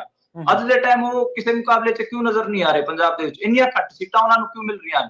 ਉਹਦਾ ਇੱਕ ਰੀਜ਼ਨ ਇਹ ਹੈ ਕਿ ਕਿਤੇ ਨਾ ਕਿਤੇ ਅਰਵਿੰਦ ਕੇਜਰੀਵਾਲ ਨੇ 2023 ਦੇ ਵਿੱਚ ਜਾਂ ਫਿਰ ਭਗਵੰਤ ਮਾਨ ਸਰਕਾਰ ਨੇ ਜਿਹੜਾ ਇੱਥੇ ਪੁਲਿਸੀਆ ਸ਼ਾਸਨ ਕਾਇਮ ਕਰਨ ਦੀ ਕੋਸ਼ਿਸ਼ ਕੀਤੀ ਹੈ, ਉਹ ਕਿਤੇ ਨਾ ਕਿਤੇ ਲੋਕਾਂ ਨੂੰ ਖਟਕ ਰਿਹਾ ਹੈ। ਬਦਲਾ ਦੇ ਨਾਂ ਤੇ ਤੁਸੀਂ ਪੁਲਿਸ ਤੋਂ ਜਾਂ ਫਿਰ IAS ਅਧਿਕਾਰੀਆਂ ਤੋਂ ਪੰਜਾਬ ਦੇ ਵਿੱਚ ਸ਼ਾਸਨ ਨਹੀਂ ਕਰ ਸਕਦੇ। ਇਹ ਬਹੁਤ ਡੈਮੋਕ੍ਰੈਟਿਕ ਸੂਬਾ ਰਿਹਾ। ਜੇ ਇੱਥੇ ਪ੍ਰਕਾਸ਼ ਸਿੰਘ ਬਾਦਲ ਨੇ ਜੇ ਇੱਥੇ ਮੁੱਖ ਮੰਤਰੀ ਚਲਾਈ ਹੈ ਤਾਂ ਉਹ ਗੁਰਦੁਆਰਾ ਤੋਂ ਚੱਲੀ। ਆਪਾਂ ਨੂੰ ਪਤਾ ਹੈ ਕਿ ਉਹ ਪਿੰਡ ਜਾ ਕੇ ਜਿਹੜੇ ਆਪਣੇ ਸਾਰੇ ਪ੍ਰੋਗਰਾਮ ਕਰਦੇ ਹੁੰਦੇ ਸੀਗੇ। ਇੱਥੇ ਜਿਹੜਾ ਹੈਗਾ, ਜੇ ਤੁਸੀਂ ਜਿਹੜਾ ਇੰਡੀਆ ਦੀ ਡੈਮੋਕ੍ਰੇਸੀ ਉਸ ਹਿਸਾਬ ਨਾਲ ਵੀ ਚੱਲਣਾ ਹੈ ਤਾਂ ਇੱਥੇ ਤੁਹਾਨੂੰ ਬਹੁਤ ਜ਼ਿਆਦਾ ਡੈਮੋਕ੍ਰੈਟਿਕ ਹੋਣਾ ਪਊਗਾ। ਤੁਸੀਂ ਪੁਲਿਸ ਤੋਂ ਜਾਂ ਫਿਰ ਉਸ ਤੋਂ ਰਾਜ ਨਹੀਂ ਚਲਾ ਸਕਦੇ। ਆਪਾਂ ਨੂੰ ਪਤਾ ਹੈ ਉਦਾਂ ਤਾਂ ਕਈ ਲੋਕ 80 ਦੇ ਦਸ਼ਕ ਨੂੰ, ਦਹਾਕੇ ਨੂੰ, 90 ਦੇ ਦਹਾਕੇ ਨੂੰ ਪੰਜਾਬ ਦੇ ਨੂੰ ਕਾਲਾ ਦੌਰ ਮੰਨਦੇ ਆ, ਪਰ ਮੈਂ ਉਹਨੂੰ ਇਹ ਵੀ ਮੰਨਦਾ ਕਿ ਇੱਥੇ ਜਿਹੜੇ ਸਿੰਘ ਸੀਗੇ ਉਹਨਾਂ ਨੇ ਜਿਹੜੀ ਟੱਕਰਾ ਸੀਗਾ, ਜਿਹੜਾ ਇੱਕ ਪੂਰਾ ਕਹੀਏ ਹੁਕੂਮਤ ਵੱਲੋਂ ਜਿਹੜਾ ਜ਼ਬਰ ਕੀਤਾ ਜਾ ਰਿਹਾ ਸੀ, ਉਹਦਾ ਟੱਕਰਾ ਕੀਤਾ ਤੇ ਉਹ ਲੜਨ ਦਾ ਸਭ ਤੋਂ ਸੋਹਣਾ ਦੌਰ ਸੀਗਾ ਮੈਨੂੰ ਲੱਗ ਰਿਹਾ। ਤੇ ਉਹ ਇਹ ਵੀ ਸਿਖਾਉਂਦਾ ਹੈ ਕਿ ਜਦੋਂ ਵੀ ਪੰਜਾਬ ਤੇ ਕੋਈ ਆਚ ਆਉਂਦੀ ਹੈ, ਪੰਜਾਬ ਤੇ ਸੈਂਟਰ ਹਮਲਾ ਕਰਦਾ, ਉਦੋਂ ਪੰਜਾਬ ਦੇ ਲੋਕ ਲੜਨ 'ਚ ਯਕੀਨ ਰੱਖਦੇ ਆ। ਮੈਂ ਉਹਨੂੰ ਕੋਈ ਕਾਲਾ ਦੌਰ ਨਹੀਂ ਮੰਨਦਾ। ਮੈਂ ਇਹ ਮੰਨਦਾ ਕਿ ਸਿੰਘਾਂ ਨੇ ਬੜੇ ਤਕੜੇ ਹੋ ਕੇ ਉਹਦਾ ਜਵਾਬ ਦਿੱਤਾ, ਤੇ ਉਹਦਾ ਅੱਗੇ ਤੁਸੀਂ ਰਿਜ਼ਲਟ ਵੀ ਦੇਖੋਗੇ ਕਦੇ ਨਾ ਕਦੇ। ਉਹਦੀ ਇੰਨਾ ਸ਼ਾਨਦਾਰ ਇਤਿਹਾਸ ਹੈ, ਅੱਜ ਵੀ ਗਾਣਿਆਂ ਦੇ ਵਿੱਚ ਬੱਚੇ ਨੂੰ ਉਸ ਸਾਰੇ ਇਤਿਹਾਸ ਦਾ ਪਤਾ ਹੈ। ਸਾਰੇ ਜਿਹੜੇ ਸਿੰਘ ਜਿਹੜੇ ਲੜੇ ਸਾਰਿਆਂ ਦੇ ਇਤਿਹਾਸ ਬਾਰੇ ਪਤਾ ਹੈ ਬੱਚਿਆਂ ਨੂੰ। ਤਾਂ ਉਹ ਇਸੇ ਕਰਕੇ ਹੈਗਾ। ਤੇ ਜਿਹੜਾ ਇਤਿਹਾਸ ਵੀ ਹੈ, ਉਹ ਹਿਸਟਰੀ ਹੈ, ਉਹ ਬਹੁਤ ਕਰੂਰ ਹੈ। ਉਹ ਸਿਰਫ ਲੜਨ ਵਾਲੇ ਲੋਕਾਂ ਨੂੰ ਯਾਦ ਰੱਖਦੀ ਹੈ, ਜਿਹੜੇ ਸਰੈਂਡਰ ਕਰ ਜਾਂਦੇ ਨੇ ਉਹਨਾਂ ਨੂੰ ਕਦੇ ਵੀ ਯਾਦ ਨਹੀਂ ਰੱਖਦੀ। ਉਹ ਸਰੈਂਡਰ ਵਾਲਿਆਂ ਨੂੰ ਤਾਂ ਚਾਹੇ ਜਿੰਨਾ ਮਰਜ਼ੀ ਹੀਰੋ ਪੇਸ਼ ਕਰਨ ਦੀ ਕੋਸ਼ਿਸ਼ ਕਰਦੇ ਰਹਿਣ, ਆਪਾਂ ਨੂੰ ਪਤਾ ਹੀ ਆ, ਜਿੰਨੇ ਮਰਜ਼ੀ ਉਹਦੇ ਸਟੇਡੀਅਮ ਬਣਾ ਲੈਣ, ਜਿੱਡੇ ਮਰਜ਼ੀ 에ਅਰਪੋਰਟ ਬਣਾ ਲੈਣ, ਪਰ ਲੋਕਾਂ ਦੀਆਂ ਨਜ਼ਰਾਂ 'ਚ ਇਹ ਪਤਾ ਹੀ ਹੁੰਦਾ। ਜੇ ਦੱਸ ਜਾਈਏ ਵੀ ਮਨਦੀਪ ਪੁਨੀਆ ਇਹ ਉਹੀ ਹੈ ਡਾਕਟਰ ਵਹਿਮਤ ਆ ਜਿਹੜਾ ਸਾਰੇ ਐਗਜ਼ਿਟ ਪੋਲਾਂ ਦੇ ਵਿੱਚ ਜੋ ਦੇਖਦੇ ਸੀਗੇ, ਤੇ ਮਨਦੀਪ ਪੁਨੀਆ ਨੇ ਇਹ ਵਹਿਮ ਜਿਹੜੇ ਪਹਿਲਾਂ ਹੀ ਨਹੀਂ ਸੀਗੇ, ਗੱਡੀ ਦੀ ਬੜੀ ਦਿੱਤੀ ਸੀ ਇਹਨੇ, ਤੇ ਨਾਲ ਜਿਹੜਾ ਆ ਸਾਰਾ ਗੱਡੀ ਦੇ ਟਾਇਰ ਚੱਕ ਕੇ ਲੈ ਗਏ। ਖੱਟਰ ਦਾ ਸੱਚ ਕੀ ਹਾਲ ਹੈ, ਇਸੇ ਤੋਂ ਚੇਤਾ ਆ ਗਿਆ। ਨਹੀਂ, ਖੱਟਰ ਲੀਡ ਕਰ ਰਿਹਾ। ਖੱਟਰ ਦੇ ਲੀਡ ਕਰਨ ਦਾ ਇੱਕ ਕਾਰਨ ਇਹ ਹੈ ਕਿ ਪਾਣੀਪਤ ਸ਼ਹਿਰ ਵੱਡਾ ਸ਼ਹਿਰ, ਉੱਥੇ 6 ਲੱਖ ਦੇ ਨੇੜੇ ਤੇੜੇ ਪੋਲਿੰਗ ਹੈ, ਤੇ ਉੱਥੇ ਜਿਹੜੇ ਖੱਟਰ ਦੀ ਕਮਿਊਨਿਟੀ ਦੇ ਲੋਕ ਹੈਗੇ, ਜਿਹਨੂੰ ਆਪਾਂ ਪਾਕਿਸਤਾਨ ਤੋਂ ਜਿਹੜੇ ਅਰੋੜੇ ਖੱਤਰੀ ਮਾਈਗ੍ਰੇਟ ਹੋਏ, ਉਹਨਾਂ ਦੀ ਵੱਡੀ ਸੰਖਿਆ ਹੈ। ਤੇ ਉਹ ਇੱਕ ਜਿਹੜਾ ਉਹ ਪੋਲ ਹੈਗਾ, ਉਹ ਇੱਕ ਪਾਸੜ ਪੈ ਰਿਹਾ। ਖੱਟਰ ਨੇ ਕਿਹਾ ਸੀਗਾ ਕਿ ਮੇਰਾ ਤਾਂ ਆਖਰੀ ਚੋਣ ਹੈ, ਮੈਨੂੰ ਬੀਜੇਪੀ ਵੱਡਾ ਅਹੁਦਾ ਦਊਗੀ ਸੈਂਟਰ 'ਚ ਜਾ ਕੇ, ਤੁਸੀਂ ਆਖਰੀ ਵਾਰ ਮੇਰਾ ਸਾਥ ਦੇ ਦਿਓ। ਤੇ ਇਸ ਕਿਸਮ ਨਾਲ ਜਿਹੜਾ ਸ਼ਹਿਰਾਂ ਚੋਂ, ਕਿਉਂਕਿ ਕਰਨਾਲ ਸ਼ਹਿਰ ਵੀ ਬਹੁਤ ਵੱਡਾ ਹੈ ਤੇ ਪਾਣੀਪਤ ਸ਼ਹਿਰ ਵੀ ਬਹੁਤ ਵੱਡਾ ਹੈ, ਤੇ ਉੱਥੇ ਜਿਹੜੀ ਰੂਰਲ ਜਿਹੜੀ ਵੋਟਾਂ ਹੈਗੀਆਂ, ਉਸ 'ਚ ਜਿਹੜਾ ਆਪਾਂ ਕਹੀਏ ਕਿ ਜਿਹੜੇ ਜਾਟਾਂ ਦੀ ਅਤੇ ਸਿੱਖਾਂ ਦੀ ਪੋਪੂਲੇਸ਼ਨ ਘੱਟ ਹੈਗੀ ਆ, ਰੋਡ ਅਤੇ ਰਾਜਪੂਤ ਬਰਾਦਰੀ ਜ਼ਿਆਦਾ ਹੈਗੀ ਆ, ਤੇ ਇਸ ਕਰਕੇ ਕਈ ਸਾਰੇ ਜਿਹੜੇ ਕਾਸਟ ਦੇ ਸਮੀਕਰਨ ਹੈਗੇ ਆ, ਉਹ ਖੱਟਰ ਦੇ ਫਿਓਰ 'ਚ ਪੈ ਬਹੁਤ ਰਹੇ ਆ। ਹਰਿਆਣੇ 'ਚ ਓਵਰਆਲ 5 ਕਾਂਗਰਸ, 4 ਭਾਜਪਾ ਤੇ 1 ਆਮ ਆਦਮੀ ਪਾਰਟੀ ਜਿਹੜੀ ਲੜ ਰਹੀ ਆ। ਪਾਣੀ ਦੇਣ ਵਾਲਾ ਲੀਡ ਕਰ ਰਿਹਾ। ਮੈਨੂੰ ਲੱਗ ਰਿਹਾ ਕਿ ਜੇ ਅਭੈ ਚੌਟਾਲਾ ਉੱਥੋਂ ਲੱਖ ਦੇ ਨੇੜੇ ਤੇੜੇ ਵੋਟ ਲੈ ਗਿਆ, ਫਿਰ ਆਮ ਆਦਮੀ ਪਾਰਟੀ ਉੱਥੋਂ ਹਾਰ ਜੂਗੀ, ਉੱਥੋਂ ਬੀਜੇਪੀ ਜਿੱਤੂਗੀ। ਅੱਜ ਦੇ ਟਾਈਮ ਹੁਣ ਤੱਕ ਤਾਂ ਇਹ ਲੱਗ ਰਿਹਾ ਕਿ ਜਿਹੜੀ ਆਮ ਆਦਮੀ ਪਾਰਟੀ ਹੈ, ਉਹ ਠੀਕ ਠਾਕ ਉੱਥੇ ਲੀਡ ਕਰੀ। ਉਹਦਾ ਇੱਕ ਰੀਜ਼ਨ ਇਹ ਵੀ ਹੈ ਕਿ ਕੁਰੂਕਸ਼ੇਤਰ ਸੀਟ ਤੁਸੀਂ ਦੇਖੋ, ਰੂਰਲ ਕਿਸਮ ਦੀ ਸੀਟ ਹੈ। ਕੁਰੂਕਸ਼ੇਤਰ ਐਡਾ ਕੋਈ ਵੱਡਾ ਸ਼ਹਿਰ ਨਹੀਂ ਹੈ। ਉੱਥੇ ਜਿਹੜੇ ਪਿੰਡ ਹੈਗੇ, ਉੱਥੇ ਜਾਟਾਂ ਦੀ ਬਹੁਤ ਵੱਡੀ ਪਾਪੂਲੇਸ਼ਨ ਹੈ ਕੈਥਲ ਦੇ ਵਿੱਚ ਤੇ ਕੁਰੂਕਸ਼ੇਤਰ ਦੇ ਵਿੱਚ, ਤੇ ਸਿੱਖ ਪਾਪੂਲੇਸ਼ਨ ਬਹੁਤ ਜ਼ਿਆਦਾ ਹੈ, ਤੇ ਇਸ ਕਰਕੇ ਉਹਦਾ ਫਾਇਦਾ ਕਿਤੇ ਨਾ ਕਿਤੇ ਆਮ ਆਦਮੀ ਪਾਰਟੀ ਨੂੰ ਹੋ ਰਿਹਾ ਹੈ। ਜਿਵੇਂ ਪੰਜਾਬ ਦੇ ਵਿੱਚ ਇੱਕ ਕਿਸਮ ਨਾਲ ਕਿਸਾਨ ਆਮ ਆਦਮੀ ਪਾਰਟੀ ਨੂੰ ਦੇਖ ਰਹੇ ਨੇ, ਹਰਿਆਣੇ ਦੇ ਵਿੱਚ ਆਮ ਆਦਮੀ ਪਾਰਟੀ ਨੂੰ ਜਾਂ ਫਿਰ ਕਾਂਗਰਸ ਪਾਰਟੀ ਨੂੰ ਕਿਸਾਨ ਇਸ ਵਜੋਂ ਦੇਖ ਰਹੇ ਨੇ ਕਿ ਇਹ ਜਿਹੜਾ ਭਾਜਪਾ ਦਾ ਵਿਕਲਪ। ਜੀ ਗੁਰਪ੍ਰੀਤ, ਕੀ ਪੁੱਛਣਾ ਚਾਹ ਰਹੇ ਸੀ ਤੁਸੀਂ? ਹਾਂਜੀ, ਸੌਰੀ ਤੁਹਾਨੂੰ ਵਿੱਚ ਕੱਟਿਆ। ਮਨਦੀਪ ਜੀ, ਆਪਾਂ ਥੋੜਾ ਹੁਣ ਪੰਜਾਬ ਤੋਂ ਬਾਹਰਲੇ ਬੰਦੇ ਨੂੰ ਚੱਲੀਏ, ਗੱਲ ਮਹਾਰਾਸ਼ਟਰ ਦੀ ਕਰਦੇ ਆ। ਉੱਥੇ ਬੜਾ ਜੋੜ ਤੋੜ ਭਾਜਪਾ ਨੇ ਕੀਤਾ ਸੀ, ਤੇ ਇਸ ਸਮੇਂ ਮੈਂ ਜੋ ਦੇਖ ਪਾ ਰਿਹਾ 12 ਸੀਟਾਂ ਤੇ ਲੀਡ ਕਰ ਰਹੀ ਹੈ ਭਾਜਪਾ, ਤੇ ਬਾਕੀ ਸਾਰਾ ਕੰਮ ਟੁੱਟਮਾ ਹੀ ਆ। ਕਾਂਗਰਸ ਵੀ ਉੱਥੇ ਚੱਲ ਰਹੀ ਹੈ। ਪਰ ਜੇ ਮੇਰਾ ਜੋ ਸਵਾਲ ਹੈ, ਜੋ ਬਹੁਤ ਸਾਰੇ ਲੋਕਾਂ ਦਾ ਵੀ ਹੋਊਗਾ, ਕਿ ਕਿਹੜੀ ਸ਼ਿਵ ਸੈਨਾ ਨੂੰ ਅਸਲੀ ਸ਼ਿਵ ਸੈਨਾ ਉੱਥੇ ਲੋਕ ਸਮਝ ਰਹੇ ਨੇ, ਤੇ ਆਲ ਓਵਰ ਸਥਿਤੀ ਜੇ ਮਹਾਰਾਸ਼ਟਰ ਦੀ ਦੇਖਣੀ ਹੋਵੇ, ਤੇ ਕੀ ਭਾਜਪਾ ਉੱਥੇ ਗੇਨ 'ਚ ਹੈ ਜਾਂ ਲਾਸ 'ਚ ਹੈ? ਬਣੂਗਾ ਕੀ ਉੱਥੇ ਇੰਡੀਆ ਗੱਠ ਜੋੜ ਜਾਂ ਭਾਜਪਾ ਦਾ? ਦੇਖੋ, ਉੱਥੇ ਉद्धਵ ਠਾਕਰੇ ਵਾਲੀ ਜਿਹੜੀ ਸ਼ਿਵ ਸੈਨਾ, ਉਹਨੂੰ ਓਰੀਜਨਲ ਸ਼ਿਵ ਸੈਨਾ ਮੰਨਿਆ ਜਾਂਦਾ। ਉਹ ਰਿਜ਼ਲਟਾਂ 'ਚ ਵੀ ਆਪਾਂ ਨੂੰ ਦਿਖ ਰਿਹਾ, ਰੋਜ਼ਾਨਾ 'ਚ ਦਿਖ ਰਿਹਾ ਹੈ। ਅਤੇ ਜਿਹੜੀ ਸ਼ਰਦ ਪਵਾਰ ਵਾਲੀ ਐਨਸੀਪੀ, ਉਹਨੂੰ ਅਸਲੀ ਐਨਸੀਪੀ ਮੰਨਿਆ ਜਾਂਦਾ, ਉਹ ਵੀ ਦਿਖ ਰਿਹਾ ਹੈ। ਇਸ ਤੋਂ ਇਲਾਵਾ ਜੇ ਆਪਾਂ ਗੱਲ ਕਰੀਏ ਇਸ ਦੀ ਮਹਾਰਾਸ਼ਟਰ ਦੀ, ਤਾਂ ਆਰਐਸਐਸ ਨੇ ਬੀਜੇਪੀ ਨੂੰ ਕਿਹਾ ਸੀ ਕਿ ਤੁਸੀਂ ਇਹਨੂੰ ਨਾ ਤੋੜੋ। ਜਿਹੜਾ ਇਹ ਪੂਰਾ ਚੱਲ ਰਿਹਾ ਸੀਗਾ, ਜਦੋਂ ਸ਼ਿਵ ਸੈਨਾ ਨੂੰ ਤੋੜਨ ਦੀ ਗੱਲ ਆ ਰਹੀ ਸੀ, ਅਮਿਤ ਸ਼ਾਹ ਨੂੰ ਬੁਲਾ ਕੇ ਆਰਐਸਐਸ ਨੇ ਕਿਹਾ ਸੀਗਾ ਕਿ ਤੁਸੀਂ ਜਿਹੜੀ ਨਾਗਪੁਰ ਹੈ, ਆਰਐਸਐਸ ਦੀ ਇੱਕ ਹਿਸਾਬ ਤੋਂ ਕਹੀਏ ਜਨਮ ਭੂਮੀ ਹੈ, ਤੁਸੀਂ ਸਾਡੇ ਸੂਬੇ ਦੇ ਵਿੱਚ ਆ ਕੇ ਸਾਡਾ ਜਿਹੜਾ ਇੱਥੇ ਅਲਾਇੰਸ ਹੈ ਹਿੰਦੂਤਵ ਪੋਲਿਟਿਕਸ ਦਾ, ਉਹਨੂੰ ਤੁਸੀਂ ਖਰਾਬ ਕਰਕੇ ਜਾ ਰਹੇ ਹੋ, ਸਾਨੂੰ ਇਹਦਾ ਨੁਕਸਾਨ ਉਠਾਉਣਾ ਪਊਗਾ। ਉਦੋਂ ਆਰਐਸਐਸ ਦੀ ਗੱਲ ਅਮਿਤ ਸ਼ਾਹ ਨੇ ਨਹੀਂ ਮੰਨੀ ਸੀ, ਤੇ ਉਹ ਇਸ ਪਰਿਣਾਮਾਂ ਦੇ ਵਿੱਚ, ਚੋਣ ਇਲੈਕਸ਼ਨਾਂ ਦੇ ਵਿੱਚ ਆਪਾਂ ਨੂੰ ਦੇਖਣ ਨੂੰ ਮਿਲ ਰਿਹਾ ਹੈ ਕਿ ਜਿਹੜੀ ਬੀਜੇਪੀ ਹੈ ਉਹਨੂੰ ਵੀ ਨੁਕਸਾਨ ਹੋ ਰਿਹਾ ਹੈ, ਤੇ ਜਿਹੜੀ ਏਕਨਾਥ ਸਿੰਧੇ ਵਾਲੀ ਸ਼ਿਵ ਸੈਨਾ ਹੈ ਤੇ ਅਜੀਤ ਪਵਾਰ ਵਾਲੀ ਸ਼ਿਵ ਸੈਨਾ ਹੈ, ਉਹਦਾ ਸਫਾਇਆ ਇੱਕ ਹਿਸਾਬ ਨਾਲ ਹੋ ਗਿਆ। ਜੀ ਇਸੇ ਦੇ ਨਾਲ ਗੱਲ ਜੇ ਮਣੀਪੁਰ ਦੀ ਨਾ ਕਰੀਏ ਤਾਂ ਉਹ ਫਿਰ ਬਿਲਕੁਲ ਆਪਾਂ ਦੇਖਿਆ ਕਿ ਕਿਸ ਤਰੀਕੇ ਦੇ ਨਾਲ ਉੱਥੇ ਪਿਛਲੇ ਲੰਬੇ ਸਮੇਂ ਤੋਂ ਅਨਰੈਸਟ ਬਣੀ ਹੋਈ ਹੈ, ਸਥਿਤੀ ਬਹੁਤ ਗੰਭੀਰ ਸੀ। ਉੱਥੇ ਮੋਦੀ ਸਾਹਿਬ ਨੇ ਨਾ ਤਾਂ ਗੇੜਾ ਮਾਰਿਆ, ਨਾ ਉੱਥੇ ਮੂੰਹ ਖੋਲਿਆ। ਸਿਰਫ ਜਦੋਂ ਇੱਕ ਫੌਜੀ ਦੇ ਪਤਨੀ ਨੂੰ ਉੱਥੇ ਜ਼ਲੀਲ ਕੀਤਾ ਗਿਆ ਕਿਸ ਤਰੀਕੇ ਦੇ ਨਾਲ, ਜਦੋਂ ਇਨਸਾਨੀਅਤ ਸ਼ਰਮਸਾਰ ਹੋਈ, ਉਸ ਤੋਂ ਬਾਅਦ ਉਹਨਾਂ ਨੇ ਸਿਰਫ ਇੰਨਾ ਕਿਹਾ ਕਿ ਬਖਸ਼ੇ ਨਹੀਂ ਜਾਣਗੇ। ਪਰ ਉਸ ਤੋਂ ਅੱਗੇ ਉਹਨਾਂ ਨੇ ਕੀਤਾ ਕੁਝ ਨਹੀਂ। ਸਾਰੇ ਜੰਮੂ ਕਸ਼ਮੀਰ ਦੀਆਂ ਧਾਰਨਾ ਦਿੰਦੇ ਨੇ 370 ਤੋੜਤੀ, ਐ ਕਰਤਾ ਉਹ ਕਰਤਾ, ਪਰ ਜਿੱਥੇ ਅਸਲੀ ਅਨਰੈਸਟ ਆ ਉੱਥੇ ਦੀ ਗੱਲ ਨਹੀਂ ਕੀਤੀ। ਹੁਣ ਉੱਥੇ ਕਾਂਗਰਸ ਦੇਖ ਰਹੇ ਆ ਕਿ ਉੱਥੇ 2 ਹੀ ਸੀਟਾਂ ਨੇ, ਕਾਂਗਰਸ ਇੱਕ ਤੇ ਦੂਸਰੇ ਤੇ ਨਾਗਾ ਪੋਲੀਟੀਕਲ ਫਰੰਟ, ਪੀਪਲਸ ਫਰੰਟ ਜਿਹੜਾ ਉਹ ਹੈ।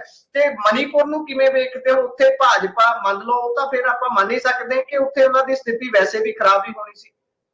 ਹਾਂ ਦੇਖੋ, ਨਾਰਥ ਈਸਟ ਦੇ ਵਿੱਚ ਟੋਟਲ 8 ਦੇ ਨੇੜੇ ਸੀਟਾਂ ਪੈਂਦੀਆਂ ਨੇ। ਕਿਸੇ ਸੂਬੇ ਦੇ ਵਿੱਚ 1 ਸੀਟ ਹੈ, ਕਿਸੇ ਦੇ 2 ਸੀਟ ਹੈ। ਮਨੀਪੁਰ ਚ ਆਪਾਂ ਨੂੰ ਪਤਾ 2 ਸੀਟਾਂ ਹੈਗੀਆਂ। ਉੱਥੇ ਇਹਨਾਂ ਨੇ ਕੁਕੀ ਅਤੇ ਮੈਤੀਆਂ ਦੇ ਵਿੱਚ ਕੰਫਲਿਕਟ ਖੜੀ ਕਰਨ ਦੀ ਕੋਸ਼ਿਸ਼ ਕੀਤੀ। ਇਹਨਾਂ ਨੂੰ ਲੱਗ ਰਿਹਾ ਸੀਗਾ ਕਿ 60 ਦੇ ਨੇੜੇ ਮੈਤੀਆਂ ਦੀ ਪੋਪੂਲੇਸ਼ਨ ਹੈ, ਜਿਸ 60% ਆਬਾਦੀ ਨੂੰ ਸਾਡੇ ਨਾਲ ਅਸੀਂ ਰਲਾ ਲਾਂਗੇ, ਕਿਉਂਕਿ ਕੁਕੀ ਜਿਹੜੀ ਪੋਪੂਲੇਸ਼ਨ ਹੈ ਉਹ 40% ਤੇ ਉਹ ਜ਼ਿਆਦਾ ਵੋਟ ਕਰਨ ਵੀ ਨਹੀਂ ਜਾਂਦੀ, ਤੇ ਅਸੀਂ ਕਿਸੇ ਗੇਮ ਚ ਹੋਵਾਂਗੇ। ਪਰ ਇਹ ਜਿਹੜਾ ਦਾ ਹੈ ਬੀਜੇਪੀ ਦੇ ਉਲਟ ਪੈ ਗਿਆ। ਅਮਿਤ ਸ਼ਾਹ ਨੇ ਜਿਹੜੀ ਉੱਥੇ ਸੈਕਟੇਰੀਅਨ ਪੋਲਿਟਿਕਸ ਖੜੀ ਕਰਨ ਦੀ ਕੋਸ਼ਿਸ਼ ਕੀਤੀ ਸੀ, ਉਹ ਉਹਦੇ ਉਲਟ ਪੈ ਰਿਹਾ ਤੇ ਕੁਕੀ ਅਤੇ ਮੈਤੀ ਦੋਵੇਂ ਹੀ ਸਮੁਦਾਇ ਬੀਜੇਪੀ ਨੂੰ ਵੋਟਾਂ ਉੱਥੇ ਨਹੀਂ ਪਾ ਰਹੇ ਹਨ।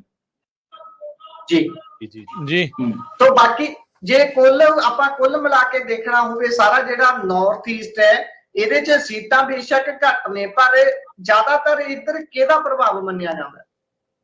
ਇੱਥੇ ਦੇਖੋ ਅਗਲੇ ਬਰਾਬਰੀ ਕਰਕੇ ਭੇਜਦੇ ਨੇ, ਕੋਈ ਵਿਤਕਰਾ ਕਰਦੇ ਨਹੀਂ ਆ। ਦੇਖਦੇ ਆ ਸਾਰਿਆਂ ਨੂੰ ਇੱਕ ਦੇ ਕੇ ਤੋੜ ਦਿੰਦੇ ਆ।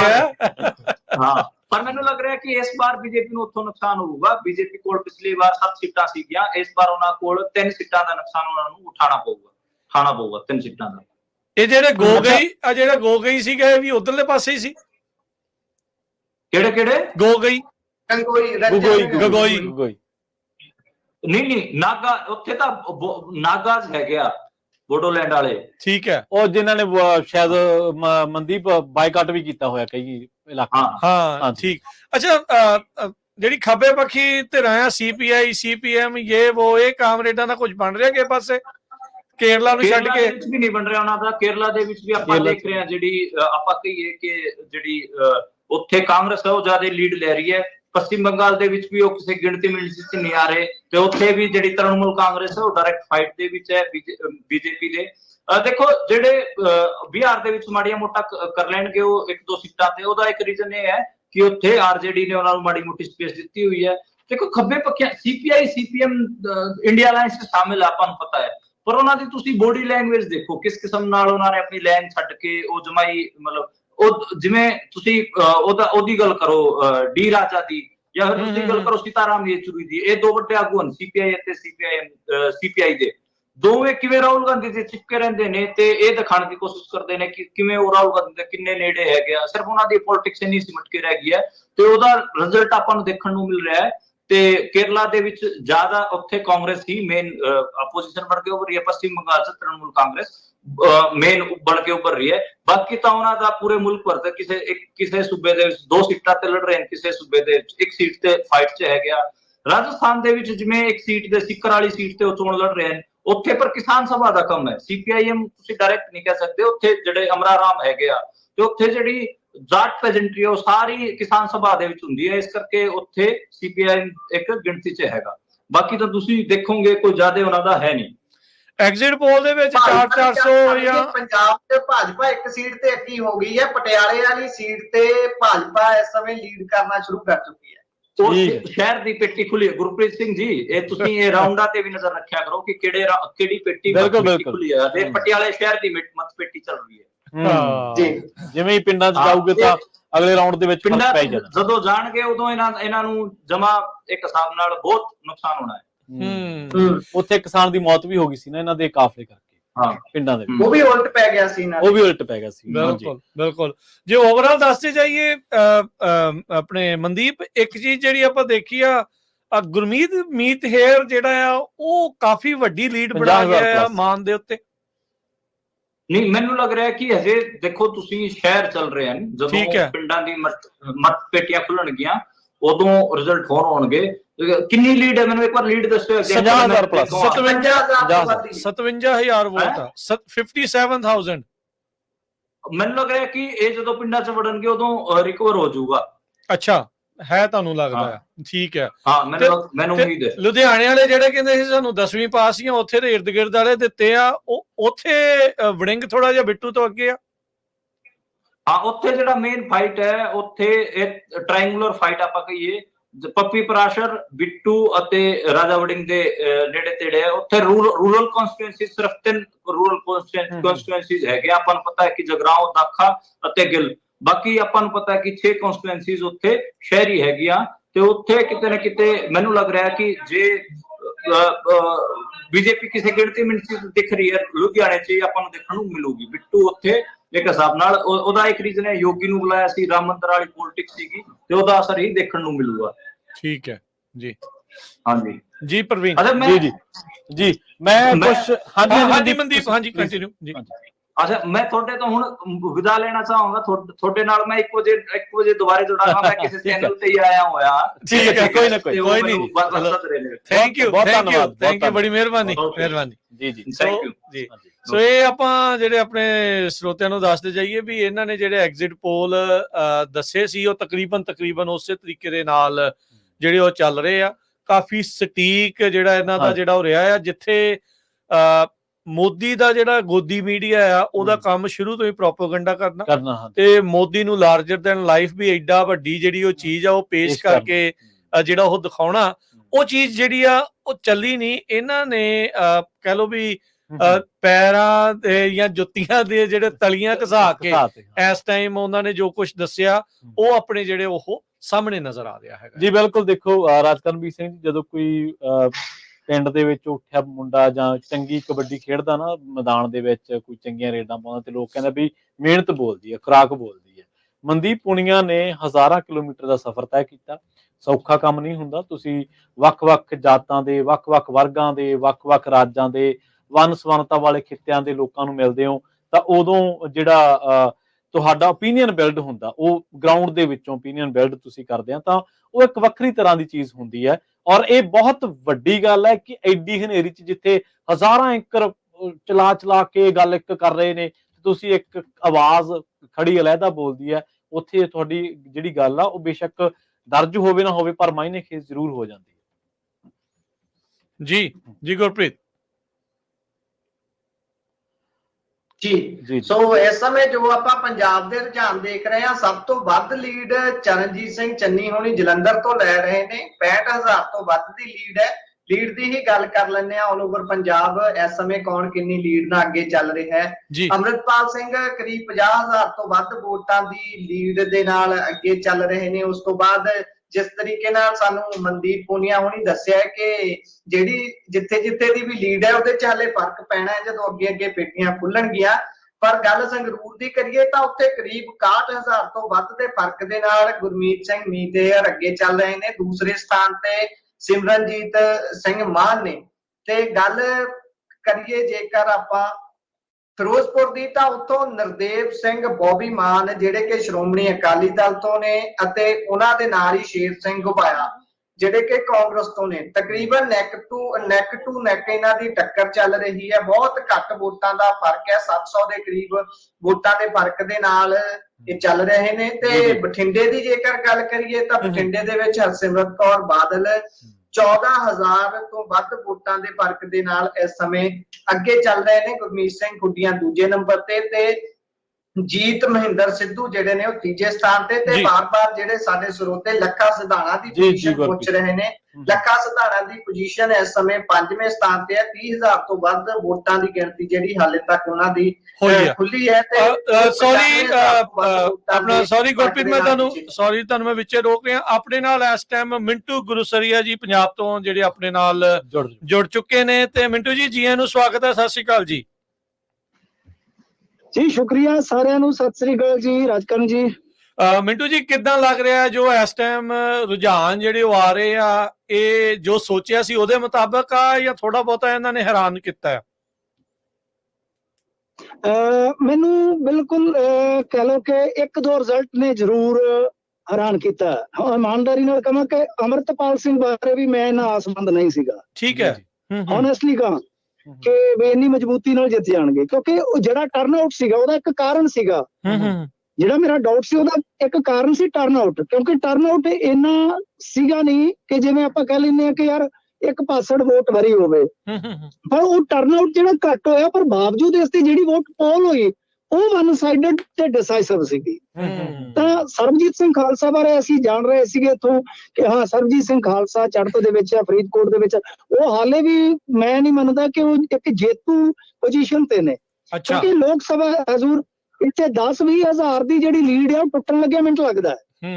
ਪਰ ਜੇ ਕੋਈ ਲੀਡ ਬਹੁ ਕੋਨੀ ਮੁਕਾਬਲੇ ਚ, 4 ਕੋਨੀ ਮੁਕਾਬਲੇ ਚ, 5 ਕੋਨੀ ਮੁਕਾਬਲੇ ਚ 50,000 ਪਲੱਸ ਹੋ ਜਾਂਦੀ ਆ ਜਿਵੇਂ ਅਮਰਤਪਾਲ ਸਿੰਘ ਦੀ ਆ, ਤਦ ਲੱਡੂ ਵੱਟੇ ਜਾ ਸਕਦੇ ਆ, ਤਦ ਲੱਡੂ ਵੰਡੇ ਵੀ ਜਾ ਸਕਦੇ ਆ।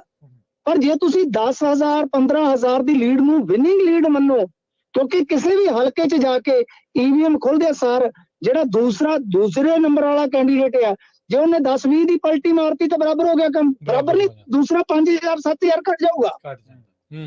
ਸੋ ਇਸ ਵਾਸਤੇ ਬਾਕੀ ਸਾਡਾ ਜੋ ਅਨੁਮਾਨ ਸੀਗਾ, ਕਾਂਗਰਸ ਇੱਥੇ ਵੱਡੀ ਧਿਰ ਬਣ ਕੇ ਉੱਭਰ ਨਹੀਂ ਸੀ, ਆਮ ਆਦਮੀ ਪਾਰਟੀ ਦਾ ਪਕਾਨਾ ਜਿਹੜਾ ਫੁੱਲਿਆ ਸੀ ਉਹਦੇ ਚ ਮੋਹਰੀ ਹੋਣੀ ਸੀ, ਉਹ ਸਾਫ਼ ਸੀ। ਉਹ ਸਭ ਕੁਝ ਜੋ ਸਾਨੂੰ ਦਿਖਦਾ ਸੀਗਾ, ਜੋ ਅਸੀਂ ਕਹਿੰਦੇ ਵੀ ਆਏ ਆਪਣੇ ਇਸ ਮੰਚ ਤੇ ਵੀ, ਮੈਂ ਬਹੁਤ ਵਾਰੀ ਕਿਹਾ ਕਿ ਮੈਨੂੰ ਤਾਂ ਇਹੋ ਜਾਪਦਾ ਕਿ ਕਾਂਗਰਸ ਵੱਡੀ ਧਿਰ ਆ, ਮਜ਼ਬੂਤ ਧਿਰ ਆ, ਦੂਸਰੇ ਨੰਬਰ ਤੇ ਆਮ ਆਦਮੀ ਪਾਰਟੀ ਹੋਗੀ। ਤੇ ਨਾਲ ਮੈਂ ਇਹ ਵੀ ਗੱਲ ਤੁਹਾਨੂੰ ਕਹੀ ਸੀ ਕਿ ਪਰਮਪਾਲ ਕੌਰ ਤੱਕ ਦੇਖ ਲਿਓ, ਭਾਜਪਾ ਦੇ ਕਮਜ਼ੋਰ ਤੋਂ ਕਮਜ਼ੋਰ ਕੈਂਡੀਡੇਟ ਨੂੰ ਵੀ ਵੋਟ ਪਾਊਗੀ, ਤਾਂ ਬਠਿੰਡੇ ਚ ਚੱਕ ਕੇ ਦੇਖ ਲਓ ਕਿ ਭਾਜਪਾ ਨੂੰ ਵੋਟ ਪੈ ਰਹੀ ਆ, ਭਾਜਪਾ ਨੂੰ ਵੋਟ ਪੈ ਰਹੀ ਆ। ਤੇ ਬੀਬਾ ਬਾਦਲ ਬਾਰੇ ਵੀ ਅਸੀਂ ਕਹਿੰਦੇ ਸੀਗੇ ਕਿ ਬੀਬਾ ਬਾਦਲ ਦੀ ਐਤਕੀ ਆਵਾਜ਼ ਆ, ਐਤਕੀ ਅਕਾਲੀ ਦਲ ਦੀ ਜਿਹੜੀ ਵੋਟ ਆਮ ਆਦਮੀ ਪਾਰਟੀ ਨੂੰ ਗਈ ਸੀ ਉਹ ਪਰਤਣੀ ਸ਼ੁਰੂ ਹੋ ਚੁੱਕੀ ਸੀ। ਮਸਲਨ ਮੈਂ ਤੁਹਾਨੂੰ ਦੱਸ ਦਿੰਦਾ, ਫਿਰੋਜ਼ਪੁਰ ਤੋਂ ਵੀ ਤਾਂ ਅਕਾਲੀ ਦਲ ਲੀਡ ਦੇ ਵਿੱਚ ਹੈ ਨਾ, ਫਰੀਦਕੋਟ ਦੇ ਵਿੱਚ ਵੀ ਜੇ ਤੁਸੀਂ ਦੇਖੋਗੇ ਬੇਸ਼ੱਕ ਖਾਲਸਾ ਜੀ ਅੱਗੇ ਨੇ, ਅਨਮੋਲ ਦੂਸਰੇ ਨੰਬਰ ਤੇ ਤੀਸਰੇ ਨੰਬਰ ਤੇ ਕੌਣ ਹੈ? ਅਕਾਲੀ ਦਲ ਬਾਦਲ, ਕਾਂਗਰਸ ਉੱਤੇ ਚੌਥੇ ਨੰਬਰ ਤੇ ਹੈ। ਜਿਸ ਕਾਂਗਰਸ ਦੀ ਚੜ੍ਹਤ ਹੈ ਇਸ ਵੇਲੇ, ਜਿਸ ਕਾਂਗਰਸ ਦੀ ਚੜ੍ਹਤ ਹੈ ਉਹ ਯਾਨੀ ਜੋ ਬਾਦਲਾਂ ਦਾ ਗੜ ਹੈ, ਯਾਨੀ ਵੈਸਟਰਨ ਮਾਲਵੇ ਵਾਲੀ ਸਾਈਡ ਜਦੋਂ ਤੁਸੀਂ ਆ ਜਾਓਗੇ ਜੁੜ ਰਿਹਾ ਜੀ ਜੀ। ਅਕਾਲੀ ਦਲ ਨੂੰ ਵਾਪਸੀ ਹੋ ਰਹੀ ਹੈ, ਵੋਟਰ ਦੀ ਮਿਲ ਜਾਂਦੀਆਂ, ਤੀਸਰੀ ਤੇ ਉਹ ਤੀਜੇ ਨੰਬਰ ਤੇ ਆ ਜਾਂਦੇ ਆ। ਤਾਂ ਉਹਨਾਂ ਦੇ ਹੱਕ ਦੇ ਵਿੱਚ ਇਹ ਚੀਜ਼ ਜਾਏਗੀ ਕਿ ਹਾਂ ਭਾਈ ਗੱਡੀ ਦੁਬਾਰਾ ਰੇੜਨੀ ਸ਼ੁਰੂ ਹੋ ਗਈ ਆ। ਜੀ ਰਾਜਕਰਨ ਜੀ, ਕੋਈ ਹੋਰ ਸਵਾਲ ਹੈ? ਹਾਂਜੀ, ਮੈਂ ਉਹੀ ਕਹਿ ਰਿਹਾ ਸੀਗਾ ਵੀ ਉਹ ਵੋਟਰ ਦੀ ਵਾਪਸੀ ਤੁਹਾਨੂੰ ਲੱਗਦਾ ਹੋ ਰਹੀ ਆ। ਆਮ ਆਦਮੀ ਪਾਰਟੀ ਦੇ ਉੱਤੇ ਇਹ ਐਂਟੀ ਇਨਕਮਬੈਂਸੀ ਸਾਰੀ ਕੰਮ ਕੀਤੀ ਆ। ਆਮ ਆਦਮੀ ਪਾਰਟੀ ਦੀ ਦੇਖੋ ਜਿਹੜੀ ਵੋਟ ਸੀਗੀ ਨਾ, ਉਹ ਵੋਟ ਇਸ ਤਰ੍ਹਾਂ ਦੀ ਸੀਗੀ ਕਿ ਜਿਵੇਂ ਮੈਂ ਤੁਹਾਨੂੰ ਦੱਸਦਾ ਕਿ ਸਾਡੇ ਇੱਧਰ ਮਾਲਵੇ ਚ ਦੇਖ ਲਓ ਜਾਂ ਓਵਰਆਲ ਵੀ ਤੁਸੀਂ ਦੇਖ ਲਓਗੇ ਤਾਂ ਜਿਹੜਾ ਯੰਗ ਬੰਦਾ ਹੁੰਦਾ, ਫਸਟ ਟਾਈਮ ਵੋਟਰ ਹੁੰਦਾ, ਫਿਰ ਸੈਕੰਡ ਟਾਈਮ ਵੋਟਰ ਬਣਦਾ, ਥਰਡ ਟਾਈਮ ਵੋਟਰ ਬਣਦਾ, ਉਹ ਜਦੋਂ ਕਿਸੇ ਬੰਦੇ ਨੂੰ ਵਾਰ-ਵਾਰ ਸੁਣਦਾ, ਵਾਰ-ਵਾਰ ਦੇਖਦਾ, ਉਹਦਾ ਮਨ ਮਚਲਦਾ। ਮੋਦੀ ਸਾਹਿਬ ਨਾਲ ਕੀ ਹੋਇਆ? ਮੋਦੀ ਸਾਹਿਬ ਦੀ ਬ੍ਰਾਂਡ ਵੈਲਿਊ ਘੱਟ ਹੋਈ। ਮੋਦੀ ਸਾਹਿਬ ਦੇ ਜਿਹੜੇ ਖਿਲਾਫ ਮੁੱਦੇ ਗਏ ਆ, ਯੰਗ ਜੋ ਵੋਟ ਸੀਗੀ, ਉਹਨਾਂ ਨੇ ਕਿਹਾ ਕਿ ਯਾਰ ਮੋਦੀ ਕਰੀ ਜਾਂਦੇ, ਸਾਡੀ ਜੌਬ ਕਿੱਥੇ ਆ, ਸਾਡਾ ਰੁਜ਼ਗਾਰ ਕਿੱਥੇ ਆ। ਸੋ ਇਹ ਚੀਜ਼ਾਂ ਦਾ ਫਰਕ ਪੈਂਦਾ ਹੈ ਕਿ ਸਾਡੀ ਇੱਥੇ ਦੀ, ਜੇ ਤੁਸੀਂ ਦੇਖੋਗੇ ਮਾਲਵੇ ਦੀ ਖਾਸ ਤੌਰ ਤੇ ਇਸ ਪੱਟੀ ਦੀ ਗੱਲ ਜੇ ਕਰੀਏ ਤਾਂ ਬਾਦਲ ਨੂੰ ਮੈਚੁਰ ਵੋਟਰ ਪਸੰਦ ਕਰਦਾ ਸੀ, ਪਰ ਜਿਹੜਾ ਯੰਗ ਸੀ ਉਹ ਕਹਿੰਦਾ ਕੀ ਯਾਰ ਬਾਦਲ ਲਾ ਰੱਖੀ ਆ, ਇਹਨਾਂ ਨੂੰ ਦਫਾ ਕਰੋ, ਕੋਈ ਹੋਰ ਲੱਭੋ। ਉਹਨਾਂ ਨੇ ਜਿਹੜਾ ਇੱਕ ਝਟਕਾ ਖਾਦਾ ਜਦੋਂ ਗਏ ਕਿ ਯਾਰ ਉਹ ਜਿਹੜੇ ਪੁਰਾਣੇ ਬੰਦੇ ਦੱਸਦੇ ਸੀ ਕਿ ਇਹਨਾਂ ਨੇ ਆਹ ਕੰਮ ਕੀਤੇ, ਇਹਨਾਂ ਨੇ ਆਹ ਕੰਮ ਕੀਤੇ, ਜੋ ਅਸੀਂ ਦੇਖੇ ਕਿ ਇੱਥੇ ਗਰਾਊਂਡ ਬਣੇ, ਸੜਕਾਂ ਬਣੀਆਂ, ਉਹਨਾਂ ਦੇ ਮੁਕਾਬਲੇ ਕੀ ਕਹਿੰਦੇ ਆ? ਜੇ ਨੌਕਰੀ ਮੰਗਦੇ ਤਾਂ ਕਹਿੰਦੇ 600 ਯੂਨਿਟ ਲੈ ਲਓ, ਜੇ ਖੇਤੀ ਨੀਤੀ ਮੰਗਦੇ ਕਹਿੰਦੇ 600 ਯੂਨਿਟ ਲੈ ਲਓ, ਜੇ ਕੋਈ ਮਹਿੰਗਾਈ ਦੀ ਗੱਲ ਕਰਦੇ ਕਹਿੰਦੇ 600 ਯੂਨਿਟ ਲੈ ਲਓ। ਵੀ 600 ਯੂਨਿਟ, ਅਸੀਂ 600 ਯੂਨਿਟ ਦੇ ਨਾਲ ਕਦੋਂ ਤੱਕ ਤਰਾਂਗੇ? ਸੋ ਇਹ ਐਂਟੀ ਇਨਕਮਬੈਂਸੀ ਨਹੀਂ, ਇਹ ਮਾਨ ਸਾਹਿਬ ਨੂੰ ਸਬਕ ਸਿਖਾਇਆ ਗਿਆ ਪੰਜਾਬ ਦੇ ਵੋਟਰ ਵੱਲੋਂ ਕਿ ਤੂੰ ਬਹੁਤੀ ਦੇਰ ਬੇਵਕੂਫ ਨਹੀਂ ਬਣਾ ਸਕਦਾ, ਤੂੰ ਜ਼ੁਮਲਿਆਂ ਦੇ ਨਾਲ ਨਹੀਂ ਸਾਥ ਸਕਦਾ, ਤੈਨੂੰ ਪਰਫਾਰਮ ਕਰਕੇ ਵਿਖਾਉਣਾ ਪਏਗਾ, ਤੈਨੂੰ ਪਰਫਾਰਮ ਕਰਕੇ ਦਰਸਾਉਣਾ ਪਏਗਾ। ਅਦਰਵਾਈਜ਼ ਪੰਜਾਬੀ ਜਿਹੜੇ ਆ ਉਹ ਨਾਟਕ, ਚੁਟਕਲੇ ਉਹ ਤਾਂ ਟੈਲੀਵਿਜ਼ਨ ਤੇ YouTube ਤੇ ਸੁਣੀ ਜਾਂਦੇ, ਸਾਡੇ ਤੇ ਇੱਥੇ ਸੋਨੂ ਸੀਤੋ ਵਾਲਾ ਹੈਗਾ, ਚੁੰਮੇ ਵਾਲੀ ਭਾਬੀ ਹੈਗੀ ਆ, ਕਿੰਨੇ ਨੇ ਮੁੰਡੇ ਕੁੜੀਆਂ ਮਨੋਰੰਜਨ ਕਰੀ ਜਾਂਦੇ ਨੇ। ਜੀ ਬਿਲਕੁਲ ਬਿਲਕੁਲ ਹਾਂਜੀ ਬਿਲਕੁਲ। ਤੇ ਮਿੰਟੂ ਜੀ, ਜਿਹੜੀਆਂ 2 ਸੀਟਾਂ ਅਕਾਲੀ ਦਲ ਨੂੰ ਆਉਂਦੀਆਂ ਦਿਖਾਈ ਦੇ ਰਹੀਆਂ ਨੇ, ਫਿਰੋਜ਼ਪੁਰ ਤੇ ਬਠਿੰਡਾ, ਇੱਥੋਂ ਦੂਜੇ ਤੀਜੇ ਨੰਬਰ ਤੇ ਕਿਹੜੀ ਪਾਰਟੀ ਦੀ ਸਥਿਤੀ ਹੈ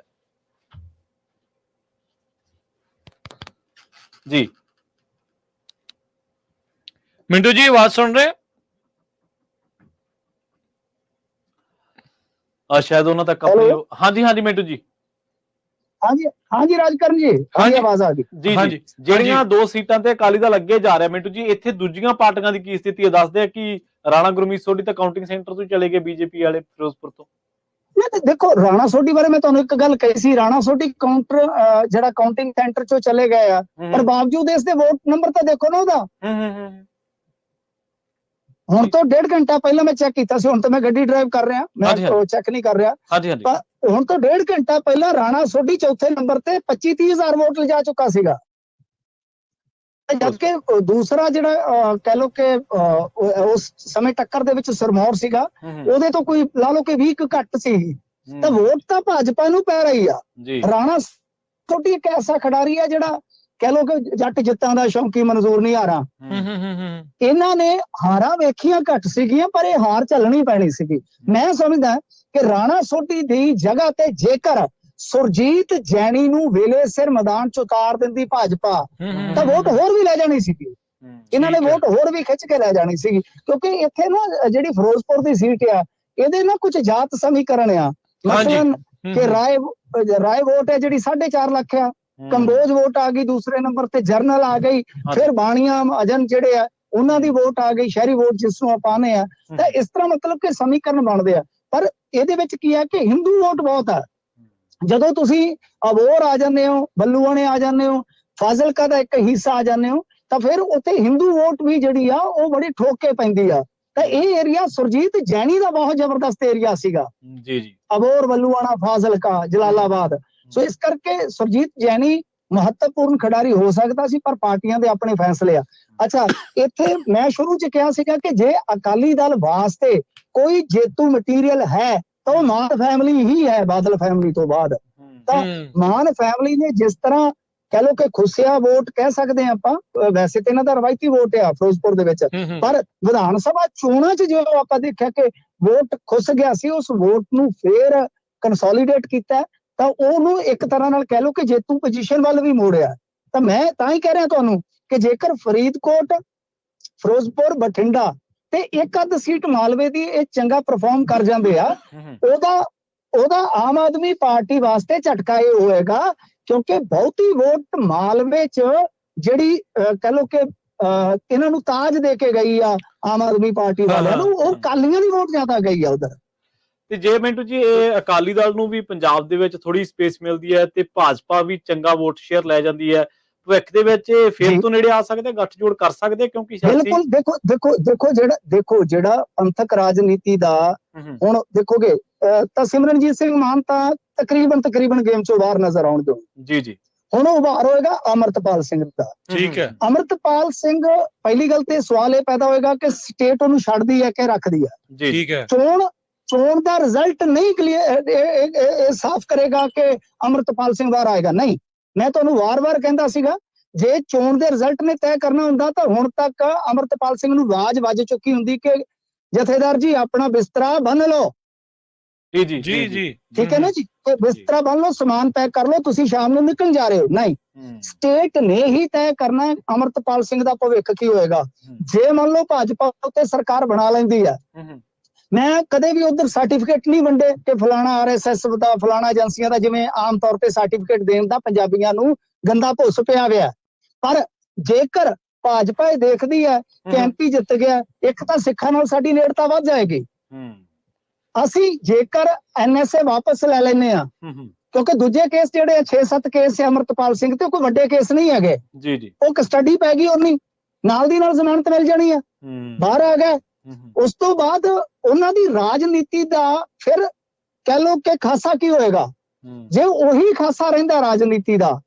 ਮਤਲਬ ਕਿ ਜਿਸ ਤਰ੍ਹਾਂ ਆਪਾਂ ਦੇਖਦੇ ਹਾਂ ਕਿ ਉਹ ਧਾਕੜ ਟਾਈਪ ਦਾ, ਜਾਂ ਖਾਲਿਸਤਾਨੀ ਲਹਿਰ ਦਾ, ਜਾਂ ਇਹ ਸਾਰੀਆਂ ਚੀਜ਼ਾਂ ਨੂੰ ਮਿਸ਼ਰਤ ਕਰ ਲਈਏ ਆਪਾਂ, ਕਿ ਜੇ ਉਹ ਏਜੰਡਾ ਹੀ ਰਨ ਕਰਦੇ ਤਾਂ ਫਿਰ ਭਾਜਪਾ ਜਿਹੜੀ ਹੈ ਮੈਂ ਜਿਵੇਂ ਤੁਹਾਨੂੰ ਕਿਹਾ ਕਿ ਜਿਹੜੀ ਵੋਟ ਪੈ ਰਹੀ ਹੈ ਕਾਊਂਟਰ ਪੋਲਰਾਈਜੇਸ਼ਨ ਦਾ ਹੀ ਹਿੱਸਾ ਹੈ।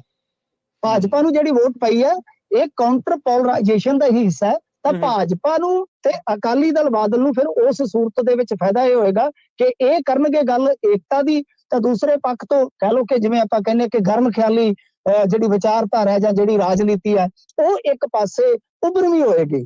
ਤਾਂ ਫਿਰ ਉੱਥੇ ਜਿਹੜਾ ਅਕਾਲੀ ਦਲ ਹੈ ਭਾਜਪਾ ਨਾਲ ਇਸ ਵਾਸਤੇ ਵੀ ਜਾਣਾ ਚਾਹੇਗਾ ਕਿ ਐਸਜੀਪੀਸੀ ਤਾਂ ਬਚਾਈਏ ਨਾ ਘੱਟੋ ਘੱਟ। ਜੀ ਆਪਣੇ ਹਾਂਜੀ ਗੁਰਪ੍ਰੀਤ ਕੀ ਸਵਾਲ ਸੀਗਾ ਤੁਹਾਡਾ?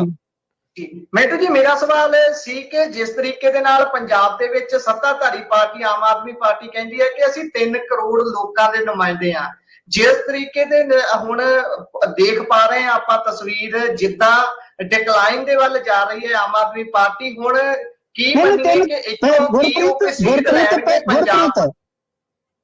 ਗੁਰਪ੍ਰੀਤ ਪਹਿਲੀ ਗੱਲ ਹੈ ਕਿ 3 ਕਰੋੜ ਵੋਟਰ ਹੀ ਹੈ ਨਹੀਂ ਪੰਜਾਬ ਦਾ।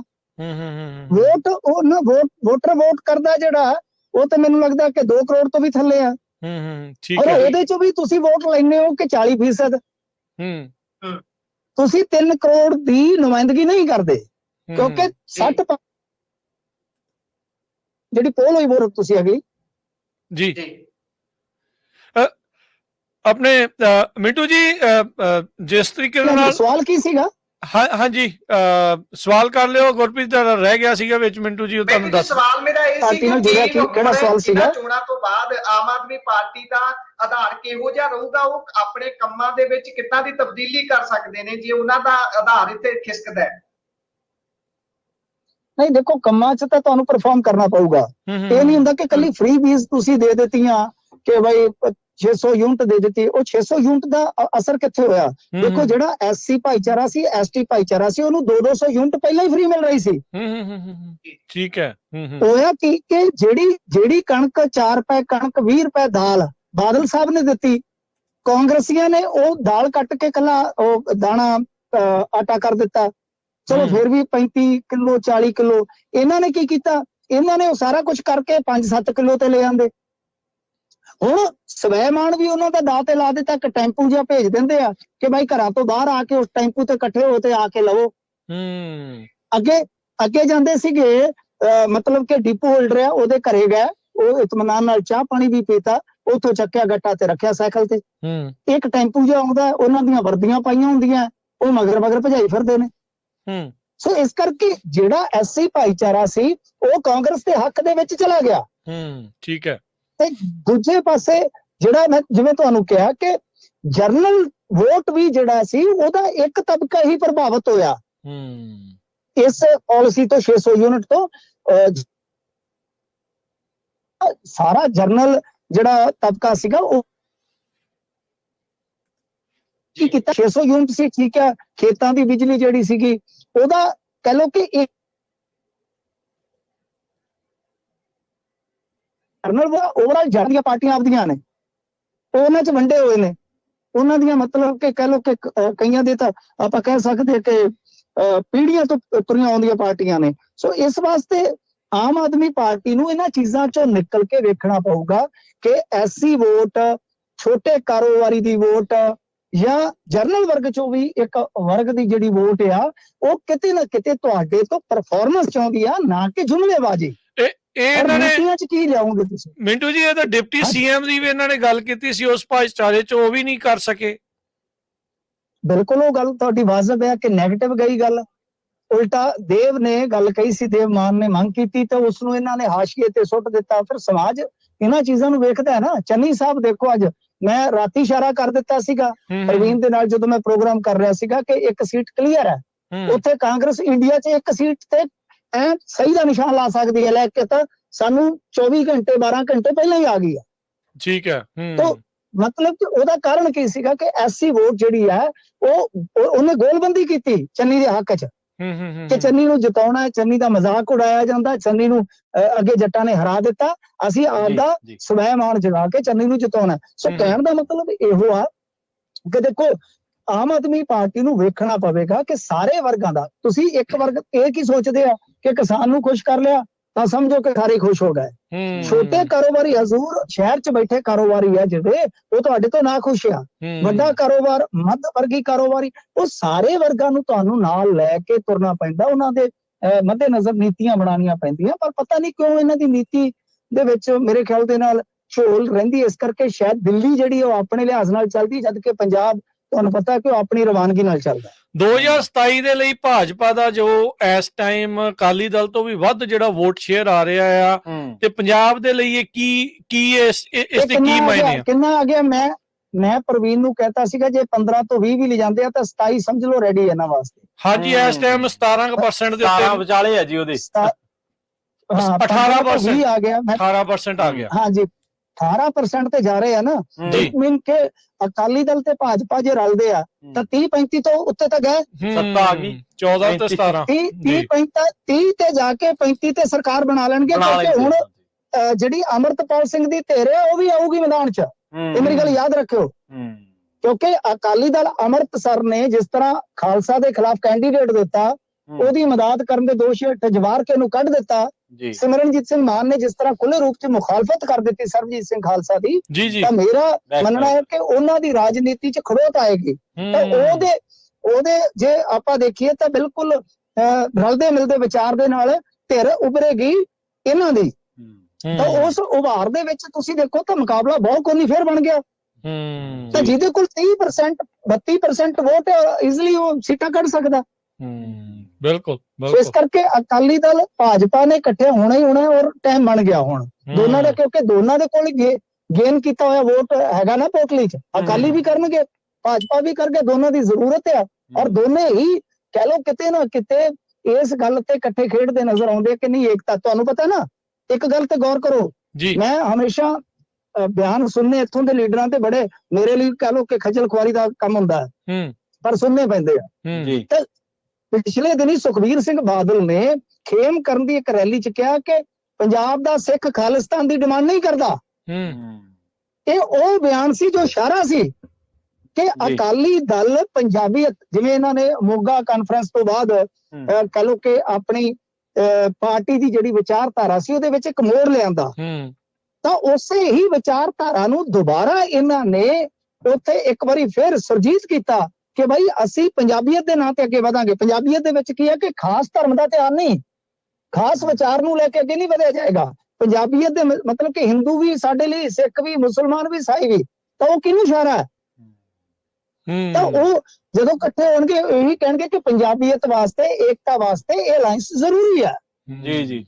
ਕਿਉਂਕਿ ਉਦੋਂ ਤੱਕ ਜਿਹੜੀ ਧਿਰ ਆ, ਮਤਲਬ ਕਿ ਜਿਵੇਂ ਮੈਂ ਕਹਿ ਰਿਹਾ ਵਾਰ-ਵਾਰ, ਅਕਾਲੀ ਦਲ ਅੰਮ੍ਰਿਤਸਰ ਤੋਂ ਬਾਅਦ ਜਿਹੜੀ ਦੂਸਰੀ ਪੰਥਕ ਧਿਰ ਉੱਠੇਗੀ, ਤਾਂ ਉਹਦਾ ਵੀ ਜੇ ਆਪਾਂ ਦੇਖੀਏ ਤਾਂ ਰਾਜਨੀਤਿਕ ਵਿਚਾਰ ਤੇ ਬਹੁਤ ਮਹੱਤਵ ਹੋਏਗਾ ਨਾ ਸਾਰਿਆਂ ਦਾ। ਉਹ ਬਹੁਤ ਜ਼ਰੂਰੀ ਵੇਖਣ ਵਾਲੀ ਚੀਜ਼ ਹੋਏਗੀ। ਜੇ ਉਹ ਜ਼ਿਆਦਾ ਕਹਿ ਲਓ ਖੜਕੇ ਦੜਕੇ ਵਾਲੀ ਹੁੰਦੀ ਹੈ ਤਾਂ ਇਹਨਾਂ ਨੂੰ ਤਾਂ ਬਹੁਤ ਆਸਾਨੀ ਹੋ ਜਾਏਗੀ ਨਾ ਕਿ ਲਓ ਜੀ ਪੰਜਾਬ ਨੂੰ ਖਤਰਾ ਹੋ ਗਿਆ, ਇਹ ਹੋ ਗਿਆ, ਉਹ ਹੋ ਗਿਆ।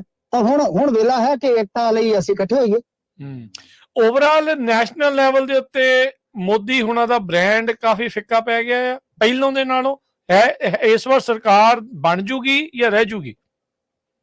ਦੇਖੋ ਮਸਲਾ ਸਰਕਾਰ ਬਣਨ ਦਾ ਨਹੀਂ ਸੀਗਾ। ਇਹ ਜਿਹੜਾ ਇਲੈਕਸ਼ਨ ਸੀਗਾ ਇਹ ਡੈਮੋਕ੍ਰੈਟਿਕ ਰਿਫਾਰਮ ਵਾਸਤੇ, ਰਿਜ਼ਰਵੇਸ਼ਨ ਵਾਸਤੇ ਜਾਂ ਇੱਕ ਸਟਰੋਂਗ ਆਪੋਜੀਸ਼ਨ ਵਾਸਤੇ ਹੀ ਲੜਿਆ ਜਾ ਰਿਹਾ ਸੀਗਾ। ਠੀਕ ਹੈ। ਮੈਂ ਸਾਰੇ ਦੇਖੋ, ਮੇਰੇ ਤੋਂ ਨਾ ਪਤਾ ਕੀ ਆ, ਉਡਵੀਆਂ ਗੱਲਾਂ ਨਹੀਂ ਹੁੰਦੀਆਂ।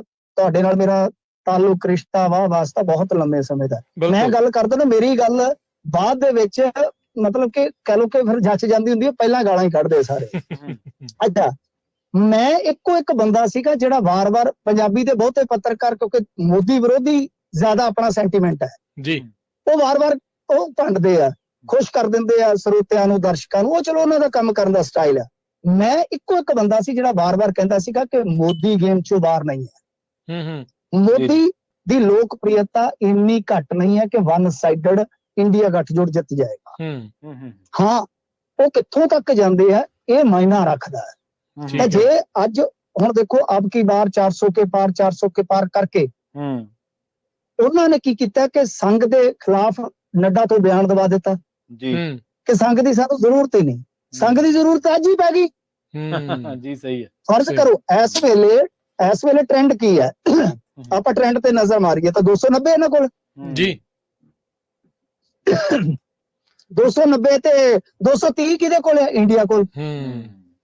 ਤੁਸੀਂ ਹੁਣ ਸ਼ਾਮ ਤੱਕ ਰਾਤ ਤੱਕ ਜੇ ਇਸ ਟ੍ਰੈਂਡ ਨੂੰ ਥੋੜਾ ਜਿਹਾ ਪਲਟ ਦਿਓ 90 ਤੋਂ 260 ਤੇ ਇਹ ਆ ਗਏ 240-50 ਤੇ ਮੋਦੀ ਸਾਹਿਬ ਆਪਣੇ ਆਪ ਖਤਮ ਹੋ ਗਏ। ਤੇ ਮੈਂ ਇਹ ਗੱਲ ਅੱਜ ਤੋਂ ਕਈ ਸਾਲ ਪਹਿਲਾਂ ਪੰਜਾਬੀ ਰੇਡੀਓ US ਤੇ ਕਹੀ ਸੀ ਕਿ ਮੋਦੀ ਉਹ ਰੋਕਿਆ, ਪੁੱਟਿਆ ਨਹੀਂ ਪੁੱਟਿਆ ਜਾਏਗਾ, ਇਹ ਆਪਣੇ ਆਪ ਹੀ ਡਿੱਗੇਗਾ। ਮੋਦੀ ਦਾ ਰੁੱਖ ਆਪਣੇ ਆਪ ਹੀ ਡਿੱਗ ਪਿਆ ਕਿਉਂਕਿ ਮੋਦੀ ਸਾਹਿਬ ਨੇ ਨਾ ਸੰਘ ਨੂੰ ਨਾ ਹੋਰ ਜਿਹੜੇ ਇਹਨਾਂ ਦੇ ਪੁਰਾਣੇ ਲੀਡਰ ਸੀ ਨਾ ਉਹਨਾਂ ਨੂੰ ਨਾਲ ਲਿਆ, ਖੁਦ ਹੰਕਾਰ ਦੇ ਘੋੜੇ ਤੇ ਸਵਾਰ ਹੋ ਕੇ ਨਿਕਲੇ ਹੋਏ ਸੀ। ਤੇ ਯਾਨੀ ਤਾਂ ਉਸ ਚੀਜ਼ ਦਾ ਖਮਿਆਜ਼ਾ ਉਹਨਾਂ ਨੂੰ ਭੁਗਤਣਾ ਪਿਆ। ਸੰਘ ਨੇ ਸਾਥ ਨਹੀਂ ਦਿੱਤਾ ਪੂਰੀ ਤੌਰ ਤੇ, ਮੈਂ ਵੀ ਨਹੀਂ ਕਹਿੰਦਾ ਕਿ ਉਹਨਾਂ ਨੇ ਬਿਲਕੁਲ ਸਾਥ ਨਹੀਂ ਦਿੱਤਾ। ਉਹਨਾਂ ਨੇ ਦਿਖਾਉਣਾ ਸੀ ਗੁਜਰਾਤੀਆਂ ਨੂੰ ਕਿ ਭਾਈ ਤੁਹਾਡੀ ਔਕਾਤ ਅੱਜ ਕਿੰਨੀ ਕੁ ਆ। ਠੀਕ ਹੈ, ਹੁਣ ਤੁਸੀਂ ਸੋਚ ਕੇ ਦੇਖੋ ਕਿ ਜੇ ਉਸ ਸੂਰਤ ਦੇ ਵਿੱਚ ਜਦੋਂ ਇਹ 60 ਤੇ ਆ ਜਾਂਦੇ ਆ, ਯਾਨੀ 15-30 ਦਾ ਟ੍ਰੈਂਡ ਹੈ, ਕੋਈ ਨਤੀਜੇ ਨਹੀਂ ਗੇ ਲਾਸਟ ਇਹ ਬਦਲ ਜਾਂਦਾ ਹੈ ਤੇ ਨਤੀਜੇ ਨਿਕਲਦੇ ਆ 260-50 ਤੇ ਆ ਜਾਂਦੀ ਆ ਭਾਜਪਾ, ਜਿਹੜਾ ਕਿ ਮੇਰਾ ਅਨੁਮਾਨ ਸੀ। ਮੈਂ ਮੰਨ ਰਿਹਾ ਸੀਗਾ ਕਿ 230 ਤੋਂ 260-70 ਦੇ ਦਰਮਿਆਨ ਭਾਜਪਾ ਜਾਂ NDA ਲੈ ਜਾਏਗਾ, ਮੇਰਾ ਇਹ ਮੰਨਣਾ ਸੀਗਾ। ਮੈਂ ਇੱਕ ਜਗ੍ਹਾ ਵੀ ਨਹੀਂ ਕਿਹਾ ਕਿ ਭਾਜਪਾ ਇਸ ਗੇਮ ਚੋਂ ਬਾਹਰ ਆ। ਮੈਂ ਹਮੇਸ਼ਾ ਕਹਿ ਰਿਹਾ ਕਿ ਸਿੰਗਲ ਲਾਰਜੈਸਟ ਪਾਰਟੀ ਤਾਂ ਉਹੀ ਹੋਏਗੀ, ਭਾਜਪਾ ਹੀ ਹੋਏਗੀ। ਕਿਉਂਕਿ ਮੇਰੇ ਦੋਸਤ ਇਸ ਵੇਲੇ ਵੱਖ-ਵੱਖ ਸੂਬਿਆਂ 'ਚ ਕੰਮ ਕਰ ਰਹੇ ਆ, ਏਜੰਸੀਆਂ ਚਲਾਉਂਦੇ, ਚਲੋ ਉਹਨਾਂ ਦੇ ਕਿੱਤੇ ਆ, ਮੈਂ ਉਹ ਰਿਵੀਲ ਨਹੀਂ ਕਰਾਂਗਾ। ਉਹ ਸਾਰੀ ਗਰਾਊਂਡ ਦੀ ਰਿਪੋਰਟ ਸੀਗੀ ਆਪਣੇ ਕੋਲ, ਸੀਟ ਬਾਈ ਸੀਟ ਸੀਗੀ ਕਿ ਯੂਪੀ 'ਚ ਕੀ ਹੋਣ ਜਾ ਰਿਹਾ। ਠਾਕੁਰਾਂ ਦੀ ਮੁੱਖ ਮੰਤਰੀ ਅਖੀਰ ਦੇ ਵਿੱਚ ਤੁਸੀਂ ਦੇਖੋ ਨਾ, ਅਖੀਰ ਦੇ ਵਿੱਚ ਤੁਸੀਂ ਇੱਕ ਚੀਜ਼ ਨੋਟ ਕੀਤੀ ਹੋਣੀ ਹੈ, ਇੱਕ ਚੀਜ਼ ਤੁਸੀਂ ਨੋਟ ਕੀਤੀ ਹੋਣੀ ਹੈ ਕਿ ਜਿਹੜਾ ਆਪਾਂ ਵੇਖਦੇ ਆ ਕਿ CM ਯੋਗੀ ਉਹਨਾਂ ਨੂੰ ਕਹਿਣਾ ਪਿਆ ਕਿ ਭਾਈ ਦੇਖੋ ਇਹ ਮੇਰੇ ਮਤਲਬ ਉਹਨਾਂ ਨੂੰ ਕਹਿਣਾ ਪਿਆ ਅਖੀਰ ਦੇ ਵਿੱਚ। ਯੋਗੀ ਦੀ ਜਦੋਂ ਨਾਰਾਜ਼ਗੀ ਹੋਈ, ਯੂਪੀ ਦੀ ਇੰਟਰਨਲ ਰਿਪੋਰਟ ਜਦੋਂ ਇਹਨਾਂ ਦੇ ਕੋਲ ਆਈ ਤੇ ਇਹਨਾਂ ਨੂੰ ਕਹਿਣਾ ਪਿਆ ਕਿ ਯੋਗੀ ਸਾਹਿਬ ਸਾਡੇ CM ਹੈ, ਮੈਂ ਇਹਨਾਂ ਦਾ ਮੈਂਬਰ ਪਾਰਲੀਮੈਂਟ ਆ, ਖੁਦ ਮੋਦੀ ਸਾਹਿਬ ਨੂੰ। ਤੇ ਇਹ ਮਤਲਬ ਕਿ ਤੁਸੀਂ ਇਸ ਚੀਜ਼ ਨੂੰ ਦੇਖੋ ਕਿ ਜਿਸ ਵੇਲੇ ਇਹ ਹੁਣ 260 ਜਾਂ 70 ਤੱਕ ਵੀ ਰਹਿ ਜਾਂਦੇ ਆ, 272 ਤੱਕ ਵੀ ਇੱਕ ਕਮਜ਼ੋਰ ਸਰਕਾਰ ਹੈ ਨਾ। ਬਿਲਕੁਲ। ਤਾਂ ਉਸ ਵੇਲੇ ਸੰਘ ਦੇ ਜਿਹੜੇ ਉਹ ਬੰਦੇ ਜਿਹੜੇ ਹਾਸ਼ੀਏ ਤੇ ਕੀਤੇ ਆ, ਚਾਹੇ ਭਾਗਵਤ ਆ, ਫਿਰ ਚਾਹੇ ਨਿਤਿਨ ਗਡਕਰੀ ਆ, ਵਸੁੰਧਰਾ ਰਾਜੇ ਸਿੰਧੀਆ, ਜਿਨ੍ਹਾਂ ਦੇ ਪੈਸੇ ਨਾਲ ਭਾਰਤੀ ਜਨਤਾ ਪਾਰਟੀ ਸ਼ੁਰੂ ਹੁੰਦੀ ਹੈ 1980-82 ਚ, ਉਹ ਕਿੱਥੇ ਆ? ਜਿਹੜਾ ਉਹ ਮਾਮਾ ਸ਼ਿਵਰਾਜ ਸਿੰਘ ਚੌਹਾਨ ਉਹ ਕਿੱਥੇ ਆ?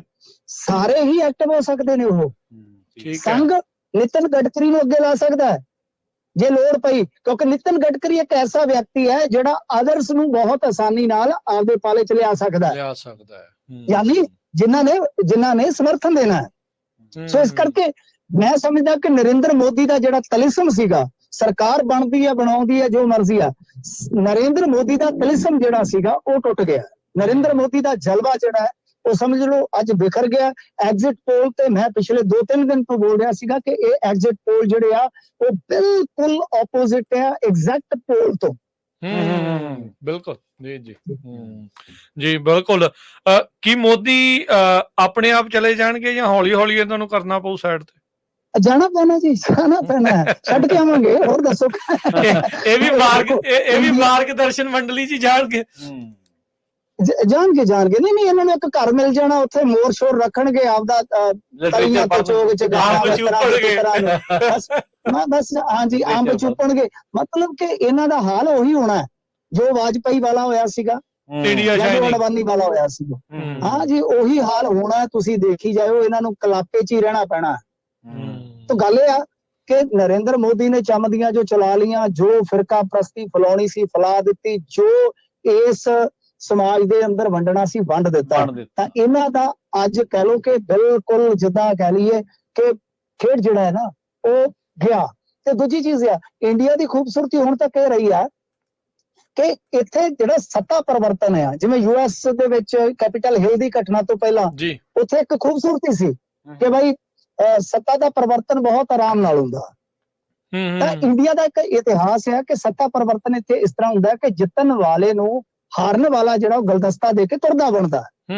ਜੇ ਇਹਨਾਂ ਨੇ ਕੋਈ ਚੈ ਪੈ ਕੀਤੀ ਤਾਂ ਲੋਕ ਐਤਕੀ ਇਹਨਾਂ ਨੂੰ ਕੁੱਟਣਗੇ ਬਹੁਤ, ਇਹ ਤੁਹਾਨੂੰ ਮੈਂ ਦੱਸ ਦਿੰਦਾ। ਅੱਜ ਵੀ ਜੇ ਤੁਸੀਂ ਦੇਖੋਗੇ ਤਾਂ ਯੂਪੀ ਦੇ ਵਿੱਚ ਲੋਕ, ਕੱਲ ਹੀ ਉਹਨੇ ਅਖਿਲੇਸ਼ ਯਾਦਵ ਨੇ ਆਖਿਆ ਸੀ ਨਾ ਸਿਰ ਤੇ ਕਫਨ ਬੰਨ ਲਓ ਜੀ, ਠੀਕ ਹੈ। ਇਹਦਾ ਇੱਕ ਕੈਂਡੀਡੇਟ ਨੇ ਤਾਂ ਇੱਥੋਂ ਤੱਕ ਆਖ ਦਿੱਤਾ ਸੀ ਡੀਐਮ ਨੂੰ ਕਿ ਜੇ ਤੂੰ ਮੇਰੇ ਨਾਲ ਐਤਕੀ ਮਾੜੀ ਕੀਤੀ ਨਾ 19 ਵਾਲੀ, ਜਾਂ ਤਾਂ ਤੇਰੀ ਲਾਸ਼ ਉੱਠੂ ਜਾਂ ਮੇਰੀ ਲਾਸ਼ ਉੱਠੂ। ਜੀ ਜੀ, ਮਤਲਬ ਕਿ ਇੱਥੋਂ ਤੱਕ ਕਹਾਣੀਆਂ ਗਈਆਂ ਨੇ। ਜੇ ਇਹ ਕੋਈ ਚੈਂਪ ਕਰਨਗੇ ਤਾਂ ਮੇਰੇ ਖਿਆਲ ਦੇ ਨਾਲ ਫਿਰ ਹੁਣ ਦੂਜੀ ਤਸੱਲੀ ਵਾਲੀ ਗੱਲ ਹੋਊਗੀ। ਇਹੀ ਹੈ ਕਿ ਜੇ ਤੁਸੀਂ ਜਿੱਤਦੇ ਵੀ ਹੋ ਤਾਂ ਇੱਕ ਬੜੀ ਕਮਜ਼ੋਰ ਸਰਕਾਰ ਲੈ ਕੇ ਆ ਰਹੇ ਹੋ, ਉਹਨੂੰ ਚਲਾਓ ਜਿਵੇਂ ਮਰਜ਼ੀ ਕਰੋ, ਤੇ ਜੇ ਤੁਸੀਂ ਮਤਲਬ ਕਿ ਹਾਰਦੇ ਹੋ ਉਸ ਹਾਰ ਨੂੰ ਪ੍ਰਵਾਨ ਕਰੋ ਤੇ ਚੁੱਪ ਕਰਕੇ ਗੁਜਰਾਤ ਨੂੰ ਚਾਲੇ ਪਾ ਦਿਓ। ਜੀ ਜੀ ਜੀ ਬਿਲਕੁਲ। ਸੋ ਮਿੰਟੂ ਜੀ, ਜਿਹੜੀ ਯੂਪੀ ਦੇ ਵਿੱਚ ਜਿਹੜੀ ਸਿਚੁਏਸ਼ਨ ਆ ਟੋਟਲੀ ਚੇਂਜ ਹੋਈ ਆ। ਐਨਡੀਏ 37 ਸੀਟਾਂ ਤੇ 27 ਜਿਹੜੀਆਂ ਡਾਊਨ ਜਾ ਰਹੀ ਆ, ਇੰਡੀਆ ਵਾਲੇ 41 ਤੇ 35 ਸੀਟਾਂ ਅਪ, ਅਦਰਸ 2 ਆ। ਯੂਪੀ ਦੇ ਵਿੱਚ ਬਹੁਤ ਵੱਡਾ ਝਟਕਾ ਬੀਜੇਪੀ ਨੂੰ ਲੱਗਾ। ਹਾਂਜੀ, ਯੂਪੀ, ਮੈਂ ਤੁਹਾਨੂੰ ਅੱਗੇ ਦੱਸਿਆ ਨਾ ਕਿ ਯੂਪੀ ਦੇ ਵਿੱਚੋਂ ਇਹ ਰਿਪੋਰਟਾਂ ਆ ਰਹੀਆਂ ਸੀਗੀਆਂ। ਯੂਪੀ ਚ ਕੀ ਹੋਇਆ ਕਿ ਮੈਂ ਮੇਨਲੀ ਜੇ ਤੁਸੀਂ ਉਸ ਚੀਜ਼ ਨੂੰ ਸਮਝਣਾ ਹੈ ਤਾਂ ਉਹ ਕੀ ਹੋਇਆ ਕਿ ਜਿਹੜਾ ਇੱਕ ਤੇ ਸਮਾਜਵਾਦੀ ਪਾਰਟੀਆਂ ਨੇ ਟਿਕਟਾਂ ਦੀ ਵੰਡ ਦਾ ਕੰਮ ਕੀਤਾ ਸੀਗਾ, ਬੜਾ ਆਲਾ ਤਰੀਨ ਸੀਗਾ। ਠੀਕ ਹੈ। ਮਤਲਬ ਕਿ ਸਿਰਫ ਆਪਦੀ ਫੈਮਿਲੀ ਨੂੰ, ਯਾਦਵਾਂ ਨੂੰ ਉਹਨਾਂ ਨੇ 5 ਦਿੱਤੀਆਂ, ਬਾਕੀ ਕਿਸੇ ਯਾਦਵ ਨੂੰ ਟਿਕਟ ਹੀ ਨਹੀਂ ਦਿੱਤੀ ਉਹਨਾਂ ਨੇ ਆਪਦੇ ਸਮਾਜ ਚ। ਠੀਕ ਹੈ। ਉਹ ਟਿਕਟਾਂ ਕਾ ਦਿੱਤੀਆਂ ਗਈਆਂ ਕੁਰਮੀਆਂ ਨੂੰ, ਨਿਸ਼ਾਦਾਂ ਨੂੰ, ਮਤਲਬ ਕਿ ਇਸ ਤਰ੍ਹਾਂ ਸਮੀਕਰਨ ਫਿੱਟ ਬਿਠਾਏ ਗਏ। ਠੀਕ ਹੈ। ਮੁਸਲਮਾਨ ਵੀ ਲੈ ਲਿਆ ਨਾਲ, ਅਤੀ ਪਛੜਾ ਵਰਗ ਵੀ ਲੈ ਲਿਆ, ਯਾਦਵ ਆ ਹੀ ਗਏ। ਤਾਂ ਉਸ ਤੋਂ ਬਾਅਦ ਕੀ ਹੋਇਆ ਕਿ ਰਿਜ਼ਰਵੇਸ਼ਨ ਦੇ ਨਾਮ ਤੇ ਜਾਂ ਸੰਵਿਧਾਨ ਦੇ ਨਾਮ ਤੇ ਬਈ ਫਿਰ ਜਿਹੜਾ ਸਾਰਾ ਕੁਝ ਹੋਇਆ ਉਹ ਨੈਰੇਟਿਵ ਬਣਿਆ। ਹੋਰ ਰਾਹੁਲ ਠੀਕ ਹੋ? ਅੱਛਾ, ਜੋ ਨੈਰੇਟਿਵ ਬਣਿਆ, ਜਿਹੜਾ ਉਹ ਨੈਰੇਟਿਵ ਬਣਿਆ, ਉਸ ਨੈਰੇਟਿਵ ਨੇ ਆਖਿਆ ਕਿ ਭੈਣ ਜੀ ਅਬ ਕੀ ਵਾਰ ਮਾਫੀ ਦਿਓ ਸਰਕਾਰ। ਦਲਿਤ ਨੇ ਵੀ ਕਿਹਾ ਕਿ ਹੁਣ ਤਾਂ ਰਿਜ਼ਰਵੇਸ਼ਨ ਬਚਾਉਣ ਦਾ ਮਸਲਾ ਹੈ, ਸੰਵਿਧਾਨ ਬਚਾਉਣ ਦਾ ਮਸਲਾ। ਉਹਨਾਂ ਨੇ ਹਾਥੀ ਤੋਂ ਮਾਰੀ ਛਾਲ, ਥੱਲੇ ਜਾਂਦਾ ਸੀ ਸਾਈਕਲ, ਜਿਹੜੀ ਸਾਈਕਲ ਦੇ ਪਿਛਲੀ ਕਾਠੀ ਸੀ ਉਹ ਕਾਠੀ ਤੇ ਬੈਠ ਗਏ। ਤਾਂ ਯੂਪੀ ਚ ਕਹਾਣੀ ਤਕਰੀਬਨ ਇਹ ਵਾਪਰ ਰਹੀ ਆ। ਤੁਸੀਂ ਦੇਖੋ ਰਾਮ ਮੰਦਿਰ ਦਾ ਮੁੱਦਾ ਵੀ ਨਹੀਂ ਚੱਲਿਆ। ਜੀ ਜੀ, ਲੱਲੂ ਸਿੰਘ ਦੀ ਸੀਟ ਫਸ ਗਈ, ਲੱਲੂ ਸਿੰਘ ਪਿੱਛੇ ਜਾ ਰਿਹਾ ਯੋਧਿਆ ਤੋਂ। ਇਹ ਬਹੁਤ ਵੱਡੀ ਗੱਲ ਹੈ। ਬਿਲਕੁਲ। ਰਾਮ ਮੰਦਿਰ ਦਾ ਪਿੱਛੇ ਜਾ ਰਿਹਾ। ਮਿੰਟੂ ਜੀ, ਉੱਤੇ ਇਹ ਵੀ ਕਾਰਨ ਸੀ ਵੀ ਬਹੁਤ ਸਾਰੇ ਜਿਹੜੇ ਹਿੰਦੂ ਲੋਕ ਹੈ ਨਾ ਜੀ, ਉਹ ਵੀ ਅਪਸੈਟ ਸੀ ਜਿੱਥੇ ਰਾਮ ਮੰਦਿਰ ਬਣਿਆ। ਇਹ ਨਹੀਂ ਘਰ ਬਹੁਤ ਢਾਏ ਲੋਕਾਂ ਦੇ, ਗਰੀਬਾਂ ਦੇ, ਧੱਕੇ ਦੇ ਨਾਲ ਉੱਤੇ ਸੜਕਾਂ ਚੌੜੀਆਂ, ਬਲਡੋਜ਼ਰ ਵੀ ਬਹੁਤ ਚੱਲ ਰਿਹਾ ਸੀ ਉੱਥੇ। ਇੱਕ ਚੀਜ਼ ਹੋਰ ਵੀ ਸੀ ਰਾਜਕਾਰਨ ਉੱਥੇ, ਇੱਕ ਚੀਜ਼ ਹੋਰ ਵੀ ਸੀ ਕਿ ਬਈ ਮਤਲਬ ਕਿ ਜਿਹੜੇ ਲੋਕ ਉੱਥੇ ਆ ਕੇ ਵੱਡੇ ਠੇਕੇ ਠੁਕੇ ਲੈ ਰਹੇ ਸੀਗੇ ਜੀ ਜੀ, ਤਾਂ ਉਹ ਗੁਜਰਾਤੀ ਸੀਗੇ। ਗੁਜਰਾਤ ਗੁਜਰਾਤ ਲੌਬੀ ਨੇ ਮਿੰਟੂ ਜੀ ਕੈਪਚਰ ਕਰ ਲਿਆ ਸਾਰਾ ਕੁਝ। ਹਾਂਜੀ, ਇੱਥੋਂ ਤੱਕ ਕਿ ਅਡਾਨੀ ਦੇ ਜਿਹੜੇ ਮਤਲਬ ਕਿ ਹੈਗੇ ਸੀਗੇ ਸੰਗੀ ਸਾਥੀ, ਉਹਨਾਂ ਨੇ ਗਰੀਬ ਕਿਸਾਨਾਂ ਤੋਂ ਛਲ ਦੇ ਨਾਲ ਜ਼ਮੀਨ ਹਾਸਲ ਕਰਕੇ ਉਹ ਮਹਿੰਗੇ ਭਾਅ ਦੀਆਂ ਮੁੜ ਕੇ ਕਲੋਨੀਆਂ ਕੱਟ ਦਿੱਤੀਆਂ, ਕਿਉਂਕਿ 에ਅਰਪੋਰਟ ਦੇ ਲਾਗੇ ਸੀ ਉਹ ਜ਼ਮੀਨ। ਇਹਨਾਂ ਨੂੰ ਪਤਾ ਸੀ 에ਅਰਪੋਰਟ ਬਣੇਗਾ ਇੱਥੇ। ਅੱਛਾ ਮਿੰਟੂ ਜੀ, ਇੱਕ ਨਾਰਾਜ਼ਗੀ ਸੀ। ਹਾਂਜੀ ਹਾਂਜੀ, ਕਰ ਲਓ ਕੰਪਲੀਟ ਗੱਲ, ਮੈਂ ਫਿਰ ਪੁੱਛਦਾ ਗੱਲ। ਹਾਂਜੀ ਜੀ, ਮੈਂ ਕਿਹਾ ਜੀ ਉਹ ਵੀ ਇੱਕ ਨਾਰਾਜ਼ਗੀ ਸੀ ਸਥਾਨਕ ਲੋਕਾਂ ਦੀ ਕਿ ਭਾਈ ਤੁਸੀਂ ਇੱਕ ਤੇ ਧਰਮ ਦੇ ਨਾਮ ਤੇ ਸਾਰੇ ਜਿਹੜੇ ਲੋਕਲ ਮੁੱਦੇ ਆ ਤਾਂ ਭਾਈ ਉਹ ਤੁਸੀਂ ਸਾਰੇ ਜਿਹੜੇ ਆ ਉਹ ਕਰ ਰਹੇ ਹੋ। ਜੀ ਇੱਕ ਮਿੰਟ ਜੀ, ਬਿਲਕੁਲ ਆਪਣੇ ਨਾਲ ਜੁੜੇ ਨੇ ਮਿੰਟੂ ਸਰੀਆ ਜੀ, ਜਿਨ੍ਹਾਂ ਦੇ ਨਾਲ ਆਪਾਂ ਚਰਚਾ ਕਰ ਰਹੇ ਹਾਂ। ਮਿੰਟੂ ਜੀ ਕੋਈ ਗੱਲ ਨਹੀਂ। ਹਾਂਜੀ ਮਿੰਟੂ ਜੀ, ਜਿਹੜੀ ਇੱਕ ਚੀਜ਼ ਕੋਈ ਗੱਲ, ਮੈਂ ਖੜਾ ਰਸਤੇ 'ਚ, ਹੁਣ ਮੈਨੂੰ ਸਾਰੇ ਜਾਣਦੇ ਆ, ਉਹ ਸਾਰੇ ਵਜੇ ਕਾਂਗਰਸ ਬਿਲਕੁਲ। ਅੱਛਾ ਮਿੰਟੂ ਜੀ, ਮੈਂ ਇੱਕ ਚੀਜ਼ ਜਿਹੜੀ ਪੁੱਛਣਾ ਚਾਹੁੰਦਾ, ਹੁਣ ਜਦੋਂ ਐਗਜ਼ਿਟ ਪੋਲ ਆਏ, ਸੈਂਸੈਕਸ ਨੇ ਛਾਲ ਮਾਰੀ, ਕੀ ਇਹ ਪਲਾਂਟਡ ਇਹ ਚੀਜ਼ ਸੀ? ਇਹਨੂੰ ਇਸ ਐਂਗਲ ਤੋਂ ਵੀ ਦੇਖਿਆ ਜਾਵੇ, ਅੱਜ ਹੁਣ ਡਿੱਗੀ ਵੀ ਬੜੀ ਹੈ। ਤਾਂ ਡਿੱਗਣੀ ਹੈ। ਮਾਰਕੀਟ ਦੇ ਪਿਲਰ ਕੌਣ ਹੈ? ਅਡਾਨੀ ਸਾਹਿਬ।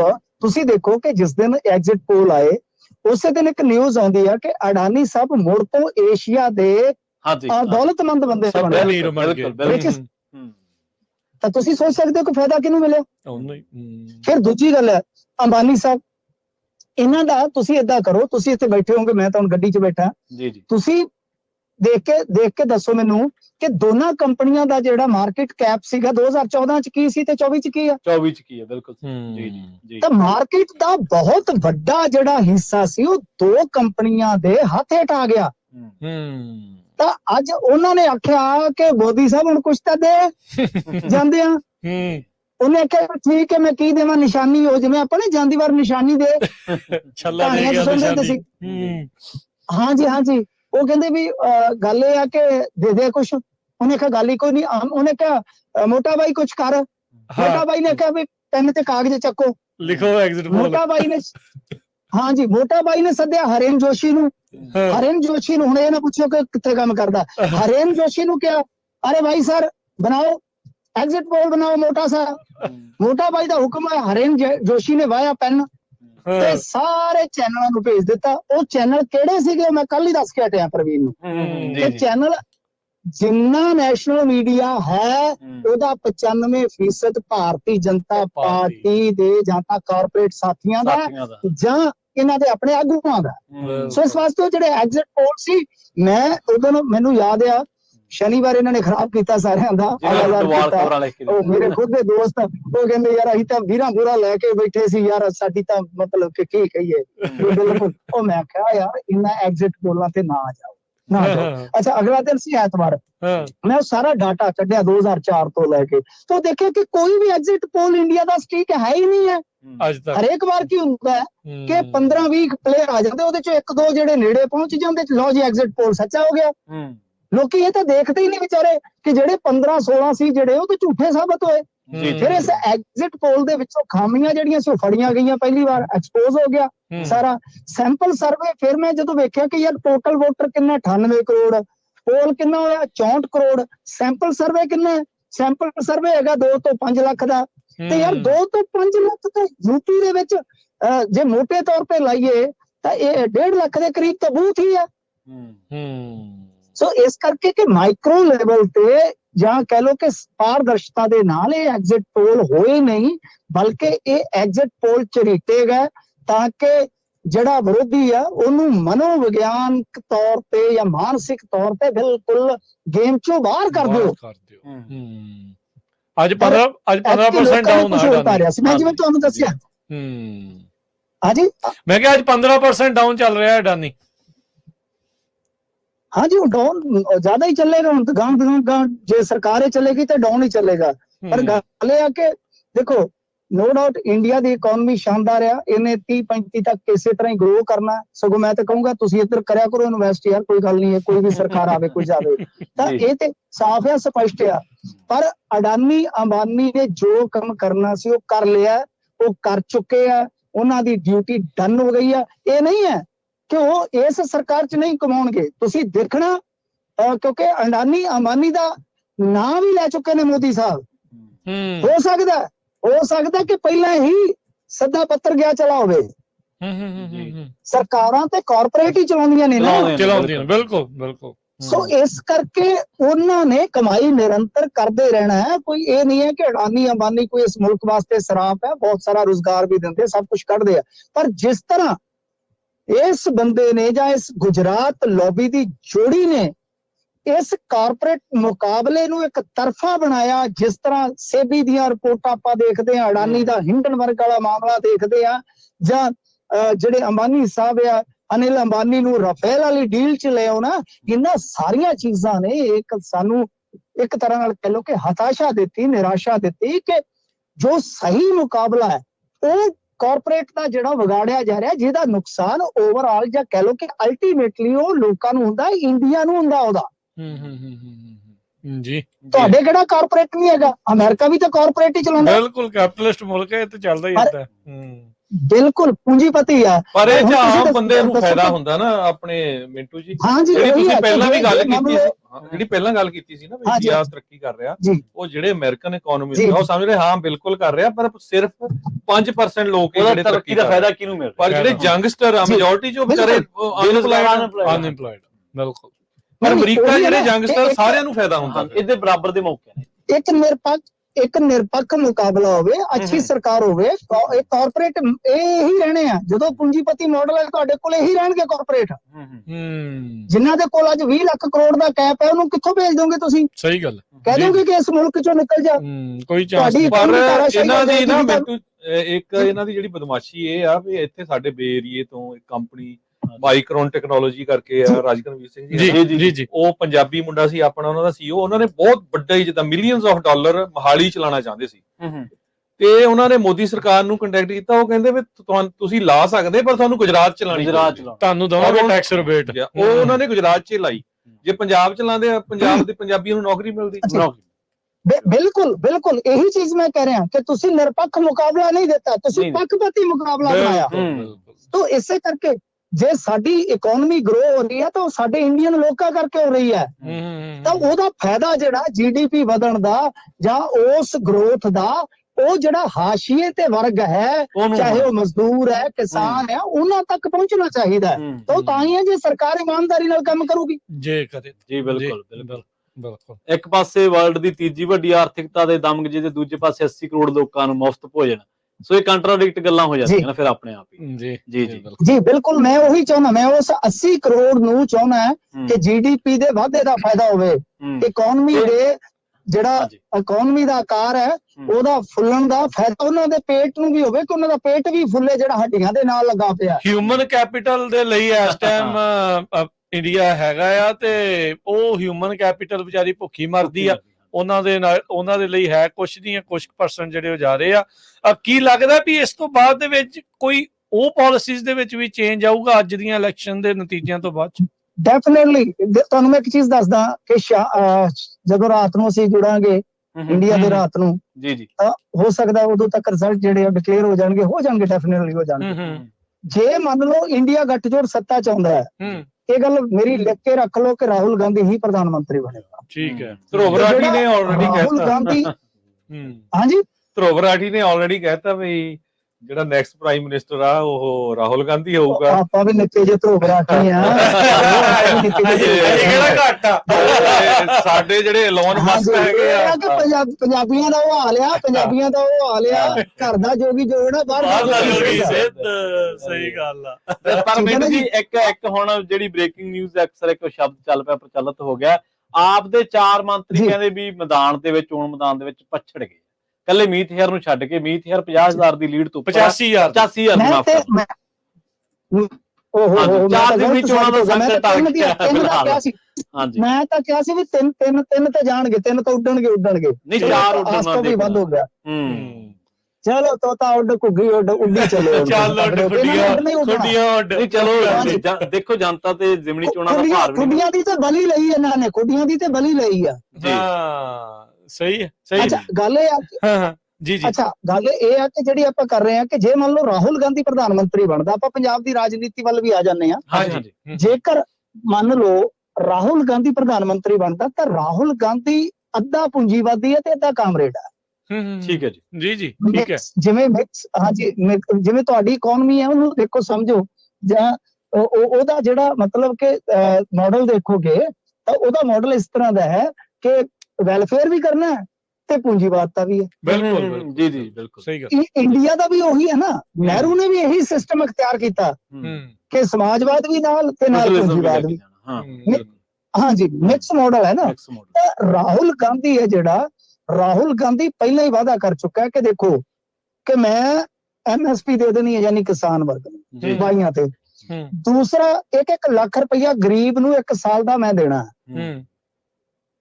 ਹੁਣ ਉਹ ਦੇਣ ਪਿੱਛੇ ਕੀ ਲੌਜਿਕ ਸੀਗਾ ਰਾਹੁਲ ਗਾਂਧੀ ਦਾ ਕਿ ਇਹ ਤੁਹਾਡੇ ਤੇ ਕੋਈ ਆਸਾਨ ਨਹੀਂ ਕਰਨਾ, ਇਹ ਤੁਹਾਡੇ ਤੋਂ ਅਰਥ ਚੱਕਰ ਦੇ ਵਿੱਚ ਸਹਿਯੋਗ ਪਾਉਣਾ, ਕਿਉਂਕਿ ਤੁਸੀਂ ਲੱਖ ਰੁਪਏ ਦੀਆਂ ਜੋ ਚੀਜ਼ਾਂ ਖਰੀਦੋਗੇ ਉਹਦੀ ਡਿਮਾਂਡ ਵਧੇਗੀ। ਜੀ, ਜੋ ਡਿਮਾਂਡ ਵਧੇਗੀ, ਜਿਹੜੀ ਸਪਲਾਈ ਆ ਉਹ ਵਧਾਉਣੀ ਪਊਗੀ, ਤਾਂ ਸਪਲਾਈ ਦੇ ਨਾਲ ਹੀ ਪ੍ਰੋਡਕਸ਼ਨ ਵਧੇਗੀ, ਤਾਂ ਪ੍ਰੋਡਕਸ਼ਨ ਦੇ ਨਾਲ ਹੀ ਰੁਜ਼ਗਾਰ ਵਧੇਗਾ। ਦੇਖੋ, ਇਹ ਉਸ ਬੰਦੇ ਦਾ ਵਿਜ਼ਨ ਹੈ। ਜੇ ਉਹ ਆ ਕੇ ਸਹੀ ਢੰਗ ਨਾਲ ਚੱਲਦਾ ਤਾਂ ਮੇਰੇ ਖਿਆਲ ਦੇ ਨਾਲ ਡੈਫੀਨਿਟਲੀ ਨੀਤੀਆਂ 'ਚ ਤੁਸੀਂ ਬਹੁਤ ਵੱਡੇ ਬਦਲਾਅ ਦੇਖੋਗੇ। ਜੀ ਨਹੀਂ, ਬਿਲਕੁਲ, ਇਹ ਬਹੁਤ ਕੁਝ ਦੇ ਰਿਹਾ। ਰੀਸੈਂਟਲੀ ਆਪਾਂ ਇਹ ਵੀ ਦੇਖਿਆ ਸੀ, ਸ਼ਾਇਦ ਪੂੰਜੀਪਤੀਆਂ ਦੀ ਜਦੋਂ ਗੱਲ ਕਰਦੇ ਕਹਿੰਦੇ ਵੀ ਰਾਹੁਲ ਹੁਣ ਕਿਉਂ ਨਹੀਂ ਨਾਂ ਲੈਂਦਾ, ਅਡਾਨੀ ਬਚਦੇ ਆ। ਹਾਂਜੀ, ਆਪਦੇ ਚੋਣ ਪ੍ਰਚਾਰ 'ਚ ਬਚੇ ਹੋ। ਮੋਦੀ ਨੂੰ ਕਿਤੇ ਪਹਿਲਾਂ ਹੀ ਪਤਾ ਸੀਗਾ ਵੀ ਉਧਰ ਨੂੰ ਚਲੇ ਗਏ ਹੈ। ਹਾਂਜੀ, ਨਹੀਂ, ਮਾਰਚ ਤੋਂ ਲੈ ਕੇ ਹੁਣ ਤੱਕ ਰਾਹੁਲ ਗਾਂਧੀ 165 ਵਾਰੀ ਤੋਂ ਵੱਧ ਇਹਨਾਂ ਦੇ ਨਾਲ ਲੈ ਚੁੱਕੇ ਜੀ। ਅੱਛਾ ਜੀ, 165 ਵਾਰੀ ਤੋਂ ਵੱਧ ਜੀ, ਇਹ ਡਾਟਾ ਹੈ। ਰਾਹੁਲ ਗਾਂਧੀ ਨੇ ਕੀ ਲੱਗਦਾ ਵੀ ਆਪਣਾ ਧੋਣਾ ਧੋ ਰਿਹਾ, ਵੀ ਜਿਹੜੀ ਵੀ ਇਲੈਕਸ਼ਨ 'ਚ ਲੀਡ ਕਰਦਾ ਵੀ ਉਹ ਲੂਜ਼ ਕਰ ਜਾਂਦਾ ਆ, ਉਹ ਹੋ ਗਿਆ ਹੁਣ ਐਕਸਪੀਰੀਅੰਸ ਇਨਫ ਹੋ ਗਿਆ ਜਿੱਤਣ ਦੇ? ਨਹੀਂ, ਰਾਹੁਲ ਗਾਂਧੀ ਬਾਰੇ ਇੱਕ ਦਿਨ ਮੈਂ ਅੱਗੇ ਗੱਲ ਕਹੀ ਸੀ, ਪਤਾ ਨਹੀਂ ਆਪਣੇ ਪੰਜਾਬੀ ਰੇਡੀਓ ਤੇ ਕਹੀ ਜਾਂ ਕਿਤੇ ਹੋਰ, ਮਤਲਬ ਮੈਂ ਇਹ ਗੱਲ ਕਹੀ ਸੀ ਕਿ ਇਹ ਜਿਹੜੀ ਇਲੈਕਸ਼ਨ ਆ ਉਹ ਰਾਹੁਲ ਗਾਂਧੀ ਵਾਸਤੇ ਇੱਕ ਤਰ੍ਹਾਂ ਨਾਲ ਕਹਿ ਲਓ ਕਿ ਵਰਦਾਨ ਆ।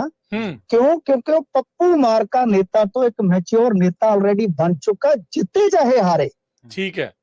ਅੱਛਾ, ਫਿਰ ਉਹਦੀ ਭੈਣ ਨੇ ਜਜ਼ਬਾਤੀ ਭਾਸ਼ਣ ਦਿੱਤੇ, ਇਹਨੇ ਦਿੱਤੇ ਤਕਨੀਕੀ ਪੱਖ ਤੋਂ, ਜਿਹੜੇ ਲੋਕਾਂ ਨੂੰ ਜਾ ਕੇ ਸਿੱਧੇ ਹਿੱਟ ਕਰਦੇ ਸੀਗੇ। ਤਾਂ ਮਤਲਬ ਕਿ ਜਿਵੇਂ ਸੰਵਿਧਾਨ ਦਾ ਸਮਝਾਇਆ, ਅੱਜ ਕਿਤੇ ਵਧੀਆ ਢੰਗ ਨਾਲ ਦਿਖਾਇਆ ਕਿ ਤੁਹਾਨੂੰ ਮੈਂ ਲੱਖ ਰੁਪਈਆ ਕਿਉਂ ਦੇ ਰਿਹਾ। ਐਦੋਂ ਵਧੀਆ ਇਕਨੋਮਿਸਟ ਕਿਹੜਾ ਹੋ ਸਕਦਾ ਹੈ, ਜਿਹੜਾ ਇੱਕ ਅਨਪੜ੍ਹ ਬੰਦੇ ਨੂੰ ਕਹਿ ਰਿਹਾ ਵੀ ਤੈਨੂੰ ਸਾਲ ਦਾ ਲੱਖ ਰੁਪਈਆ ਮੈਂ ਕਿਉਂ ਦੇ ਰਿਹਾ, ਕਿ ਆਪਾਂ ਇਸ ਮੁਲਕ ਦੀ ਤਰੱਕੀ ਕਰਨੀ ਆ। ਤੈਨੂੰ ਸਮਝਾ ਕੇ ਮੇਰਿਆ ਕਿ ਤੂੰ ਅੰਬ ਖਰੀਦੇਗਾ, ਚੌਲ ਖਰੀਦੇਗਾ, ਇਹ ਕਰੇਗਾ ਤਾਂ ਉਹਨਾਂ ਚੀਜ਼ਾਂ ਦੀ ਡਿਮਾਂਡ ਵਧੇਗੀ। ਜਦ ਉਹਨਾਂ ਚੀਜ਼ਾਂ ਦੀ ਆਪਾਂ ਪੈਦਾਵਾਰ ਵਧਾਵਾਂਗੇ ਤਾਂ ਰੁਜ਼ਗਾਰ ਵਧੇਗਾ, ਤਾਂ ਰੁਜ਼ਗਾਰ ਕਿਹਨੂੰ ਮਿਲਣਾ, ਤੈਨੂੰ ਮਿਲ ਜਾਣਾ ਮੁੜ ਕੇ। ਸੋ ਇਸ ਵਾਸਤੇ ਇਹ ਚੀਜ਼ ਹੈ ਕਿ ਰਾਹੁਲ ਗਾਂਧੀ ਨੇ 2 ਯਾਤਰਾਵਾਂ ਕੀਤੀਆਂ, ਅਤੇ ਇਸ ਤੋਂ ਇਲਾਵਾ ਜਿਸ ਢੰਗ ਦੇ ਨਾਲ ਰਿਜ਼ਰਵੇਸ਼ਨ ਦਾ, ਜਿਸ ਢੰਗ ਦੇ ਨਾਲ ਉਹਨਾਂ ਸੰਵਿਧਾਨ ਦਾ ਮੁੱਦਾ ਚੁੱਕਿਆ, ਇਹ ਬਾ ਕਮਾਲ ਤਰੀਕਾ ਸੀਗਾ ਕਿ ਉਹਦੀ ਭੈਣ ਭਾਵੁਕਤਾ ਨਾਲ, ਜਜ਼ਬਾਤੀ ਤਰੀਕੇ ਨਾਲ ਭਾਸ਼ਣ ਕਰਕੇ ਨਾਲ ਨਰਿੰਦਰ ਮੋਦੀ ਨੂੰ ਕਾਊਂਟਰ ਕਰਦੀ ਸੀ, ਜਦਕਿ ਇਹ ਰਿਜ਼ਰਵੇਸ਼ਨ ਤੇ ਸੰਵਿਧਾਨ ਵਗੈਰਾ ਤੇ ਬਹੁਤ ਡੂੰਘਾਈ ਤੇ ਸਾਦੇਪਨ ਨਾਲ ਗੱਲ ਕਰਦੇ ਰਹੇ। ਜੀ ਜੀ। ਪ੍ਰਸ਼ਾਂਤ ਕਿਸ਼ੋਰ ਜਦੋਂ ਤਾਂ ਇਲੈਕਸ਼ਨ ਲੜਵਾ ਰਿਹਾ ਹੁੰਦਾ ਸੀ ਉਦੋਂ ਤਾਂ ਉਹ ਸਟੀਕ ਜਿਹਾ ਕੰਮ ਰਹਿੰਦਾ ਸੀ, ਇਸ ਵਾਰ ਕਿੱਦਾਂ ਰਿਹਾ ਉਹਦਾ ਪੀਕੇ ਇਫੈਕਟ ਦਿਖਿਆ ਕਿਤੇ? ਪ੍ਰਸ਼ਾਂਤ ਕਿਸ਼ੋਰ ਹੈ ਨਾ ਜਿਹੜਾ, ਉਹ ਹੈਗਾ ਨਰੋਲ ਵਪਾਰੀ, ਖਿਡਾਰੀ ਤੇ ਜੁਆਰੀ। ਉਹਦਾ ਕੰਮ ਇਹੀ ਆ। ਠੀਕ ਹੈ ਜੀ। ਉਹ ਜਦੋਂ ਆਇਆ ਫਰੇਮ ਦੇ ਵਿੱਚ ਪਿਛਲੇ ਦਿਨਾਂ 'ਚ, ਜਦੋਂ ਆ ਕੇ ਉਹਨੇ ਇਹ ਕਹਿਣਾ ਸਟਾਰਟ ਕਰ ਦਿੱਤਾ ਕਿ ਭਾਈ ਦੇਖੋ ਜੀ ਨਰਿੰਦਰ ਮੋਦੀ ਤਾਂ 300 ਤੋਂ ਲਿਜਾ ਰਹੇ, ਵੱਧ ਲਿਜਾ ਰਹੇ ਆ, ਸਰਕਾਰ ਬਣਾ ਰਹੇ ਆ। ਮੈਂ ਉਹਦੀਆਂ ਇੰਟਰਵਿਊਜ਼ ਜਿਹੜੀਆਂ ਸੀਗੀਆਂ ਉਹ ਬਿਲਕੁਲ ਉਸੇ ਹੀ ਸਕ੍ਰਿਪਟ ਦਾ ਹਿੱਸਾ ਮੰਨੀਆਂ, ਜਿਹੜੀ ਸਕ੍ਰਿਪਟ ਦੀ ਮੈਂ ਤੁਹਾਨੂੰ ਅੱਗੇ ਕਹਾਣੀ ਦੱਸੀ ਆ ਐਗਜ਼ਿਟ ਪੋਲ ਵਾਲੀ, ਕਿ ਚਾਹੇ ਪ੍ਰਸ਼ਾਂਤ ਕਿਸ਼ੋਰ ਹੋਵੇ, ਚਾਹੇ ਅਬ ਕੀ ਬਾਰ 400 ਕੇ ਪਾਰ ਹੋਵੇ, ਤੇ ਚਾਹੇ ਯਾਨੀ ਮੋਦੀ ਮੀਡੀਆ, ਯੋਗੀ ਮੀਡੀਆ ਜਾਂ ਗੋਦੀ ਮੀਡੀਆ, ਕੁਝ ਵੀ ਕਹਿ ਲਓ, ਇਹ ਸਾਰੇ ਨੈਰੇਟਿਵ ਇੱਕੋ ਥਾਂ ਤੋਂ ਹੀ ਬਣੇ ਲੱਗਦੇ ਸਨ, ਇੱਕੋ ਫੈਕਟਰੀ ਚੋਂ ਹੀ। ਠੀਕ ਹੈ। ਬਸ ਇਹਨਾਂ ਨੂੰ ਬੋਲਣ ਵਾਲੇ ਚਿਹਰੇ ਵੱਖ-ਵੱਖ ਸੀਗੇ। ਤਾਂ ਮੈਂ ਜਦੋਂ ਪ੍ਰਸ਼ਾਂਤ ਕਿਸ਼ੋਰ ਦੀ ਇਸ ਇੰਟਰਵਿਊ ਨੂੰ ਦੂਜੀ ਤੀਜੀ ਵਾਰੀ ਸੁਣਿਆ ਤਾਂ ਉਹਦੇ 'ਚ ਮੈਂ ਕੰਟਰਾਡਿਕਸ਼ਨ ਕੀ ਪਾਈ। ਉਹ ਕਹਿ ਰਿਹਾ ਜੀ ਕਿ ਨਰਿੰਦਰ ਮੋਦੀ ਦੀ ਪਹਿਲਾਂ ਵਾਲੀ ਹੁਣ ਗੱਲ ਨਹੀਂ ਹੈ। ਨਰਿੰਦਰ ਮੋਦੀ ਨੂੰ ਹਾਂ ਇੱਥੋਂ ਨੁਕਸਾਨ ਹੋ ਸਕਦਾ ਜੀ। ਯਾਰ ਜਦੋਂ ਤੁਸੀਂ ਇਹ ਮੰਨ ਜਾਓ ਕਿ ਇੱਥੋਂ ਕਿੱਥੋਂ ਨੁਕਸਾਨ ਹੋ ਸਕਦਾ, ਜਿੱਥੋਂ ਅੱਗੇ ਇਹਨਾਂ ਨੂੰ ਸਭ ਤੋਂ ਜ਼ਿਆਦਾ ਫਾਇਦਾ ਹੋਇਆ ਸੀ, ਲੋਕਪ੍ਰਿਯਤਾ ਡਿੱਗ ਰਹੀ ਹੈ, ਫਿਰ ਤੁਸੀਂ ਇਹ ਨਹੀਂ ਦੱਸ ਰਹੇ ਕਿ ਫਿਰ ਉਹਨੂੰ ਫਾਇਦਾ ਕਿੱਥੋਂ ਹੋਊਗਾ ਜਿੰਨਾ ਨੁਕਸਾਨ ਹੋਏਗਾ। ਫਰਜ਼ ਕਰੋ ਅੱਜ ਯੂਪੀ 'ਚੋਂ ਨੁਕਸਾਨ ਹੋਇਆ ਤੇ ਉਹਦੀ ਭਰਪਾਈ ਕਿੱਥੋਂ ਕਰੋਗੇ? ਜਿਹੜੀਆਂ ਇਹ ਮੈਂ ਕੰਟਰਾਡਿਕਸ਼ਨ ਉਹਦੀਆਂ ਦੇਖੀਆਂ ਕਿ ਯਾਰ ਇਹ ਤੇ ਵਿਰੋਧਾਭਾਸ ਵਾਲੀਆਂ ਗੱਲਾਂ ਕਰੀ ਜਾਂਦਾ। ਇੱਕ ਪਾਸੇ ਆਪੇ ਨੁਕਸਾਨ ਦੀ ਗੱਲ ਮੰਨੀ ਜਾਂਦਾ ਹੈ, ਆਪੇ ਲੋਕਪ੍ਰਿਯਤਾ ਡਿੱਗਣ ਦੀ ਗੱਲ ਕਹੀ ਜਾਂਦਾ ਹੈ, ਤੇ ਆਪੇ ਉਹਨੂੰ ਕਹੀ ਜਾਂਦਾ 350 ਤਾਂ ਲੈ ਹੀ ਜਾਂਦੀਆਂ। ਤਾਂ ਇਹ ਮੰਨਣ ਵਾਲੀ ਗੱਲ ਨਹੀਂ ਸੀ। ਤਾਂ ਪ੍ਰਸ਼ਾਂਤ ਕਿਸ਼ੋਰ ਨੇ ਵੀ ਬੱਲੇਬਾਜ਼ੀ ਜਿਹੜੀ ਆ ਮੈਨੂੰ ਲੱਗਦਾ ਕਿ ਇਹਨਾਂ ਵੱਲੋਂ ਕੀਤੀ, ਔਰ ਕਰਨ ਥਾਪਰ ਦੇ ਨਾਲ ਇੰਟਰਵਿਊ 'ਚ ਜਿਸ ਤਰ੍ਹਾਂ ਉਲਝਿਆ, ਜਿਸ ਤਰ੍ਹਾਂ ਕਰਨ ਥਾਪਰ ਦੀ ਇੰਟਰਵਿਊ ਦੇ ਵਿੱਚ ਉਹ ਗੁੱਸੇ ਹੋ ਗਿਆ, ਤਾਂ ਮੈਂ ਉਸ ਦਿਨ ਹਿਸਾਬ ਲਾ ਲਿਆ। ਮੈਂ ਕਿਹਾ ਪ੍ਰਸ਼ਾਂਤ ਕਿਸ਼ੋਰ ਜਿਹੜਾ ਹੈ ਨਾ, ਉੱਤੋਂ ਸਹਿਜ ਧਰਮਵਾਦੀ ਜਾਂ ਬੜਾ ਪੜ੍ਹਿਆ ਲਿਖਿਆ ਹੁੰਦਾ ਢੋਂਗ ਕਰਦਾ, ਅਸਲ 'ਚ ਕਰਨ ਥਾਪਰ ਨੇ ਇਹਨੂੰ ਪਾਣੀ ਪਿਆਤਾ। ਬਿਲਕੁਲ ਬਿਲਕੁਲ, ਖਾਸੀ ਚਰਚਾ ਹੋਈ ਸੀ ਉਸ ਇੰਟਰਵਿਊ ਦੀ। ਜੀ ਜੀ ਬਿਲਕੁਲ ਜੀ ਜੀ। ਸੋ ਧੰਨਵਾਦ ਮਿੰਟੂ ਜੀ, ਆਪਾਂ ਮਿਲਦੇ ਹਾਂ ਫਿਰ ਦੁਬਾਰਾ, ਤੇ ਇਹਨਾਂ ਜਾਣਕਾਰੀਆਂ ਦੇ ਲਈ, ਇਹਨਾਂ ਗੱਲਾਂ ਬਾਤਾਂ ਲਈ ਬਹੁਤ ਧੰਨਵਾਦ ਜੀ, ਮਿਹਰਬਾਨੀ ਜੀ, ਸ਼ੁਕਰੀਆ। ਥੈਂਕ ਯੂ ਜੀ। ਤੇ ਇੱਕ ਵਾਰ ਹੁਣ ਆਪਾਂ ਪੰਜਾਬ ਦੀ ਰਾਜਨੀਤੀ ਤੋਂ ਬਾਅਦ ਹੁਣ ਆਪਾਂ ਥੋੜੇ ਜਿਹੇ ਦੂਜੇ ਸੂਬਿਆਂ ਦੇ ਬਾਰੇ ਜਿਹੜੀ ਆਪਣੇ ਸੌਰੀ ਪ੍ਰਵੀਨ ਜੀ, ਤੁਹਾਨੂੰ ਮੈਂ ਇੱਥੇ ਜਿਹੜਾ ਉਹ ਕੱਟ ਰਿਹਾ, ਇੱਕ ਵਾਰੀ ਲੀਡਸ ਜਿਹੜੀਆਂ ਉਹ ਦੱਸ ਦਈਏ, 13 ਦੇ 13 ਹਲਕਿਆਂ ਦੀਆਂ ਦੱਸ ਦਈਏ ਵੀ ਉੱਥੇ ਕੀ ਆ, ਫਿਰ ਤੁਸੀਂ ਦੇਖੋ ਕਿਹੜੇ ਸੂਬੇ 'ਚ ਜਾਣਾ ਆ, ਜਹਾਜ਼ ਆਪਾਂ ਭਗਵੰਤ ਮਾਨ ਵਾਲਾ ਲੈ ਚੱਲਦੇ ਆ। ਤੇ ਕੋਈ ਵਿਹਲਾ ਹੋ ਜਾਣਾ ਹੁਣ ਵਿਹਲਾ ਜਿਹੜਾ ਉਹ ਲੱਗਦਾ ਹੈ ਸ਼ਾਇਦ ਹੋ ਜਾਵੇ। ਤੇ ਅੱਗੇ ਵਧੀਏ, ਸਭ ਤੋਂ ਪਹਿਲੀ ਸ਼ੁਰੂਆਤ ਅੰਮ੍ਰਿਤਸਰ ਤੋਂ ਕਰਦੇ ਆ ਜੀ। ਔਜਲਾ ਹੁਣੀ ਲੀਡ ਕਰ ਰਹੇ ਆ ਕਾਂਗਰਸ ਵੱਲੋਂ, ਬੀਜੇਪੀ ਦੇ ਤਰਨਜੀਤ ਤੋਂ ਦੂਜੇ ਨੰਬਰ ਤੇ ਆ 9656 ਵੋਟ ਦੇ ਨਾਲ ਔਜਲਾ ਅੱਗੇ ਨੇ। ਅਨੰਦਪੁਰ ਸਾਹਿਬ ਦੇ ਵਿੱਚ ਇੱਥੇ ਕੜਾ ਮੁਕਾਬਲਾ ਜਿਹੜਾ ਇਸ ਟਾਈਮ ਪੂਰਾ ਚੱਲ ਰਿਹਾ। ਮਲਵਿੰਦਰ ਸਿੰਘ ਕੰਗ ਆਮ ਆਦਮੀ ਪਾਰਟੀ ਦੇ ਸਿੰਗਲਾ ਹੁਣੀ ਜਿਹੜੇ ਕਾਂਗਰਸ ਤੋਂ ਆ ਉਹਨਾਂ ਤੋਂ 3500 ਤੇ 52 ਵੋਟ ਦੇ ਨਾਲ ਅੱਗੇ ਆ। ਠੀਕ ਹੈ। ਬਠਿੰਡੇ ਤੋਂ ਬਾਦਲ ਹੁਣੀ ਲੀਡ ਨੂੰ ਹੌਲੀ ਹੌਲੀ ਸਟਰੋਂਗ ਕਰ ਰਹੇ ਆ, ਜਿੱਦਾਂ ਉਹਨਾਂ ਨੇ ਕਿਹਾ ਵੀ ਖੁੱਡੀਆਂ ਦੀ ਬਲੀ ਲਈ ਗਈ ਆ। ਬਾਦਲ ਹੁਣੀ ਇੱਥੇ ਜਿਹੜੀ ਆ ਉਹ 28,734 ਵੋਟ ਦੇ ਨਾਲ ਉਹ ਅੱਗੇ ਜਿਹੜੇ ਉਹ ਚੱਲ ਰਹੇ ਆ। ਅੱਗੇ ਫਰੀਦਕੋਟ ਵੱਲ ਜੇ ਆਪਾਂ ਵਧੀਏ ਤਾਂ ਸਰਬਜੀਤ ਸਿੰਘ ਖਾਲਸਾ ਜੋ ਆਜ਼ਾਦ ਉਮੀਦਵਾਰ ਉਹ ਕਰਮਜੀਤ ਸਿੰਘ ਅਨਮੋਲ ਆਮ ਆਦਮੀ ਪਾਰਟੀ ਦੇ ਕਲਾਕਾਰਾਂ ਦੇ ਕਲਾਕਾਰ ਜਿਹੜੇ ਬਣ ਕੇ ਪਹੁੰਚ ਰਹੇ ਸੀ, ਉਹ ਖਾਲਸਾ ਜੀ ਇਸ ਟਾਈਮ 38,426 ਵੋਟ ਦੇ ਨਾਲ ਅੱਗੇ ਜਿਹੜੇ ਉਹ ਚੱਲ ਰਹੇ ਆ। ਇਹ ਵੀ ਲੀਡ ਨੂੰ ਹੌਲੀ ਹੌਲੀ ਸਟਰੋਂਗ ਕਰ ਰਹੇ ਆ। ਫਤਿਹਗੜ੍ਹ ਸਾਹਿਬ ਤੋਂ ਅਮਰ ਸਿੰਘ ਕਾਂਗਰਸ ਦੇ, ਗੁਰਪ੍ਰੀਤ ਸਿੰਘ ਜੀਪੀ ਜਿਹੜੇ ਆਮ ਆਦਮੀ ਪਾਰਟੀ ਦੇ ਆ, ਉਹਨਾਂ ਤੋਂ 21,913 ਵੋਟ ਦੇ ਨਾਲ ਅੱਗੇ ਜਿਹੜੇ ਉਹ ਚੱਲ ਰਹੇ ਆ। ਤੇ ਨਾਲ ਹੀ ਆਪਾਂ ਜੀਐਨ ਨੂੰ ਇੱਕ ਵਾਰੀ ਫੇਰ ਆਖ ਲੈਨੇ ਆ ਗੁਰਪ੍ਰੀਤ ਸਿੰਘ ਹੋਣਾ ਨੂੰ, ਉਹ ਵੀ ਆਪਣੇ ਨਾਲ ਇਸ ਟਾਈਮ ਬ੍ਰੇਕ ਤੋਂ ਬਾਅਦ ਜਿਹੜੇ ਉਹ ਜੁੜ ਬੈਠੇ ਆ। ਸੋ ਇਦਾਂ ਹੀ ਆ ਜੀ, ਹੁਣ ਸਾਰੇ ਜਣਿਆਂ ਨੇ ਮਿਲ ਜੁਲ ਕੇ ਹੀ ਜਿਹੜਾ ਨਾਲ ਦੇ ਨਾਲ ਬ੍ਰੇਕਸ ਵਗੈਰਾ ਜਿਹੜੀਆਂ ਉਹ ਕਰਦੀਆਂ ਆ, ਤੁਹਾਨੂੰ ਜਾਣਕਾਰੀਆਂ ਵੀ ਜਿਹੜੀਆਂ ਅਸੀਂ ਦਿੰਦੇ ਜਾਣਾ ਆ। ਤੇ ਇਸ ਟਾਈਮ ਪੰਜਾਬ ਦੀ ਸਭ ਤੋਂ ਵੱਡੀ ਲੀਡ, ਇੱਕ ਮਿੰਟ ਆਪਾਂ ਦੱਸਦੇ ਚੱਲੀਏ, 1,02,000 ਵੋਟਾਂ ਤੋਂ ਵੱਧ ਦੇ ਫਰਕ ਨਾਲ ਚਰਨਜੀਤ ਚੰਨੀ ਸਾਬਕਾ ਮੁੱਖ ਮੰਤਰੀ ਮੈਂ ਮੰਜੇ ਵੀ ਬੁਣਦਾ, ਮੈਂ ਬੱਕਰੀ ਵੀ ਚਾਹੁੰਦਾ, ਉਹ ਸਾਰਾ ਕੁਝ ਜਿਹੜਾ ਕਰਨ ਦੇ ਨਾਲ ਇੱਥੇ ਪਹੁੰਚ ਗਏ ਆ।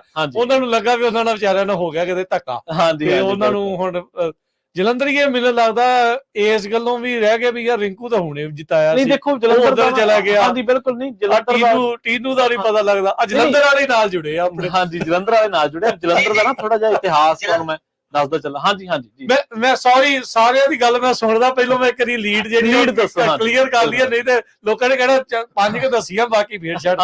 ਸ਼ੇਰ ਸਿੰਘ ਹਵਾਇਆ ਹੋਣਾ ਵੱਲ ਵਧੀਆ ਫਿਰੋਜ਼ਪੁਰ ਚੱਲਦੇ ਆ ਤਾਂ ਉਹ ਕਾਂਗਰਸ ਵੱਲੋਂ ਨਰਦੇਵ ਸਿੰਘ ਬੋਬੀ ਮਾਨ ਉਹਨਾਂ ਤੋਂ ਇਸ ਟਾਈਮ ਅੱਗੇ ਚੱਲ ਰਹੇ ਆ 4669 ਵੋਟ ਦੇ ਨਾਲ। ਇਹ ਅੱਗੇ ਪਿੱਛੇ ਚੱਲ ਰਿਹਾ ਬਹੁਤ, ਇਹ ਕਦੀ ਬੋਬੀ ਮਾਨ ਅੱਗੇ ਆ ਜਾਂਦੇ ਆ, ਕਦੀ ਉਹ ਜਿਹੜੇ ਅੱਗੇ ਆ ਜਾਂਦੇ ਆ। ਗੁਰਦਾਸਪੁਰ ਦੇ ਵਿੱਚ ਜਿੱਦਾਂ ਸੋਚਿਆ ਜਾ ਰਿਹਾ ਸੀ, ਰੰਧਾਵੇ ਹੁਣੀ ਸੁਖਜਿੰਦਰ ਸਿੰਘ ਰੰਧਾਵਾ ਕਾਂਗਰਸ ਵੱਲੋਂ, ਉਹ ਦਿਨੇਸ਼ ਸਿੰਘ ਬੱਬੂ ਜਿਹੜੇ ਬੀਜੇਪੀ ਦੇ ਆ ਉਹਦੇ ਨਾਲੋਂ 22,769 ਵੋਟ ਦੇ ਨਾਲ ਅੱਗੇ ਚੱਲ ਰਹੇ ਆ। ਹੁਸ਼ਿਆਰਪੁਰ ਤੋਂ ਜਿਹੜੇ ਆ ਉਹ ਪੰਜਾ ਛੱਡ ਕੇ ਝਾੜੂ ਫੜਨ ਵਾਲੇ ਆਮ ਆਦਮੀ ਪਾਰਟੀ ਦੇ ਰਾਜ ਕੁਮਾਰ ਚੱਬੇਵਾਲ, ਉਹ ਅੱਗੇ ਚੱਲ ਰਹੇ ਆ। ਯਾਮਨੀ ਗੋਮਰ ਤੋਂ ਕਾਂਗਰਸ ਤੋਂ 15,833 ਵੋਟ ਦੇ ਨਾਲ। ਚਰਨਜੀਤ ਸਿੰਘ ਚੰਨੀ ਹੁਣਾਂ ਦਾ ਆਪਾਂ ਦੱਸਿਆ 1,02,338 ਵੋਟ ਦੇ ਨਾਲ ਅੱਗੇ ਚੱਲ ਰਹੇ ਆ। ਸਾਬਕਾ ਐਮਪੀ ਰਿੰਕੂ ਮੌਜੂਦਾ ਭਾਜਪਾ ਪਾਰਟੀ ਵੱਲੋਂ, ਤੇ ਅੰਮ੍ਰਿਤਪਾਲ ਸਿੰਘ ਖਡੂਰ ਸਾਹਿਬ ਤੋਂ ਇਹ ਆਜ਼ਾਦ ਉਮੀਦਵਾਰ ਜਿਹੜੇ ਉਹ ਲੜੇ ਸੀ 68,241 ਵੋਟ ਦੇ ਨਾਲ ਇਹ ਅੱਗੇ ਚੱਲ ਰਿਹਾ। ਕੁਲਬੀਰ ਸਿੰਘ ਜੀਰੇ ਹੁਣਾਂ ਤੋਂ ਵਲਟੋਆ ਹੁਣੀ ਤਾਂ ਕਿਤੇ ਨਜ਼ਰ ਜਿਹੜਾ ਇਸ ਦੇ ਵਿੱਚ ਨਹੀਂ ਆ ਰਹੇ। ਉਧਰ ਰਾਜਾ ਵੜਿੰਗ ਬਿੱਟੂ ਦੇ ਨਾਲੋਂ ਉਹ ਅੱਗੇ ਜਿਹੜਾ ਚੱਲ ਰਿਹਾ 7605 ਵੋਟ ਤੇ। ਡਾਕਟਰ ਧਰਮਵੀਰਾ ਗਾਂਧੀ ਜਿਹੜੇ ਆਮ ਆਦਮੀ ਪਾਰਟੀ ਤੋਂ ਉਹਨਾਂ ਦੀ ਸ਼ੁਰੂਆਤ ਹੋਈ, ਫਿਰ ਹੌਲੀ ਹੌਲੀ ਕਾਂਗਰਸ ਆ ਕੇ ਜਿਹੜੇ ਉਹ ਜੁੜੇ। ਆਪਾਂ ਨੂੰ ਪਤਾ ਵੀ ਉਹਨਾਂ ਦੀ ਜਿਹੜੀ ਰਾਹੁਲ ਗਾਂਧੀ ਦੇ ਜਿਹੜੇ ਨਾਲ ਨਾਲ ਤੁਰੇ ਜਾਂਦੇ ਸੀ ਉਹਦੇ ਵਿੱਚ ਉਦੋਂ ਸ਼ਾਮਲ ਹੋਏ। ਡਾਕਟਰ ਬਲਬੀਰ ਸਿੰਘ ਜਿਹੜੇ ਆਮ ਆਦਮੀ ਪਾਰਟੀ ਦੇ ਆ, ਉਹਨਾਂ ਦੇ ਨਾਲੋਂ 5500 ਤੇ 79 ਵੋਟ ਦੇ ਨਾਲ ਅੱਗੇ ਚੱਲ ਰਹੇ ਆ। ਤੇ ਗੁਰਮੀਤ ਸਿੰਘ ਮੀਤਹਿਰ ਆਮ ਆਦਮੀ ਪਾਰਟੀ ਦੇ, ਉਹ ਸੰਗਰੂਰ ਦੇ ਜਿਹੜੇ ਤੋਂ ਜਿਹੜੇ ਸਿਮਰਨਜੀਤ ਸਿੰਘ ਮਾਨ ਮੌਜੂਦਾ ਜਿਹੜੇ ਸਿਟਿੰਗ ਐਮਪੀ ਆ, ਉਹਨਾਂ ਤੋਂ 91,799 ਵੋਟ ਦੇ ਨਾਲ ਅੱਗੇ ਚੱਲ ਰਹੇ ਆ। ਇੱਥੇ ਜਿਹੜਾ ਅਖੀਰ ਦੇ ਵਿੱਚ ਇਹਨਾਂ ਨੇ ਮੈਨੂੰ ਲੱਗਦਾ ਜਿਹੜੀ ਸਰਬਜੀਤ ਸਿੰਘ ਖਾਲਸਾ ਉਹਨਾਂ ਦੀ ਉਲਟ ਜਿਹੜੇ ਉਹ ਚੱਲੇ ਆ, ਉਸ ਦਾ ਅਸਰ ਪਿਆ ਆ। ਉਦਾਂ ਆਪਣੇ ਮਨਦੀਪ ਪੁਨੀਆ ਨਹੀਂ ਅਜੇ ਵੀ ਮੰਨਦੇ ਸੀਗੇ ਉਸ ਟਾਈਮ ਤੇ ਜਦੋਂ ਗੱਲ ਕਰਦੇ ਆ ਵੀ ਇਹ ਲੀਡ ਕਵਰ ਹੋ ਜਾਊਗੀ, ਪਰ ਜਿੱਦਾਂ ਮਿੰਟੂ ਗੁਰੂਸਰੀਆ ਹੁਣਾਂ ਨੇ ਆਪਣੀ ਗੱਲਬਾਤ ਦੇ ਵਿੱਚ ਕਿਹਾ ਸੀ ਵੀ ਜਦੋਂ ਉਹ ਉਹਨਾਂ ਦੇ ਉਲਟ ਆ ਗਏ ਸ਼ਰੇਆਮ, ਤਾਂ ਜਿਹੜੀ ਪੰਥਕ ਵੋਟ ਆ ਉਸ ਨੇ ਜਿਹੜਾ ਇਸ ਨੂੰ ਜਿਹੜਾ ਉਹ ਨੁਕਸਾਨ ਕੀਤਾ, ਤੇ ਮੀਤਹਿਰ ਇਸ ਟਾਈਮ ਜਿੱਤ ਵੱਲ ਨੂੰ ਜਿਹੜਾ ਉਹ ਵੱਧ ਰਿਹਾ। ਆਪਾਂ ਅੱਗੇ ਵਧਣ ਤੋਂ ਪਹਿਲਾਂ ਦੱਸ ਦਈਏ ਬੀਜੇਪੀ ਨੂੰ ਇੱਕ ਬਹੁਤ ਵੱਡਾ ਝਟਕਾ ਲੱਗਣ ਜਾ ਰਿਹਾ। ਬੀਜੇਪੀ ਦੀ ਇੱਕ ਬੀਬੀ ਹੈ, ਅਦਾਕਾਰਾ ਤੇ ਸਿਆਸਤ ਦੇ ਵਿੱਚ ਵੀ ਅਦਾਕਾਰੀ ਕਰਦੀ ਰਹੀ ਹੈ। ਹਾਂਜੀ, ਸਿਮਰਤੀ ਇਰਾਨੀ ਜਿਹੜੀ ਗੈਸ ਕਰ ਲਿਆ, ਹਾਂਜੀ ਗੈਸ ਕਰ 32,000 ਦੇ ਨਾਲ। ਤੇ ਉਹਨੂੰ ਜਿਹੜੇ ਹਰਾ ਰਹੇ ਨੇ, ਮਤਲਬ ਜਿਹੜੇ ਉਹਦੇ ਤੋਂ ਅੱਗੇ ਚੱਲ ਰਹੇ ਨੇ, ਕਿਸ਼ੋਰੀ ਲਾਲ, ਉਹ ਲੁਧਿਆਣੇ ਦੇ ਵਸਨੀਕ ਨੇ ਤੇ ਚੋਣ ਲੜ ਰਹੇ ਨੇ ਅਮੇਠੀ ਦੇ ਵਿੱਚ ਜਾ ਕੇ। ਬੀਜੇਪੀ ਦੀ ਇਸ ਬੀਬੀ ਨੇ ਜਦੋਂ ਰਾਹੁਲ ਗਾਂਧੀ ਨੂੰ ਅਮੇਠੀ ਤੋਂ ਹਰਾਇਆ ਸੀ ਤਾਂ ਇਹਨੇ ਇੱਕ ਸ਼ੇਅਰ ਲਿਖਿਆ ਸੀ, ਮੈਨੂੰ ਹਲੇ ਵੀ ਯਾਦ ਹੈ ਕਿ ਕੌਣ कहता है आसमान में शेद नहीं होता। ਮੈਨੂੰ ਲੱਗਦਾ ਹੁਣ ਆਸਮਾਨ 'ਚ ਇੱਕ ਹੋਰ ਸ਼ੇਦ ਹੋਣ ਜਾ ਰਿਹਾ। ਸਹੀ ਗੱਲ ਹੈ। ਦੂਜਾ ਜਿਹੜਾ ਉਹ ਸ਼ੇਦ ਜਿਹਨੂੰ ਆਪਾਂ ਮੋਰੀ ਕਹਿ ਦਿੰਦੇ ਆ ਪੰਜਾਬੀ ਦੇ ਵਿੱਚ, ਉਹ ਹੋਣ ਜਾ ਰਹੀ ਹੈ। ਕਿਸ਼ੋਰੀ ਲਾਲ ਜਿਹੜੇ ਨੇ ਉਹ ਉੱਥੋਂ ਹਰਾਉਂਦੇ ਨਜ਼ਰ ਆ ਰਹੇ ਨੇ। ਆਪਾਂ ਗੁਰਪ੍ਰੀਤ ਸਿੰਘ ਵੱਲ ਵਧਾਂਗੇ। ਗੁਰਪ੍ਰੀਤ ਸਿੰਘ ਕੋਲੇ ਵੀ ਮੈਨੂੰ ਲੱਗਦਾ ਕਾਫੀ ਡਾਟਾ, ਪਰ ਉਸ ਤੋਂ ਪਹਿਲਾਂ ਦੇਸ਼ ਦੇ ਕੁਝ ਰਾਜਾਂ ਦੀ ਤਸਵੀਰ ਜਿਹੜੀ ਆ ਉਹ ਆਪਣੇ ਪੰਜਾਬੀ ਰੇਡੀਓ USA ਦੇ ਸਰੋਤਿਆਂ ਦੇ ਨਾਲ ਸਾਂਝੀ ਕਰਦੇ ਚੱਲ ਗਏ। ਦਿੱਲੀ ਤੋਂ ਜੇਕਰ ਸ਼ੁਰੂਆਤ ਕਰੀਏ ਹਰਜੋਤ ਸਿੰਘ ਖਾਲਸਾ ਜੀ ਤੇ ਗੁਰਪ੍ਰੀਤ ਸਿੰਘ ਜੀ, ਦਿੱਲੀ ਦੇ ਵਿੱਚ ਬੀਜੇਪੀ 6 ਸੀਟਾਂ ਦੇ ਉੱਤੇ ਹੈ, ਟੋਟਲ 7 ਨੇ, ਕਾਂਗਰਸ 1 ਸੀਟ ਦੇ ਉੱਤੇ ਅੱਗੇ ਚੱਲ ਰਹੀ ਹੈ। ਚੰਡੀਗੜ੍ਹ ਦੇ ਵਿੱਚ ਮਨੀਸ਼ ਤਿਵਾੜੀ ਅੱਗੇ ਚੱਲ ਰਹੇ ਨੇ। ਉੱਤਰਾਖੰਡ ਦੇ ਵਿੱਚ ਟੋਟਲ 5 ਸੀਟਾਂ ਨੇ, ਬੀਜੇਪੀ 5 ਦੀਆਂ 5 ਤੇ ਅੱਗੇ ਚੱਲ ਰਹੀ ਹੈ। ਛੱਤੀਸਗੜ੍ਹ ਦੇ ਝਾਰਖੰਡ ਦੇ ਵਿੱਚ ਬੀਜੇਪੀ 12 ਦੇ ਉੱਤੇ ਤੇ ਜਿਹੜੀ 2 ਸੀਟਾਂ ਨੇ ਉਹਦੇ ਉੱਤੇ ਕਾਂਗਰਸ ਅੱਗੇ ਚੱਲ ਰਹੀ ਹੈ। ਇਸੇ ਤਰ੍ਹਾਂ ਜੇਕਰ ਮੱਧ ਪ੍ਰਦੇਸ਼ ਦੀ ਗੱਲ ਕਰੀਏ ਤਾਂ ਬੀਜੇਪੀ 29 ਦੀਆਂ 29 ਸੀਟਾਂ ਦੇ ਉੱਤੇ ਅੱਗੇ ਚੱਲ ਰਹੀ ਹੈ। ਉੱਤਰਾਖੰਡ ਦੇ ਵਿੱਚ ਬੀਜੇਪੀ 5 ਸੀਟਾਂ ਦੇ ਉੱਤੇ ਅੱਗੇ ਚੱਲ ਰਹੀ ਹੈ। ਇਸੇ ਤਰ੍ਹਾਂ ਤ੍ਰਿਪੁਰਾ ਦੇ ਵਿੱਚ 2 ਸੀਟਾਂ ਨੇ ਤੇ 2 ਦੇ ਉੱਤੇ ਬੀਜੇਪੀ ਅੱਗੇ ਚੱਲ ਰਹੀ ਹੈ। ਛੱਤੀਸਗੜ੍ਹ ਜਿਹੜੀ ਕਿ ਕਾਊਬੈਲਟ ਦੇ ਵਿੱਚ ਹੀ ਆਉਂਦੀ ਹੈ, 9+ ਸੀਟਾਂ ਦੇ ਉੱਤੇ ਇੱਥੇ ਜਿਹੜੀ ਹੈ ਬੀਜੇਪੀ ਅੱਗੇ ਚੱਲ ਰਹੀ ਹੈ। ਅਰੁਣਾਚਲ ਪ੍ਰਦੇਸ਼ ਦੇ ਵਿੱਚ 2 ਸੀਟਾਂ ਨੇ ਤੇ 2 ਦੇ ਉੱਤੇ ਬੀਜੇਪੀ ਲਗਾਤਾਰ ਅੱਗੇ ਚੱਲ ਰਹੀ ਹੈ। ਬਿਹਾਰ ਦੇ ਵਿੱਚ 40 ਸੀਟਾਂ ਨੇ ਤੇ 33+ ਦੇ ਉੱਤੇ ਬੀਜੇਪੀ ਅੱਗੇ ਚੱਲ ਰਹੀ ਸੀ ਤੇ ਰਾਜਸਥਾਨ ਦੇ ਵਿੱਚ 25 ਸੀਟਾਂ ਨੇ ਜਿੱਥੇ ਬੀਜੇਪੀ 14 ਦੇ ਉੱਤੇ ਤੇ ਕਾਂਗਰਸ 11 ਦੇ ਉੱਤੇ। ਤ੍ਰਿਪੁਰਾ ਦੇ ਵਿੱਚ 2 ਸੀਟਾਂ ਨੇ, 2 ਦੇ ਉੱਤੇ ਬੀਜੇਪੀ ਲਗਾਤਾਰ ਅੱਗੇ ਚੱਲ ਰਹੀ ਹੈ। ਗੁਜਰਾਤ ਦੇ ਵਿੱਚ, ਉੜੀਸਾ ਦੇ ਵਿੱਚ ਜੇਕਰ ਗੱਲ ਕਰੀਏ ਤਾਂ 21 ਸੀਟਾਂ ਨੇ ਤੇ ਬੀਜੇਪੀ ਉੱਥੇ 16 ਸੀਟਾਂ ਤੋਂ ਪਲੱਸ ਜਿਹੜੀ ਆ ਅੱਗੇ ਚੱਲ ਰਹੀ ਹੈ। ਅਸਾਮ ਦੇ ਵਿੱਚ 14 ਸੀਟਾਂ ਨੇ, ਬੀਜੇਪੀ 10 ਦੇ ਉੱਤੇ ਅੱਗੇ ਚੱਲ ਰਹੀ ਆ। ਗੁਜਰਾਤ ਦੇ ਵਿੱਚ 26+ ਸੀਟਾਂ ਨੇ, ਬੀਜੇਪੀ 25 ਦੇ ਉੱਤੇ ਅੱਗੇ ਚੱਲ ਰਹੀ ਆ। ਗੋਆ ਦੇ ਵਿੱਚ ਜਿਹੜੀਆਂ ਨੇ ਉਹ 2 ਸੀਟਾਂ ਨੇ, ਇੱਕ ਬੀਜੇਪੀ ਕੋਲ ਹੈ ਤੇ ਇੱਕ ਜਿਹੜੀ ਆ ਉਹ ਕਾਂਗਰਸ ਕੋਲੇ ਹੈ। ਜੀ ਗੁਰਪ੍ਰੀਤ ਸਿੰਘ ਜੀ। ਜੀ, ਸੋ ਜਿਸ ਤਰੀਕੇ ਦੇ ਨਾਲ ਤੁਸੀਂ ਗੱਲ ਕਰ ਰਹੇ ਸੀ ਜਲੰਧਰ ਦੀ ਕਿ ਜਲੰਧਰ 'ਚ ਸਭ ਤੋਂ ਵੱਧ ਫਰਕ ਦੇ ਨਾਲ ਅੱਗੇ ਚੱਲ ਰਹੇ ਨੇ ਚਰਨਜੀਤ ਸਿੰਘ ਚੰਨੀ ਹੋਣੀ। ਜੀ ਜੋ ਗੱਲਬਾਤ ਅਸਲ ਦੇ ਵਿੱਚ ਲੋਕ ਧਰਾਤਲ ਤੇ ਜਦੋਂ ਅਸੀਂ ਵਿਚਰ ਰਹੇ ਸੀ, ਕਿਉਂਕਿ ਸਭ ਤੋਂ ਵੱਧ ਕਵਰੇਜ ਵੀ ਇਸੇ ਏਰੀਏ ਤੋਂ ਕੀਤੀ ਹੈ, ਇੱਥੋਂ ਬਿਲੋਂਗ ਕਰਦੇ ਹੋਇਆਂ ਦੇ ਕਾਰਨ।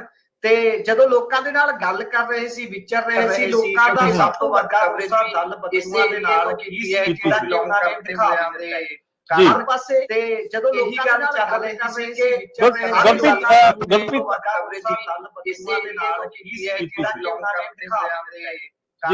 ਗੁਰਪ੍ਰੀਤ, ਮੈਂ ਤੁਹਾਨੂੰ ਰੋਕਣਾ ਚਾਹਾਂਗਾ, ਤੁਹਾਡੀ ਜਿਹੜੀ ਆਵਾਜ਼ ਆ ਉਹ ਡਬਲ ਸਾਡੇ ਤੱਕ ਪਹੁੰਚ ਰਹੀ ਹੈ। ਜੇ ਪਲੀਜ਼ ਇਹਨੂੰ ਤੁਸੀਂ ਠੀਕ ਕਰੋ ਤਾਂ ਫਿਰ ਆਪਾਂ ਜਿਹੜਾ ਉਹਨੂੰ ਅੱਗੇ ਵਧਾਂਗੇ। ਜੇਕਰ ਤੁਹਾਡੇ ਕੋਲੇ ਹੋਰ ਵੀ ਜਿਹੜੇ ਅੰਕੜੇ ਨੇ, ਆਵਾਜ਼ ਆ ਉਹ ਡਬਲ ਸਾਡੇ ਤੱਕ ਪਹੁੰਚ ਗਿਆ। ਮੇਰੀ ਹੁਣ ਆਵਾਜ਼ ਸਪਸ਼ਟ ਆ ਰਹੀ ਹੈ? ਹਾਂਜੀ, ਕਰੋ ਤਾਂ ਫਿਰ ਆਪਾਂ ਜਿਹੜਾ ਉਹਨੂੰ ਅੱਗੇ ਵਧਾਂਗੇ। ਜੇਕਰ ਤੁਹਾਡੇ ਕੋਲੇ ਹੋਰ ਵੀ ਜਿਹੜੇ ਅੰਕੜੇ ਨੇ, ਆਵਾਜ਼ ਆ ਉਹ ਡਬਲ ਸਾਡੇ ਤੱਕ ਪਹੁੰਚ ਗਿਆ। ਜੀ ਹਾਂਜੀ, ਅੱਗੇ ਚਲੋ। ਜੀ ਹਾਂਜੀ ਗੁਰਪ੍ਰੀਤ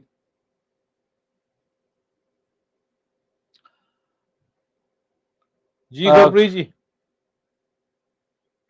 ਗੁਰਪ੍ਰੀਤ ਸਿੰਘ ਦੀ ਜਿਹੜੀ ਆਵਾਜ਼ ਆ ਉਹ ਸਾਡੇ ਤੱਕ ਸਹੀ ਨਹੀਂ ਸੀ ਆ ਰਹੀ ਤੇ ਹਰਜੋਤ ਸਿੰਘ ਜੀ, ਆਪਾਂ ਜਿਹੜਾ ਇਸ ਗੱਲਬਾਤ ਨੂੰ ਅੱਗੇ ਤੋਰਦੇ ਹਾਂ ਤੇ ਇਸ ਜਿਹੜੀ ਚੋਣ ਨਤੀਜੇ ਆ ਰਹੇ ਨੇ ਇਹਨੂੰ ਆਪਾਂ ਇੱਕ ਡਿਫਰੈਂਟ ਪਰਸਪੈਕਟਿਵ ਤੋਂ, ਡਿਫਰੈਂਟ ਜਿਸ ਤੋਂ ਆਪਾਂ ਸ਼ੁਰੂਆਤ ਕਰੀ ਸੀਗੀ ਕਿ ਪੰਜਾਬੀ ਰੇਡੀਓ USA ਸਿਰਫ ਤੁਹਾਨੂੰ ਇਹੀ ਨਹੀਂ ਦੱਸਦਾ ਕਿ ਅੱਗੇ ਕੌਣ ਚੱਲ ਰਿਹਾ, ਪਿੱਛੇ ਕੌਣ ਚੱਲ ਰਿਹਾ। ਮਨਦੀਪ ਪੂਨੀਆ ਨੇ ਇੱਕ ਬੜੀ ਸੋਹਣੀ ਜਿਹੜੀ ਗੱਲ ਆ ਉਹ ਕਹੀ ਸੀਗੀ ਕਿ ਪੰਜਾਬ ਦੇ ਲੋਕ ਰਿਐਕਟ ਕਰਦੇ ਨੇ। ਪੰਜਾਬ ਦੇ ਲੋਕਾਂ ਨੇ ਇੱਕ ਦੌਰ, ਤੁਸੀਂ ਉਸ ਦੌਰ ਨੂੰ ਚੰਗੀ ਤਰ੍ਹਾਂ ਦੇਖਿਆ ਕਿ ਜਦੋਂ ਤਸ਼ੱਦਦ ਹੋ ਰਿਹਾ ਸੀ, ਜ਼ਬਰ ਹੋ ਰਿਹਾ ਸੀ, ਜ਼ੁਲਮ ਹੋ ਰਿਹਾ ਸੀ, ਜਿਹੜੇ ਹਫ਼ਤੇ ਦੇ ਵਿੱਚੋਂ, ਸ਼ਹੀਦੀ ਹਫ਼ਤੇ ਦੇ ਵਿੱਚੋਂ ਆਪਾਂ ਲੰਘ ਰਹੇ ਹਾਂ, ਘੱਲੂਘਾਰੇ ਦੇ ਦਿਨਾਂ ਦੇ ਵਿੱਚ ਲੰਘ ਰਿਹਾ, ਤੇ ਇਸ ਤੋਂ ਬਾਅਦ ਪੰਜਾਬ ਦੇ ਵਿੱਚ ਲੋਕਾਂ ਨੇ ਮੂੰਹ ਤੋੜਵਾਂ ਜਵਾਬ ਦਿੱਤਾ ਸੀਗਾ ਇਸ ਤਰ੍ਹਾਂ ਦੀ ਹਕੂਮਤ ਨੂੰ। ਤੇ ਇੱਕ ਵਾਰ ਫਿਰ ਕਿ ਇਹਨਾਂ ਨੇ ਉੱਥੇ ਲਗਾਤਾਰ ਨੀਮ ਫੌਜੀ ਦਸਤਿਆਂ ਦੇ ਨਾਲ ਪੰਜਾਬ ਦੇ ਪਿੰਡਾਂ ਦੇ ਵਿੱਚ, ਪੰਜਾਬ ਦੇ ਸ਼ਹਿਰਾਂ ਦੇ ਵਿੱਚ ਇਹ ਦੱਸਿਆ ਕਿ ਸਾਡੇ ਕੋਲ ਇੰਨੀ ਨਫਰੀ ਹੈ। ਲੋਕਾਂ ਨੇ ਦੱਸਿਆ ਕਿ ਚਲੋ ਕੋਈ ਨਾ, ਫੇਰ ਗੱਲ ਆਪਾਂ ਕਰਾਂਗੇ। ਤਾਂ ਇੱਕ ਵਾਰ ਫਿਰ ਬਹੁਤ ਵੱਡੀ ਲੀਡ ਅੰਮ੍ਰਿਤਪਾਲ ਸਿੰਘ ਦੀ। ਜੀ ਬਿਲਕੁਲ। ਸੋ ਬਹੁਤ ਸਾਰਾ ਜਿਹੜਾ ਮੀਡੀਆ ਸੀਗਾ ਉਹ ਅੰਮ੍ਰਿਤਪਾਲ ਦੇ ਉਲਟ, ਇਹਦੇ ਚ ਪੰਜਾਬੀ ਮੀਡੀਆ ਵੀ ਸੀ। ਹਾਂਜੀ, ਬਹੁਤ ਸਾਰੇ ਆਪਣੇ ਲੋਕ ਵੀ ਇਲਜ਼ਾਮ ਲਾਈ ਜਾਣੇ, ਦੇਖੋ ਜੀ RSS ਨੇ ਖੜਾ ਕਰਤਾ, RSS ਨੇ ਹੁਣ ਆਲਟਰਨੇਟਿਵ ਲਿਆਂਦਾ। ਹੁਣ 1 ਲੱਖ ਤੋਂ ਵੱਧ ਵੋਟ ਦੇ ਨਾਲ ਉਹ ਅੱਗੇ ਇਸ ਟਾਈਮ ਤੇ ਚੱਲ ਰਹੇ ਨੇ। ਹਾਂਜੀ, ਸੋ ਇਹ ਇੱਕ ਵਧੀਆ ਗੱਲ ਆ ਵੀ ਜਿੱਥੇ ਇੱਕ ਪਾਸੇ ਤਾਂ ਭਾਰਤ ਦੀ ਸਰਕਾਰ 70-80 ਹਜ਼ਾਰ ਪੈਰਾਮਿਲਟਰੀ ਫੋਰਸਿਸ ਲਾ ਕੇ ਪੂਰਾ ਬਦਨਾਮ ਕਰ ਰਿਹਾ ਸੀ ਵੀ ਪਤਾ ਨਹੀਂ ਕਿੱਡਾ ਕੁ ਵੱਡਾ ਅੱਤਵਾਦੀ ਹੈਗਾ ਆ, ਅਸੀਂ ਫੜ ਲਿਆ। ਜੋ ਇੰਡੀਆ ਦਾ ਮੀਡੀਆ ਆ ਉਹਨਾਂ ਨੇ ਜਿੰਨਾ ਉੱਥੇ ਹੇਟ ਫਲਾਈ ਪਈ, ਪੂਰੇ ਜਿੰਨੇ ਵੀ ਰਾਸ਼ਟਰੀ ਚੈਨਲ ਸੀਗੇ ਉਹ ਸਾਰੇ ਦਾ ਹੁਣ ਇੱਕ ਤਰ੍ਹਾਂ ਨਾਲ ਸਪਾਇਆ ਹੋ ਗਿਆ। ਜੀ ਬਿਲਕੁਲ। ਹੁਣ ਲੋਕਾਂ ਨੂੰ ਕੀ ਦੱਸੂਗੇ, ਕਿਹੜੇ ਮੂੰਹ ਨਾਲ ਦੱਸੂਗੇ ਭਾਈ ਜਿਹਨੂੰ ਤੂੰ ਅੱਤਵਾਦੀ ਕਹਿੰਦੇ ਸੀ, ਉਹ ਇੰਨੇ ਲੱਖ ਵੋਟ ਦੇ ਨਾਲ ਉਹ ਜਿੱਤਿਆ ਹੈਗਾ। ਸੋ ਇੱਕ ਤਾਂ ਉਹ, ਦੂਸਰਾ ਸਰਬਜੀਤ ਸਿੰਘ ਖਾਲਸਾ। ਤੇ ਹੁਣ ਤੁਸੀਂ ਦੇਖੋ, ਮੈਂ ਇਹੀ ਸੋਚਦਾ ਸੀ ਭਈ ਇੱਕ ਪਾਸੇ ਤਾਂ ਜਿਹੜਾ ਮੋਦੀ ਹੁਣਾਂ ਦਾ ਹੁਣ ਲੱਗਦਾ ਨਹੀਂ ਹੈ ਵੀ ਮੈਜੋਰਟੀ ਉਹਨਾਂ ਦੀ ਆਊਗੀ, ਵੀ ਜੇ ਕਿਤੇ ਮੋਦੀ ਹੁਣੀ ਨਹੀਂ ਬਣਦੇ ਤੇ ਉਧਰ ਰਾਹੁਲ ਗਾਂਧੀ ਬਣ ਜਾਂਦਾ, ਇੱਕ ਪਾਸੇ ਪ੍ਰਾਈਮ ਮਿਨਿਸਟਰ ਬਣਦਾ ਉਹ, ਹਾਂਜੀ ਤੇ ਉਧਰ ਸਰਬਜੀਤ ਸਿੰਘ ਖਾਲਸਾ ਵੀ ਬੈਠਾ ਹੋਊਗਾ। ਹਾਂਜੀ ਹਾਂਜੀ ਠੀਕ ਹੈ ਕਿ ਨਹੀਂ? ਸੋ ਕਿੱਦਾਂ ਦੀ ਸਿਚੁਏਸ਼ਨ ਬਣੂਗੀ ਹਜੇ ਲੱਗਦਾ ਤਾਂ ਨਹੀਂ, ਲੱਗਦਾ ਤਾਂ ਇਹੀ ਆ ਵੀ ਸ਼ਾਇਦ ਮੋਦੀ ਹੁਣੀ ਜਿਹੜੇ ਬਣ ਜਾਊਗੇ ਐਡੀ ਛੇਤੀ ਜਾਣ ਨਹੀਂ ਦਿੰਦੇ। ਹਾਂ, ਪਰ ਜੋ ਉਹਨਾਂ ਦਾ ਸੀਗਾ ਵੀ 400 ਸੀਟਾਂ ਲੈ ਜਾਾਂਗੇ, ਉਹ ਜਿਹੜੀ ਆ ਉਹ ਜ਼ੀਰੋ ਹੁੰਦੀ ਦਿਸਦੀ ਆ। ਹਾਂਜੀ ਬਿਲਕੁਲ, ਦੇਖੋ ਇਹੀ ਤਾਂ ਗੱਲ ਆ, ਪੰਜਾਬ ਦੀ ਇਹੀ ਇੱਕ ਅਲੱਦਗੀ ਆ ਆਮ ਦੇਸ਼ ਦੇ ਨਾਲੋਂ, ਕਿ ਇਹ ਦੇਸ਼ ਦੀ ਜਿਹੜੀ ਫਿਜ਼ਾ ਦੇ ਵਿੱਚ ਬਹਿੰਦਾ, ਦੇਸ਼ ਜਿਹੜੀ ਹਵਾ ਦੇ ਵਿੱਚ ਚੱਲਦਾ, ਉਹ ਪੰਜਾਬ ਦੇ ਵਿੱਚ ਨਹੀਂ ਚੱਲਦੀ। ਪੰਜਾਬ ਦਾ ਜਿਹੜਾ ਬੰਦਾ, ਪੰਜਾਬ ਦੀ ਜਿਹੜੀ ਤਸਵੀਰ ਹੈ, ਇਹ ਦਿੱਲੀ ਨੂੰ ਇਹ ਨਹੀਂ ਮੰਨ ਕੇ ਚੱਲਦੀ ਕਿ ਠੀਕ ਹੈ ਜੋ ਤੁਸੀਂ ਹੁਕਮ ਕਰੋਗੇ, ਜਿਵੇਂ ਤੁਸੀਂ ਕਰੋਗੇ। ਇਸ ਨੈਰੇਟਿਵ ਦੇ ਵਿੱਚ ਪੰਜਾਬੀਆਂ ਦੀ ਕਿਰਦਾਰ ਕੁਸ਼ੀ ਵੀ ਕੀਤੀ ਗਈ, ਜਿਹੜਾ ਅੰਮ੍ਰਿਤਪਾਲ ਸਿੰਘ ਵਾਲਾ ਨੈਰੇਟਿਵ ਸੀਗਾ। ਔਰ ਇਹ ਲੋਕ ਇਹ ਵੀ ਮੰਨਦੇ ਨੇ ਕਿ ਜਿਵੇਂ ਤੁਸੀਂ ਜੋ ਮਰਜ਼ੀ ਕਰੀ ਚੱਲੋ, ਇਹ ਨਹੀਂ ਹੁੰਦਾ ਕਿ ਹਰ ਚੀਜ਼ ਤੁਹਾਨੂੰ ਲੱਗਦਾ ਕਿ ਅਸੀਂ ਜੇ ਡੇਰਿਆਂ 'ਚ ਜਾ ਕੇ ਬੈਠਾਂਗੇ ਤਾਂ ਉਹਦੇ ਹਿਸਾਬ ਨਾਲ ਸਾਡੀ ਪੋਲਿਟਿਕਸ ਚੱਲੂਗੀ, ਅਸੀਂ ਜੇ ਉਹਨਾਂ ਲੋਕਾਂ ਦੀ ਪਖੰਡੀਆਂ ਦੀ ਜੈ-ਜੈਕਾਰ ਕਰਾਂਗੇ ਤਾਂ ਉਵੇਂ ਚੱਲੂਗੀ। ਕੋਈ ਦਿੱਲੀ ਮੀਟਿੰਗਾਂ ਕਰੀ ਜਾਂਦਾ, ਕੋਈ ਪੇਰੋਲਾਂ ਖਾਤਰ ਉੱਥੇ ਨਤਮਸਤਕ ਹੋਈ ਜਾਂਦਾ। ਕਾਰਨ ਇਹ ਆ ਵੀ ਦੇਖੋ, ਜਿਹੜੇ ਕਈ ਆਪਣੇ ਲੋਕ ਵੀ ਕਹੀ ਜਾਂਦੇ ਸੀ ਵੀ ਦੇਖੋ ਜੀ ਇਹ ਆਰਐਸਐਸ ਨੇ ਖੜਾ ਕਰਤਾ, ਉਹਨੂੰ ਜਿਤਾ ਦੇਣਾ ਆ। ਸਾਨੂੰ ਖੁਦ ਨੂੰ ਪਤਾ ਵੀ ਜਦੋਂ ਭਾਈ ਅਮਰਤਪਾਲ ਸਿੰਘ ਉਹਨਾਂ ਦੇ ਹੱਕ ਦੇ ਵਿੱਚ ਉੱਥੇ ਜਿਹੜਾ ਇਕੱਠ ਹੋਇਆ ਸੀ ਅੰਮ੍ਰਿਤਸਰ ਸਾਹਿਬ, ਬਹੁਤ ਵੱਡਾ, ਤੇ ਉਹਦੀ ਜਿਹੜੀ ਆਪਾਂ ਲਾਈਵ ਕਵਰੇਜ ਦਿੱਤੀ ਸੀ। ਜੀ ਜੀ ਬਿਲਕੁਲ, ਠੀਕ ਆ। ਉਹ ਲਾਈਵ ਕਵਰੇਜ ਤੋਂ ਬਾਅਦ ਸਾਡਾ ਜਿਹੜਾ YouTube ਚੈਨਲ ਤੇ Facebook ਬੰਦ ਕਰਤਾ। ਹਾਂਜੀ ਬਿਲਕੁਲ, ਠੀਕ ਹੈ ਕਿ ਨਹੀਂ? ਸੋ ਸਾਨੂੰ ਤਾਂ ਪਤਾ, ਜੇ ਉਹ ਅਮਰਤਪਾਲ ਸਿੰਘ ਨੂੰ ਉਭਾਰਦੇ ਹੁੰਦੇ ਆਰਐਸਐਸ ਵਾਲੇ ਜਾਂ ਬੀਜੇਪੀ ਵਾਲੇ, ਤਾਂ ਫਿਰ ਜਿਹੜੇ ਉਹਨੂੰ ਪ੍ਰਮੋਟ ਕਰ ਰਹੇ ਸੀ ਜਾਂ ਜਿਹੜੇ ਉਹਦੀ ਕੋਈ ਵੀ ਈਵੈਂਟ ਹੋ ਰਹੀ ਸੀ ਉਹਨੂੰ ਕਵਰ ਕਰਦੇ ਸੀ, ਉਹਨਾਂ ਚੈਨਲਾਂ ਨੂੰ ਨਹੀਂ ਕਾਹਤੇ ਬੰਦ ਕਰਨਾ। ਬਿਲਕੁਲ ਬਿਲਕੁਲ। ਸੋ ਇਸੇ ਕਰਕੇ ਬਹੁਤੇ ਲੋਕ ਉਦੋਂ ਵੀ ਕਹਿੰਦੇ ਸੀਗੇ ਵੀ ਜੇਕਰ ਤੁਸੀਂ ਐਂ ਕਰਨਾ ਚਾਹੁੰਦੇ ਹੋ ਤਾਂ ਇਲੈਕਟੋਰਲ ਪੋਲਿਟਿਕਸ ਚ ਆਓ, ਇੱਥੇ ਜਿੱਤ ਕੇ ਵਿਖਾਓ। ਸੋ ਉਹਨਾਂ ਨੇ ਉੱਥੇ ਵੀ ਆ ਗਿਆ, ਤੇ ਉੱਥੇ ਵੀ ਚਲੋ ਲੋਕਾਂ ਨੇ ਇੱਕ, ਜਿਵੇਂ ਗੁਰਪ੍ਰੀਤ ਹੋਰਾਂ ਨੇ ਜ਼ਿਕਰ ਕੀਤਾ ਸੀਗਾ ਕਿ ਬੀਬੀ ਖਾਲੜਾ ਵਾਲਾ ਫੈਕਟਰ ਬਹੁਤ ਤਕੜਾ ਫੈਕਟਰ ਆ, ਤੇ ਲੋਕਾਂ ਨੇ ਕਿਹਾ ਕਿ ਮਿਹਣਾ ਉਹ ਧੋਣਾ। ਦੂਜੇ ਪਾਸੇ ਸਰਬਜੀਤ ਖਾਲਸਾ, ਇੱਕ ਪਾਸੇ ਬੇਅੰਤ ਸਿੰਘ ਦੇ ਉੱਤੇ ਲੋਕ ਕਹਿੰਦੇ ਕਿ ਐਂ ਨਹੀਂ ਕੀਤਾ, ਜੇ ਕੀਤਾ ਉਹ ਕੀਤਾ, ਪਰ ਦੂਜੇ ਪਾਸੇ ਜਦੋਂ ਕਰਮਜੀਤ ਅਨਮੋਲ ਦੀ ਜਿਹੜੀ ਕੰਪੇਨ ਸੀ ਬਹੁਤ ਸ਼ਾਨਦਾਰ ਚੱਲ ਰਹੀ ਸੀ। ਔਰ ਜਦੋਂ ਉਹਨਾਂ ਨੂੰ ਲੱਗਿਆ ਕਿ ਜਿਵੇਂ ਗੁਰਪ੍ਰੀਤ ਨੇ ਜ਼ਿਕਰ ਕੀਤਾ ਕਿ ਨਚਾਰ ਵਰਸਸ ਸਰਦਾਰ, ਜਦੋਂ ਇਹ ਗੱਲ ਆਈ ਤਾਂ 2 ਹਫ਼ਤਿਆਂ ਦੇ ਵਿੱਚ ਹੀ ਸਰਬਜੀਤ ਸਿੰਘ ਦੀ ਕੰਪੇਨ ਆਪ ਮੁਹਾਰੇ ਲੋਕ ਆਪ ਕਰਨ ਲੱਗ ਪੈਂਦੇ ਨੇ। ਜੀ ਗੁਰਪ੍ਰੀਤ ਜੀ, ਇੱਕ ਵਾਰ ਫਿਰ ਤੋਂ ਸਵਾਗਤ ਹੈ ਜੀ, ਸਤਿ ਸ਼੍ਰੀ ਅਕਾਲ ਜੀ। ਜੀ ਜੀ, ਜਿਹੜੀਆਂ ਤਾਜ਼ਾ ਜਾਣਕਾਰੀਆਂ ਨੇ ਉਹ ਤੁਸੀਂ ਸਾਡੇ ਨਾਲ ਸਾਂਝੀਆਂ ਕਰੋ ਜੀ। ਜੀ ਜੀ, ਸੋ ਮੈਂ ਜਲੰਧਰ ਦੀ ਗੱਲ ਕਰ ਰਿਹਾ ਸੀ। ਸਭ ਤੋਂ ਪਹਿਲਾਂ ਆਪਾਂ ਜਲੰਧਰ ਨੂੰ ਕੰਕਲੂਡ ਕਰ ਲਈਏ। ਜਿਹੜੀ ਗੱਲ ਕਰ ਰਹੇ ਸੀ ਤੁਸੀਂ ਪਹਿਲਾਂ ਕਿ ਇੱਥੋਂ ਤਕਰੀਬਨ ਕੰਮ ਸਫਾਇਆ ਹੀ ਕਰ ਦਿੱਤਾ ਹੈ, ਉਹੀ ਗੱਲ ਹੋਈ ਹੈ ਜਦੋਂ ਧਰਾਤਲ ਤੇ ਲੋਕਾਂ ਨਾਲ ਵਿਚਰ ਰਹੇ ਸੀ। ਇਹੀ ਗੱਲ ਨਿਕਲ ਕੇ ਸਾਹਮਣੇ ਆ ਰਹੀ ਸੀ ਕਿ ਅਸੀਂ ਦਲ ਬਦਲੂਆਂ ਤੋਂ ਬਹੁਤ ਦੁਖੀ ਹਾਂ। ਹਰੇਕ ਬੰਦਾ ਇਹੀ ਗੱਲ ਕਰ ਰਿਹਾ ਸੀ। ਜਿਹੜਾ ਪਾਰਟੀਆਂ ਦਾ ਪੱਕਾ ਕੇਡਰ ਸੀ, ਸਿਰਫ ਉਹ ਹੀ ਆਪਣੇ ਕੈਂਡੀਡੇਟ ਦੇ ਹੱਕ 'ਚ ਸੀ। ਉਸ ਤੋਂ ਇਲਾਵਾ ਜਿਹੜਾ ਨਾਰਮਲ ਸਧਾਰਨ ਜਿਹੜਾ ਸਿਟੀਜ਼ਨ ਹੈ, ਉਹਨੂੰ ਇਹੀ ਲੱਗਦਾ ਸੀ ਕਿ ਇਹ ਜਿਹੜਾ ਪਿਰਤ ਪਾਈ ਜਾ ਰਹੀ ਹੈ ਇਹ ਗਲਤ ਹੈ।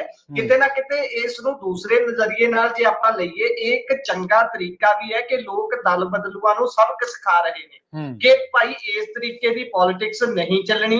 ਤੁਸੀਂ ਪਹਿਲਾਂ ਜਿੱਤਦੇ ਹੋ, ਹਾਰਦੇ ਹੋ, ਉਸ ਤੋਂ ਬਾਅਦ ਤੁਸੀਂ ਪਾਰਟੀ ਛੱਡ ਕੇ ਫੇਰ ਤੋਂ ਦੁਬਾਰਾ ਇੱਕ ਵਾਰ ਲੋਡ ਪਾ ਦਿੰਦੇ ਹੋ ਸਰਕਾਰ ਦੇ ਉੱਪਰ ਕਿ ਇੱਕ ਵਾਰ ਫੇਰ ਤੋਂ ਉਹ ਦੁਬਾਰਾ ਉੱਥੇ ਇਲੈਕਸ਼ਨ ਕਰਾਉਣ। ਇਹੋ ਜਿਹੇ ਵਰਤਾਰੇ ਨੂੰ ਇਹ ਮੈਂ ਆਪਣੇ ਨਜ਼ਰੀਏ ਨਾਲ ਜੇ ਦੱਸਾਂ, ਮੈਂ ਮੰਨਦਾ ਕਿ ਠੀਕ ਹੈ ਜਿਹੜਾ ਲੋਕ ਉਹਨਾਂ ਨੂੰ ਸਬਕ ਸਿਖਾ ਰਹੇ ਨੇ।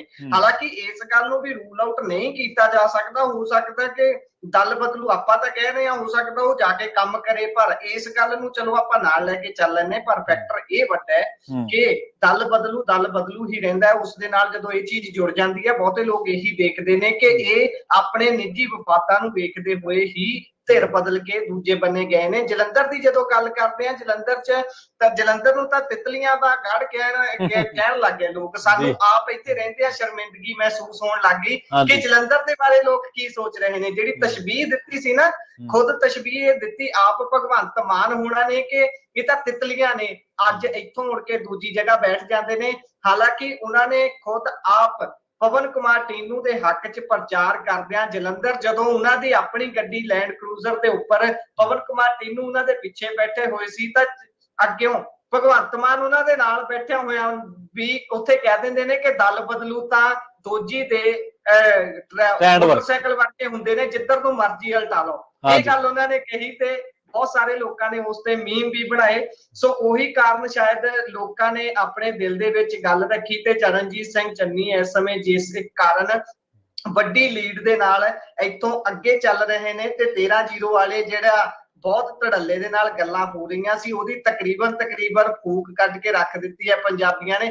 ਹੁਣ ਦੇਖਣੀ ਵਾਲੀ ਗੱਲ ਇਹ ਹੋਊਗੀ ਕਿ ਕਿੰਨੇ % ਵੋਟ ਆਮ ਆਦਮੀ ਪਾਰਟੀ ਜਿਹੜੀ ਸੱਤਾਧਾਰੀ ਹੈ ਉਹ ਲੈ ਕੇ ਜਾਂਦੀ ਹੈ, ਕਿਉਂਕਿ ਫਿਰ ਜਿੰਨੇ % ਉਹ ਵੋਟ ਲਿਜਾਣਗੇ ਫਿਰ ਉਹ ਐ ਨਹੀਂ ਕਹਿ ਸਕਦੇ ਜਿਸ ਤਰੀਕੇ ਦੇ ਨਾਲ ਪਹਿਲਾਂ ਬਿੰਟੂ ਜੀ ਨੇ ਵੀ ਗੱਲ ਕੀਤੀ ਸੀ ਕਿ ਜਿੰਨੇ % ਵੋਟਰ ਹੁੰਦੇ ਨੇ ਉਹਨਾਂ ਚੋਂ ਜਿੰਨੇ % ਤੁਹਾਨੂੰ ਪੋਲ ਹੁੰਦੀ ਹੈ ਤੁਸੀਂ ਉਨਿਆਂ ਦੇ ਨੁਮਾਇੰਦੇ ਹੋ। ਤੁਸੀਂ ਐ ਨਹੀਂ ਕਹਿ ਸਕਦੇ ਕਿ ਤੁਸੀਂ 3 ਕਰੋੜ ਲੋਕਾਂ ਦੇ ਨੁਮਾਇੰਦੇ ਹੋ।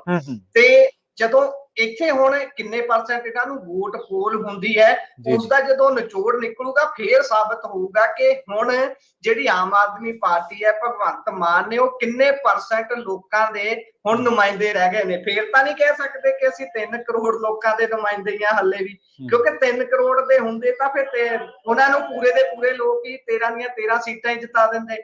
ਇਸ ਸਮੇਂ ਤਾਂ ਹਾਲਤ ਇਹ ਬਣੀ ਹੋਈ ਹੈ ਕਿ 2 ਤੋਂ 3 ਸੀਟਾਂ ਤੇ ਅੱਗੇ ਚੱਲ ਰਹੇ ਨੇ, ਜਿੱਥੇ ਸਭ ਤੋਂ ਕਹਿ ਸਕਦੇ ਆ ਵੀ ਉਹਨਾਂ ਦਾ ਆਪਣਾ ਆਧਾਰ ਜਿਹੜਾ ਦਾਅ ਤੇ ਲੱਗਾ ਹੋਇਆ ਇੱਕੋ ਇੱਕ ਸੀਟ ਪੂਰੇ ਪੰਜਾਬ ਦੇ ਵਿੱਚ ਹੈ ਜਿਹੜੀ ਖੁਦ ਆਪ ਭਗਵੰਤ ਮਾਨ ਨੇ ਆਪਣੇ ਦਮ ਦੇ ਉੱਪਰ ਕਿਸੇ ਨੂੰ ਦਵਾਈ ਹੈ, ਉਹ ਹੈ ਫਰੀਦਕੋਟ ਦੀ ਸੀਟ। ਕਿਉਂਕਿ ਉਹ ਉਹਨਾਂ ਦੇ ਪੁਰਾਣੇ ਦੋਸਤ ਨੇ ਕਰਮਜੀਤ ਅਨਮੋਲ, ਉਹ ਇਕੱਠੇ ਕੰਮ ਕਰਦੇ ਰਹੇ ਨੇ ਫੀਲਡ ਦੇ ਵਿੱਚ ਲੰਬਾ ਸਮਾਂ ਤੇ ਉਹਨਾਂ ਨੇ ਉੱਥੇ ਹੀ ਦੋਸਤੀ ਨਿਭਾਈ। ਉਹਨਾਂ ਨੂੰ ਪਹਿਲਾਂ ਤਾਂ ਗੱਲ ਇਹ ਵੀ ਆ ਰਹੀ ਸੀ ਕਿ ਕਰਮਜੀਤ ਅਨਮੋਲ ਨੂੰ ਸੰਗਰੂਰ ਲੜਾਉਣਾ ਹੈ, ਪਰ ਅੰਤ ਦੇ ਵਿੱਚ ਫਿਰ ਕੀ ਰਿਹਾ ਹੋਊਗਾ ਕਾਰਨ ਉਸਦਾ ਤਾਂ ਤੁਸੀਂ ਚੰਗੇ ਤਰੀਕੇ ਨਾਲ ਦੱਸ ਸਕਦੇ ਹੋ। ਪਰ ਫਿਰ ਉਹ ਭਗਵੰਤ ਮਾਨ ਦੇ ਕਹਿਣ ਤੇ ਸੀਟ ਜਿਹੜੀ ਫਰੀਦਕੋਟ ਦੀ ਕਰਮਜੀਤ ਅਨਮੋਲ ਨੂੰ ਦਿੱਤੀ ਗਈ ਸੀ। ਇਸ ਸਮੇਂ ਉਸ ਜਗ੍ਹਾ ਦੇ ਉੱਪਰ ਜਿਹੜਾ ਆਧਾਰ ਦਾਅ ਤੇ ਲੱਗਾ ਹੋਇਆ ਕੱਲਾ ਕਰਮਜੀਤ ਅਨਮੋਲ ਦਾ ਨਹੀਂ, ਉਹ ਭਗਵੰਤ ਮਾਨ ਦਾ ਵੀ ਲੱਗਾ ਹੋਇਆ, ਕਿਉਂਕਿ ਜਦੋਂ ਇੱਥੇ ਗੱਲ ਹੁੰਦੀ ਹੈ ਪੰਜਾਬ ਦੇ ਵਿੱਚ ਚੋਣਾਂ ਤੋਂ ਪਹਿਲਾਂ ਅਰਵਿੰਦ ਕੇਜਰੀਵਾਲ ਨੂੰ ਜਦੋਂ ਇਹ ਸਪਸ਼ਟ ਹੋਣਾ ਸ਼ੁਰੂ ਹੋ ਜਾਂਦਾ ਹੈ ਕਿ ਹੁਣ ਨਹੀਂ ਮੈਂ ਭੱਜ ਸਕਦਾ, ਹੁਣ ਜਿੰਨੇ ਮੈਨੂੰ ਆਉਣੇ ਸੀ ਚਿੱਠੀ ਪੱਤਰ ਆ ਚੁੱਕੇ ਨੇ, ਹੁਣ ਜੇਲ੍ਹ 'ਚ ਜਾਣਾ ਹੀ ਪੈਣਾ ਹੈ, ਉਸ ਸਮੇਂ ਉਹਨਾਂ ਨੇ ਇੱਥੇ ਹੋਕਾ ਦੇ ਦਿੱਤਾ ਸੀ ਕਿ ਸੰਸਦ ਵਿੱਚ ਵੀ ਭਗਵੰਤ ਮਾਨ, ਉਹਨਾਂ ਨੇ ਜਦੋਂ ਇਹ ਗੱਲ ਕਹੀ ਤਾਂ ਇੱਥੋਂ ਸਪਸ਼ਟ ਹੋ ਗਿਆ ਕਿ ਹੁਣ ਉਹ ਪੰਜਾਬ ਨੂੰ ਪੂਰੀ ਤਰ੍ਹਾਂ ਨਾਲ ਭਗਵੰਤ ਮਾਨ ਨੂੰ ਸੌਂਪ ਕੇ ਜਾ ਰਹੇ ਨੇ ਵੀ ਭਾਈ ਇੱਥੋਂ ਐਤਕੀ ਤੂੰ ਹੀ ਸੀਟਾਂ ਕੱਢ ਕੇ ਦੇਣੀਆਂ। ਉਹ ਹੋ ਗਏ ਪਾਸੇ। ਫਿਰ ਇੱਕ ਸੀਟਾਂ ਦੀ ਵੰਡ ਉਹਨਾਂ ਦੇ ਵੱਲੋਂ ਕੀਤੀ ਗਈ ਹੋਵੇ, ਪਰ ਜਿਹੜੀ ਗੱਲ ਸਪਸ਼ਟ ਹੋਣੀ ਸੀ ਇੱਕ ਸੀਟ ਦੀ ਜਿਹੜੀ ਮੈਂ ਗੱਲ ਕੀਤੀ ਹੈ ਜਿਹੜੀ ਖੁਦ ਆਪ ਭਗਵੰਤ ਮਾਨ ਨੇ ਦਵਾਈ ਹੈ ਆਪਣੇ ਦੋਸਤ ਨੂੰ, ਉੱਥੇ ਤੁਸੀਂ ਦੇਖ ਸਕਦੇ ਹੋ ਹਾਲਤ ਕਿਸ ਕਦਰ ਪਤਲੀ ਹੈ। ਹਾਲਾਂਕਿ ਸਾਡੇ ਸੱਜਣ ਜਿਹੜੇ ਸਾਡੇ ਨਾਲ ਜੁੜ ਰਹੇ ਨੇ ਉਹਨਾਂ ਚੋਂ ਕੁਝ ਤਾਂ ਕਹਿ ਰਹੇ ਨੇ ਕਿ ਇਹ ਲੀਡ ਟੁੱਟ ਵੀ ਸਕਦੀ ਹੈ, ਕੁਝ ਵੀ ਹੋ ਸਕਦਾ ਹੈ, ਪਰ ਇੱਕ ਵਾਰੀ ਕੰਪਨੀ ਤਾਂ ਛੇੜ ਦਿੱਤੀ ਨਾ ਉਹ ਉਹਨਾਂ ਵਿਅਕਤੀਆਂ ਨੇ ਜਿਹੜੇ ਕਿ ਪਿਛੋਕੜ ਤੋਂ ਗੈਰ ਰਾਜਨੀਤਿਕ ਨੇ, ਰਾਜਨੀਤੀ ਦੇ ਵਿੱਚ ਵਿਚਰਦੇ ਨਹੀਂ ਨੇ। ਇੱਕ ਪਾਸੇ ਤੁਸੀਂ ਅਮਰੀਕਾ ਕੈਨੇਡਾ ਦੇ ਸਿਟੀਜ਼ਨ ਨੇ ਜਿਹੜੇ ਵੱਡੇ ਵੱਡੇ ਕਲਾਕਾਰ, ਤੁਸੀਂ ਉਹਨਾਂ ਨੂੰ ਟਿਕਟ ਦਵਾ ਕੇ ਇੱਥੇ ਲਿਆਉਂਦੇ ਹੋ ਕਿ ਸਿਰਫ ਮੇਰੇ ਹੱਕ 'ਚ ਪ੍ਰਚਾਰ ਕਰਨਾ ਹੈ। ਜੀ ਹੋ ਸਕਦਾ ਉਹਨਾਂ ਰੈਲੀਆਂ 'ਚ ਲੋਕ ਇਸ ਨਜ਼ਰੀਏ ਨਾਲ ਵੀ ਆ ਜਾਂਦੇ ਹੋਣ ਕਿ ਭਾਈ ਚਲੋ ਉੱਥੇ ਫਲਾਨਾ ਸਿੰਗਰ ਆਇਆ ਹੋ, ਉਹਨਾਂ ਤਸਵੀਰ ਕਰਾਵਾਂਗੇ, ਸਾਨੂੰ ਕੀ ਹੈ ਕਰਮਜੀਤ ਅਨਮੋਲ ਜਿੱਤੇ ਚਾਹੇ ਹਾਰੇ। ਪਰ ਇਹ ਫੈਕਟਰ ਇੱਥੇ ਕਿੰਨਾ ਕੁ ਕੰਮ ਕੀਤਾ ਉਹ ਸਾਰਿਆਂ ਦੇ ਸਾਹਮਣੇ ਹੈ। ਜਿਹੜਾ ਤੁਸੀਂ ਵੀ ਗੱਲ ਕਰ ਰਹੇ ਸੀ, ਜਿਹੜਾ ਮੈਂ ਪਹਿਲਾਂ ਵੀ ਜ਼ਿਕਰ ਕੀਤਾ ਸੀ, ਬਾਰ-ਬਾਰ ਉਹ ਸ਼ਬਦ ਵਰਤਦੇ ਚੰਗੇ ਨਹੀਂ ਲੱਗਦੇ, ਜਿਹੜਾ ਨਚਾਰ ਵਾਲਾ ਸ਼ਬਦ ਵਰਤਦੇ ਸੀ, ਪਰ ਉਹ ਵਾਲਾ ਫੈਕਟਰ ਕੰਮ ਕੀਤਾ ਹੈ ਕਿਉਂਕਿ ਸਿੱਧੇ ਤਰੀਕੇ ਦੇ ਨਾਲ ਜਦੋਂ ਇਹ ਵਿਰੋਧ 'ਚ ਆ ਗਿਆ ਇਸ ਤਰੀਕੇ ਨਾਲ, ਫਿਰ ਉਹ ਕਹਿੰਦੇ ਹੁੰਦੇ ਨਾ ਦੀਪ ਸਿੱਧੂ ਹੋਣਾ ਦੇ ਬੋਲ ਸੀ ਕਿ ਪੰਥ ਦਾ ਮਿਹਣਾ ਨਹੀਂ ਲੈਣਾ ਚਾਹੀਦਾ ਕਦੀ ਵੀ, ਉਹ ਵਾਲਾ ਫੈਕਟਰ ਸ਼ਾਇਦ ਇਹਨਾਂ ਤੇ ਕੰਮ ਕਰ ਗਿਆ ਤੇ ਉਹ ਮਿਹਣਾ ਇਹਨਾਂ ਨੇ ਲੈ ਲਿਆ ਤੇ ਉਹ ਹੁਣ ਇਹਨਾਂ ਤੇ ਭਾਰੂ ਪੈ ਗਿਆ। ਇੱਥੋਂ ਤੱਕ ਕਿ ਜਿਹੜੀਆਂ ਛਬੀਲਾਂ ਕਹਿ ਲੋ ਵੀ ਰੋਹ ਦਾ ਲੰਗਰ ਲਾਇਆ ਗਿਆ ਸੀ, ਗੰਨੇ ਦੇ ਜੂਸ ਦੇ ਲੰਗਰ ਵੀ ਜਿਹੜੀਆਂ ਲਾ ਲੋ ਬੂਥਾਂ ਤੇ ਲਗਾਏ ਗਏ ਸੀ ਉਹ ਵੀ ਬੰਦ ਕਰਵਾ ਦਿੱਤੇ ਗਏ ਇਲੈਕਸ਼ਨ ਕਮਿਸ਼ਨ ਨੂੰ ਸ਼ਿਕਾਇਤ ਕਰਕੇ ਵੀ ਤੁਸੀਂ ਰੋਹ ਨਹੀਂ ਵਰਤਾ ਸਕਦੇ ਕਿਉਂਕਿ ਇਹ ਉਹਨਾਂ ਦਾ ਸਿੰਬਲ ਹੈ ਭਾਈ ਸਰਬਜੀਤ ਸਿੰਘ ਹੋਣਾ ਦਾ, ਇਸ ਕਰਕੇ ਤੁਸੀਂ ਇਨਡਾਇਰੈਕਟਲੀ ਪ੍ਰਚਾਰ ਕਰ ਰਹੇ ਹੋ ਵੋਟਾਂ ਵਾਲੇ ਦਿਨ ਵੀ ਉਹਨਾਂ ਦਾ। ਤੁਸੀਂ ਇਹ ਨਹੀਂ ਕਰ ਸਕਦੇ, ਉਹਨਾਂ ਦਾ ਰੋਹ ਵਾਲਾ ਲੰਗਰ ਬੰਦ ਕਰਾ ਦਿੱਤਾ ਗਿਆ। ਇਹੋ ਜਿਹਾ ਡਰ ਸੱਤਾਧਾਰੀ ਧਿਰ ਨੂੰ ਪਿਆ ਹੋਇਆ ਸੀ। ਫਿਰ ਤੁਸੀਂ ਇੱਥੋਂ ਅੰਦਾਜ਼ਾ ਲਗਾ ਸਕਦੇ ਹੋ ਕਿ ਇਹ ਜਿਹੜੀਆਂ 2 ਸੀਟਾਂ ਨੇ ਕਿਸ ਤਰੀਕੇ ਦੇ ਨਾਲ ਹੌਟ ਬਣੀਆਂ, ਕਿਸ ਤਰੀਕੇ ਦੇ ਨਾਲ ਇਹਨਾਂ ਤੇ ਗੱਲ ਹੋਈ। ਬਾਕੀ ਹੁਣ ਲਗਾਤਾਰ ਰੁਝਾਨ ਆ ਰਹੇ ਆ, ਦੇਖਦੇ ਹਾਂ ਅੱਗੇ ਵਧਦਾ ਕੀ। ਬਿਲਕੁਲ ਗੁਰਪ੍ਰੀਤ ਜੀ ਤੇ ਪ੍ਰਵੀਨ ਜੀ, ਗੱਲ ਸਭ ਤੋਂ ਪੰਜਾਬੀ ਮੀਡੀਆ ਵੀ ਜਿਹੜੇ 2 ਜਾਣਿਆਂ ਦਾ, ਭਾਈ ਅਮਰਤਪਾਲ ਸਿੰਘ ਤੇ ਭਾਈ ਸਰਬਜੀਤ ਸਿੰਘ ਖਾਲਸਾ ਦਾ ਨਾਂ ਤੱਕ ਨਹੀਂ ਲੈਂਦਾ। ਹੁਣ ਮੈਂ ਦੇਖਦਾ ਆ ਵੀ ਫੇਸਬੁੱਕ YouTube ਤੇ ਬਸ ਸਿਫਤਾਂ ਹੀ ਕਰ ਰਹੇ ਆ ਤੇ ਦੇਖੋ ਜੀ ਅੱਗੇ ਚੱਲ ਗਏ, ਉਹਨਾਂ ਨੂੰ ਹੁਣ ਪਤਾ ਨਹੀਂ ਸ਼ਰਮ ਨਹੀਂ ਆਉਂਦੀ ਕਿ ਨਹੀਂ, ਹਨਾ। ਨਾ ਤੱਕ ਈਵਨ ਉਹ ਸਰਵੇ ਵੀ ਪਾਉਂਦੇ ਸੀ ਨਾ, ਦੇਖੋ ਕਿਹੜਾ ਪਹਿਲੇ ਨੰਬਰ ਤੇ ਆਊਗਾ ਉਹਨਾਂ ਦਾ ਨਾਂ ਹੀ ਨਹੀਂ ਵਿੱਚ ਮੈਂਸ਼ਨ ਕਰਦੇ ਸੀ। ਦੇਖੋ ਸਭ ਤੋਂ ਵੱਡੀ ਗੱਲ ਹਰਜੋਤ ਸਿੰਘ ਖਾਲਸਾ ਜੀ ਤੇ ਗੁਰਪ੍ਰੀਤ ਸਿੰਘ ਜੀ, ਸਭ ਤੋਂ ਵੱਡੀ ਗੱਲ ਇਹ ਹੈ ਕਿ ਤੁਸੀਂ ਮੀਡੀਆ ਦੇ ਵਿੱਚ ਵਿਚਰਦੇ ਆ ਜਾਂ ਤੁਸੀਂ ਆਪਣੇ ਮਾਸ਼ਰੇ ਦੇ ਵਿੱਚ ਵਿਚਰਦੇ ਆ, ਕਿੱਡੇ ਕੁ ਬਰੋਡ ਮਾਈਂਡਡ ਆ ਤੁਸੀਂ। ਆਪਣੇ ਵਿਰੋਧੀ ਵਿਚਾਰ ਨੂੰ, ਜਿਹਦੇ ਨਾਲ ਤੁਸੀਂ ਸਹਿਮਤ ਨਹੀਂਗੇ, ਉਹਨੂੰ ਤੁਸੀਂ ਸੁਣਦੇ ਆ ਜਾਂ ਤੁਸੀਂ ਕੁਚਲਦੇ ਆ। ਅਸੀਂ ਇਹ ਦੇਖਦੇ ਆ ਕਿ ਸਾਡੇ ਚੋਂ ਬਹੁਤ ਸਾਰੇ ਲੋਕ ਉਲਾਰਵਾਦੀ ਨੇ, ਚਾਹੇ ਉਹਨਾਂ ਦੀਆਂ ਕੁਝ ਮਜਬੂਰੀਆਂ ਨੇ, ਚਾਹੇ ਉਹ ਬਹੁ ਗਿਣਤੀ ਬਹੁ ਸੰਮਤੀ ਦੇ ਵਿਚਾਰ ਅੱਗੇ ਆਪਣਾ ਵਿਚਾਰ ਪੇਸ਼ ਨਹੀਂ ਕਰ ਸਕਦੇ, ਉੱਥੇ ਦਬਾਅ ਮੰਨ ਜਾਂਦੇ ਨੇ। ਪਰ ਦੇਖੋ ਤੁਸੀਂ ਬੇਸ਼ੱਕ ਇਹਨਾਂ ਦੇ ਵਿਚਾਰ ਦੇ ਨਾਲ ਸਹਿਮਤ ਹੈਗੇ ਜਾਂ ਨਹੀਂ ਹੈਗੇ, ਪਰ ਇਹਨਾਂ ਦੀ ਐਗਜ਼ਿਸਟੈਂਸ ਨੂੰ ਤਾਂ ਰੱਦ ਨਾ ਕਰੋ ਨਾ। ਇਹਨਾਂ ਦੀ ਜੋ ਲੋਕਾਂ ਦਾ ਸਮਰਥਨ ਮਿਲ ਰਿਹਾ, ਘੱਟੋ ਘੱਟ ਉਹਨੂੰ ਤਸਲੀਮ ਤਾਂ ਕਰੋ ਨਾ, ਕਿ ਹਾਂ ਉਹਨੂੰ ਮਨਜ਼ੂਰ ਤਾਂ ਕਰੋ ਨਾ ਕਿ ਹਾਂ ਮਿਲ ਰਿਹਾ। ਅਸੀਂ ਨਹੀਂ ਕਹਿੰਦੇ ਕਿ ਸਾਰੀਆਂ 13 ਸੀਟਾਂ ਤੇ ਪੰਥਕ ਚਿਹਰੇ ਅੱਗੇ ਆ ਗਏ ਨੇ ਜਾਂ ਉਹ ਜਿੱਤ ਗਏ ਨੇ, ਪਰ ਜਿੱਥੇ 2 ਸੀਟਾਂ ਤੇ ਉਹਨਾਂ ਦੀ ਐਗਜ਼ਿਸਟੈਂਸ ਸੀਗੀ, ਤੁਹਾਨੂੰ ਇਹਨੂੰ ਮੰਨਣਾ ਪੈਣਾ ਸੀਗਾ। ਇਹ ਜਿਵੇਂ ਹੁਣ ਅਸੀਂ ਮੰਨਦੇ ਹਾਂ ਕਿ ਦਿੱਲੀ ਦੇ ਵਿੱਚ ਭਾਜਪਾ ਨੇ ਸੁਪੜਾ ਸਾਫ਼ ਕਰ ਦਿੱਤਾ, 7 ਦੀਆਂ 7 ਸੀਟਾਂ ਤੇ ਅੱਗੇ ਚੱਲ ਰਹੇ ਨੇ ਉਹ। ਹਿਮਾਚਲ ਪ੍ਰਦੇਸ਼ ਦੇ ਵਿੱਚ 4 ਦੀਆਂ 4 ਸੀਟਾਂ ਤੇ ਅੱਗੇ ਚੱਲ ਰਹੇ ਨੇ। ਇਸ ਤਰ੍ਹਾਂ ਬਹੁਤ ਸਾਰੇ ਰਾਜ ਨੇ ਜਿੱਥੇ ਉਹਨਾਂ ਨੇ ਸਾਰੇ ਦੇ ਸਾਰੇ ਰਾਜ ਦੇ ਵਿੱਚ ਸਫਾਈ ਕੀਤੀ ਹੋਈ ਹੈ। ਪਰ ਜਿਹੜਾ ਪੰਜਾਬ ਆ, ਪੰਜਾਬ ਦੀ ਪੋਲਿਟਿਕਸ, ਪੰਜਾਬ ਦੀ ਤਸਵੀਰ ਕੁਛ ਹੋਰ ਆ। ਇੱਥੇ ਭਗਵੰਤ ਮਾਨ ਸਭ ਕੁਛ ਟੇਕ ਕੇ ਗਰੰਟਡ ਲੈ ਕੇ ਚੱਲ ਰਹੇ ਸੀਗੇ ਕਿ ਮੈਂ 13 ਦੀਆਂ 13 ਸੀਟਾਂ ਜਿੱਤਾਂਗਾ। ਕਰਮਜੀਤ ਅਨਮੋਲ ਨੂੰ ਆਪ ਲੈ ਕੇ ਆਏ ਸੀਗੇ ਕਿ ਮੈਂ ਇੱਥੇ ਤੁਹਾਨੂੰ ਜਿਤਾ ਕੇ ਲੈ ਕੇ ਜਾਊਂਗਾ, ਪਰ ਆਪਾਂ ਦੇਖਿਆ ਕਿ ਰਿਜ਼ਲਟ ਤੁਹਾਡੇ ਸਾਹਮਣੇ ਆ। ਆਮ ਆਦਮੀ ਪਾਰਟੀ ਇਹ ਮੰਨ ਕੇ ਚੱਲ ਰਹੀ ਸੀ, ਭਗਵੰਤ ਮਾਨ ਸਾਹਿਬ ਇਹ ਮੰਨ ਕੇ ਚੱਲ ਰਹੇ ਸੀਗੇ ਕਿ ਜੋ ਮੈਨੂੰ ਸਮਰਥਨ ਮਿਲ ਗਿਆ, ਜੋ ਮੈਨੂੰ ਇਹਨਾਂ ਨੇ ਮੈਂਡੇਟ ਦਿੱਤਾ ਵਿਧਾਨ ਸਭਾ ਦੇ ਵਿੱਚ, ਤਾਂ ਸ਼ਾਇਦ ਹੁਣ ਉਹ ਕਿਸੇ ਨੇ ਨਹੀਂ ਬਦਲਣਾ। ਪਰ ਤੁਸੀਂ ਦੇਖੋ ਕਿ ਉਹਨਾਂ ਦੇ ਰੋਡ ਸ਼ੋਅਜ਼ ਦੇ ਵਿੱਚ, ਗੁਰਪ੍ਰੀਤ ਨੇ ਤਾਂ ਉਹ ਕਵਰ ਵੀ ਕੀਤੀਆਂ ਹੋਣਗੀਆਂ ਚੀਜ਼ਾਂ ਗਰਾਊਂਡ ਦੇ ਉੱਤੇ, ਕਿ ਉਹਨਾਂ ਦੇ ਰੋਡ ਸ਼ੋਅਜ਼ ਦੇ ਵਿੱਚ ਵਿਰੋਧ ਤੱਕ ਹੋਇਆ। ਸ਼ਹਿਰੀ ਵੋਟਰ ਉਹਨਾਂ ਨੇ ਗੁੱਸੇ ਕਰ ਲਿਆ, ਉਹਨਾਂ ਨੇ ਏਡੇ ਏਡੇ ਵੱਡੇ ਜਾਮ ਲਾ ਕੇ, ਜਿਹੜੇ ਕਹਿੰਦੇ ਸੀਗੇ ਕਿ ਬਈ ਡਲਾ ਤੋਂ ਪਤਾ ਨਹੀਂ ਡਲਾ ਹੋਤਾ ਹੈ ਕਿਧਰ ਸੇ ਚਲਾ ਹੋਤਾ ਹੈ, ਆਪ ਉਹ ਫੁੱਲ ਵੱਜਦਿਆਂ ਵੀ ਗੱਡੀ ਦੇ ਵਿੱਚ ਵੜਦੇ ਦੇਖੇ। ਸੋ ਇਹ ਸਾਨੂੰ ਸਮਝਣਾ ਪੈਣਾ ਕਿ ਸਾਡੇ ਜਿਹੜੇ ਲੋਕ ਰਾਜ ਕਰਾਂਗੇ 25 ਸਾਲ, ਅੱਜ ਉਹ ਲੋਕ 3-3 ਸੀਟਾਂ ਤੇ ਸਿਮਟੇ ਪਏ ਨੇ। ਜਿਹੜੇ ਲੋਕ ਕਹਿੰਦੇ ਸੀਗੇ ਕਿ ਸਾਡਾ ਤਾਂ ਇੱਥੇ ਫਲਾਨਾ India is Indira, Indira is India, ਉਹ ਲੋਕ ਵਿਰੋਧੀ ਧਿਰ ਦੇ ਵਿੱਚ ਬੈਠਣ ਜੋਗੇ ਨਹੀਂ ਰਹੇ। ਸੋ ਇਹ ਤੁਹਾਨੂੰ ਮੰਨਣਾ ਪੈਣਾ ਹੈ ਕਿ ਲੋਕ ਜਦੋਂ ਚੱਲਦੇ ਨੇ, ਲੋਕਾਂ ਦੇ ਨਾਲ ਲੀਡਰ ਵੱਡੇ ਹੁੰਦੇ ਨੇ। ਲੋਕ ਜਦੋਂ ਲੀਡਰਾਂ ਤੋਂ ਪਿੱਛੇ ਹੁੰਦੇ ਨੇ ਤਾਂ ਫਿਰ ਉਹ ਲੋਕ 3-3 ਸੀਟਾਂ ਤੇ ਸਿਮਟਦੇ ਆਪਾਂ ਦੇਖੇ ਨੇ। ਸੋ ਇਹ ਆਮ ਆਦਮੀ ਪਾਰਟੀ ਦੀ ਜਿਹੜੀ ਪੋਲਿਟਿਕਸ ਸੀਗੀ, ਲੋਕਾਂ ਨੂੰ ਦੱਬਣ ਵਾਲੀ, ਕੁਚਲਣ ਵਾਲੀ, ਔਰ ਇੱਕ ਖਾਸ ਵਿਰੋਧ ਨੂੰ, ਜਿਹੜਾ ਇੱਕ ਵਿਰੋਧ ਜਿਵੇਂ ਇੱਕ ਪੰਥਕ ਜਿਹੜੀ ਐਗਜ਼ਿਸਟੈਂਸ ਸੀਗੀ, ਉਹਦੇ ਤੇ ਇੱਕ ਖਾਸ ਰਿਐਕਸ਼ਨ, ਉਹਦੇ ਤੇ ਖਾਸ ਤਰ੍ਹਾਂ ਦਾ ਦਮਨ ਜਿਹੜਾ ਸੀਗਾ, ਉਹਨੂੰ ਇੱਥੇ ਤਕੜਾ ਜਵਾਬ ਜਿਹੜਾ ਲੋਕਾਂ ਨੇ ਦਿੱਤਾ। ਔਰ ਤੁਸੀਂ ਨੈਟ ਬੰਦ ਕਰ ਦਿੱਤਾ, ਤੁਸੀਂ ਸ਼ੁਭਕਰਨ ਸਿੰਘ ਤੇ ਗੋਲੀ ਚੱਲੀ, ਉਹਦੇ ਤੇ ਕੋਈ ਜਵਾਬ ਨਹੀਂ। ਹਰਿਆਣਾ ਪੁਲਿਸ ਆ ਕੇ ਇੱਥੇ ਪੰਜਾਬ ਦੇ ਵਿੱਚ ਆ ਕੇ ਟਾਇਰ ਪਾੜ ਗਈ, ਕਿਸਾਨਾਂ ਦੇ ਜਿਹੜੇ ਟੈਂਟ ਸੀਗੇ ਉਹ ਪਾੜ ਗਈ, ਉਹਨਾਂ ਦੇ ਭਾਂਡੇ ਖਿਲਾਰ ਗਈ, ਕਾਰਾਂ ਦੇ ਸ਼ੀਸ਼ੇ ਤੋੜ ਗਈ, ਟਰੈਕਟਰ ਭੰਨ ਗਈ, ਤੁਸੀਂ ਉਹਦੇ ਤੇ ਕੋਈ ਰਿਐਕਸ਼ਨ ਨਹੀਂਗਾ, ਕੋਈ ਪਰਚਾ ਨਹੀਂਗਾ। ਹੋਰ ਜਿਹੜੇ ਕਿਸਾਨਾਂ ਦੇ, ਜਦੋਂ ਕਿਸਾਨ ਮੀਟਿੰਗਾਂ 'ਚ ਬੈਠੇ ਰਹੇ, ਤੁਸੀਂ ਕਿਹਾ ਕਿ ਮੈਂ ਤਾਂ ਜੀ ਇਹਨਾਂ ਦਾ ਸਾਲਸੀ ਹੈ, ਤੇ ਜਦੋਂ ਕਿਸਾਨ ਧਰਨੇ ਤੇ ਚਲੇ ਗਏ ਤੁਸੀਂ ਉਸ ਤੋਂ ਬਾਅਦ ਕੋਈ ਤੁਹਾਡਾ ਜਵਾਬ ਨਹੀਂਗਾ। ਤੁਹਾਨੂੰ ਲੱਗਿਆ ਕਿ ਸ਼ਾਇਦ ਲੋਕਾਂ ਨੂੰ ਪਤਾ ਹੀ ਨਹੀਂ ਲੱਗ ਰਿਹਾ, ਤੁਹਾਨੂੰ ਲੱਗਿਆ ਕਿ ਸ਼ਾਇਦ ਅਸੀਂ ਆਪਣੇ, ਹੁਣ ਕਹਿੰਦੇ ਸੀ ਕੇਜਰੀਵਾਲ ਜੀ ਮੀਟਿੰਗਾਂ ਕਰ ਰਹੇ ਨੇ ਉਦਯੋਗਪਤੀਆਂ ਦੇ ਨਾਲ, ਕੇਜਰੀਵਾਲ ਜੀ ਆਹ ਕਰ ਰਹੇ ਨੇ, ਪਰ ਤੁਹਾਨੂੰ ਲੱਗਿਆ ਕਿ ਚੀਜ਼ਾਂ ਸ਼ਾਇਦ ਅਸੀਂ ਨੈਰੇਟਿਵ ਸੈੱਟ ਕਰਦੇ ਹਾਂ, ਸਾਡੇ ਮੁਤਾਬਕ ਚੀਜ਼ਾਂ ਚੱਲਦੀਆਂ ਨੇ, ਲੋਕਾਂ ਨੂੰ ਇੱਥੇ ਕੱਖ ਨਹੀਂ ਪਤਾ। ਕਾਂਗਰਸ ਲਈ, ਕਾਂਗਰਸ ਦਾ ਤੁਸੀਂ ਦੇਖੋ ਕੰਟਰਾਡਿਕਸ਼ਨ, ਚਰਨਜੀਤ ਚੰਨੀ 1 ਲੱਖ ਵੋਟਾਂ ਦੇ ਨਾਲ ਅੱਗੇ ਚੱਲ ਰਹੇ ਨੇ, ਸੁਖਪਾਲ ਖਹਿਰਾ 1 ਲੱਖ ਤੋਂ ਵੱਧ ਵੋਟਾਂ ਨਾਲ ਪਿੱਛੇ ਚੱਲ ਰਹੇ ਨੇ। ਸੋ ਇਹ ਪੋਲਿਟਿਕਸ ਆ ਜੀ। ਸੋ ਜੇ ਓਵਰਆਲ ਪੰਜਾਬ 'ਚ ਦੇਖਿਆ ਜਾਵੇ, ਕਹਿੰਦੇ ਕਾਂਗਰਸ ਨੂੰ 26.53%, ਹੁਣ ਤੱਕ ਜਿੰਨੀਆਂ ਕਾਊਂਟ ਹੋਈਆਂ, ਆਮ ਆਦਮੀ ਪਾਰਟੀ ਨੂੰ 26.34%, ਬੀਜੇਪੀ ਨੂੰ 17.69%, ਸ਼੍ਰੋਮਣੀ ਅਕਾਲੀ ਦਲ ਨੂੰ 13.43% ਤੇ ਬਹੁਜਨ ਸਮਾਜ ਪਾਰਟੀ ਨੂੰ 2.80%, ਤੇ ਜਿਹੜੇ ਹੋਰ ਹੈਗੇ ਉਹਨਾਂ ਨੂੰ 12.51%, ਜਿਨ੍ਹਾਂ 'ਚ ਸਰਬਜੀਤ ਸਿੰਘ ਖਾਲਸਾ ਤੇ ਭਾਈ ਅਮਰਪਾਲ ਸਿੰਘ ਖਾਲਸਾ ਜਿਹੜੇ ਦੋਨੋਂ ਹੀ ਆਉਂਦੇ ਹੈਗੇ ਆ। ਸੋ ਇਹ ਜਿਹੜੀਆਂ ਪੰਜਾਬ ਦੇ ਜਿਹੜੇ ਰਿਜ਼ਲਟਸ ਆ, ਹਜੇ ਫਾਈਨਲ ਨਹੀਂ ਹੋਏ, ਜੋ ਚੱਲ ਰਿਹਾ ਉਹ ਆਪਾਂ ਤੁਹਾਡੇ ਨਾਲ ਸਾਂਝਾ ਕਰ ਰਹੇ ਹੈਗੇ ਆ। ਤੇ ਜਿਹੜੀ ਸੈਂਟਰ ਦੀ ਜਿਹੜੀ ਸਰਕਾਰ ਆ, ਉੱਥੇ ਵੀ ਹੁਣ ਕਾਫੀ ਜਿਹੜੀ ਹਿਲਜੁਲ ਹੋਊਗੀ ਤੇ ਕਿਉਂਕਿ ਜਿੰਨੇ ਕੁ ਉਹ ਕਹਿੰਦੇ ਸੀ ਵੀ 400 ਸਾਡੀਆਂ ਸੀਟਾਂ ਆ ਜਾਣੀਆਂ, ਉਹ ਤਾਂ ਹੁਣ ਗਈਆਂ, ਉਹ ਉੱਥੇ ਤੱਕ ਅਬਕੀ ਬਾਰ 400 ਕੇ ਪਾਰ।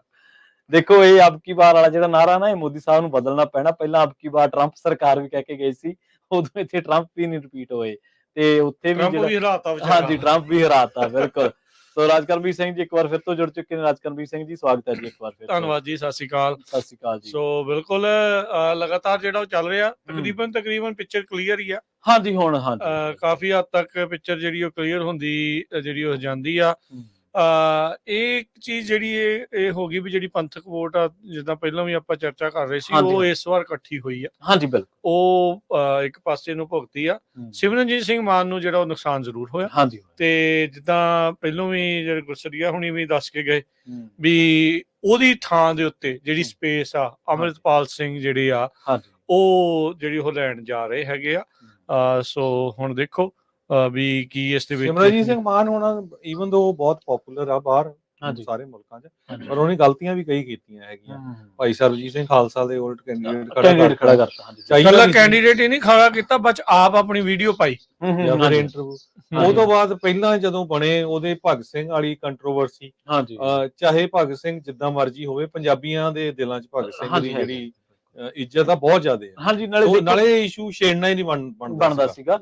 ਇੱਕ ਗੱਲ ਹੋਰ ਆ, ਦੇਖੋ ਆਪਾਂ ਜੇ ਸਿੱਖ ਸਿਧਾਂਤ ਮੁਤਾਬਕ ਜਾਂਦੇ ਆ ਤਾਂ ਸਿੱਖ ਸਿਧਾਂਤ ਦੇ ਵਿੱਚ ਗੁਰੂ ਸਾਹਿਬ ਨੇ ਸ਼ਹੀਦੀ ਨੂੰ ਬਹੁਤ ਵੱਡਾ ਅਮਲ ਕਰਾਰ ਦਿੱਤਾ ਹੈ ਕਿ ਜਿਹੜਾ ਬੰਦਾ ਕੌਮ ਦੇ ਲਈ ਕਿਸੇ ਵੀ ਕਿਤੇ ਲਈ, ਉਹਨਾਂ ਨੇ ਤਾਂ ਦੇਖੋ ਉਹ ਤਾਂ ਭਾਈ ਕਨ੍ਹਈਆ ਜੀ ਨੂੰ ਮੱਲਮਾਂ ਦੇ ਰਹੇ ਸੀਗੇ। ਉਹ ਦੇਖੋ ਤੁਸੀਂ ਕਿੱਡੇ ਵੱਡੇ ਮਨੁੱਖਤਾਵਾਦੀ ਸੀ ਗੁਰੂ ਸਾਹਿਬ, ਕਿੱਡਾ ਵੱਡਾ ਉਹਨਾਂ ਦਾ ਫਲਸਫਾ ਸੀ, ਕਿੰਨਾ ਉਹ ਮਨੁੱਖਤਾ ਨੂੰ ਪਿਆਰ ਕਰਨ ਵਾਲੇ ਲੋਕ ਸੀ, ਜਿਨ੍ਹਾਂ ਨੇ ਉਹਨਾਂ ਤੇ ਜ਼ਬਰ ਕੀਤਾ, ਜ਼ੁਲਮ ਕੀਤਾ, ਉਹਨਾਂ ਨੂੰ ਵੀ ਉਹਨਾਂ ਨੇ ਗੱਲ ਨਾਲ ਲਾਇਆ। ਪਰ ਦੇਖੋ ਇੱਥੇ ਆ ਕੇ ਕੰਟਰਾਡਿਕਟ ਗੱਲ ਹੋ ਗਈ ਕਿ ਸ਼ਹੀਦ ਹੋ ਜਾਣਾ ਕਿਸੇ ਕੌਮ ਲਈ, ਕਿਸੇ ਖਿੱਤੇ ਲਈ, ਤੁਸੀਂ ਉਸ ਵਿਚਾਰਧਾਰਾ ਨਾਲ ਸਹਿਮਤ ਹੋ ਜਾਂ ਨਾ ਹੋ, ਪਰ ਤੁਸੀਂ ਸ਼ਹੀਦੀ ਨੂੰ ਰੱਦ ਨਹੀਂ ਕਰ ਸਕਦੇ।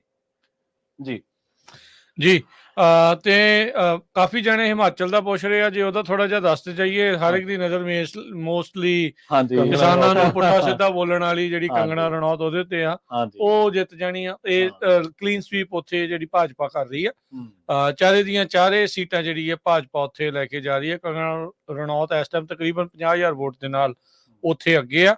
ਇੱਕ ਜਿਹੜੀ ਕਾਂਗੜੇ ਵਾਲੀ ਸੀਟ ਆ, ਉੱਥੇ ਜਿਹੜਾ ਡਾਕਟਰ ਰਾਜੀਵ ਭਾਰਦਵਾਜ ਆ, ਉਹ ਤਾਂ ਤਕਰੀਬਨ 2 ਲੱਖ ਵੋਟ ਦੇ ਨਾਲ ਆਲਰੇਡੀ ਜਿਹੜਾ ਉਹ ਅੱਗੇ ਆ। ਸੋ ਇੱਕ ਤਰਫਾ ਜਿਹਾ ਮੁਕਾਬਲਾ ਉੱਥੇ ਤਕਰੀਬਨ ਕਹਿ ਸਕਦੇ ਆ ਵੀ ਉਹ ਦੇਖਣ ਨੂੰ ਜਿਹੜਾ ਉਹ ਮਿਲਿਆ ਸੀਗਾ। ਸਿਰਫ ਮੰਡੀ ਵਾਲੀ ਸੀਟ ਦੇ ਵਿੱਚ ਹੀ ਵਿਕਰਮਾਦਿੱਤਿਆ ਸਿੰਘ ਦਾ ਲੱਗਦਾ ਸੀਗਾ ਵੀ ਕੁਛ ਹੋਊਗਾ, ਪਰ ਉਹ ਵੀ ਜਿਹੜਾ ਉਹ ਪਿੱਛੇ ਹੀ ਜਿਹੜਾ ਉਹ ਰਿਹਾ ਆ। ਸੋ ਹਿਮਾਚਲ ਜਿਹੜਾ ਆ ਉਹ ਪੂਰੀ ਤਰ੍ਹਾਂ ਸੈਫਰਨ ਜਿਹੜਾ ਉਹ ਸਰਕਾਰ ਉੱਥੇ ਕਾਂਗਰਸ ਦੀ ਹੈ। ਪਰ ਉੱਥੇ ਰਾਜ ਸਭਾ ਦੀਆਂ ਜਦੋਂ ਵੋਟਾਂ ਪਈਆਂ ਸੀ, ਉਦੋਂ 8 MLA ਜਿਹੜੇ ਆ ਉਹ ਬਾਗੀ ਹੋ ਗਏ ਸੀਗੇ। ਉਹਨਾਂ ਨੇ ਦੂਜੇ ਪਾਸੇ ਵੋਟ ਪਾਤੀ ਸੀਗੀ। ਉਹਦੇ ਤੋਂ ਲੱਗਦਾ ਸੀਗਾ ਕਿ ਸ਼ਾਇਦ ਸਰਕਾਰ ਡਿੱਗੂਗੀ। ਪਰ ਉੱਥੇ ਥੋੜਾ ਜਿਹਾ ਜਿਹੜੇ ਲੋਕ ਨੇ ਉਹ ਹਿੰਦੂ ਤਵੀ ਜਿਹੜਾ ਮਾਈਂਡ ਸੈਟ ਲੈ ਕੇ ਚੱਲਦੇ ਨੇ। ਹਿਮਾਚਲ ਦੇ ਵਿੱਚ ਜਦੋਂ ਵਿਧਾਨ ਸਭਾ ਚੋਣਾਂ ਹੋਈਆਂ ਸੀਗੀਆਂ, ਉਹਦਾ ਕਾਰਨ ਇੱਕ ਸੇਬ ਉਤਪਾਦਕ ਕਿਸਾਨ ਸੀਗਾ ਜਿਹਨੂੰ ਅਡਾਨੀ ਨੇ ਚੰਗਾ ਰਗੜਾ ਲਾਇਆ ਸੀਗਾ।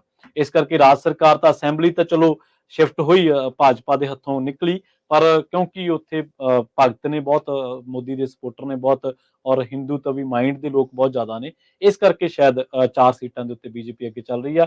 ਰਾਜਧਾਨੀ ਦੇ ਵਿੱਚ ਕਾਂਗਰਸ ਤੇ ਆਪ ਰਲ ਕੇ ਵੀ ਕੁਝ ਨਹੀਂ ਕਰ ਸਕੀਆਂ। ਇੱਥੇ ਫਿਰ ਇੱਕ ਵਾਰੀ ਜਿਹੜਾ ਉਹ ਧੋਬੀ ਪਟਕਾ ਦਿੱਤਾ ਬੀਜੇਪੀ ਨੇ ਆਮ ਆਦਮੀ ਪਾਰਟੀ ਨੂੰ ਤੇ ਕਾਂਗਰਸ ਦੋਨਾਂ ਨੂੰ। ਚੰਡੀਗੜ੍ਹ ਦੇ ਵਿੱਚ ਕਾਂਗਰਸ ਚੰਗਾ ਪਰਫਾਰਮ ਕਰ ਰਹੀ ਹੈ, ਇੱਥੇ ਆਪ ਤੇ ਫਿਰ ਕਾਂਗਰਸ ਰਲ ਕੇ ਚੋਣ ਲੜ ਰਹੇ ਸੀਗੇ। ਸੰਜੇ ਟੰਡਨ ਦੇ ਹਾਲਾਂਕਿ ਚੰਗੇ ਅਸਾਰ ਸੀਗੇ, ਪਰ ਬਾਵਜੂਦ ਇਸ ਦੇ ਮਨੀਸ਼ ਤਿਵਾੜੀ ਉੱਥੋਂ ਲਗਾਤਾਰ ਲੀਡ ਲੈ ਕੇ ਅੱਗੇ ਚੱਲ ਰਹੇ ਨੇ। ਫਿਰੋਜ਼ਪੁਰ ਦੇ ਵਿੱਚ ਜੇ ਅੱਗੇ ਚੱਲੀਏ ਤਾਂ ਆਮ ਆਦਮੀ ਪਾਰਟੀ ਨੂੰ ਥੋੜਾ ਜਿਹਾ ਸਾਹ ਆਇਆ ਸੀਗਾ। ਕਾਕਾ ਬਰਾੜ ਇੱਥੋਂ ਜਿਹੜੇ ਕਿ MLA ਨੇ ਸ੍ਰੀ ਮੁਕਤਸਰ ਸਾਹਿਬ ਤੋਂ, ਉਹ ਅੱਗੇ ਨਿਕਲੇ ਸੀਗੇ, ਪਰ ਹੁਣ ਫਿਰ ਸ਼ੇਰ ਸਿੰਘ ਘੁਬਾਇਆ ਅੱਗੇ ਚੱਲ ਰਹੇ ਨੇ। ਫਿਰੋਜ਼ਪੁਰ ਦੇ ਵਿੱਚ ਲਗਾਤਾਰ ਆਪਾਂ ਅੱਗੜ ਪਿਛੜ ਦੇਖ ਰਹੇ ਹਾਂ। ਕਦੇ ਨਰਦੇਵ ਸਿੰਘ ਬੋਬੀ ਮਾਨ ਵੀ ਅੱਗੇ ਨਿਕਲ ਰਹੇ ਨੇ, ਪਰ ਫਿਰ ਹੁਣ ਇੱਕ ਵਾਰ ਫਿਰ ਤੋਂ ਉਹ 3700 ਵੋਟ ਦੇ ਨਾਲ ਪਿੱਛੇ ਜਿਹੜਾ ਉਹ ਚੱਲ ਰਹੇ ਨੇ। ਜੇ ਆਪਾਂ ਇੱਕ ਨਜ਼ਰ ਨਾਲ ਦੇਖੀਏ ਤਾਂ ਸਿਰਫ 2 ਹੀ ਸੀਟਾਂ ਇਦਾਂ ਦੀਆਂ ਨੇ ਜਿੱਥੇ ਲਗਾਤਾਰ ਫੇਰ ਬਦਲ ਹੋ ਰਹੇ ਨੇ। ਇੱਕ ਪਟਿਆਲਾ ਹੈ ਜਿੱਥੇ ਕਦੀ ਕੋਈ ਅੱਗੇ ਚੱਲ ਜਾਂਦਾ ਹੈ, ਕਦੀ ਕੋਈ, ਤੇ ਦੂਜਾ ਫਿਰੋਜ਼ਪੁਰ ਜਿਹੜੀ ਤੁਸੀਂ ਗੱਲ ਕੀਤੀ ਹੈ। ਸਿਰਫ 2 ਸੀਟਾਂ ਨੇ, ਬਾਕੀ ਤਕਰੀਬਨ 1 ਸਾਈਡਡ ਦਾ ਕੰਮ ਹੀ ਚੱਲ ਰਿਹਾ ਹੈ। ਅੱਗੇ ਜਾ ਕੇ ਹੋਰ ਰੁਝਾਨਾਂ ਦੇ ਵਿੱਚ ਕੋਈ ਤਬਦੀਲੀ ਹੋਵੇ ਤਾਂ ਮੈਨੂੰ ਲੱਗਦਾ ਹੈ ਸਾਰੀ ਵੇਥੇ ਲੋਕ ਰਿਹਾ, ਕਿਉਂਕਿ ਤਬਦੀਲੀ ਸਮੇਂ-ਸਮੇਂ ਤੇ ਅਨੰਦਪੁਰ ਸਾਹਿਬ ਵਾਲੇ ਜਿਹੜੇ ਮਲਵਿੰਦਰ ਸਿੰਘ ਕਾਂਗਾ ਤੇ ਵਿਜੇਂਦਰ ਸਿੰਘ, ਇਹਨਾਂ ਦਾ ਵੀ 3000 ਵੋਟ ਦਾ ਹੀ ਜਿਹੜਾ ਫਰਕ ਹੈ, ਇਹ ਬਹੁਤ ਕਲੋਜ਼ ਆ MP ਦੀ ਜਿਹੜੀ ਵੋਟਿੰਗ ਨੰਬਰ ਆ। ਪਰ ਮੈਨੂੰ ਲੱਗਦਾ 3 ਸੀਟਾਂ ਸ਼ਾਇਦ ਤਕਰੀਬਨ ਕਲੀਅਰ ਵੱਲ ਨੂੰ ਤੁਰ ਪਈਆਂ ਨੇ। ਪਹਿਲੀ ਤਾਂ ਸੰਗਰੂਰ, ਕਿਉਂਕਿ ਉੱਥੇ ਲੀਡ 1 ਲੱਖ ਤੋਂ ਉੱਪਰ ਜਾ ਚੁੱਕੀ ਹੈ। 1,12,000 ਹਾਂਜੀ, 1,12,000 ਮੀਤ ਹੇਅਰ ਨੇ, ਔਰ ਉਹਨਾਂ ਦਾ ਤਕਰੀਬਨ ਤੈਅ ਮੰਨ ਕੇ ਚੱਲ ਸਕਦੇ ਹਾਂ ਆਪਾਂ। ਖਡੂਰ ਸਾਹਿਬ ਵੀ ਤਕਰੀਬਨ ਤੈਅ ਹੈ, ਕਿਉਂਕਿ ਲੀਡ 65-66,000 ਤੋਂ ਵੀ ਉੱਪਰ ਜਾ ਚੁੱਕੀ ਹੈ। 76,000 ਮਾਫ ਕਰਨਾ, ਹਾਂਜੀ। ਤੇ ਚਰਨਜੀਤ ਚੰਨੀ, ਤਿੰਨੇ ਪਾਰਟੀਆਂ 1,20,000। ਸ਼ਾਇਦ ਬਾਦਲ ਪਰਿਵਾਰ ਵੀ ਥੋੜਾ ਜਿਹਾ ਰਿਲੈਕਸ ਹੋਊਗਾ, ਕਿਉਂਕਿ ਬੀਬੀ ਅੱਗੇ ਚੱਲ ਰਹੀ ਹੈ ਲਗਾਤਾਰ। ਹਾਲਾਂਕਿ ਫਰਕ ਤਾਂ ਕੋਈ ਬਹੁਤਾ ਜ਼ਿਆਦਾ ਨਹੀਂ ਹੈਗਾ ਜੇਕਰ ਵੇਖਿਆ ਜਾਵੇ ਤਾਂ। ਉਸ ਤਰੀਕੇ ਦੇ ਨਾਲ ਚਾਰੇ ਪਾਰਟੀਆਂ ਇੱਕ ਇੱਕ ਥਾਂ ਤੇ, ਇੱਕ ਆਜ਼ਾਦ ਉਮੀਦਵਾਰ ਮਾਫ ਕਰਨਾ, ਪਰ ਬੀਜੇਪੀ ਨਹੀਂ, ਸ਼੍ਰੋਮਣੀ ਅਕਾਲੀ ਦਲ ਅੰਮ੍ਰਿਤਸਰ ਨਹੀਂ, ਕਾਂਗਰਸ ਤੇ ਆਮ ਆਦਮੀ ਪਾਰਟੀ ਲਈ ਰਾਹਤ ਹੈ ਕਿ ਇੱਕ ਜਲੰਧਰ ਦੇ ਵਿੱਚ ਠੀਕ ਆ, ਦੂਜੀ ਪੋਜੀਸ਼ਨ ਸੰਗਰੂਰ ਦੇ ਵਿੱਚ ਠੀਕ ਆ, ਤੀਜੀ ਪੋਜੀਸ਼ਨ ਜਿਹੜੀ ਆ ਉਹ ਸਿਕਿਉਰ ਕੀਤੀ ਹੋਈ ਆ ਅੰਮ੍ਰਿਤਪਾਲ ਸਿੰਘ ਖਾਲਸਾ ਹੋਰਾਂ ਨੇ, ਚੌਥੀ ਪੋਜੀਸ਼ਨ ਸਰਬਜੀਤ ਸਿੰਘ ਖਾਲਸਾ ਦੀ ਪੋਜੀਸ਼ਨ ਤਕਰੀਬਨ ਠੀਕ ਹੈ ਜੀ। ਹਾਂਜੀ, ਫਰੀਦਕੋਟ ਦੇ ਵਿੱਚ ਜੀ ਜੀ ਬਿਲਕੁਲ। ਸੋ ਮੈਜੋਰਟੀ ਲੱਗਦਾ ਰਾਜਕਰਮਵੀਰ ਸਿੰਘ ਜੀ ਜਿਹੜੀ ਐਨਡੀਏ ਮੈਜੋਰਟੀ ਲੈ ਜਾਊਗੀ, ਪਰ ਹੈ ਬੜੀ ਥਿਨ ਮੈਜੋਰਟੀ। ਹਾਂਜੀ ਬੜੀ ਨਹੀਂ, ਦੇਖੋ ਇਹ 300 ਦੇ ਇਰਦ ਗਿਰਦ ਰਹਿ ਰਹੇ ਆ, ਇਹਨਾਂ ਦਾ ਜਿਹੜਾ ਉਹ ਇਕੱਠਾ ਹੋ ਕੇ ਜੋ ਚੱਲ ਰਿਹਾ ਆ ਉਹ ਬਿਲਕੁਲ ਇੱਕ ਦੂਜੇ ਦੇ ਲਾਗੇ ਲਾਗੇ ਆ, ਜ਼ਿਆਦਾ ਜਿਹੜਾ ਉਸ ਦੇ ਵਿੱਚ ਦੂਰ ਹੈ ਨਹੀਂ ਆ। ਤੇ ਸੋ ਦੇਖੋ ਇਸ ਦੇ ਵਿੱਚ ਕੀ ਬਣਦਾ ਆ। 299 ਐਨਡੀਏ, 224 ਜਿਹੜੇ ਆ ਉਹ ਇੰਡੀਆ ਅਲਾਇੰਸ, ਤੇ ਅਦਰਸ ਜਿਹੜੇ ਆ ਉਹ 20 ਦੇ ਵਿੱਚ ਆ। ਸਾਰੇ ਦੇ ਸਾਰੇ ਰੁਝਾਨ ਇਸ ਟਾਈਮ ਸਾਹਮਣੇ ਆ। ਕਈ ਵਾਰੀ ਨਾ ਇਹ ਦੇਖਣਾ ਬੜਾ ਔਖਾ ਹੁੰਦਾ, ਹੁਣ ਆਪਾਂ ਇੱਕ ਸੂਬੇ ਦੇ ਉੱਤੇ ਥੋੜੀ ਜਿਹੀ ਆਪਣੇ ਕੋਲ ਨਜ਼ਰ ਸਾਡੀ ਤੇਜ਼ ਹੁੰਦੀ ਆ ਤੇ ਆਪਾਂ ਜਿਹੜਾ ਉਹ ਈਜ਼ੀਲੀ ਉਹਨੂੰ ਦੇਖ ਪਾਉਂਦੇ ਆ, ਇਸ ਕਰਕੇ ਜਿਹੜਾ ਉਹ ਆਪਾਂ ਨੂੰ ਇਹ ਲੱਗ ਰਿਹਾ ਹੁੰਦਾ ਆ। ਪਰ ਕਈ ਥਾਵਾਂ ਦੇ ਉੱਤੇ ਉੱਥੇ ਵੀ ਕਲੋਜ਼ ਮੈਚਸ ਜਿਹੜੇ ਉਹ ਹੋ ਰਹੇ ਹੋਣਗੇ। ਸੋ ਉਹ ਸਾਰਾ ਕੁਝ ਇਸ ਟਾਈਮ ਚੱਲ ਰਿਹਾ ਆ। ਮਹਾਰਾਸ਼ਟਰ ਦੇ ਵਿੱਚ ਵੀ ਜਿਹੜਾ ਆ ਉਹ ਅਲਾਇੰਸ ਇਕੱਠਾ ਹੈਗਾ ਆ। ਸ਼ਸ਼ੀ ਥਰੂਰ ਪਿੱਛੇ ਚੱਲ ਰਿਹਾ ਹੈ ਇਸ ਟਾਈਮ। ਜਿਹੜੇ ਬੀਜੇਪੀ ਦਾ ਰਾਜੀਵ ਚੰਦਰ ਸ਼ੇਖਰ ਆ ਉਹ ਲੀਡ ਕਰ ਰਿਹਾ ਆ ਸ਼ਸ਼ੀ ਥਰੂਰ ਤੋਂ ਜਿਹੜਾ ਉਹ ਅੱਗੇ, ਤੇ ਜਿੱਦਾਂ ਆਪਾਂ ਦੱਸਿਆ ਸਮ੍ਰਿਤੀ ਇਰਾਨੀ ਜਿਹੜੀ ਆ ਉਹ ਟ੍ਰੇਲ ਕਰ ਰਹੀ ਆ। ਉੱਤਰ ਪ੍ਰਦੇਸ਼ ਦੇ ਵਿੱਚ ਜਿਹੜਾ ਇੰਡੀਆ ਅਲਾਇੰਸ ਆ ਹੱਥ ਦੇ ਨਾਲ ਜਿਹੜਾ ਸਾਈਕਲ ਚੱਲ ਰਿਹਾ ਆ, ਉਹ ਕਿਤੇ ਨਾ ਕਿਤੇ ਜਿਹੜਾ ਇਸ ਟਾਈਮ ਅੱਗੇ ਨੂੰ ਜਿਹੜਾ ਉਹ ਦੇਖੋ ਇੱਕ ਬਹੁਤ ਵਧੀਆ ਨੁਕਤਾ ਛੋਇਆ ਸੀਗਾ ਮਨਦੀਪ ਪੂਨੀਆ ਜੀ ਨੇ। ਉਹਨੇ ਕਿਹਾ ਸੀਗਾ ਕਿ ਜਿੱਥੇ ਜਿੱਥੇ ਕਾਂਗਰਸ ਖੇਤਰੀ ਪਾਰਟੀਆਂ ਦੇ ਨਾਲ ਆ ਉੱਥੇ ਸਥਿਤੀ ਠੀਕ ਰਹੂਗੀ, ਜਿੱਥੇ ਜਿੱਥੇ ਉਹ ਇਕੱਲੇ ਲੜ ਰਹੇ ਆ ਉੱਥੇ ਸਥਿਤੀ ਮਾੜੀ ਆ। ਤੁਸੀਂ ਸਾਰੇ ਰਾਜਾਂ ਨੂੰ ਦੇਖ ਲਓ, ਜਿੱਥੇ ਜਿੱਥੇ ਵਾਕਈ ਉਹ ਅਲਾਇੰਸ ਦੇ ਵਿੱਚ ਆ ਉੱਥੇ ਠੀਕ ਆ, ਜਿੱਥੇ ਜਿੱਥੇ ਇਕੱਲੇ ਲੜ ਰਹੇ ਆ ਪੰਜਾਬ ਛੱਡ ਕੇ ਉੱਥੇ ਉਹਨਾਂ ਦੀ ਹਾਲਤ ਜਿਹੜੀ ਆ ਉਹ ਮਾੜੀ ਆ। ਪਹਿਲੀ ਜਿਹੜੀ ਜਿੱਤ ਆ ਉਹਦਾ ਐਲਾਨ ਹੋ ਚੁੱਕਿਆ, ਮੋਟਾ ਬਾਈ ਗੁਜਰਾਤ ਦੇ ਗਾਂਧੀ ਨਗਰ ਤੋਂ, ਜਿੱਥੇ ਕਰਨੀ ਨਹੀਂ ਦਿੱਤਾ ਕਿਸੇ ਨੂੰ ਉਹਨੇ। ਹਾਂਜੀ, ਉੱਥੋਂ 3 ਲੱਖ ਵੋਟਾਂ ਦੇ ਫਰਕ ਦੇ ਨਾਲ ਜਿੱਤ ਚੁੱਕੇ ਨੇ। ਅੱਛਾ, ਹਾਂਜੀ, ਸਭ ਤੋਂ ਪਹਿਲਾਂ ਕਾਊਂਟਿੰਗ ਵੀ ਉੱਧਰ ਕਰਾਈ। ਹਾਂਜੀ ਹਾਂਜੀ, ਉੱਥੋਂ ਅਮਿਤ ਸ਼ਾਹ ਨੇ ਜਿਹੜੇ ਉਹ 3 ਲੱਖ ਵੋਟਾਂ ਦੇ ਫਰਕ ਦੇ ਨਾਲ ਜਿੱਤ ਚੁੱਕੇ ਨੇ। ਪਹਿਲੀ ਜਿਹੜੀ ਜਿੱਤ ਦਾ ਐਲਾਨ ਹੋ ਚੁੱਕਿਆ। ਇੱਕ ਮੱਧ ਪ੍ਰਦੇਸ਼ ਦੀ ਸੀਟ ਧਿਆਨ ਮੰਗਦੀ ਆ, ਉੱਥੋਂ ਇੱਕ ਮਾਫ ਕਰਨਾ ਬੀਜੇਪੀ ਦਾ ਕੈਂਡੀਡੇਟ ਆ ਜਿਹੜਾ ਕਿ ਲੱਖ ਤੋਂ ਘੱਟ ਵੋਟ ਦੇ ਨਾਲ ਅੱਗੇ ਚੱਲ ਰਿਹਾ, ਪਰ ਉੱਥੋਂ ਰਾਜਕਰਮਵੀਰ ਸਿੰਘ ਜੀ 1,06,000 ਵੋਟ ਪਈ ਨੋਟਾਂ ਨੂੰ। ਅੱਛਾ, ਹਾਂਜੀ, 1,06,000 ਵੋਟ, ਮਤਲਬ ਨੋਟਡ ਇੱਕ ਨੰਬਰ ਹੈਗਾ। 1,06,000 ਵੋਟ ਪਈ ਨੋਟਾਂ ਨੂੰ। ਉੱਥੇ ਬੀਜੇਪੀ ਜਿਹੜੀ ਆ ਉਹ ਮੱਧ ਪ੍ਰਦੇਸ਼ ਦੇ ਵਿੱਚ ਜਿਹੜੀਆਂ ਸੀਟਾਂ ਨੇ ਉਹਨਾਂ ਸਾਰੀਆਂ ਸੀਟਾਂ ਦੇ ਉੱਤੇ ਤਕਰੀਬਨ 29 ਸੀਟਾਂ ਨੇ, ਜਿਨ੍ਹਾਂ ਦੇ ਉੱਤੇ ਸਾਰੀਆਂ ਦੇ ਉੱਤੇ ਬੀਜੇਪੀ ਅੱਗੇ ਚੱਲ ਰਹੀ ਹੈ। 29 ਦੇ ਉੱਤੇ ਕਾਂਗਰਸ ਦਾ ਉੱਥੇ ਮਾੜਾ ਹਾਲ ਆ, ਬਹੁਤ ਜ਼ਿਆਦਾ ਮਾੜਾ ਹਾਲ ਆ। ਤੇ ਇੱਥੇ ਥੋੜਾ ਜਿਹਾ ਜਿਹੜੇ ਸਾਡੇ ਭਰਾ ਨੇ ਉਹ ਇਸ ਗੱਲੋਂ ਥੋੜਾ ਜਿਹਾ ਤਸੱਲੀ ਹੋ ਸਕਦੀ ਉਹਨਾਂ ਦੀ।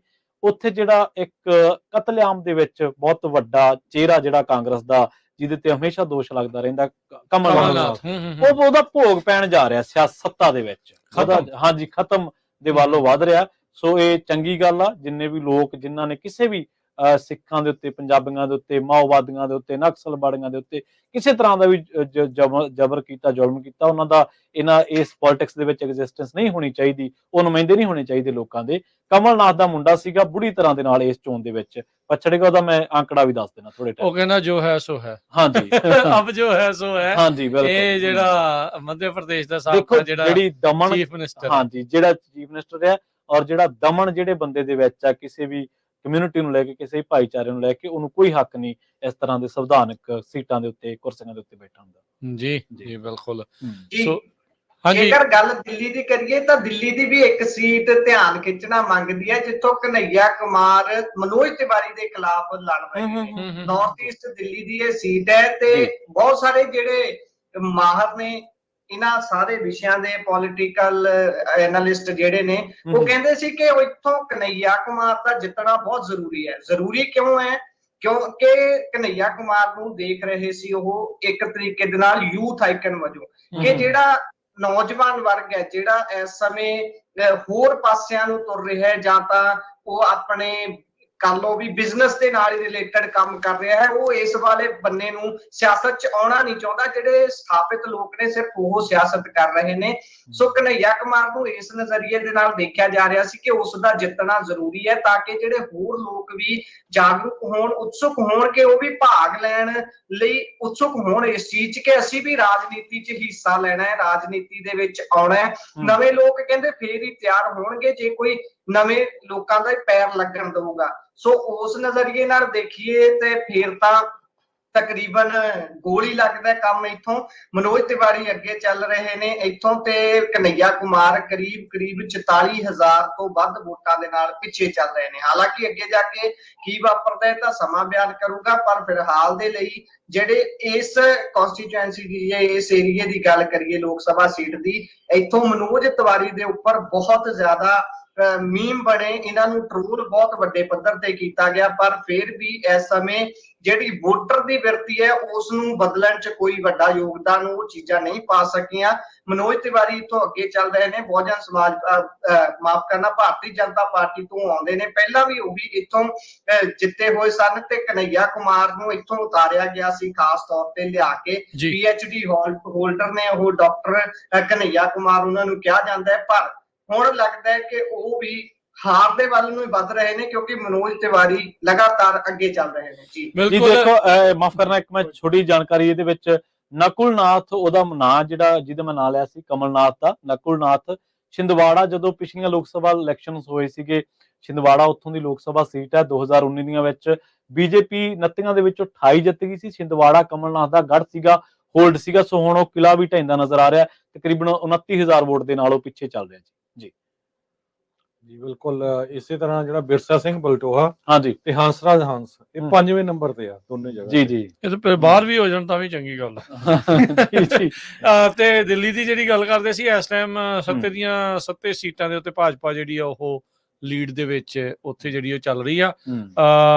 ਤੇ ਮਨਦੀਪ ਪੁਨੀਆ ਜਿੱਦਾਂ ਉਦੋਂ ਪਹਿਲਾਂ ਕਹਿ ਰਹੇ ਸੀਗੇ ਵੀ ਚਾਂਦਨੀ ਚੌਂਕ ਕਲੀਅਰ ਲੱਗਦੀ ਹੈ, ਜਾਂ ਮੈਕਸੀਮਮ ਇੱਕ ਕਾਂਗਰਸ ਜਾਂ ਇੱਕ ਆਮ ਆਦਮੀ ਪਾਰਟੀ ਜਿਹੜੀ ਉਹ ਹੋ ਸਕਦੀ ਆ, ਉਹ ਅਜੇ ਤੱਕ ਜਿਹੜਾ ਉਹ ਨਜ਼ਰ ਨਹੀਂ ਆ ਰਿਹਾ ਉੱਥੇ। ਸੋ ਦੇਖੋ ਇਸ ਦੇ ਵਿੱਚ ਅੱਗੇ ਕੀ ਜਿਹੜਾ ਦੇਖੋ ਜੋ ਮਰਜ਼ੀ ਹੈ, ਜੇ ਮਨਦੀਪ ਪੁਨੀਆ ਦੀ ਕੋਈ ਐਗਜ਼ਿਟ ਪੋਲ ਏਜੰਸੀ ਹੁੰਦੀ ਤਾਂ ਅੱਜ ਉਹਦੀ ਸਭ ਤੋਂ ਭਰੋਸੇਯੋਗਤਾ ਵੱਧ ਹੁੰਦੀ। ਨਹੀਂ ਬਿਲਕੁਲ ਜੀ, ਉਹਨੇ 250 ਕਿਹਾ ਸੀਗਾ ਵੀ 242 ਤੇ ਹੈ ਭਾਜਪਾ, ਐਨਡੀਏ ਤਾਂ ਹੈ 297 ਤੇ, ਪਰ ਭਾਜਪਾ 242 ਸੀ। ਉਹਨਾਂ ਨੇ ਵੀ 70-80 ਕਿਹਾ ਸੀ, ਕਹਿੰਦੇ ਸੀ ਵੀ ਇੱਥੇ ਤੱਕ ਉਹਨੇ ਪਹੁੰਚ ਜਾਣਾ। ਹਾਂਜੀ ਹਾਂਜੀ, ਐਨਡੀਏ ਨੇ।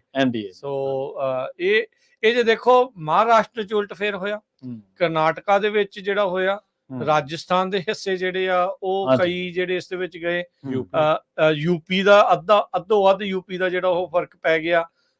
ਸੋ ਹਰਿਆਣੇ ਦੇ ਵਿੱਚ ਜਿਹੜਾ ਉਹ ਫਰਕ ਜਿਹੜਾ ਪੈ ਗਿਆ, ਬਿਹਾਰ ਦੇ ਵਿੱਚ ਜਿਹੜਾ ਉੱਥੇ ਜਿਹੜਾ ਉਹ ਫਰਕ ਪੈ ਗਿਆ, ਥੋੜਾ ਬਹੁਤਾ ਝਾਰਖੰਡ ਚ ਪੈ ਗਿਆ। ਜੋ ਪਿਛਲੀ ਵਾਰੀ ਲੈ ਗਏ ਸੀਗੇ, ਆਪਾਂ ਕਹਿ ਸਕਦੇ ਹਾਂ ਵੀ ਬੰਗਾਲ ਦੇ ਵਿੱਚ ਥੋੜਾ ਜਿਹਾ ਉਲਟ ਫੇਰ ਕਰ ਗਏ, ਥੋੜੇ ਜਿਹੇ ਵੱਧ ਲੈ ਗਏ ਉਸ ਦੇ ਵਿੱਚ ਜਿਹੜੀਆਂ ਇਹ ਸੀਟਾਂ। ਸੋ ਇਹ ਸਾਰਾ ਕੁਝ ਜਿਹੜਾ ਇਸ ਟਾਈਮ ਇੱਧਰ ਚੱਲ ਰਿਹਾ ਹੈ। ਪੰਜਾਬ ਦੇ ਵਿੱਚ ਇੱਕ ਬੀਜੇਪੀ ਕੋ ਹੁੰਦੀ ਸੀ, ਉਹ ਵੀ ਗਈ। ਹਾਂਜੀ ਹਾਂਜੀ, ਉਹ ਜਿਹੜੀ ਸੀਟ ਗਈ ਪੰਜਾਬ ਦੇ ਵਿੱਚੋਂ 3 ਜਿਹੜੇ ਮੀਡੀਆ ਦੇ ਵਿੱਚ ਫੇਸ ਬੜੇ ਚਰਚਿਤ ਰਹਿੰਦੇ ਸੀ, ਇਸ ਟਾਈਮ ਪਿੱਛੇ ਚੱਲ ਰਹੇ ਨੇ। ਸੁਖਪਾਲ ਖਹਿਰਾ, ਜਿਨ੍ਹਾਂ ਦੀ ਸੋਸ਼ਲ ਮੀਡੀਆ ਤੇ ਬਹੁਤ ਚਰਚਾ ਹੁੰਦੀ ਹੈ, ਪਰ ਇਸ ਟਾਈਮ ਬਿਲਕੁਲ ਚਰਚਾ ਨਹੀਂ ਹੈ। ਹਾਂਜੀ, ਇਸ ਟਾਈਮ ਬਿਲਕੁਲ ਮੈਨੂੰ ਲੱਗਦਾ ਆਪਾਂ ਵੀ ਬਿਲਕੁਲ 2-3 ਵਾਰੀ ਨਾਂ ਹੀ ਲਿਆ। ਹਾਂਜੀ ਹਾਂਜੀ ਬਿਲਕੁਲ, ਕਿਸੇ ਪਾਸੇ ਹੈ ਨਹੀਂ। ਹਾਂਜੀ, ਤੇ ਉਹ ਚੱਲ ਰਹੇ ਨੇ ਤਕਰੀਬਨ 1,10,000 ਵੋਟ ਨਾਲ ਪਿੱਛੇ, 6-7 ਵੋਟ ਨਾਲ ਪਿੱਛੇ ਚੱਲ ਰਹੇ ਨੇ। ਕੁਲਦੀਪ ਧਾਲੀਵਾਲ, ਜਿਨ੍ਹਾਂ ਨੇ ਸਰਕਾਰ ਬਣਦੇ ਕਬਜ਼ੇ ਛਡਾਏ ਤੇ ਬਹੁਤ ਮੀਡੀਆ ਦਾ ਧਿਆਨ ਖਿੱਚਿਆ, ਉਹ ਇਸ ਟਾਈਮ ਪਿੱਛੇ ਚੱਲ ਰਹੇ ਨੇ ਸ੍ਰੀ ਅੰਮ੍ਰਿਤਸਰ ਸਾਹਿਬ ਸੀਟ ਤੋਂ। ਉੱਥੋਂ ਗੁਰਜੀਤ ਔਜਲਾ ਸ਼ਾਇਦ ਅੱਗੇ ਚੱਲ ਰਹੇ ਨੇ, ਜਾਂ ਤਰਨਜੀਤ ਸੰਧੂ ਵੀ ਇੱਕ ਦੋ ਵਾਰੀ ਅੱਗੇ ਸੀਗੇ। ਇਸੇ ਤਰ੍ਹਾਂ ਮੀਡੀਆ ਦਾ ਧਿਆਨ ਖਿੱਚਿਆ ਸੀਗਾ ਲਾਲਜੀਤ ਸਿੰਘ ਭੁੱਲਰ ਨੇ, ਮੀਡੀਆ ਦੇ ਵਿੱਚ ਬਹੁਤ ਜ਼ਿਆਦਾ ਚਰਚਿਤ ਰਹਿੰਦੇ ਸੀਗੇ। ਖਡੂਰ ਸਾਹਿਬ ਤੋਂ ਉਹ ਪਿੱਛੇ ਚੱਲ ਰਹੇ ਨੇ। ਹੋਰ ਆਮ ਆਦਮੀ ਪਾਰਟੀ ਦੇ ਬੜੇ ਚਿਹਰੇ ਨੇ, ਜਿਹੜੇ ਡਾਕਟਰ ਬਲਬੀਰ, ਜਿਹੜੇ ਕਿ ਸੁਖਪਾਲ ਖਹਿਰਾ ਨੂੰ ਜਦੋਂ ਕੱਢਿਆ ਸੀ ਤਾਂ ਇਹ ਕਿਹਾ ਗਿਆ ਸੀਗਾ ਕਿ ਉਹਨਾਂ ਦਾ ਬਹੁਤ ਵੱਡਾ ਹੱਥ ਸੀਗਾ, ਤੇ ਡਾਕਟਰ ਬਲਬੀਰ ਦੀ ਇਸ ਸੀਟ ਦੇ ਉੱਤੇ ਕਈ ਲੋਕਾਂ ਦੀ ਅੱਖ ਵੀ ਸੀਗੀ ਵੀ ਜੇ ਡਾਕਟਰ ਬਲਬੀਰ MP ਬਣ ਗਏ ਤਾਂ ਸ਼ਾਇਦ ਸਾਨੂੰ MLA ਦੀ ਟਿਕਟ ਮਿਲੂਗੀ। ਡਾਕਟਰ ਬਲਬੀਰ ਵੀ ਪਿੱਛੇ ਚੱਲ ਰਹੇ ਨੇ, ਉਹ ਹਜੇ ਤੱਕ ਪ੍ਰਨੀਤ ਕੌਰ ਤੋਂ ਵੀ ਅੱਗੇ ਨਹੀਂ ਨਿਕਲ ਸਕੇ। ਹਾਂ, ਕਿਤੇ ਪ੍ਰਨੀਤ ਕੌਰ ਦੂਜੇ ਨੰਬਰ ਤੇ ਆ ਰਹੀ ਸੀਗੀ, ਪਰ ਹੁਣ ਉਹ ਦੁਬਾਰਾ ਜਿਹੜੀ ਆ ਉਹ ਮੁੜ ਕੇ ਫਿਰ ਪਿੱਛੇ ਜਿਹੜੀ ਉਹ ਪਹੁੰਚ ਗਈ ਆ। 7400 ਵੋਟ ਦਾ ਫਰਕ ਆ ਜਿਹੜੇ ਡਾਕਟਰ ਧਰਮਵੀਰ ਗਾਂਧੀ, ਉਹ 7400 ਵੋਟ ਦੇ ਨਾਲ ਅੱਗੇ ਜਿਹੜੇ ਉਹ ਚੱਲ ਰਹੇ ਆ। ਇੱਕ ਚੀਜ਼ ਜਿਹੜੀ ਆਪਾਂ ਕਲੀਅਰਲੀ ਜਿਹੜੀ ਇੱਥੇ ਦੇਖ ਰਹੇ ਆ ਵੀ ਤੀਜੇ ਚੌਥੇ ਦੇ ਵਿੱਚ ਮੁਕਾਬਲਾ ਜਿਹੜਾ ਅਕਾਲੀ ਦਲ ਤੇ ਭਾਜਪਾ ਚੱਲ ਬਹੁਤੀਆਂ ਸੀਟਾਂ ਦੇ ਵਿੱਚ, ਤੇ ਜੋ ਸਿਆਸੀ ਸਮੀਕਰਨ ਬਣ ਸਕਦੇ ਆ ਉਹ ਆਪਾਂ ਉਹੀ ਗੱਲ ਜਿਹੜੀ ਉਹ ਦੇਖ ਰਹੇ ਆ ਵੀ ਇਹਨਾਂ ਦਾ ਅੱਗੇ ਜਾ ਕੇ ਜਿਹੜਾ ਸਮਝੌਤਾ ਫਿਰ ਦੁਬਾਰਾ ਆਪਸ ਦੇ ਵਿੱਚ ਹੋ ਸਕਦਾ ਹੈਗਾ ਆ। ਆਪ ਦੇ ਮੰਤਰੀ ਲਾਲਜੀਤ ਭੁੱਲਰ ਨੂੰ ਤਾਂ ਕੁਲਬੀਰ ਜ਼ੀਰਾ ਨੇ ਤਗੜੀ ਟੱਕਰ ਦਿੱਤੀ ਹੈ। ਖਡੂਰ ਸਾਹਿਬ ਤੋਂ ਅੰਮ੍ਰਿਤਪਾਲ ਲੱਗੇ ਨੇ ਤੇ ਦੂਜੇ ਨੰਬਰ ਤੇ ਕੁਲਬੀਰ ਜ਼ੀਰਾ ਨੇ, ਠੀਕ ਹੈ, ਜਦ ਕਿ ਲਾਲਜੀਤ ਭੁੱਲਰ ਮੰਤਰੀ ਨੇ ਤੇ ਉੱਥੋਂ ਬਹੁਤ ਸਮੇਂ ਦੀ ਟਿਕਟ ਉਹਨਾਂ ਦੀ ਐਲਾਨੀ ਹੋਈ ਹੈ ਲਾਲਜੀਤ ਭੁੱਲਰ ਦੀ, ਤੇ ਝਟਕਾ ਆਮ ਆਦਮੀ ਪਾਰਟੀ। ਲਾਲਜੀਤ ਭੁੱਲਰ ਦਾ ਬੈਗੇਜ ਵੀ ਹੈ ਨਾ, ਉਹਨਾਂ ਨੇ ਬਹੁਤ ਘਟੀਆ ਸ਼ਬਦਾਵਲੀ ਹਾਂਜੀ ਬਿਲਕੁਲ, ਦੋ ਭਾਈਚਾਰਿਆਂ ਦੇ ਬਾਰੇ, ਹਾਂਜੀ ਬਿਲਕੁਲ ਉਹ ਉਹਨਾਂ ਨੂੰ ਉਲਟ ਪੈ ਗਈ ਆ। ਉਸ ਤੋਂ ਬਾਅਦ ਵੀ ਉਹਨਾਂ ਨੇ ਗੁਰੂ ਨਾਨਕ ਦੇਵ ਜੀ ਦੇ ਨਾਲ ਕੇਜਰੀਵਾਲ ਦਾ ਨਾਮ ਜੋੜ ਕੇ ਲੈ ਦਿੱਤਾ, ਉਹ ਵੀ ਉਹਨਾਂ ਤੇ ਉਲਟ ਪਿਆ। ਬਹੁਤ ਸਾਰੇ ਉਹਨਾਂ ਦੇ ਫੈਕਟਰ ਉਹਨਾਂ ਦੀ ਕਹਿੰਦੇ ਆ ਨਾ ਵੀ ਜ਼ੁਬਾਨ ਬੰਦੇ ਨੂੰ ਸੰਭਾਲ ਕੇ ਵਰਤਣੀ ਚਾਹੀਦੀ ਹੈ, ਇਹ ਬਹੁਤ ਕੁਝ ਕਰਾ ਦਿੰਦੀ ਹੈ। ਤੇ ਉਹਨਾਂ ਦਾ ਮੰਨਿਆ ਜਾ ਰਿਹਾ ਕਿ ਉਹਨਾਂ ਨੇ ਆਪਣੇ ਆਪ ਤੇ ਆਪ ਹੀ ਭਾਰੂ ਪਵਾ ਲਈ ਹੈ ਆਪਣੀ ਜ਼ੁਬਾਨ। 90,000 ਵੋਟ ਦੇ ਨਾਲ ਪਿੱਛੇ ਗੁਰਪ੍ਰੀਤ ਜੀ ਲਾਲਜੀਤ ਸਿੰਘ ਭੁੱਲਰ ਜੀ ਬਿਲਕੁਲ। ਸੋ ਇਹ ਕੀ ਕਹਿ ਰਹੇ ਸੀ? ਹਾਂਜੀ ਬਿਲਕੁਲ, ਮੈਂ ਕਿਹਾ ਮੈਂ ਤੁਹਾਡੀ ਗੱਲ ਦੇ ਵਿੱਚ ਐਡ ਆਨ ਕਰ ਰਿਹਾ ਸੀ, ਮੈਂ ਕਿਹਾ 90,000 ਵੋਟ ਦੇ ਨਾਲ ਪਿੱਛੇ ਇਸ ਟਾਈਮ ਸਰਕਾਰ ਦਾ ਮੰਤਰੀ।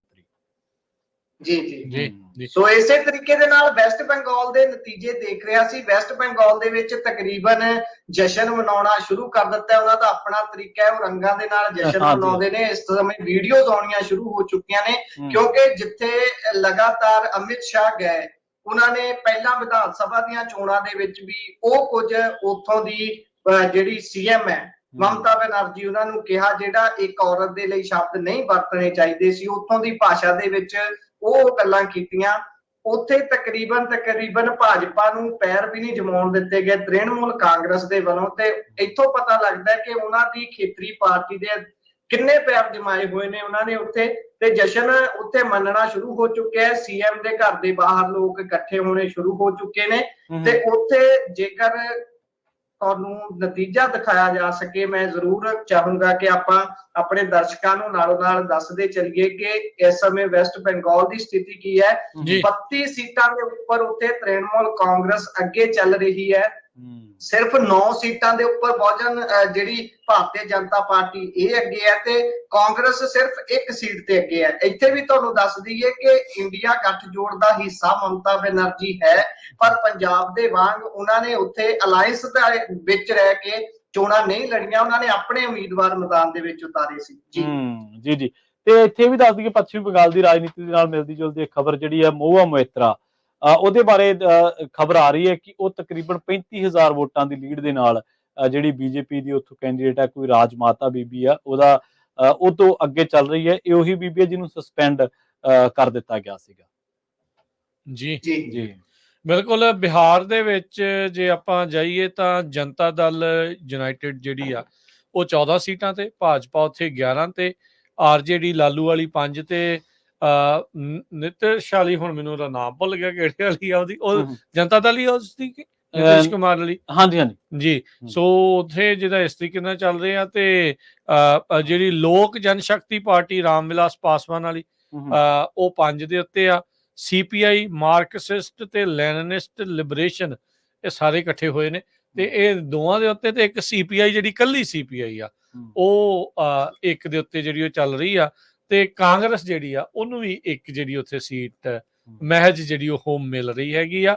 ਸੋ ਜਿੱਦਾਂ ਪਹਿਲਾਂ ਵੀ ਆਪਾਂ ਇਹ ਗੱਲ ਨੂੰ ਕੀਤੀ ਆ, ਇਹ ਵੀ ਰਿਜ਼ਲਟ ਕਿਤੇ ਨਾ ਕਿਤੇ ਇਹੀ ਦਰਸਾਉਂਦਾ ਵੀ ਜਿੱਥੇ ਕਾਂਗਰਸ ਦਾ ਉੱਥੋਂ ਦੇ ਆਮ ਦੇ ਨਾਲ ਜਿਹੜਾ ਨਹੀਂ ਹੈਗਾ, ਤਾਂ ਉੱਥੇ ਉਹਨਾਂ ਨੂੰ ਕਿਤੇ ਕਿਤੇ ਘੱਟ ਹੀ ਜਿਹੜਾ ਉਹ ਮਿਲ ਰਿਹਾ।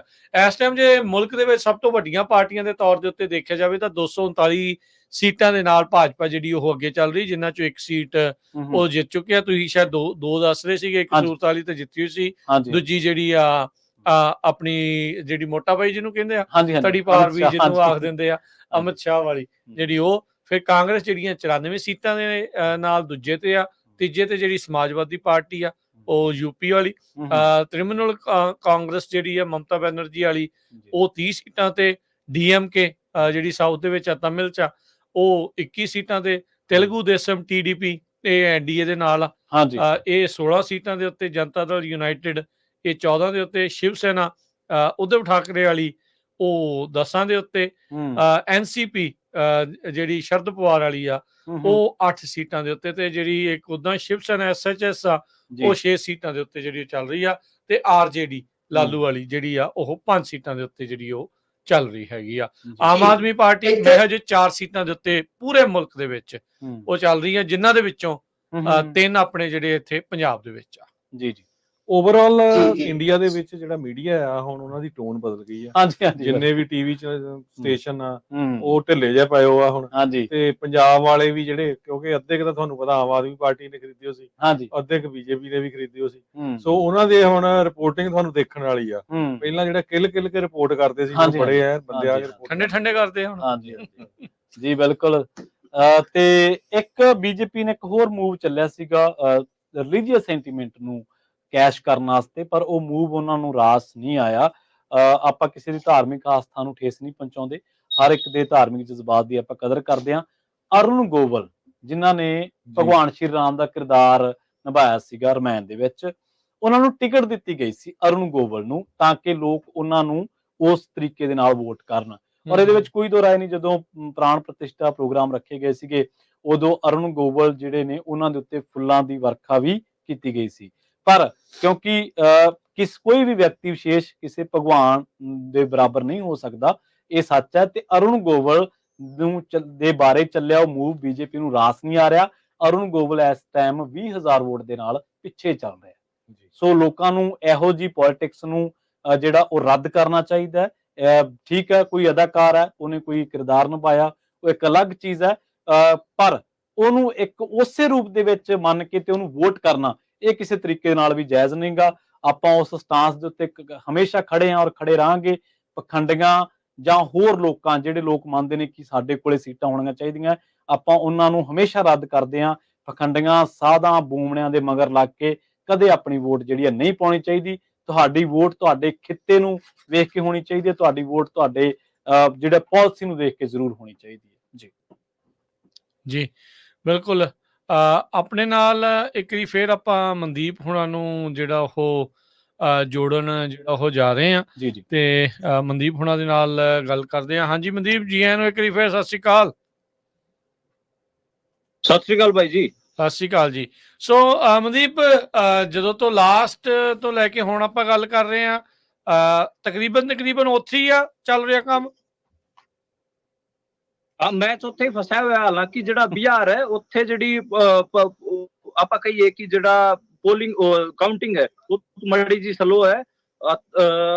ਆਪਾਂ ਐਕਸਪੈਕਟ ਕਰ ਸਕਦੇ ਹਾਂ ਕਿ ਘੰਟੇ 1.5 ਘੰਟੇ ਬਾਅਦ ਕਲੀਅਰ ਪਿਕਚਰ ਹੋ ਜਾਊਗੀ। ਬਿਹਾਰ ਦੇ ਵਿੱਚ ਅਜੇ ਬਹੁਤ ਸਾਰੀ ਸੀਟਾਂ ਤੇ ਸਿਰਫ ਲੱਖ ਵੋਟਾਂ ਹੀ ਕਾਊਂਟ ਹੋਈਆਂ ਨੇ, ਉੱਥੇ ਮਾੜੀ ਜੀ ਸਲੋ ਹੈ। ਬਿਹਾਰ ਦੇ ਵਿੱਚ ਸੀਟਾਂ ਵੀ ਬਹੁਤ ਜ਼ਿਆਦਾ ਨੇ, ਆਪਾਂ ਨੂੰ ਪਤਾ 40 ਦੇ ਨੇੜੇ ਤੇ ਸੀਟਾਂ ਹੈਗੀਆਂ। ਉੱਥੇ ਆਪਾਂ ਨੂੰ ਮਾੜਾ ਜਿਹਾ ਵੇਟ ਕਰਨ ਦੀ ਲੋੜ ਹੈ। ਬਾਕੀ ਤਾਂ ਓਵਰਆਲ ਪਿਕਚਰ ਕਲੀਅਰ ਹੈ। ਇਹ ਵੀ ਹੋ ਸਕਦਾ ਹੈ ਕਿ ਜਿਹੜਾ NDA ਅਲਾਇੰਸ ਹੈ ਉਹ NDA 270 ਤੇ ਆ ਜਾਵੇ, ਤੇ ਜਿਹੜਾ ਇੰਡੀਆ ਅਲਾਇੰਸ ਹੈ 260 ਤੇ ਵਗ ਜਾਵੇ। ਤੇ ਇਹ ਹੋਣ ਦੀ ਬਹੁਤ ਚਾਂਸਿਸ ਹੈਗੇ। ਕਈ ਸੀਟਾਂ ਏਦਾਂ ਦੀਆਂ ਹੈਗੀਆਂ, ਘੱਟੋ ਘੱਟ 40 ਦੇ ਨੇੜੇ ਤੇੜੇ ਸੀਟਾਂ ਏਦਾਂ ਦੀਆਂ ਹੈਗੀਆਂ ਜਿੱਥੇ 10,000 ਤੋਂ ਘੱਟ ਦਾ ਮਾਰਜਨ ਹੈ। ਤੇ ਇਹ ਮੈਨੂੰ ਲੱਗ ਰਿਹਾ ਜਿਵੇਂ ਪੰਜਾਬ ਦੇ ਵਿੱਚ ਵੀ ਕਈ ਸੀਟਾਂ ਏਦਾਂ ਦੀਆਂ ਹੈਗੀਆਂ ਜਿੱਥੇ ਘੱਟ ਮਾਰਜਨ ਤੇ ਜਿਹੜੀ ਲੀਡ ਹੈ ਉਹ ਚੱਲ ਰਹੀ ਹੈ। ਜੀ ਬਿਲਕੁਲ। ਸੋ ਓਵਰਆਲ ਮੁਲਕ ਦੇ ਵਿੱਚ ਜਿੱਦਾਂ ਤੁਸੀਂ ਬਿਹਾਰ ਦਾ ਉਹ ਦੱਸ ਰਹੇ ਆ, ਜਾਂ ਜਿੱਦਾਂ ਬਾਕੀ ਆਪਾਂ ਦੇਖ ਰਹੇ ਆ, ਤਕਰੀਬਨ ਪਿਕਚਰ ਇਹੀ ਕਲੀਅਰ ਜਿਹੜੀ ਤੁਹਾਨੂੰ ਲੱਗਦਾ ਵੀ ਇਹੀ ਜਿਹੜੀ ਰਹਿਣ ਵਾਲੀ ਹੈਗੀ ਆ।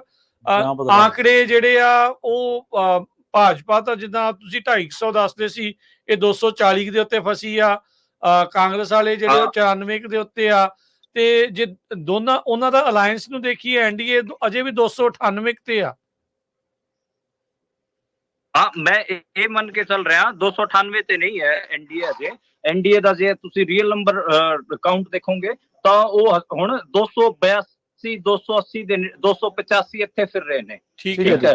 ਤੇ ਉਹਨਾਂ ਦਾ ਇੱਕ ਇਹ ਵੀ ਹੋ ਸਕਦਾ ਹੈ ਕਿ ਜੇ ਸਾਰਾ ਕੁਝ ਠੀਕ ਰਿਹਾ ਤਾਂ ਉਹ ਮਾੜੇ ਜੇ ਘੱਟ ਹੋਰ ਹੋ ਸਕਦੇ ਨੇ। ਉਹਨਾਂ ਦਾ ਇਹ ਵੀ ਹੋ ਸਕਦਾ ਕਿ 270 ਤੇ ਆ ਕੇ ਬਹਿ ਜਾਣ। ਤੇ ਇੰਡੀਆ ਅਲਾਇੰਸ ਹੁਣ ਜਿਹੜਾ 240 245 ਤੇ ਫਿਰ ਰਿਹਾ ਉਹ 260 ਤੇ ਵਗ ਜਾਵੇ।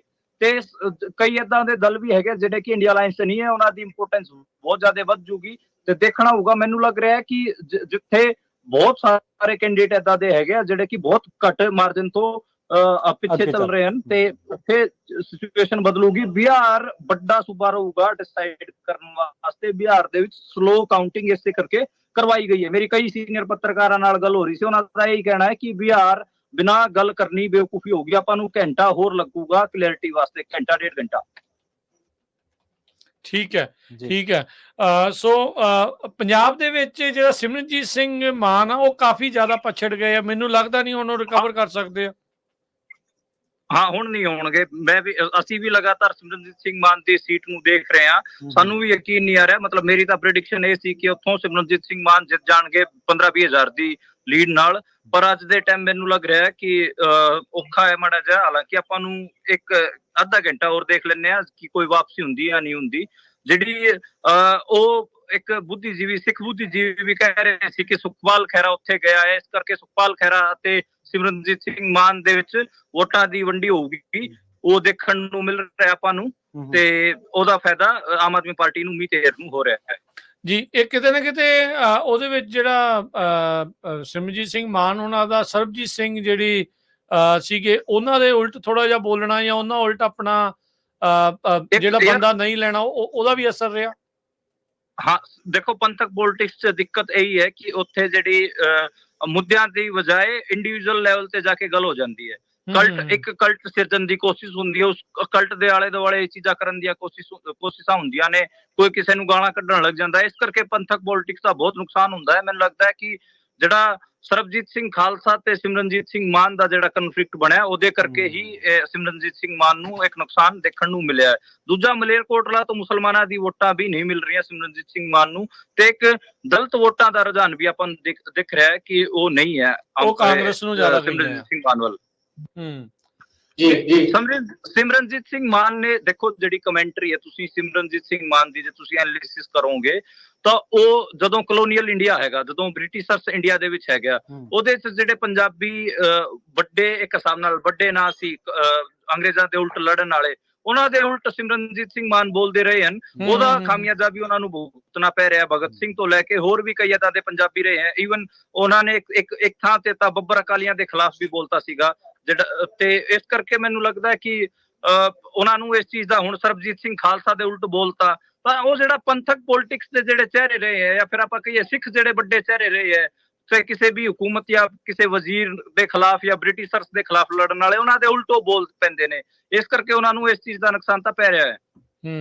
ਜੀ ਜੀ, ਇੱਕ ਵਾਰੀ ਉਹਨਾਂ ਦੀ ਵੀਡੀਓ ਸ਼ਾਇਦ ਕਿਸਾਨਾਂ ਦੇ ਉਲਟ ਵੀ ਬੋਲਣ ਦੀ ਵੀ ਵਾਇਰਲ ਹੋਈ ਸੀ ਇਲੈਕਸ਼ਨ ਦੇ ਦਰਮਿਆਨ।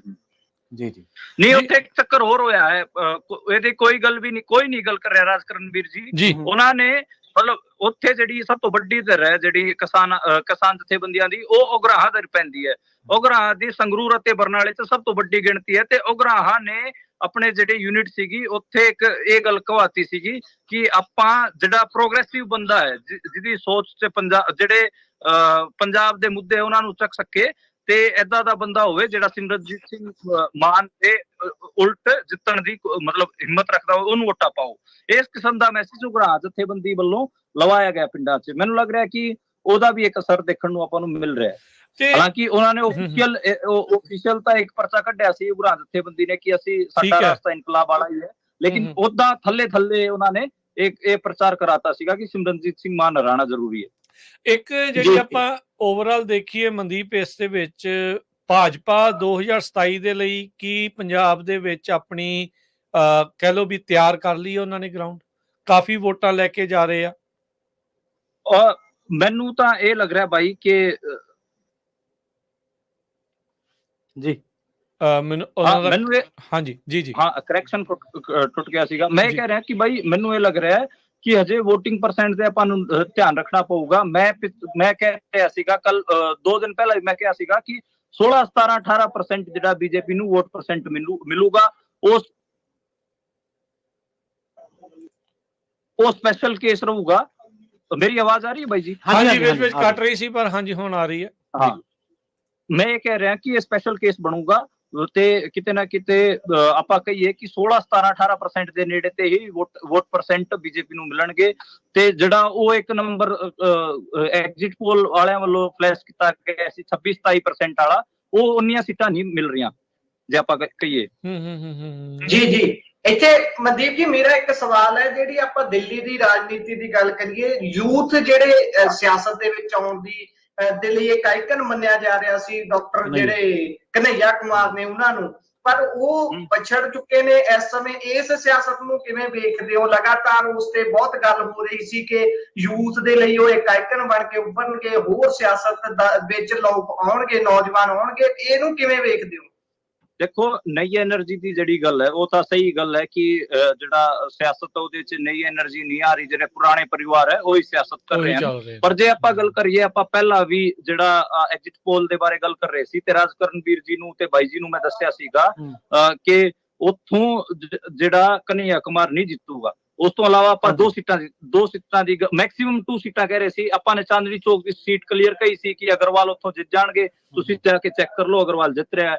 ਦਿੱਲੀ ਬਾਰੇ, ਦਿੱਲੀ 'ਚ ਬਲਕਿ ਜੇ ਕੋਈ ਦੂਜੀ ਜਾਂ ਤੀਜੀ ਸੀਟ ਕਨਵਰਟ ਹੋਗੀ ਇੰਡੀਆ ਅਲਾयंस ਵਾਸਤੇ ਤਾਂ ਉਹ ਇੱਕ ਸਹੀ ਰਾਮ ਪਹਿਲਵਾਨ ਦੀ ਹੋ ਸਕਦੀ ਹੈ ਜਾਂ ਫਿਰ ਮਹਾਬਲ ਮਿਸਰਾ ਵਾਲੀ ਹੋ ਸਕਦੀ ਹੈ, ਕਨ੍ਹਈਆ ਕੁਮਾਰ ਵਾਲੀ ਨਹੀਂ ਹੋਊਗੀ।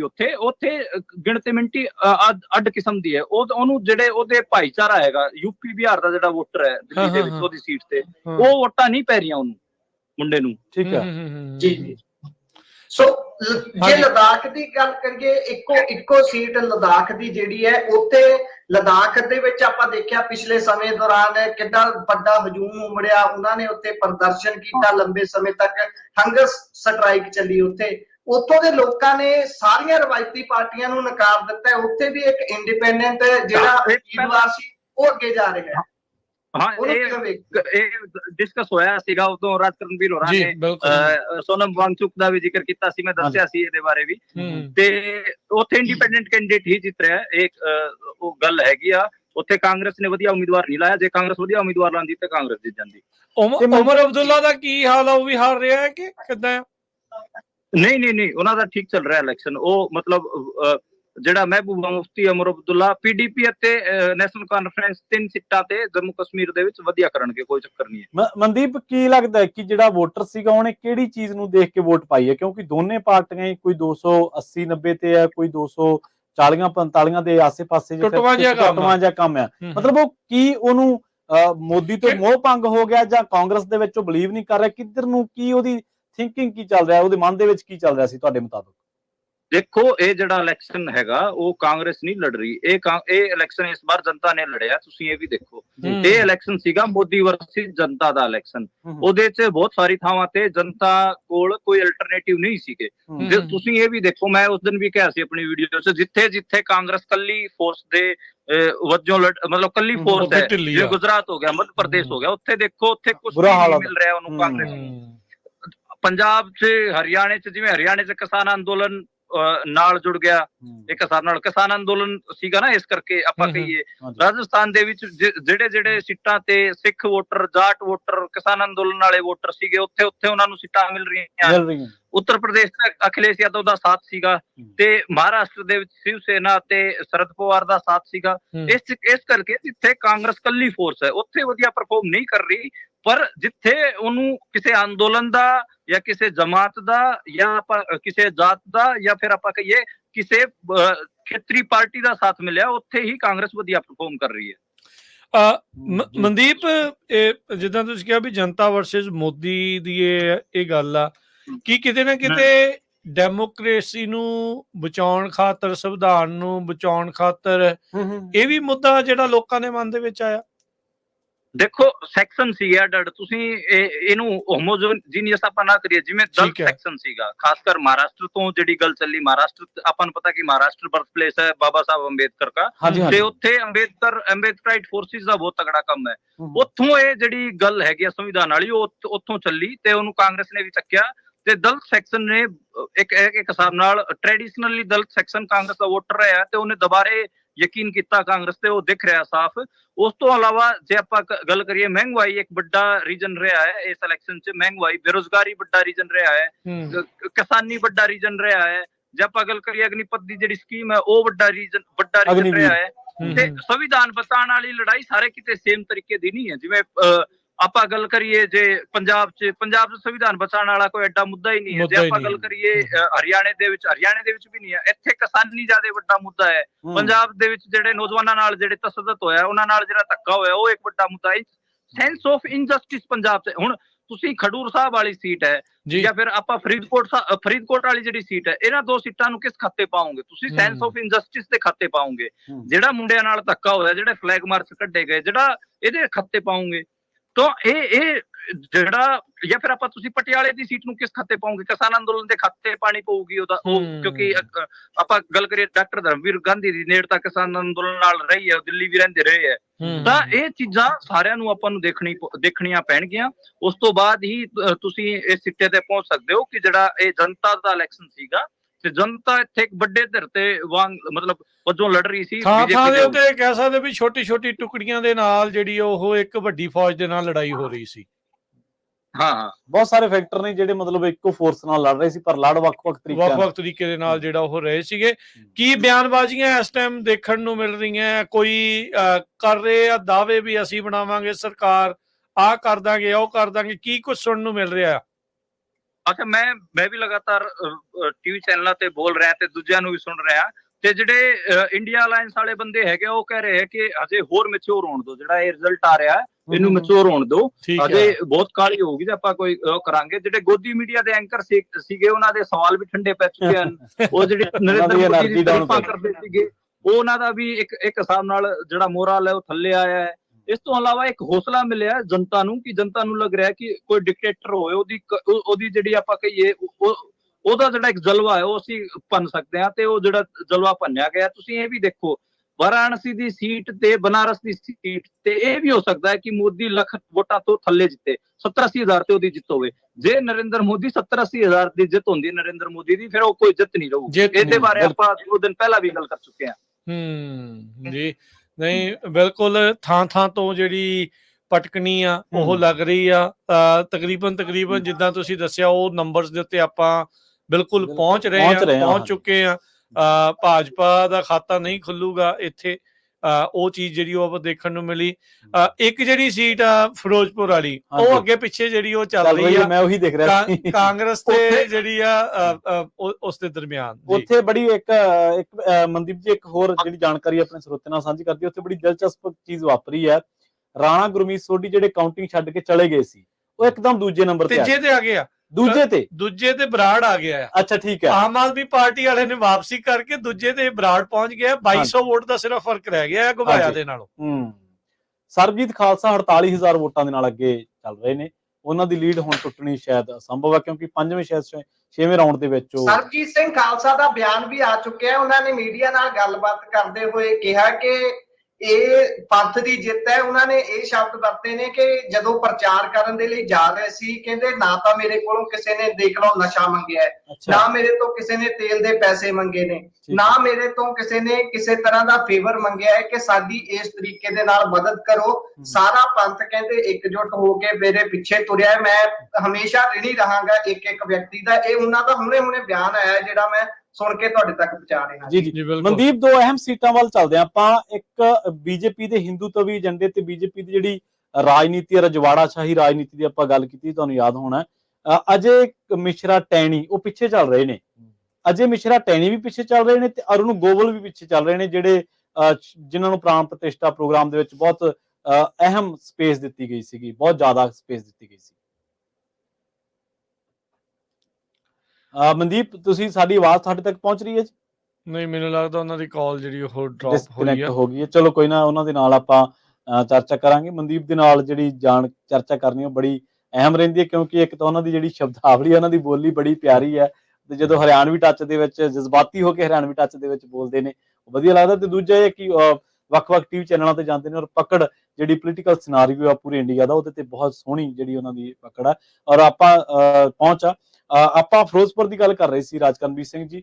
ਫਿਰੋਜ਼ਪੁਰ ਉਹਨਾਂ ਦਾ ਫੋਨ ਤੱਤਾ ਹੋ ਗਿਆ ਜੀ। ਅੱਛਾ, ਠੀਕ ਹੈ। ਵੀ ਉਹਦੇ ਗਰਮੀ ਵੀ ਆਪਾਂ ਨੂੰ ਪਤਾ ਹੈ, ਗਰਮੀ ਵੀ ਹੈ ਤੇ ਕਾਲਸ ਵੀ ਜਿਹੜੀਆਂ ਹੁੰਦੀਆਂ ਆ। ਸੋ ਲਗਾਤਾਰ ਇਹ ਸਾਰਾ ਕੁਝ ਜਿਹੜਾ ਚੱਲ ਰਿਹਾ, ਬਰਫ਼ ਚ ਨਾ ਲਾਇਓ ਇਹ। ਪਰ ਆ ਜਿਹੜੀ ਫਿਰੋਜ਼ਪੁਰ ਵਾਲੀ ਸੀਟ ਸਭ ਨੂੰ ਹੈਰਾਨ ਕਰ ਰਹੀ ਆ। ਬਿਲਕੁਲ, ਬੌਬੀ ਮਾਨ ਇੱਕ ਟਾਈਮ ਤੇ ਲੀਡ ਕਰਦੇ ਚੌਥੇ ਤੇ ਪਹੁੰਚ ਗਏ। 5000 ਵੋਟ ਦੇ ਨਾਲ ਉਹ ਪਛੜ ਚੁੱਕੇ ਨੇ ਇਸ ਟਾਈਮ ਓਵਰਆਲ।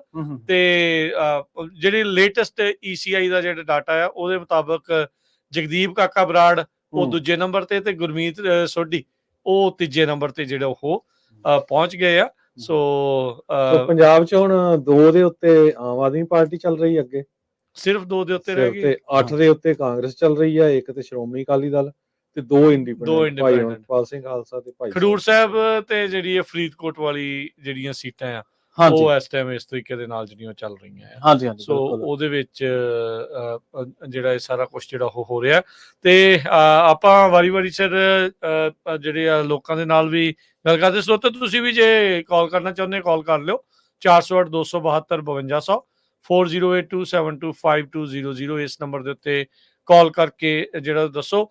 ਮੈਨੂੰ ਲੱਗਦਾ ਵੀ ਅਗਲੇ ਜਿਹੜੇ 1-2 ਰਾਊਂਡ ਆ ਉਹਦੇ ਵਿੱਚ ਕਾਫੀ ਹੱਦ ਤੱਕ ਜਿਹੜੀ ਆ ਉਹ ਕਲੀਅਰ ਹੋ ਜਾਣੀ ਆ ਵੀ ਆਪਾਂ ਕਿਸ ਪਾਸੇ ਵੱਲ ਨੂੰ ਜਿਹੜਾ ਉਹ ਵਧਣਾ ਆ। ਜੀ ਜੀ ਬਿਲਕੁਲ। ਸੋ ਤੁਸੀਂ ਵੀ ਆਪਣੀ ਰਾਏ ਦੱਸ ਸਕਦੇ ਹੋ 408 272 5200 ਸਟੂਡੀਓ ਦਾ ਨੰਬਰ ਹੈ। ਗੁਰਪ੍ਰੀਤ ਸਿੰਘ ਜੀ, ਕੋਈ ਖਾਸ ਜਾਂ ਕੋਈ ਤਾਜ਼ਾ ਅਪਡੇਟਸ ਤੁਸੀਂ ਸਾਂਝੀਆਂ ਕਰਨੀਆਂ ਚਾਹੋ ਤਾਂ?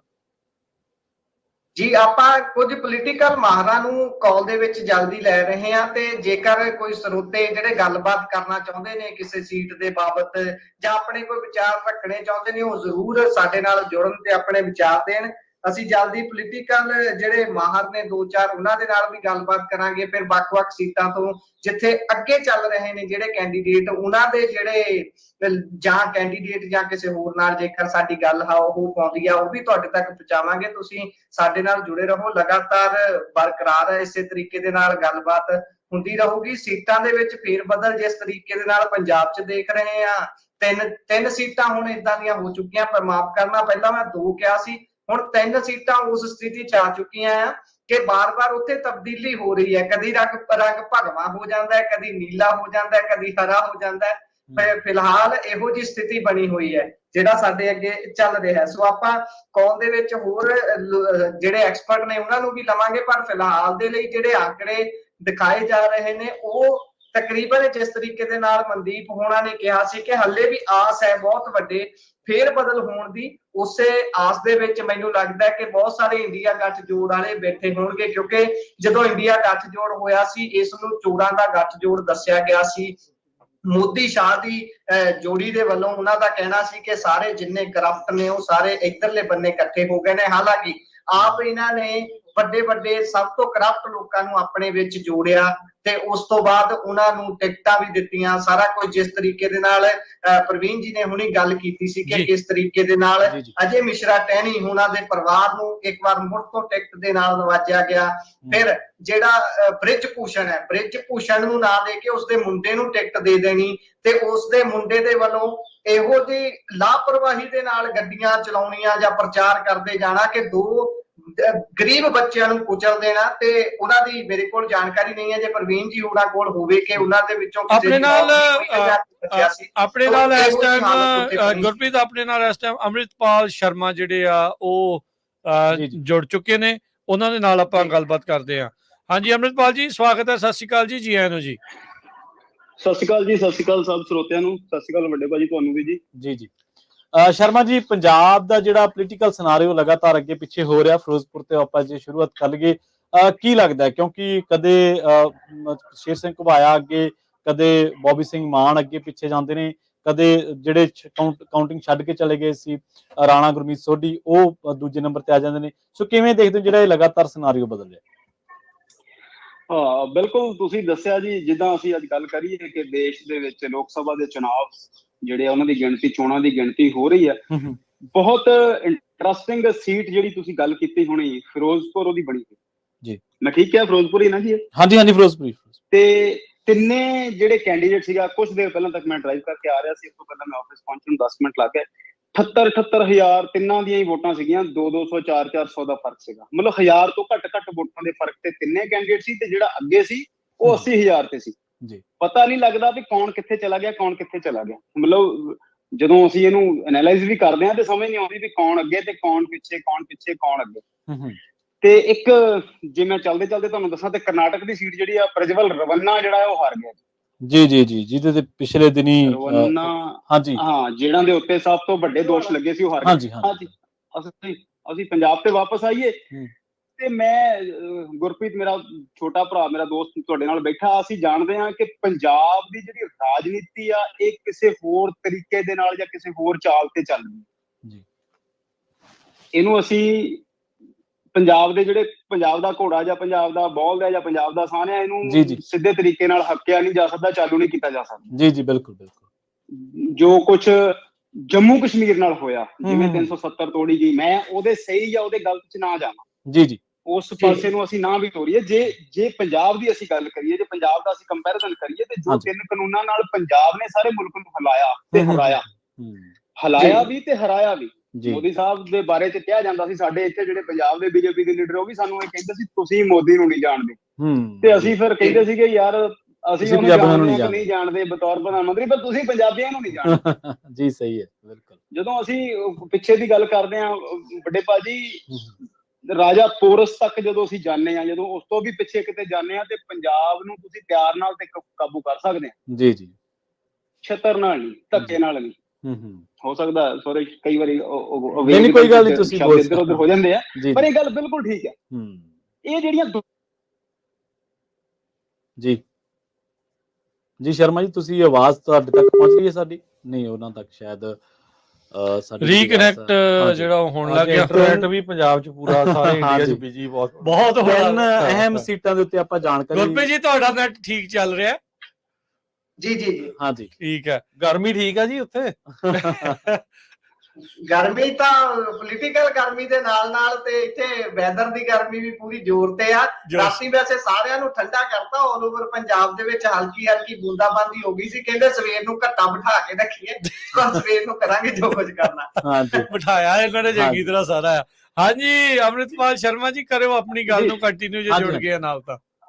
ਬਿਲਕੁਲ ਬਿਲਕੁਲ। ਤੇ ਮੈਂ ਕਿਸੇ ਕੰਮ ਲਈ ਬਾਬਾ ਫਰੀਦ ਯੂਨੀਵਰਸਿਟੀ ਸੀਗੇ, ਉੱਥੇ ਇਹਨਾਂ ਦਾ ਉਸ ਦਿਨ ਸਰਬਜੀਤ ਸਿੰਘ ਦਾ ਜਿਹੜਾ ਨਾ ਰੋਡ ਸ਼ੋਅ ਸੀਗਾ। ਠੀਕ ਹੈ। ਤੇ ਇਮਾਨਦਾਰੀ ਨਾਲ ਮੈਨੂੰ ਤੇ ਪਤਾ ਵੀ ਨਹੀਂ ਸੀਗਾ ਕਿ ਇਹ ਬੰਦੇ ਕੌਣ ਨੇ, ਕਿਉਂਕਿ ਉੱਥੇ ਹੰਸਰਾਜ ਦਾ ਪਤਾ ਸੀ ਜਾਂ ਕਰਮਜੀਤ ਅਨਮੋਲ ਦਾ ਪਤਾ ਸੀ ਜਾਂ ਅਕਾਲੀ ਕੈਂਡੀਡੇਟ ਬਾਰੇ ਜਾਣਕਾਰੀ ਥੋੜੀ ਬਹੁਤ ਸੀਗੀ। ਠੀਕ ਹੈ। ਪਰ ਜੋ ਉੱਥੇ ਉਸ ਦਿਨ ਮੈਂ ਦੇਖਿਆ, ਪੂਰਾ ਸ਼ਹਿਰ ਚੌਕ ਸੀਗਾ ਭਾਜੀ, ਪੂਰਾ ਸ਼ਹਿਰ। ਮੈਂ ਉਸ ਦਿਨ ਆ ਕੇ ਫਿਰ ਬੰਦਿਆਂ ਨਾਲ ਗੱਲਬਾਤ ਕੀਤੀ, ਗੁਰਪ੍ਰੀਤ ਨਾਲ ਵੀ ਮੇਰੀ ਗੱਲ ਹੋਈ, ਇਨਫੈਕਟ ਹੋਰ ਵੀ ਕੁਝ ਬੰਦਿਆਂ ਨਾਲ ਗੱਲ ਕੀਤੀ। ਮੈਂ ਕਿਹਾ ਵੀ ਇਹ ਜਿਹੜੇ ਸਮੀਕਰਨ ਨੇ ਇਹ ਬਦਲਦੇ ਜਾ ਰਹੇ ਨੇ, ਤੇ ਉਹੀ ਹੋਇਆ। ਉੱਥੇ ਹਾਲਾਤ ਜਿਹੜੇ ਨੇ ਕਿਸੇ ਹੋਰ ਤਰੀਕੇ ਤੇ ਪਹੁੰਚ ਰਹੇ ਨੇ। ਤੇ ਖਡੂਰ ਸਾਹਿਬ ਬਾਰੇ ਤੇ ਸਾਡੀ ਜਾਣਕਾਰੀ ਸਾਰਿਆਂ ਦੀ ਸਹੀ ਸੀਗੀ, ਕਿਉਂਕਿ ਇਹ ਜਿਹੜੀ ਉਹ ਵੇਵ ਸੀਗੀ, ਉਹ ਚਾਹੇ ਉਹ ਹਲਕਾ ਤਰਨਤਾਰਨ ਆ, ਚਾਹੇ ਉਹ ਪੱਟੀ ਆ, ਚਾਹੇ ਉਹ ਬਲਟੋਆ ਆ, ਚਾਹੇ ਉਹ ਖੇਮਕਰਨ ਆ, ਉੱਥੇ ਉਹ ਬਦਲਿਆ ਜਾ ਚੁੱਕਾ ਸੀ ਸਮੀਕਰਨ।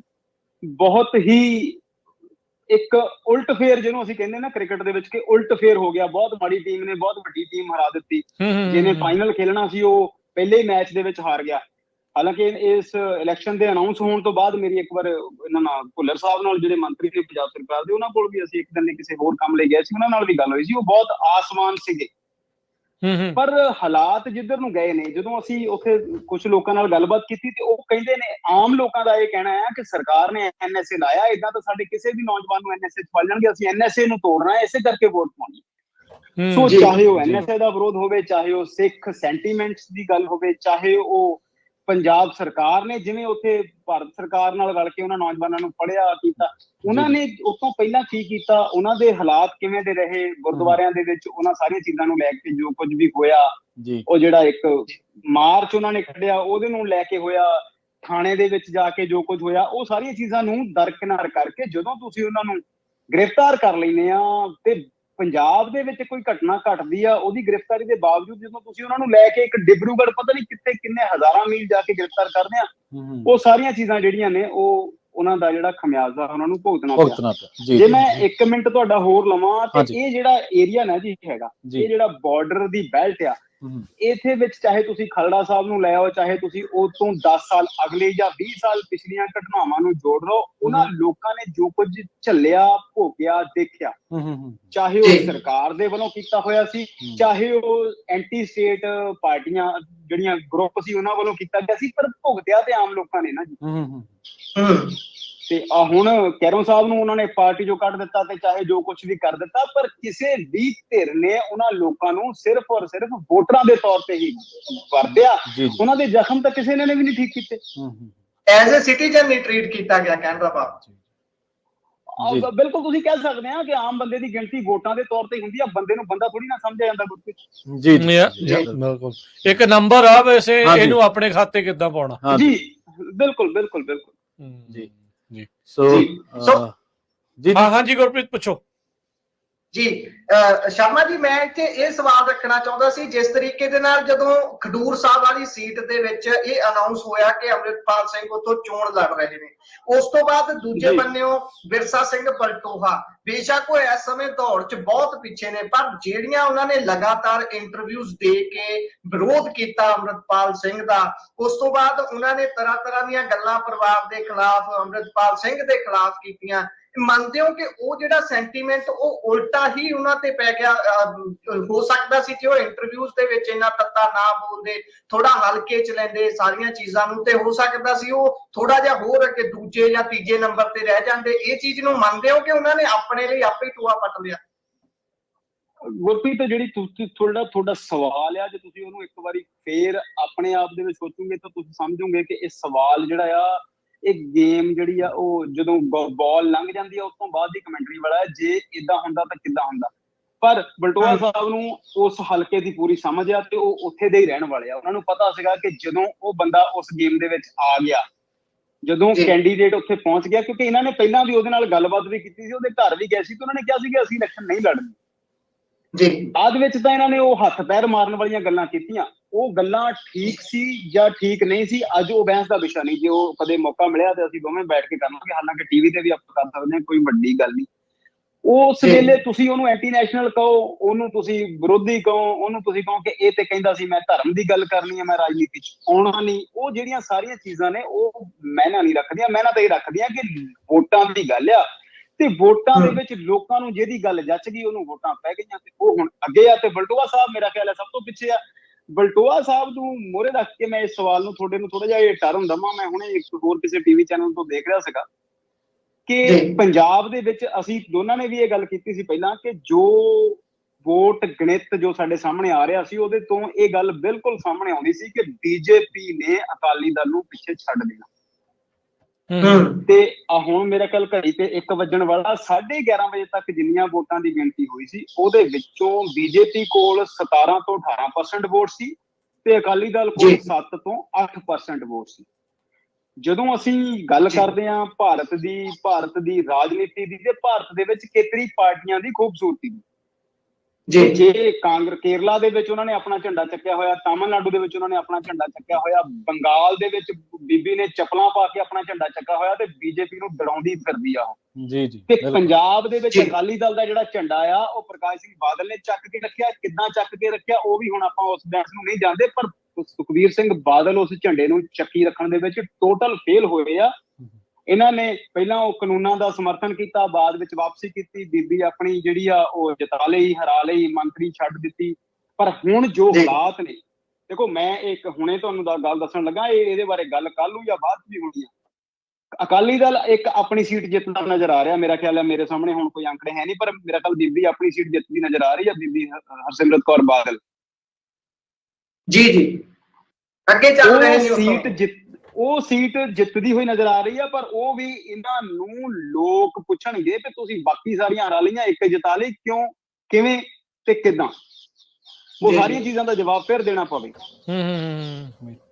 ਜੀ ਜੀ ਜੀ ਥੈਂਕ ਯੂ ਸ਼ਰਮਾ ਜੀ, ਮਿਹਰਬਾਨੀ।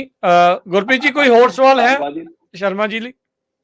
ਜੀ ਸ਼ਰਮਾ ਜੀ, ਮੈਂ ਚਾਹੁੰਦਾ ਸੀ ਕਿ ਇੱਕ ਵਾਰੀ ਤੁਸੀਂ ਆਲ ਓਵਰ ਪੂਰੇ ਭਾਰਤ ਦੀ ਇਸ ਸਮੇਂ ਦੀ ਸਥਿਤੀ ਤੇ ਚਾਨਣਾ ਪਾ ਦਿੰਦੇ, ਕਿਉਂਕਿ ਤੁਸੀਂ, ਮੈਨੂੰ ਪਤਾ ਹੈ ਤੁਸੀਂ ਨੈਸ਼ਨਲ ਜਿਹੜਾ ਹੁੰਦਾ ਆ ਉਹਦੇ ਤੇ ਜ਼ਿਆਦਾ ਨਜ਼ਰ ਰੱਖਦੇ ਹੋ, ਪੰਜਾਬ ਤੇ ਤਾਂ ਰੱਖਦੇ ਹੀ ਹੋ, ਪਰ ਤੁਸੀਂ ਬੰਗਾਲ ਵੱਲ ਨੂੰ ਜ਼ਿਆਦਾ ਜਾਂਦੇ ਹੁੰਦੇ ਹੋ। ਤੁਸੀਂ ਅੱਜ ਵੀ ਉੱਥੇ ਦਾ ਜ਼ਿਕਰ ਕੀਤਾ ਹੈ, ਉੱਥੇ ਤੁਹਾਡੀ ਵੱਧ ਪਕੜ ਹੈ। ਜਿਹੜਾ ਆਲ ਓਵਰ ਭਾਰਤ ਦਾ ਦੱਸ ਦਿਓ ਵੀ ਕੀ ਦੇਖਦੇ ਹੋ ਸਥਿਤੀ ਅੱਜ ਸ਼ਾਮ ਤੱਕ, ਗੱਲ ਕਿੱਥੇ ਜਾ ਕੇ ਨਿਬੜੂਗੀ, ਕੌਣ ਲੱਡੂ ਖਾਂਦਾ ਨਜ਼ਰ ਆਊਗਾ? ਗੁਰਪ੍ਰੀਤ, ਹੈਰਾਨੀਜਨਕ ਚੀਜ਼ਾਂ ਸਾਡੇ ਸਾਹਮਣੇ ਜਿਹੜੀਆਂ ਨਜ਼ਰ ਆ ਰਹੀਆਂ, ਜੇ ਕਾਪੀ ਪੈਨ ਲਾ ਕੇ ਤੁਸੀਂ ਜੋੜ ਕਰੋ ਨਾ ਸਾਰੀ ਚੀਜ਼ਾਂ ਦਾ, ਜੀ, ਤੇ ਫਿਰ 2-3 ਚੀਜ਼ਾਂ, ਮੈਂ ਇੱਕ ਦਿਨ ਛੋਟੀ ਜੀ ਪੋਸਟ ਪਾਈ ਸੀ ਕਿ ਇਹ ਵਿਸ਼ਵਾਸ ਆ, ਇਹ ਅਤੀ ਵਿਸ਼ਵਾਸ ਆ, ਇਹ ਬੇਸ਼ਰਮੀ ਆ ਕਿ ਇਹ ਬੇਈਮਾਨੀ ਆ। ਜੀ,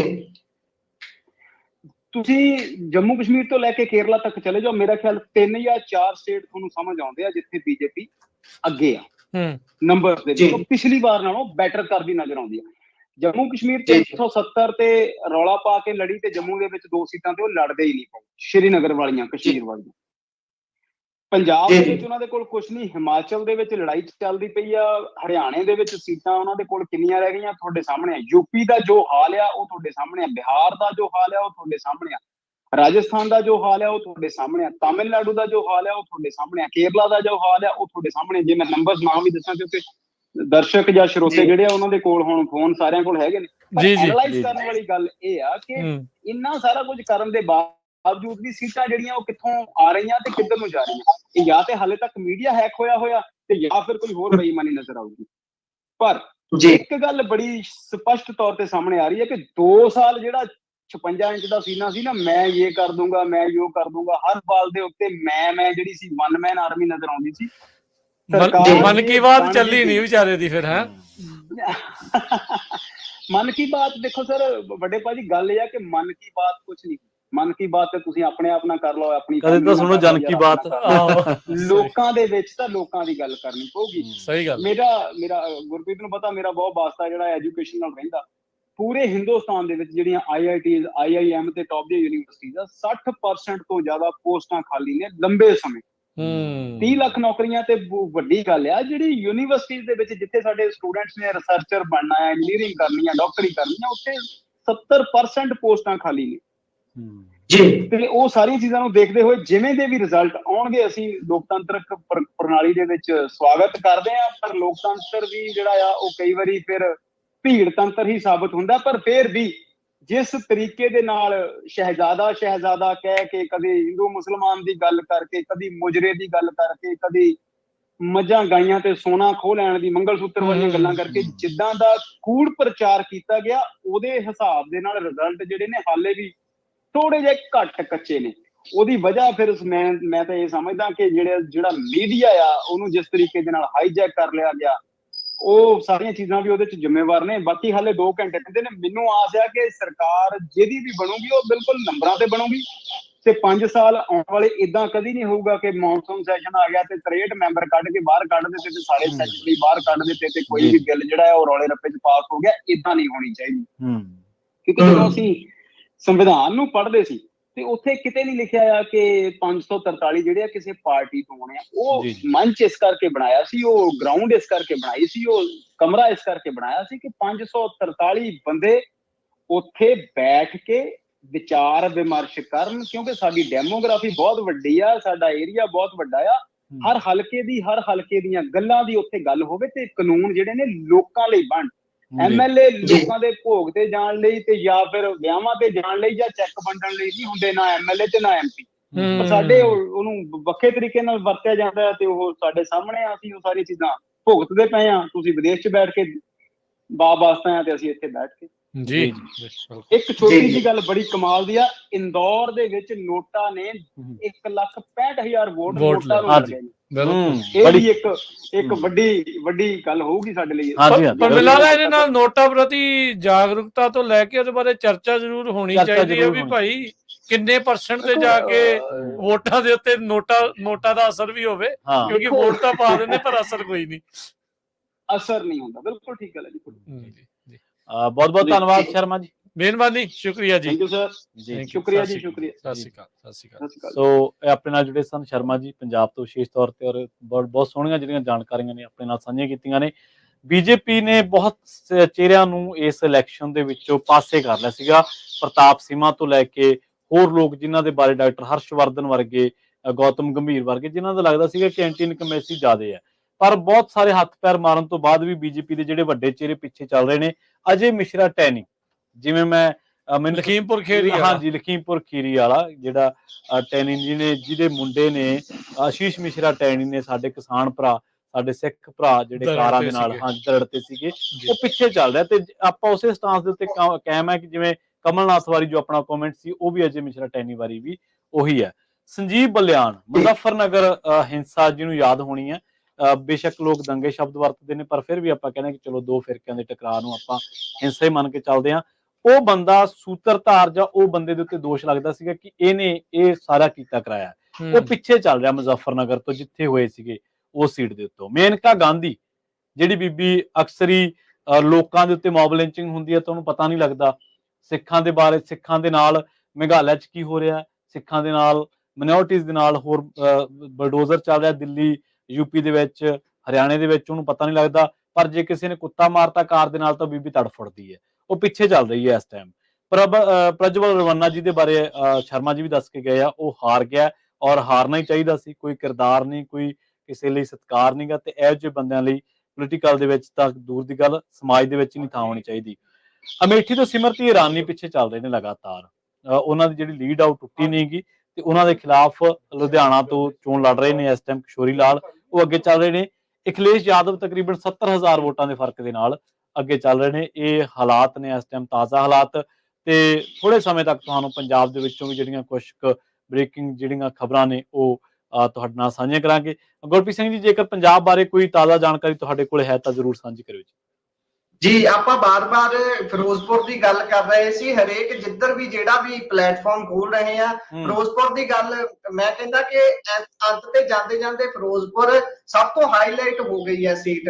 ਉੱਥੇ ਇੰਨਾ ਫਸਮਾ ਮੁਕਾਬਲਾ ਹੋ ਚੁੱਕਿਆ ਹੈ ਕਿ ਇੱਕ ਨਹੀਂ, ਦੋ ਨਹੀਂ, ਇਕੱਠੇ 3-3 ਕੈਂਡੀਡੇਟ ਪੂਰੀ ਬਰਾਬਰੀ ਤੇ ਚੱਲ ਰਹੇ ਨੇ। ਇਹ ਸਭ ਤੋਂ ਦਿਲਚਸਪ ਹੋਊਗੀ ਗੱਲ ਦੇਖਣੀ ਕਿ ਇੱਥੇ ਕੌਣ ਬਾਜ਼ੀ ਮਾਰਦਾ। ਪਰ ਇੱਥੇ ਟੱਕਰ ਜਿਹੜੀ ਮੁਕਾਬਲੇ ਦੀ ਹੋਈ ਹੈ ਉਹਨੇ ਸਭ ਨੂੰ ਹੈਰਾਨ ਕਰ ਦਿੱਤਾ। ਜਿਸ ਤਰ੍ਹਾਂ ਤੁਸੀਂ ਸਭ ਤੋਂ ਪਹਿਲਾਂ ਮੈਂਸ਼ਨ ਕੀਤਾ ਸੀ ਕਿ ਰਾਣਾ ਸੋਢੀ ਹੁਣੀ ਪਹਿਲਾਂ ਛੱਡ ਕੇ ਚਲੇ ਜਾਂਦੇ ਨੇ ਬੂਥ ਨੂੰ, ਤੇ ਉਸ ਤੋਂ ਬਾਅਦ ਮੈਨੂੰ ਲੱਗਦਾ ਹੁਣ ਤਾਂ ਉਹਨਾਂ ਨੂੰ ਆ ਹੀ ਜਾਣਾ ਚਾਹੀਦਾ। ਨਹੀਂ, ਉਹ ਤਾਂ 1000 ਵੋਟ ਦਾ, ਗੁਰਪ੍ਰੀਤ 1000 ਵੋਟ ਦਾ ਫਰਕ ਰਹਿ ਗਿਆ, ਸਿਰਫ ਦੇ ਨਾਲ ਹੀ ਗੱਲਬਾਤ ਚੱਲ ਰਹੀ ਹੈ, ਸਿਰਫ 1000 ਵੋਟ ਦਾ ਫਰਕ ਹੈ ਜੀ। ਬਿਲਕੁਲ, ਸੋ 1000 ਵੋਟ ਦਾ ਫਰਕ ਰਹਿ ਗਿਆ ਆ। ਦੂਜੇ ਨੰਬਰ ਤੇ ਸੋਢੀ ਆ ਗਏ ਆ, ਤੀਜੇ ਤੇ ਬਰਾੜ ਆ, ਚੌਥੇ ਤੇ ਮਾਨ ਆ। ਗਵਾਇਆ ਜਿਹੜੇ ਆ ਚਾਰੇ ਦੇ ਚਾਰੇ ਤਕਰੀਬਨ 1.5 ਲੱਖ ਵੋਟ ਲੈ ਕੇ ਜਾ ਚੁੱਕੇ। ਬਰਾਬਰੀ ਦੀ ਗਵਾਇਆ ਸਾਹਿਬ ਤੇ ਮੈਨੂੰ ਲੱਗਦਾ ਸਾਹ ਸੁੱਕਣੇ ਸ਼ੁਰੂ ਹੋ ਚੁੱਕੇ। ਨਹੀਂ, ਇਹ ਬਣਦੇ ਹੀ ਆ ਇੰਨੇ ਸੁੱਕਣੇ। ਇਹ ਡਿਪੈਂਡ ਕਰਦਾ ਹੈ, ਪਰ ਇਹਦੇ ਵਿੱਚ ਵੀ ਇਸ ਟਾਈਮ ਕਿਹੜੇ ਪਾਸੇ ਦੀ ਜਿਹੜੀ ਆ ਉਹ ਐਡ ਹੋਈ ਆ, ਜੇ ਮੇਨ ਸ਼ਹਿਰ ਚ ਹੋਈ ਆ ਕਿ ਦੂਜੇ ਪਾਸੇ ਜਿਹੜੀ ਉਹ ਹੋਈ ਆ, ਪਿੰਡਾਂ ਵਾਲੀ ਹੋਈ ਆ, ਕਿਹੜੀ ਹੋਈ ਹੈ ਇਸ ਦੇ ਵਿੱਚ ਆ। ਬਾਕੀ ਸੋਚਦੇ ਜੇ ਤੁਸੀਂ ਕਾਲ ਕਰਨਾ ਚਾਹੁੰਦੇ ਹੋ ਕਾਲ ਕਰ ਸਕਦੇ ਹੋ 408-272 5200 4082725200 ਦੇ ਉੱਤੇ ਜਿਹੜਾ ਤੁਸੀਂ ਕਾਲ ਕਰ ਸਕਦੇ ਹੋ। ਚਰਨਜੀਤ ਚੰਨੀ ਤੋਂ ਬਾਅਦ ਅੰਮ੍ਰਿਤਪਾਲ ਸਿੰਘ ਦੂਜੇ ਜਿਹੇ ਕੈਂਡੀਡੇਟ ਨੇ ਜਿਨ੍ਹਾਂ ਦੀ ਲੀਡ 1 ਲੱਖ ਤੋਂ ਵੱਧ ਚੁੱਕੀ ਹੈ ਜੀ। ਆਪ ਮਿਲਾ ਇੱਥੇ ਦੱਸ ਦਈਏ ਤੀਜੇ ਸੱਚ ਮਾਫ ਕਰਨਾ ਅਮੀਤ ਨਾਲ ਹੀ ਦੱਸ ਦਈਏ ਕਿ ਇੱਥੇ ਵੱਡੀ ਗੱਲ ਇਹ ਹੋ ਗਈ ਹੈ ਕਿ ਹੁਣ 2 ਸੀਟਾਂ ਪੰਜਾਬ ਦੇ ਵਿੱਚ ਇਹੋ ਜਿਹੀਆਂ ਹੋ ਗਈਆਂ ਨੇ ਜਿੱਥੇ 1.5 ਲੱਖ ਤੋਂ ਵੱਧ ਦੀ ਲੀਡ ਹੋ ਚੁੱਕੀ ਹੈ। ਪਹਿਲਾਂ ਚਰਨਜੀਤ ਸਿੰਘ ਚੰਨੀ 1.5 ਲੱਖ ਤੋਂ ਵੱਧ ਦੀ ਲੀਡ ਦੇ ਨਾਲ ਅੱਗੇ ਨੇ। ਉਸ ਤੋਂ ਬਾਅਦ ਗੁਰਮੀਤ ਸਿੰਘ ਮੀਤਹੇਰ ਸੰਗਰੂਰ ਦੇ ਵਿੱਚ 1.5 ਲੱਖ ਤੋਂ ਵੱਧ ਦੀ ਲੀਡ ਲੈ ਚੁੱਕੇ ਨੇ। 1.5 ਲੱਖ ਦੀ ਜਦੋਂ ਲੀਡ ਹੋ ਜਾਂਦੀ ਹੈ ਤਾਂ ਫਿਰ ਅੰਦਾਜ਼ਾ ਸੁਭਾਵਿਕ ਹੀ ਲਾਇਆ ਜਾ ਸਕਦਾ ਹੈ ਕਿ ਹੁਣ ਇੰਨਾ ਵੱਡਾ ਮਾਰਜਨ ਕੱਢਣਾ, ਤੋੜਨਾ ਬਹੁਤ ਔਖਾ ਹੋ ਜਾਊਗਾ। ਤਕਰੀਬਨ ਆਪਾਂ ਮੰਨ ਸਕਦੇ ਹਾਂ ਕਿ ਇਹ ਕਲੀਅਰ ਹੁੰਦੀਆਂ ਜਾਪ ਰਹੀਆਂ ਨੇ ਸੀਟਾਂ। ਤੇ ਜਿਸ ਤਰ੍ਹਾਂ ਤੁਸੀਂ ਗੱਲ ਕੀਤੀ ਸੀ ਭਾਈ ਅੰਮ੍ਰਿਤਪਾਲ ਸਿੰਘ ਹੋਣਾ ਵਾਲੀ ਸੀਟ ਦੀ, ਉੱਥੇ 1,14,000 ਤਕਰੀਬਨ 15,000 ਦਾ ਫਰਕ ਪੈ ਚੁੱਕਾ ਹੈ। 1,15,000 ਵੋਟਾਂ ਦਾ ਫਰਕ ਪਾ ਦਿੱਤਾ ਗਿਆ ਹੈ ਤੇ ਉੱਥੇ ਵਿਰਸਾ ਸਿੰਘ ਬਲਟੋਹਾ ਸਵੇਰ ਤੋਂ 5ਵੇਂ ਨੰਬਰ ਤੇ ਤੱਕ 5ਵੇਂ ਸਥਾਨ ਤੇ ਹੀ ਅਟਕੇ ਹੋਏ ਨੇ। ਉਹਨਾਂ ਤੋਂ ਅੱਗੇ ਸਗੋਂ ਭਾਰਤੀ ਜਨਤਾ ਪਾਰਟੀ ਵਾਲਾ ਕੈਂਡੀਡੇਟ ਉਹਨਾਂ ਤੋਂ ਅੱਗੇ ਲੰਘ ਗਿਆ। ਇਹਦੇ ਵਿੱਚ ਸੌਰੀ ਸੰਗਰੂਰ ਵਾਲੀ ਦੇ ਵਿੱਚ ਦੱਸਦੇ ਜਾਈਏ ਝੂਨਾ ਰਿਪੋਰਟ ਜਿਹੜੀ ਕਮੇਟੀ ਬਣੀ ਸੀ ਉਹ ਉੱਥੇ 5ਵੇਂ ਨੰਬਰ ਤੇ ਆ। 51,000 ਵੋਟ ਸੰਗਰੂਰ ਦੇ ਵਿੱਚ। ਉਹਨਾਂ ਤੋਂ ਵੱਧ ਵੋਟ ਇੱਥੇ ਵੀ ਅਰਵਿੰਦ ਖੰਨਾ ਜਿਹੜਾ ਉਹ 1,13,000 ਵੋਟ ਤੇ ਚੌਥੇ ਨੰਬਰ ਦੇ ਉੱਤੇ ਭਾਜਪਾ ਜਿਹੜੀ ਉਹ ਚੱਲ ਰਹੀ ਆ। ਸੁਖਪਾਲ ਖਹਿਰਾ ਤੇ ਸਿਮਰਨਜੀਤ ਮਾਨ ਦੇ ਵਿੱਚ ਟੋਟਲ ਡਿਵਾਈਡ ਹੋ ਗਈ ਆ ਵੋਟ 50-50%। ਦੋਨਾਂ ਨੂੰ 1.5 ਲੱਖ ਵੋਟ ਜਿਹੜੀ ਇਸ ਟਾਈਮ ਉਹ ਪਈ ਹੈਗੀ ਆ ਤੇ ਉਸ ਦਾ ਜਿਹੜਾ ਪੂਰਾ ਫਾਇਦਾ ਆ ਮੀਤਹੇਰ ਨੂੰ ਕਹਿ ਸਕਦੇ ਆ ਵੀ ਉਹ ਮਿਲਿਆ ਆ। ਇੱਕ ਹੋਰ ਜੇ ਇਸ ਚੀਜ਼ ਤੇ ਗੱਲ ਕਰਨੀ ਹੋਵੇ ਜਿਸ ਤਰੀਕੇ ਦੇ ਨਾਲ ਹੁਣੇ ਰਾਜ ਜੀ ਨੇ ਦੱਸਿਆ ਹੈ ਕਿ ਕਿਸ ਤਰੀਕੇ ਦੇ ਨਾਲ 50-50 ਵੋਟ ਵੰਡੀ ਗਈ ਹੈ, ਵੋਟ ਸ਼ੇਅਰ ਹੋ ਗਈ ਹੈ। ਇੱਥੇ ਸੁਖਪਾਲ ਖਹਿਰਾ ਦੇ ਬਾਰੇ ਕਿਹਾ ਜਾ ਰਿਹਾ ਸੀ ਕਿ ਉਹਨਾਂ ਨੂੰ ਇੱਥੋਂ ਨਹੀਂ ਲੜਨਾ ਚਾਹੀਦਾ ਸੀ। ਇਸ ਤਰੀਕੇ ਦੇ ਨਾਲ ਉਹ ਸਿਮਰਨਜੀਤ ਮਾਨ ਹੋਣਾ ਦੀ ਵੋਟ ਤੋੜਨਗੇ। ਹੁਣ ਇਹ ਗੱਲ ਚੱਲੂਗੀ ਕਿ ਇਹ ਇਦਾਂ ਜੇ ਸੁਖਪਾਲ ਖਹਿਰਾ ਨਾ ਕਰਦੇ ਤਾਂ ਸ਼ਾਇਦ ਸਿਮਰਨਜੀਤ ਮਾਨ ਟੱਕਰ 'ਚ ਅੱਗੇ ਹੁੰਦੇ ਜਾਂ ਟੱਕਰ 'ਚ ਘੱਟੋ ਘੱਟ 1.5 ਲੱਖ ਵੋਟ ਦਾ ਫਰਕ ਤਾਂ ਨਹੀਂ ਪੈਂਦਾ। ਇਹਨੂੰ ਆਪਾਂ ਜੇ ਆਂਕਣਾ ਹੋਵੇ ਤਾਂ ਕਿੱਦਾਂ ਆਂਕੀਏ? ਨਹੀਂ, ਦੇਖੋ ਇੱਕ ਗੱਲ ਤਾਂ ਹੈ ਕਿ ਦੋਨਾਂ ਦੀ ਰਾਜਨੀਤੀ ਜਿਹੜੀ ਉਹ ਇੱਕੋ ਤਰ੍ਹਾਂ ਦੀ ਹੈ। ਗੁਰਪ੍ਰੀਤ ਪੰਥਕ ਮਾਮਲਿਆਂ ਉੱਤੇ ਦੋਨੇ ਹੀ ਬਹੁਤ ਜ਼ਿਆਦਾ ਐਕਟਿਵ ਨੇ। ਸਿਮਰਜੀਤ ਸਿੰਘ ਮਾਨ ਖੁੱਲ ਕੇ ਖਾਲਿਸਤਾਨ ਦੀ ਗੱਲ ਕਰਦੇ ਨੇ, ਪਰ ਦੂਜੇ ਪਾਸੇ ਜਿਹੜੇ ਸੁਖਪਾਲ ਖਹਿਰਾ ਨੇ ਬੇਸ਼ੱਕ ਖਾਲਿਸਤਾਨ ਦੀ ਗੱਲ ਕਰਨ ਨਾ ਕਰਨ, ਪਰ ਉਹ ਪੰਜਾਬ ਦੇ ਵਿੱਚੋਂ ਉਹਨਾਂ 2 ਲੀਡਰਾਂ ਦੇ ਵਿੱਚ ਇੱਕ ਆਉਂਦੇ ਨੇ ਡਾਕਟਰ ਧਰਮਵੀਰ ਗਾਂਧੀ, ਮੈਨੂੰ ਚੰਗੀ ਤਰ੍ਹਾਂ ਯਾਦ ਆ, ਮੁੰਡਿਆਂ ਦੇ ਉੱਤੇ ਪਰਚੇ ਪਏ ਸੀ UAPA ਦੇ। ਇਹ ਪੰਜਾਬ ਦੇ ਵਿੱਚ 2 ਬੰਦੇ ਬੋਲੇ ਸੀ, NSA ਦੇ ਉਲਟ ਬੋਲੇ ਸੀਗੇ, NSA ਦੇ ਉਲਟ, ਤੇ ਅੰਮ੍ਰਿਤਪਾਲ ਸਿੰਘ ਦੇ ਵੀ ਸਮਰਥਨ ਦੇ ਵਿੱਚ ਬੋਲੇ ਉਹ। ਹਾਂਜੀ, ਕਾਂਗਰਸ ਪਾਰਟੀ ਦੇ ਉਹਨਾਂ ਨੂੰ ਕਹਿੰਦੇ ਵੀ ਇੱਥੇ ਹੋਣਾ ਚਾਹੀਦਾ। ਹਾਂਜੀ, ਕਾਂਗਰਸ ਦੇ ਜਿਹੜੇ ਦੂਜੇ ਲੀਡਰ ਆ ਉਹਨਾਂ ਦੀ ਜਿਹੜੀ ਬੋਲੀ ਆ ਉਹ ਬਿਲਕੁਲ ਸਟੇਟ ਵਾਲੀ ਹੁੰਦੀ ਆ। ਬਹੁਤ ਸਾਰੇ ਲੀਡਰ ਤੁਹਾਨੂੰ ਮਿਲਣਗੇ ਅਜਿਹੇ ਜਿਹੜੇ ਹਿੰਦੂਤਵ ਦੀ ਰਾਜਨੀਤੀ ਨੂੰ ਟੋਹ ਕਰਦੇ ਆ ਜਾਂ ਉਸ ਤਰੀਕੇ ਦੀ ਰਾਜਨੀਤੀ ਗੱਲ ਕਰਦੇ ਆ, ਪਰ ਔਨ ਦੀ ਰਿਕਾਰਡ ਇਹ ਚੀਜ਼ਾਂ ਨੇ, ਰਿਕਾਰਡ ਦਾ ਪਾਰਟ ਨੇ ਕਿ ਉਹਨਾਂ ਨੇ UAP ਦੇ ਉੱਤੇ, ਉਹਨਾਂ ਨੇ NSA ਦੇ ਉੱਤੇ ਖੁੱਲ ਕੇ ਗੱਲ ਰੱਖੀ ਹੈ। ਤੇ ਮੇਰਾ ਖਿਆਲ ਹੈ ਕਿ ਜਦੋਂ ਸੇਮ ਥਾਟ ਪ੍ਰੋਸੈਸ ਦੇ ਬੰਦੇ ਇੱਕੋ ਕਨਸਟੀਚੁਐਂਸੀ ਦੇ ਵਿੱਚੋਂ ਲੜਦੇ ਆ ਤਾਂ ਵੋਟਰ ਲਈ ਬਹੁਤ ਔਖਾ ਉਹਦੇ ਵਿੱਚ ਫੈਸਲਾ ਕਰਨਾ। ਵੋਟਰ ਸਭ ਤੋਂ ਜ਼ਿਆਦਾ ਜੇ ਹੁਣ ਆਪਾਂ ਸਟਾਕ ਮਾਰਕੀਟ ਦੀ ਗੱਲ ਕਰਦੇ ਜਾਈਏ ਤੇ ਇੱਕ ਦਿਨ ਦੇ ਵਿੱਚ 14 ਲੱਖ ਕਰੋੜ ਦਾ ਜਿਹੜਾ ਵਾਧਾ ਹੋ ਗਿਆ, ਪਹਿਲਾਂ ਹੋਇਆ ਸੀ ਜਦੋਂ ਐਗਜ਼ਿਟ ਪੋਲ ਆਏ, ਅੱਜ 13 ਲੱਖ ਕਰੋੜ ਦਾ ਜਿਹੜਾ ਘਾਟਾ ਨਿਵੇਸ਼ਕਾਂ ਨੂੰ ਹੋ ਚੁੱਕਾ ਹੈ। ਉਹ ਅੱਛਾ, ਉਹਨਾਂ ਰਗੜਦੇ ਫੜ ਕੇ। ਹਾਂਜੀ, ਉਹਨਾਂ ਨੂੰ ਰਗੜਾ ਮੋਦੀ ਨੂੰ ਯਾਦ ਰੱਖੂਗੇ ਸਾਰੀ।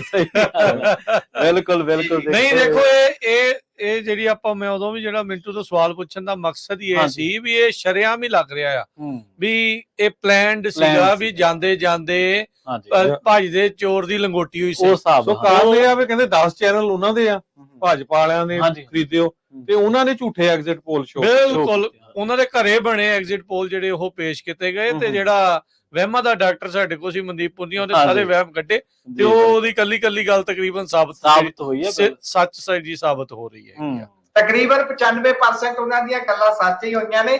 ਇੱਥੇ ਮੈਂ ਚਾਹੂੰਗਾ ਕਿ ਆਪਾਂ 2 ਮਿੰਟ ਲੈ ਕੇ ਇੱਕ ਵਾਰੀ ਪੰਜਾਬ ਦੀਆਂ 13 ਸੀਟਾਂ ਤੇ ਖੇਤਰੀ ਪਾਰਟੀ ਸ਼ੁਰੂ ਤੋਂ ਅਖਵਾਉਣ ਵਾਲੀ ਤੇ ਪੰਥਕ ਪਾਰਟੀ ਅਖਵਾਉਣ ਵਾਲੀ ਇਹ ਕਹਿਣ ਵਾਲੀ ਕਿ ਪੰਥ ਦੀ ਨੁਮਾਇੰਦਗੀ ਸਿਰਫ ਤੇ ਸਿਰਫ ਸ਼੍ਰੋਮਣੀ ਅਕਾਲੀ ਦਲ ਕਰਦੀ ਹੈ, ਉਹ ਪਾਰਟੀ ਦਾ ਇੱਕ ਵਾਰੀ ਆਪਾਂ ਐਨਾਲਾਈਜ਼ ਕਰ ਲਈਏ 13 ਸੀਟਾਂ ਤੇ ਫਿਰ ਅਗਲੀ ਗੱਲ ਤੋਰਾਂਗੇ। ਦੇਖਦੇ ਆ ਕਿ ਉਹ ਭਾਜਪਾ ਤੋਂ ਅੱਗੇ ਨੇ ਜਾਂ ਪਿੱਛੇ ਨੇ, ਜਾਂ ਹੁਣ ਭਾਜਪਾ ਨੂੰ ਕਿਵੇਂ ਟੱਕਰਨਗੇ ਜਦੋਂ ਇੱਕ ਵਾਰੀ ਟੱਕਰਨਾ ਪੈਂਦਾ। ਮੰਨ ਲਓ ਇੱਕ ਵੀ ਸੀਟ ਜਿੱਤ ਜਾਂਦੇ, ਉੱਥੇ ਟੱਕਰਨਾ ਤਾਂ ਪਊਗਾ, ਫਿਰ ਕਿਵੇਂ ਟੱਕਰਨਗੇ ਇੱਕ ਸੀਟ ਤੇ ਆਪਾਂ ਇੱਕ ਵਾਰ ਦੇਖ ਲੈਂਦੇ ਆ। ਜੇ ਆਪਾਂ ਸਭ ਤੋਂ ਪਹਿਲਾਂ ਗੁਰਦਾਸਪੁਰ ਦੀ ਗੱਲ ਕਰੀਏ, ਗੁਰਦਾਸਪੁਰ ਦੇ ਵਿੱਚ ਸ਼੍ਰੋਮਣੀ ਅਕਾਲੀ ਦਲ ਦੇ ਕੈਂਡੀਡੇਟ ਤੋਂ ਕਿਤੇ ਅੱਗੇ ਭਾਜਪਾ ਦੇ ਕੈਂਡੀਡੇਟ ਨੇ। ਦਿਨੇਸ਼ ਬੱਬੂ ਦੂਸਰੇ ਨੰਬਰ ਤੇ ਨੇ, ਉੱਥੋਂ ਬਹੁਤ ਵੱਡੀ ਗਿਣਤੀ ਦੇ ਨਾਲ। ਕਹਿਣ ਦਾ ਮਤਲਬ ਕਿ ਸੁਖਜਿੰਦਰ ਰੰਧਾਵਾ ਨੂੰ ਉਹ ਟੱਕਰ ਦੇ ਰਹੇ ਨੇ, ਨਾ ਕਿ ਸ਼੍ਰੋਮਣੀ ਡਾਕਟਰ ਚੀਮਾ। ਜਿਹੜੇ ਦਲਜੀਤ ਸਿੰਘ ਚੀਮਾ ਨੇ ਸ਼੍ਰੋਮਣੀ ਅਕਾਲੀ ਦਲ, ਉਹਨਾਂ ਨੂੰ ਮਹਿਜ 40,000 ਵੋਟ ਪਈ ਹੈ। ਦਿਨੇਸ਼ ਬੱਬੂ ਨੂੰ 1,49,000 ਤੇ ਸੁਖਜਿੰਦਰ ਰੰਧਾਵਾ 1,86,000 ਤੇ ਜਿਹੜਾ ਸ਼ਹਿਰੀ ਕਲਸੀ ਆ ਆਮ ਆਦਮੀ ਪਾਰਟੀ, ਉਹ ਤੀਜੇ ਨੰਬਰ ਦੇ ਉੱਤੇ ਜਿਹੜਾ ਉਹ 1,37,000। ਸੋ ਚੀਮਾ ਸਾਹਿਬ ਬਿਆਨ ਤਾਂ ਠੀਕ ਆ, ਵਧੀਆ ਦੇ ਲੈਂਦੇ ਆ, ਪਰ ਗੱਲ ਨਹੀਂ ਬਣੀ। ਇਹ ਜਿਹੜੀ ਆਪਾਂ ਆਫਿਸ ਸਾਹਮਣੇ ਨੇ, ਇਹ ਖਾਸ ਤੌਰ ਤੇ ਇਹਨਾਂ ਨੂੰ ਆਫਿਸ ਚਲਾਉਣਾ ਬਹੁਤ ਚੰਗੇ ਤਰੀਕੇ ਨਾਲ ਆਉਂਦਾ ਹੈ, ਡਾਕਟਰ ਦੀ ਪ੍ਰੈਕਟਿਸ ਕਰਦੇ ਰਹੇ ਨੇ। ਅਗਲੀ ਸੀਟ ਤੇ ਚੱਲੀਏ ਤਾਂ ਅੰਮ੍ਰਿਤਸਰ ਦੀ ਗੱਲ ਕਰੀਏ, ਉੱਥੇ ਵੀ ਸ਼੍ਰੋਮਣੀ ਅਕਾਲੀ ਦਲ ਭਾਰਤੀ ਜਨਤਾ ਪਾਰਟੀ ਤੋਂ ਪੂਰੀ ਤਰ੍ਹਾਂ ਪਛੜ ਰਹੀ ਹੈ। ਤੀਜੇ ਨੰਬਰ ਤੇ ਤਰਨਜੀਤ ਸਿੰਘ ਸੰਧੂ ਸਮੁੰਦਰੀ ਹੋਣੀ ਨੇ, ਅਤੇ ਉਹਨਾਂ ਤੋਂ ਪਿੱਛੇ ਚੌਥੇ ਨੰਬਰ ਤੇ ਜਾ ਕੇ ਸ਼੍ਰੋਮਣੀ ਅਕਾਲੀ ਦਲ ਦੇ ਉਮੀਦਵਾਰ ਅਨਿਲ ਜੋਸ਼ੀ ਨੇ। ਇੱਥੇ ਵੀ ਫਰਕ ਪਾ ਕੇ ਅੱਗੇ ਨਿਕਲ ਗਈ ਭਾਰਤੀ ਜਨਤਾ ਪਾਰਟੀ। ਕਹਿਣ ਦਾ ਮਤਲਬ ਕਿ ਹੁਣ ਤੱਕ 2 ਸੀਟਾਂ ਆਪਾਂ ਦੇਖੀਆਂ ਨੇ ਤੇ ਦੋਨੋਂ ਸੀਟਾਂ ਤੇ ਭਾਜਪਾ ਅੱਗੇ ਹੈ। ਜੇ ਮੰਨ ਲਓ ਅੱਜ ਹੀ ਸਮਝੌਤੇ ਦੀ ਗੱਲ ਕਰਨੀ ਹੋਵੇ ਤਾਂ ਭਾਜਪਾ ਇਹਨਾਂ ਤੋਂ ਅੱਗੇ ਜਾ ਰਹੀ ਹੈ। ਖੇਤਰੀ ਪਾਰਟੀ ਹੋਣ ਦਾ ਮਾਣ ਜਾਂ ਖੇਤਰੀ ਪਾਰਟੀ ਹੋ ਕੇ ਆਪਣਾ ਆਧਾਰ ਦਰਸਾਉਣ ਵਾਲੀ ਪਾਰਟੀ ਇਸ ਸਮੇਂ ਪੂਰੀ ਤਰੀਕੇ ਦੇ ਨਾਲ ਪਛੜਦੀ ਹੋਈ ਭਾਰਤੀ ਜਨਤਾ ਪਾਰਟੀ ਦੇ ਕੋਲੋਂ ਨਜ਼ਰ ਆ ਰਹੀ ਹੈ। ਉਸ ਤੋਂ ਬਾਅਦ ਗੱਲ ਹੁਸ਼ਿਆਰਪੁਰ ਦੀ ਜੇਕਰ ਕਰੀਏ, ਹੁਸ਼ਿਆਰਪੁਰ ਚ ਵੀ ਬਿਲਕੁਲ ਸੇਮ ਸਥਿਤੀ ਹੈ ਅੰਮ੍ਰਿਤਸਰ ਵਰਗੀ। ਇੱਥੇ ਵੀ ਤੀਜੇ ਨੰਬਰ ਤੇ ਸੋਮ ਪ੍ਰਕਾਸ਼ ਹੋਣਾ ਦੀ ਪਤਨੀ ਅਨੀਤਾ ਸੋਮ ਪ੍ਰਕਾਸ਼ ਤੀਜੇ ਨੰਬਰ ਤੇ ਨੇ। ਉਹਨਾਂ ਤੋਂ ਪਿੱਛੇ ਸ਼੍ਰੋਮਣੀ ਅਕਾਲੀ ਦਲ ਦੇ ਸੋਹਣ ਸਿੰਘ ਠੰਡਲ ਨੇ, ਤੀਜੇ ਨੰਬਰ ਤੇ ਭਾਜਪਾ, ਚੌਥੇ ਨੰਬਰ ਤੇ ਸ਼੍ਰੋਮਣੀ ਅਕਾਲੀ ਦਲ। ਹੁਣ ਤੱਕ ਆਪਾਂ 3 ਸੀਟਾਂ ਦਾ ਦੌਰਾ ਕਰ ਚੁੱਕੇ ਹਾਂ, ਤਿੰਨੋਂ ਸੀਟਾਂ ਤੇ ਸ਼੍ਰੋਮਣੀ ਅਕਾਲੀ ਦਲ ਨੂੰ ਪਿੱਛੇ ਕਰ ਦਿੱਤਾ ਹੈ ਭਾਜਪਾ ਨੇ। ਉਸ ਤੋਂ ਬਾਅਦ ਜੇਕਰ ਅਗਲੀ ਸੀਟ ਆਪਾਂ ਖਡੂਰ ਸਾਹਿਬ ਦੀ ਦੇਖਣੀ ਹੋਵੇ ਤਾਂ ਖਡੂਰ ਸਾਹਿਬ ਦੇ ਵਿੱਚ ਵੀ ਸੇਮ ਸਥਿਤੀ ਹੈ। ਇੱਥੇ ਦੋਵੇਂ ਪਾਰਟੀਆਂ ਥੋੜਾ ਪਛੜ ਜ਼ਰੂਰ ਗਈਆਂ ਨੇ। ਚੌਥੇ ਨੰਬਰ ਤੇ ਭਾਰਤੀ ਜਨਤਾ ਪਾਰਟੀ ਦੇ ਮਨਜੀਤ ਸਿੰਘ ਮੰਨਾ ਨੇ, ਅਤੇ 5ਵੇਂ ਨੰਬਰ ਤੇ ਜਾ ਕੇ ਵਿਰਸਾ ਸਿੰਘ ਬਲਟੂਹਾ ਆਉਂਦੇ ਨੇ, ਜਿਹੜੇ ਕਿ ਪੰਥਕਤਾ ਦੀ ਗੱਲ ਕਰਦੇ ਨੇ, ਪੰਥਕ ਹੋਣ ਦਾ ਦਾਅਵਾ ਕਰਦੇ ਨੇ। ਗੱਲ ਜੇਕਰ ਜਲੰਧਰ ਦੀ ਕਰੀਏ ਤਾਂ ਜਲੰਧਰ ਦੇ ਵਿੱਚ ਭਾਰਤੀ ਜਨਤਾ ਪਾਰਟੀ ਦਾ ਉਮੀਦਵਾਰ ਸੁਸ਼ੀਲ ਕੁਮਾਰ ਰਿੰਕੂ ਦੂਜੇ ਨੰਬਰ ਤੇ ਹੈ, ਤੇ ਸ਼੍ਰੋਮਣੀ ਅਕਾਲੀ ਦਲ ਦੇ ਉਮੀਦਵਾਰ ਜਿਹੜੇ ਕਿ ਕਾਂਗਰਸ ਤੋਂ ਤਾਜੇ ਲਿਆਂਦੇ ਗਏ ਤੇ ਚਰਨਜੀਤ ਸਿੰਘ ਚੰਨੀ ਹੁਣਾਂ ਦੇ ਰਿਸ਼ਤੇ ਦੇ ਵਿੱਚ ਕੁੜਮ ਲੱਗਦੇ ਨੇ, ਉਹ ਮਹਿੰਦਰ ਸਿੰਘ ਕੇਪੀ ਹੁਣੀ ਜਿਹੜੇ ਨੇ ਉਹ ਚੌਥੇ ਸਥਾਨ ਤੇ ਨੇ। ਮਤਲਬ ਕਿ ਜਿੰਨੇ ਵੀ ਹੁਣ ਆਪਾਂ ਹੁਣ ਤੱਕ ਦੇਖੇ ਨੇ ਹਲਕੇ ਭਾਜਪਾ ਅੱਗੇ ਆ ਤੇ ਅਕਾਲੀ ਦਲ ਪਿੱਛੇ ਆ। ਬਿਲਕੁਲ ਜੀ ਅਕਾਲੀ ਦਲ ਪਿੱਛੇ ਆ। ਹੁਣ ਅਗਲੀ ਸੀਟ ਦਾ ਦੌਰਾ ਆਪਾਂ ਜੇ ਕਰੀਏ ਗੱਲ ਆਨੰਦਪੁਰ ਸਾਹਿਬ ਦੀ ਕਰ ਲੈਂਦੇ ਆ। ਆਨੰਦਪੁਰ ਸਾਹਿਬ ਦੀ ਸੀਟ ਦੇ ਉੱਪਰ ਤੀਸਰੇ ਨੰਬਰ ਤੇ ਭਾਰਤੀ ਜਨਤਾ ਪਾਰਟੀ ਹੈ, ਚੌਥੇ ਨੰਬਰ ਤੇ ਪ੍ਰੇਮ ਸਿੰਘ ਚੰਦੂ ਮਾਜਰਾ ਨੇ। ਕਹਿਣ ਦਾ ਮਤਲਬ ਇੱਕ ਫੇਰ ਨਵੀਂ ਸੀਟ, ਫੇਰ ਉਹੀ ਸਥਿਤੀ ਸ਼੍ਰੋਮਣੀ ਅਕਾਲੀ ਦਲ ਬਾਦਲ ਦੀ, ਜਿਹੜੀ ਕਿ ਕਿੱਥੋਂ ਪੰਥਕਤਾ ਦੀ ਗੱਲ ਤੋਂ ਤੁਰੇ ਅਤੇ ਫਿਰ ਇੱਕ ਸਿਰਫ ਤੇ ਸਿਰਫ ਬਿਜ਼ਨਸ ਬਣ ਕੇ ਰਹਿ ਗਿਆ। ਗੱਲ ਲੁਧਿਆਣੇ ਦੀ ਜੇਕਰ ਕਰੀਏ, ਲੁਧਿਆਣੇ ਦੇ ਵਿੱਚ ਭਾਰਤੀ ਜਨਤਾ ਪਾਰਟੀ ਦਾ ਉਮੀਦਵਾਰ ਰਵਨੀਤ ਸਿੰਘ ਬਿੱਟੂ ਜਿਹੜੇ ਨੇ ਉਹ ਦੂਜੇ ਨੰਬਰ ਤੇ ਨੇ। ਸ਼੍ਰੋਮਣੀ ਅਕਾਲੀ ਦਲ ਦੇ ਉਮੀਦਵਾਰ ਚੌਥੇ ਨੰਬਰ ਤੇ ਨੇ। ਤੀਜੇ ਨੰਬਰ ਤੇ ਇੱਥੇ ਜਗ੍ਹਾ ਲੈ ਲਈ ਹੈ ਆਮ ਆਦਮੀ ਪਾਰਟੀ ਦੇ ਅਸ਼ੋਕ ਪ੍ਰਾਸ਼ਰ ਪੱਪੀ ਹੋਣਾ ਨੇ। ਤੇ ਇਸ ਤੋਂ ਬਾਅਦ ਇਹ ਜਿੱਦੇ ਵੀ ਹੁਣ ਤੱਕ ਦੇਖ ਚੁੱਕੇ ਆ ਸਾਰਿਆਂ 'ਚ ਸੇਮ ਸਥਿਤੀ ਹੈ। ਗੱਲ ਕਰ ਲਈਏ ਫਤਿਹਗੜ੍ਹ ਸਾਹਿਬ ਦੀ, ਫਤਿਹਗੜ੍ਹ ਸਾਹਿਬ ਦੇ ਵਿੱਚ ਵੀ ਸੇਮ ਸਥਿਤੀ ਹੈ। ਚੌਥੇ ਨੰਬਰ ਤੇ ਭਾਰਤੀ ਜਨਤਾ ਪਾਰਟੀ ਤੇ ਮਾਫ ਕਰਨਾ ਤੀਜੇ ਨੰਬਰ ਤੇ ਭਾਰਤੀ ਜਨਤਾ ਪਾਰਟੀ, ਚੌਥੇ ਨੰਬਰ ਤੇ ਸ਼੍ਰੋਮਣੀ ਅਕਾਲੀ ਦਲ ਦੇ ਉਮੀਦਵਾਰ ਵਿਕਰਮਜੀਤ ਸਿੰਘ ਖਾਲਸਾ ਮੌਜੂਦ ਨੇ। ਫਤਿਹਗੜ੍ਹ ਸਾਹਿਬ ਦੀ ਗੱਲ ਕੀਤੀ ਹੈ, ਹੁਣ ਆਉਂਦੇ ਆ ਪਟਿਆਲੇ ਦੇ। ਫਤਿਹਗੜ੍ਹ ਸਾਹਿਬ ਤੋਂ ਪਟਿਆਲੇ ਦੀ ਥੋੜੀ ਦੂਰੀ ਹੈ। ਜਦੋਂ ਉੱਥੇ ਜਾਂਦੇ ਆ ਉੱਥੇ ਦੇਖਦੇ ਆ ਸਥਿਤੀ, ਤਾਂ ਭਾਰਤੀ ਜਨਤਾ ਪਾਰਟੀ ਉੱਥੇ ਵੀ ਤੀਜੇ ਨੰਬਰ ਤੇ ਹੈ, ਸ਼੍ਰੋਮਣੀ ਅਕਾਲੀ ਦਲ ਉੱਥੇ ਵੀ ਚੌਥੇ ਨੰਬਰ ਤੇ ਹੈ। ਤਕਰੀਬਨ ਐਵਰੇਜ ਵੀ ਜੇ ਕੱਢਣੀ ਹੋਵੇ ਤਾਂ 99% ਦੀ ਐਵਰੇਜ ਹੋ ਜੂਗੀ ਵੀ ਜਿਸ ਤਰੀਕੇ ਦੇ ਨਾਲ ਤੀਜਾ ਚੌਥਾ ਇਹਨਾਂ ਨੇ ਜਗ੍ਹਾ ਮੱਲੀ ਹੋਈ ਹੈ। ਤੇ ਜਦੋਂ ਗੱਲ ਆਪਾਂ ਸੰਗਰੂਰ ਦੀ ਕਰਦੇ ਆ, ਸੰਗਰੂਰ ਦੇ ਵਿੱਚ ਵੀ ਭਾਰਤੀ ਜਨਤਾ ਪਾਰਟੀ ਸ਼੍ਰੋਮਣੀ ਅਕਾਲੀ ਦਲ ਨਾਲੋਂ ਅੱਗੇ ਹੈ। ਚੌਥੇ ਨੰਬਰ ਤੇ ਸ਼੍ਰੋਮਣੀ ਅਕਾਲੀ ਭਾਰਤੀ ਜਨਤਾ ਪਾਰਟੀ ਹੈ। ਤੇ ਜਿਹੜੀ ਸ਼੍ਰੋਮਣੀ ਅਕਾਲੀ ਦਲ ਦੇ ਇਕਬਾਲ ਸਿੰਘ ਝੁੰਦਾ ਨੇ, ਜਿਨ੍ਹਾਂ ਨੇ ਝੁੰਦਾ ਕਮੇਟੀ ਦੀ ਰਿਪੋਰਟ ਲਿਆਂਦੀ ਸੀ ਤੇ ਕਿਹਾ ਸੀ ਕਿ ਜਿਹੜੇ ਸੁਖਬੀਰ ਬਾਦਲ ਹੋਣੇ ਨੇ ਉਹਨਾਂ ਨੂੰ ਲਾਉਣਾ ਪਊਗਾ ਫੇਰ ਹੀ ਕੁਝ ਬਣੂਗਾ। ਤੇ ਉਸ ਤੋਂ ਬਾਅਦ ਕੀ ਹੋਇਆ, ਉਹ ਕਿੱਥੇ ਗਈ ਰਿਪੋਰਟ? ਉਹ ਡਸਟਬਿਨ ਦੇ ਵਿੱਚ ਗਈ ਜਾਂ ਫਿਰ ਉਹ ਕਿਸੇ ਨੇ ਦੱਬ ਲਈ, ਇਸ ਦਾ ਕੁਝ ਨਹੀਂ ਪਤਾ ਲੱਗਾ। ਪਰ ਉਹ ਇਕਬਾਲ ਸਿੰਘ ਝੁੰਦਾ ਨੂੰ ਟਿਕਟ ਦਿੱਤੀ ਗਈ ਉੱਥੋਂ ਢੀਂਡਸਿਆਂ ਨੂੰ ਨਾਰਾਜ਼ ਕਰਕੇ। ਪਰ ਉਹ ਵੀ ਇਸ ਸਮੇਂ 5ਵੇਂ ਨੰਬਰ ਤੇ ਚੱਲ ਰਹੇ ਨੇ। ਦੱਸ ਦਈਏ ਕਿ ਇੱਥੇ ਵੀ ਭਾਰਤੀ ਜਨਤਾ ਪਾਰਟੀ ਦਾ ਹੱਥ ਉੱਤੇ ਹੈ, ਭਾਰਤੀ ਜਨਤਾ ਪਾਰਟੀ ਅੱਗੇ ਹੈ।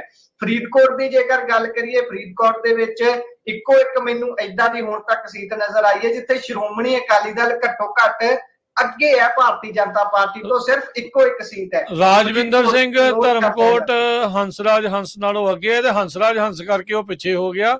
ਸ਼ਾਇਦ ਕੋਈ ਹੋਰ ਉਮੀਦਵਾਰ ਹੁੰਦਾ ਤਾਂ ਸ਼ਾਇਦ ਇੱਥੇ ਵੀ ਉਹਨਾਂ ਨੇ ਪਛਾੜ ਦੇਣਾ ਸੀਗਾ। ਜੀ ਇੱਥੇ ਵੀ ਤਕਰੀਬਨ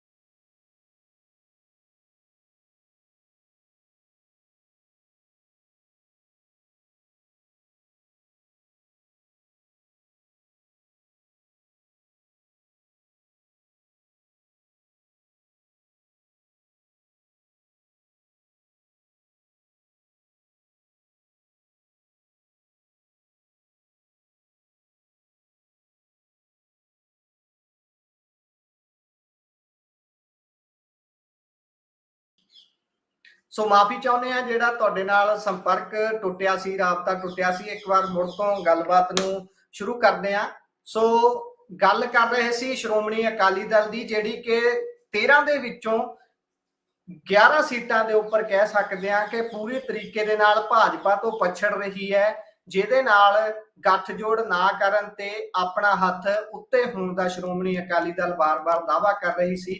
ਸ਼੍ਰੋਮਣੀ ਅਕਾਲੀ ਦਲ ਦੇ ਜਿਹੜੇ ਉਮੀਦਵਾਰ ਨੇ ਜਾਂ ਫਿਰ ਕਰਤਾ ਧਰਤਾ ਨੇ ਜਿਹੜੇ, ਉਹਨਾਂ ਦੇ ਵੱਲੋਂ ਇਹ ਲਗਾਤਾਰ ਕਿਹਾ ਜਾ ਰਿਹਾ ਸੀ ਕਿ ਗੱਠਜੋੜ ਅਸੀਂ ਖੁਦ ਨਹੀਂ ਕੀਤਾ, ਅਸੀਂ ਪੰਜਾਬ ਦੇ ਵਿੱਚ ਜਿਹੜੀ ਖੁਸ਼ੀ ਹੋਈ ਆਪਣੀ ਵੋਟ ਹੈ, ਆਪਣਾ ਆਧਾਰ ਜਿਹੜਾ ਸਾਡਾ ਖੁੱਸ ਚੁੱਕਿਆ ਹੈ, ਉਸ ਦੀ ਅਸੀਂ ਮੁੜ ਤੋਂ ਬਹਾਲੀ ਕਰਾਂਗੇ, ਲੋਕਾਂ ਦੇ ਵਿੱਚ ਵਿਚਰਾਂਗੇ। ਬੇਸ਼ੱਕ ਸ਼੍ਰੋਮਣੀ ਅਕਾਲੀ ਦਲ ਦੇ ਜਿਹੜੇ ਕਰਤਾ ਧਰਤਾ ਨੇ ਪਰ ਸੁਖਬੀਰ ਸਿੰਘ ਬਾਦਲ, ਉਹ ਤਾਂ ਇੱਥੋਂ ਤੱਕ ਕਹਿ ਦਿੰਦੇ ਨੇ ਕਿ ਮੇਰਾ ਜਿੱਤਣਾ ਇਸ ਸਮੇਂ ਏਜੰਡਾ ਹੀ ਨਹੀਂ ਹੈ। ਕਹਿੰਦੇ ਬੇਸ਼ੱਕ ਮੈਂ 27 ਚ ਵੀ ਨਾ ਜਿੱਤਾਂ, ਬੇਸ਼ੱਕ ਉਹ 24 ਦੀ ਵੀ ਗੱਲ ਕਰਦੇ ਨੇ ਕਿ ਬੇਸ਼ੱਕ 24 ਚ ਵੀ ਨਾ ਜਿੱਤਾਂ, 27 ਚ ਵੀ ਨਾ ਜਿੱਤਾਂ, ਮੇਰਾ ਪੰਥ ਵੱਲੋਂ ਖੁੱਸੇ ਹੋਏ ਜਿਹੜੇ ਭਰੋਸੇ ਨੂੰ ਬਹਾਲ ਕਰਨਾ ਮੇਰਾ ਏਮ ਰਹੂਗਾ। ਇਸ ਗੱਲ ਤੇ ਉਹਨਾਂ ਨੇ ਡਟ ਕੇ ਪਹਿਰਾ ਦੇਣ ਦੀ ਗੱਲ ਤਾਂ ਕੀਤੀ। ਉਹਨਾਂ ਨੇ ਇਹ ਵੀ ਕਿਹਾ ਕਿ ਭਾਜਪਾ ਤਾਂ ਲੇਲੜੀਆਂ ਕੱਢ ਰਹੀ ਸੀ ਸਾਡੇ ਨਾਲ ਗੱਠਜੋੜ ਕਰਨ ਦੇ ਲਈ, ਪਰ ਅਸੀਂ ਉਹਨਾਂ ਦੇ ਨਾਲ ਕੋਈ ਵੀ ਗੱਠਜੋੜ ਨਹੀਂ ਕੀਤਾ। ਅਸੀਂ ਬਿਲਕੁਲ ਉਹਨਾਂ ਨੂੰ ਨਕਾਰ ਦਿੱਤਾ ਕਿ ਤੁਹਾਡੇ ਨਾਲ ਕਿਸੇ ਤਰ੍ਹਾਂ ਦਾ ਗੱਠਜੋੜ ਨਹੀਂ ਕੀਤਾ ਜਾਊਗਾ। ਪਰ ਜਦੋਂ ਹੁਣ ਸਥਿਤੀ ਦੇਖ ਰਹੇ ਹਾਂ, ਸਥਿਤੀ ਬਿਲਕੁਲ ਤੁਹਾਡੇ ਸਾਹਮਣੇ ਸਪਸ਼ਟ ਹੈ ਕਿ ਕਿਸ ਤਰੀਕੇ ਦੇ ਨਾਲ ਇਸ ਸਮੇਂ 11 ਸੀਟਾਂ ਦੇ ਉੱਪਰ ਭਾਜਪਾ ਪੂਰੇ ਤਰੀਕੇ ਦੇ ਨਾਲ ਅੱਗੇ ਚੱਲ ਰਹੀ ਹੈ। ਅਤੇ ਜਿਹੜੀ ਗੱਲ ਕਰਦੇ ਆ ਆਪਾਂ ਸ਼੍ਰੋਮਣੀ ਅਕਾਲੀ ਦਲ ਦੀ, ਅਕਾਲੀ ਦਲ ਸਿਰਫ 2 ਸੀਟਾਂ ਤੇ ਅੱਗੇ ਹੈ। ਇੱਕ ਤਾਂ ਉਹਨਾਂ ਦੀ ਜਿਹੜੀ ਘਰ ਦੀ ਸੀਟ, ਜੱਦੀ ਸੀਟ ਮੰਨੀ ਜਾਂਦੀ ਹੈ ਬਠਿੰਡੇ ਵਾਲੀ, ਉੱਥੋਂ ਵੀ ਅੱਗੇ ਚੱਲ ਰਹੇ ਨੇ। ਇਸ ਸਮੇਂ ਲੀਡ ਕਿੰਨੀ ਹੈ ਉਹਨਾਂ ਦੀ, ਤੁਹਾਡੇ ਨਾਲ ਜੇ ਉਸ ਦੀ ਸਾਂਝ ਪਾਈਏ, 50,000 ਤੋਂ ਵੱਧ ਦੀ ਲੀਡ ਦੇ ਨਾਲ ਅੱਗੇ ਚੱਲ ਰਹੇ ਨੇ ਉਹ। ਤੇ ਉਹਨਾਂ ਤੋਂ ਬਾਅਦ ਦੂਸਰੇ ਨੰਬਰ ਤੇ ਗੁਰਮੀਤ ਸਿੰਘ ਖੁੱਡੀਆਂ ਚੱਲ ਰਹੇ ਨੇ। ਤੀਸਰੇ ਸਥਾਨ ਤੇ ਜੀਤ ਮਹਿੰਦਰ ਸਿੱਧੂ ਨੇ, ਜਿਨ੍ਹਾਂ ਨੂੰ ਦਲ ਬਦਲੂ ਕਿਹਾ ਜਾ ਰਿਹਾ ਸੀ ਲਗਾਤਾਰ, ਕਿਉਂਕਿ ਪਹਿਲਾਂ ਇਹ ਕਾਂਗਰਸ ਦੇ ਵਿੱਚ, ਫਿਰ ਅਕਾਲੀ ਦਲ ਦੇ ਵਿੱਚ ਜਾਂਦੇ ਨੇ, ਉਸ ਤੋਂ ਬਾਅਦ ਮੁੜ ਤੋਂ ਫਿਰ ਸ਼੍ਰੋਮਣੀ ਅਕਾਲੀ ਦਲ ਤੋਂ ਇੱਕ ਵਾਰ ਫਿਰ ਕਾਂਗਰਸ ਦੇ ਵਿੱਚ ਮੋੜਾ ਕੱਟਦੇ ਨੇ। ਉਸ ਤੋਂ ਬਾਅਦ ਚੌਥੇ ਸਥਾਨ ਦੀ ਗੱਲ ਕਰਦੇ ਆ ਤਾਂ ਇੱਥੇ ਭਾਰਤੀ ਜਨਤਾ ਪਾਰਟੀ ਦੀ ਉਮੀਦਵਾਰ ਪਰਮਪਾਲ ਕੌਰ ਨੇ, ਜਿਹੜੇ ਕਿ ਭਾਰਤੀ ਸਰਕਾਰ ਦੇ ਵਿੱਚ ਨੌਕਰੀ ਕਰਦੇ ਸਨ, ਪੰਜਾਬ ਸਰਕਾਰ ਦੇ ਅੰਡਰ ਨੌਕਰੀ ਕਰਦੇ ਸਨ, ਤੇ ਇਹਨਾਂ ਨੇ ਐਨ ਚੋਣ ਤੋਂ ਪਹਿਲਾਂ ਆਪਣਾ ਅਸਤੀਫਾ ਪੰਜਾਬ ਸਰਕਾਰ ਨੂੰ ਸੌਂਪ ਦਿੱਤਾ, ਜਿਸ ਤੇ ਬਹੁਤ ਸਾਰਾ ਰੇੜਕਾ ਵੀ ਪਿਆ। ਲਗਾਤਾਰ ਗੱਲ ਵੀ ਹੋਈ ਕਿ ਤੁਸੀਂ ਅਸਤੀਫਾ ਮਨਜ਼ੂਰ ਹੋਏ ਬਿਨਾਂ ਕਿਵੇਂ ਇੱਕ ਪਾਰਟੀ ਦਾ ਪਰਨਾ ਆਪਣੇ ਗਲ ਵਿੱਚ ਪਵਾ ਲਿਆ, ਇੱਕ ਪਾਰਟੀ ਦੇ ਵਿੱਚ ਤੁਸੀਂ ਸ਼ਾਮਲ ਹੋ ਗਏ ਹੋ।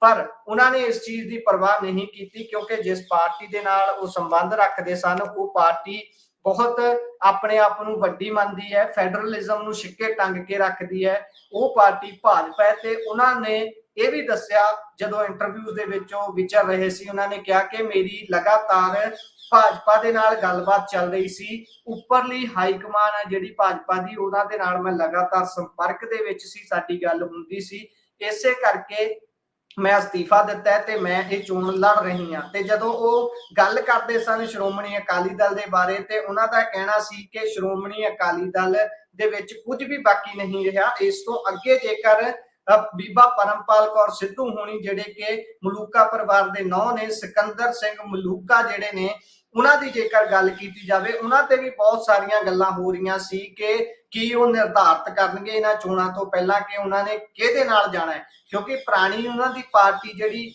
ਉਹ ਸ਼੍ਰੋਮਣੀ ਅਕਾਲੀ ਦਲ ਹੈ, ਪਰ ਪਰਿਵਾਰ ਉਹਨਾਂ ਦਾ ਭਾਜਪਾ ਦੇ ਝੋਲੀ ਦੇ ਵਿੱਚ ਪੈ ਗਿਆ। ਤੇ ਫਿਰ ਇਹ ਲਗਾਤਾਰ ਦੁਚਿੱਤੀ ਬਣੀ ਹੋਈ ਸੀ ਕਿ ਹੁਣ ਜਿਹੜੇ ਮਲੂਕਾ ਸਾਹਿਬ ਨੇ ਉਹ ਕੀ ਕਰਨਗੇ। ਤੇ ਫਿਰ ਖਬਰ ਆਉਂਦੀ ਹੈ ਕਿ ਮਲੂਕਾ ਸਾਹਿਬ ਭਾਰਤ ਛੱਡ ਕੇ ਦੁਬਈ ਚਲੇ ਗਏ ਨੇ। ਫਿਰ ਉਹਨਾਂ ਦੀ ਇੱਕ ਵੀਡੀਓ ਸਾਹਮਣੇ ਆਉਂਦੀ ਹੈ ਜਿਸ ਵਿੱਚ ਉਹ ਮੋਦੀ ਸਾਹਿਬ ਦੀਆਂ ਤਾਰੀਫਾਂ ਕਰਦੇ ਨਹੀਂ ਥੱਕਦੇ। ਇਸ ਤਰੀਕੇ ਦੇ ਨਾਲ ਲਗਾਤਾਰ ਨਾ ਤਾਂ ਉਹਨਾਂ ਨੂੰ ਸ਼੍ਰੋਮਣੀ ਅਕਾਲੀ ਦਲ ਦੇ ਵੱਲੋਂ ਆਪਣੀ ਪਾਰਟੀ ਦੇ ਵਿੱਚੋਂ ਬਾਹਰ ਦਾ ਰਾਸਤਾ ਦਿਖਾਇਆ ਗਿਆ, ਅਤੇ ਨਾ ਹੀ ਉਹਨਾਂ ਨੇ ਆਫੀਸ਼ੀਅਲੀ ਭਾਰਤੀ ਜਨਤਾ ਪਾਰਟੀ ਨੂੰ ਜੁਆਇਨ ਕੀਤਾ। ਕਹਿਣ ਦਾ ਮਤਲਬ ਕਿ ਵਿੱਚ ਵਿਚਾਲੇ ਉਹ ਚੱਲਦੇ ਰਹੇ, ਪ੍ਰਚਾਰ 'ਚ ਉਹਨਾਂ ਨੇ ਦੋਵੇਂ ਬੰਨੇ ਹੀ ਹਿੱਸਾ ਨਹੀਂ ਲਿਆ, ਪਰ ਕਿਤੇ ਨਾ ਕਿਤੇ ਇਨਫਲੂਐਂਸ ਤਾਂ ਕਿਤੇ ਕਿਸੇ ਨਾ ਕਿਸੇ ਪੱਧਰ ਤੇ ਜਾ ਕੇ ਜ਼ਰੂਰ ਕੀਤੀ ਹੋਊਗੀ, ਜੋ ਕਿ ਅੰਦਰ ਖਾਤੇ ਹੋ ਸਕਦੀ ਹੈ। ਹਾਲਾਂਕਿ ਉਹਨਾਂ ਦੇ ਏਰੀਏ ਦੇ ਵਿੱਚ ਪਾਰਟੀ ਨੇ ਇੱਕ ਹੋਰ ਵਿਅਕਤੀ ਨੂੰ ਜ਼ਿੰਮੇਵਾਰੀ ਦੇ ਦਿੱਤੀ ਪਾਰਟੀ ਦੀ, ਪਰ ਉਹਨਾਂ ਨੂੰ ਜਿਹੜੀ ਇੱਕ ਕਮੇਟੀ ਦੇ ਉਹਨਾਂ ਨੂੰ ਲਗਾਇਆ ਗਿਆ ਸੀ, ਪ੍ਰਧਾਨ ਵੀ ਲਗਾਇਆ ਗਿਆ ਸੀ, ਸ਼ਾਇਦ ਉਹ ਡਿਸਪਲਿਨਰੀ ਕਮੇਟੀ ਸੀਗੀ ਜਿਸ ਦੇ ਉਹਨਾਂ ਨੂੰ ਪ੍ਰਧਾਨ ਲਗਾਇਆ ਗਿਆ ਸੀ, ਪਰ ਡਿਸਪਲਿਨ ਉਹਨਾਂ ਨੇ ਜਦੋਂ ਆਪ ਹੀ ਭੰਗ ਕੀਤਾ, ਭੰਗ ਨਹੀਂ ਵੀ ਕੀਤਾ ਕਹਿ ਸਕਦੇ ਹਾਂ ਆਪਾਂ, ਕਿਉਂਕਿ ਹਰੇ ਜੇਕਰ ਅਸੀਂ ਡੈਮੋਕ੍ਰੈਟਿਕ ਕੰਟਰੀ ਦੇ ਵਿੱਚ ਰਹਿ ਰਹੇ ਹਾਂ, ਹਰੇਕ ਨੂੰ ਹੱਕ ਹੈ, ਜਿਹੜਾ ਬਾਲਗ ਹੈ ਉਸ ਨੂੰ ਹੱਕ ਹੈ, ਉਸਨੇ ਕਿਸ ਪਾਰਟੀ ਦੇ ਨਾਲ ਜਾਣਾ ਹੈ, ਕਿਸ ਪਾਰਟੀ ਦੇ ਵਿੱਚ ਵਿਚਰਨਾ ਹੈ। ਪਰਿਵਾਰਕ ਬੰਦਿਸ਼ਾਂ ਤੋਂ ਉੱਤੇ ਉੱਠ ਕੇ ਗੱਲ ਕੀਤੀ ਜਾਂਦੀ ਹੈ। ਹੋਰ ਕਈ ਵਾਰ ਇਸ ਤਰ੍ਹਾਂ ਵੀ ਹੁੰਦਾ ਹੈ, ਆਪਾਂ ਹੁਣ ਪ੍ਰਤਾਪ ਬਾਜਵਾ ਤੇ ਉਹਨਾਂ ਦੇ ਪ੍ਰਧਾਨ ਨੇ ਜਿਹੜੇ ਫਤਿਹ ਜੰਗ ਬਾਜਵਾ, ਉਹਨਾਂ ਦੀ ਹੀ ਉਦਾਹਰਨ ਲੈ ਲਈਏ ਤਾਂ ਫਤਿਹ ਜੰਗ ਬਾਜਵਾ ਜਿਹੜੇ ਨੇ ਉਹ ਭਾਜਪਾ ਦੇ ਵਿੱਚ ਨੇ, ਪ੍ਰਤਾਪ ਬਾਜਵਾ ਜਿਹੜੇ ਨੇ ਉਹ ਕਾਂਗਰਸ ਦੇ ਵਿੱਚ ਨੇ, ਤੇ ਉਹ ਆਪਸ ਦੇ ਵਿੱਚ ਬੇਸ਼ੱਕ ਭਰਾ ਹੁੰਦੇ ਹੋਏ ਵੀ ਵੱਖ-ਵੱਖ ਪਾਰਟੀਆਂ ਦੇ ਵਿੱਚ ਨੇ। ਫਿਰ ਜਿਹੜੇ ਰਵਨੀਤ ਬਿੱਟੂ ਨੇ ਤੇ ਉਹਨਾਂ ਦੇ ਨਾਲ ਗੁਰਪ੍ਰੀਤ ਕੋਟਲੀ ਨੇ, ਉਹ ਵੀ ਭਰਾ ਨੇ, ਪਰ ਉਹ ਵੱਖ-ਵੱਖ ਪਾਰਟੀਆਂ ਦੇ ਵਿੱਚ ਨੇ। ਇਹ ਚੀਜ਼ ਹੁੰਦੀ ਹੈ, ਪਰ ਇਸ ਨੂੰ ਇਸ ਹੱਦ ਤੱਕ ਇਹ ਤਾਂ ਦੇਖਣ ਵਾਲੀ ਗੱਲ ਹੁੰਦੀ ਹੈ, ਪਰ ਇਸ ਨੂੰ ਮੰਨਿਆ ਹੀ ਜਾਂਦਾ ਕਿ ਹਰ ਕਿਸੇ ਦਾ ਆਪਣਾ ਹੱਕ ਹੈ, ਉਹ ਜਿਹੜੀ ਵੀ ਪਾਰਟੀ ਨਾਲ ਜਾਣਾ ਚਾਹੁੰਦਾ ਹੈ ਉਹ ਜਾ ਸਕਦਾ ਹੈ। ਸੋ ਹੁਣ ਕੁੱਲ ਮਿਲਾ ਕੇ ਜਿਹੜੀ ਗੱਲ ਇਹ ਹੈ ਕਿ ਭਾਜਪਾ ਤਕਰੀਬਨ ਬਹੁਤੀਆਂ ਸੀਟਾਂ ਦੇ ਉੱਪਰ ਪੰਜਾਬ ਦੇ ਵਿੱਚ ਗੱਲ ਕਰੀਏ ਤਾਂ ਅੱਗੇ ਚੱਲ ਰਹੀ ਹੈ ਸ਼੍ਰੋਮਣੀ ਅਕਾਲੀ ਦਲ ਦੇ ਨਾਲੋਂ, ਜਿਹੜੀ ਕਿ ਅਕਾਲੀ ਦਲ ਦੇ ਨਜ਼ਰੀਏ ਨਾਲ ਦੇਖੀ ਜਾਵੇ ਤਾਂ ਬਹੁਤ ਹੀ ਮੰਦਭਾਗੀ ਗੱਲ ਹੋਵੇਗੀ। ਉਹਨਾਂ ਦੇ ਆਧਾਰ ਨੂੰ ਜੇਕਰ ਦੇਖਣਾ ਹੋਵੇ ਕਿ ਇਸ ਹਿਸਾਬ ਦੇ ਨਾਲ ਉਹਨਾਂ ਦਾ ਆਧਾਰ ਕੀ ਬਚਦਾ ਹੈ ਪੰਜਾਬ ਦੇ ਵਿੱਚ, ਤਾਂ ਬੇਸ਼ੱਕ ਹੈਰਾਨ ਕਰਨ ਵਾਲੀ ਇਹ ਗੱਲ ਹੈ ਕਿ ਕਿਸ ਤਰੀਕੇ ਦੇ ਨਾਲ ਭਾਰਤੀ ਜਨਤਾ ਪਾਰਟੀ ਨੇ ਉੱਥੇ ਪੰਜਾਬ ਦੇ ਵਿੱਚ ਆ ਕੇ ਸੰਨ ਲਾਈ ਹੈ ਉਹਨਾਂ ਨੂੰ, ਤੇ ਪੰਜਾਬ ਦੇ ਵਿੱਚ ਇੱਕ ਵੱਡਾ ਵੋਟ ਸ਼ੇਅਰ ਲਿਜਾਣ ਦੇ ਵਿੱਚ ਉਹ ਕਾਮਯਾਬ ਹੋਏ ਨੇ, ਤੇ ਵੱਡਾ ਵੋਟ ਸ਼ੇਅਰ ਲੈ ਕੇ ਕਹਿ ਸਕਦੇ ਹਾਂ ਕਿ ਵੱਡੇ ਭਾਈ ਦੀ ਭੂਮਿਕਾ ਦੇ ਵਿੱਚ ਜਿਹੜੀ ਸ਼੍ਰੋਮਣੀ ਅਕਾਲੀ ਦਲ ਨਾ ਹੋ ਕੇ ਹੁਣ ਭਾਰਤੀ ਜਨਤਾ ਪਾਰਟੀ ਆਊਗੀ, ਜਦੋਂ ਵੀ ਜੇਕਰ ਗੱਠਜੋੜ ਦੇ ਵਿੱਚ ਇੱਕ ਅੱਧੀ ਸੀਟ ਦੀ ਉਹਨਾਂ ਨੂੰ ਲੋੜ ਪੈਂਦੀ ਹੈ ਜਾਂ ਫਿਰ ਜੇ ਉਹਨਾਂ ਨੂੰ ਹੋਰ ਸੀਟਾਂ ਦੀ ਲੋੜ ਪੈਂਦੀ ਹੈ, ਤਾਂ ਇਹ ਪੱਕਾ ਮੰਨਿਆ ਜਾ ਰਿਹਾ ਹੈ ਕਿ ਜਿਹੜੀ ਸ਼੍ਰੋਮਣੀ ਅਕਾਲੀ ਦਲ ਹੈ ਉਹ ਕਾਂਗਰਸ ਦੇ ਨਾਲ ਇੰਡੀਆ ਗੱਠਜੋੜ ਦੇ ਵਿੱਚ ਨਾ ਭੁਗਤ ਕੇ ਭਾਜਪਾ ਵੱਲ ਜਾਣਾ ਹੀ ਪਸੰਦ ਕਰੂਗੀ, ਅਤੇ ਉੱਥੇ ਫਿਰ ਉਹਨਾਂ ਨੇ ਸੱਤਾ ਮਾਨਣ ਦੇ ਲਈ ਵੀ ਯਤਨ ਕਰਨੇ ਆ। ਤੋਂ ਇਸੇ ਨਜ਼ਰ ਨਾਲ ਹੁਣ ਜੇ ਦੇਖਿਆ ਜਾਵੇ ਤਾਂ ਵੱਡੇ ਭਰਾ ਦੀ ਹੈਸੀਅਤ ਦੇ ਵਿੱਚ ਭਾਰਤੀ ਜਨਤਾ ਪਾਰਟੀ ਪੰਜਾਬ ਦੇ ਵਿੱਚ ਆਉਂਦੀ ਹੋਈ ਨਜ਼ਰ ਆ ਰਹੀ ਹੈ। ਜੇਕਰ ਵੋਟ ਸ਼ੇਅਰ ਦੀ ਗੱਲ ਪੰਜਾਬ ਦੇ ਵਿੱਚ ਕਰ ਲਈਏ, ਤੁਹਾਡੇ ਨਾਲ ਵੋਟ ਸ਼ੇਅਰ ਵੱਖ-ਵੱਖ ਪਾਰਟੀਆਂ ਦਾ ਸ਼ੇਅਰ ਕਰ ਲੈਂਦੇ ਆ। ਵੋਟ ਸ਼ੇਅਰ ਤੋਂ ਭਾਵ ਕਿ ਕਿੰਨੇ ਫੀਸਦੀ ਪੰਜਾਬੀਆਂ ਦੀ ਵੋਟ ਕਿਹੜੀ ਪਾਰਟੀ ਦੇ ਵੱਲ ਗਈ ਹੈ। ਆਮ ਆਦਮੀ ਪਾਰਟੀ ਦੀ ਜੇਕਰ ਗੱਲ ਕੀਤੀ ਜਾਵੇ 26.41%। ਆਪਾਂ ਤੁਹਾਨੂੰ ਆંકੜਿਆਂ ਦੀ ਗੰਭੀਰਤਾ ਦੇ ਵਿੱਚ ਨਹੀਂ ਲੈ ਕੇ ਜਾਵਾਂਗੇ, ਕਿਉਂਕਿ ਉਹ ਫਿਰ ਬੋਰੀਅਤ ਵਾਲਾ ਕੰਮ ਹੋ ਜਾਂਦਾ ਹੈ। ਆਪਾਂ ਸਧਾਰਨ ਭਾਸ਼ਾ ਦੇ ਵਿੱਚ ਗੱਲ ਕਰਦੇ ਹੋਏ ਤੁਹਾਨੂੰ ਸਿਰਫ ਇੰਨੀ ਕੁ ਜਾਣਕਾਰੀ ਦੇ ਦਿੰਦੇ ਆ ਕਿ ਸਭ ਤੋਂ ਵੱਧ ਵੋਟ ਸ਼ੇਅਰ ਲੈਣ ਦੇ ਵਿੱਚ ਕੌਣ ਸਫਲ ਹੋਇਆ ਤੇ ਸਭ ਤੋਂ ਘੱਟ ਵੋਟ ਸ਼ੇਅਰ ਕਿਸ ਦਾ ਹੈ। ਆਮ ਆਦਮੀ ਪਾਰਟੀ ਨੇ ਇਸ ਦੇ ਵਿੱਚ ਮੱਲ ਮਾਰੀ ਹੈ। ਆਮ ਆਦਮੀ ਪਾਰਟੀ ਨੂੰ 26.41% ਜਾਨੀ 26.41 26.41% ਵੋਟ ਸ਼ੇਅਰ ਮਿਲਿਆ ਹੈ ਵੋਟਰਾਂ ਦਾ ਪੰਜਾਬ ਦਿਆਂ ਦਾ। ਭਾਰਤੀ ਜਨਤਾ ਪਾਰਟੀ ਬੀਜੇਪੀ ਨੂੰ 17.86 ਮਿਲਿਆ ਹੈ, ਅਤੇ ਆਪ ਤੋਂ ਪਿੱਛੇ ਜਿਹੜੀ ਰਹਿ ਗਈ ਹੈ ਪਾਰਟੀ ਉਹ ਕਾਂਗਰਸ ਹੈ। ਹਾਲਾਂਕਿ ਕਾਂਗਰਸ ਦੇ ਉਮੀਦਵਾਰ ਵੱਧ ਸੀਟਾਂ ਦੇ ਉੱਪਰ ਅੱਗੇ ਚੱਲ ਰਹੇ ਨੇ, ਪਰ ਉਹਨਾਂ ਦਾ ਵੋਟ ਸ਼ੇਅਰ 0.4% ਘੱਟ ਹੈ ਆਮ ਆਦਮੀ ਪਾਰਟੀ ਦੇ ਨਾਲੋਂ। ਜਿਹੜਾ ਆਮ ਆਦਮੀ ਪਾਰਟੀ ਦਾ ਤੁਹਾਨੂੰ ਦੱਸਿਆ ਸੀ ਪ੍ਰਤੀਸ਼ਤਤਾ ਵੋਟ ਫੀਸਦੀ ਹਾਸਲ ਕੀਤੀ ਹੈ 26.41 ਹੈ, ਤੇ ਕਾਂਗਰਸ ਦੀ 26.37% ਜਿਹੜੀ ਵੋਟ ਸ਼ੇਅਰ ਰਹੀ ਹੈ, ਤੇ ਬਸਪਾ ਦਾ ਵੋਟ ਸ਼ੇਅਰ ਰਿਹਾ 2.80 ਕਰੀਬ 3.25% ਕਹਿ ਸਕਦੇ ਹਾਂ। ਸ਼੍ਰੋਮਣੀ ਅਕਾਲੀ ਦਲ ਦਾ ਜਿਹੜਾ ਵੋਟ ਸ਼ੇਅਰ ਰਿਹਾ ਹੈ ਉਹ 13.54% ਰਿਹਾ ਹੈ। ਇੱਥੋਂ ਹੁਣ ਤੁਸੀਂ ਅੰਦਾਜ਼ਾ ਲਗਾ ਸਕਦੇ ਹੋ ਕਿ ਭਾਰਤੀ ਜਨਤਾ ਪਾਰਟੀ ਦਾ ਵੋਟ ਸ਼ੇਅਰ ਪੰਜਾਬ ਦੀ ਖੇਤਰੀ ਪਾਰਟੀ ਮੰਨੀ ਜਾਂਦੀ ਸ਼੍ਰੋਮਣੀ ਅਕਾਲੀ ਦਲ ਦੇ ਨਾਲੋਂ ਵੱਧ ਹੈ।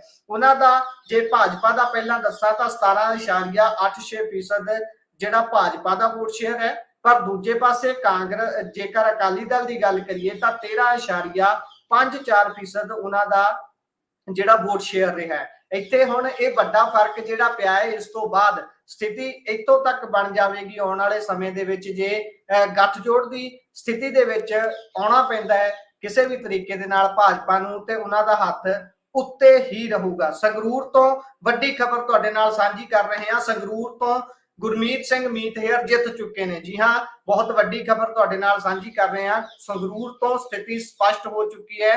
ਗੁਰਮੀਤ ਸਿੰਘ ਮੀਤਹੇਅਰ ਜਿਹੜੇ ਕਿ ਸਿੱਧੇ ਤਰੀਕੇ ਦੇ ਨਾਲ ਦੌੜ ਦੇ ਵਿੱਚ ਸਨ, ਸਿਮਰਨਜੀਤ ਸਿੰਘ ਮਾਨ ਹੋਣਾ ਦੇ ਨਾਲ, ਫਿਰ ਸੁਖਪਾਲ ਖਹਿਰਾ ਹੋਣਾ ਦੇ ਨਾਲ, ਅਰਵਿੰਦ ਖੰਨਾ ਹੋਣਾ ਦੇ ਨਾਲ, ਇਕਬਾਲ ਸਿੰਘ ਝੁੰਦਾ ਹੋਣਾ ਦੇ ਨਾਲ ਤੇ ਬਹੁਜਨ ਸਮਾਜ ਪਾਰਟੀ ਤੋਂ ਮੱਖਣ ਸਿੰਘ ਹੋਣਾ ਦੇ ਨਾਲ ਤਕਰੀਬਨ 1,60,000 ਤੋਂ ਵੱਧ ਦੀ ਲੀਡ ਦੇ ਨਾਲ ਜਿੱਤ ਦਰਜ ਕੀਤੀ ਹੈ। ਬਹੁਤ ਵੱਡੀ ਜਿੱਤ ਦਰਜ ਕੀਤੀ ਹੈ। ਇੱਕ ਪਾਸੜ ਜਿੱਤ ਇਸ ਨੂੰ ਕਹਿ ਸਕਦੇ ਹਾਂ ਗੁਰਮੀਤ ਸਿੰਘ ਮੀਤਹੇਅਰ ਨੇ ਜਿਹੜੀ ਦਰਜ ਕੀਤੀ ਹੈ। ਇਸ ਸਮੇਂ ਦੀ ਵੱਡੀ ਖਬਰ ਤੁਹਾਡੇ ਨਾਲ ਜਿਹੜੀ ਸਾਂਝੀ ਕਰ ਰਹੇ ਹਾਂ ਉਹ ਸੰਗਰੂਰ ਤੋਂ ਆ ਰਹੀ ਹੈ। ਲਗਾਤਾਰ ਗੱਲ ਕੀਤੀ ਜਾ ਰਹੀ ਸੀ ਕਿ ਸੰਗਰੂਰ ਵਾਲੀ ਜਿਹੜੀ ਸੀਟ ਹੈ ਉਹ ਭਗਵੰਤ ਮਾਨ ਦੀ ਖੁਦ ਦੀ ਸੀਟ ਮੰਨੀ ਜਾਂਦੀ ਹੈ। ਉਹਨਾਂ ਦਾ ਜਿਹੜੀ ਬੂਟਾ ਲੱਗਿਆ ਸੀ ਆਮ ਆਦਮੀ ਪਾਰਟੀ ਦਾ ਪੰਜਾਬ ਦੇ ਵਿੱਚ, ਉਸ ਲਈ ਇਹ ਜੜ ਮੰਨੀ ਜਾਂਦੀ ਹੈ, ਰਾਜਧਾਨੀ ਮੰਨੀ ਜਾਂਦੀ ਹੈ। ਉਸ ਰਾਜਧਾਨੀ ਦੇ ਵਿੱਚ ਤੁਸੀਂ ਆਪ ਅੰਦਾਜ਼ਾ ਲਾ ਸਕਦੇ ਹੋ ਕਿ ਕਿੰਨੀ ਸਟੇਕ ਤੇ ਕਿੰਨੇ ਦਾਅ ਤੇ ਲੱਗੀ ਹੋਊਗੀ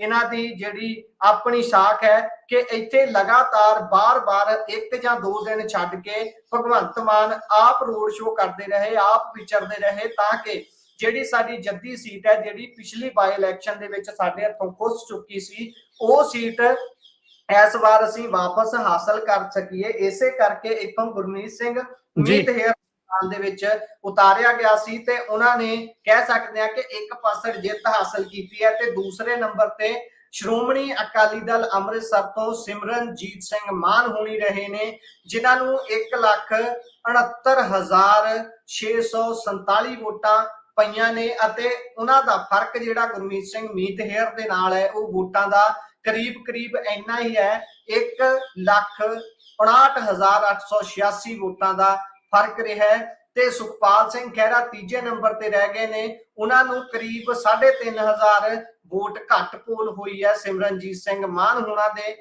ਜੇਕਰ ਮੁਕਾਬਲਤਨ ਦੇਖਣਾ ਹੋਵੇ ਤਾਂ ਇਸ ਸਮੇਂ ਦੀ ਬਹੁਤ ਵੱਡੀ ਖਬਰ ਤੁਹਾਡੇ ਨਾਲ ਸਾਂਝੀ ਕਰ ਰਹੇ ਹਾਂ ਕਿ ਆਮ ਆਦਮੀ ਪਾਰਟੀ ਨੇ ਪਹਿਲੀ ਸੀਟ ਪੰਜਾਬ ਦੇ ਵਿੱਚ ਜਿੱਤ ਲਈ ਹੈ। ਸੋ ਇਸ ਤੋਂ ਅੱਗੇ ਜੇਕਰ ਵਧੀਏ ਤਾਂ ਪੰਜਾਬ ਦੇ ਵਿੱਚ ਇਸ ਸਮੇਂ ਲਗਾਤਾਰ ਇੱਕ ਤੋਂ ਇੱਕ ਨੌਕਆਊਟ ਜਿਵੇਂ ਕਹਿ ਸਕਦੇ ਆ ਇਹੋ ਜਿਹੀ ਸਥਿਤੀ ਬਣੀ ਹੋਈ ਹੈ ਮੁਕਾਬਲਿਆਂ ਦੇ ਵਿੱਚ।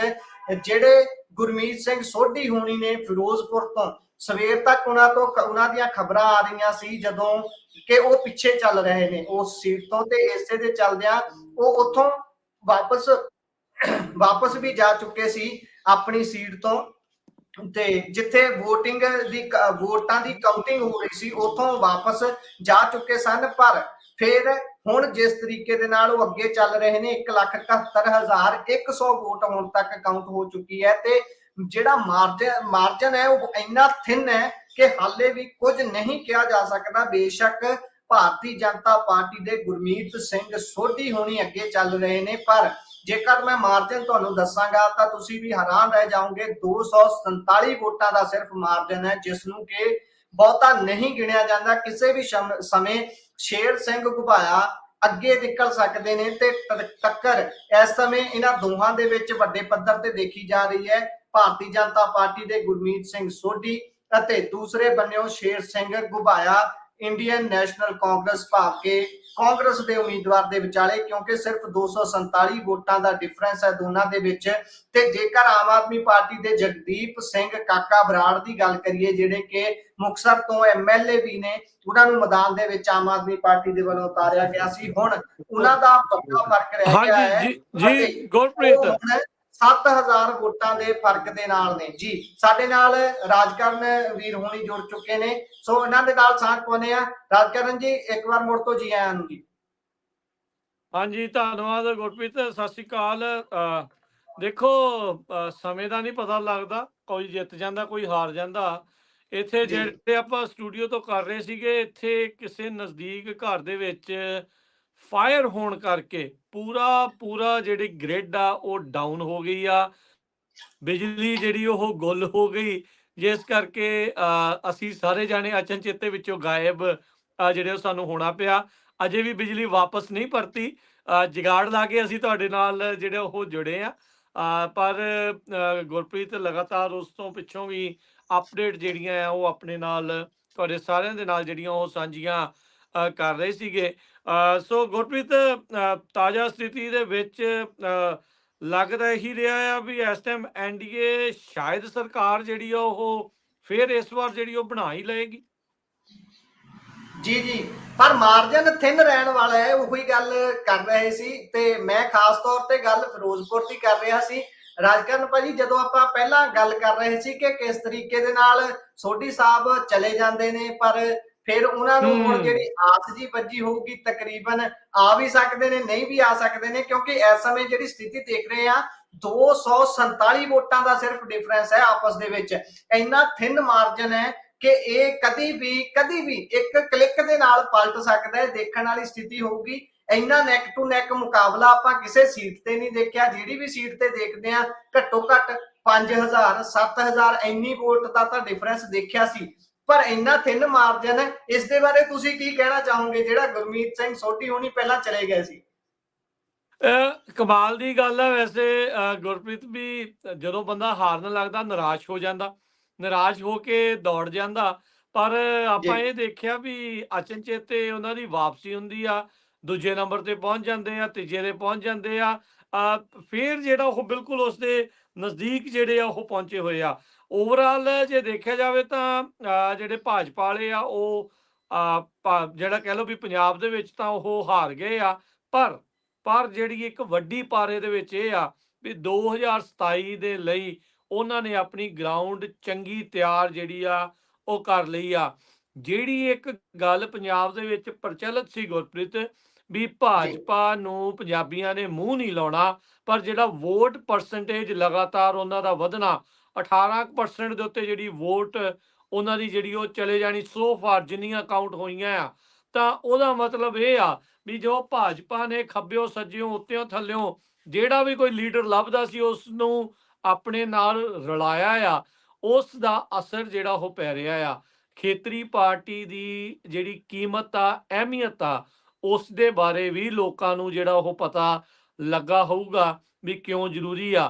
ਪਰ ਗੱਲ ਇਹ ਆ ਵੀ ਕੀ ਖੇਤਰੀ ਪਾਰਟੀ ਵਾਕਿਆ ਆਪਣੀ ਪੀੜੀ ਥੱਲੇ ਸੋਟਾ ਮਾਰੂਗੀ? ਉਹ ਦੇਖੂਗੀ ਵੀ ਸਾਡੇ 'ਚ ਕੀ ਕਮੀਆਂ ਪੇਸ਼ੀਆਂ ਰਹਿ ਗਈਆਂ, ਕੀ ਅਸੀਂ ਕੌਮ ਦੇ ਨਾਲ, ਕੀ ਅਸੀਂ ਪੰਜਾਬ ਦੇ ਨਾਲ ਧਰੋਕ ਮਾਇਆ ਆ, ਜਿਹਦੇ ਕਰਕੇ ਸਾਨੂੰ ਇਹ ਸਾਰਾ ਕੁਝ ਝੱਲਣਾ ਪੈ ਰਿਹਾ ਆ। ਤੇ ਆਉਂਦੇ ਸਮੇਂ ਦੇ ਵਿੱਚ ਮੁੜ ਤੋਂ 9 ਮਾਸ ਦਾ ਰਿਸ਼ਤਾ, ਪਤਨੀ ਪਤਨੀ ਦੇ ਰਿਸ਼ਤੇ ਦੇ ਵਿੱਚ ਭਾਜਪਾ ਅਕਾਲੀ ਦਲ ਦੀ ਵਾਪਸੀ ਹੁੰਦੀ ਵੀ ਜਿਹੜੀ ਉਹ ਉਸ ਦੀ ਸੰਭਾਵਨਾ ਇੱਥੇ ਜਿਹੜੀ ਉਹ ਬਣ ਗਈ ਆ।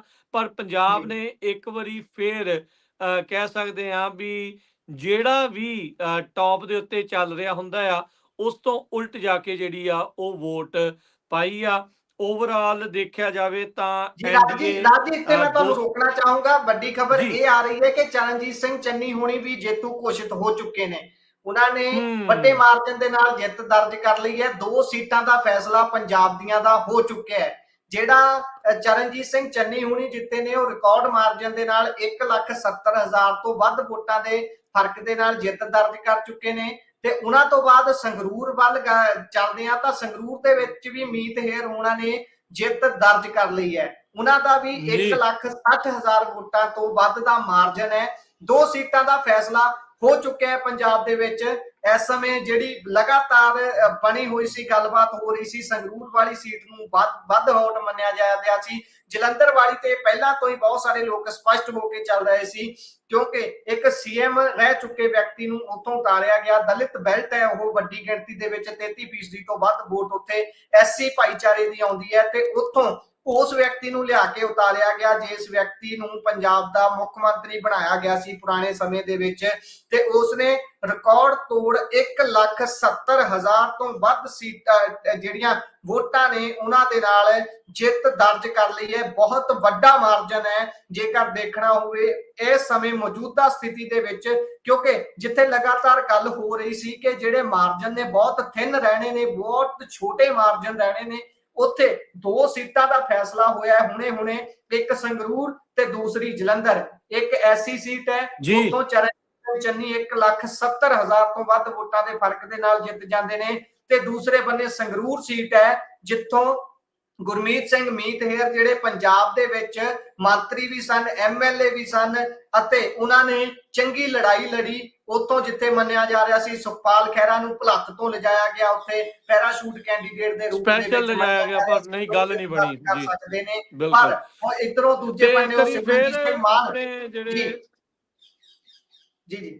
ਜੀ ਮੈਂ ਕਿਹਾ ਇੱਕ ਵਾਰੀ ਫਿਰ ਆਪਾਂ ਜੇ ਖਡੂਰ ਸਾਹਿਬ ਹਲਕੇ ਦੀ ਵੀ ਦੱਸਦੇ ਜਾਈਏ ਤਾਂ 1.25 ਲੱਖ ਵੋਟ ਦੇ ਨਾਲ ਅੰਮ੍ਰਿਤਪਾਲ ਸਿੰਘ ਇਸ ਟਾਈਮ ਅੱਗੇ ਹੋ ਚੁੱਕੇ ਨੇ। ਕੁਲਬੀਰ ਸਿੰਘ ਜ਼ੀਰੇ ਤੋਂ 1,23,052 ਵੋਟ ਦੇ ਨਾਲ ਉਹ ਅੱਗੇ ਨੇ, ਤੇ ਇਹ ਵੀ ਜਿਹੜੀ ਸੀਟ ਆ ਆਪਾਂ ਮੰਨਦੇ ਹਾਂ ਕਿ ਹੁਣ ਪੱਕੀ ਅੰਮ੍ਰਿਤਪਾਲ ਸਿੰਘ ਜੀ ਇਹ ਵੀ ਜਿਹੜੀ ਉਹਨਾਂ ਦੇ ਕੋਲ ਆ।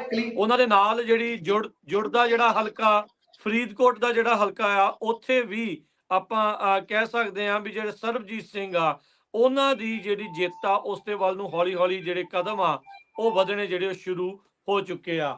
ਤੇ ਜਿਹੜੇ ਸਾਨੂੰ ਇਸ ਟਾਈਮ ਪੰਜਾਬੀ ਜਿਹੜੇ USA ਦੇ ਨੈਟਵਰਕ ਦੇ ਉੱਤੇ ਸੁਣ ਰਹੇ ਆ, ਜੇ ਉਹ ਸੋਚ ਰਹੇ ਨੇ ਵੀ ਅਚਨਚੇਤੇ ਕੀ ਹੋ ਗਿਆ ਸੀ, ਤਾਂ ਉਹਨਾਂ ਦੀ ਅਪਡੇਟ ਦੇ ਲਈ ਅਸੀਂ ਇਹ ਦੱਸਦੇ ਜਾਈਏ। ਬਿਜਲੀ ਜਿਹੜੀ ਆ ਉਹ ਚਲੇ ਜਾਣ ਕਰਕੇ ਇੱਥੇ ਨਜ਼ਦੀਕ ਸਟੂਡੀਓ ਦੇ ਨਜ਼ਦੀਕ ਇੱਕ ਘਰ ਦੇ ਵਿੱਚ ਅੱਗ ਲੱਗਣ ਕਰਕੇ ਇੱਥੇ ਪੂਰੇ ਗ੍ਰਿਡ ਦੀ ਬਿਜਲੀ ਜਿਹੜੀ ਉਹ ਡਾਊਨ ਹੋ ਗਈ ਸੀ, ਜਿਸ ਕਰਕੇ ਚੱਲਦੀ ਜਿਹੜੀ ਕਵਰੇਜ ਆ ਉਸ ਨੂੰ ਵਿੱਚੇ ਹੀ ਜਿਹੜਾ ਉਹ ਰੋਕਣਾ ਪਿਆ। ਸਾਡੇ ਹੱਥ ਵੱਸ ਜਿਹੜਾ ਉਹ ਕੁਛ ਰਿਹਾ ਨਹੀਂ, ਸਭ ਕੁਝ ਜਿਹੜਾ ਉਹ ਬੰਦ ਜਿਹੜਾ ਹੋ ਗਿਆ ਸੀ। ਪਰ ਗੁਰਪ੍ਰੀਤ ਸਿੰਘ ਲਗਾਤਾਰ ਤੁਹਾਨੂੰ ਅਪਡੇਟ YouTube ਦੇ ਉੱਤੇ Facebook ਦੇ ਉੱਤੇ ਜਿਹੜੇ ਉਹ ਦੇ ਰਹੇ ਸੀ। ਗੁਰਪ੍ਰੀਤ ਐਗਜ਼ੈਕਟਲੀ ਜੇ ਆਪਾਂ ਹੁਣ ਗੱਲ ਕਰੀਏ ਤਾਂ ਆਪਾਂ ਨੂੰ 6 ਘੰਟੇ ਹੋ ਗਏ ਨੇ ਨਾਨ ਸਟਾਪ ਜਿਹੜੀ ਕਵਰੇਜ ਆ ਉਸ ਨੂੰ ਕਰਦੇ ਹੋਏ, ਤੇ ਅਸੀਂ ਧੰਨਵਾਦ ਕਰਦੇ ਹਾਂ ਸਾਰਿਆਂ ਦਾ ਹੀ ਜਿਨ੍ਹਾਂ ਨੇ ਇਸ ਕਵਰੇਜ ਜੀ ਸਾਡੇ ਸਰੋਤਿਆਂ ਦਾ ਵੀ ਬਹੁਤ ਧੰਨਵਾਦ ਹੈ ਜਿਹੜੇ ਲਗਾਤਾਰ ਸਾਡੇ ਨਾਲ ਜੁੜੇ ਹੋਏ ਨੇ।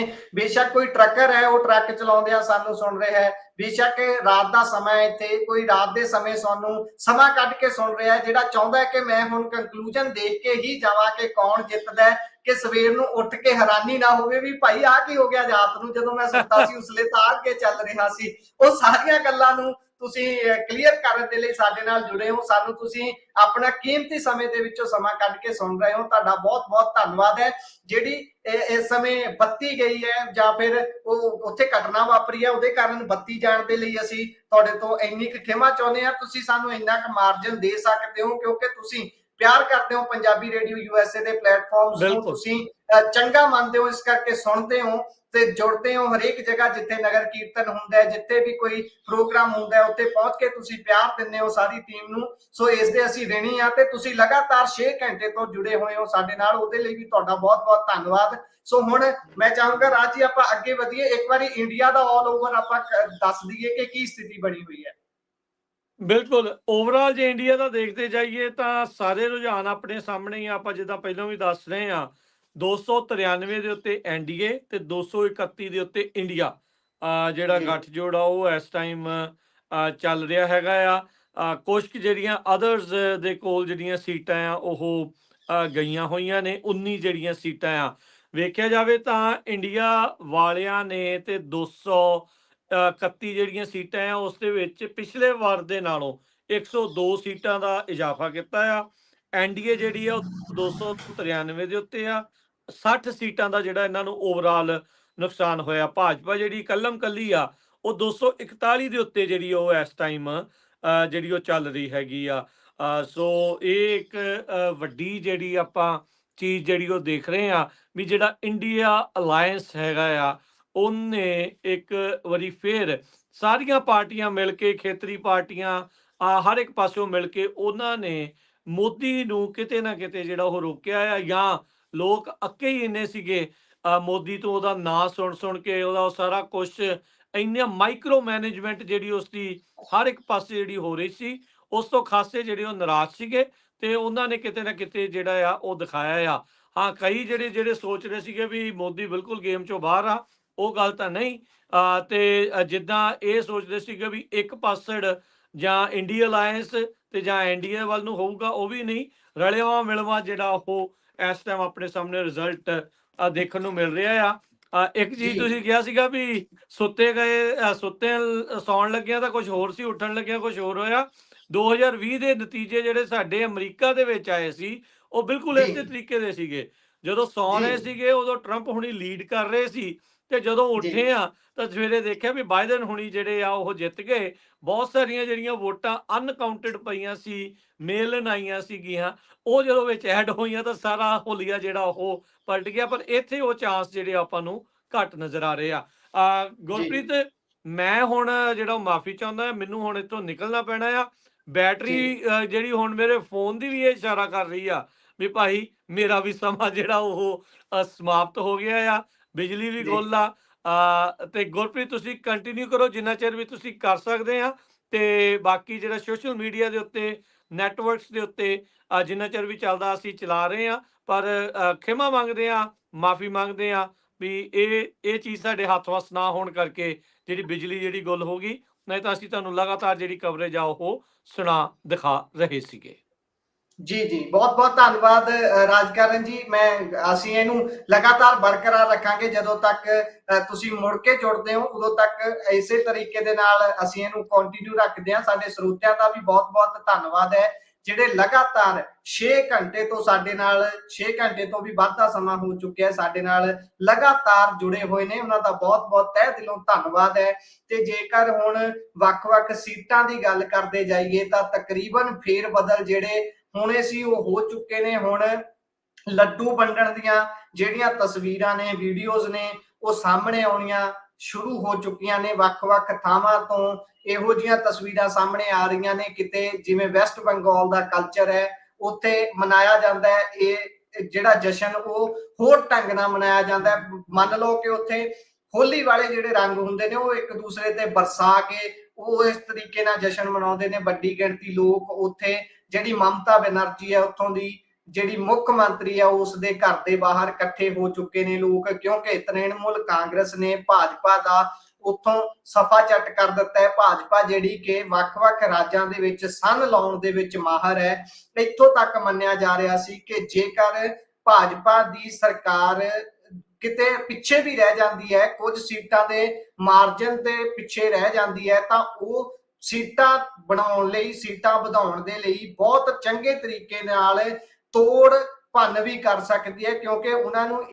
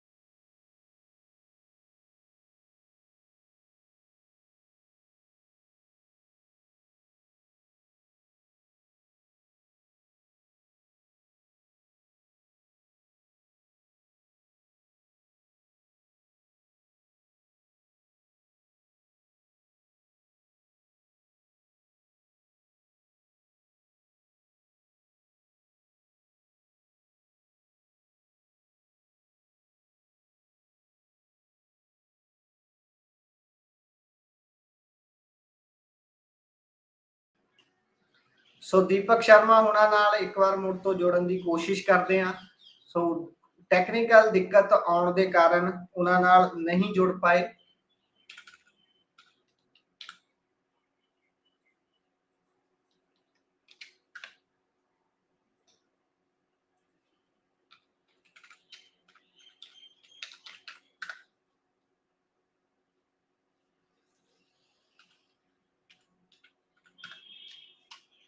ਸੋ ਜਦੋਂ ਤੱਕ ਦੀਪਕ ਸ਼ਰਮਾ ਹੁਣੀ ਸਾਡੇ ਨਾਲ ਜੁੜਦੇ ਨੇ ਅਸੀਂ ਗੱਲ ਨੂੰ ਅੱਗੇ ਤੋਰਦੇ ਹਾਂ। ਸੋ ਗੱਲ ਕਰ ਰਹੇ ਸੀ ਅੰਮ੍ਰਿਤਪਾਲ ਸਿੰਘ ਵਾਲੀ ਖਡੂਰ ਸਾਹਿਬ ਦੀ ਸੀਟ ਦੀ, ਤਾਂ ਉੱਥੇ 1,23,000 ਤੋਂ ਵੱਧ ਵੋਟਾਂ ਦੇ ਫਰਕ ਦੇ ਨਾਲ ਇਸ ਸਮੇਂ ਅੰਮ੍ਰਿਤਪਾਲ ਸਿੰਘ ਲੀਡ ਕਰ ਰਹੇ ਨੇ, ਅੱਗੇ ਚੱਲ ਰਹੇ ਨੇ। ਤੇ ਨਾਲ ਦੀ ਨਾਲ ਬਿਲਕੁਲ ਉਹਨਾਂ ਦੇ ਨਾਲ ਜੁੜਦੀ ਹੋਈ ਕਨਸਟੀਚੁਐਂਸੀ ਜਿਹੜੀ ਫਰੀਦਕੋਟ ਹੈ, ਜੇਕਰ ਉੱਥੇ ਦੀ ਗੱਲ ਕਰੀਏ ਜਿੱਥੋਂ ਕਰਮਜੀਤ ਅਨਮੋਲ ਨੂੰ ਟਿਕਟ ਖੁਦ ਆਪ ਭਗਵੰਤ ਮਾਨ ਨੇ ਦਵਾਈ ਸੀ, ਕਿਉਂਕਿ ਖਾਸਮ ਖਾਸ ਦੋਸਤ ਨੇ, ਲਗਾਤਾਰ ਲੰਬੇ ਸਮੇਂ ਤੱਕ ਉਹਨਾਂ ਨੇ ਇਕੱਠਿਆਂ ਕੰਮ ਕੀਤਾ।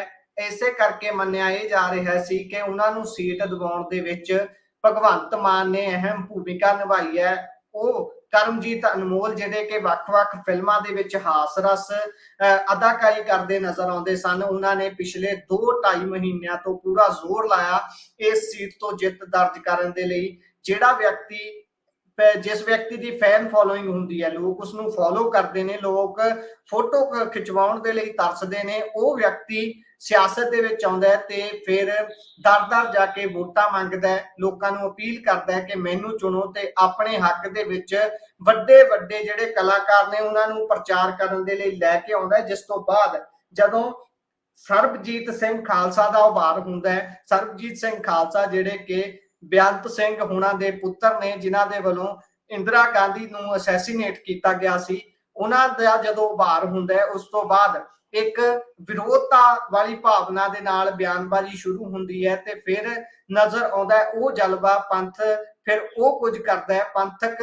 ਤੌਰ ਦੇ ਉੱਪਰ। ਇਹ ਸੀਟ ਉੱਪਰਨੀ ਸ਼ੁਰੂ ਹੋ ਜਾਂਦੀ ਹੈ। ਹਰ ਕਹਿੰਦਾ ਹੈ ਕਿ ਕੌਮ ਦੀ ਪੱਗ ਜਿਹੜੀ ਸਿਰ ਤੋਂ ਟੱਠੀ ਸੀ, ਉਸ ਨੂੰ ਮੁੜ ਤੋਂ ਸਿਰ ਦੇ ਉੱਪਰ ਰੱਖਣ ਦਾ ਕੰਮ ਜਿਹੜਾ ਕੀਤਾ ਹੈ ਬੇਅੰਤ ਸਿੰਘ ਉਹਨਾਂ ਨੇ, ਅਸੀਂ ਉਹਨਾਂ ਦਾ ਮੁੱਲ ਮੋੜਨਾ ਚਾਹੁੰਦੇ ਹਾਂ। ਇਸ ਤਰੀਕੇ ਦੇ ਨਾਲ ਗੱਲਬਾਤ ਅੱਗੇ ਵਧੀ ਤਾਂ ਬਹੁਤ ਸਾਰੇ ਲੋਕਾਂ ਨੇ ਹੁਮਾ ਕੇ ਵੋਟ ਪਾਈ ਅਤੇ ਸਾਥ ਵੀ ਦਿੱਤਾ ਜਦੋਂ ਪ੍ਰਚਾਰ ਕੀਤਾ ਜਾ ਰਿਹਾ ਸੀ। ਹੁਣੇ ਥੋੜਾ ਸਮਾਂ ਪਹਿਲਾਂ ਹੀ ਇੱਕ ਬਿਆਨ ਆਇਆ ਹੈ ਸਰਬਜੀਤ ਸਿੰਘ ਖਾਲਸਾ ਉਹਨਾਂ ਦਾ, ਜਿਸ ਵਿੱਚ ਉਹ ਕਹਿੰਦੇ ਨਜ਼ਰ ਆ ਰਹੇ ਨੇ ਕਿ ਮੈਂ ਇਹਨਾਂ ਨਹੀਂ ਸੋਚਿਆ ਕਿ ਇੰਨੇ ਵੱਡੇ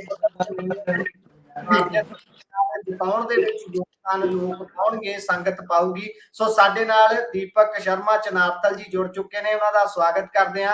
ਸਤਿ ਸ੍ਰੀ ਅਕਾਲ ਚਨਾਰਥਲ ਸਾਹਿਬ ਜੀ। ਸਤਿ ਸ੍ਰੀ ਅਕਾਲ ਜੀ, ਠੀਕ ਹੋ ਜੀ? ਜੀ, ਸੋ ਕਿਵੇਂ ਵੇਖਦੇ ਹੋ ਜੀ ਸਥਿਤੀ ਇਸ ਸਮੇਂ, ਜਦੋਂ ਸਾਰੇ ਪਾਸੇ ਦੇਖ ਰਹੇ ਹਾਂ, ਮੈਂ ਟਵਿੱਟਰ ਹੁਣੇ ਖੋਲ ਕੇ ਦੇਖ ਰਿਹਾ ਸੀ, ਤਕਰੀਬਨ ਢੋਲ ਢਮੱਕੇ ਵੱਜਣੇ ਸ਼ੁਰੂ ਹੋ ਚੁੱਕੇ ਨੇ ਕਈ ਥਾਵਾਂ ਤੇ ਕਈ ਜਗ੍ਹਾ ਤੇ ਤਾਂ ਲੱਡੂ ਵੀ ਵੰਡ ਦਿੱਤੇ ਗਏ ਨੇ। ਹਾਲਾਂਕਿ ਹਾਲੇ ਜਦੋਂ ਇਲੈਕਸ਼ਨ ਕਮਿਸ਼ਨ ਦੀ ਸਾਈਟ ਨੂੰ ਸਕਰੋਲ ਕਰਦੇ ਆ ਤਾਂ ਉੱਥੇ ਵਿਨਿੰਗ ਵਾਲਾ ਹਾਲੇ ਕਾਲਮ ਤਕਰੀਬਨ 0-0 ਹੀ ਦਿਖਾ ਰਿਹਾ ਹੈ ਜੀ। ਸਿਰਫ 2 ਸੀਟਾਂ ਭਾਜਪਾ ਨੂੰ ਦੱਸ ਰਹੇ ਨੇ, ਉਹ ਵੀ ਇੱਕ ਪਹਿਲਾਂ ਦੀ ਜਿੱਤੀ ਹੋਈ ਹੈ। ਕਰੋ ਪਾਓ ਤਾਂ ਜਾਨਣਾ ਜੀ। ਹਾਂ ਨਹੀਂ, ਬਿਲਕੁਲ ਜੀ। ਦੇਖੋ, ਜਿੱਥੋਂ ਤੱਕ ਕਿ ਇੱਕ ਸੀਟ ਤੋਂ ਪਹਿਲਾਂ ਹੀ 543 ਚੋਂ ਇੱਕ ਸੀਟ ਬਿਨਾਂ ਚੋਣ ਲੜੀ ਜਿੱਤੀ ਹੋਈ ਸੀਗੀ ਸੂਰਤ ਵਾਲੀ, ਉਹ ਤੋਂ ਬਿਨਾਂ ਬਾਕੀਆਂ ਦੇ ਹਵਾਲੇ ਨਾਲ ਜਿੱਥੋਂ ਓਕੇ ਹੋਈ ਜਾਂਦਾ ਉਹ ਸਰਟੀਫਿਕੇਟ ਇਸ਼ੂ ਹੋਈ ਜਾਣਗੇ, ਉਸ ਤੋਂ ਬਾਅਦ ਉਹ ਚੜੀ ਜਾਏਗਾ। ਪਰ ਇਹਦੇ ਵਿੱਚ ਕੋਈ ਦੋ ਰਾਏ ਨਹੀਂ ਕਿ ਓਵਰਆਲ ਐਨਡੀਏ ਗੱਠਜੋੜ ਨੂੰ ਮਤਲਬ ਕਿ ਬਹੁਮਤ ਮਿਲਦਾ ਦਿਖ ਰਿਹਾ। ਪਰ ਪਿਛਲੀ ਵਾਰ ਨਾਲੋਂ ਜਿਸ ਸਥਿਤੀ ਸੀਟਾਂ ਘਟ ਰਹੀਆਂ, ਉਹ ਭਾਜਪਾ ਦੇ ਲਈ ਵੀ ਦੁਬਾਰਾ ਸੋਚਣ ਵਾਲੀ ਗੱਲ ਹੈ ਕਿ ਇਸ ਸਥਿਤੀ 'ਚ ਕਿਉਂ ਆਏ, ਕਿਉਂਕਿ ਮੰਦਰ ਤੋਂ ਲੈ ਕੇ ਮੁਜਰੇ ਤੱਕ ਵਾਲਾ ਚੋਣ ਪ੍ਰਚਾਰ ਕਰਕੇ ਵੀ ਜੇ ਸੀਟਾਂ ਨਹੀਂ ਆਈਆਂ ਤਾਂ ਫਿਰ ਇਹਦਾ ਮਤਲਬ ਕਿਤੇ ਨਾ ਕਿਤੇ ਕੋਈ ਖਾਮੀ ਤਾਂ ਰਹੀ ਆ। ਤੇ ਦੂਸਰੇ ਪਾਸੇ ਇੰਡੀਆ ਗੱਠਜੋੜ ਕੀ ਲੋਕ ਮੁੱਦਿਆਂ ਤੇ ਨਹੀਂ ਲੜਾਈ ਲੜ ਸਕਿਆ, ਇਸ ਲਈ ਨੇੜੇ ਪਹੁੰਚ ਕੇ ਵੀ ਹਾਰ ਗਿਆ। ਜਿਹੜੇ ਲੋਕਾਂ ਦੇ ਮਨਾਂ 'ਚ ਸਵਾਲ ਸੀਗੇ ਉਹ ਸਵਾਲਾਂ ਨੂੰ ਵੱਡਾ ਮੁੱਦਾ ਨਹੀਂ ਬਣਾ ਸਕੇ ਇੰਡੀਆ ਗੱਠਜੋੜ ਵਾਲੇ, ਜਾਂ ਉਹ ਚਿਹਰਾ ਨਹੀਂ ਪੇਸ਼ ਕਰ ਸਕੇ ਕਿ ਸਾਡਾ ਪ੍ਰਧਾਨ ਮੰਤਰੀ ਦਾ ਚਿਹਰਾ ਕੌਣ ਹੋਊਗਾ, ਇਸ ਲਈ ਇਹ ਕਮਜ਼ੋਰੀ ਰਹਿ ਗਈ। ਸੋ ਤਾਂ ਵੀ ਮਤਲਬ ਅਗਲਿਆਂ ਨੂੰ ਇਹ ਹੈ ਕਿ ਇਸ ਵਾਰ ਠੀਕ ਆ ਜੀ, ਅਸੀਂ ਮੁਕਾਬਲੇ 'ਚ ਤਾਂ ਨਜ਼ਰ ਆਏ ਹਾਂ। ਭਾਜਪਾ ਜਿਹੜੀ 400 ਪਾਰ ਦੀਆਂ ਗੱਲਾਂ ਕਰਦੀ ਸੀ, ਉਹ 300 ਪਾਰ ਵੀ ਨਹੀਂ ਜਾ ਪਾ ਰਹੀ। ਫਿਲਹਾਲ ਤੱਕ 294 ਚ ਫਸੀ ਨਜ਼ਰ ਆਉਂਦੀ ਆ। ਤੇ ਇੰਡੀਆ ਗੱਠਜੋੜ ਜਿਹੜਾ ਉਹਦੇ 295 ਗੀਤ ਦੇ ਹਵਾਲੇ ਨਾਲ ਰਾਹੁਲ ਗਾਂਧੀ ਕਹਿੰਦਾ ਸੀਗਾ ਕਿ ਦੇਖੋ 295 ਗੀਤ ਯਾਦ ਹੈ ਉਹਦੇ ਵਾਲਾ, ਮੂਸੇਵਾਲਾ ਵਾਲਾ, ਸੋ ਉਹ ਪਰੇ 230 ਦੇ ਗੇਟ 'ਚ ਫਸਦੇ ਨਜ਼ਰ ਆ ਰਹੇ ਨੇ। ਪਰ ਫਿਰ ਵੀ ਕਿਤੇ ਨਾ ਕਿਤੇ ਜਿਹੜੀ ਭਾਜਪਾ ਪਿਛਲੀ ਵਾਰ ਆਪਣੇ ਦਮ ਤੇ ਬਹੁਮਤ ਸੀ, ਉਹਨੂੰ ਉਹ ਬਹੁਮਤ ਵੀ ਮਿਲਦਾ ਨਜ਼ਰ ਨਹੀਂ ਆ ਰਿਹਾ। ਖੁਦ ਵੀ 272 ਦੇ ਗੇਟ ਦੇ ਵਿੱਚੋਂ ਨਹੀਂ ਆ ਰਹੀ। ਤੇ ਇੰਡੀਆ ਗੱਠਜੋੜ ਚਾਹੇ ਪਿੱਛੇ ਰਹਿ ਗਿਆ, ਇੰਡੀਆ ਗੱਠਜੋੜ ਚਾਹੇ ਬਹੁਮਤ 'ਚ ਆ ਗਿਆ, ਪਰ ਨਰਿੰਦਰ ਮੋਦੀ ਹੋਰਾਂ ਦੀ ਅਗਵਾਈ ਨੂੰ ਲੈ ਕੇ ਵੀ ਭਾਜਪਾ ਦੇ ਅੰਦਰ ਹੁਣ ਹੋ ਸਕਦਾ ਨਵੇਂ ਸਿਰੇ ਤੋਂ ਮੰਥਨ ਹੋਵੇ ਕਿ ਕੀ ਪ੍ਰਧਾਨ ਮੰਤਰੀ ਚਿਹਰੇ ਵਜੋਂ ਨਰਿੰਦਰ ਮੋਦੀ ਹੋਣਗੇ, ਜਾਂ ਜਿਵੇਂ ਅਚਾਨਕ ਹਰਿਆਣਾ 'ਚ ਪਹਿਲਾਂ ਖੱਟਰ ਕੱਢ ਲਿਆ ਸੀ ਫਿਰ ਸੈਣੀ ਕੱਢ ਲਿਆ ਸੀ, ਕਿ ਅਜਿਹਾ ਵੀ ਕੁਝ ਹੋ ਸਕਦਾ, ਇਹ ਵੀ ਹਵਾਲਾ ਹੈ। ਤੇ ਪੰਜਾਬ ਦੇ ਨਤੀਜੇ ਬਿਲਕੁਲ ਜੀ ਇਸ ਵਾਰ ਬਾ ਕਮਾਲ ਆਏ ਨੇ। ਪੰਜਾਬ ਵਾਲਿਆਂ ਨੇ ਮੈਨੂੰ ਲੱਗਦਾ ਕੋਈ ਧਿਰ ਨਾਰਾਜ਼ ਹੀ ਨਹੀਂ ਕੀਤੀ, ਹੈ ਨਾ। ਪੰਥਕ ਧਿਰਾਂ 'ਚੋਂ ਵੀ 2 ਨੁਮਾਇੰਦੇ ਜਿਤਾ ਲਏ, ਕਾਂਗਰਸੀਆਂ ਦੇ ਵੀ 6-7 ਜਿਤਾ ਲਏ, ਹੈ ਨਾ। ਆਮ ਆਦਮੀ ਪਾਰਟੀ ਦੇ ਵੀ 3 ਉਮੀਦਵਾਰਾਂ ਨੂੰ ਮੂਹਰੇ ਤੋਰ ਲਿਆ ਕਿ ਚਲੋ ਵੀ ਤੁਹਾਨੂੰ ਵੀ ਜਿੱਤ ਦੇ ਦਿੰਦੇ ਆ, ਬੀਬੀ ਹਰਸਿਮਰਤ ਜਿੱਤ ਕੇ ਅਕਾਲੀ ਦਲ ਵੀ ਖੁਸ਼ ਹੋ ਲੂਗਾ ਤੇ ਭਾਜਪਾ ਆਪਣਾ ਵੋਟ ਬੈਂਕ ਵਧਾ ਕੇ ਖੁਸ਼ ਹੋ ਲੂਗੀ ਕਿ ਸਾਡਾ ਅਕਾਲੀ ਦਲ ਨੂੰ ਵੱਧ ਆ ਗਿਆ। ਸੋ ਲਗਭਗ ਸਾਰੀਆਂ ਧਿਰਾਂ ਪੰਜਾਬ 'ਚ ਖੁਸ਼ ਹੋਣਗੀਆਂ ਇਸ ਵਾਰ। ਪਰ ਕੀ ਜਿਹੜੇ ਪੰਜਾਬ ਦੇ 13 ਜਿੱਤਣ ਜਾ ਰਹੇ ਨੇ ਉਹ ਪੰਜਾਬ ਦੀ ਨੁਮਾਇੰਦਗੀ ਕਰਨਗੇ ਕਿ ਅਜੇ ਵੀ ਪਾਰਟੀਆਂ ਦੀ ਨੁਮਾਇੰਦਗੀ ਕਰਦੇ ਰਹਿਣਗੇ, ਇਹ ਸਵਾਲ ਰਹਿਣਾ ਜੀ। ਸੋ ਜਦੋਂ ਵਿਨਿੰਗ ਮਾਰਜਨ ਦੀ ਗੱਲ ਕਰਦੇ ਆ, ਜਦੋਂ ਪਹਿਲਾਂ ਗੱਲ ਕੀਤੀ ਜਾ ਰਹੀ ਸੀ ਕਿ ਜਿੰਨੇ ਧਿਰਾਂ 'ਚ ਇਸ ਵਾਰ ਮੁਕਾਬਲਾ ਹੈ ਉਸ ਹਿਸਾਬ ਦੇ ਨਾਲ ਬਹੁਤ ਘੱਟ ਵਿਨਿੰਗ ਮਾਰਜਨ ਰਹਿਣਗੇ। ਪਰ 2 ਸੀਟਾਂ ਦੀ ਗੱਲ ਕਰਾਂਗੇ ਇੱਥੇ, ਇੱਕ ਸੰਗਰੂਰ ਤੇ ਦੂਜੀ ਜਲੰਧਰ, ਜਿੱਡੇ ਵੱਡੇ ਮਾਰਜਨ ਦੇ ਨਾਲ ਇਸ ਸਮੇਂ ਅੱਗੇ ਚੱਲ ਰਹੇ ਨੇ ਜਾਂ ਜਿੱਤ ਦਰਜ ਕੀਤੀ ਜਾ ਚੁੱਕੀ ਹੈ, ਇਹ ਕਿੱਥੋਂ ਆਉਂਦੀ ਗੱਲ ਹੈ? ਇਹ ਇੰਨਾ ਵੱਡਾ ਮਾਰਜਨ ਪੈ ਜਾਣਾ, ਇਹ ਕਿਵੇਂ ਦੇਖਣ ਇਹਨੂੰ ਲੋਕ? ਦੇਖੋ, ਜਿੱਥੋਂ ਤੱਕ ਤਾਂ ਸੰਗਰੂਰ ਵਾਲਾ ਪਹਿਲੂ ਹੈ, ਸੰਗਰੂਰ ਦੇ ਵਿੱਚ ਮੀਤ ਹੇਅਰ ਚੋਣ ਨਹੀਂ ਲੜੇ। ਮੁੱਖ ਮੰਤਰੀ ਭਗਵੰਤ ਮਾਨ, ਉਹਨਾਂ ਦੀ ਸਾਰੀ ਪਾਰਟੀ, ਉਹਨਾਂ ਦਾ ਪਰਿਵਾਰ ਚੋਣ ਲੜਿਆ। ਮੁੱਖ ਮੰਤਰੀ ਭਗਵੰਤ ਮਾਨ ਹੋਰਾਂ ਵੱਲੋਂ ਬਾਰ-ਬਾਰ ਉੱਥੇ ਰੋਡ ਸ਼ੋਅ ਲਈ ਜਾਣਾ, ਧਰਮ ਪਤਨੀ ਵੱਲੋਂ, ਭੈਣ ਵੱਲੋਂ ਪ੍ਰਚਾਰ ਕਰਨ ਜਾਣਾ, ਆਮ ਆਦਮੀ ਪਾਰਟੀ ਦੇ ਸੁਪਰੀਮੋ ਅਰਵਿੰਦ ਕੇਜਰੀਵਾਲ ਨੂੰ ਲੈ ਕੇ ਆਉਣਾ, ਪੂਰਾ ਜ਼ੋਰ ਸੰਗਰੂਰ ਤੇ। ਜਿਵੇਂ ਨਾ ਅਕਾਲੀਆਂ ਦਾ ਜ਼ੋਰ ਇਕੱਲਾ ਬਠਿੰਡੇ ਲੱਗਿਆ ਵਾ ਸੀ, ਉਸੇ ਤਰ੍ਹਾਂ ਆਮ ਆਦਮੀ ਪਾਰਟੀ ਦਾ ਸਾਰਾ ਜ਼ੋਰ ਸੰਗਰੂਰ ਲੱਗਿਆ ਵਾ ਸੀਗਾ ਕਿ ਸਾਡੀ ਨਰਸਰੀ ਹੈ ਜੀ, ਸਾਡੀ ਇੱਥੋਂ ਹੀ ਯੂਨੀਵਰਸਿਟੀ ਹੈ ਜੀ, ਇੱਥੋਂ ਹੀ ਲੱਗੇ। ਸੋ ਇਸ ਲਈ ਪੂਰਾ ਜ਼ੋਰ ਸੰਗਰੂਰ ਸੀਗਾ, ਤਾਂ ਹੀ ਇਹ ਲੀਡ 1,68,000 ਤੋਂ ਉੱਪਰ ਗਈ ਹੈ ਨਾ। ਸੋ ਇਹ ਮਾਰਜਨ ਹੈਗਾ। ਇਹ ਦੂਸਰੇ ਪਾਸੇ ਤੁਸੀਂ ਗੱਲ ਕਰ ਰਹੇ ਹੋ ਜਲੰਧਰ ਸੀਟ ਦੀ। ਜਲੰਧਰ ਸੀਟ ਦੇ ਹਵਾਲੇ ਨਾਲ ਤੁਸੀਂ ਇਹ ਦੇਖੋ ਕਿ ਜਲੰਧਰ ਦੇ ਵਿੱਚ 2 ਪਹਿਲੂਆਂ ਤੋਂ ਚਰਨਜੀਤ ਚੰਨੀ ਨੂੰ ਫਾਇਦਾ ਮਿਲਿਆ। ਇੱਕ ਤਾਂ ਇਹ ਰਾਖਵੀ ਸੀਟ ਹੈ, ਰਾਖਵੀ ਦੇ ਨਾਲ ਨਾਲ ਇਹ ਸ਼ਹਿਰੀ ਸੀਟ ਵੀ ਹੈਗੀ ਹੈ। ਪਰ ਇੱਥੇ ਚਰਨਜੀਤ ਚੰਨੀ ਹੋਰੀ ਜਦੋਂ ਆਉਂਦੇ ਨੇ ਤਾਂ ਰੌਲਾ ਪਾਇਆ ਜਾਂਦਾ ਸਥਾਨਕ ਉਮੀਦਵਾਰਾਂ ਨੂੰ ਕਿ ਹਲਕਾ ਬਦਲਤਾ ਜੀ, ਬਾਹਰੀ ਉਮੀਦਵਾਰ ਹੈ ਜੀ। ਪਰ ਤੁਸੀਂ ਇਹ ਦੇਖੋ ਕਿ ਚੰਨੀ ਹੋਰੀ ਇੱਕੋ ਵਿਅਕਤੀ ਨੇ ਜਿਹੜੇ ਐਸੀ ਭਾਈਚਾਰੇ ਚੋਂ ਪੰਜਾਬ ਚੋਂ ਪਹਿਲੀ ਵਾਰ ਮੁੱਖ ਮੰਤਰੀ ਬਣਦੇ ਨੇ ਜੀ। ਸੋ ਇੱਕੋ ਇੱਕ ਵਿਅਕਤੀ ਸੀਗਾ ਜਿਹੜਾ ਇੱਥੋਂ ਮੁੱਖ ਮੰਤਰੀ ਬਣਿਆ, ਤੇ ਪਰ ਉਹ ਅਗਲੀਆਂ ਵਿਧਾਨ ਸਭਾ ਚੋਣਾਂ 'ਚ 2 ਹੀ ਸੀਟਾਂ ਤੋਂ ਹਾਰ ਗਿਆ। ਕਿਤੇ ਨਾ ਕਿਤੇ ਪੰਜਾਬ ਦੇ ਐਸਸੀ ਬੀਸੀ ਭਾਈਚਾਰੇ ਦੇ ਮਨ 'ਚ ਇਹ ਕਸਸ ਰਹਿ ਗਈ ਕਿ ਜਿਵੇਂ ਉੱਥੇ ਮੰਨਿਆ ਜਾਂਦਾ ਨਾ ਖਡੂਰ ਸਾਹਿਬ ਕਿ ਬੰਦੇ ਕਹਿੰਦੇ ਕਿ ਅੰਮ੍ਰਿਤਪਾਲ ਹੋਰਾਂ ਨੂੰ ਇਹ ਵੀ ਫਾਇਦਾ ਮਿਲਿਆ, ਬਾਕੀ ਫਾਇਦੇ ਤਾਂ ਮਿਲੇ ਹੀ ਲਹਿਰ ਦੇ, ਇਹ ਵੀ ਫਾਇਦਾ ਮਿਲਿਆ ਕਿ ਯਾਰ ਬੀਬੀ ਖਾਲੜਾ ਨੂੰ ਪਿਛਲੀ ਵਾਰ ਅਸੀਂ ਹਰਾ ਲਿਆ ਸੀ, ਐਕਟੀ ਉਹ ਦਾਗ ਵੀ ਧੋਣਾ। ਉਸੇ ਤਰ੍ਹਾਂ ਐਸਸੀ ਬੀਸੀ ਭਾਈਚਾਰੇ ਦੇ ਮਨ 'ਚ ਵੀ ਇਹ ਸੀਗਾ ਕਿ ਯਾਰ ਆਪਣਾ ਇੱਕੋ ਬੰਦਾ ਮੁੱਖ ਮੰਤਰੀ ਬਣਿਆ ਸੀ, ਆਪਾਂ ਉਹ ਵੀ ਹਰਾ ਲਿਆ। ਇਸ ਲਈ ਚੰਨੀ ਨੂੰ ਉੱਥੋਂ ਵੱਡਾ ਹੰਗਾਰਾ ਮਿਲਿਆ। ਦੂਸਰੇ ਪਾਸੇ ਚੰਨੀ ਦੇ ਸਾਹਮਣੇ ਜਿਹੜੇ ਉਮੀਦਵਾਰ ਸੀ, ਸੁਸ਼ੀਲ ਰਿੰਕੂ, 3 ਪਾਰਟੀਆਂ ਬਦਲੀਆਂ ਹੋਈਆਂ, ਕਾਂਗਰਸ ਤੋਂ ਸ਼ੁਰੂ ਹੋ ਕੇ ਆਪ ਤੋਂ ਸ਼ੁਰੂ ਹੋ ਕੇ ਭਾਜਪਾ 'ਚ, ਪਵਨ ਟੀਨੂ, 3 ਦਲ ਬਦਲੇ ਹੋਏ, ਬਸਪਾ ਤੋਂ ਸ਼ੁਰੂ ਹੋ ਕੇ ਅਕਾਲੀ ਦਲ 'ਚ, ਅਕਾਲੀ ਦਲ ਤੋਂ ਆਮ ਆਦਮੀ ਪਾਰਟੀ 'ਚ, ਮਹਿੰਦਰ ਸਿੰਘ KP ਕਾਂਗਰਸ 'ਚ ਚੰਗੇ ਅਹੁਦੇ ਮਾਣ ਕੇ ਹੁਣ ਅਕਾਲੀ ਦਲ 'ਚ। ਸੋ ਜਿਹੜੇ ਆਹ ਦਲ ਬਦਲੂ ਸੀ, ਲੋਕਾਂ ਦੇ ਮਨਾਂ 'ਚ ਇਹਨਾਂ ਪ੍ਰਤੀ ਵੀ ਰੋਸਾ ਸੀ। ਚੰਨੀ ਨੂੰ ਲੀਡ ਮਿਲਣ ਦੇ 2 ਪਹਿਲੂ ਨੇ, ਇਸ ਲਈ ਚੰਨੀ ਵੱਡੇ ਮਾਰਜਨ, ਚੰਨੀ ਉਹਨਾਂ ਦੀ ਲੀਡ ਵੀ ਲਗਭਗ 1,74,000 ਸਭ ਤੋਂ ਵੱਡੇ ਮਾਰਜਨ ਆ। ਜੇਕਰ ਕੋਈ ਪੰਜਾਬ 'ਚ ਜਿੱਤਣ ਜਾ ਰਿਹਾ ਤਾਂ ਚਰਨਜੀਤ ਚੰਨੀ ਹੋਣੀ ਜੀ ਬਹੁਤ ਵੱਡੇ ਮਾਰਜਨ ਨਾਲ ਜਿੱਤ ਦਰਜ ਕੀਤੀ। ਪਰ ਜਦੋਂ ਆਪਾਂ ਫਿਰੋਜ਼ਪੁਰ ਵੱਲ ਜਾਂਦੇ ਆ, ਫਿਰੋਜ਼ਪੁਰ ਵਾਲੀ ਸੀਟ ਨੇ ਬਹੁਤ ਘੁੰਮਣ ਘੇੜੀ 'ਚ ਪਾਇਆ ਹੋਇਆ ਹੈ। ਕਦੀ 250 ਦਾ ਮਾਰਜਨ ਸਿਰਫ ਰਹਿ ਜਾਂਦਾ ਹੈ, ਕਦੀ ਕੋਈ ਅੱਗੇ ਆ ਜਾਂਦਾ, ਕਦੀ ਕੱਲੀ ਇੱਕੋ ਸੀਟ ਹੋਊਗੀ ਮੈਨੂੰ ਲੱਗਦਾ ਪੂਰੇ ਪੰਜਾਬ 'ਚ, ਜਿੱਥੇ ਪਹਿਲੇ ਨੰਬਰ ਤੇ ਸਾਰੇ ਲੀਡਰ ਆ ਕੇ ਮੁੜ ਗਏ ਨੇ। ਪਹਿਲੇ 3 ਨੰਬਰ ਵਾਲੇ ਤਾਂ ਵਾਰ-ਵਾਰ ਕਦੀ ਕੋਈ ਅੱਗੇ ਆ ਜਾਂਦਾ, ਕਦੀ ਕੋਈ ਅੱਗੇ ਆ ਜਾਂਦਾ। ਉਹਦੇ ਬਾਰੇ ਜ਼ਰਾ ਜ਼ਰੂਰ ਦੱਸੋ, ਉਸ ਸੀਟ ਦਾ ਖਾਸਾ ਕੀ ਹੈ ਕਿ ਉੱਥੇ ਇੰਨੀ ਤਬਦੀਲੀ ਹੋ ਰਹੀ ਹੈ? ਬਿਲਕੁਲ, ਜਦੋਂ ਸਵੇਰੇ ਗਿਣਤੀ ਸ਼ੁਰੂ ਹੋਈ ਸੀ ਤਾਂ ਅੰਮ੍ਰਿਤਸਰ 'ਚ ਵੀ ਇੱਕ ਵਾਰ ਏਦਾਂ ਹੀ ਹੋਇਆ ਸੀ। ਔਜਲਾ ਵੀ ਅੱਗੇ ਆਏ, ਤਰਨਜੀਤ ਸੰਧੂ ਵੀ ਅੱਗੇ ਆਏ, ਕੁਲਦੀਪ ਧਾਲੀਵਾਲ ਵੀ ਅੱਗੇ ਆਏ, ਹੈ ਨਾ। ਤੇ ਇੱਥੇ ਫਿਰੋਜ਼ਪੁਰ ਸੀਟ ਦੇ ਵਿੱਚ ਸ਼ੇਰ ਸਿੰਘ ਘੁਬਾਇਆ ਦਾ ਮੁਕਾਬਲਾ ਕਦੇ ਭਾਰਤੀ ਜਨਤਾ ਪਾਰਟੀ ਵਾਲੇ ਨਾਲ, ਸੋਢੀ ਨਾਲ, ਗੁਰਮੀਤ ਸੋਢੀ ਨਾਲ ਨਜ਼ਰ ਆਉਂਦਾ ਹੈ, ਕਦੇ ਬੋਬੀ ਮਾਨ ਨਾਲ ਨਜ਼ਰ ਆਉਂਦਾ ਹੈ ਨਾ। ਤੇ ਇੱਥੇ ਲਗਭਗ ਸਾਰੇ ਹੀ ਉਮੀਦਵਾਰਾਂ ਨਾਲ ਆਮੋ ਸਾਹਮਣੇ ਹੁੰਦਾ ਰਿਹਾ। ਕਦੇ MLA ਇੱਕ ਵਾਰ ਮੁਕਾਬਲੇ ਚ ਆ ਲਿਆ ਇੱਥੋਂ, ਜਿਹੜੇ ਆਪਣਾ ਇੱਥੋਂ ਹੈਗੇ ਨੇ ਕਾਕਾ ਬਰਾੜ ਹੋਰੀ।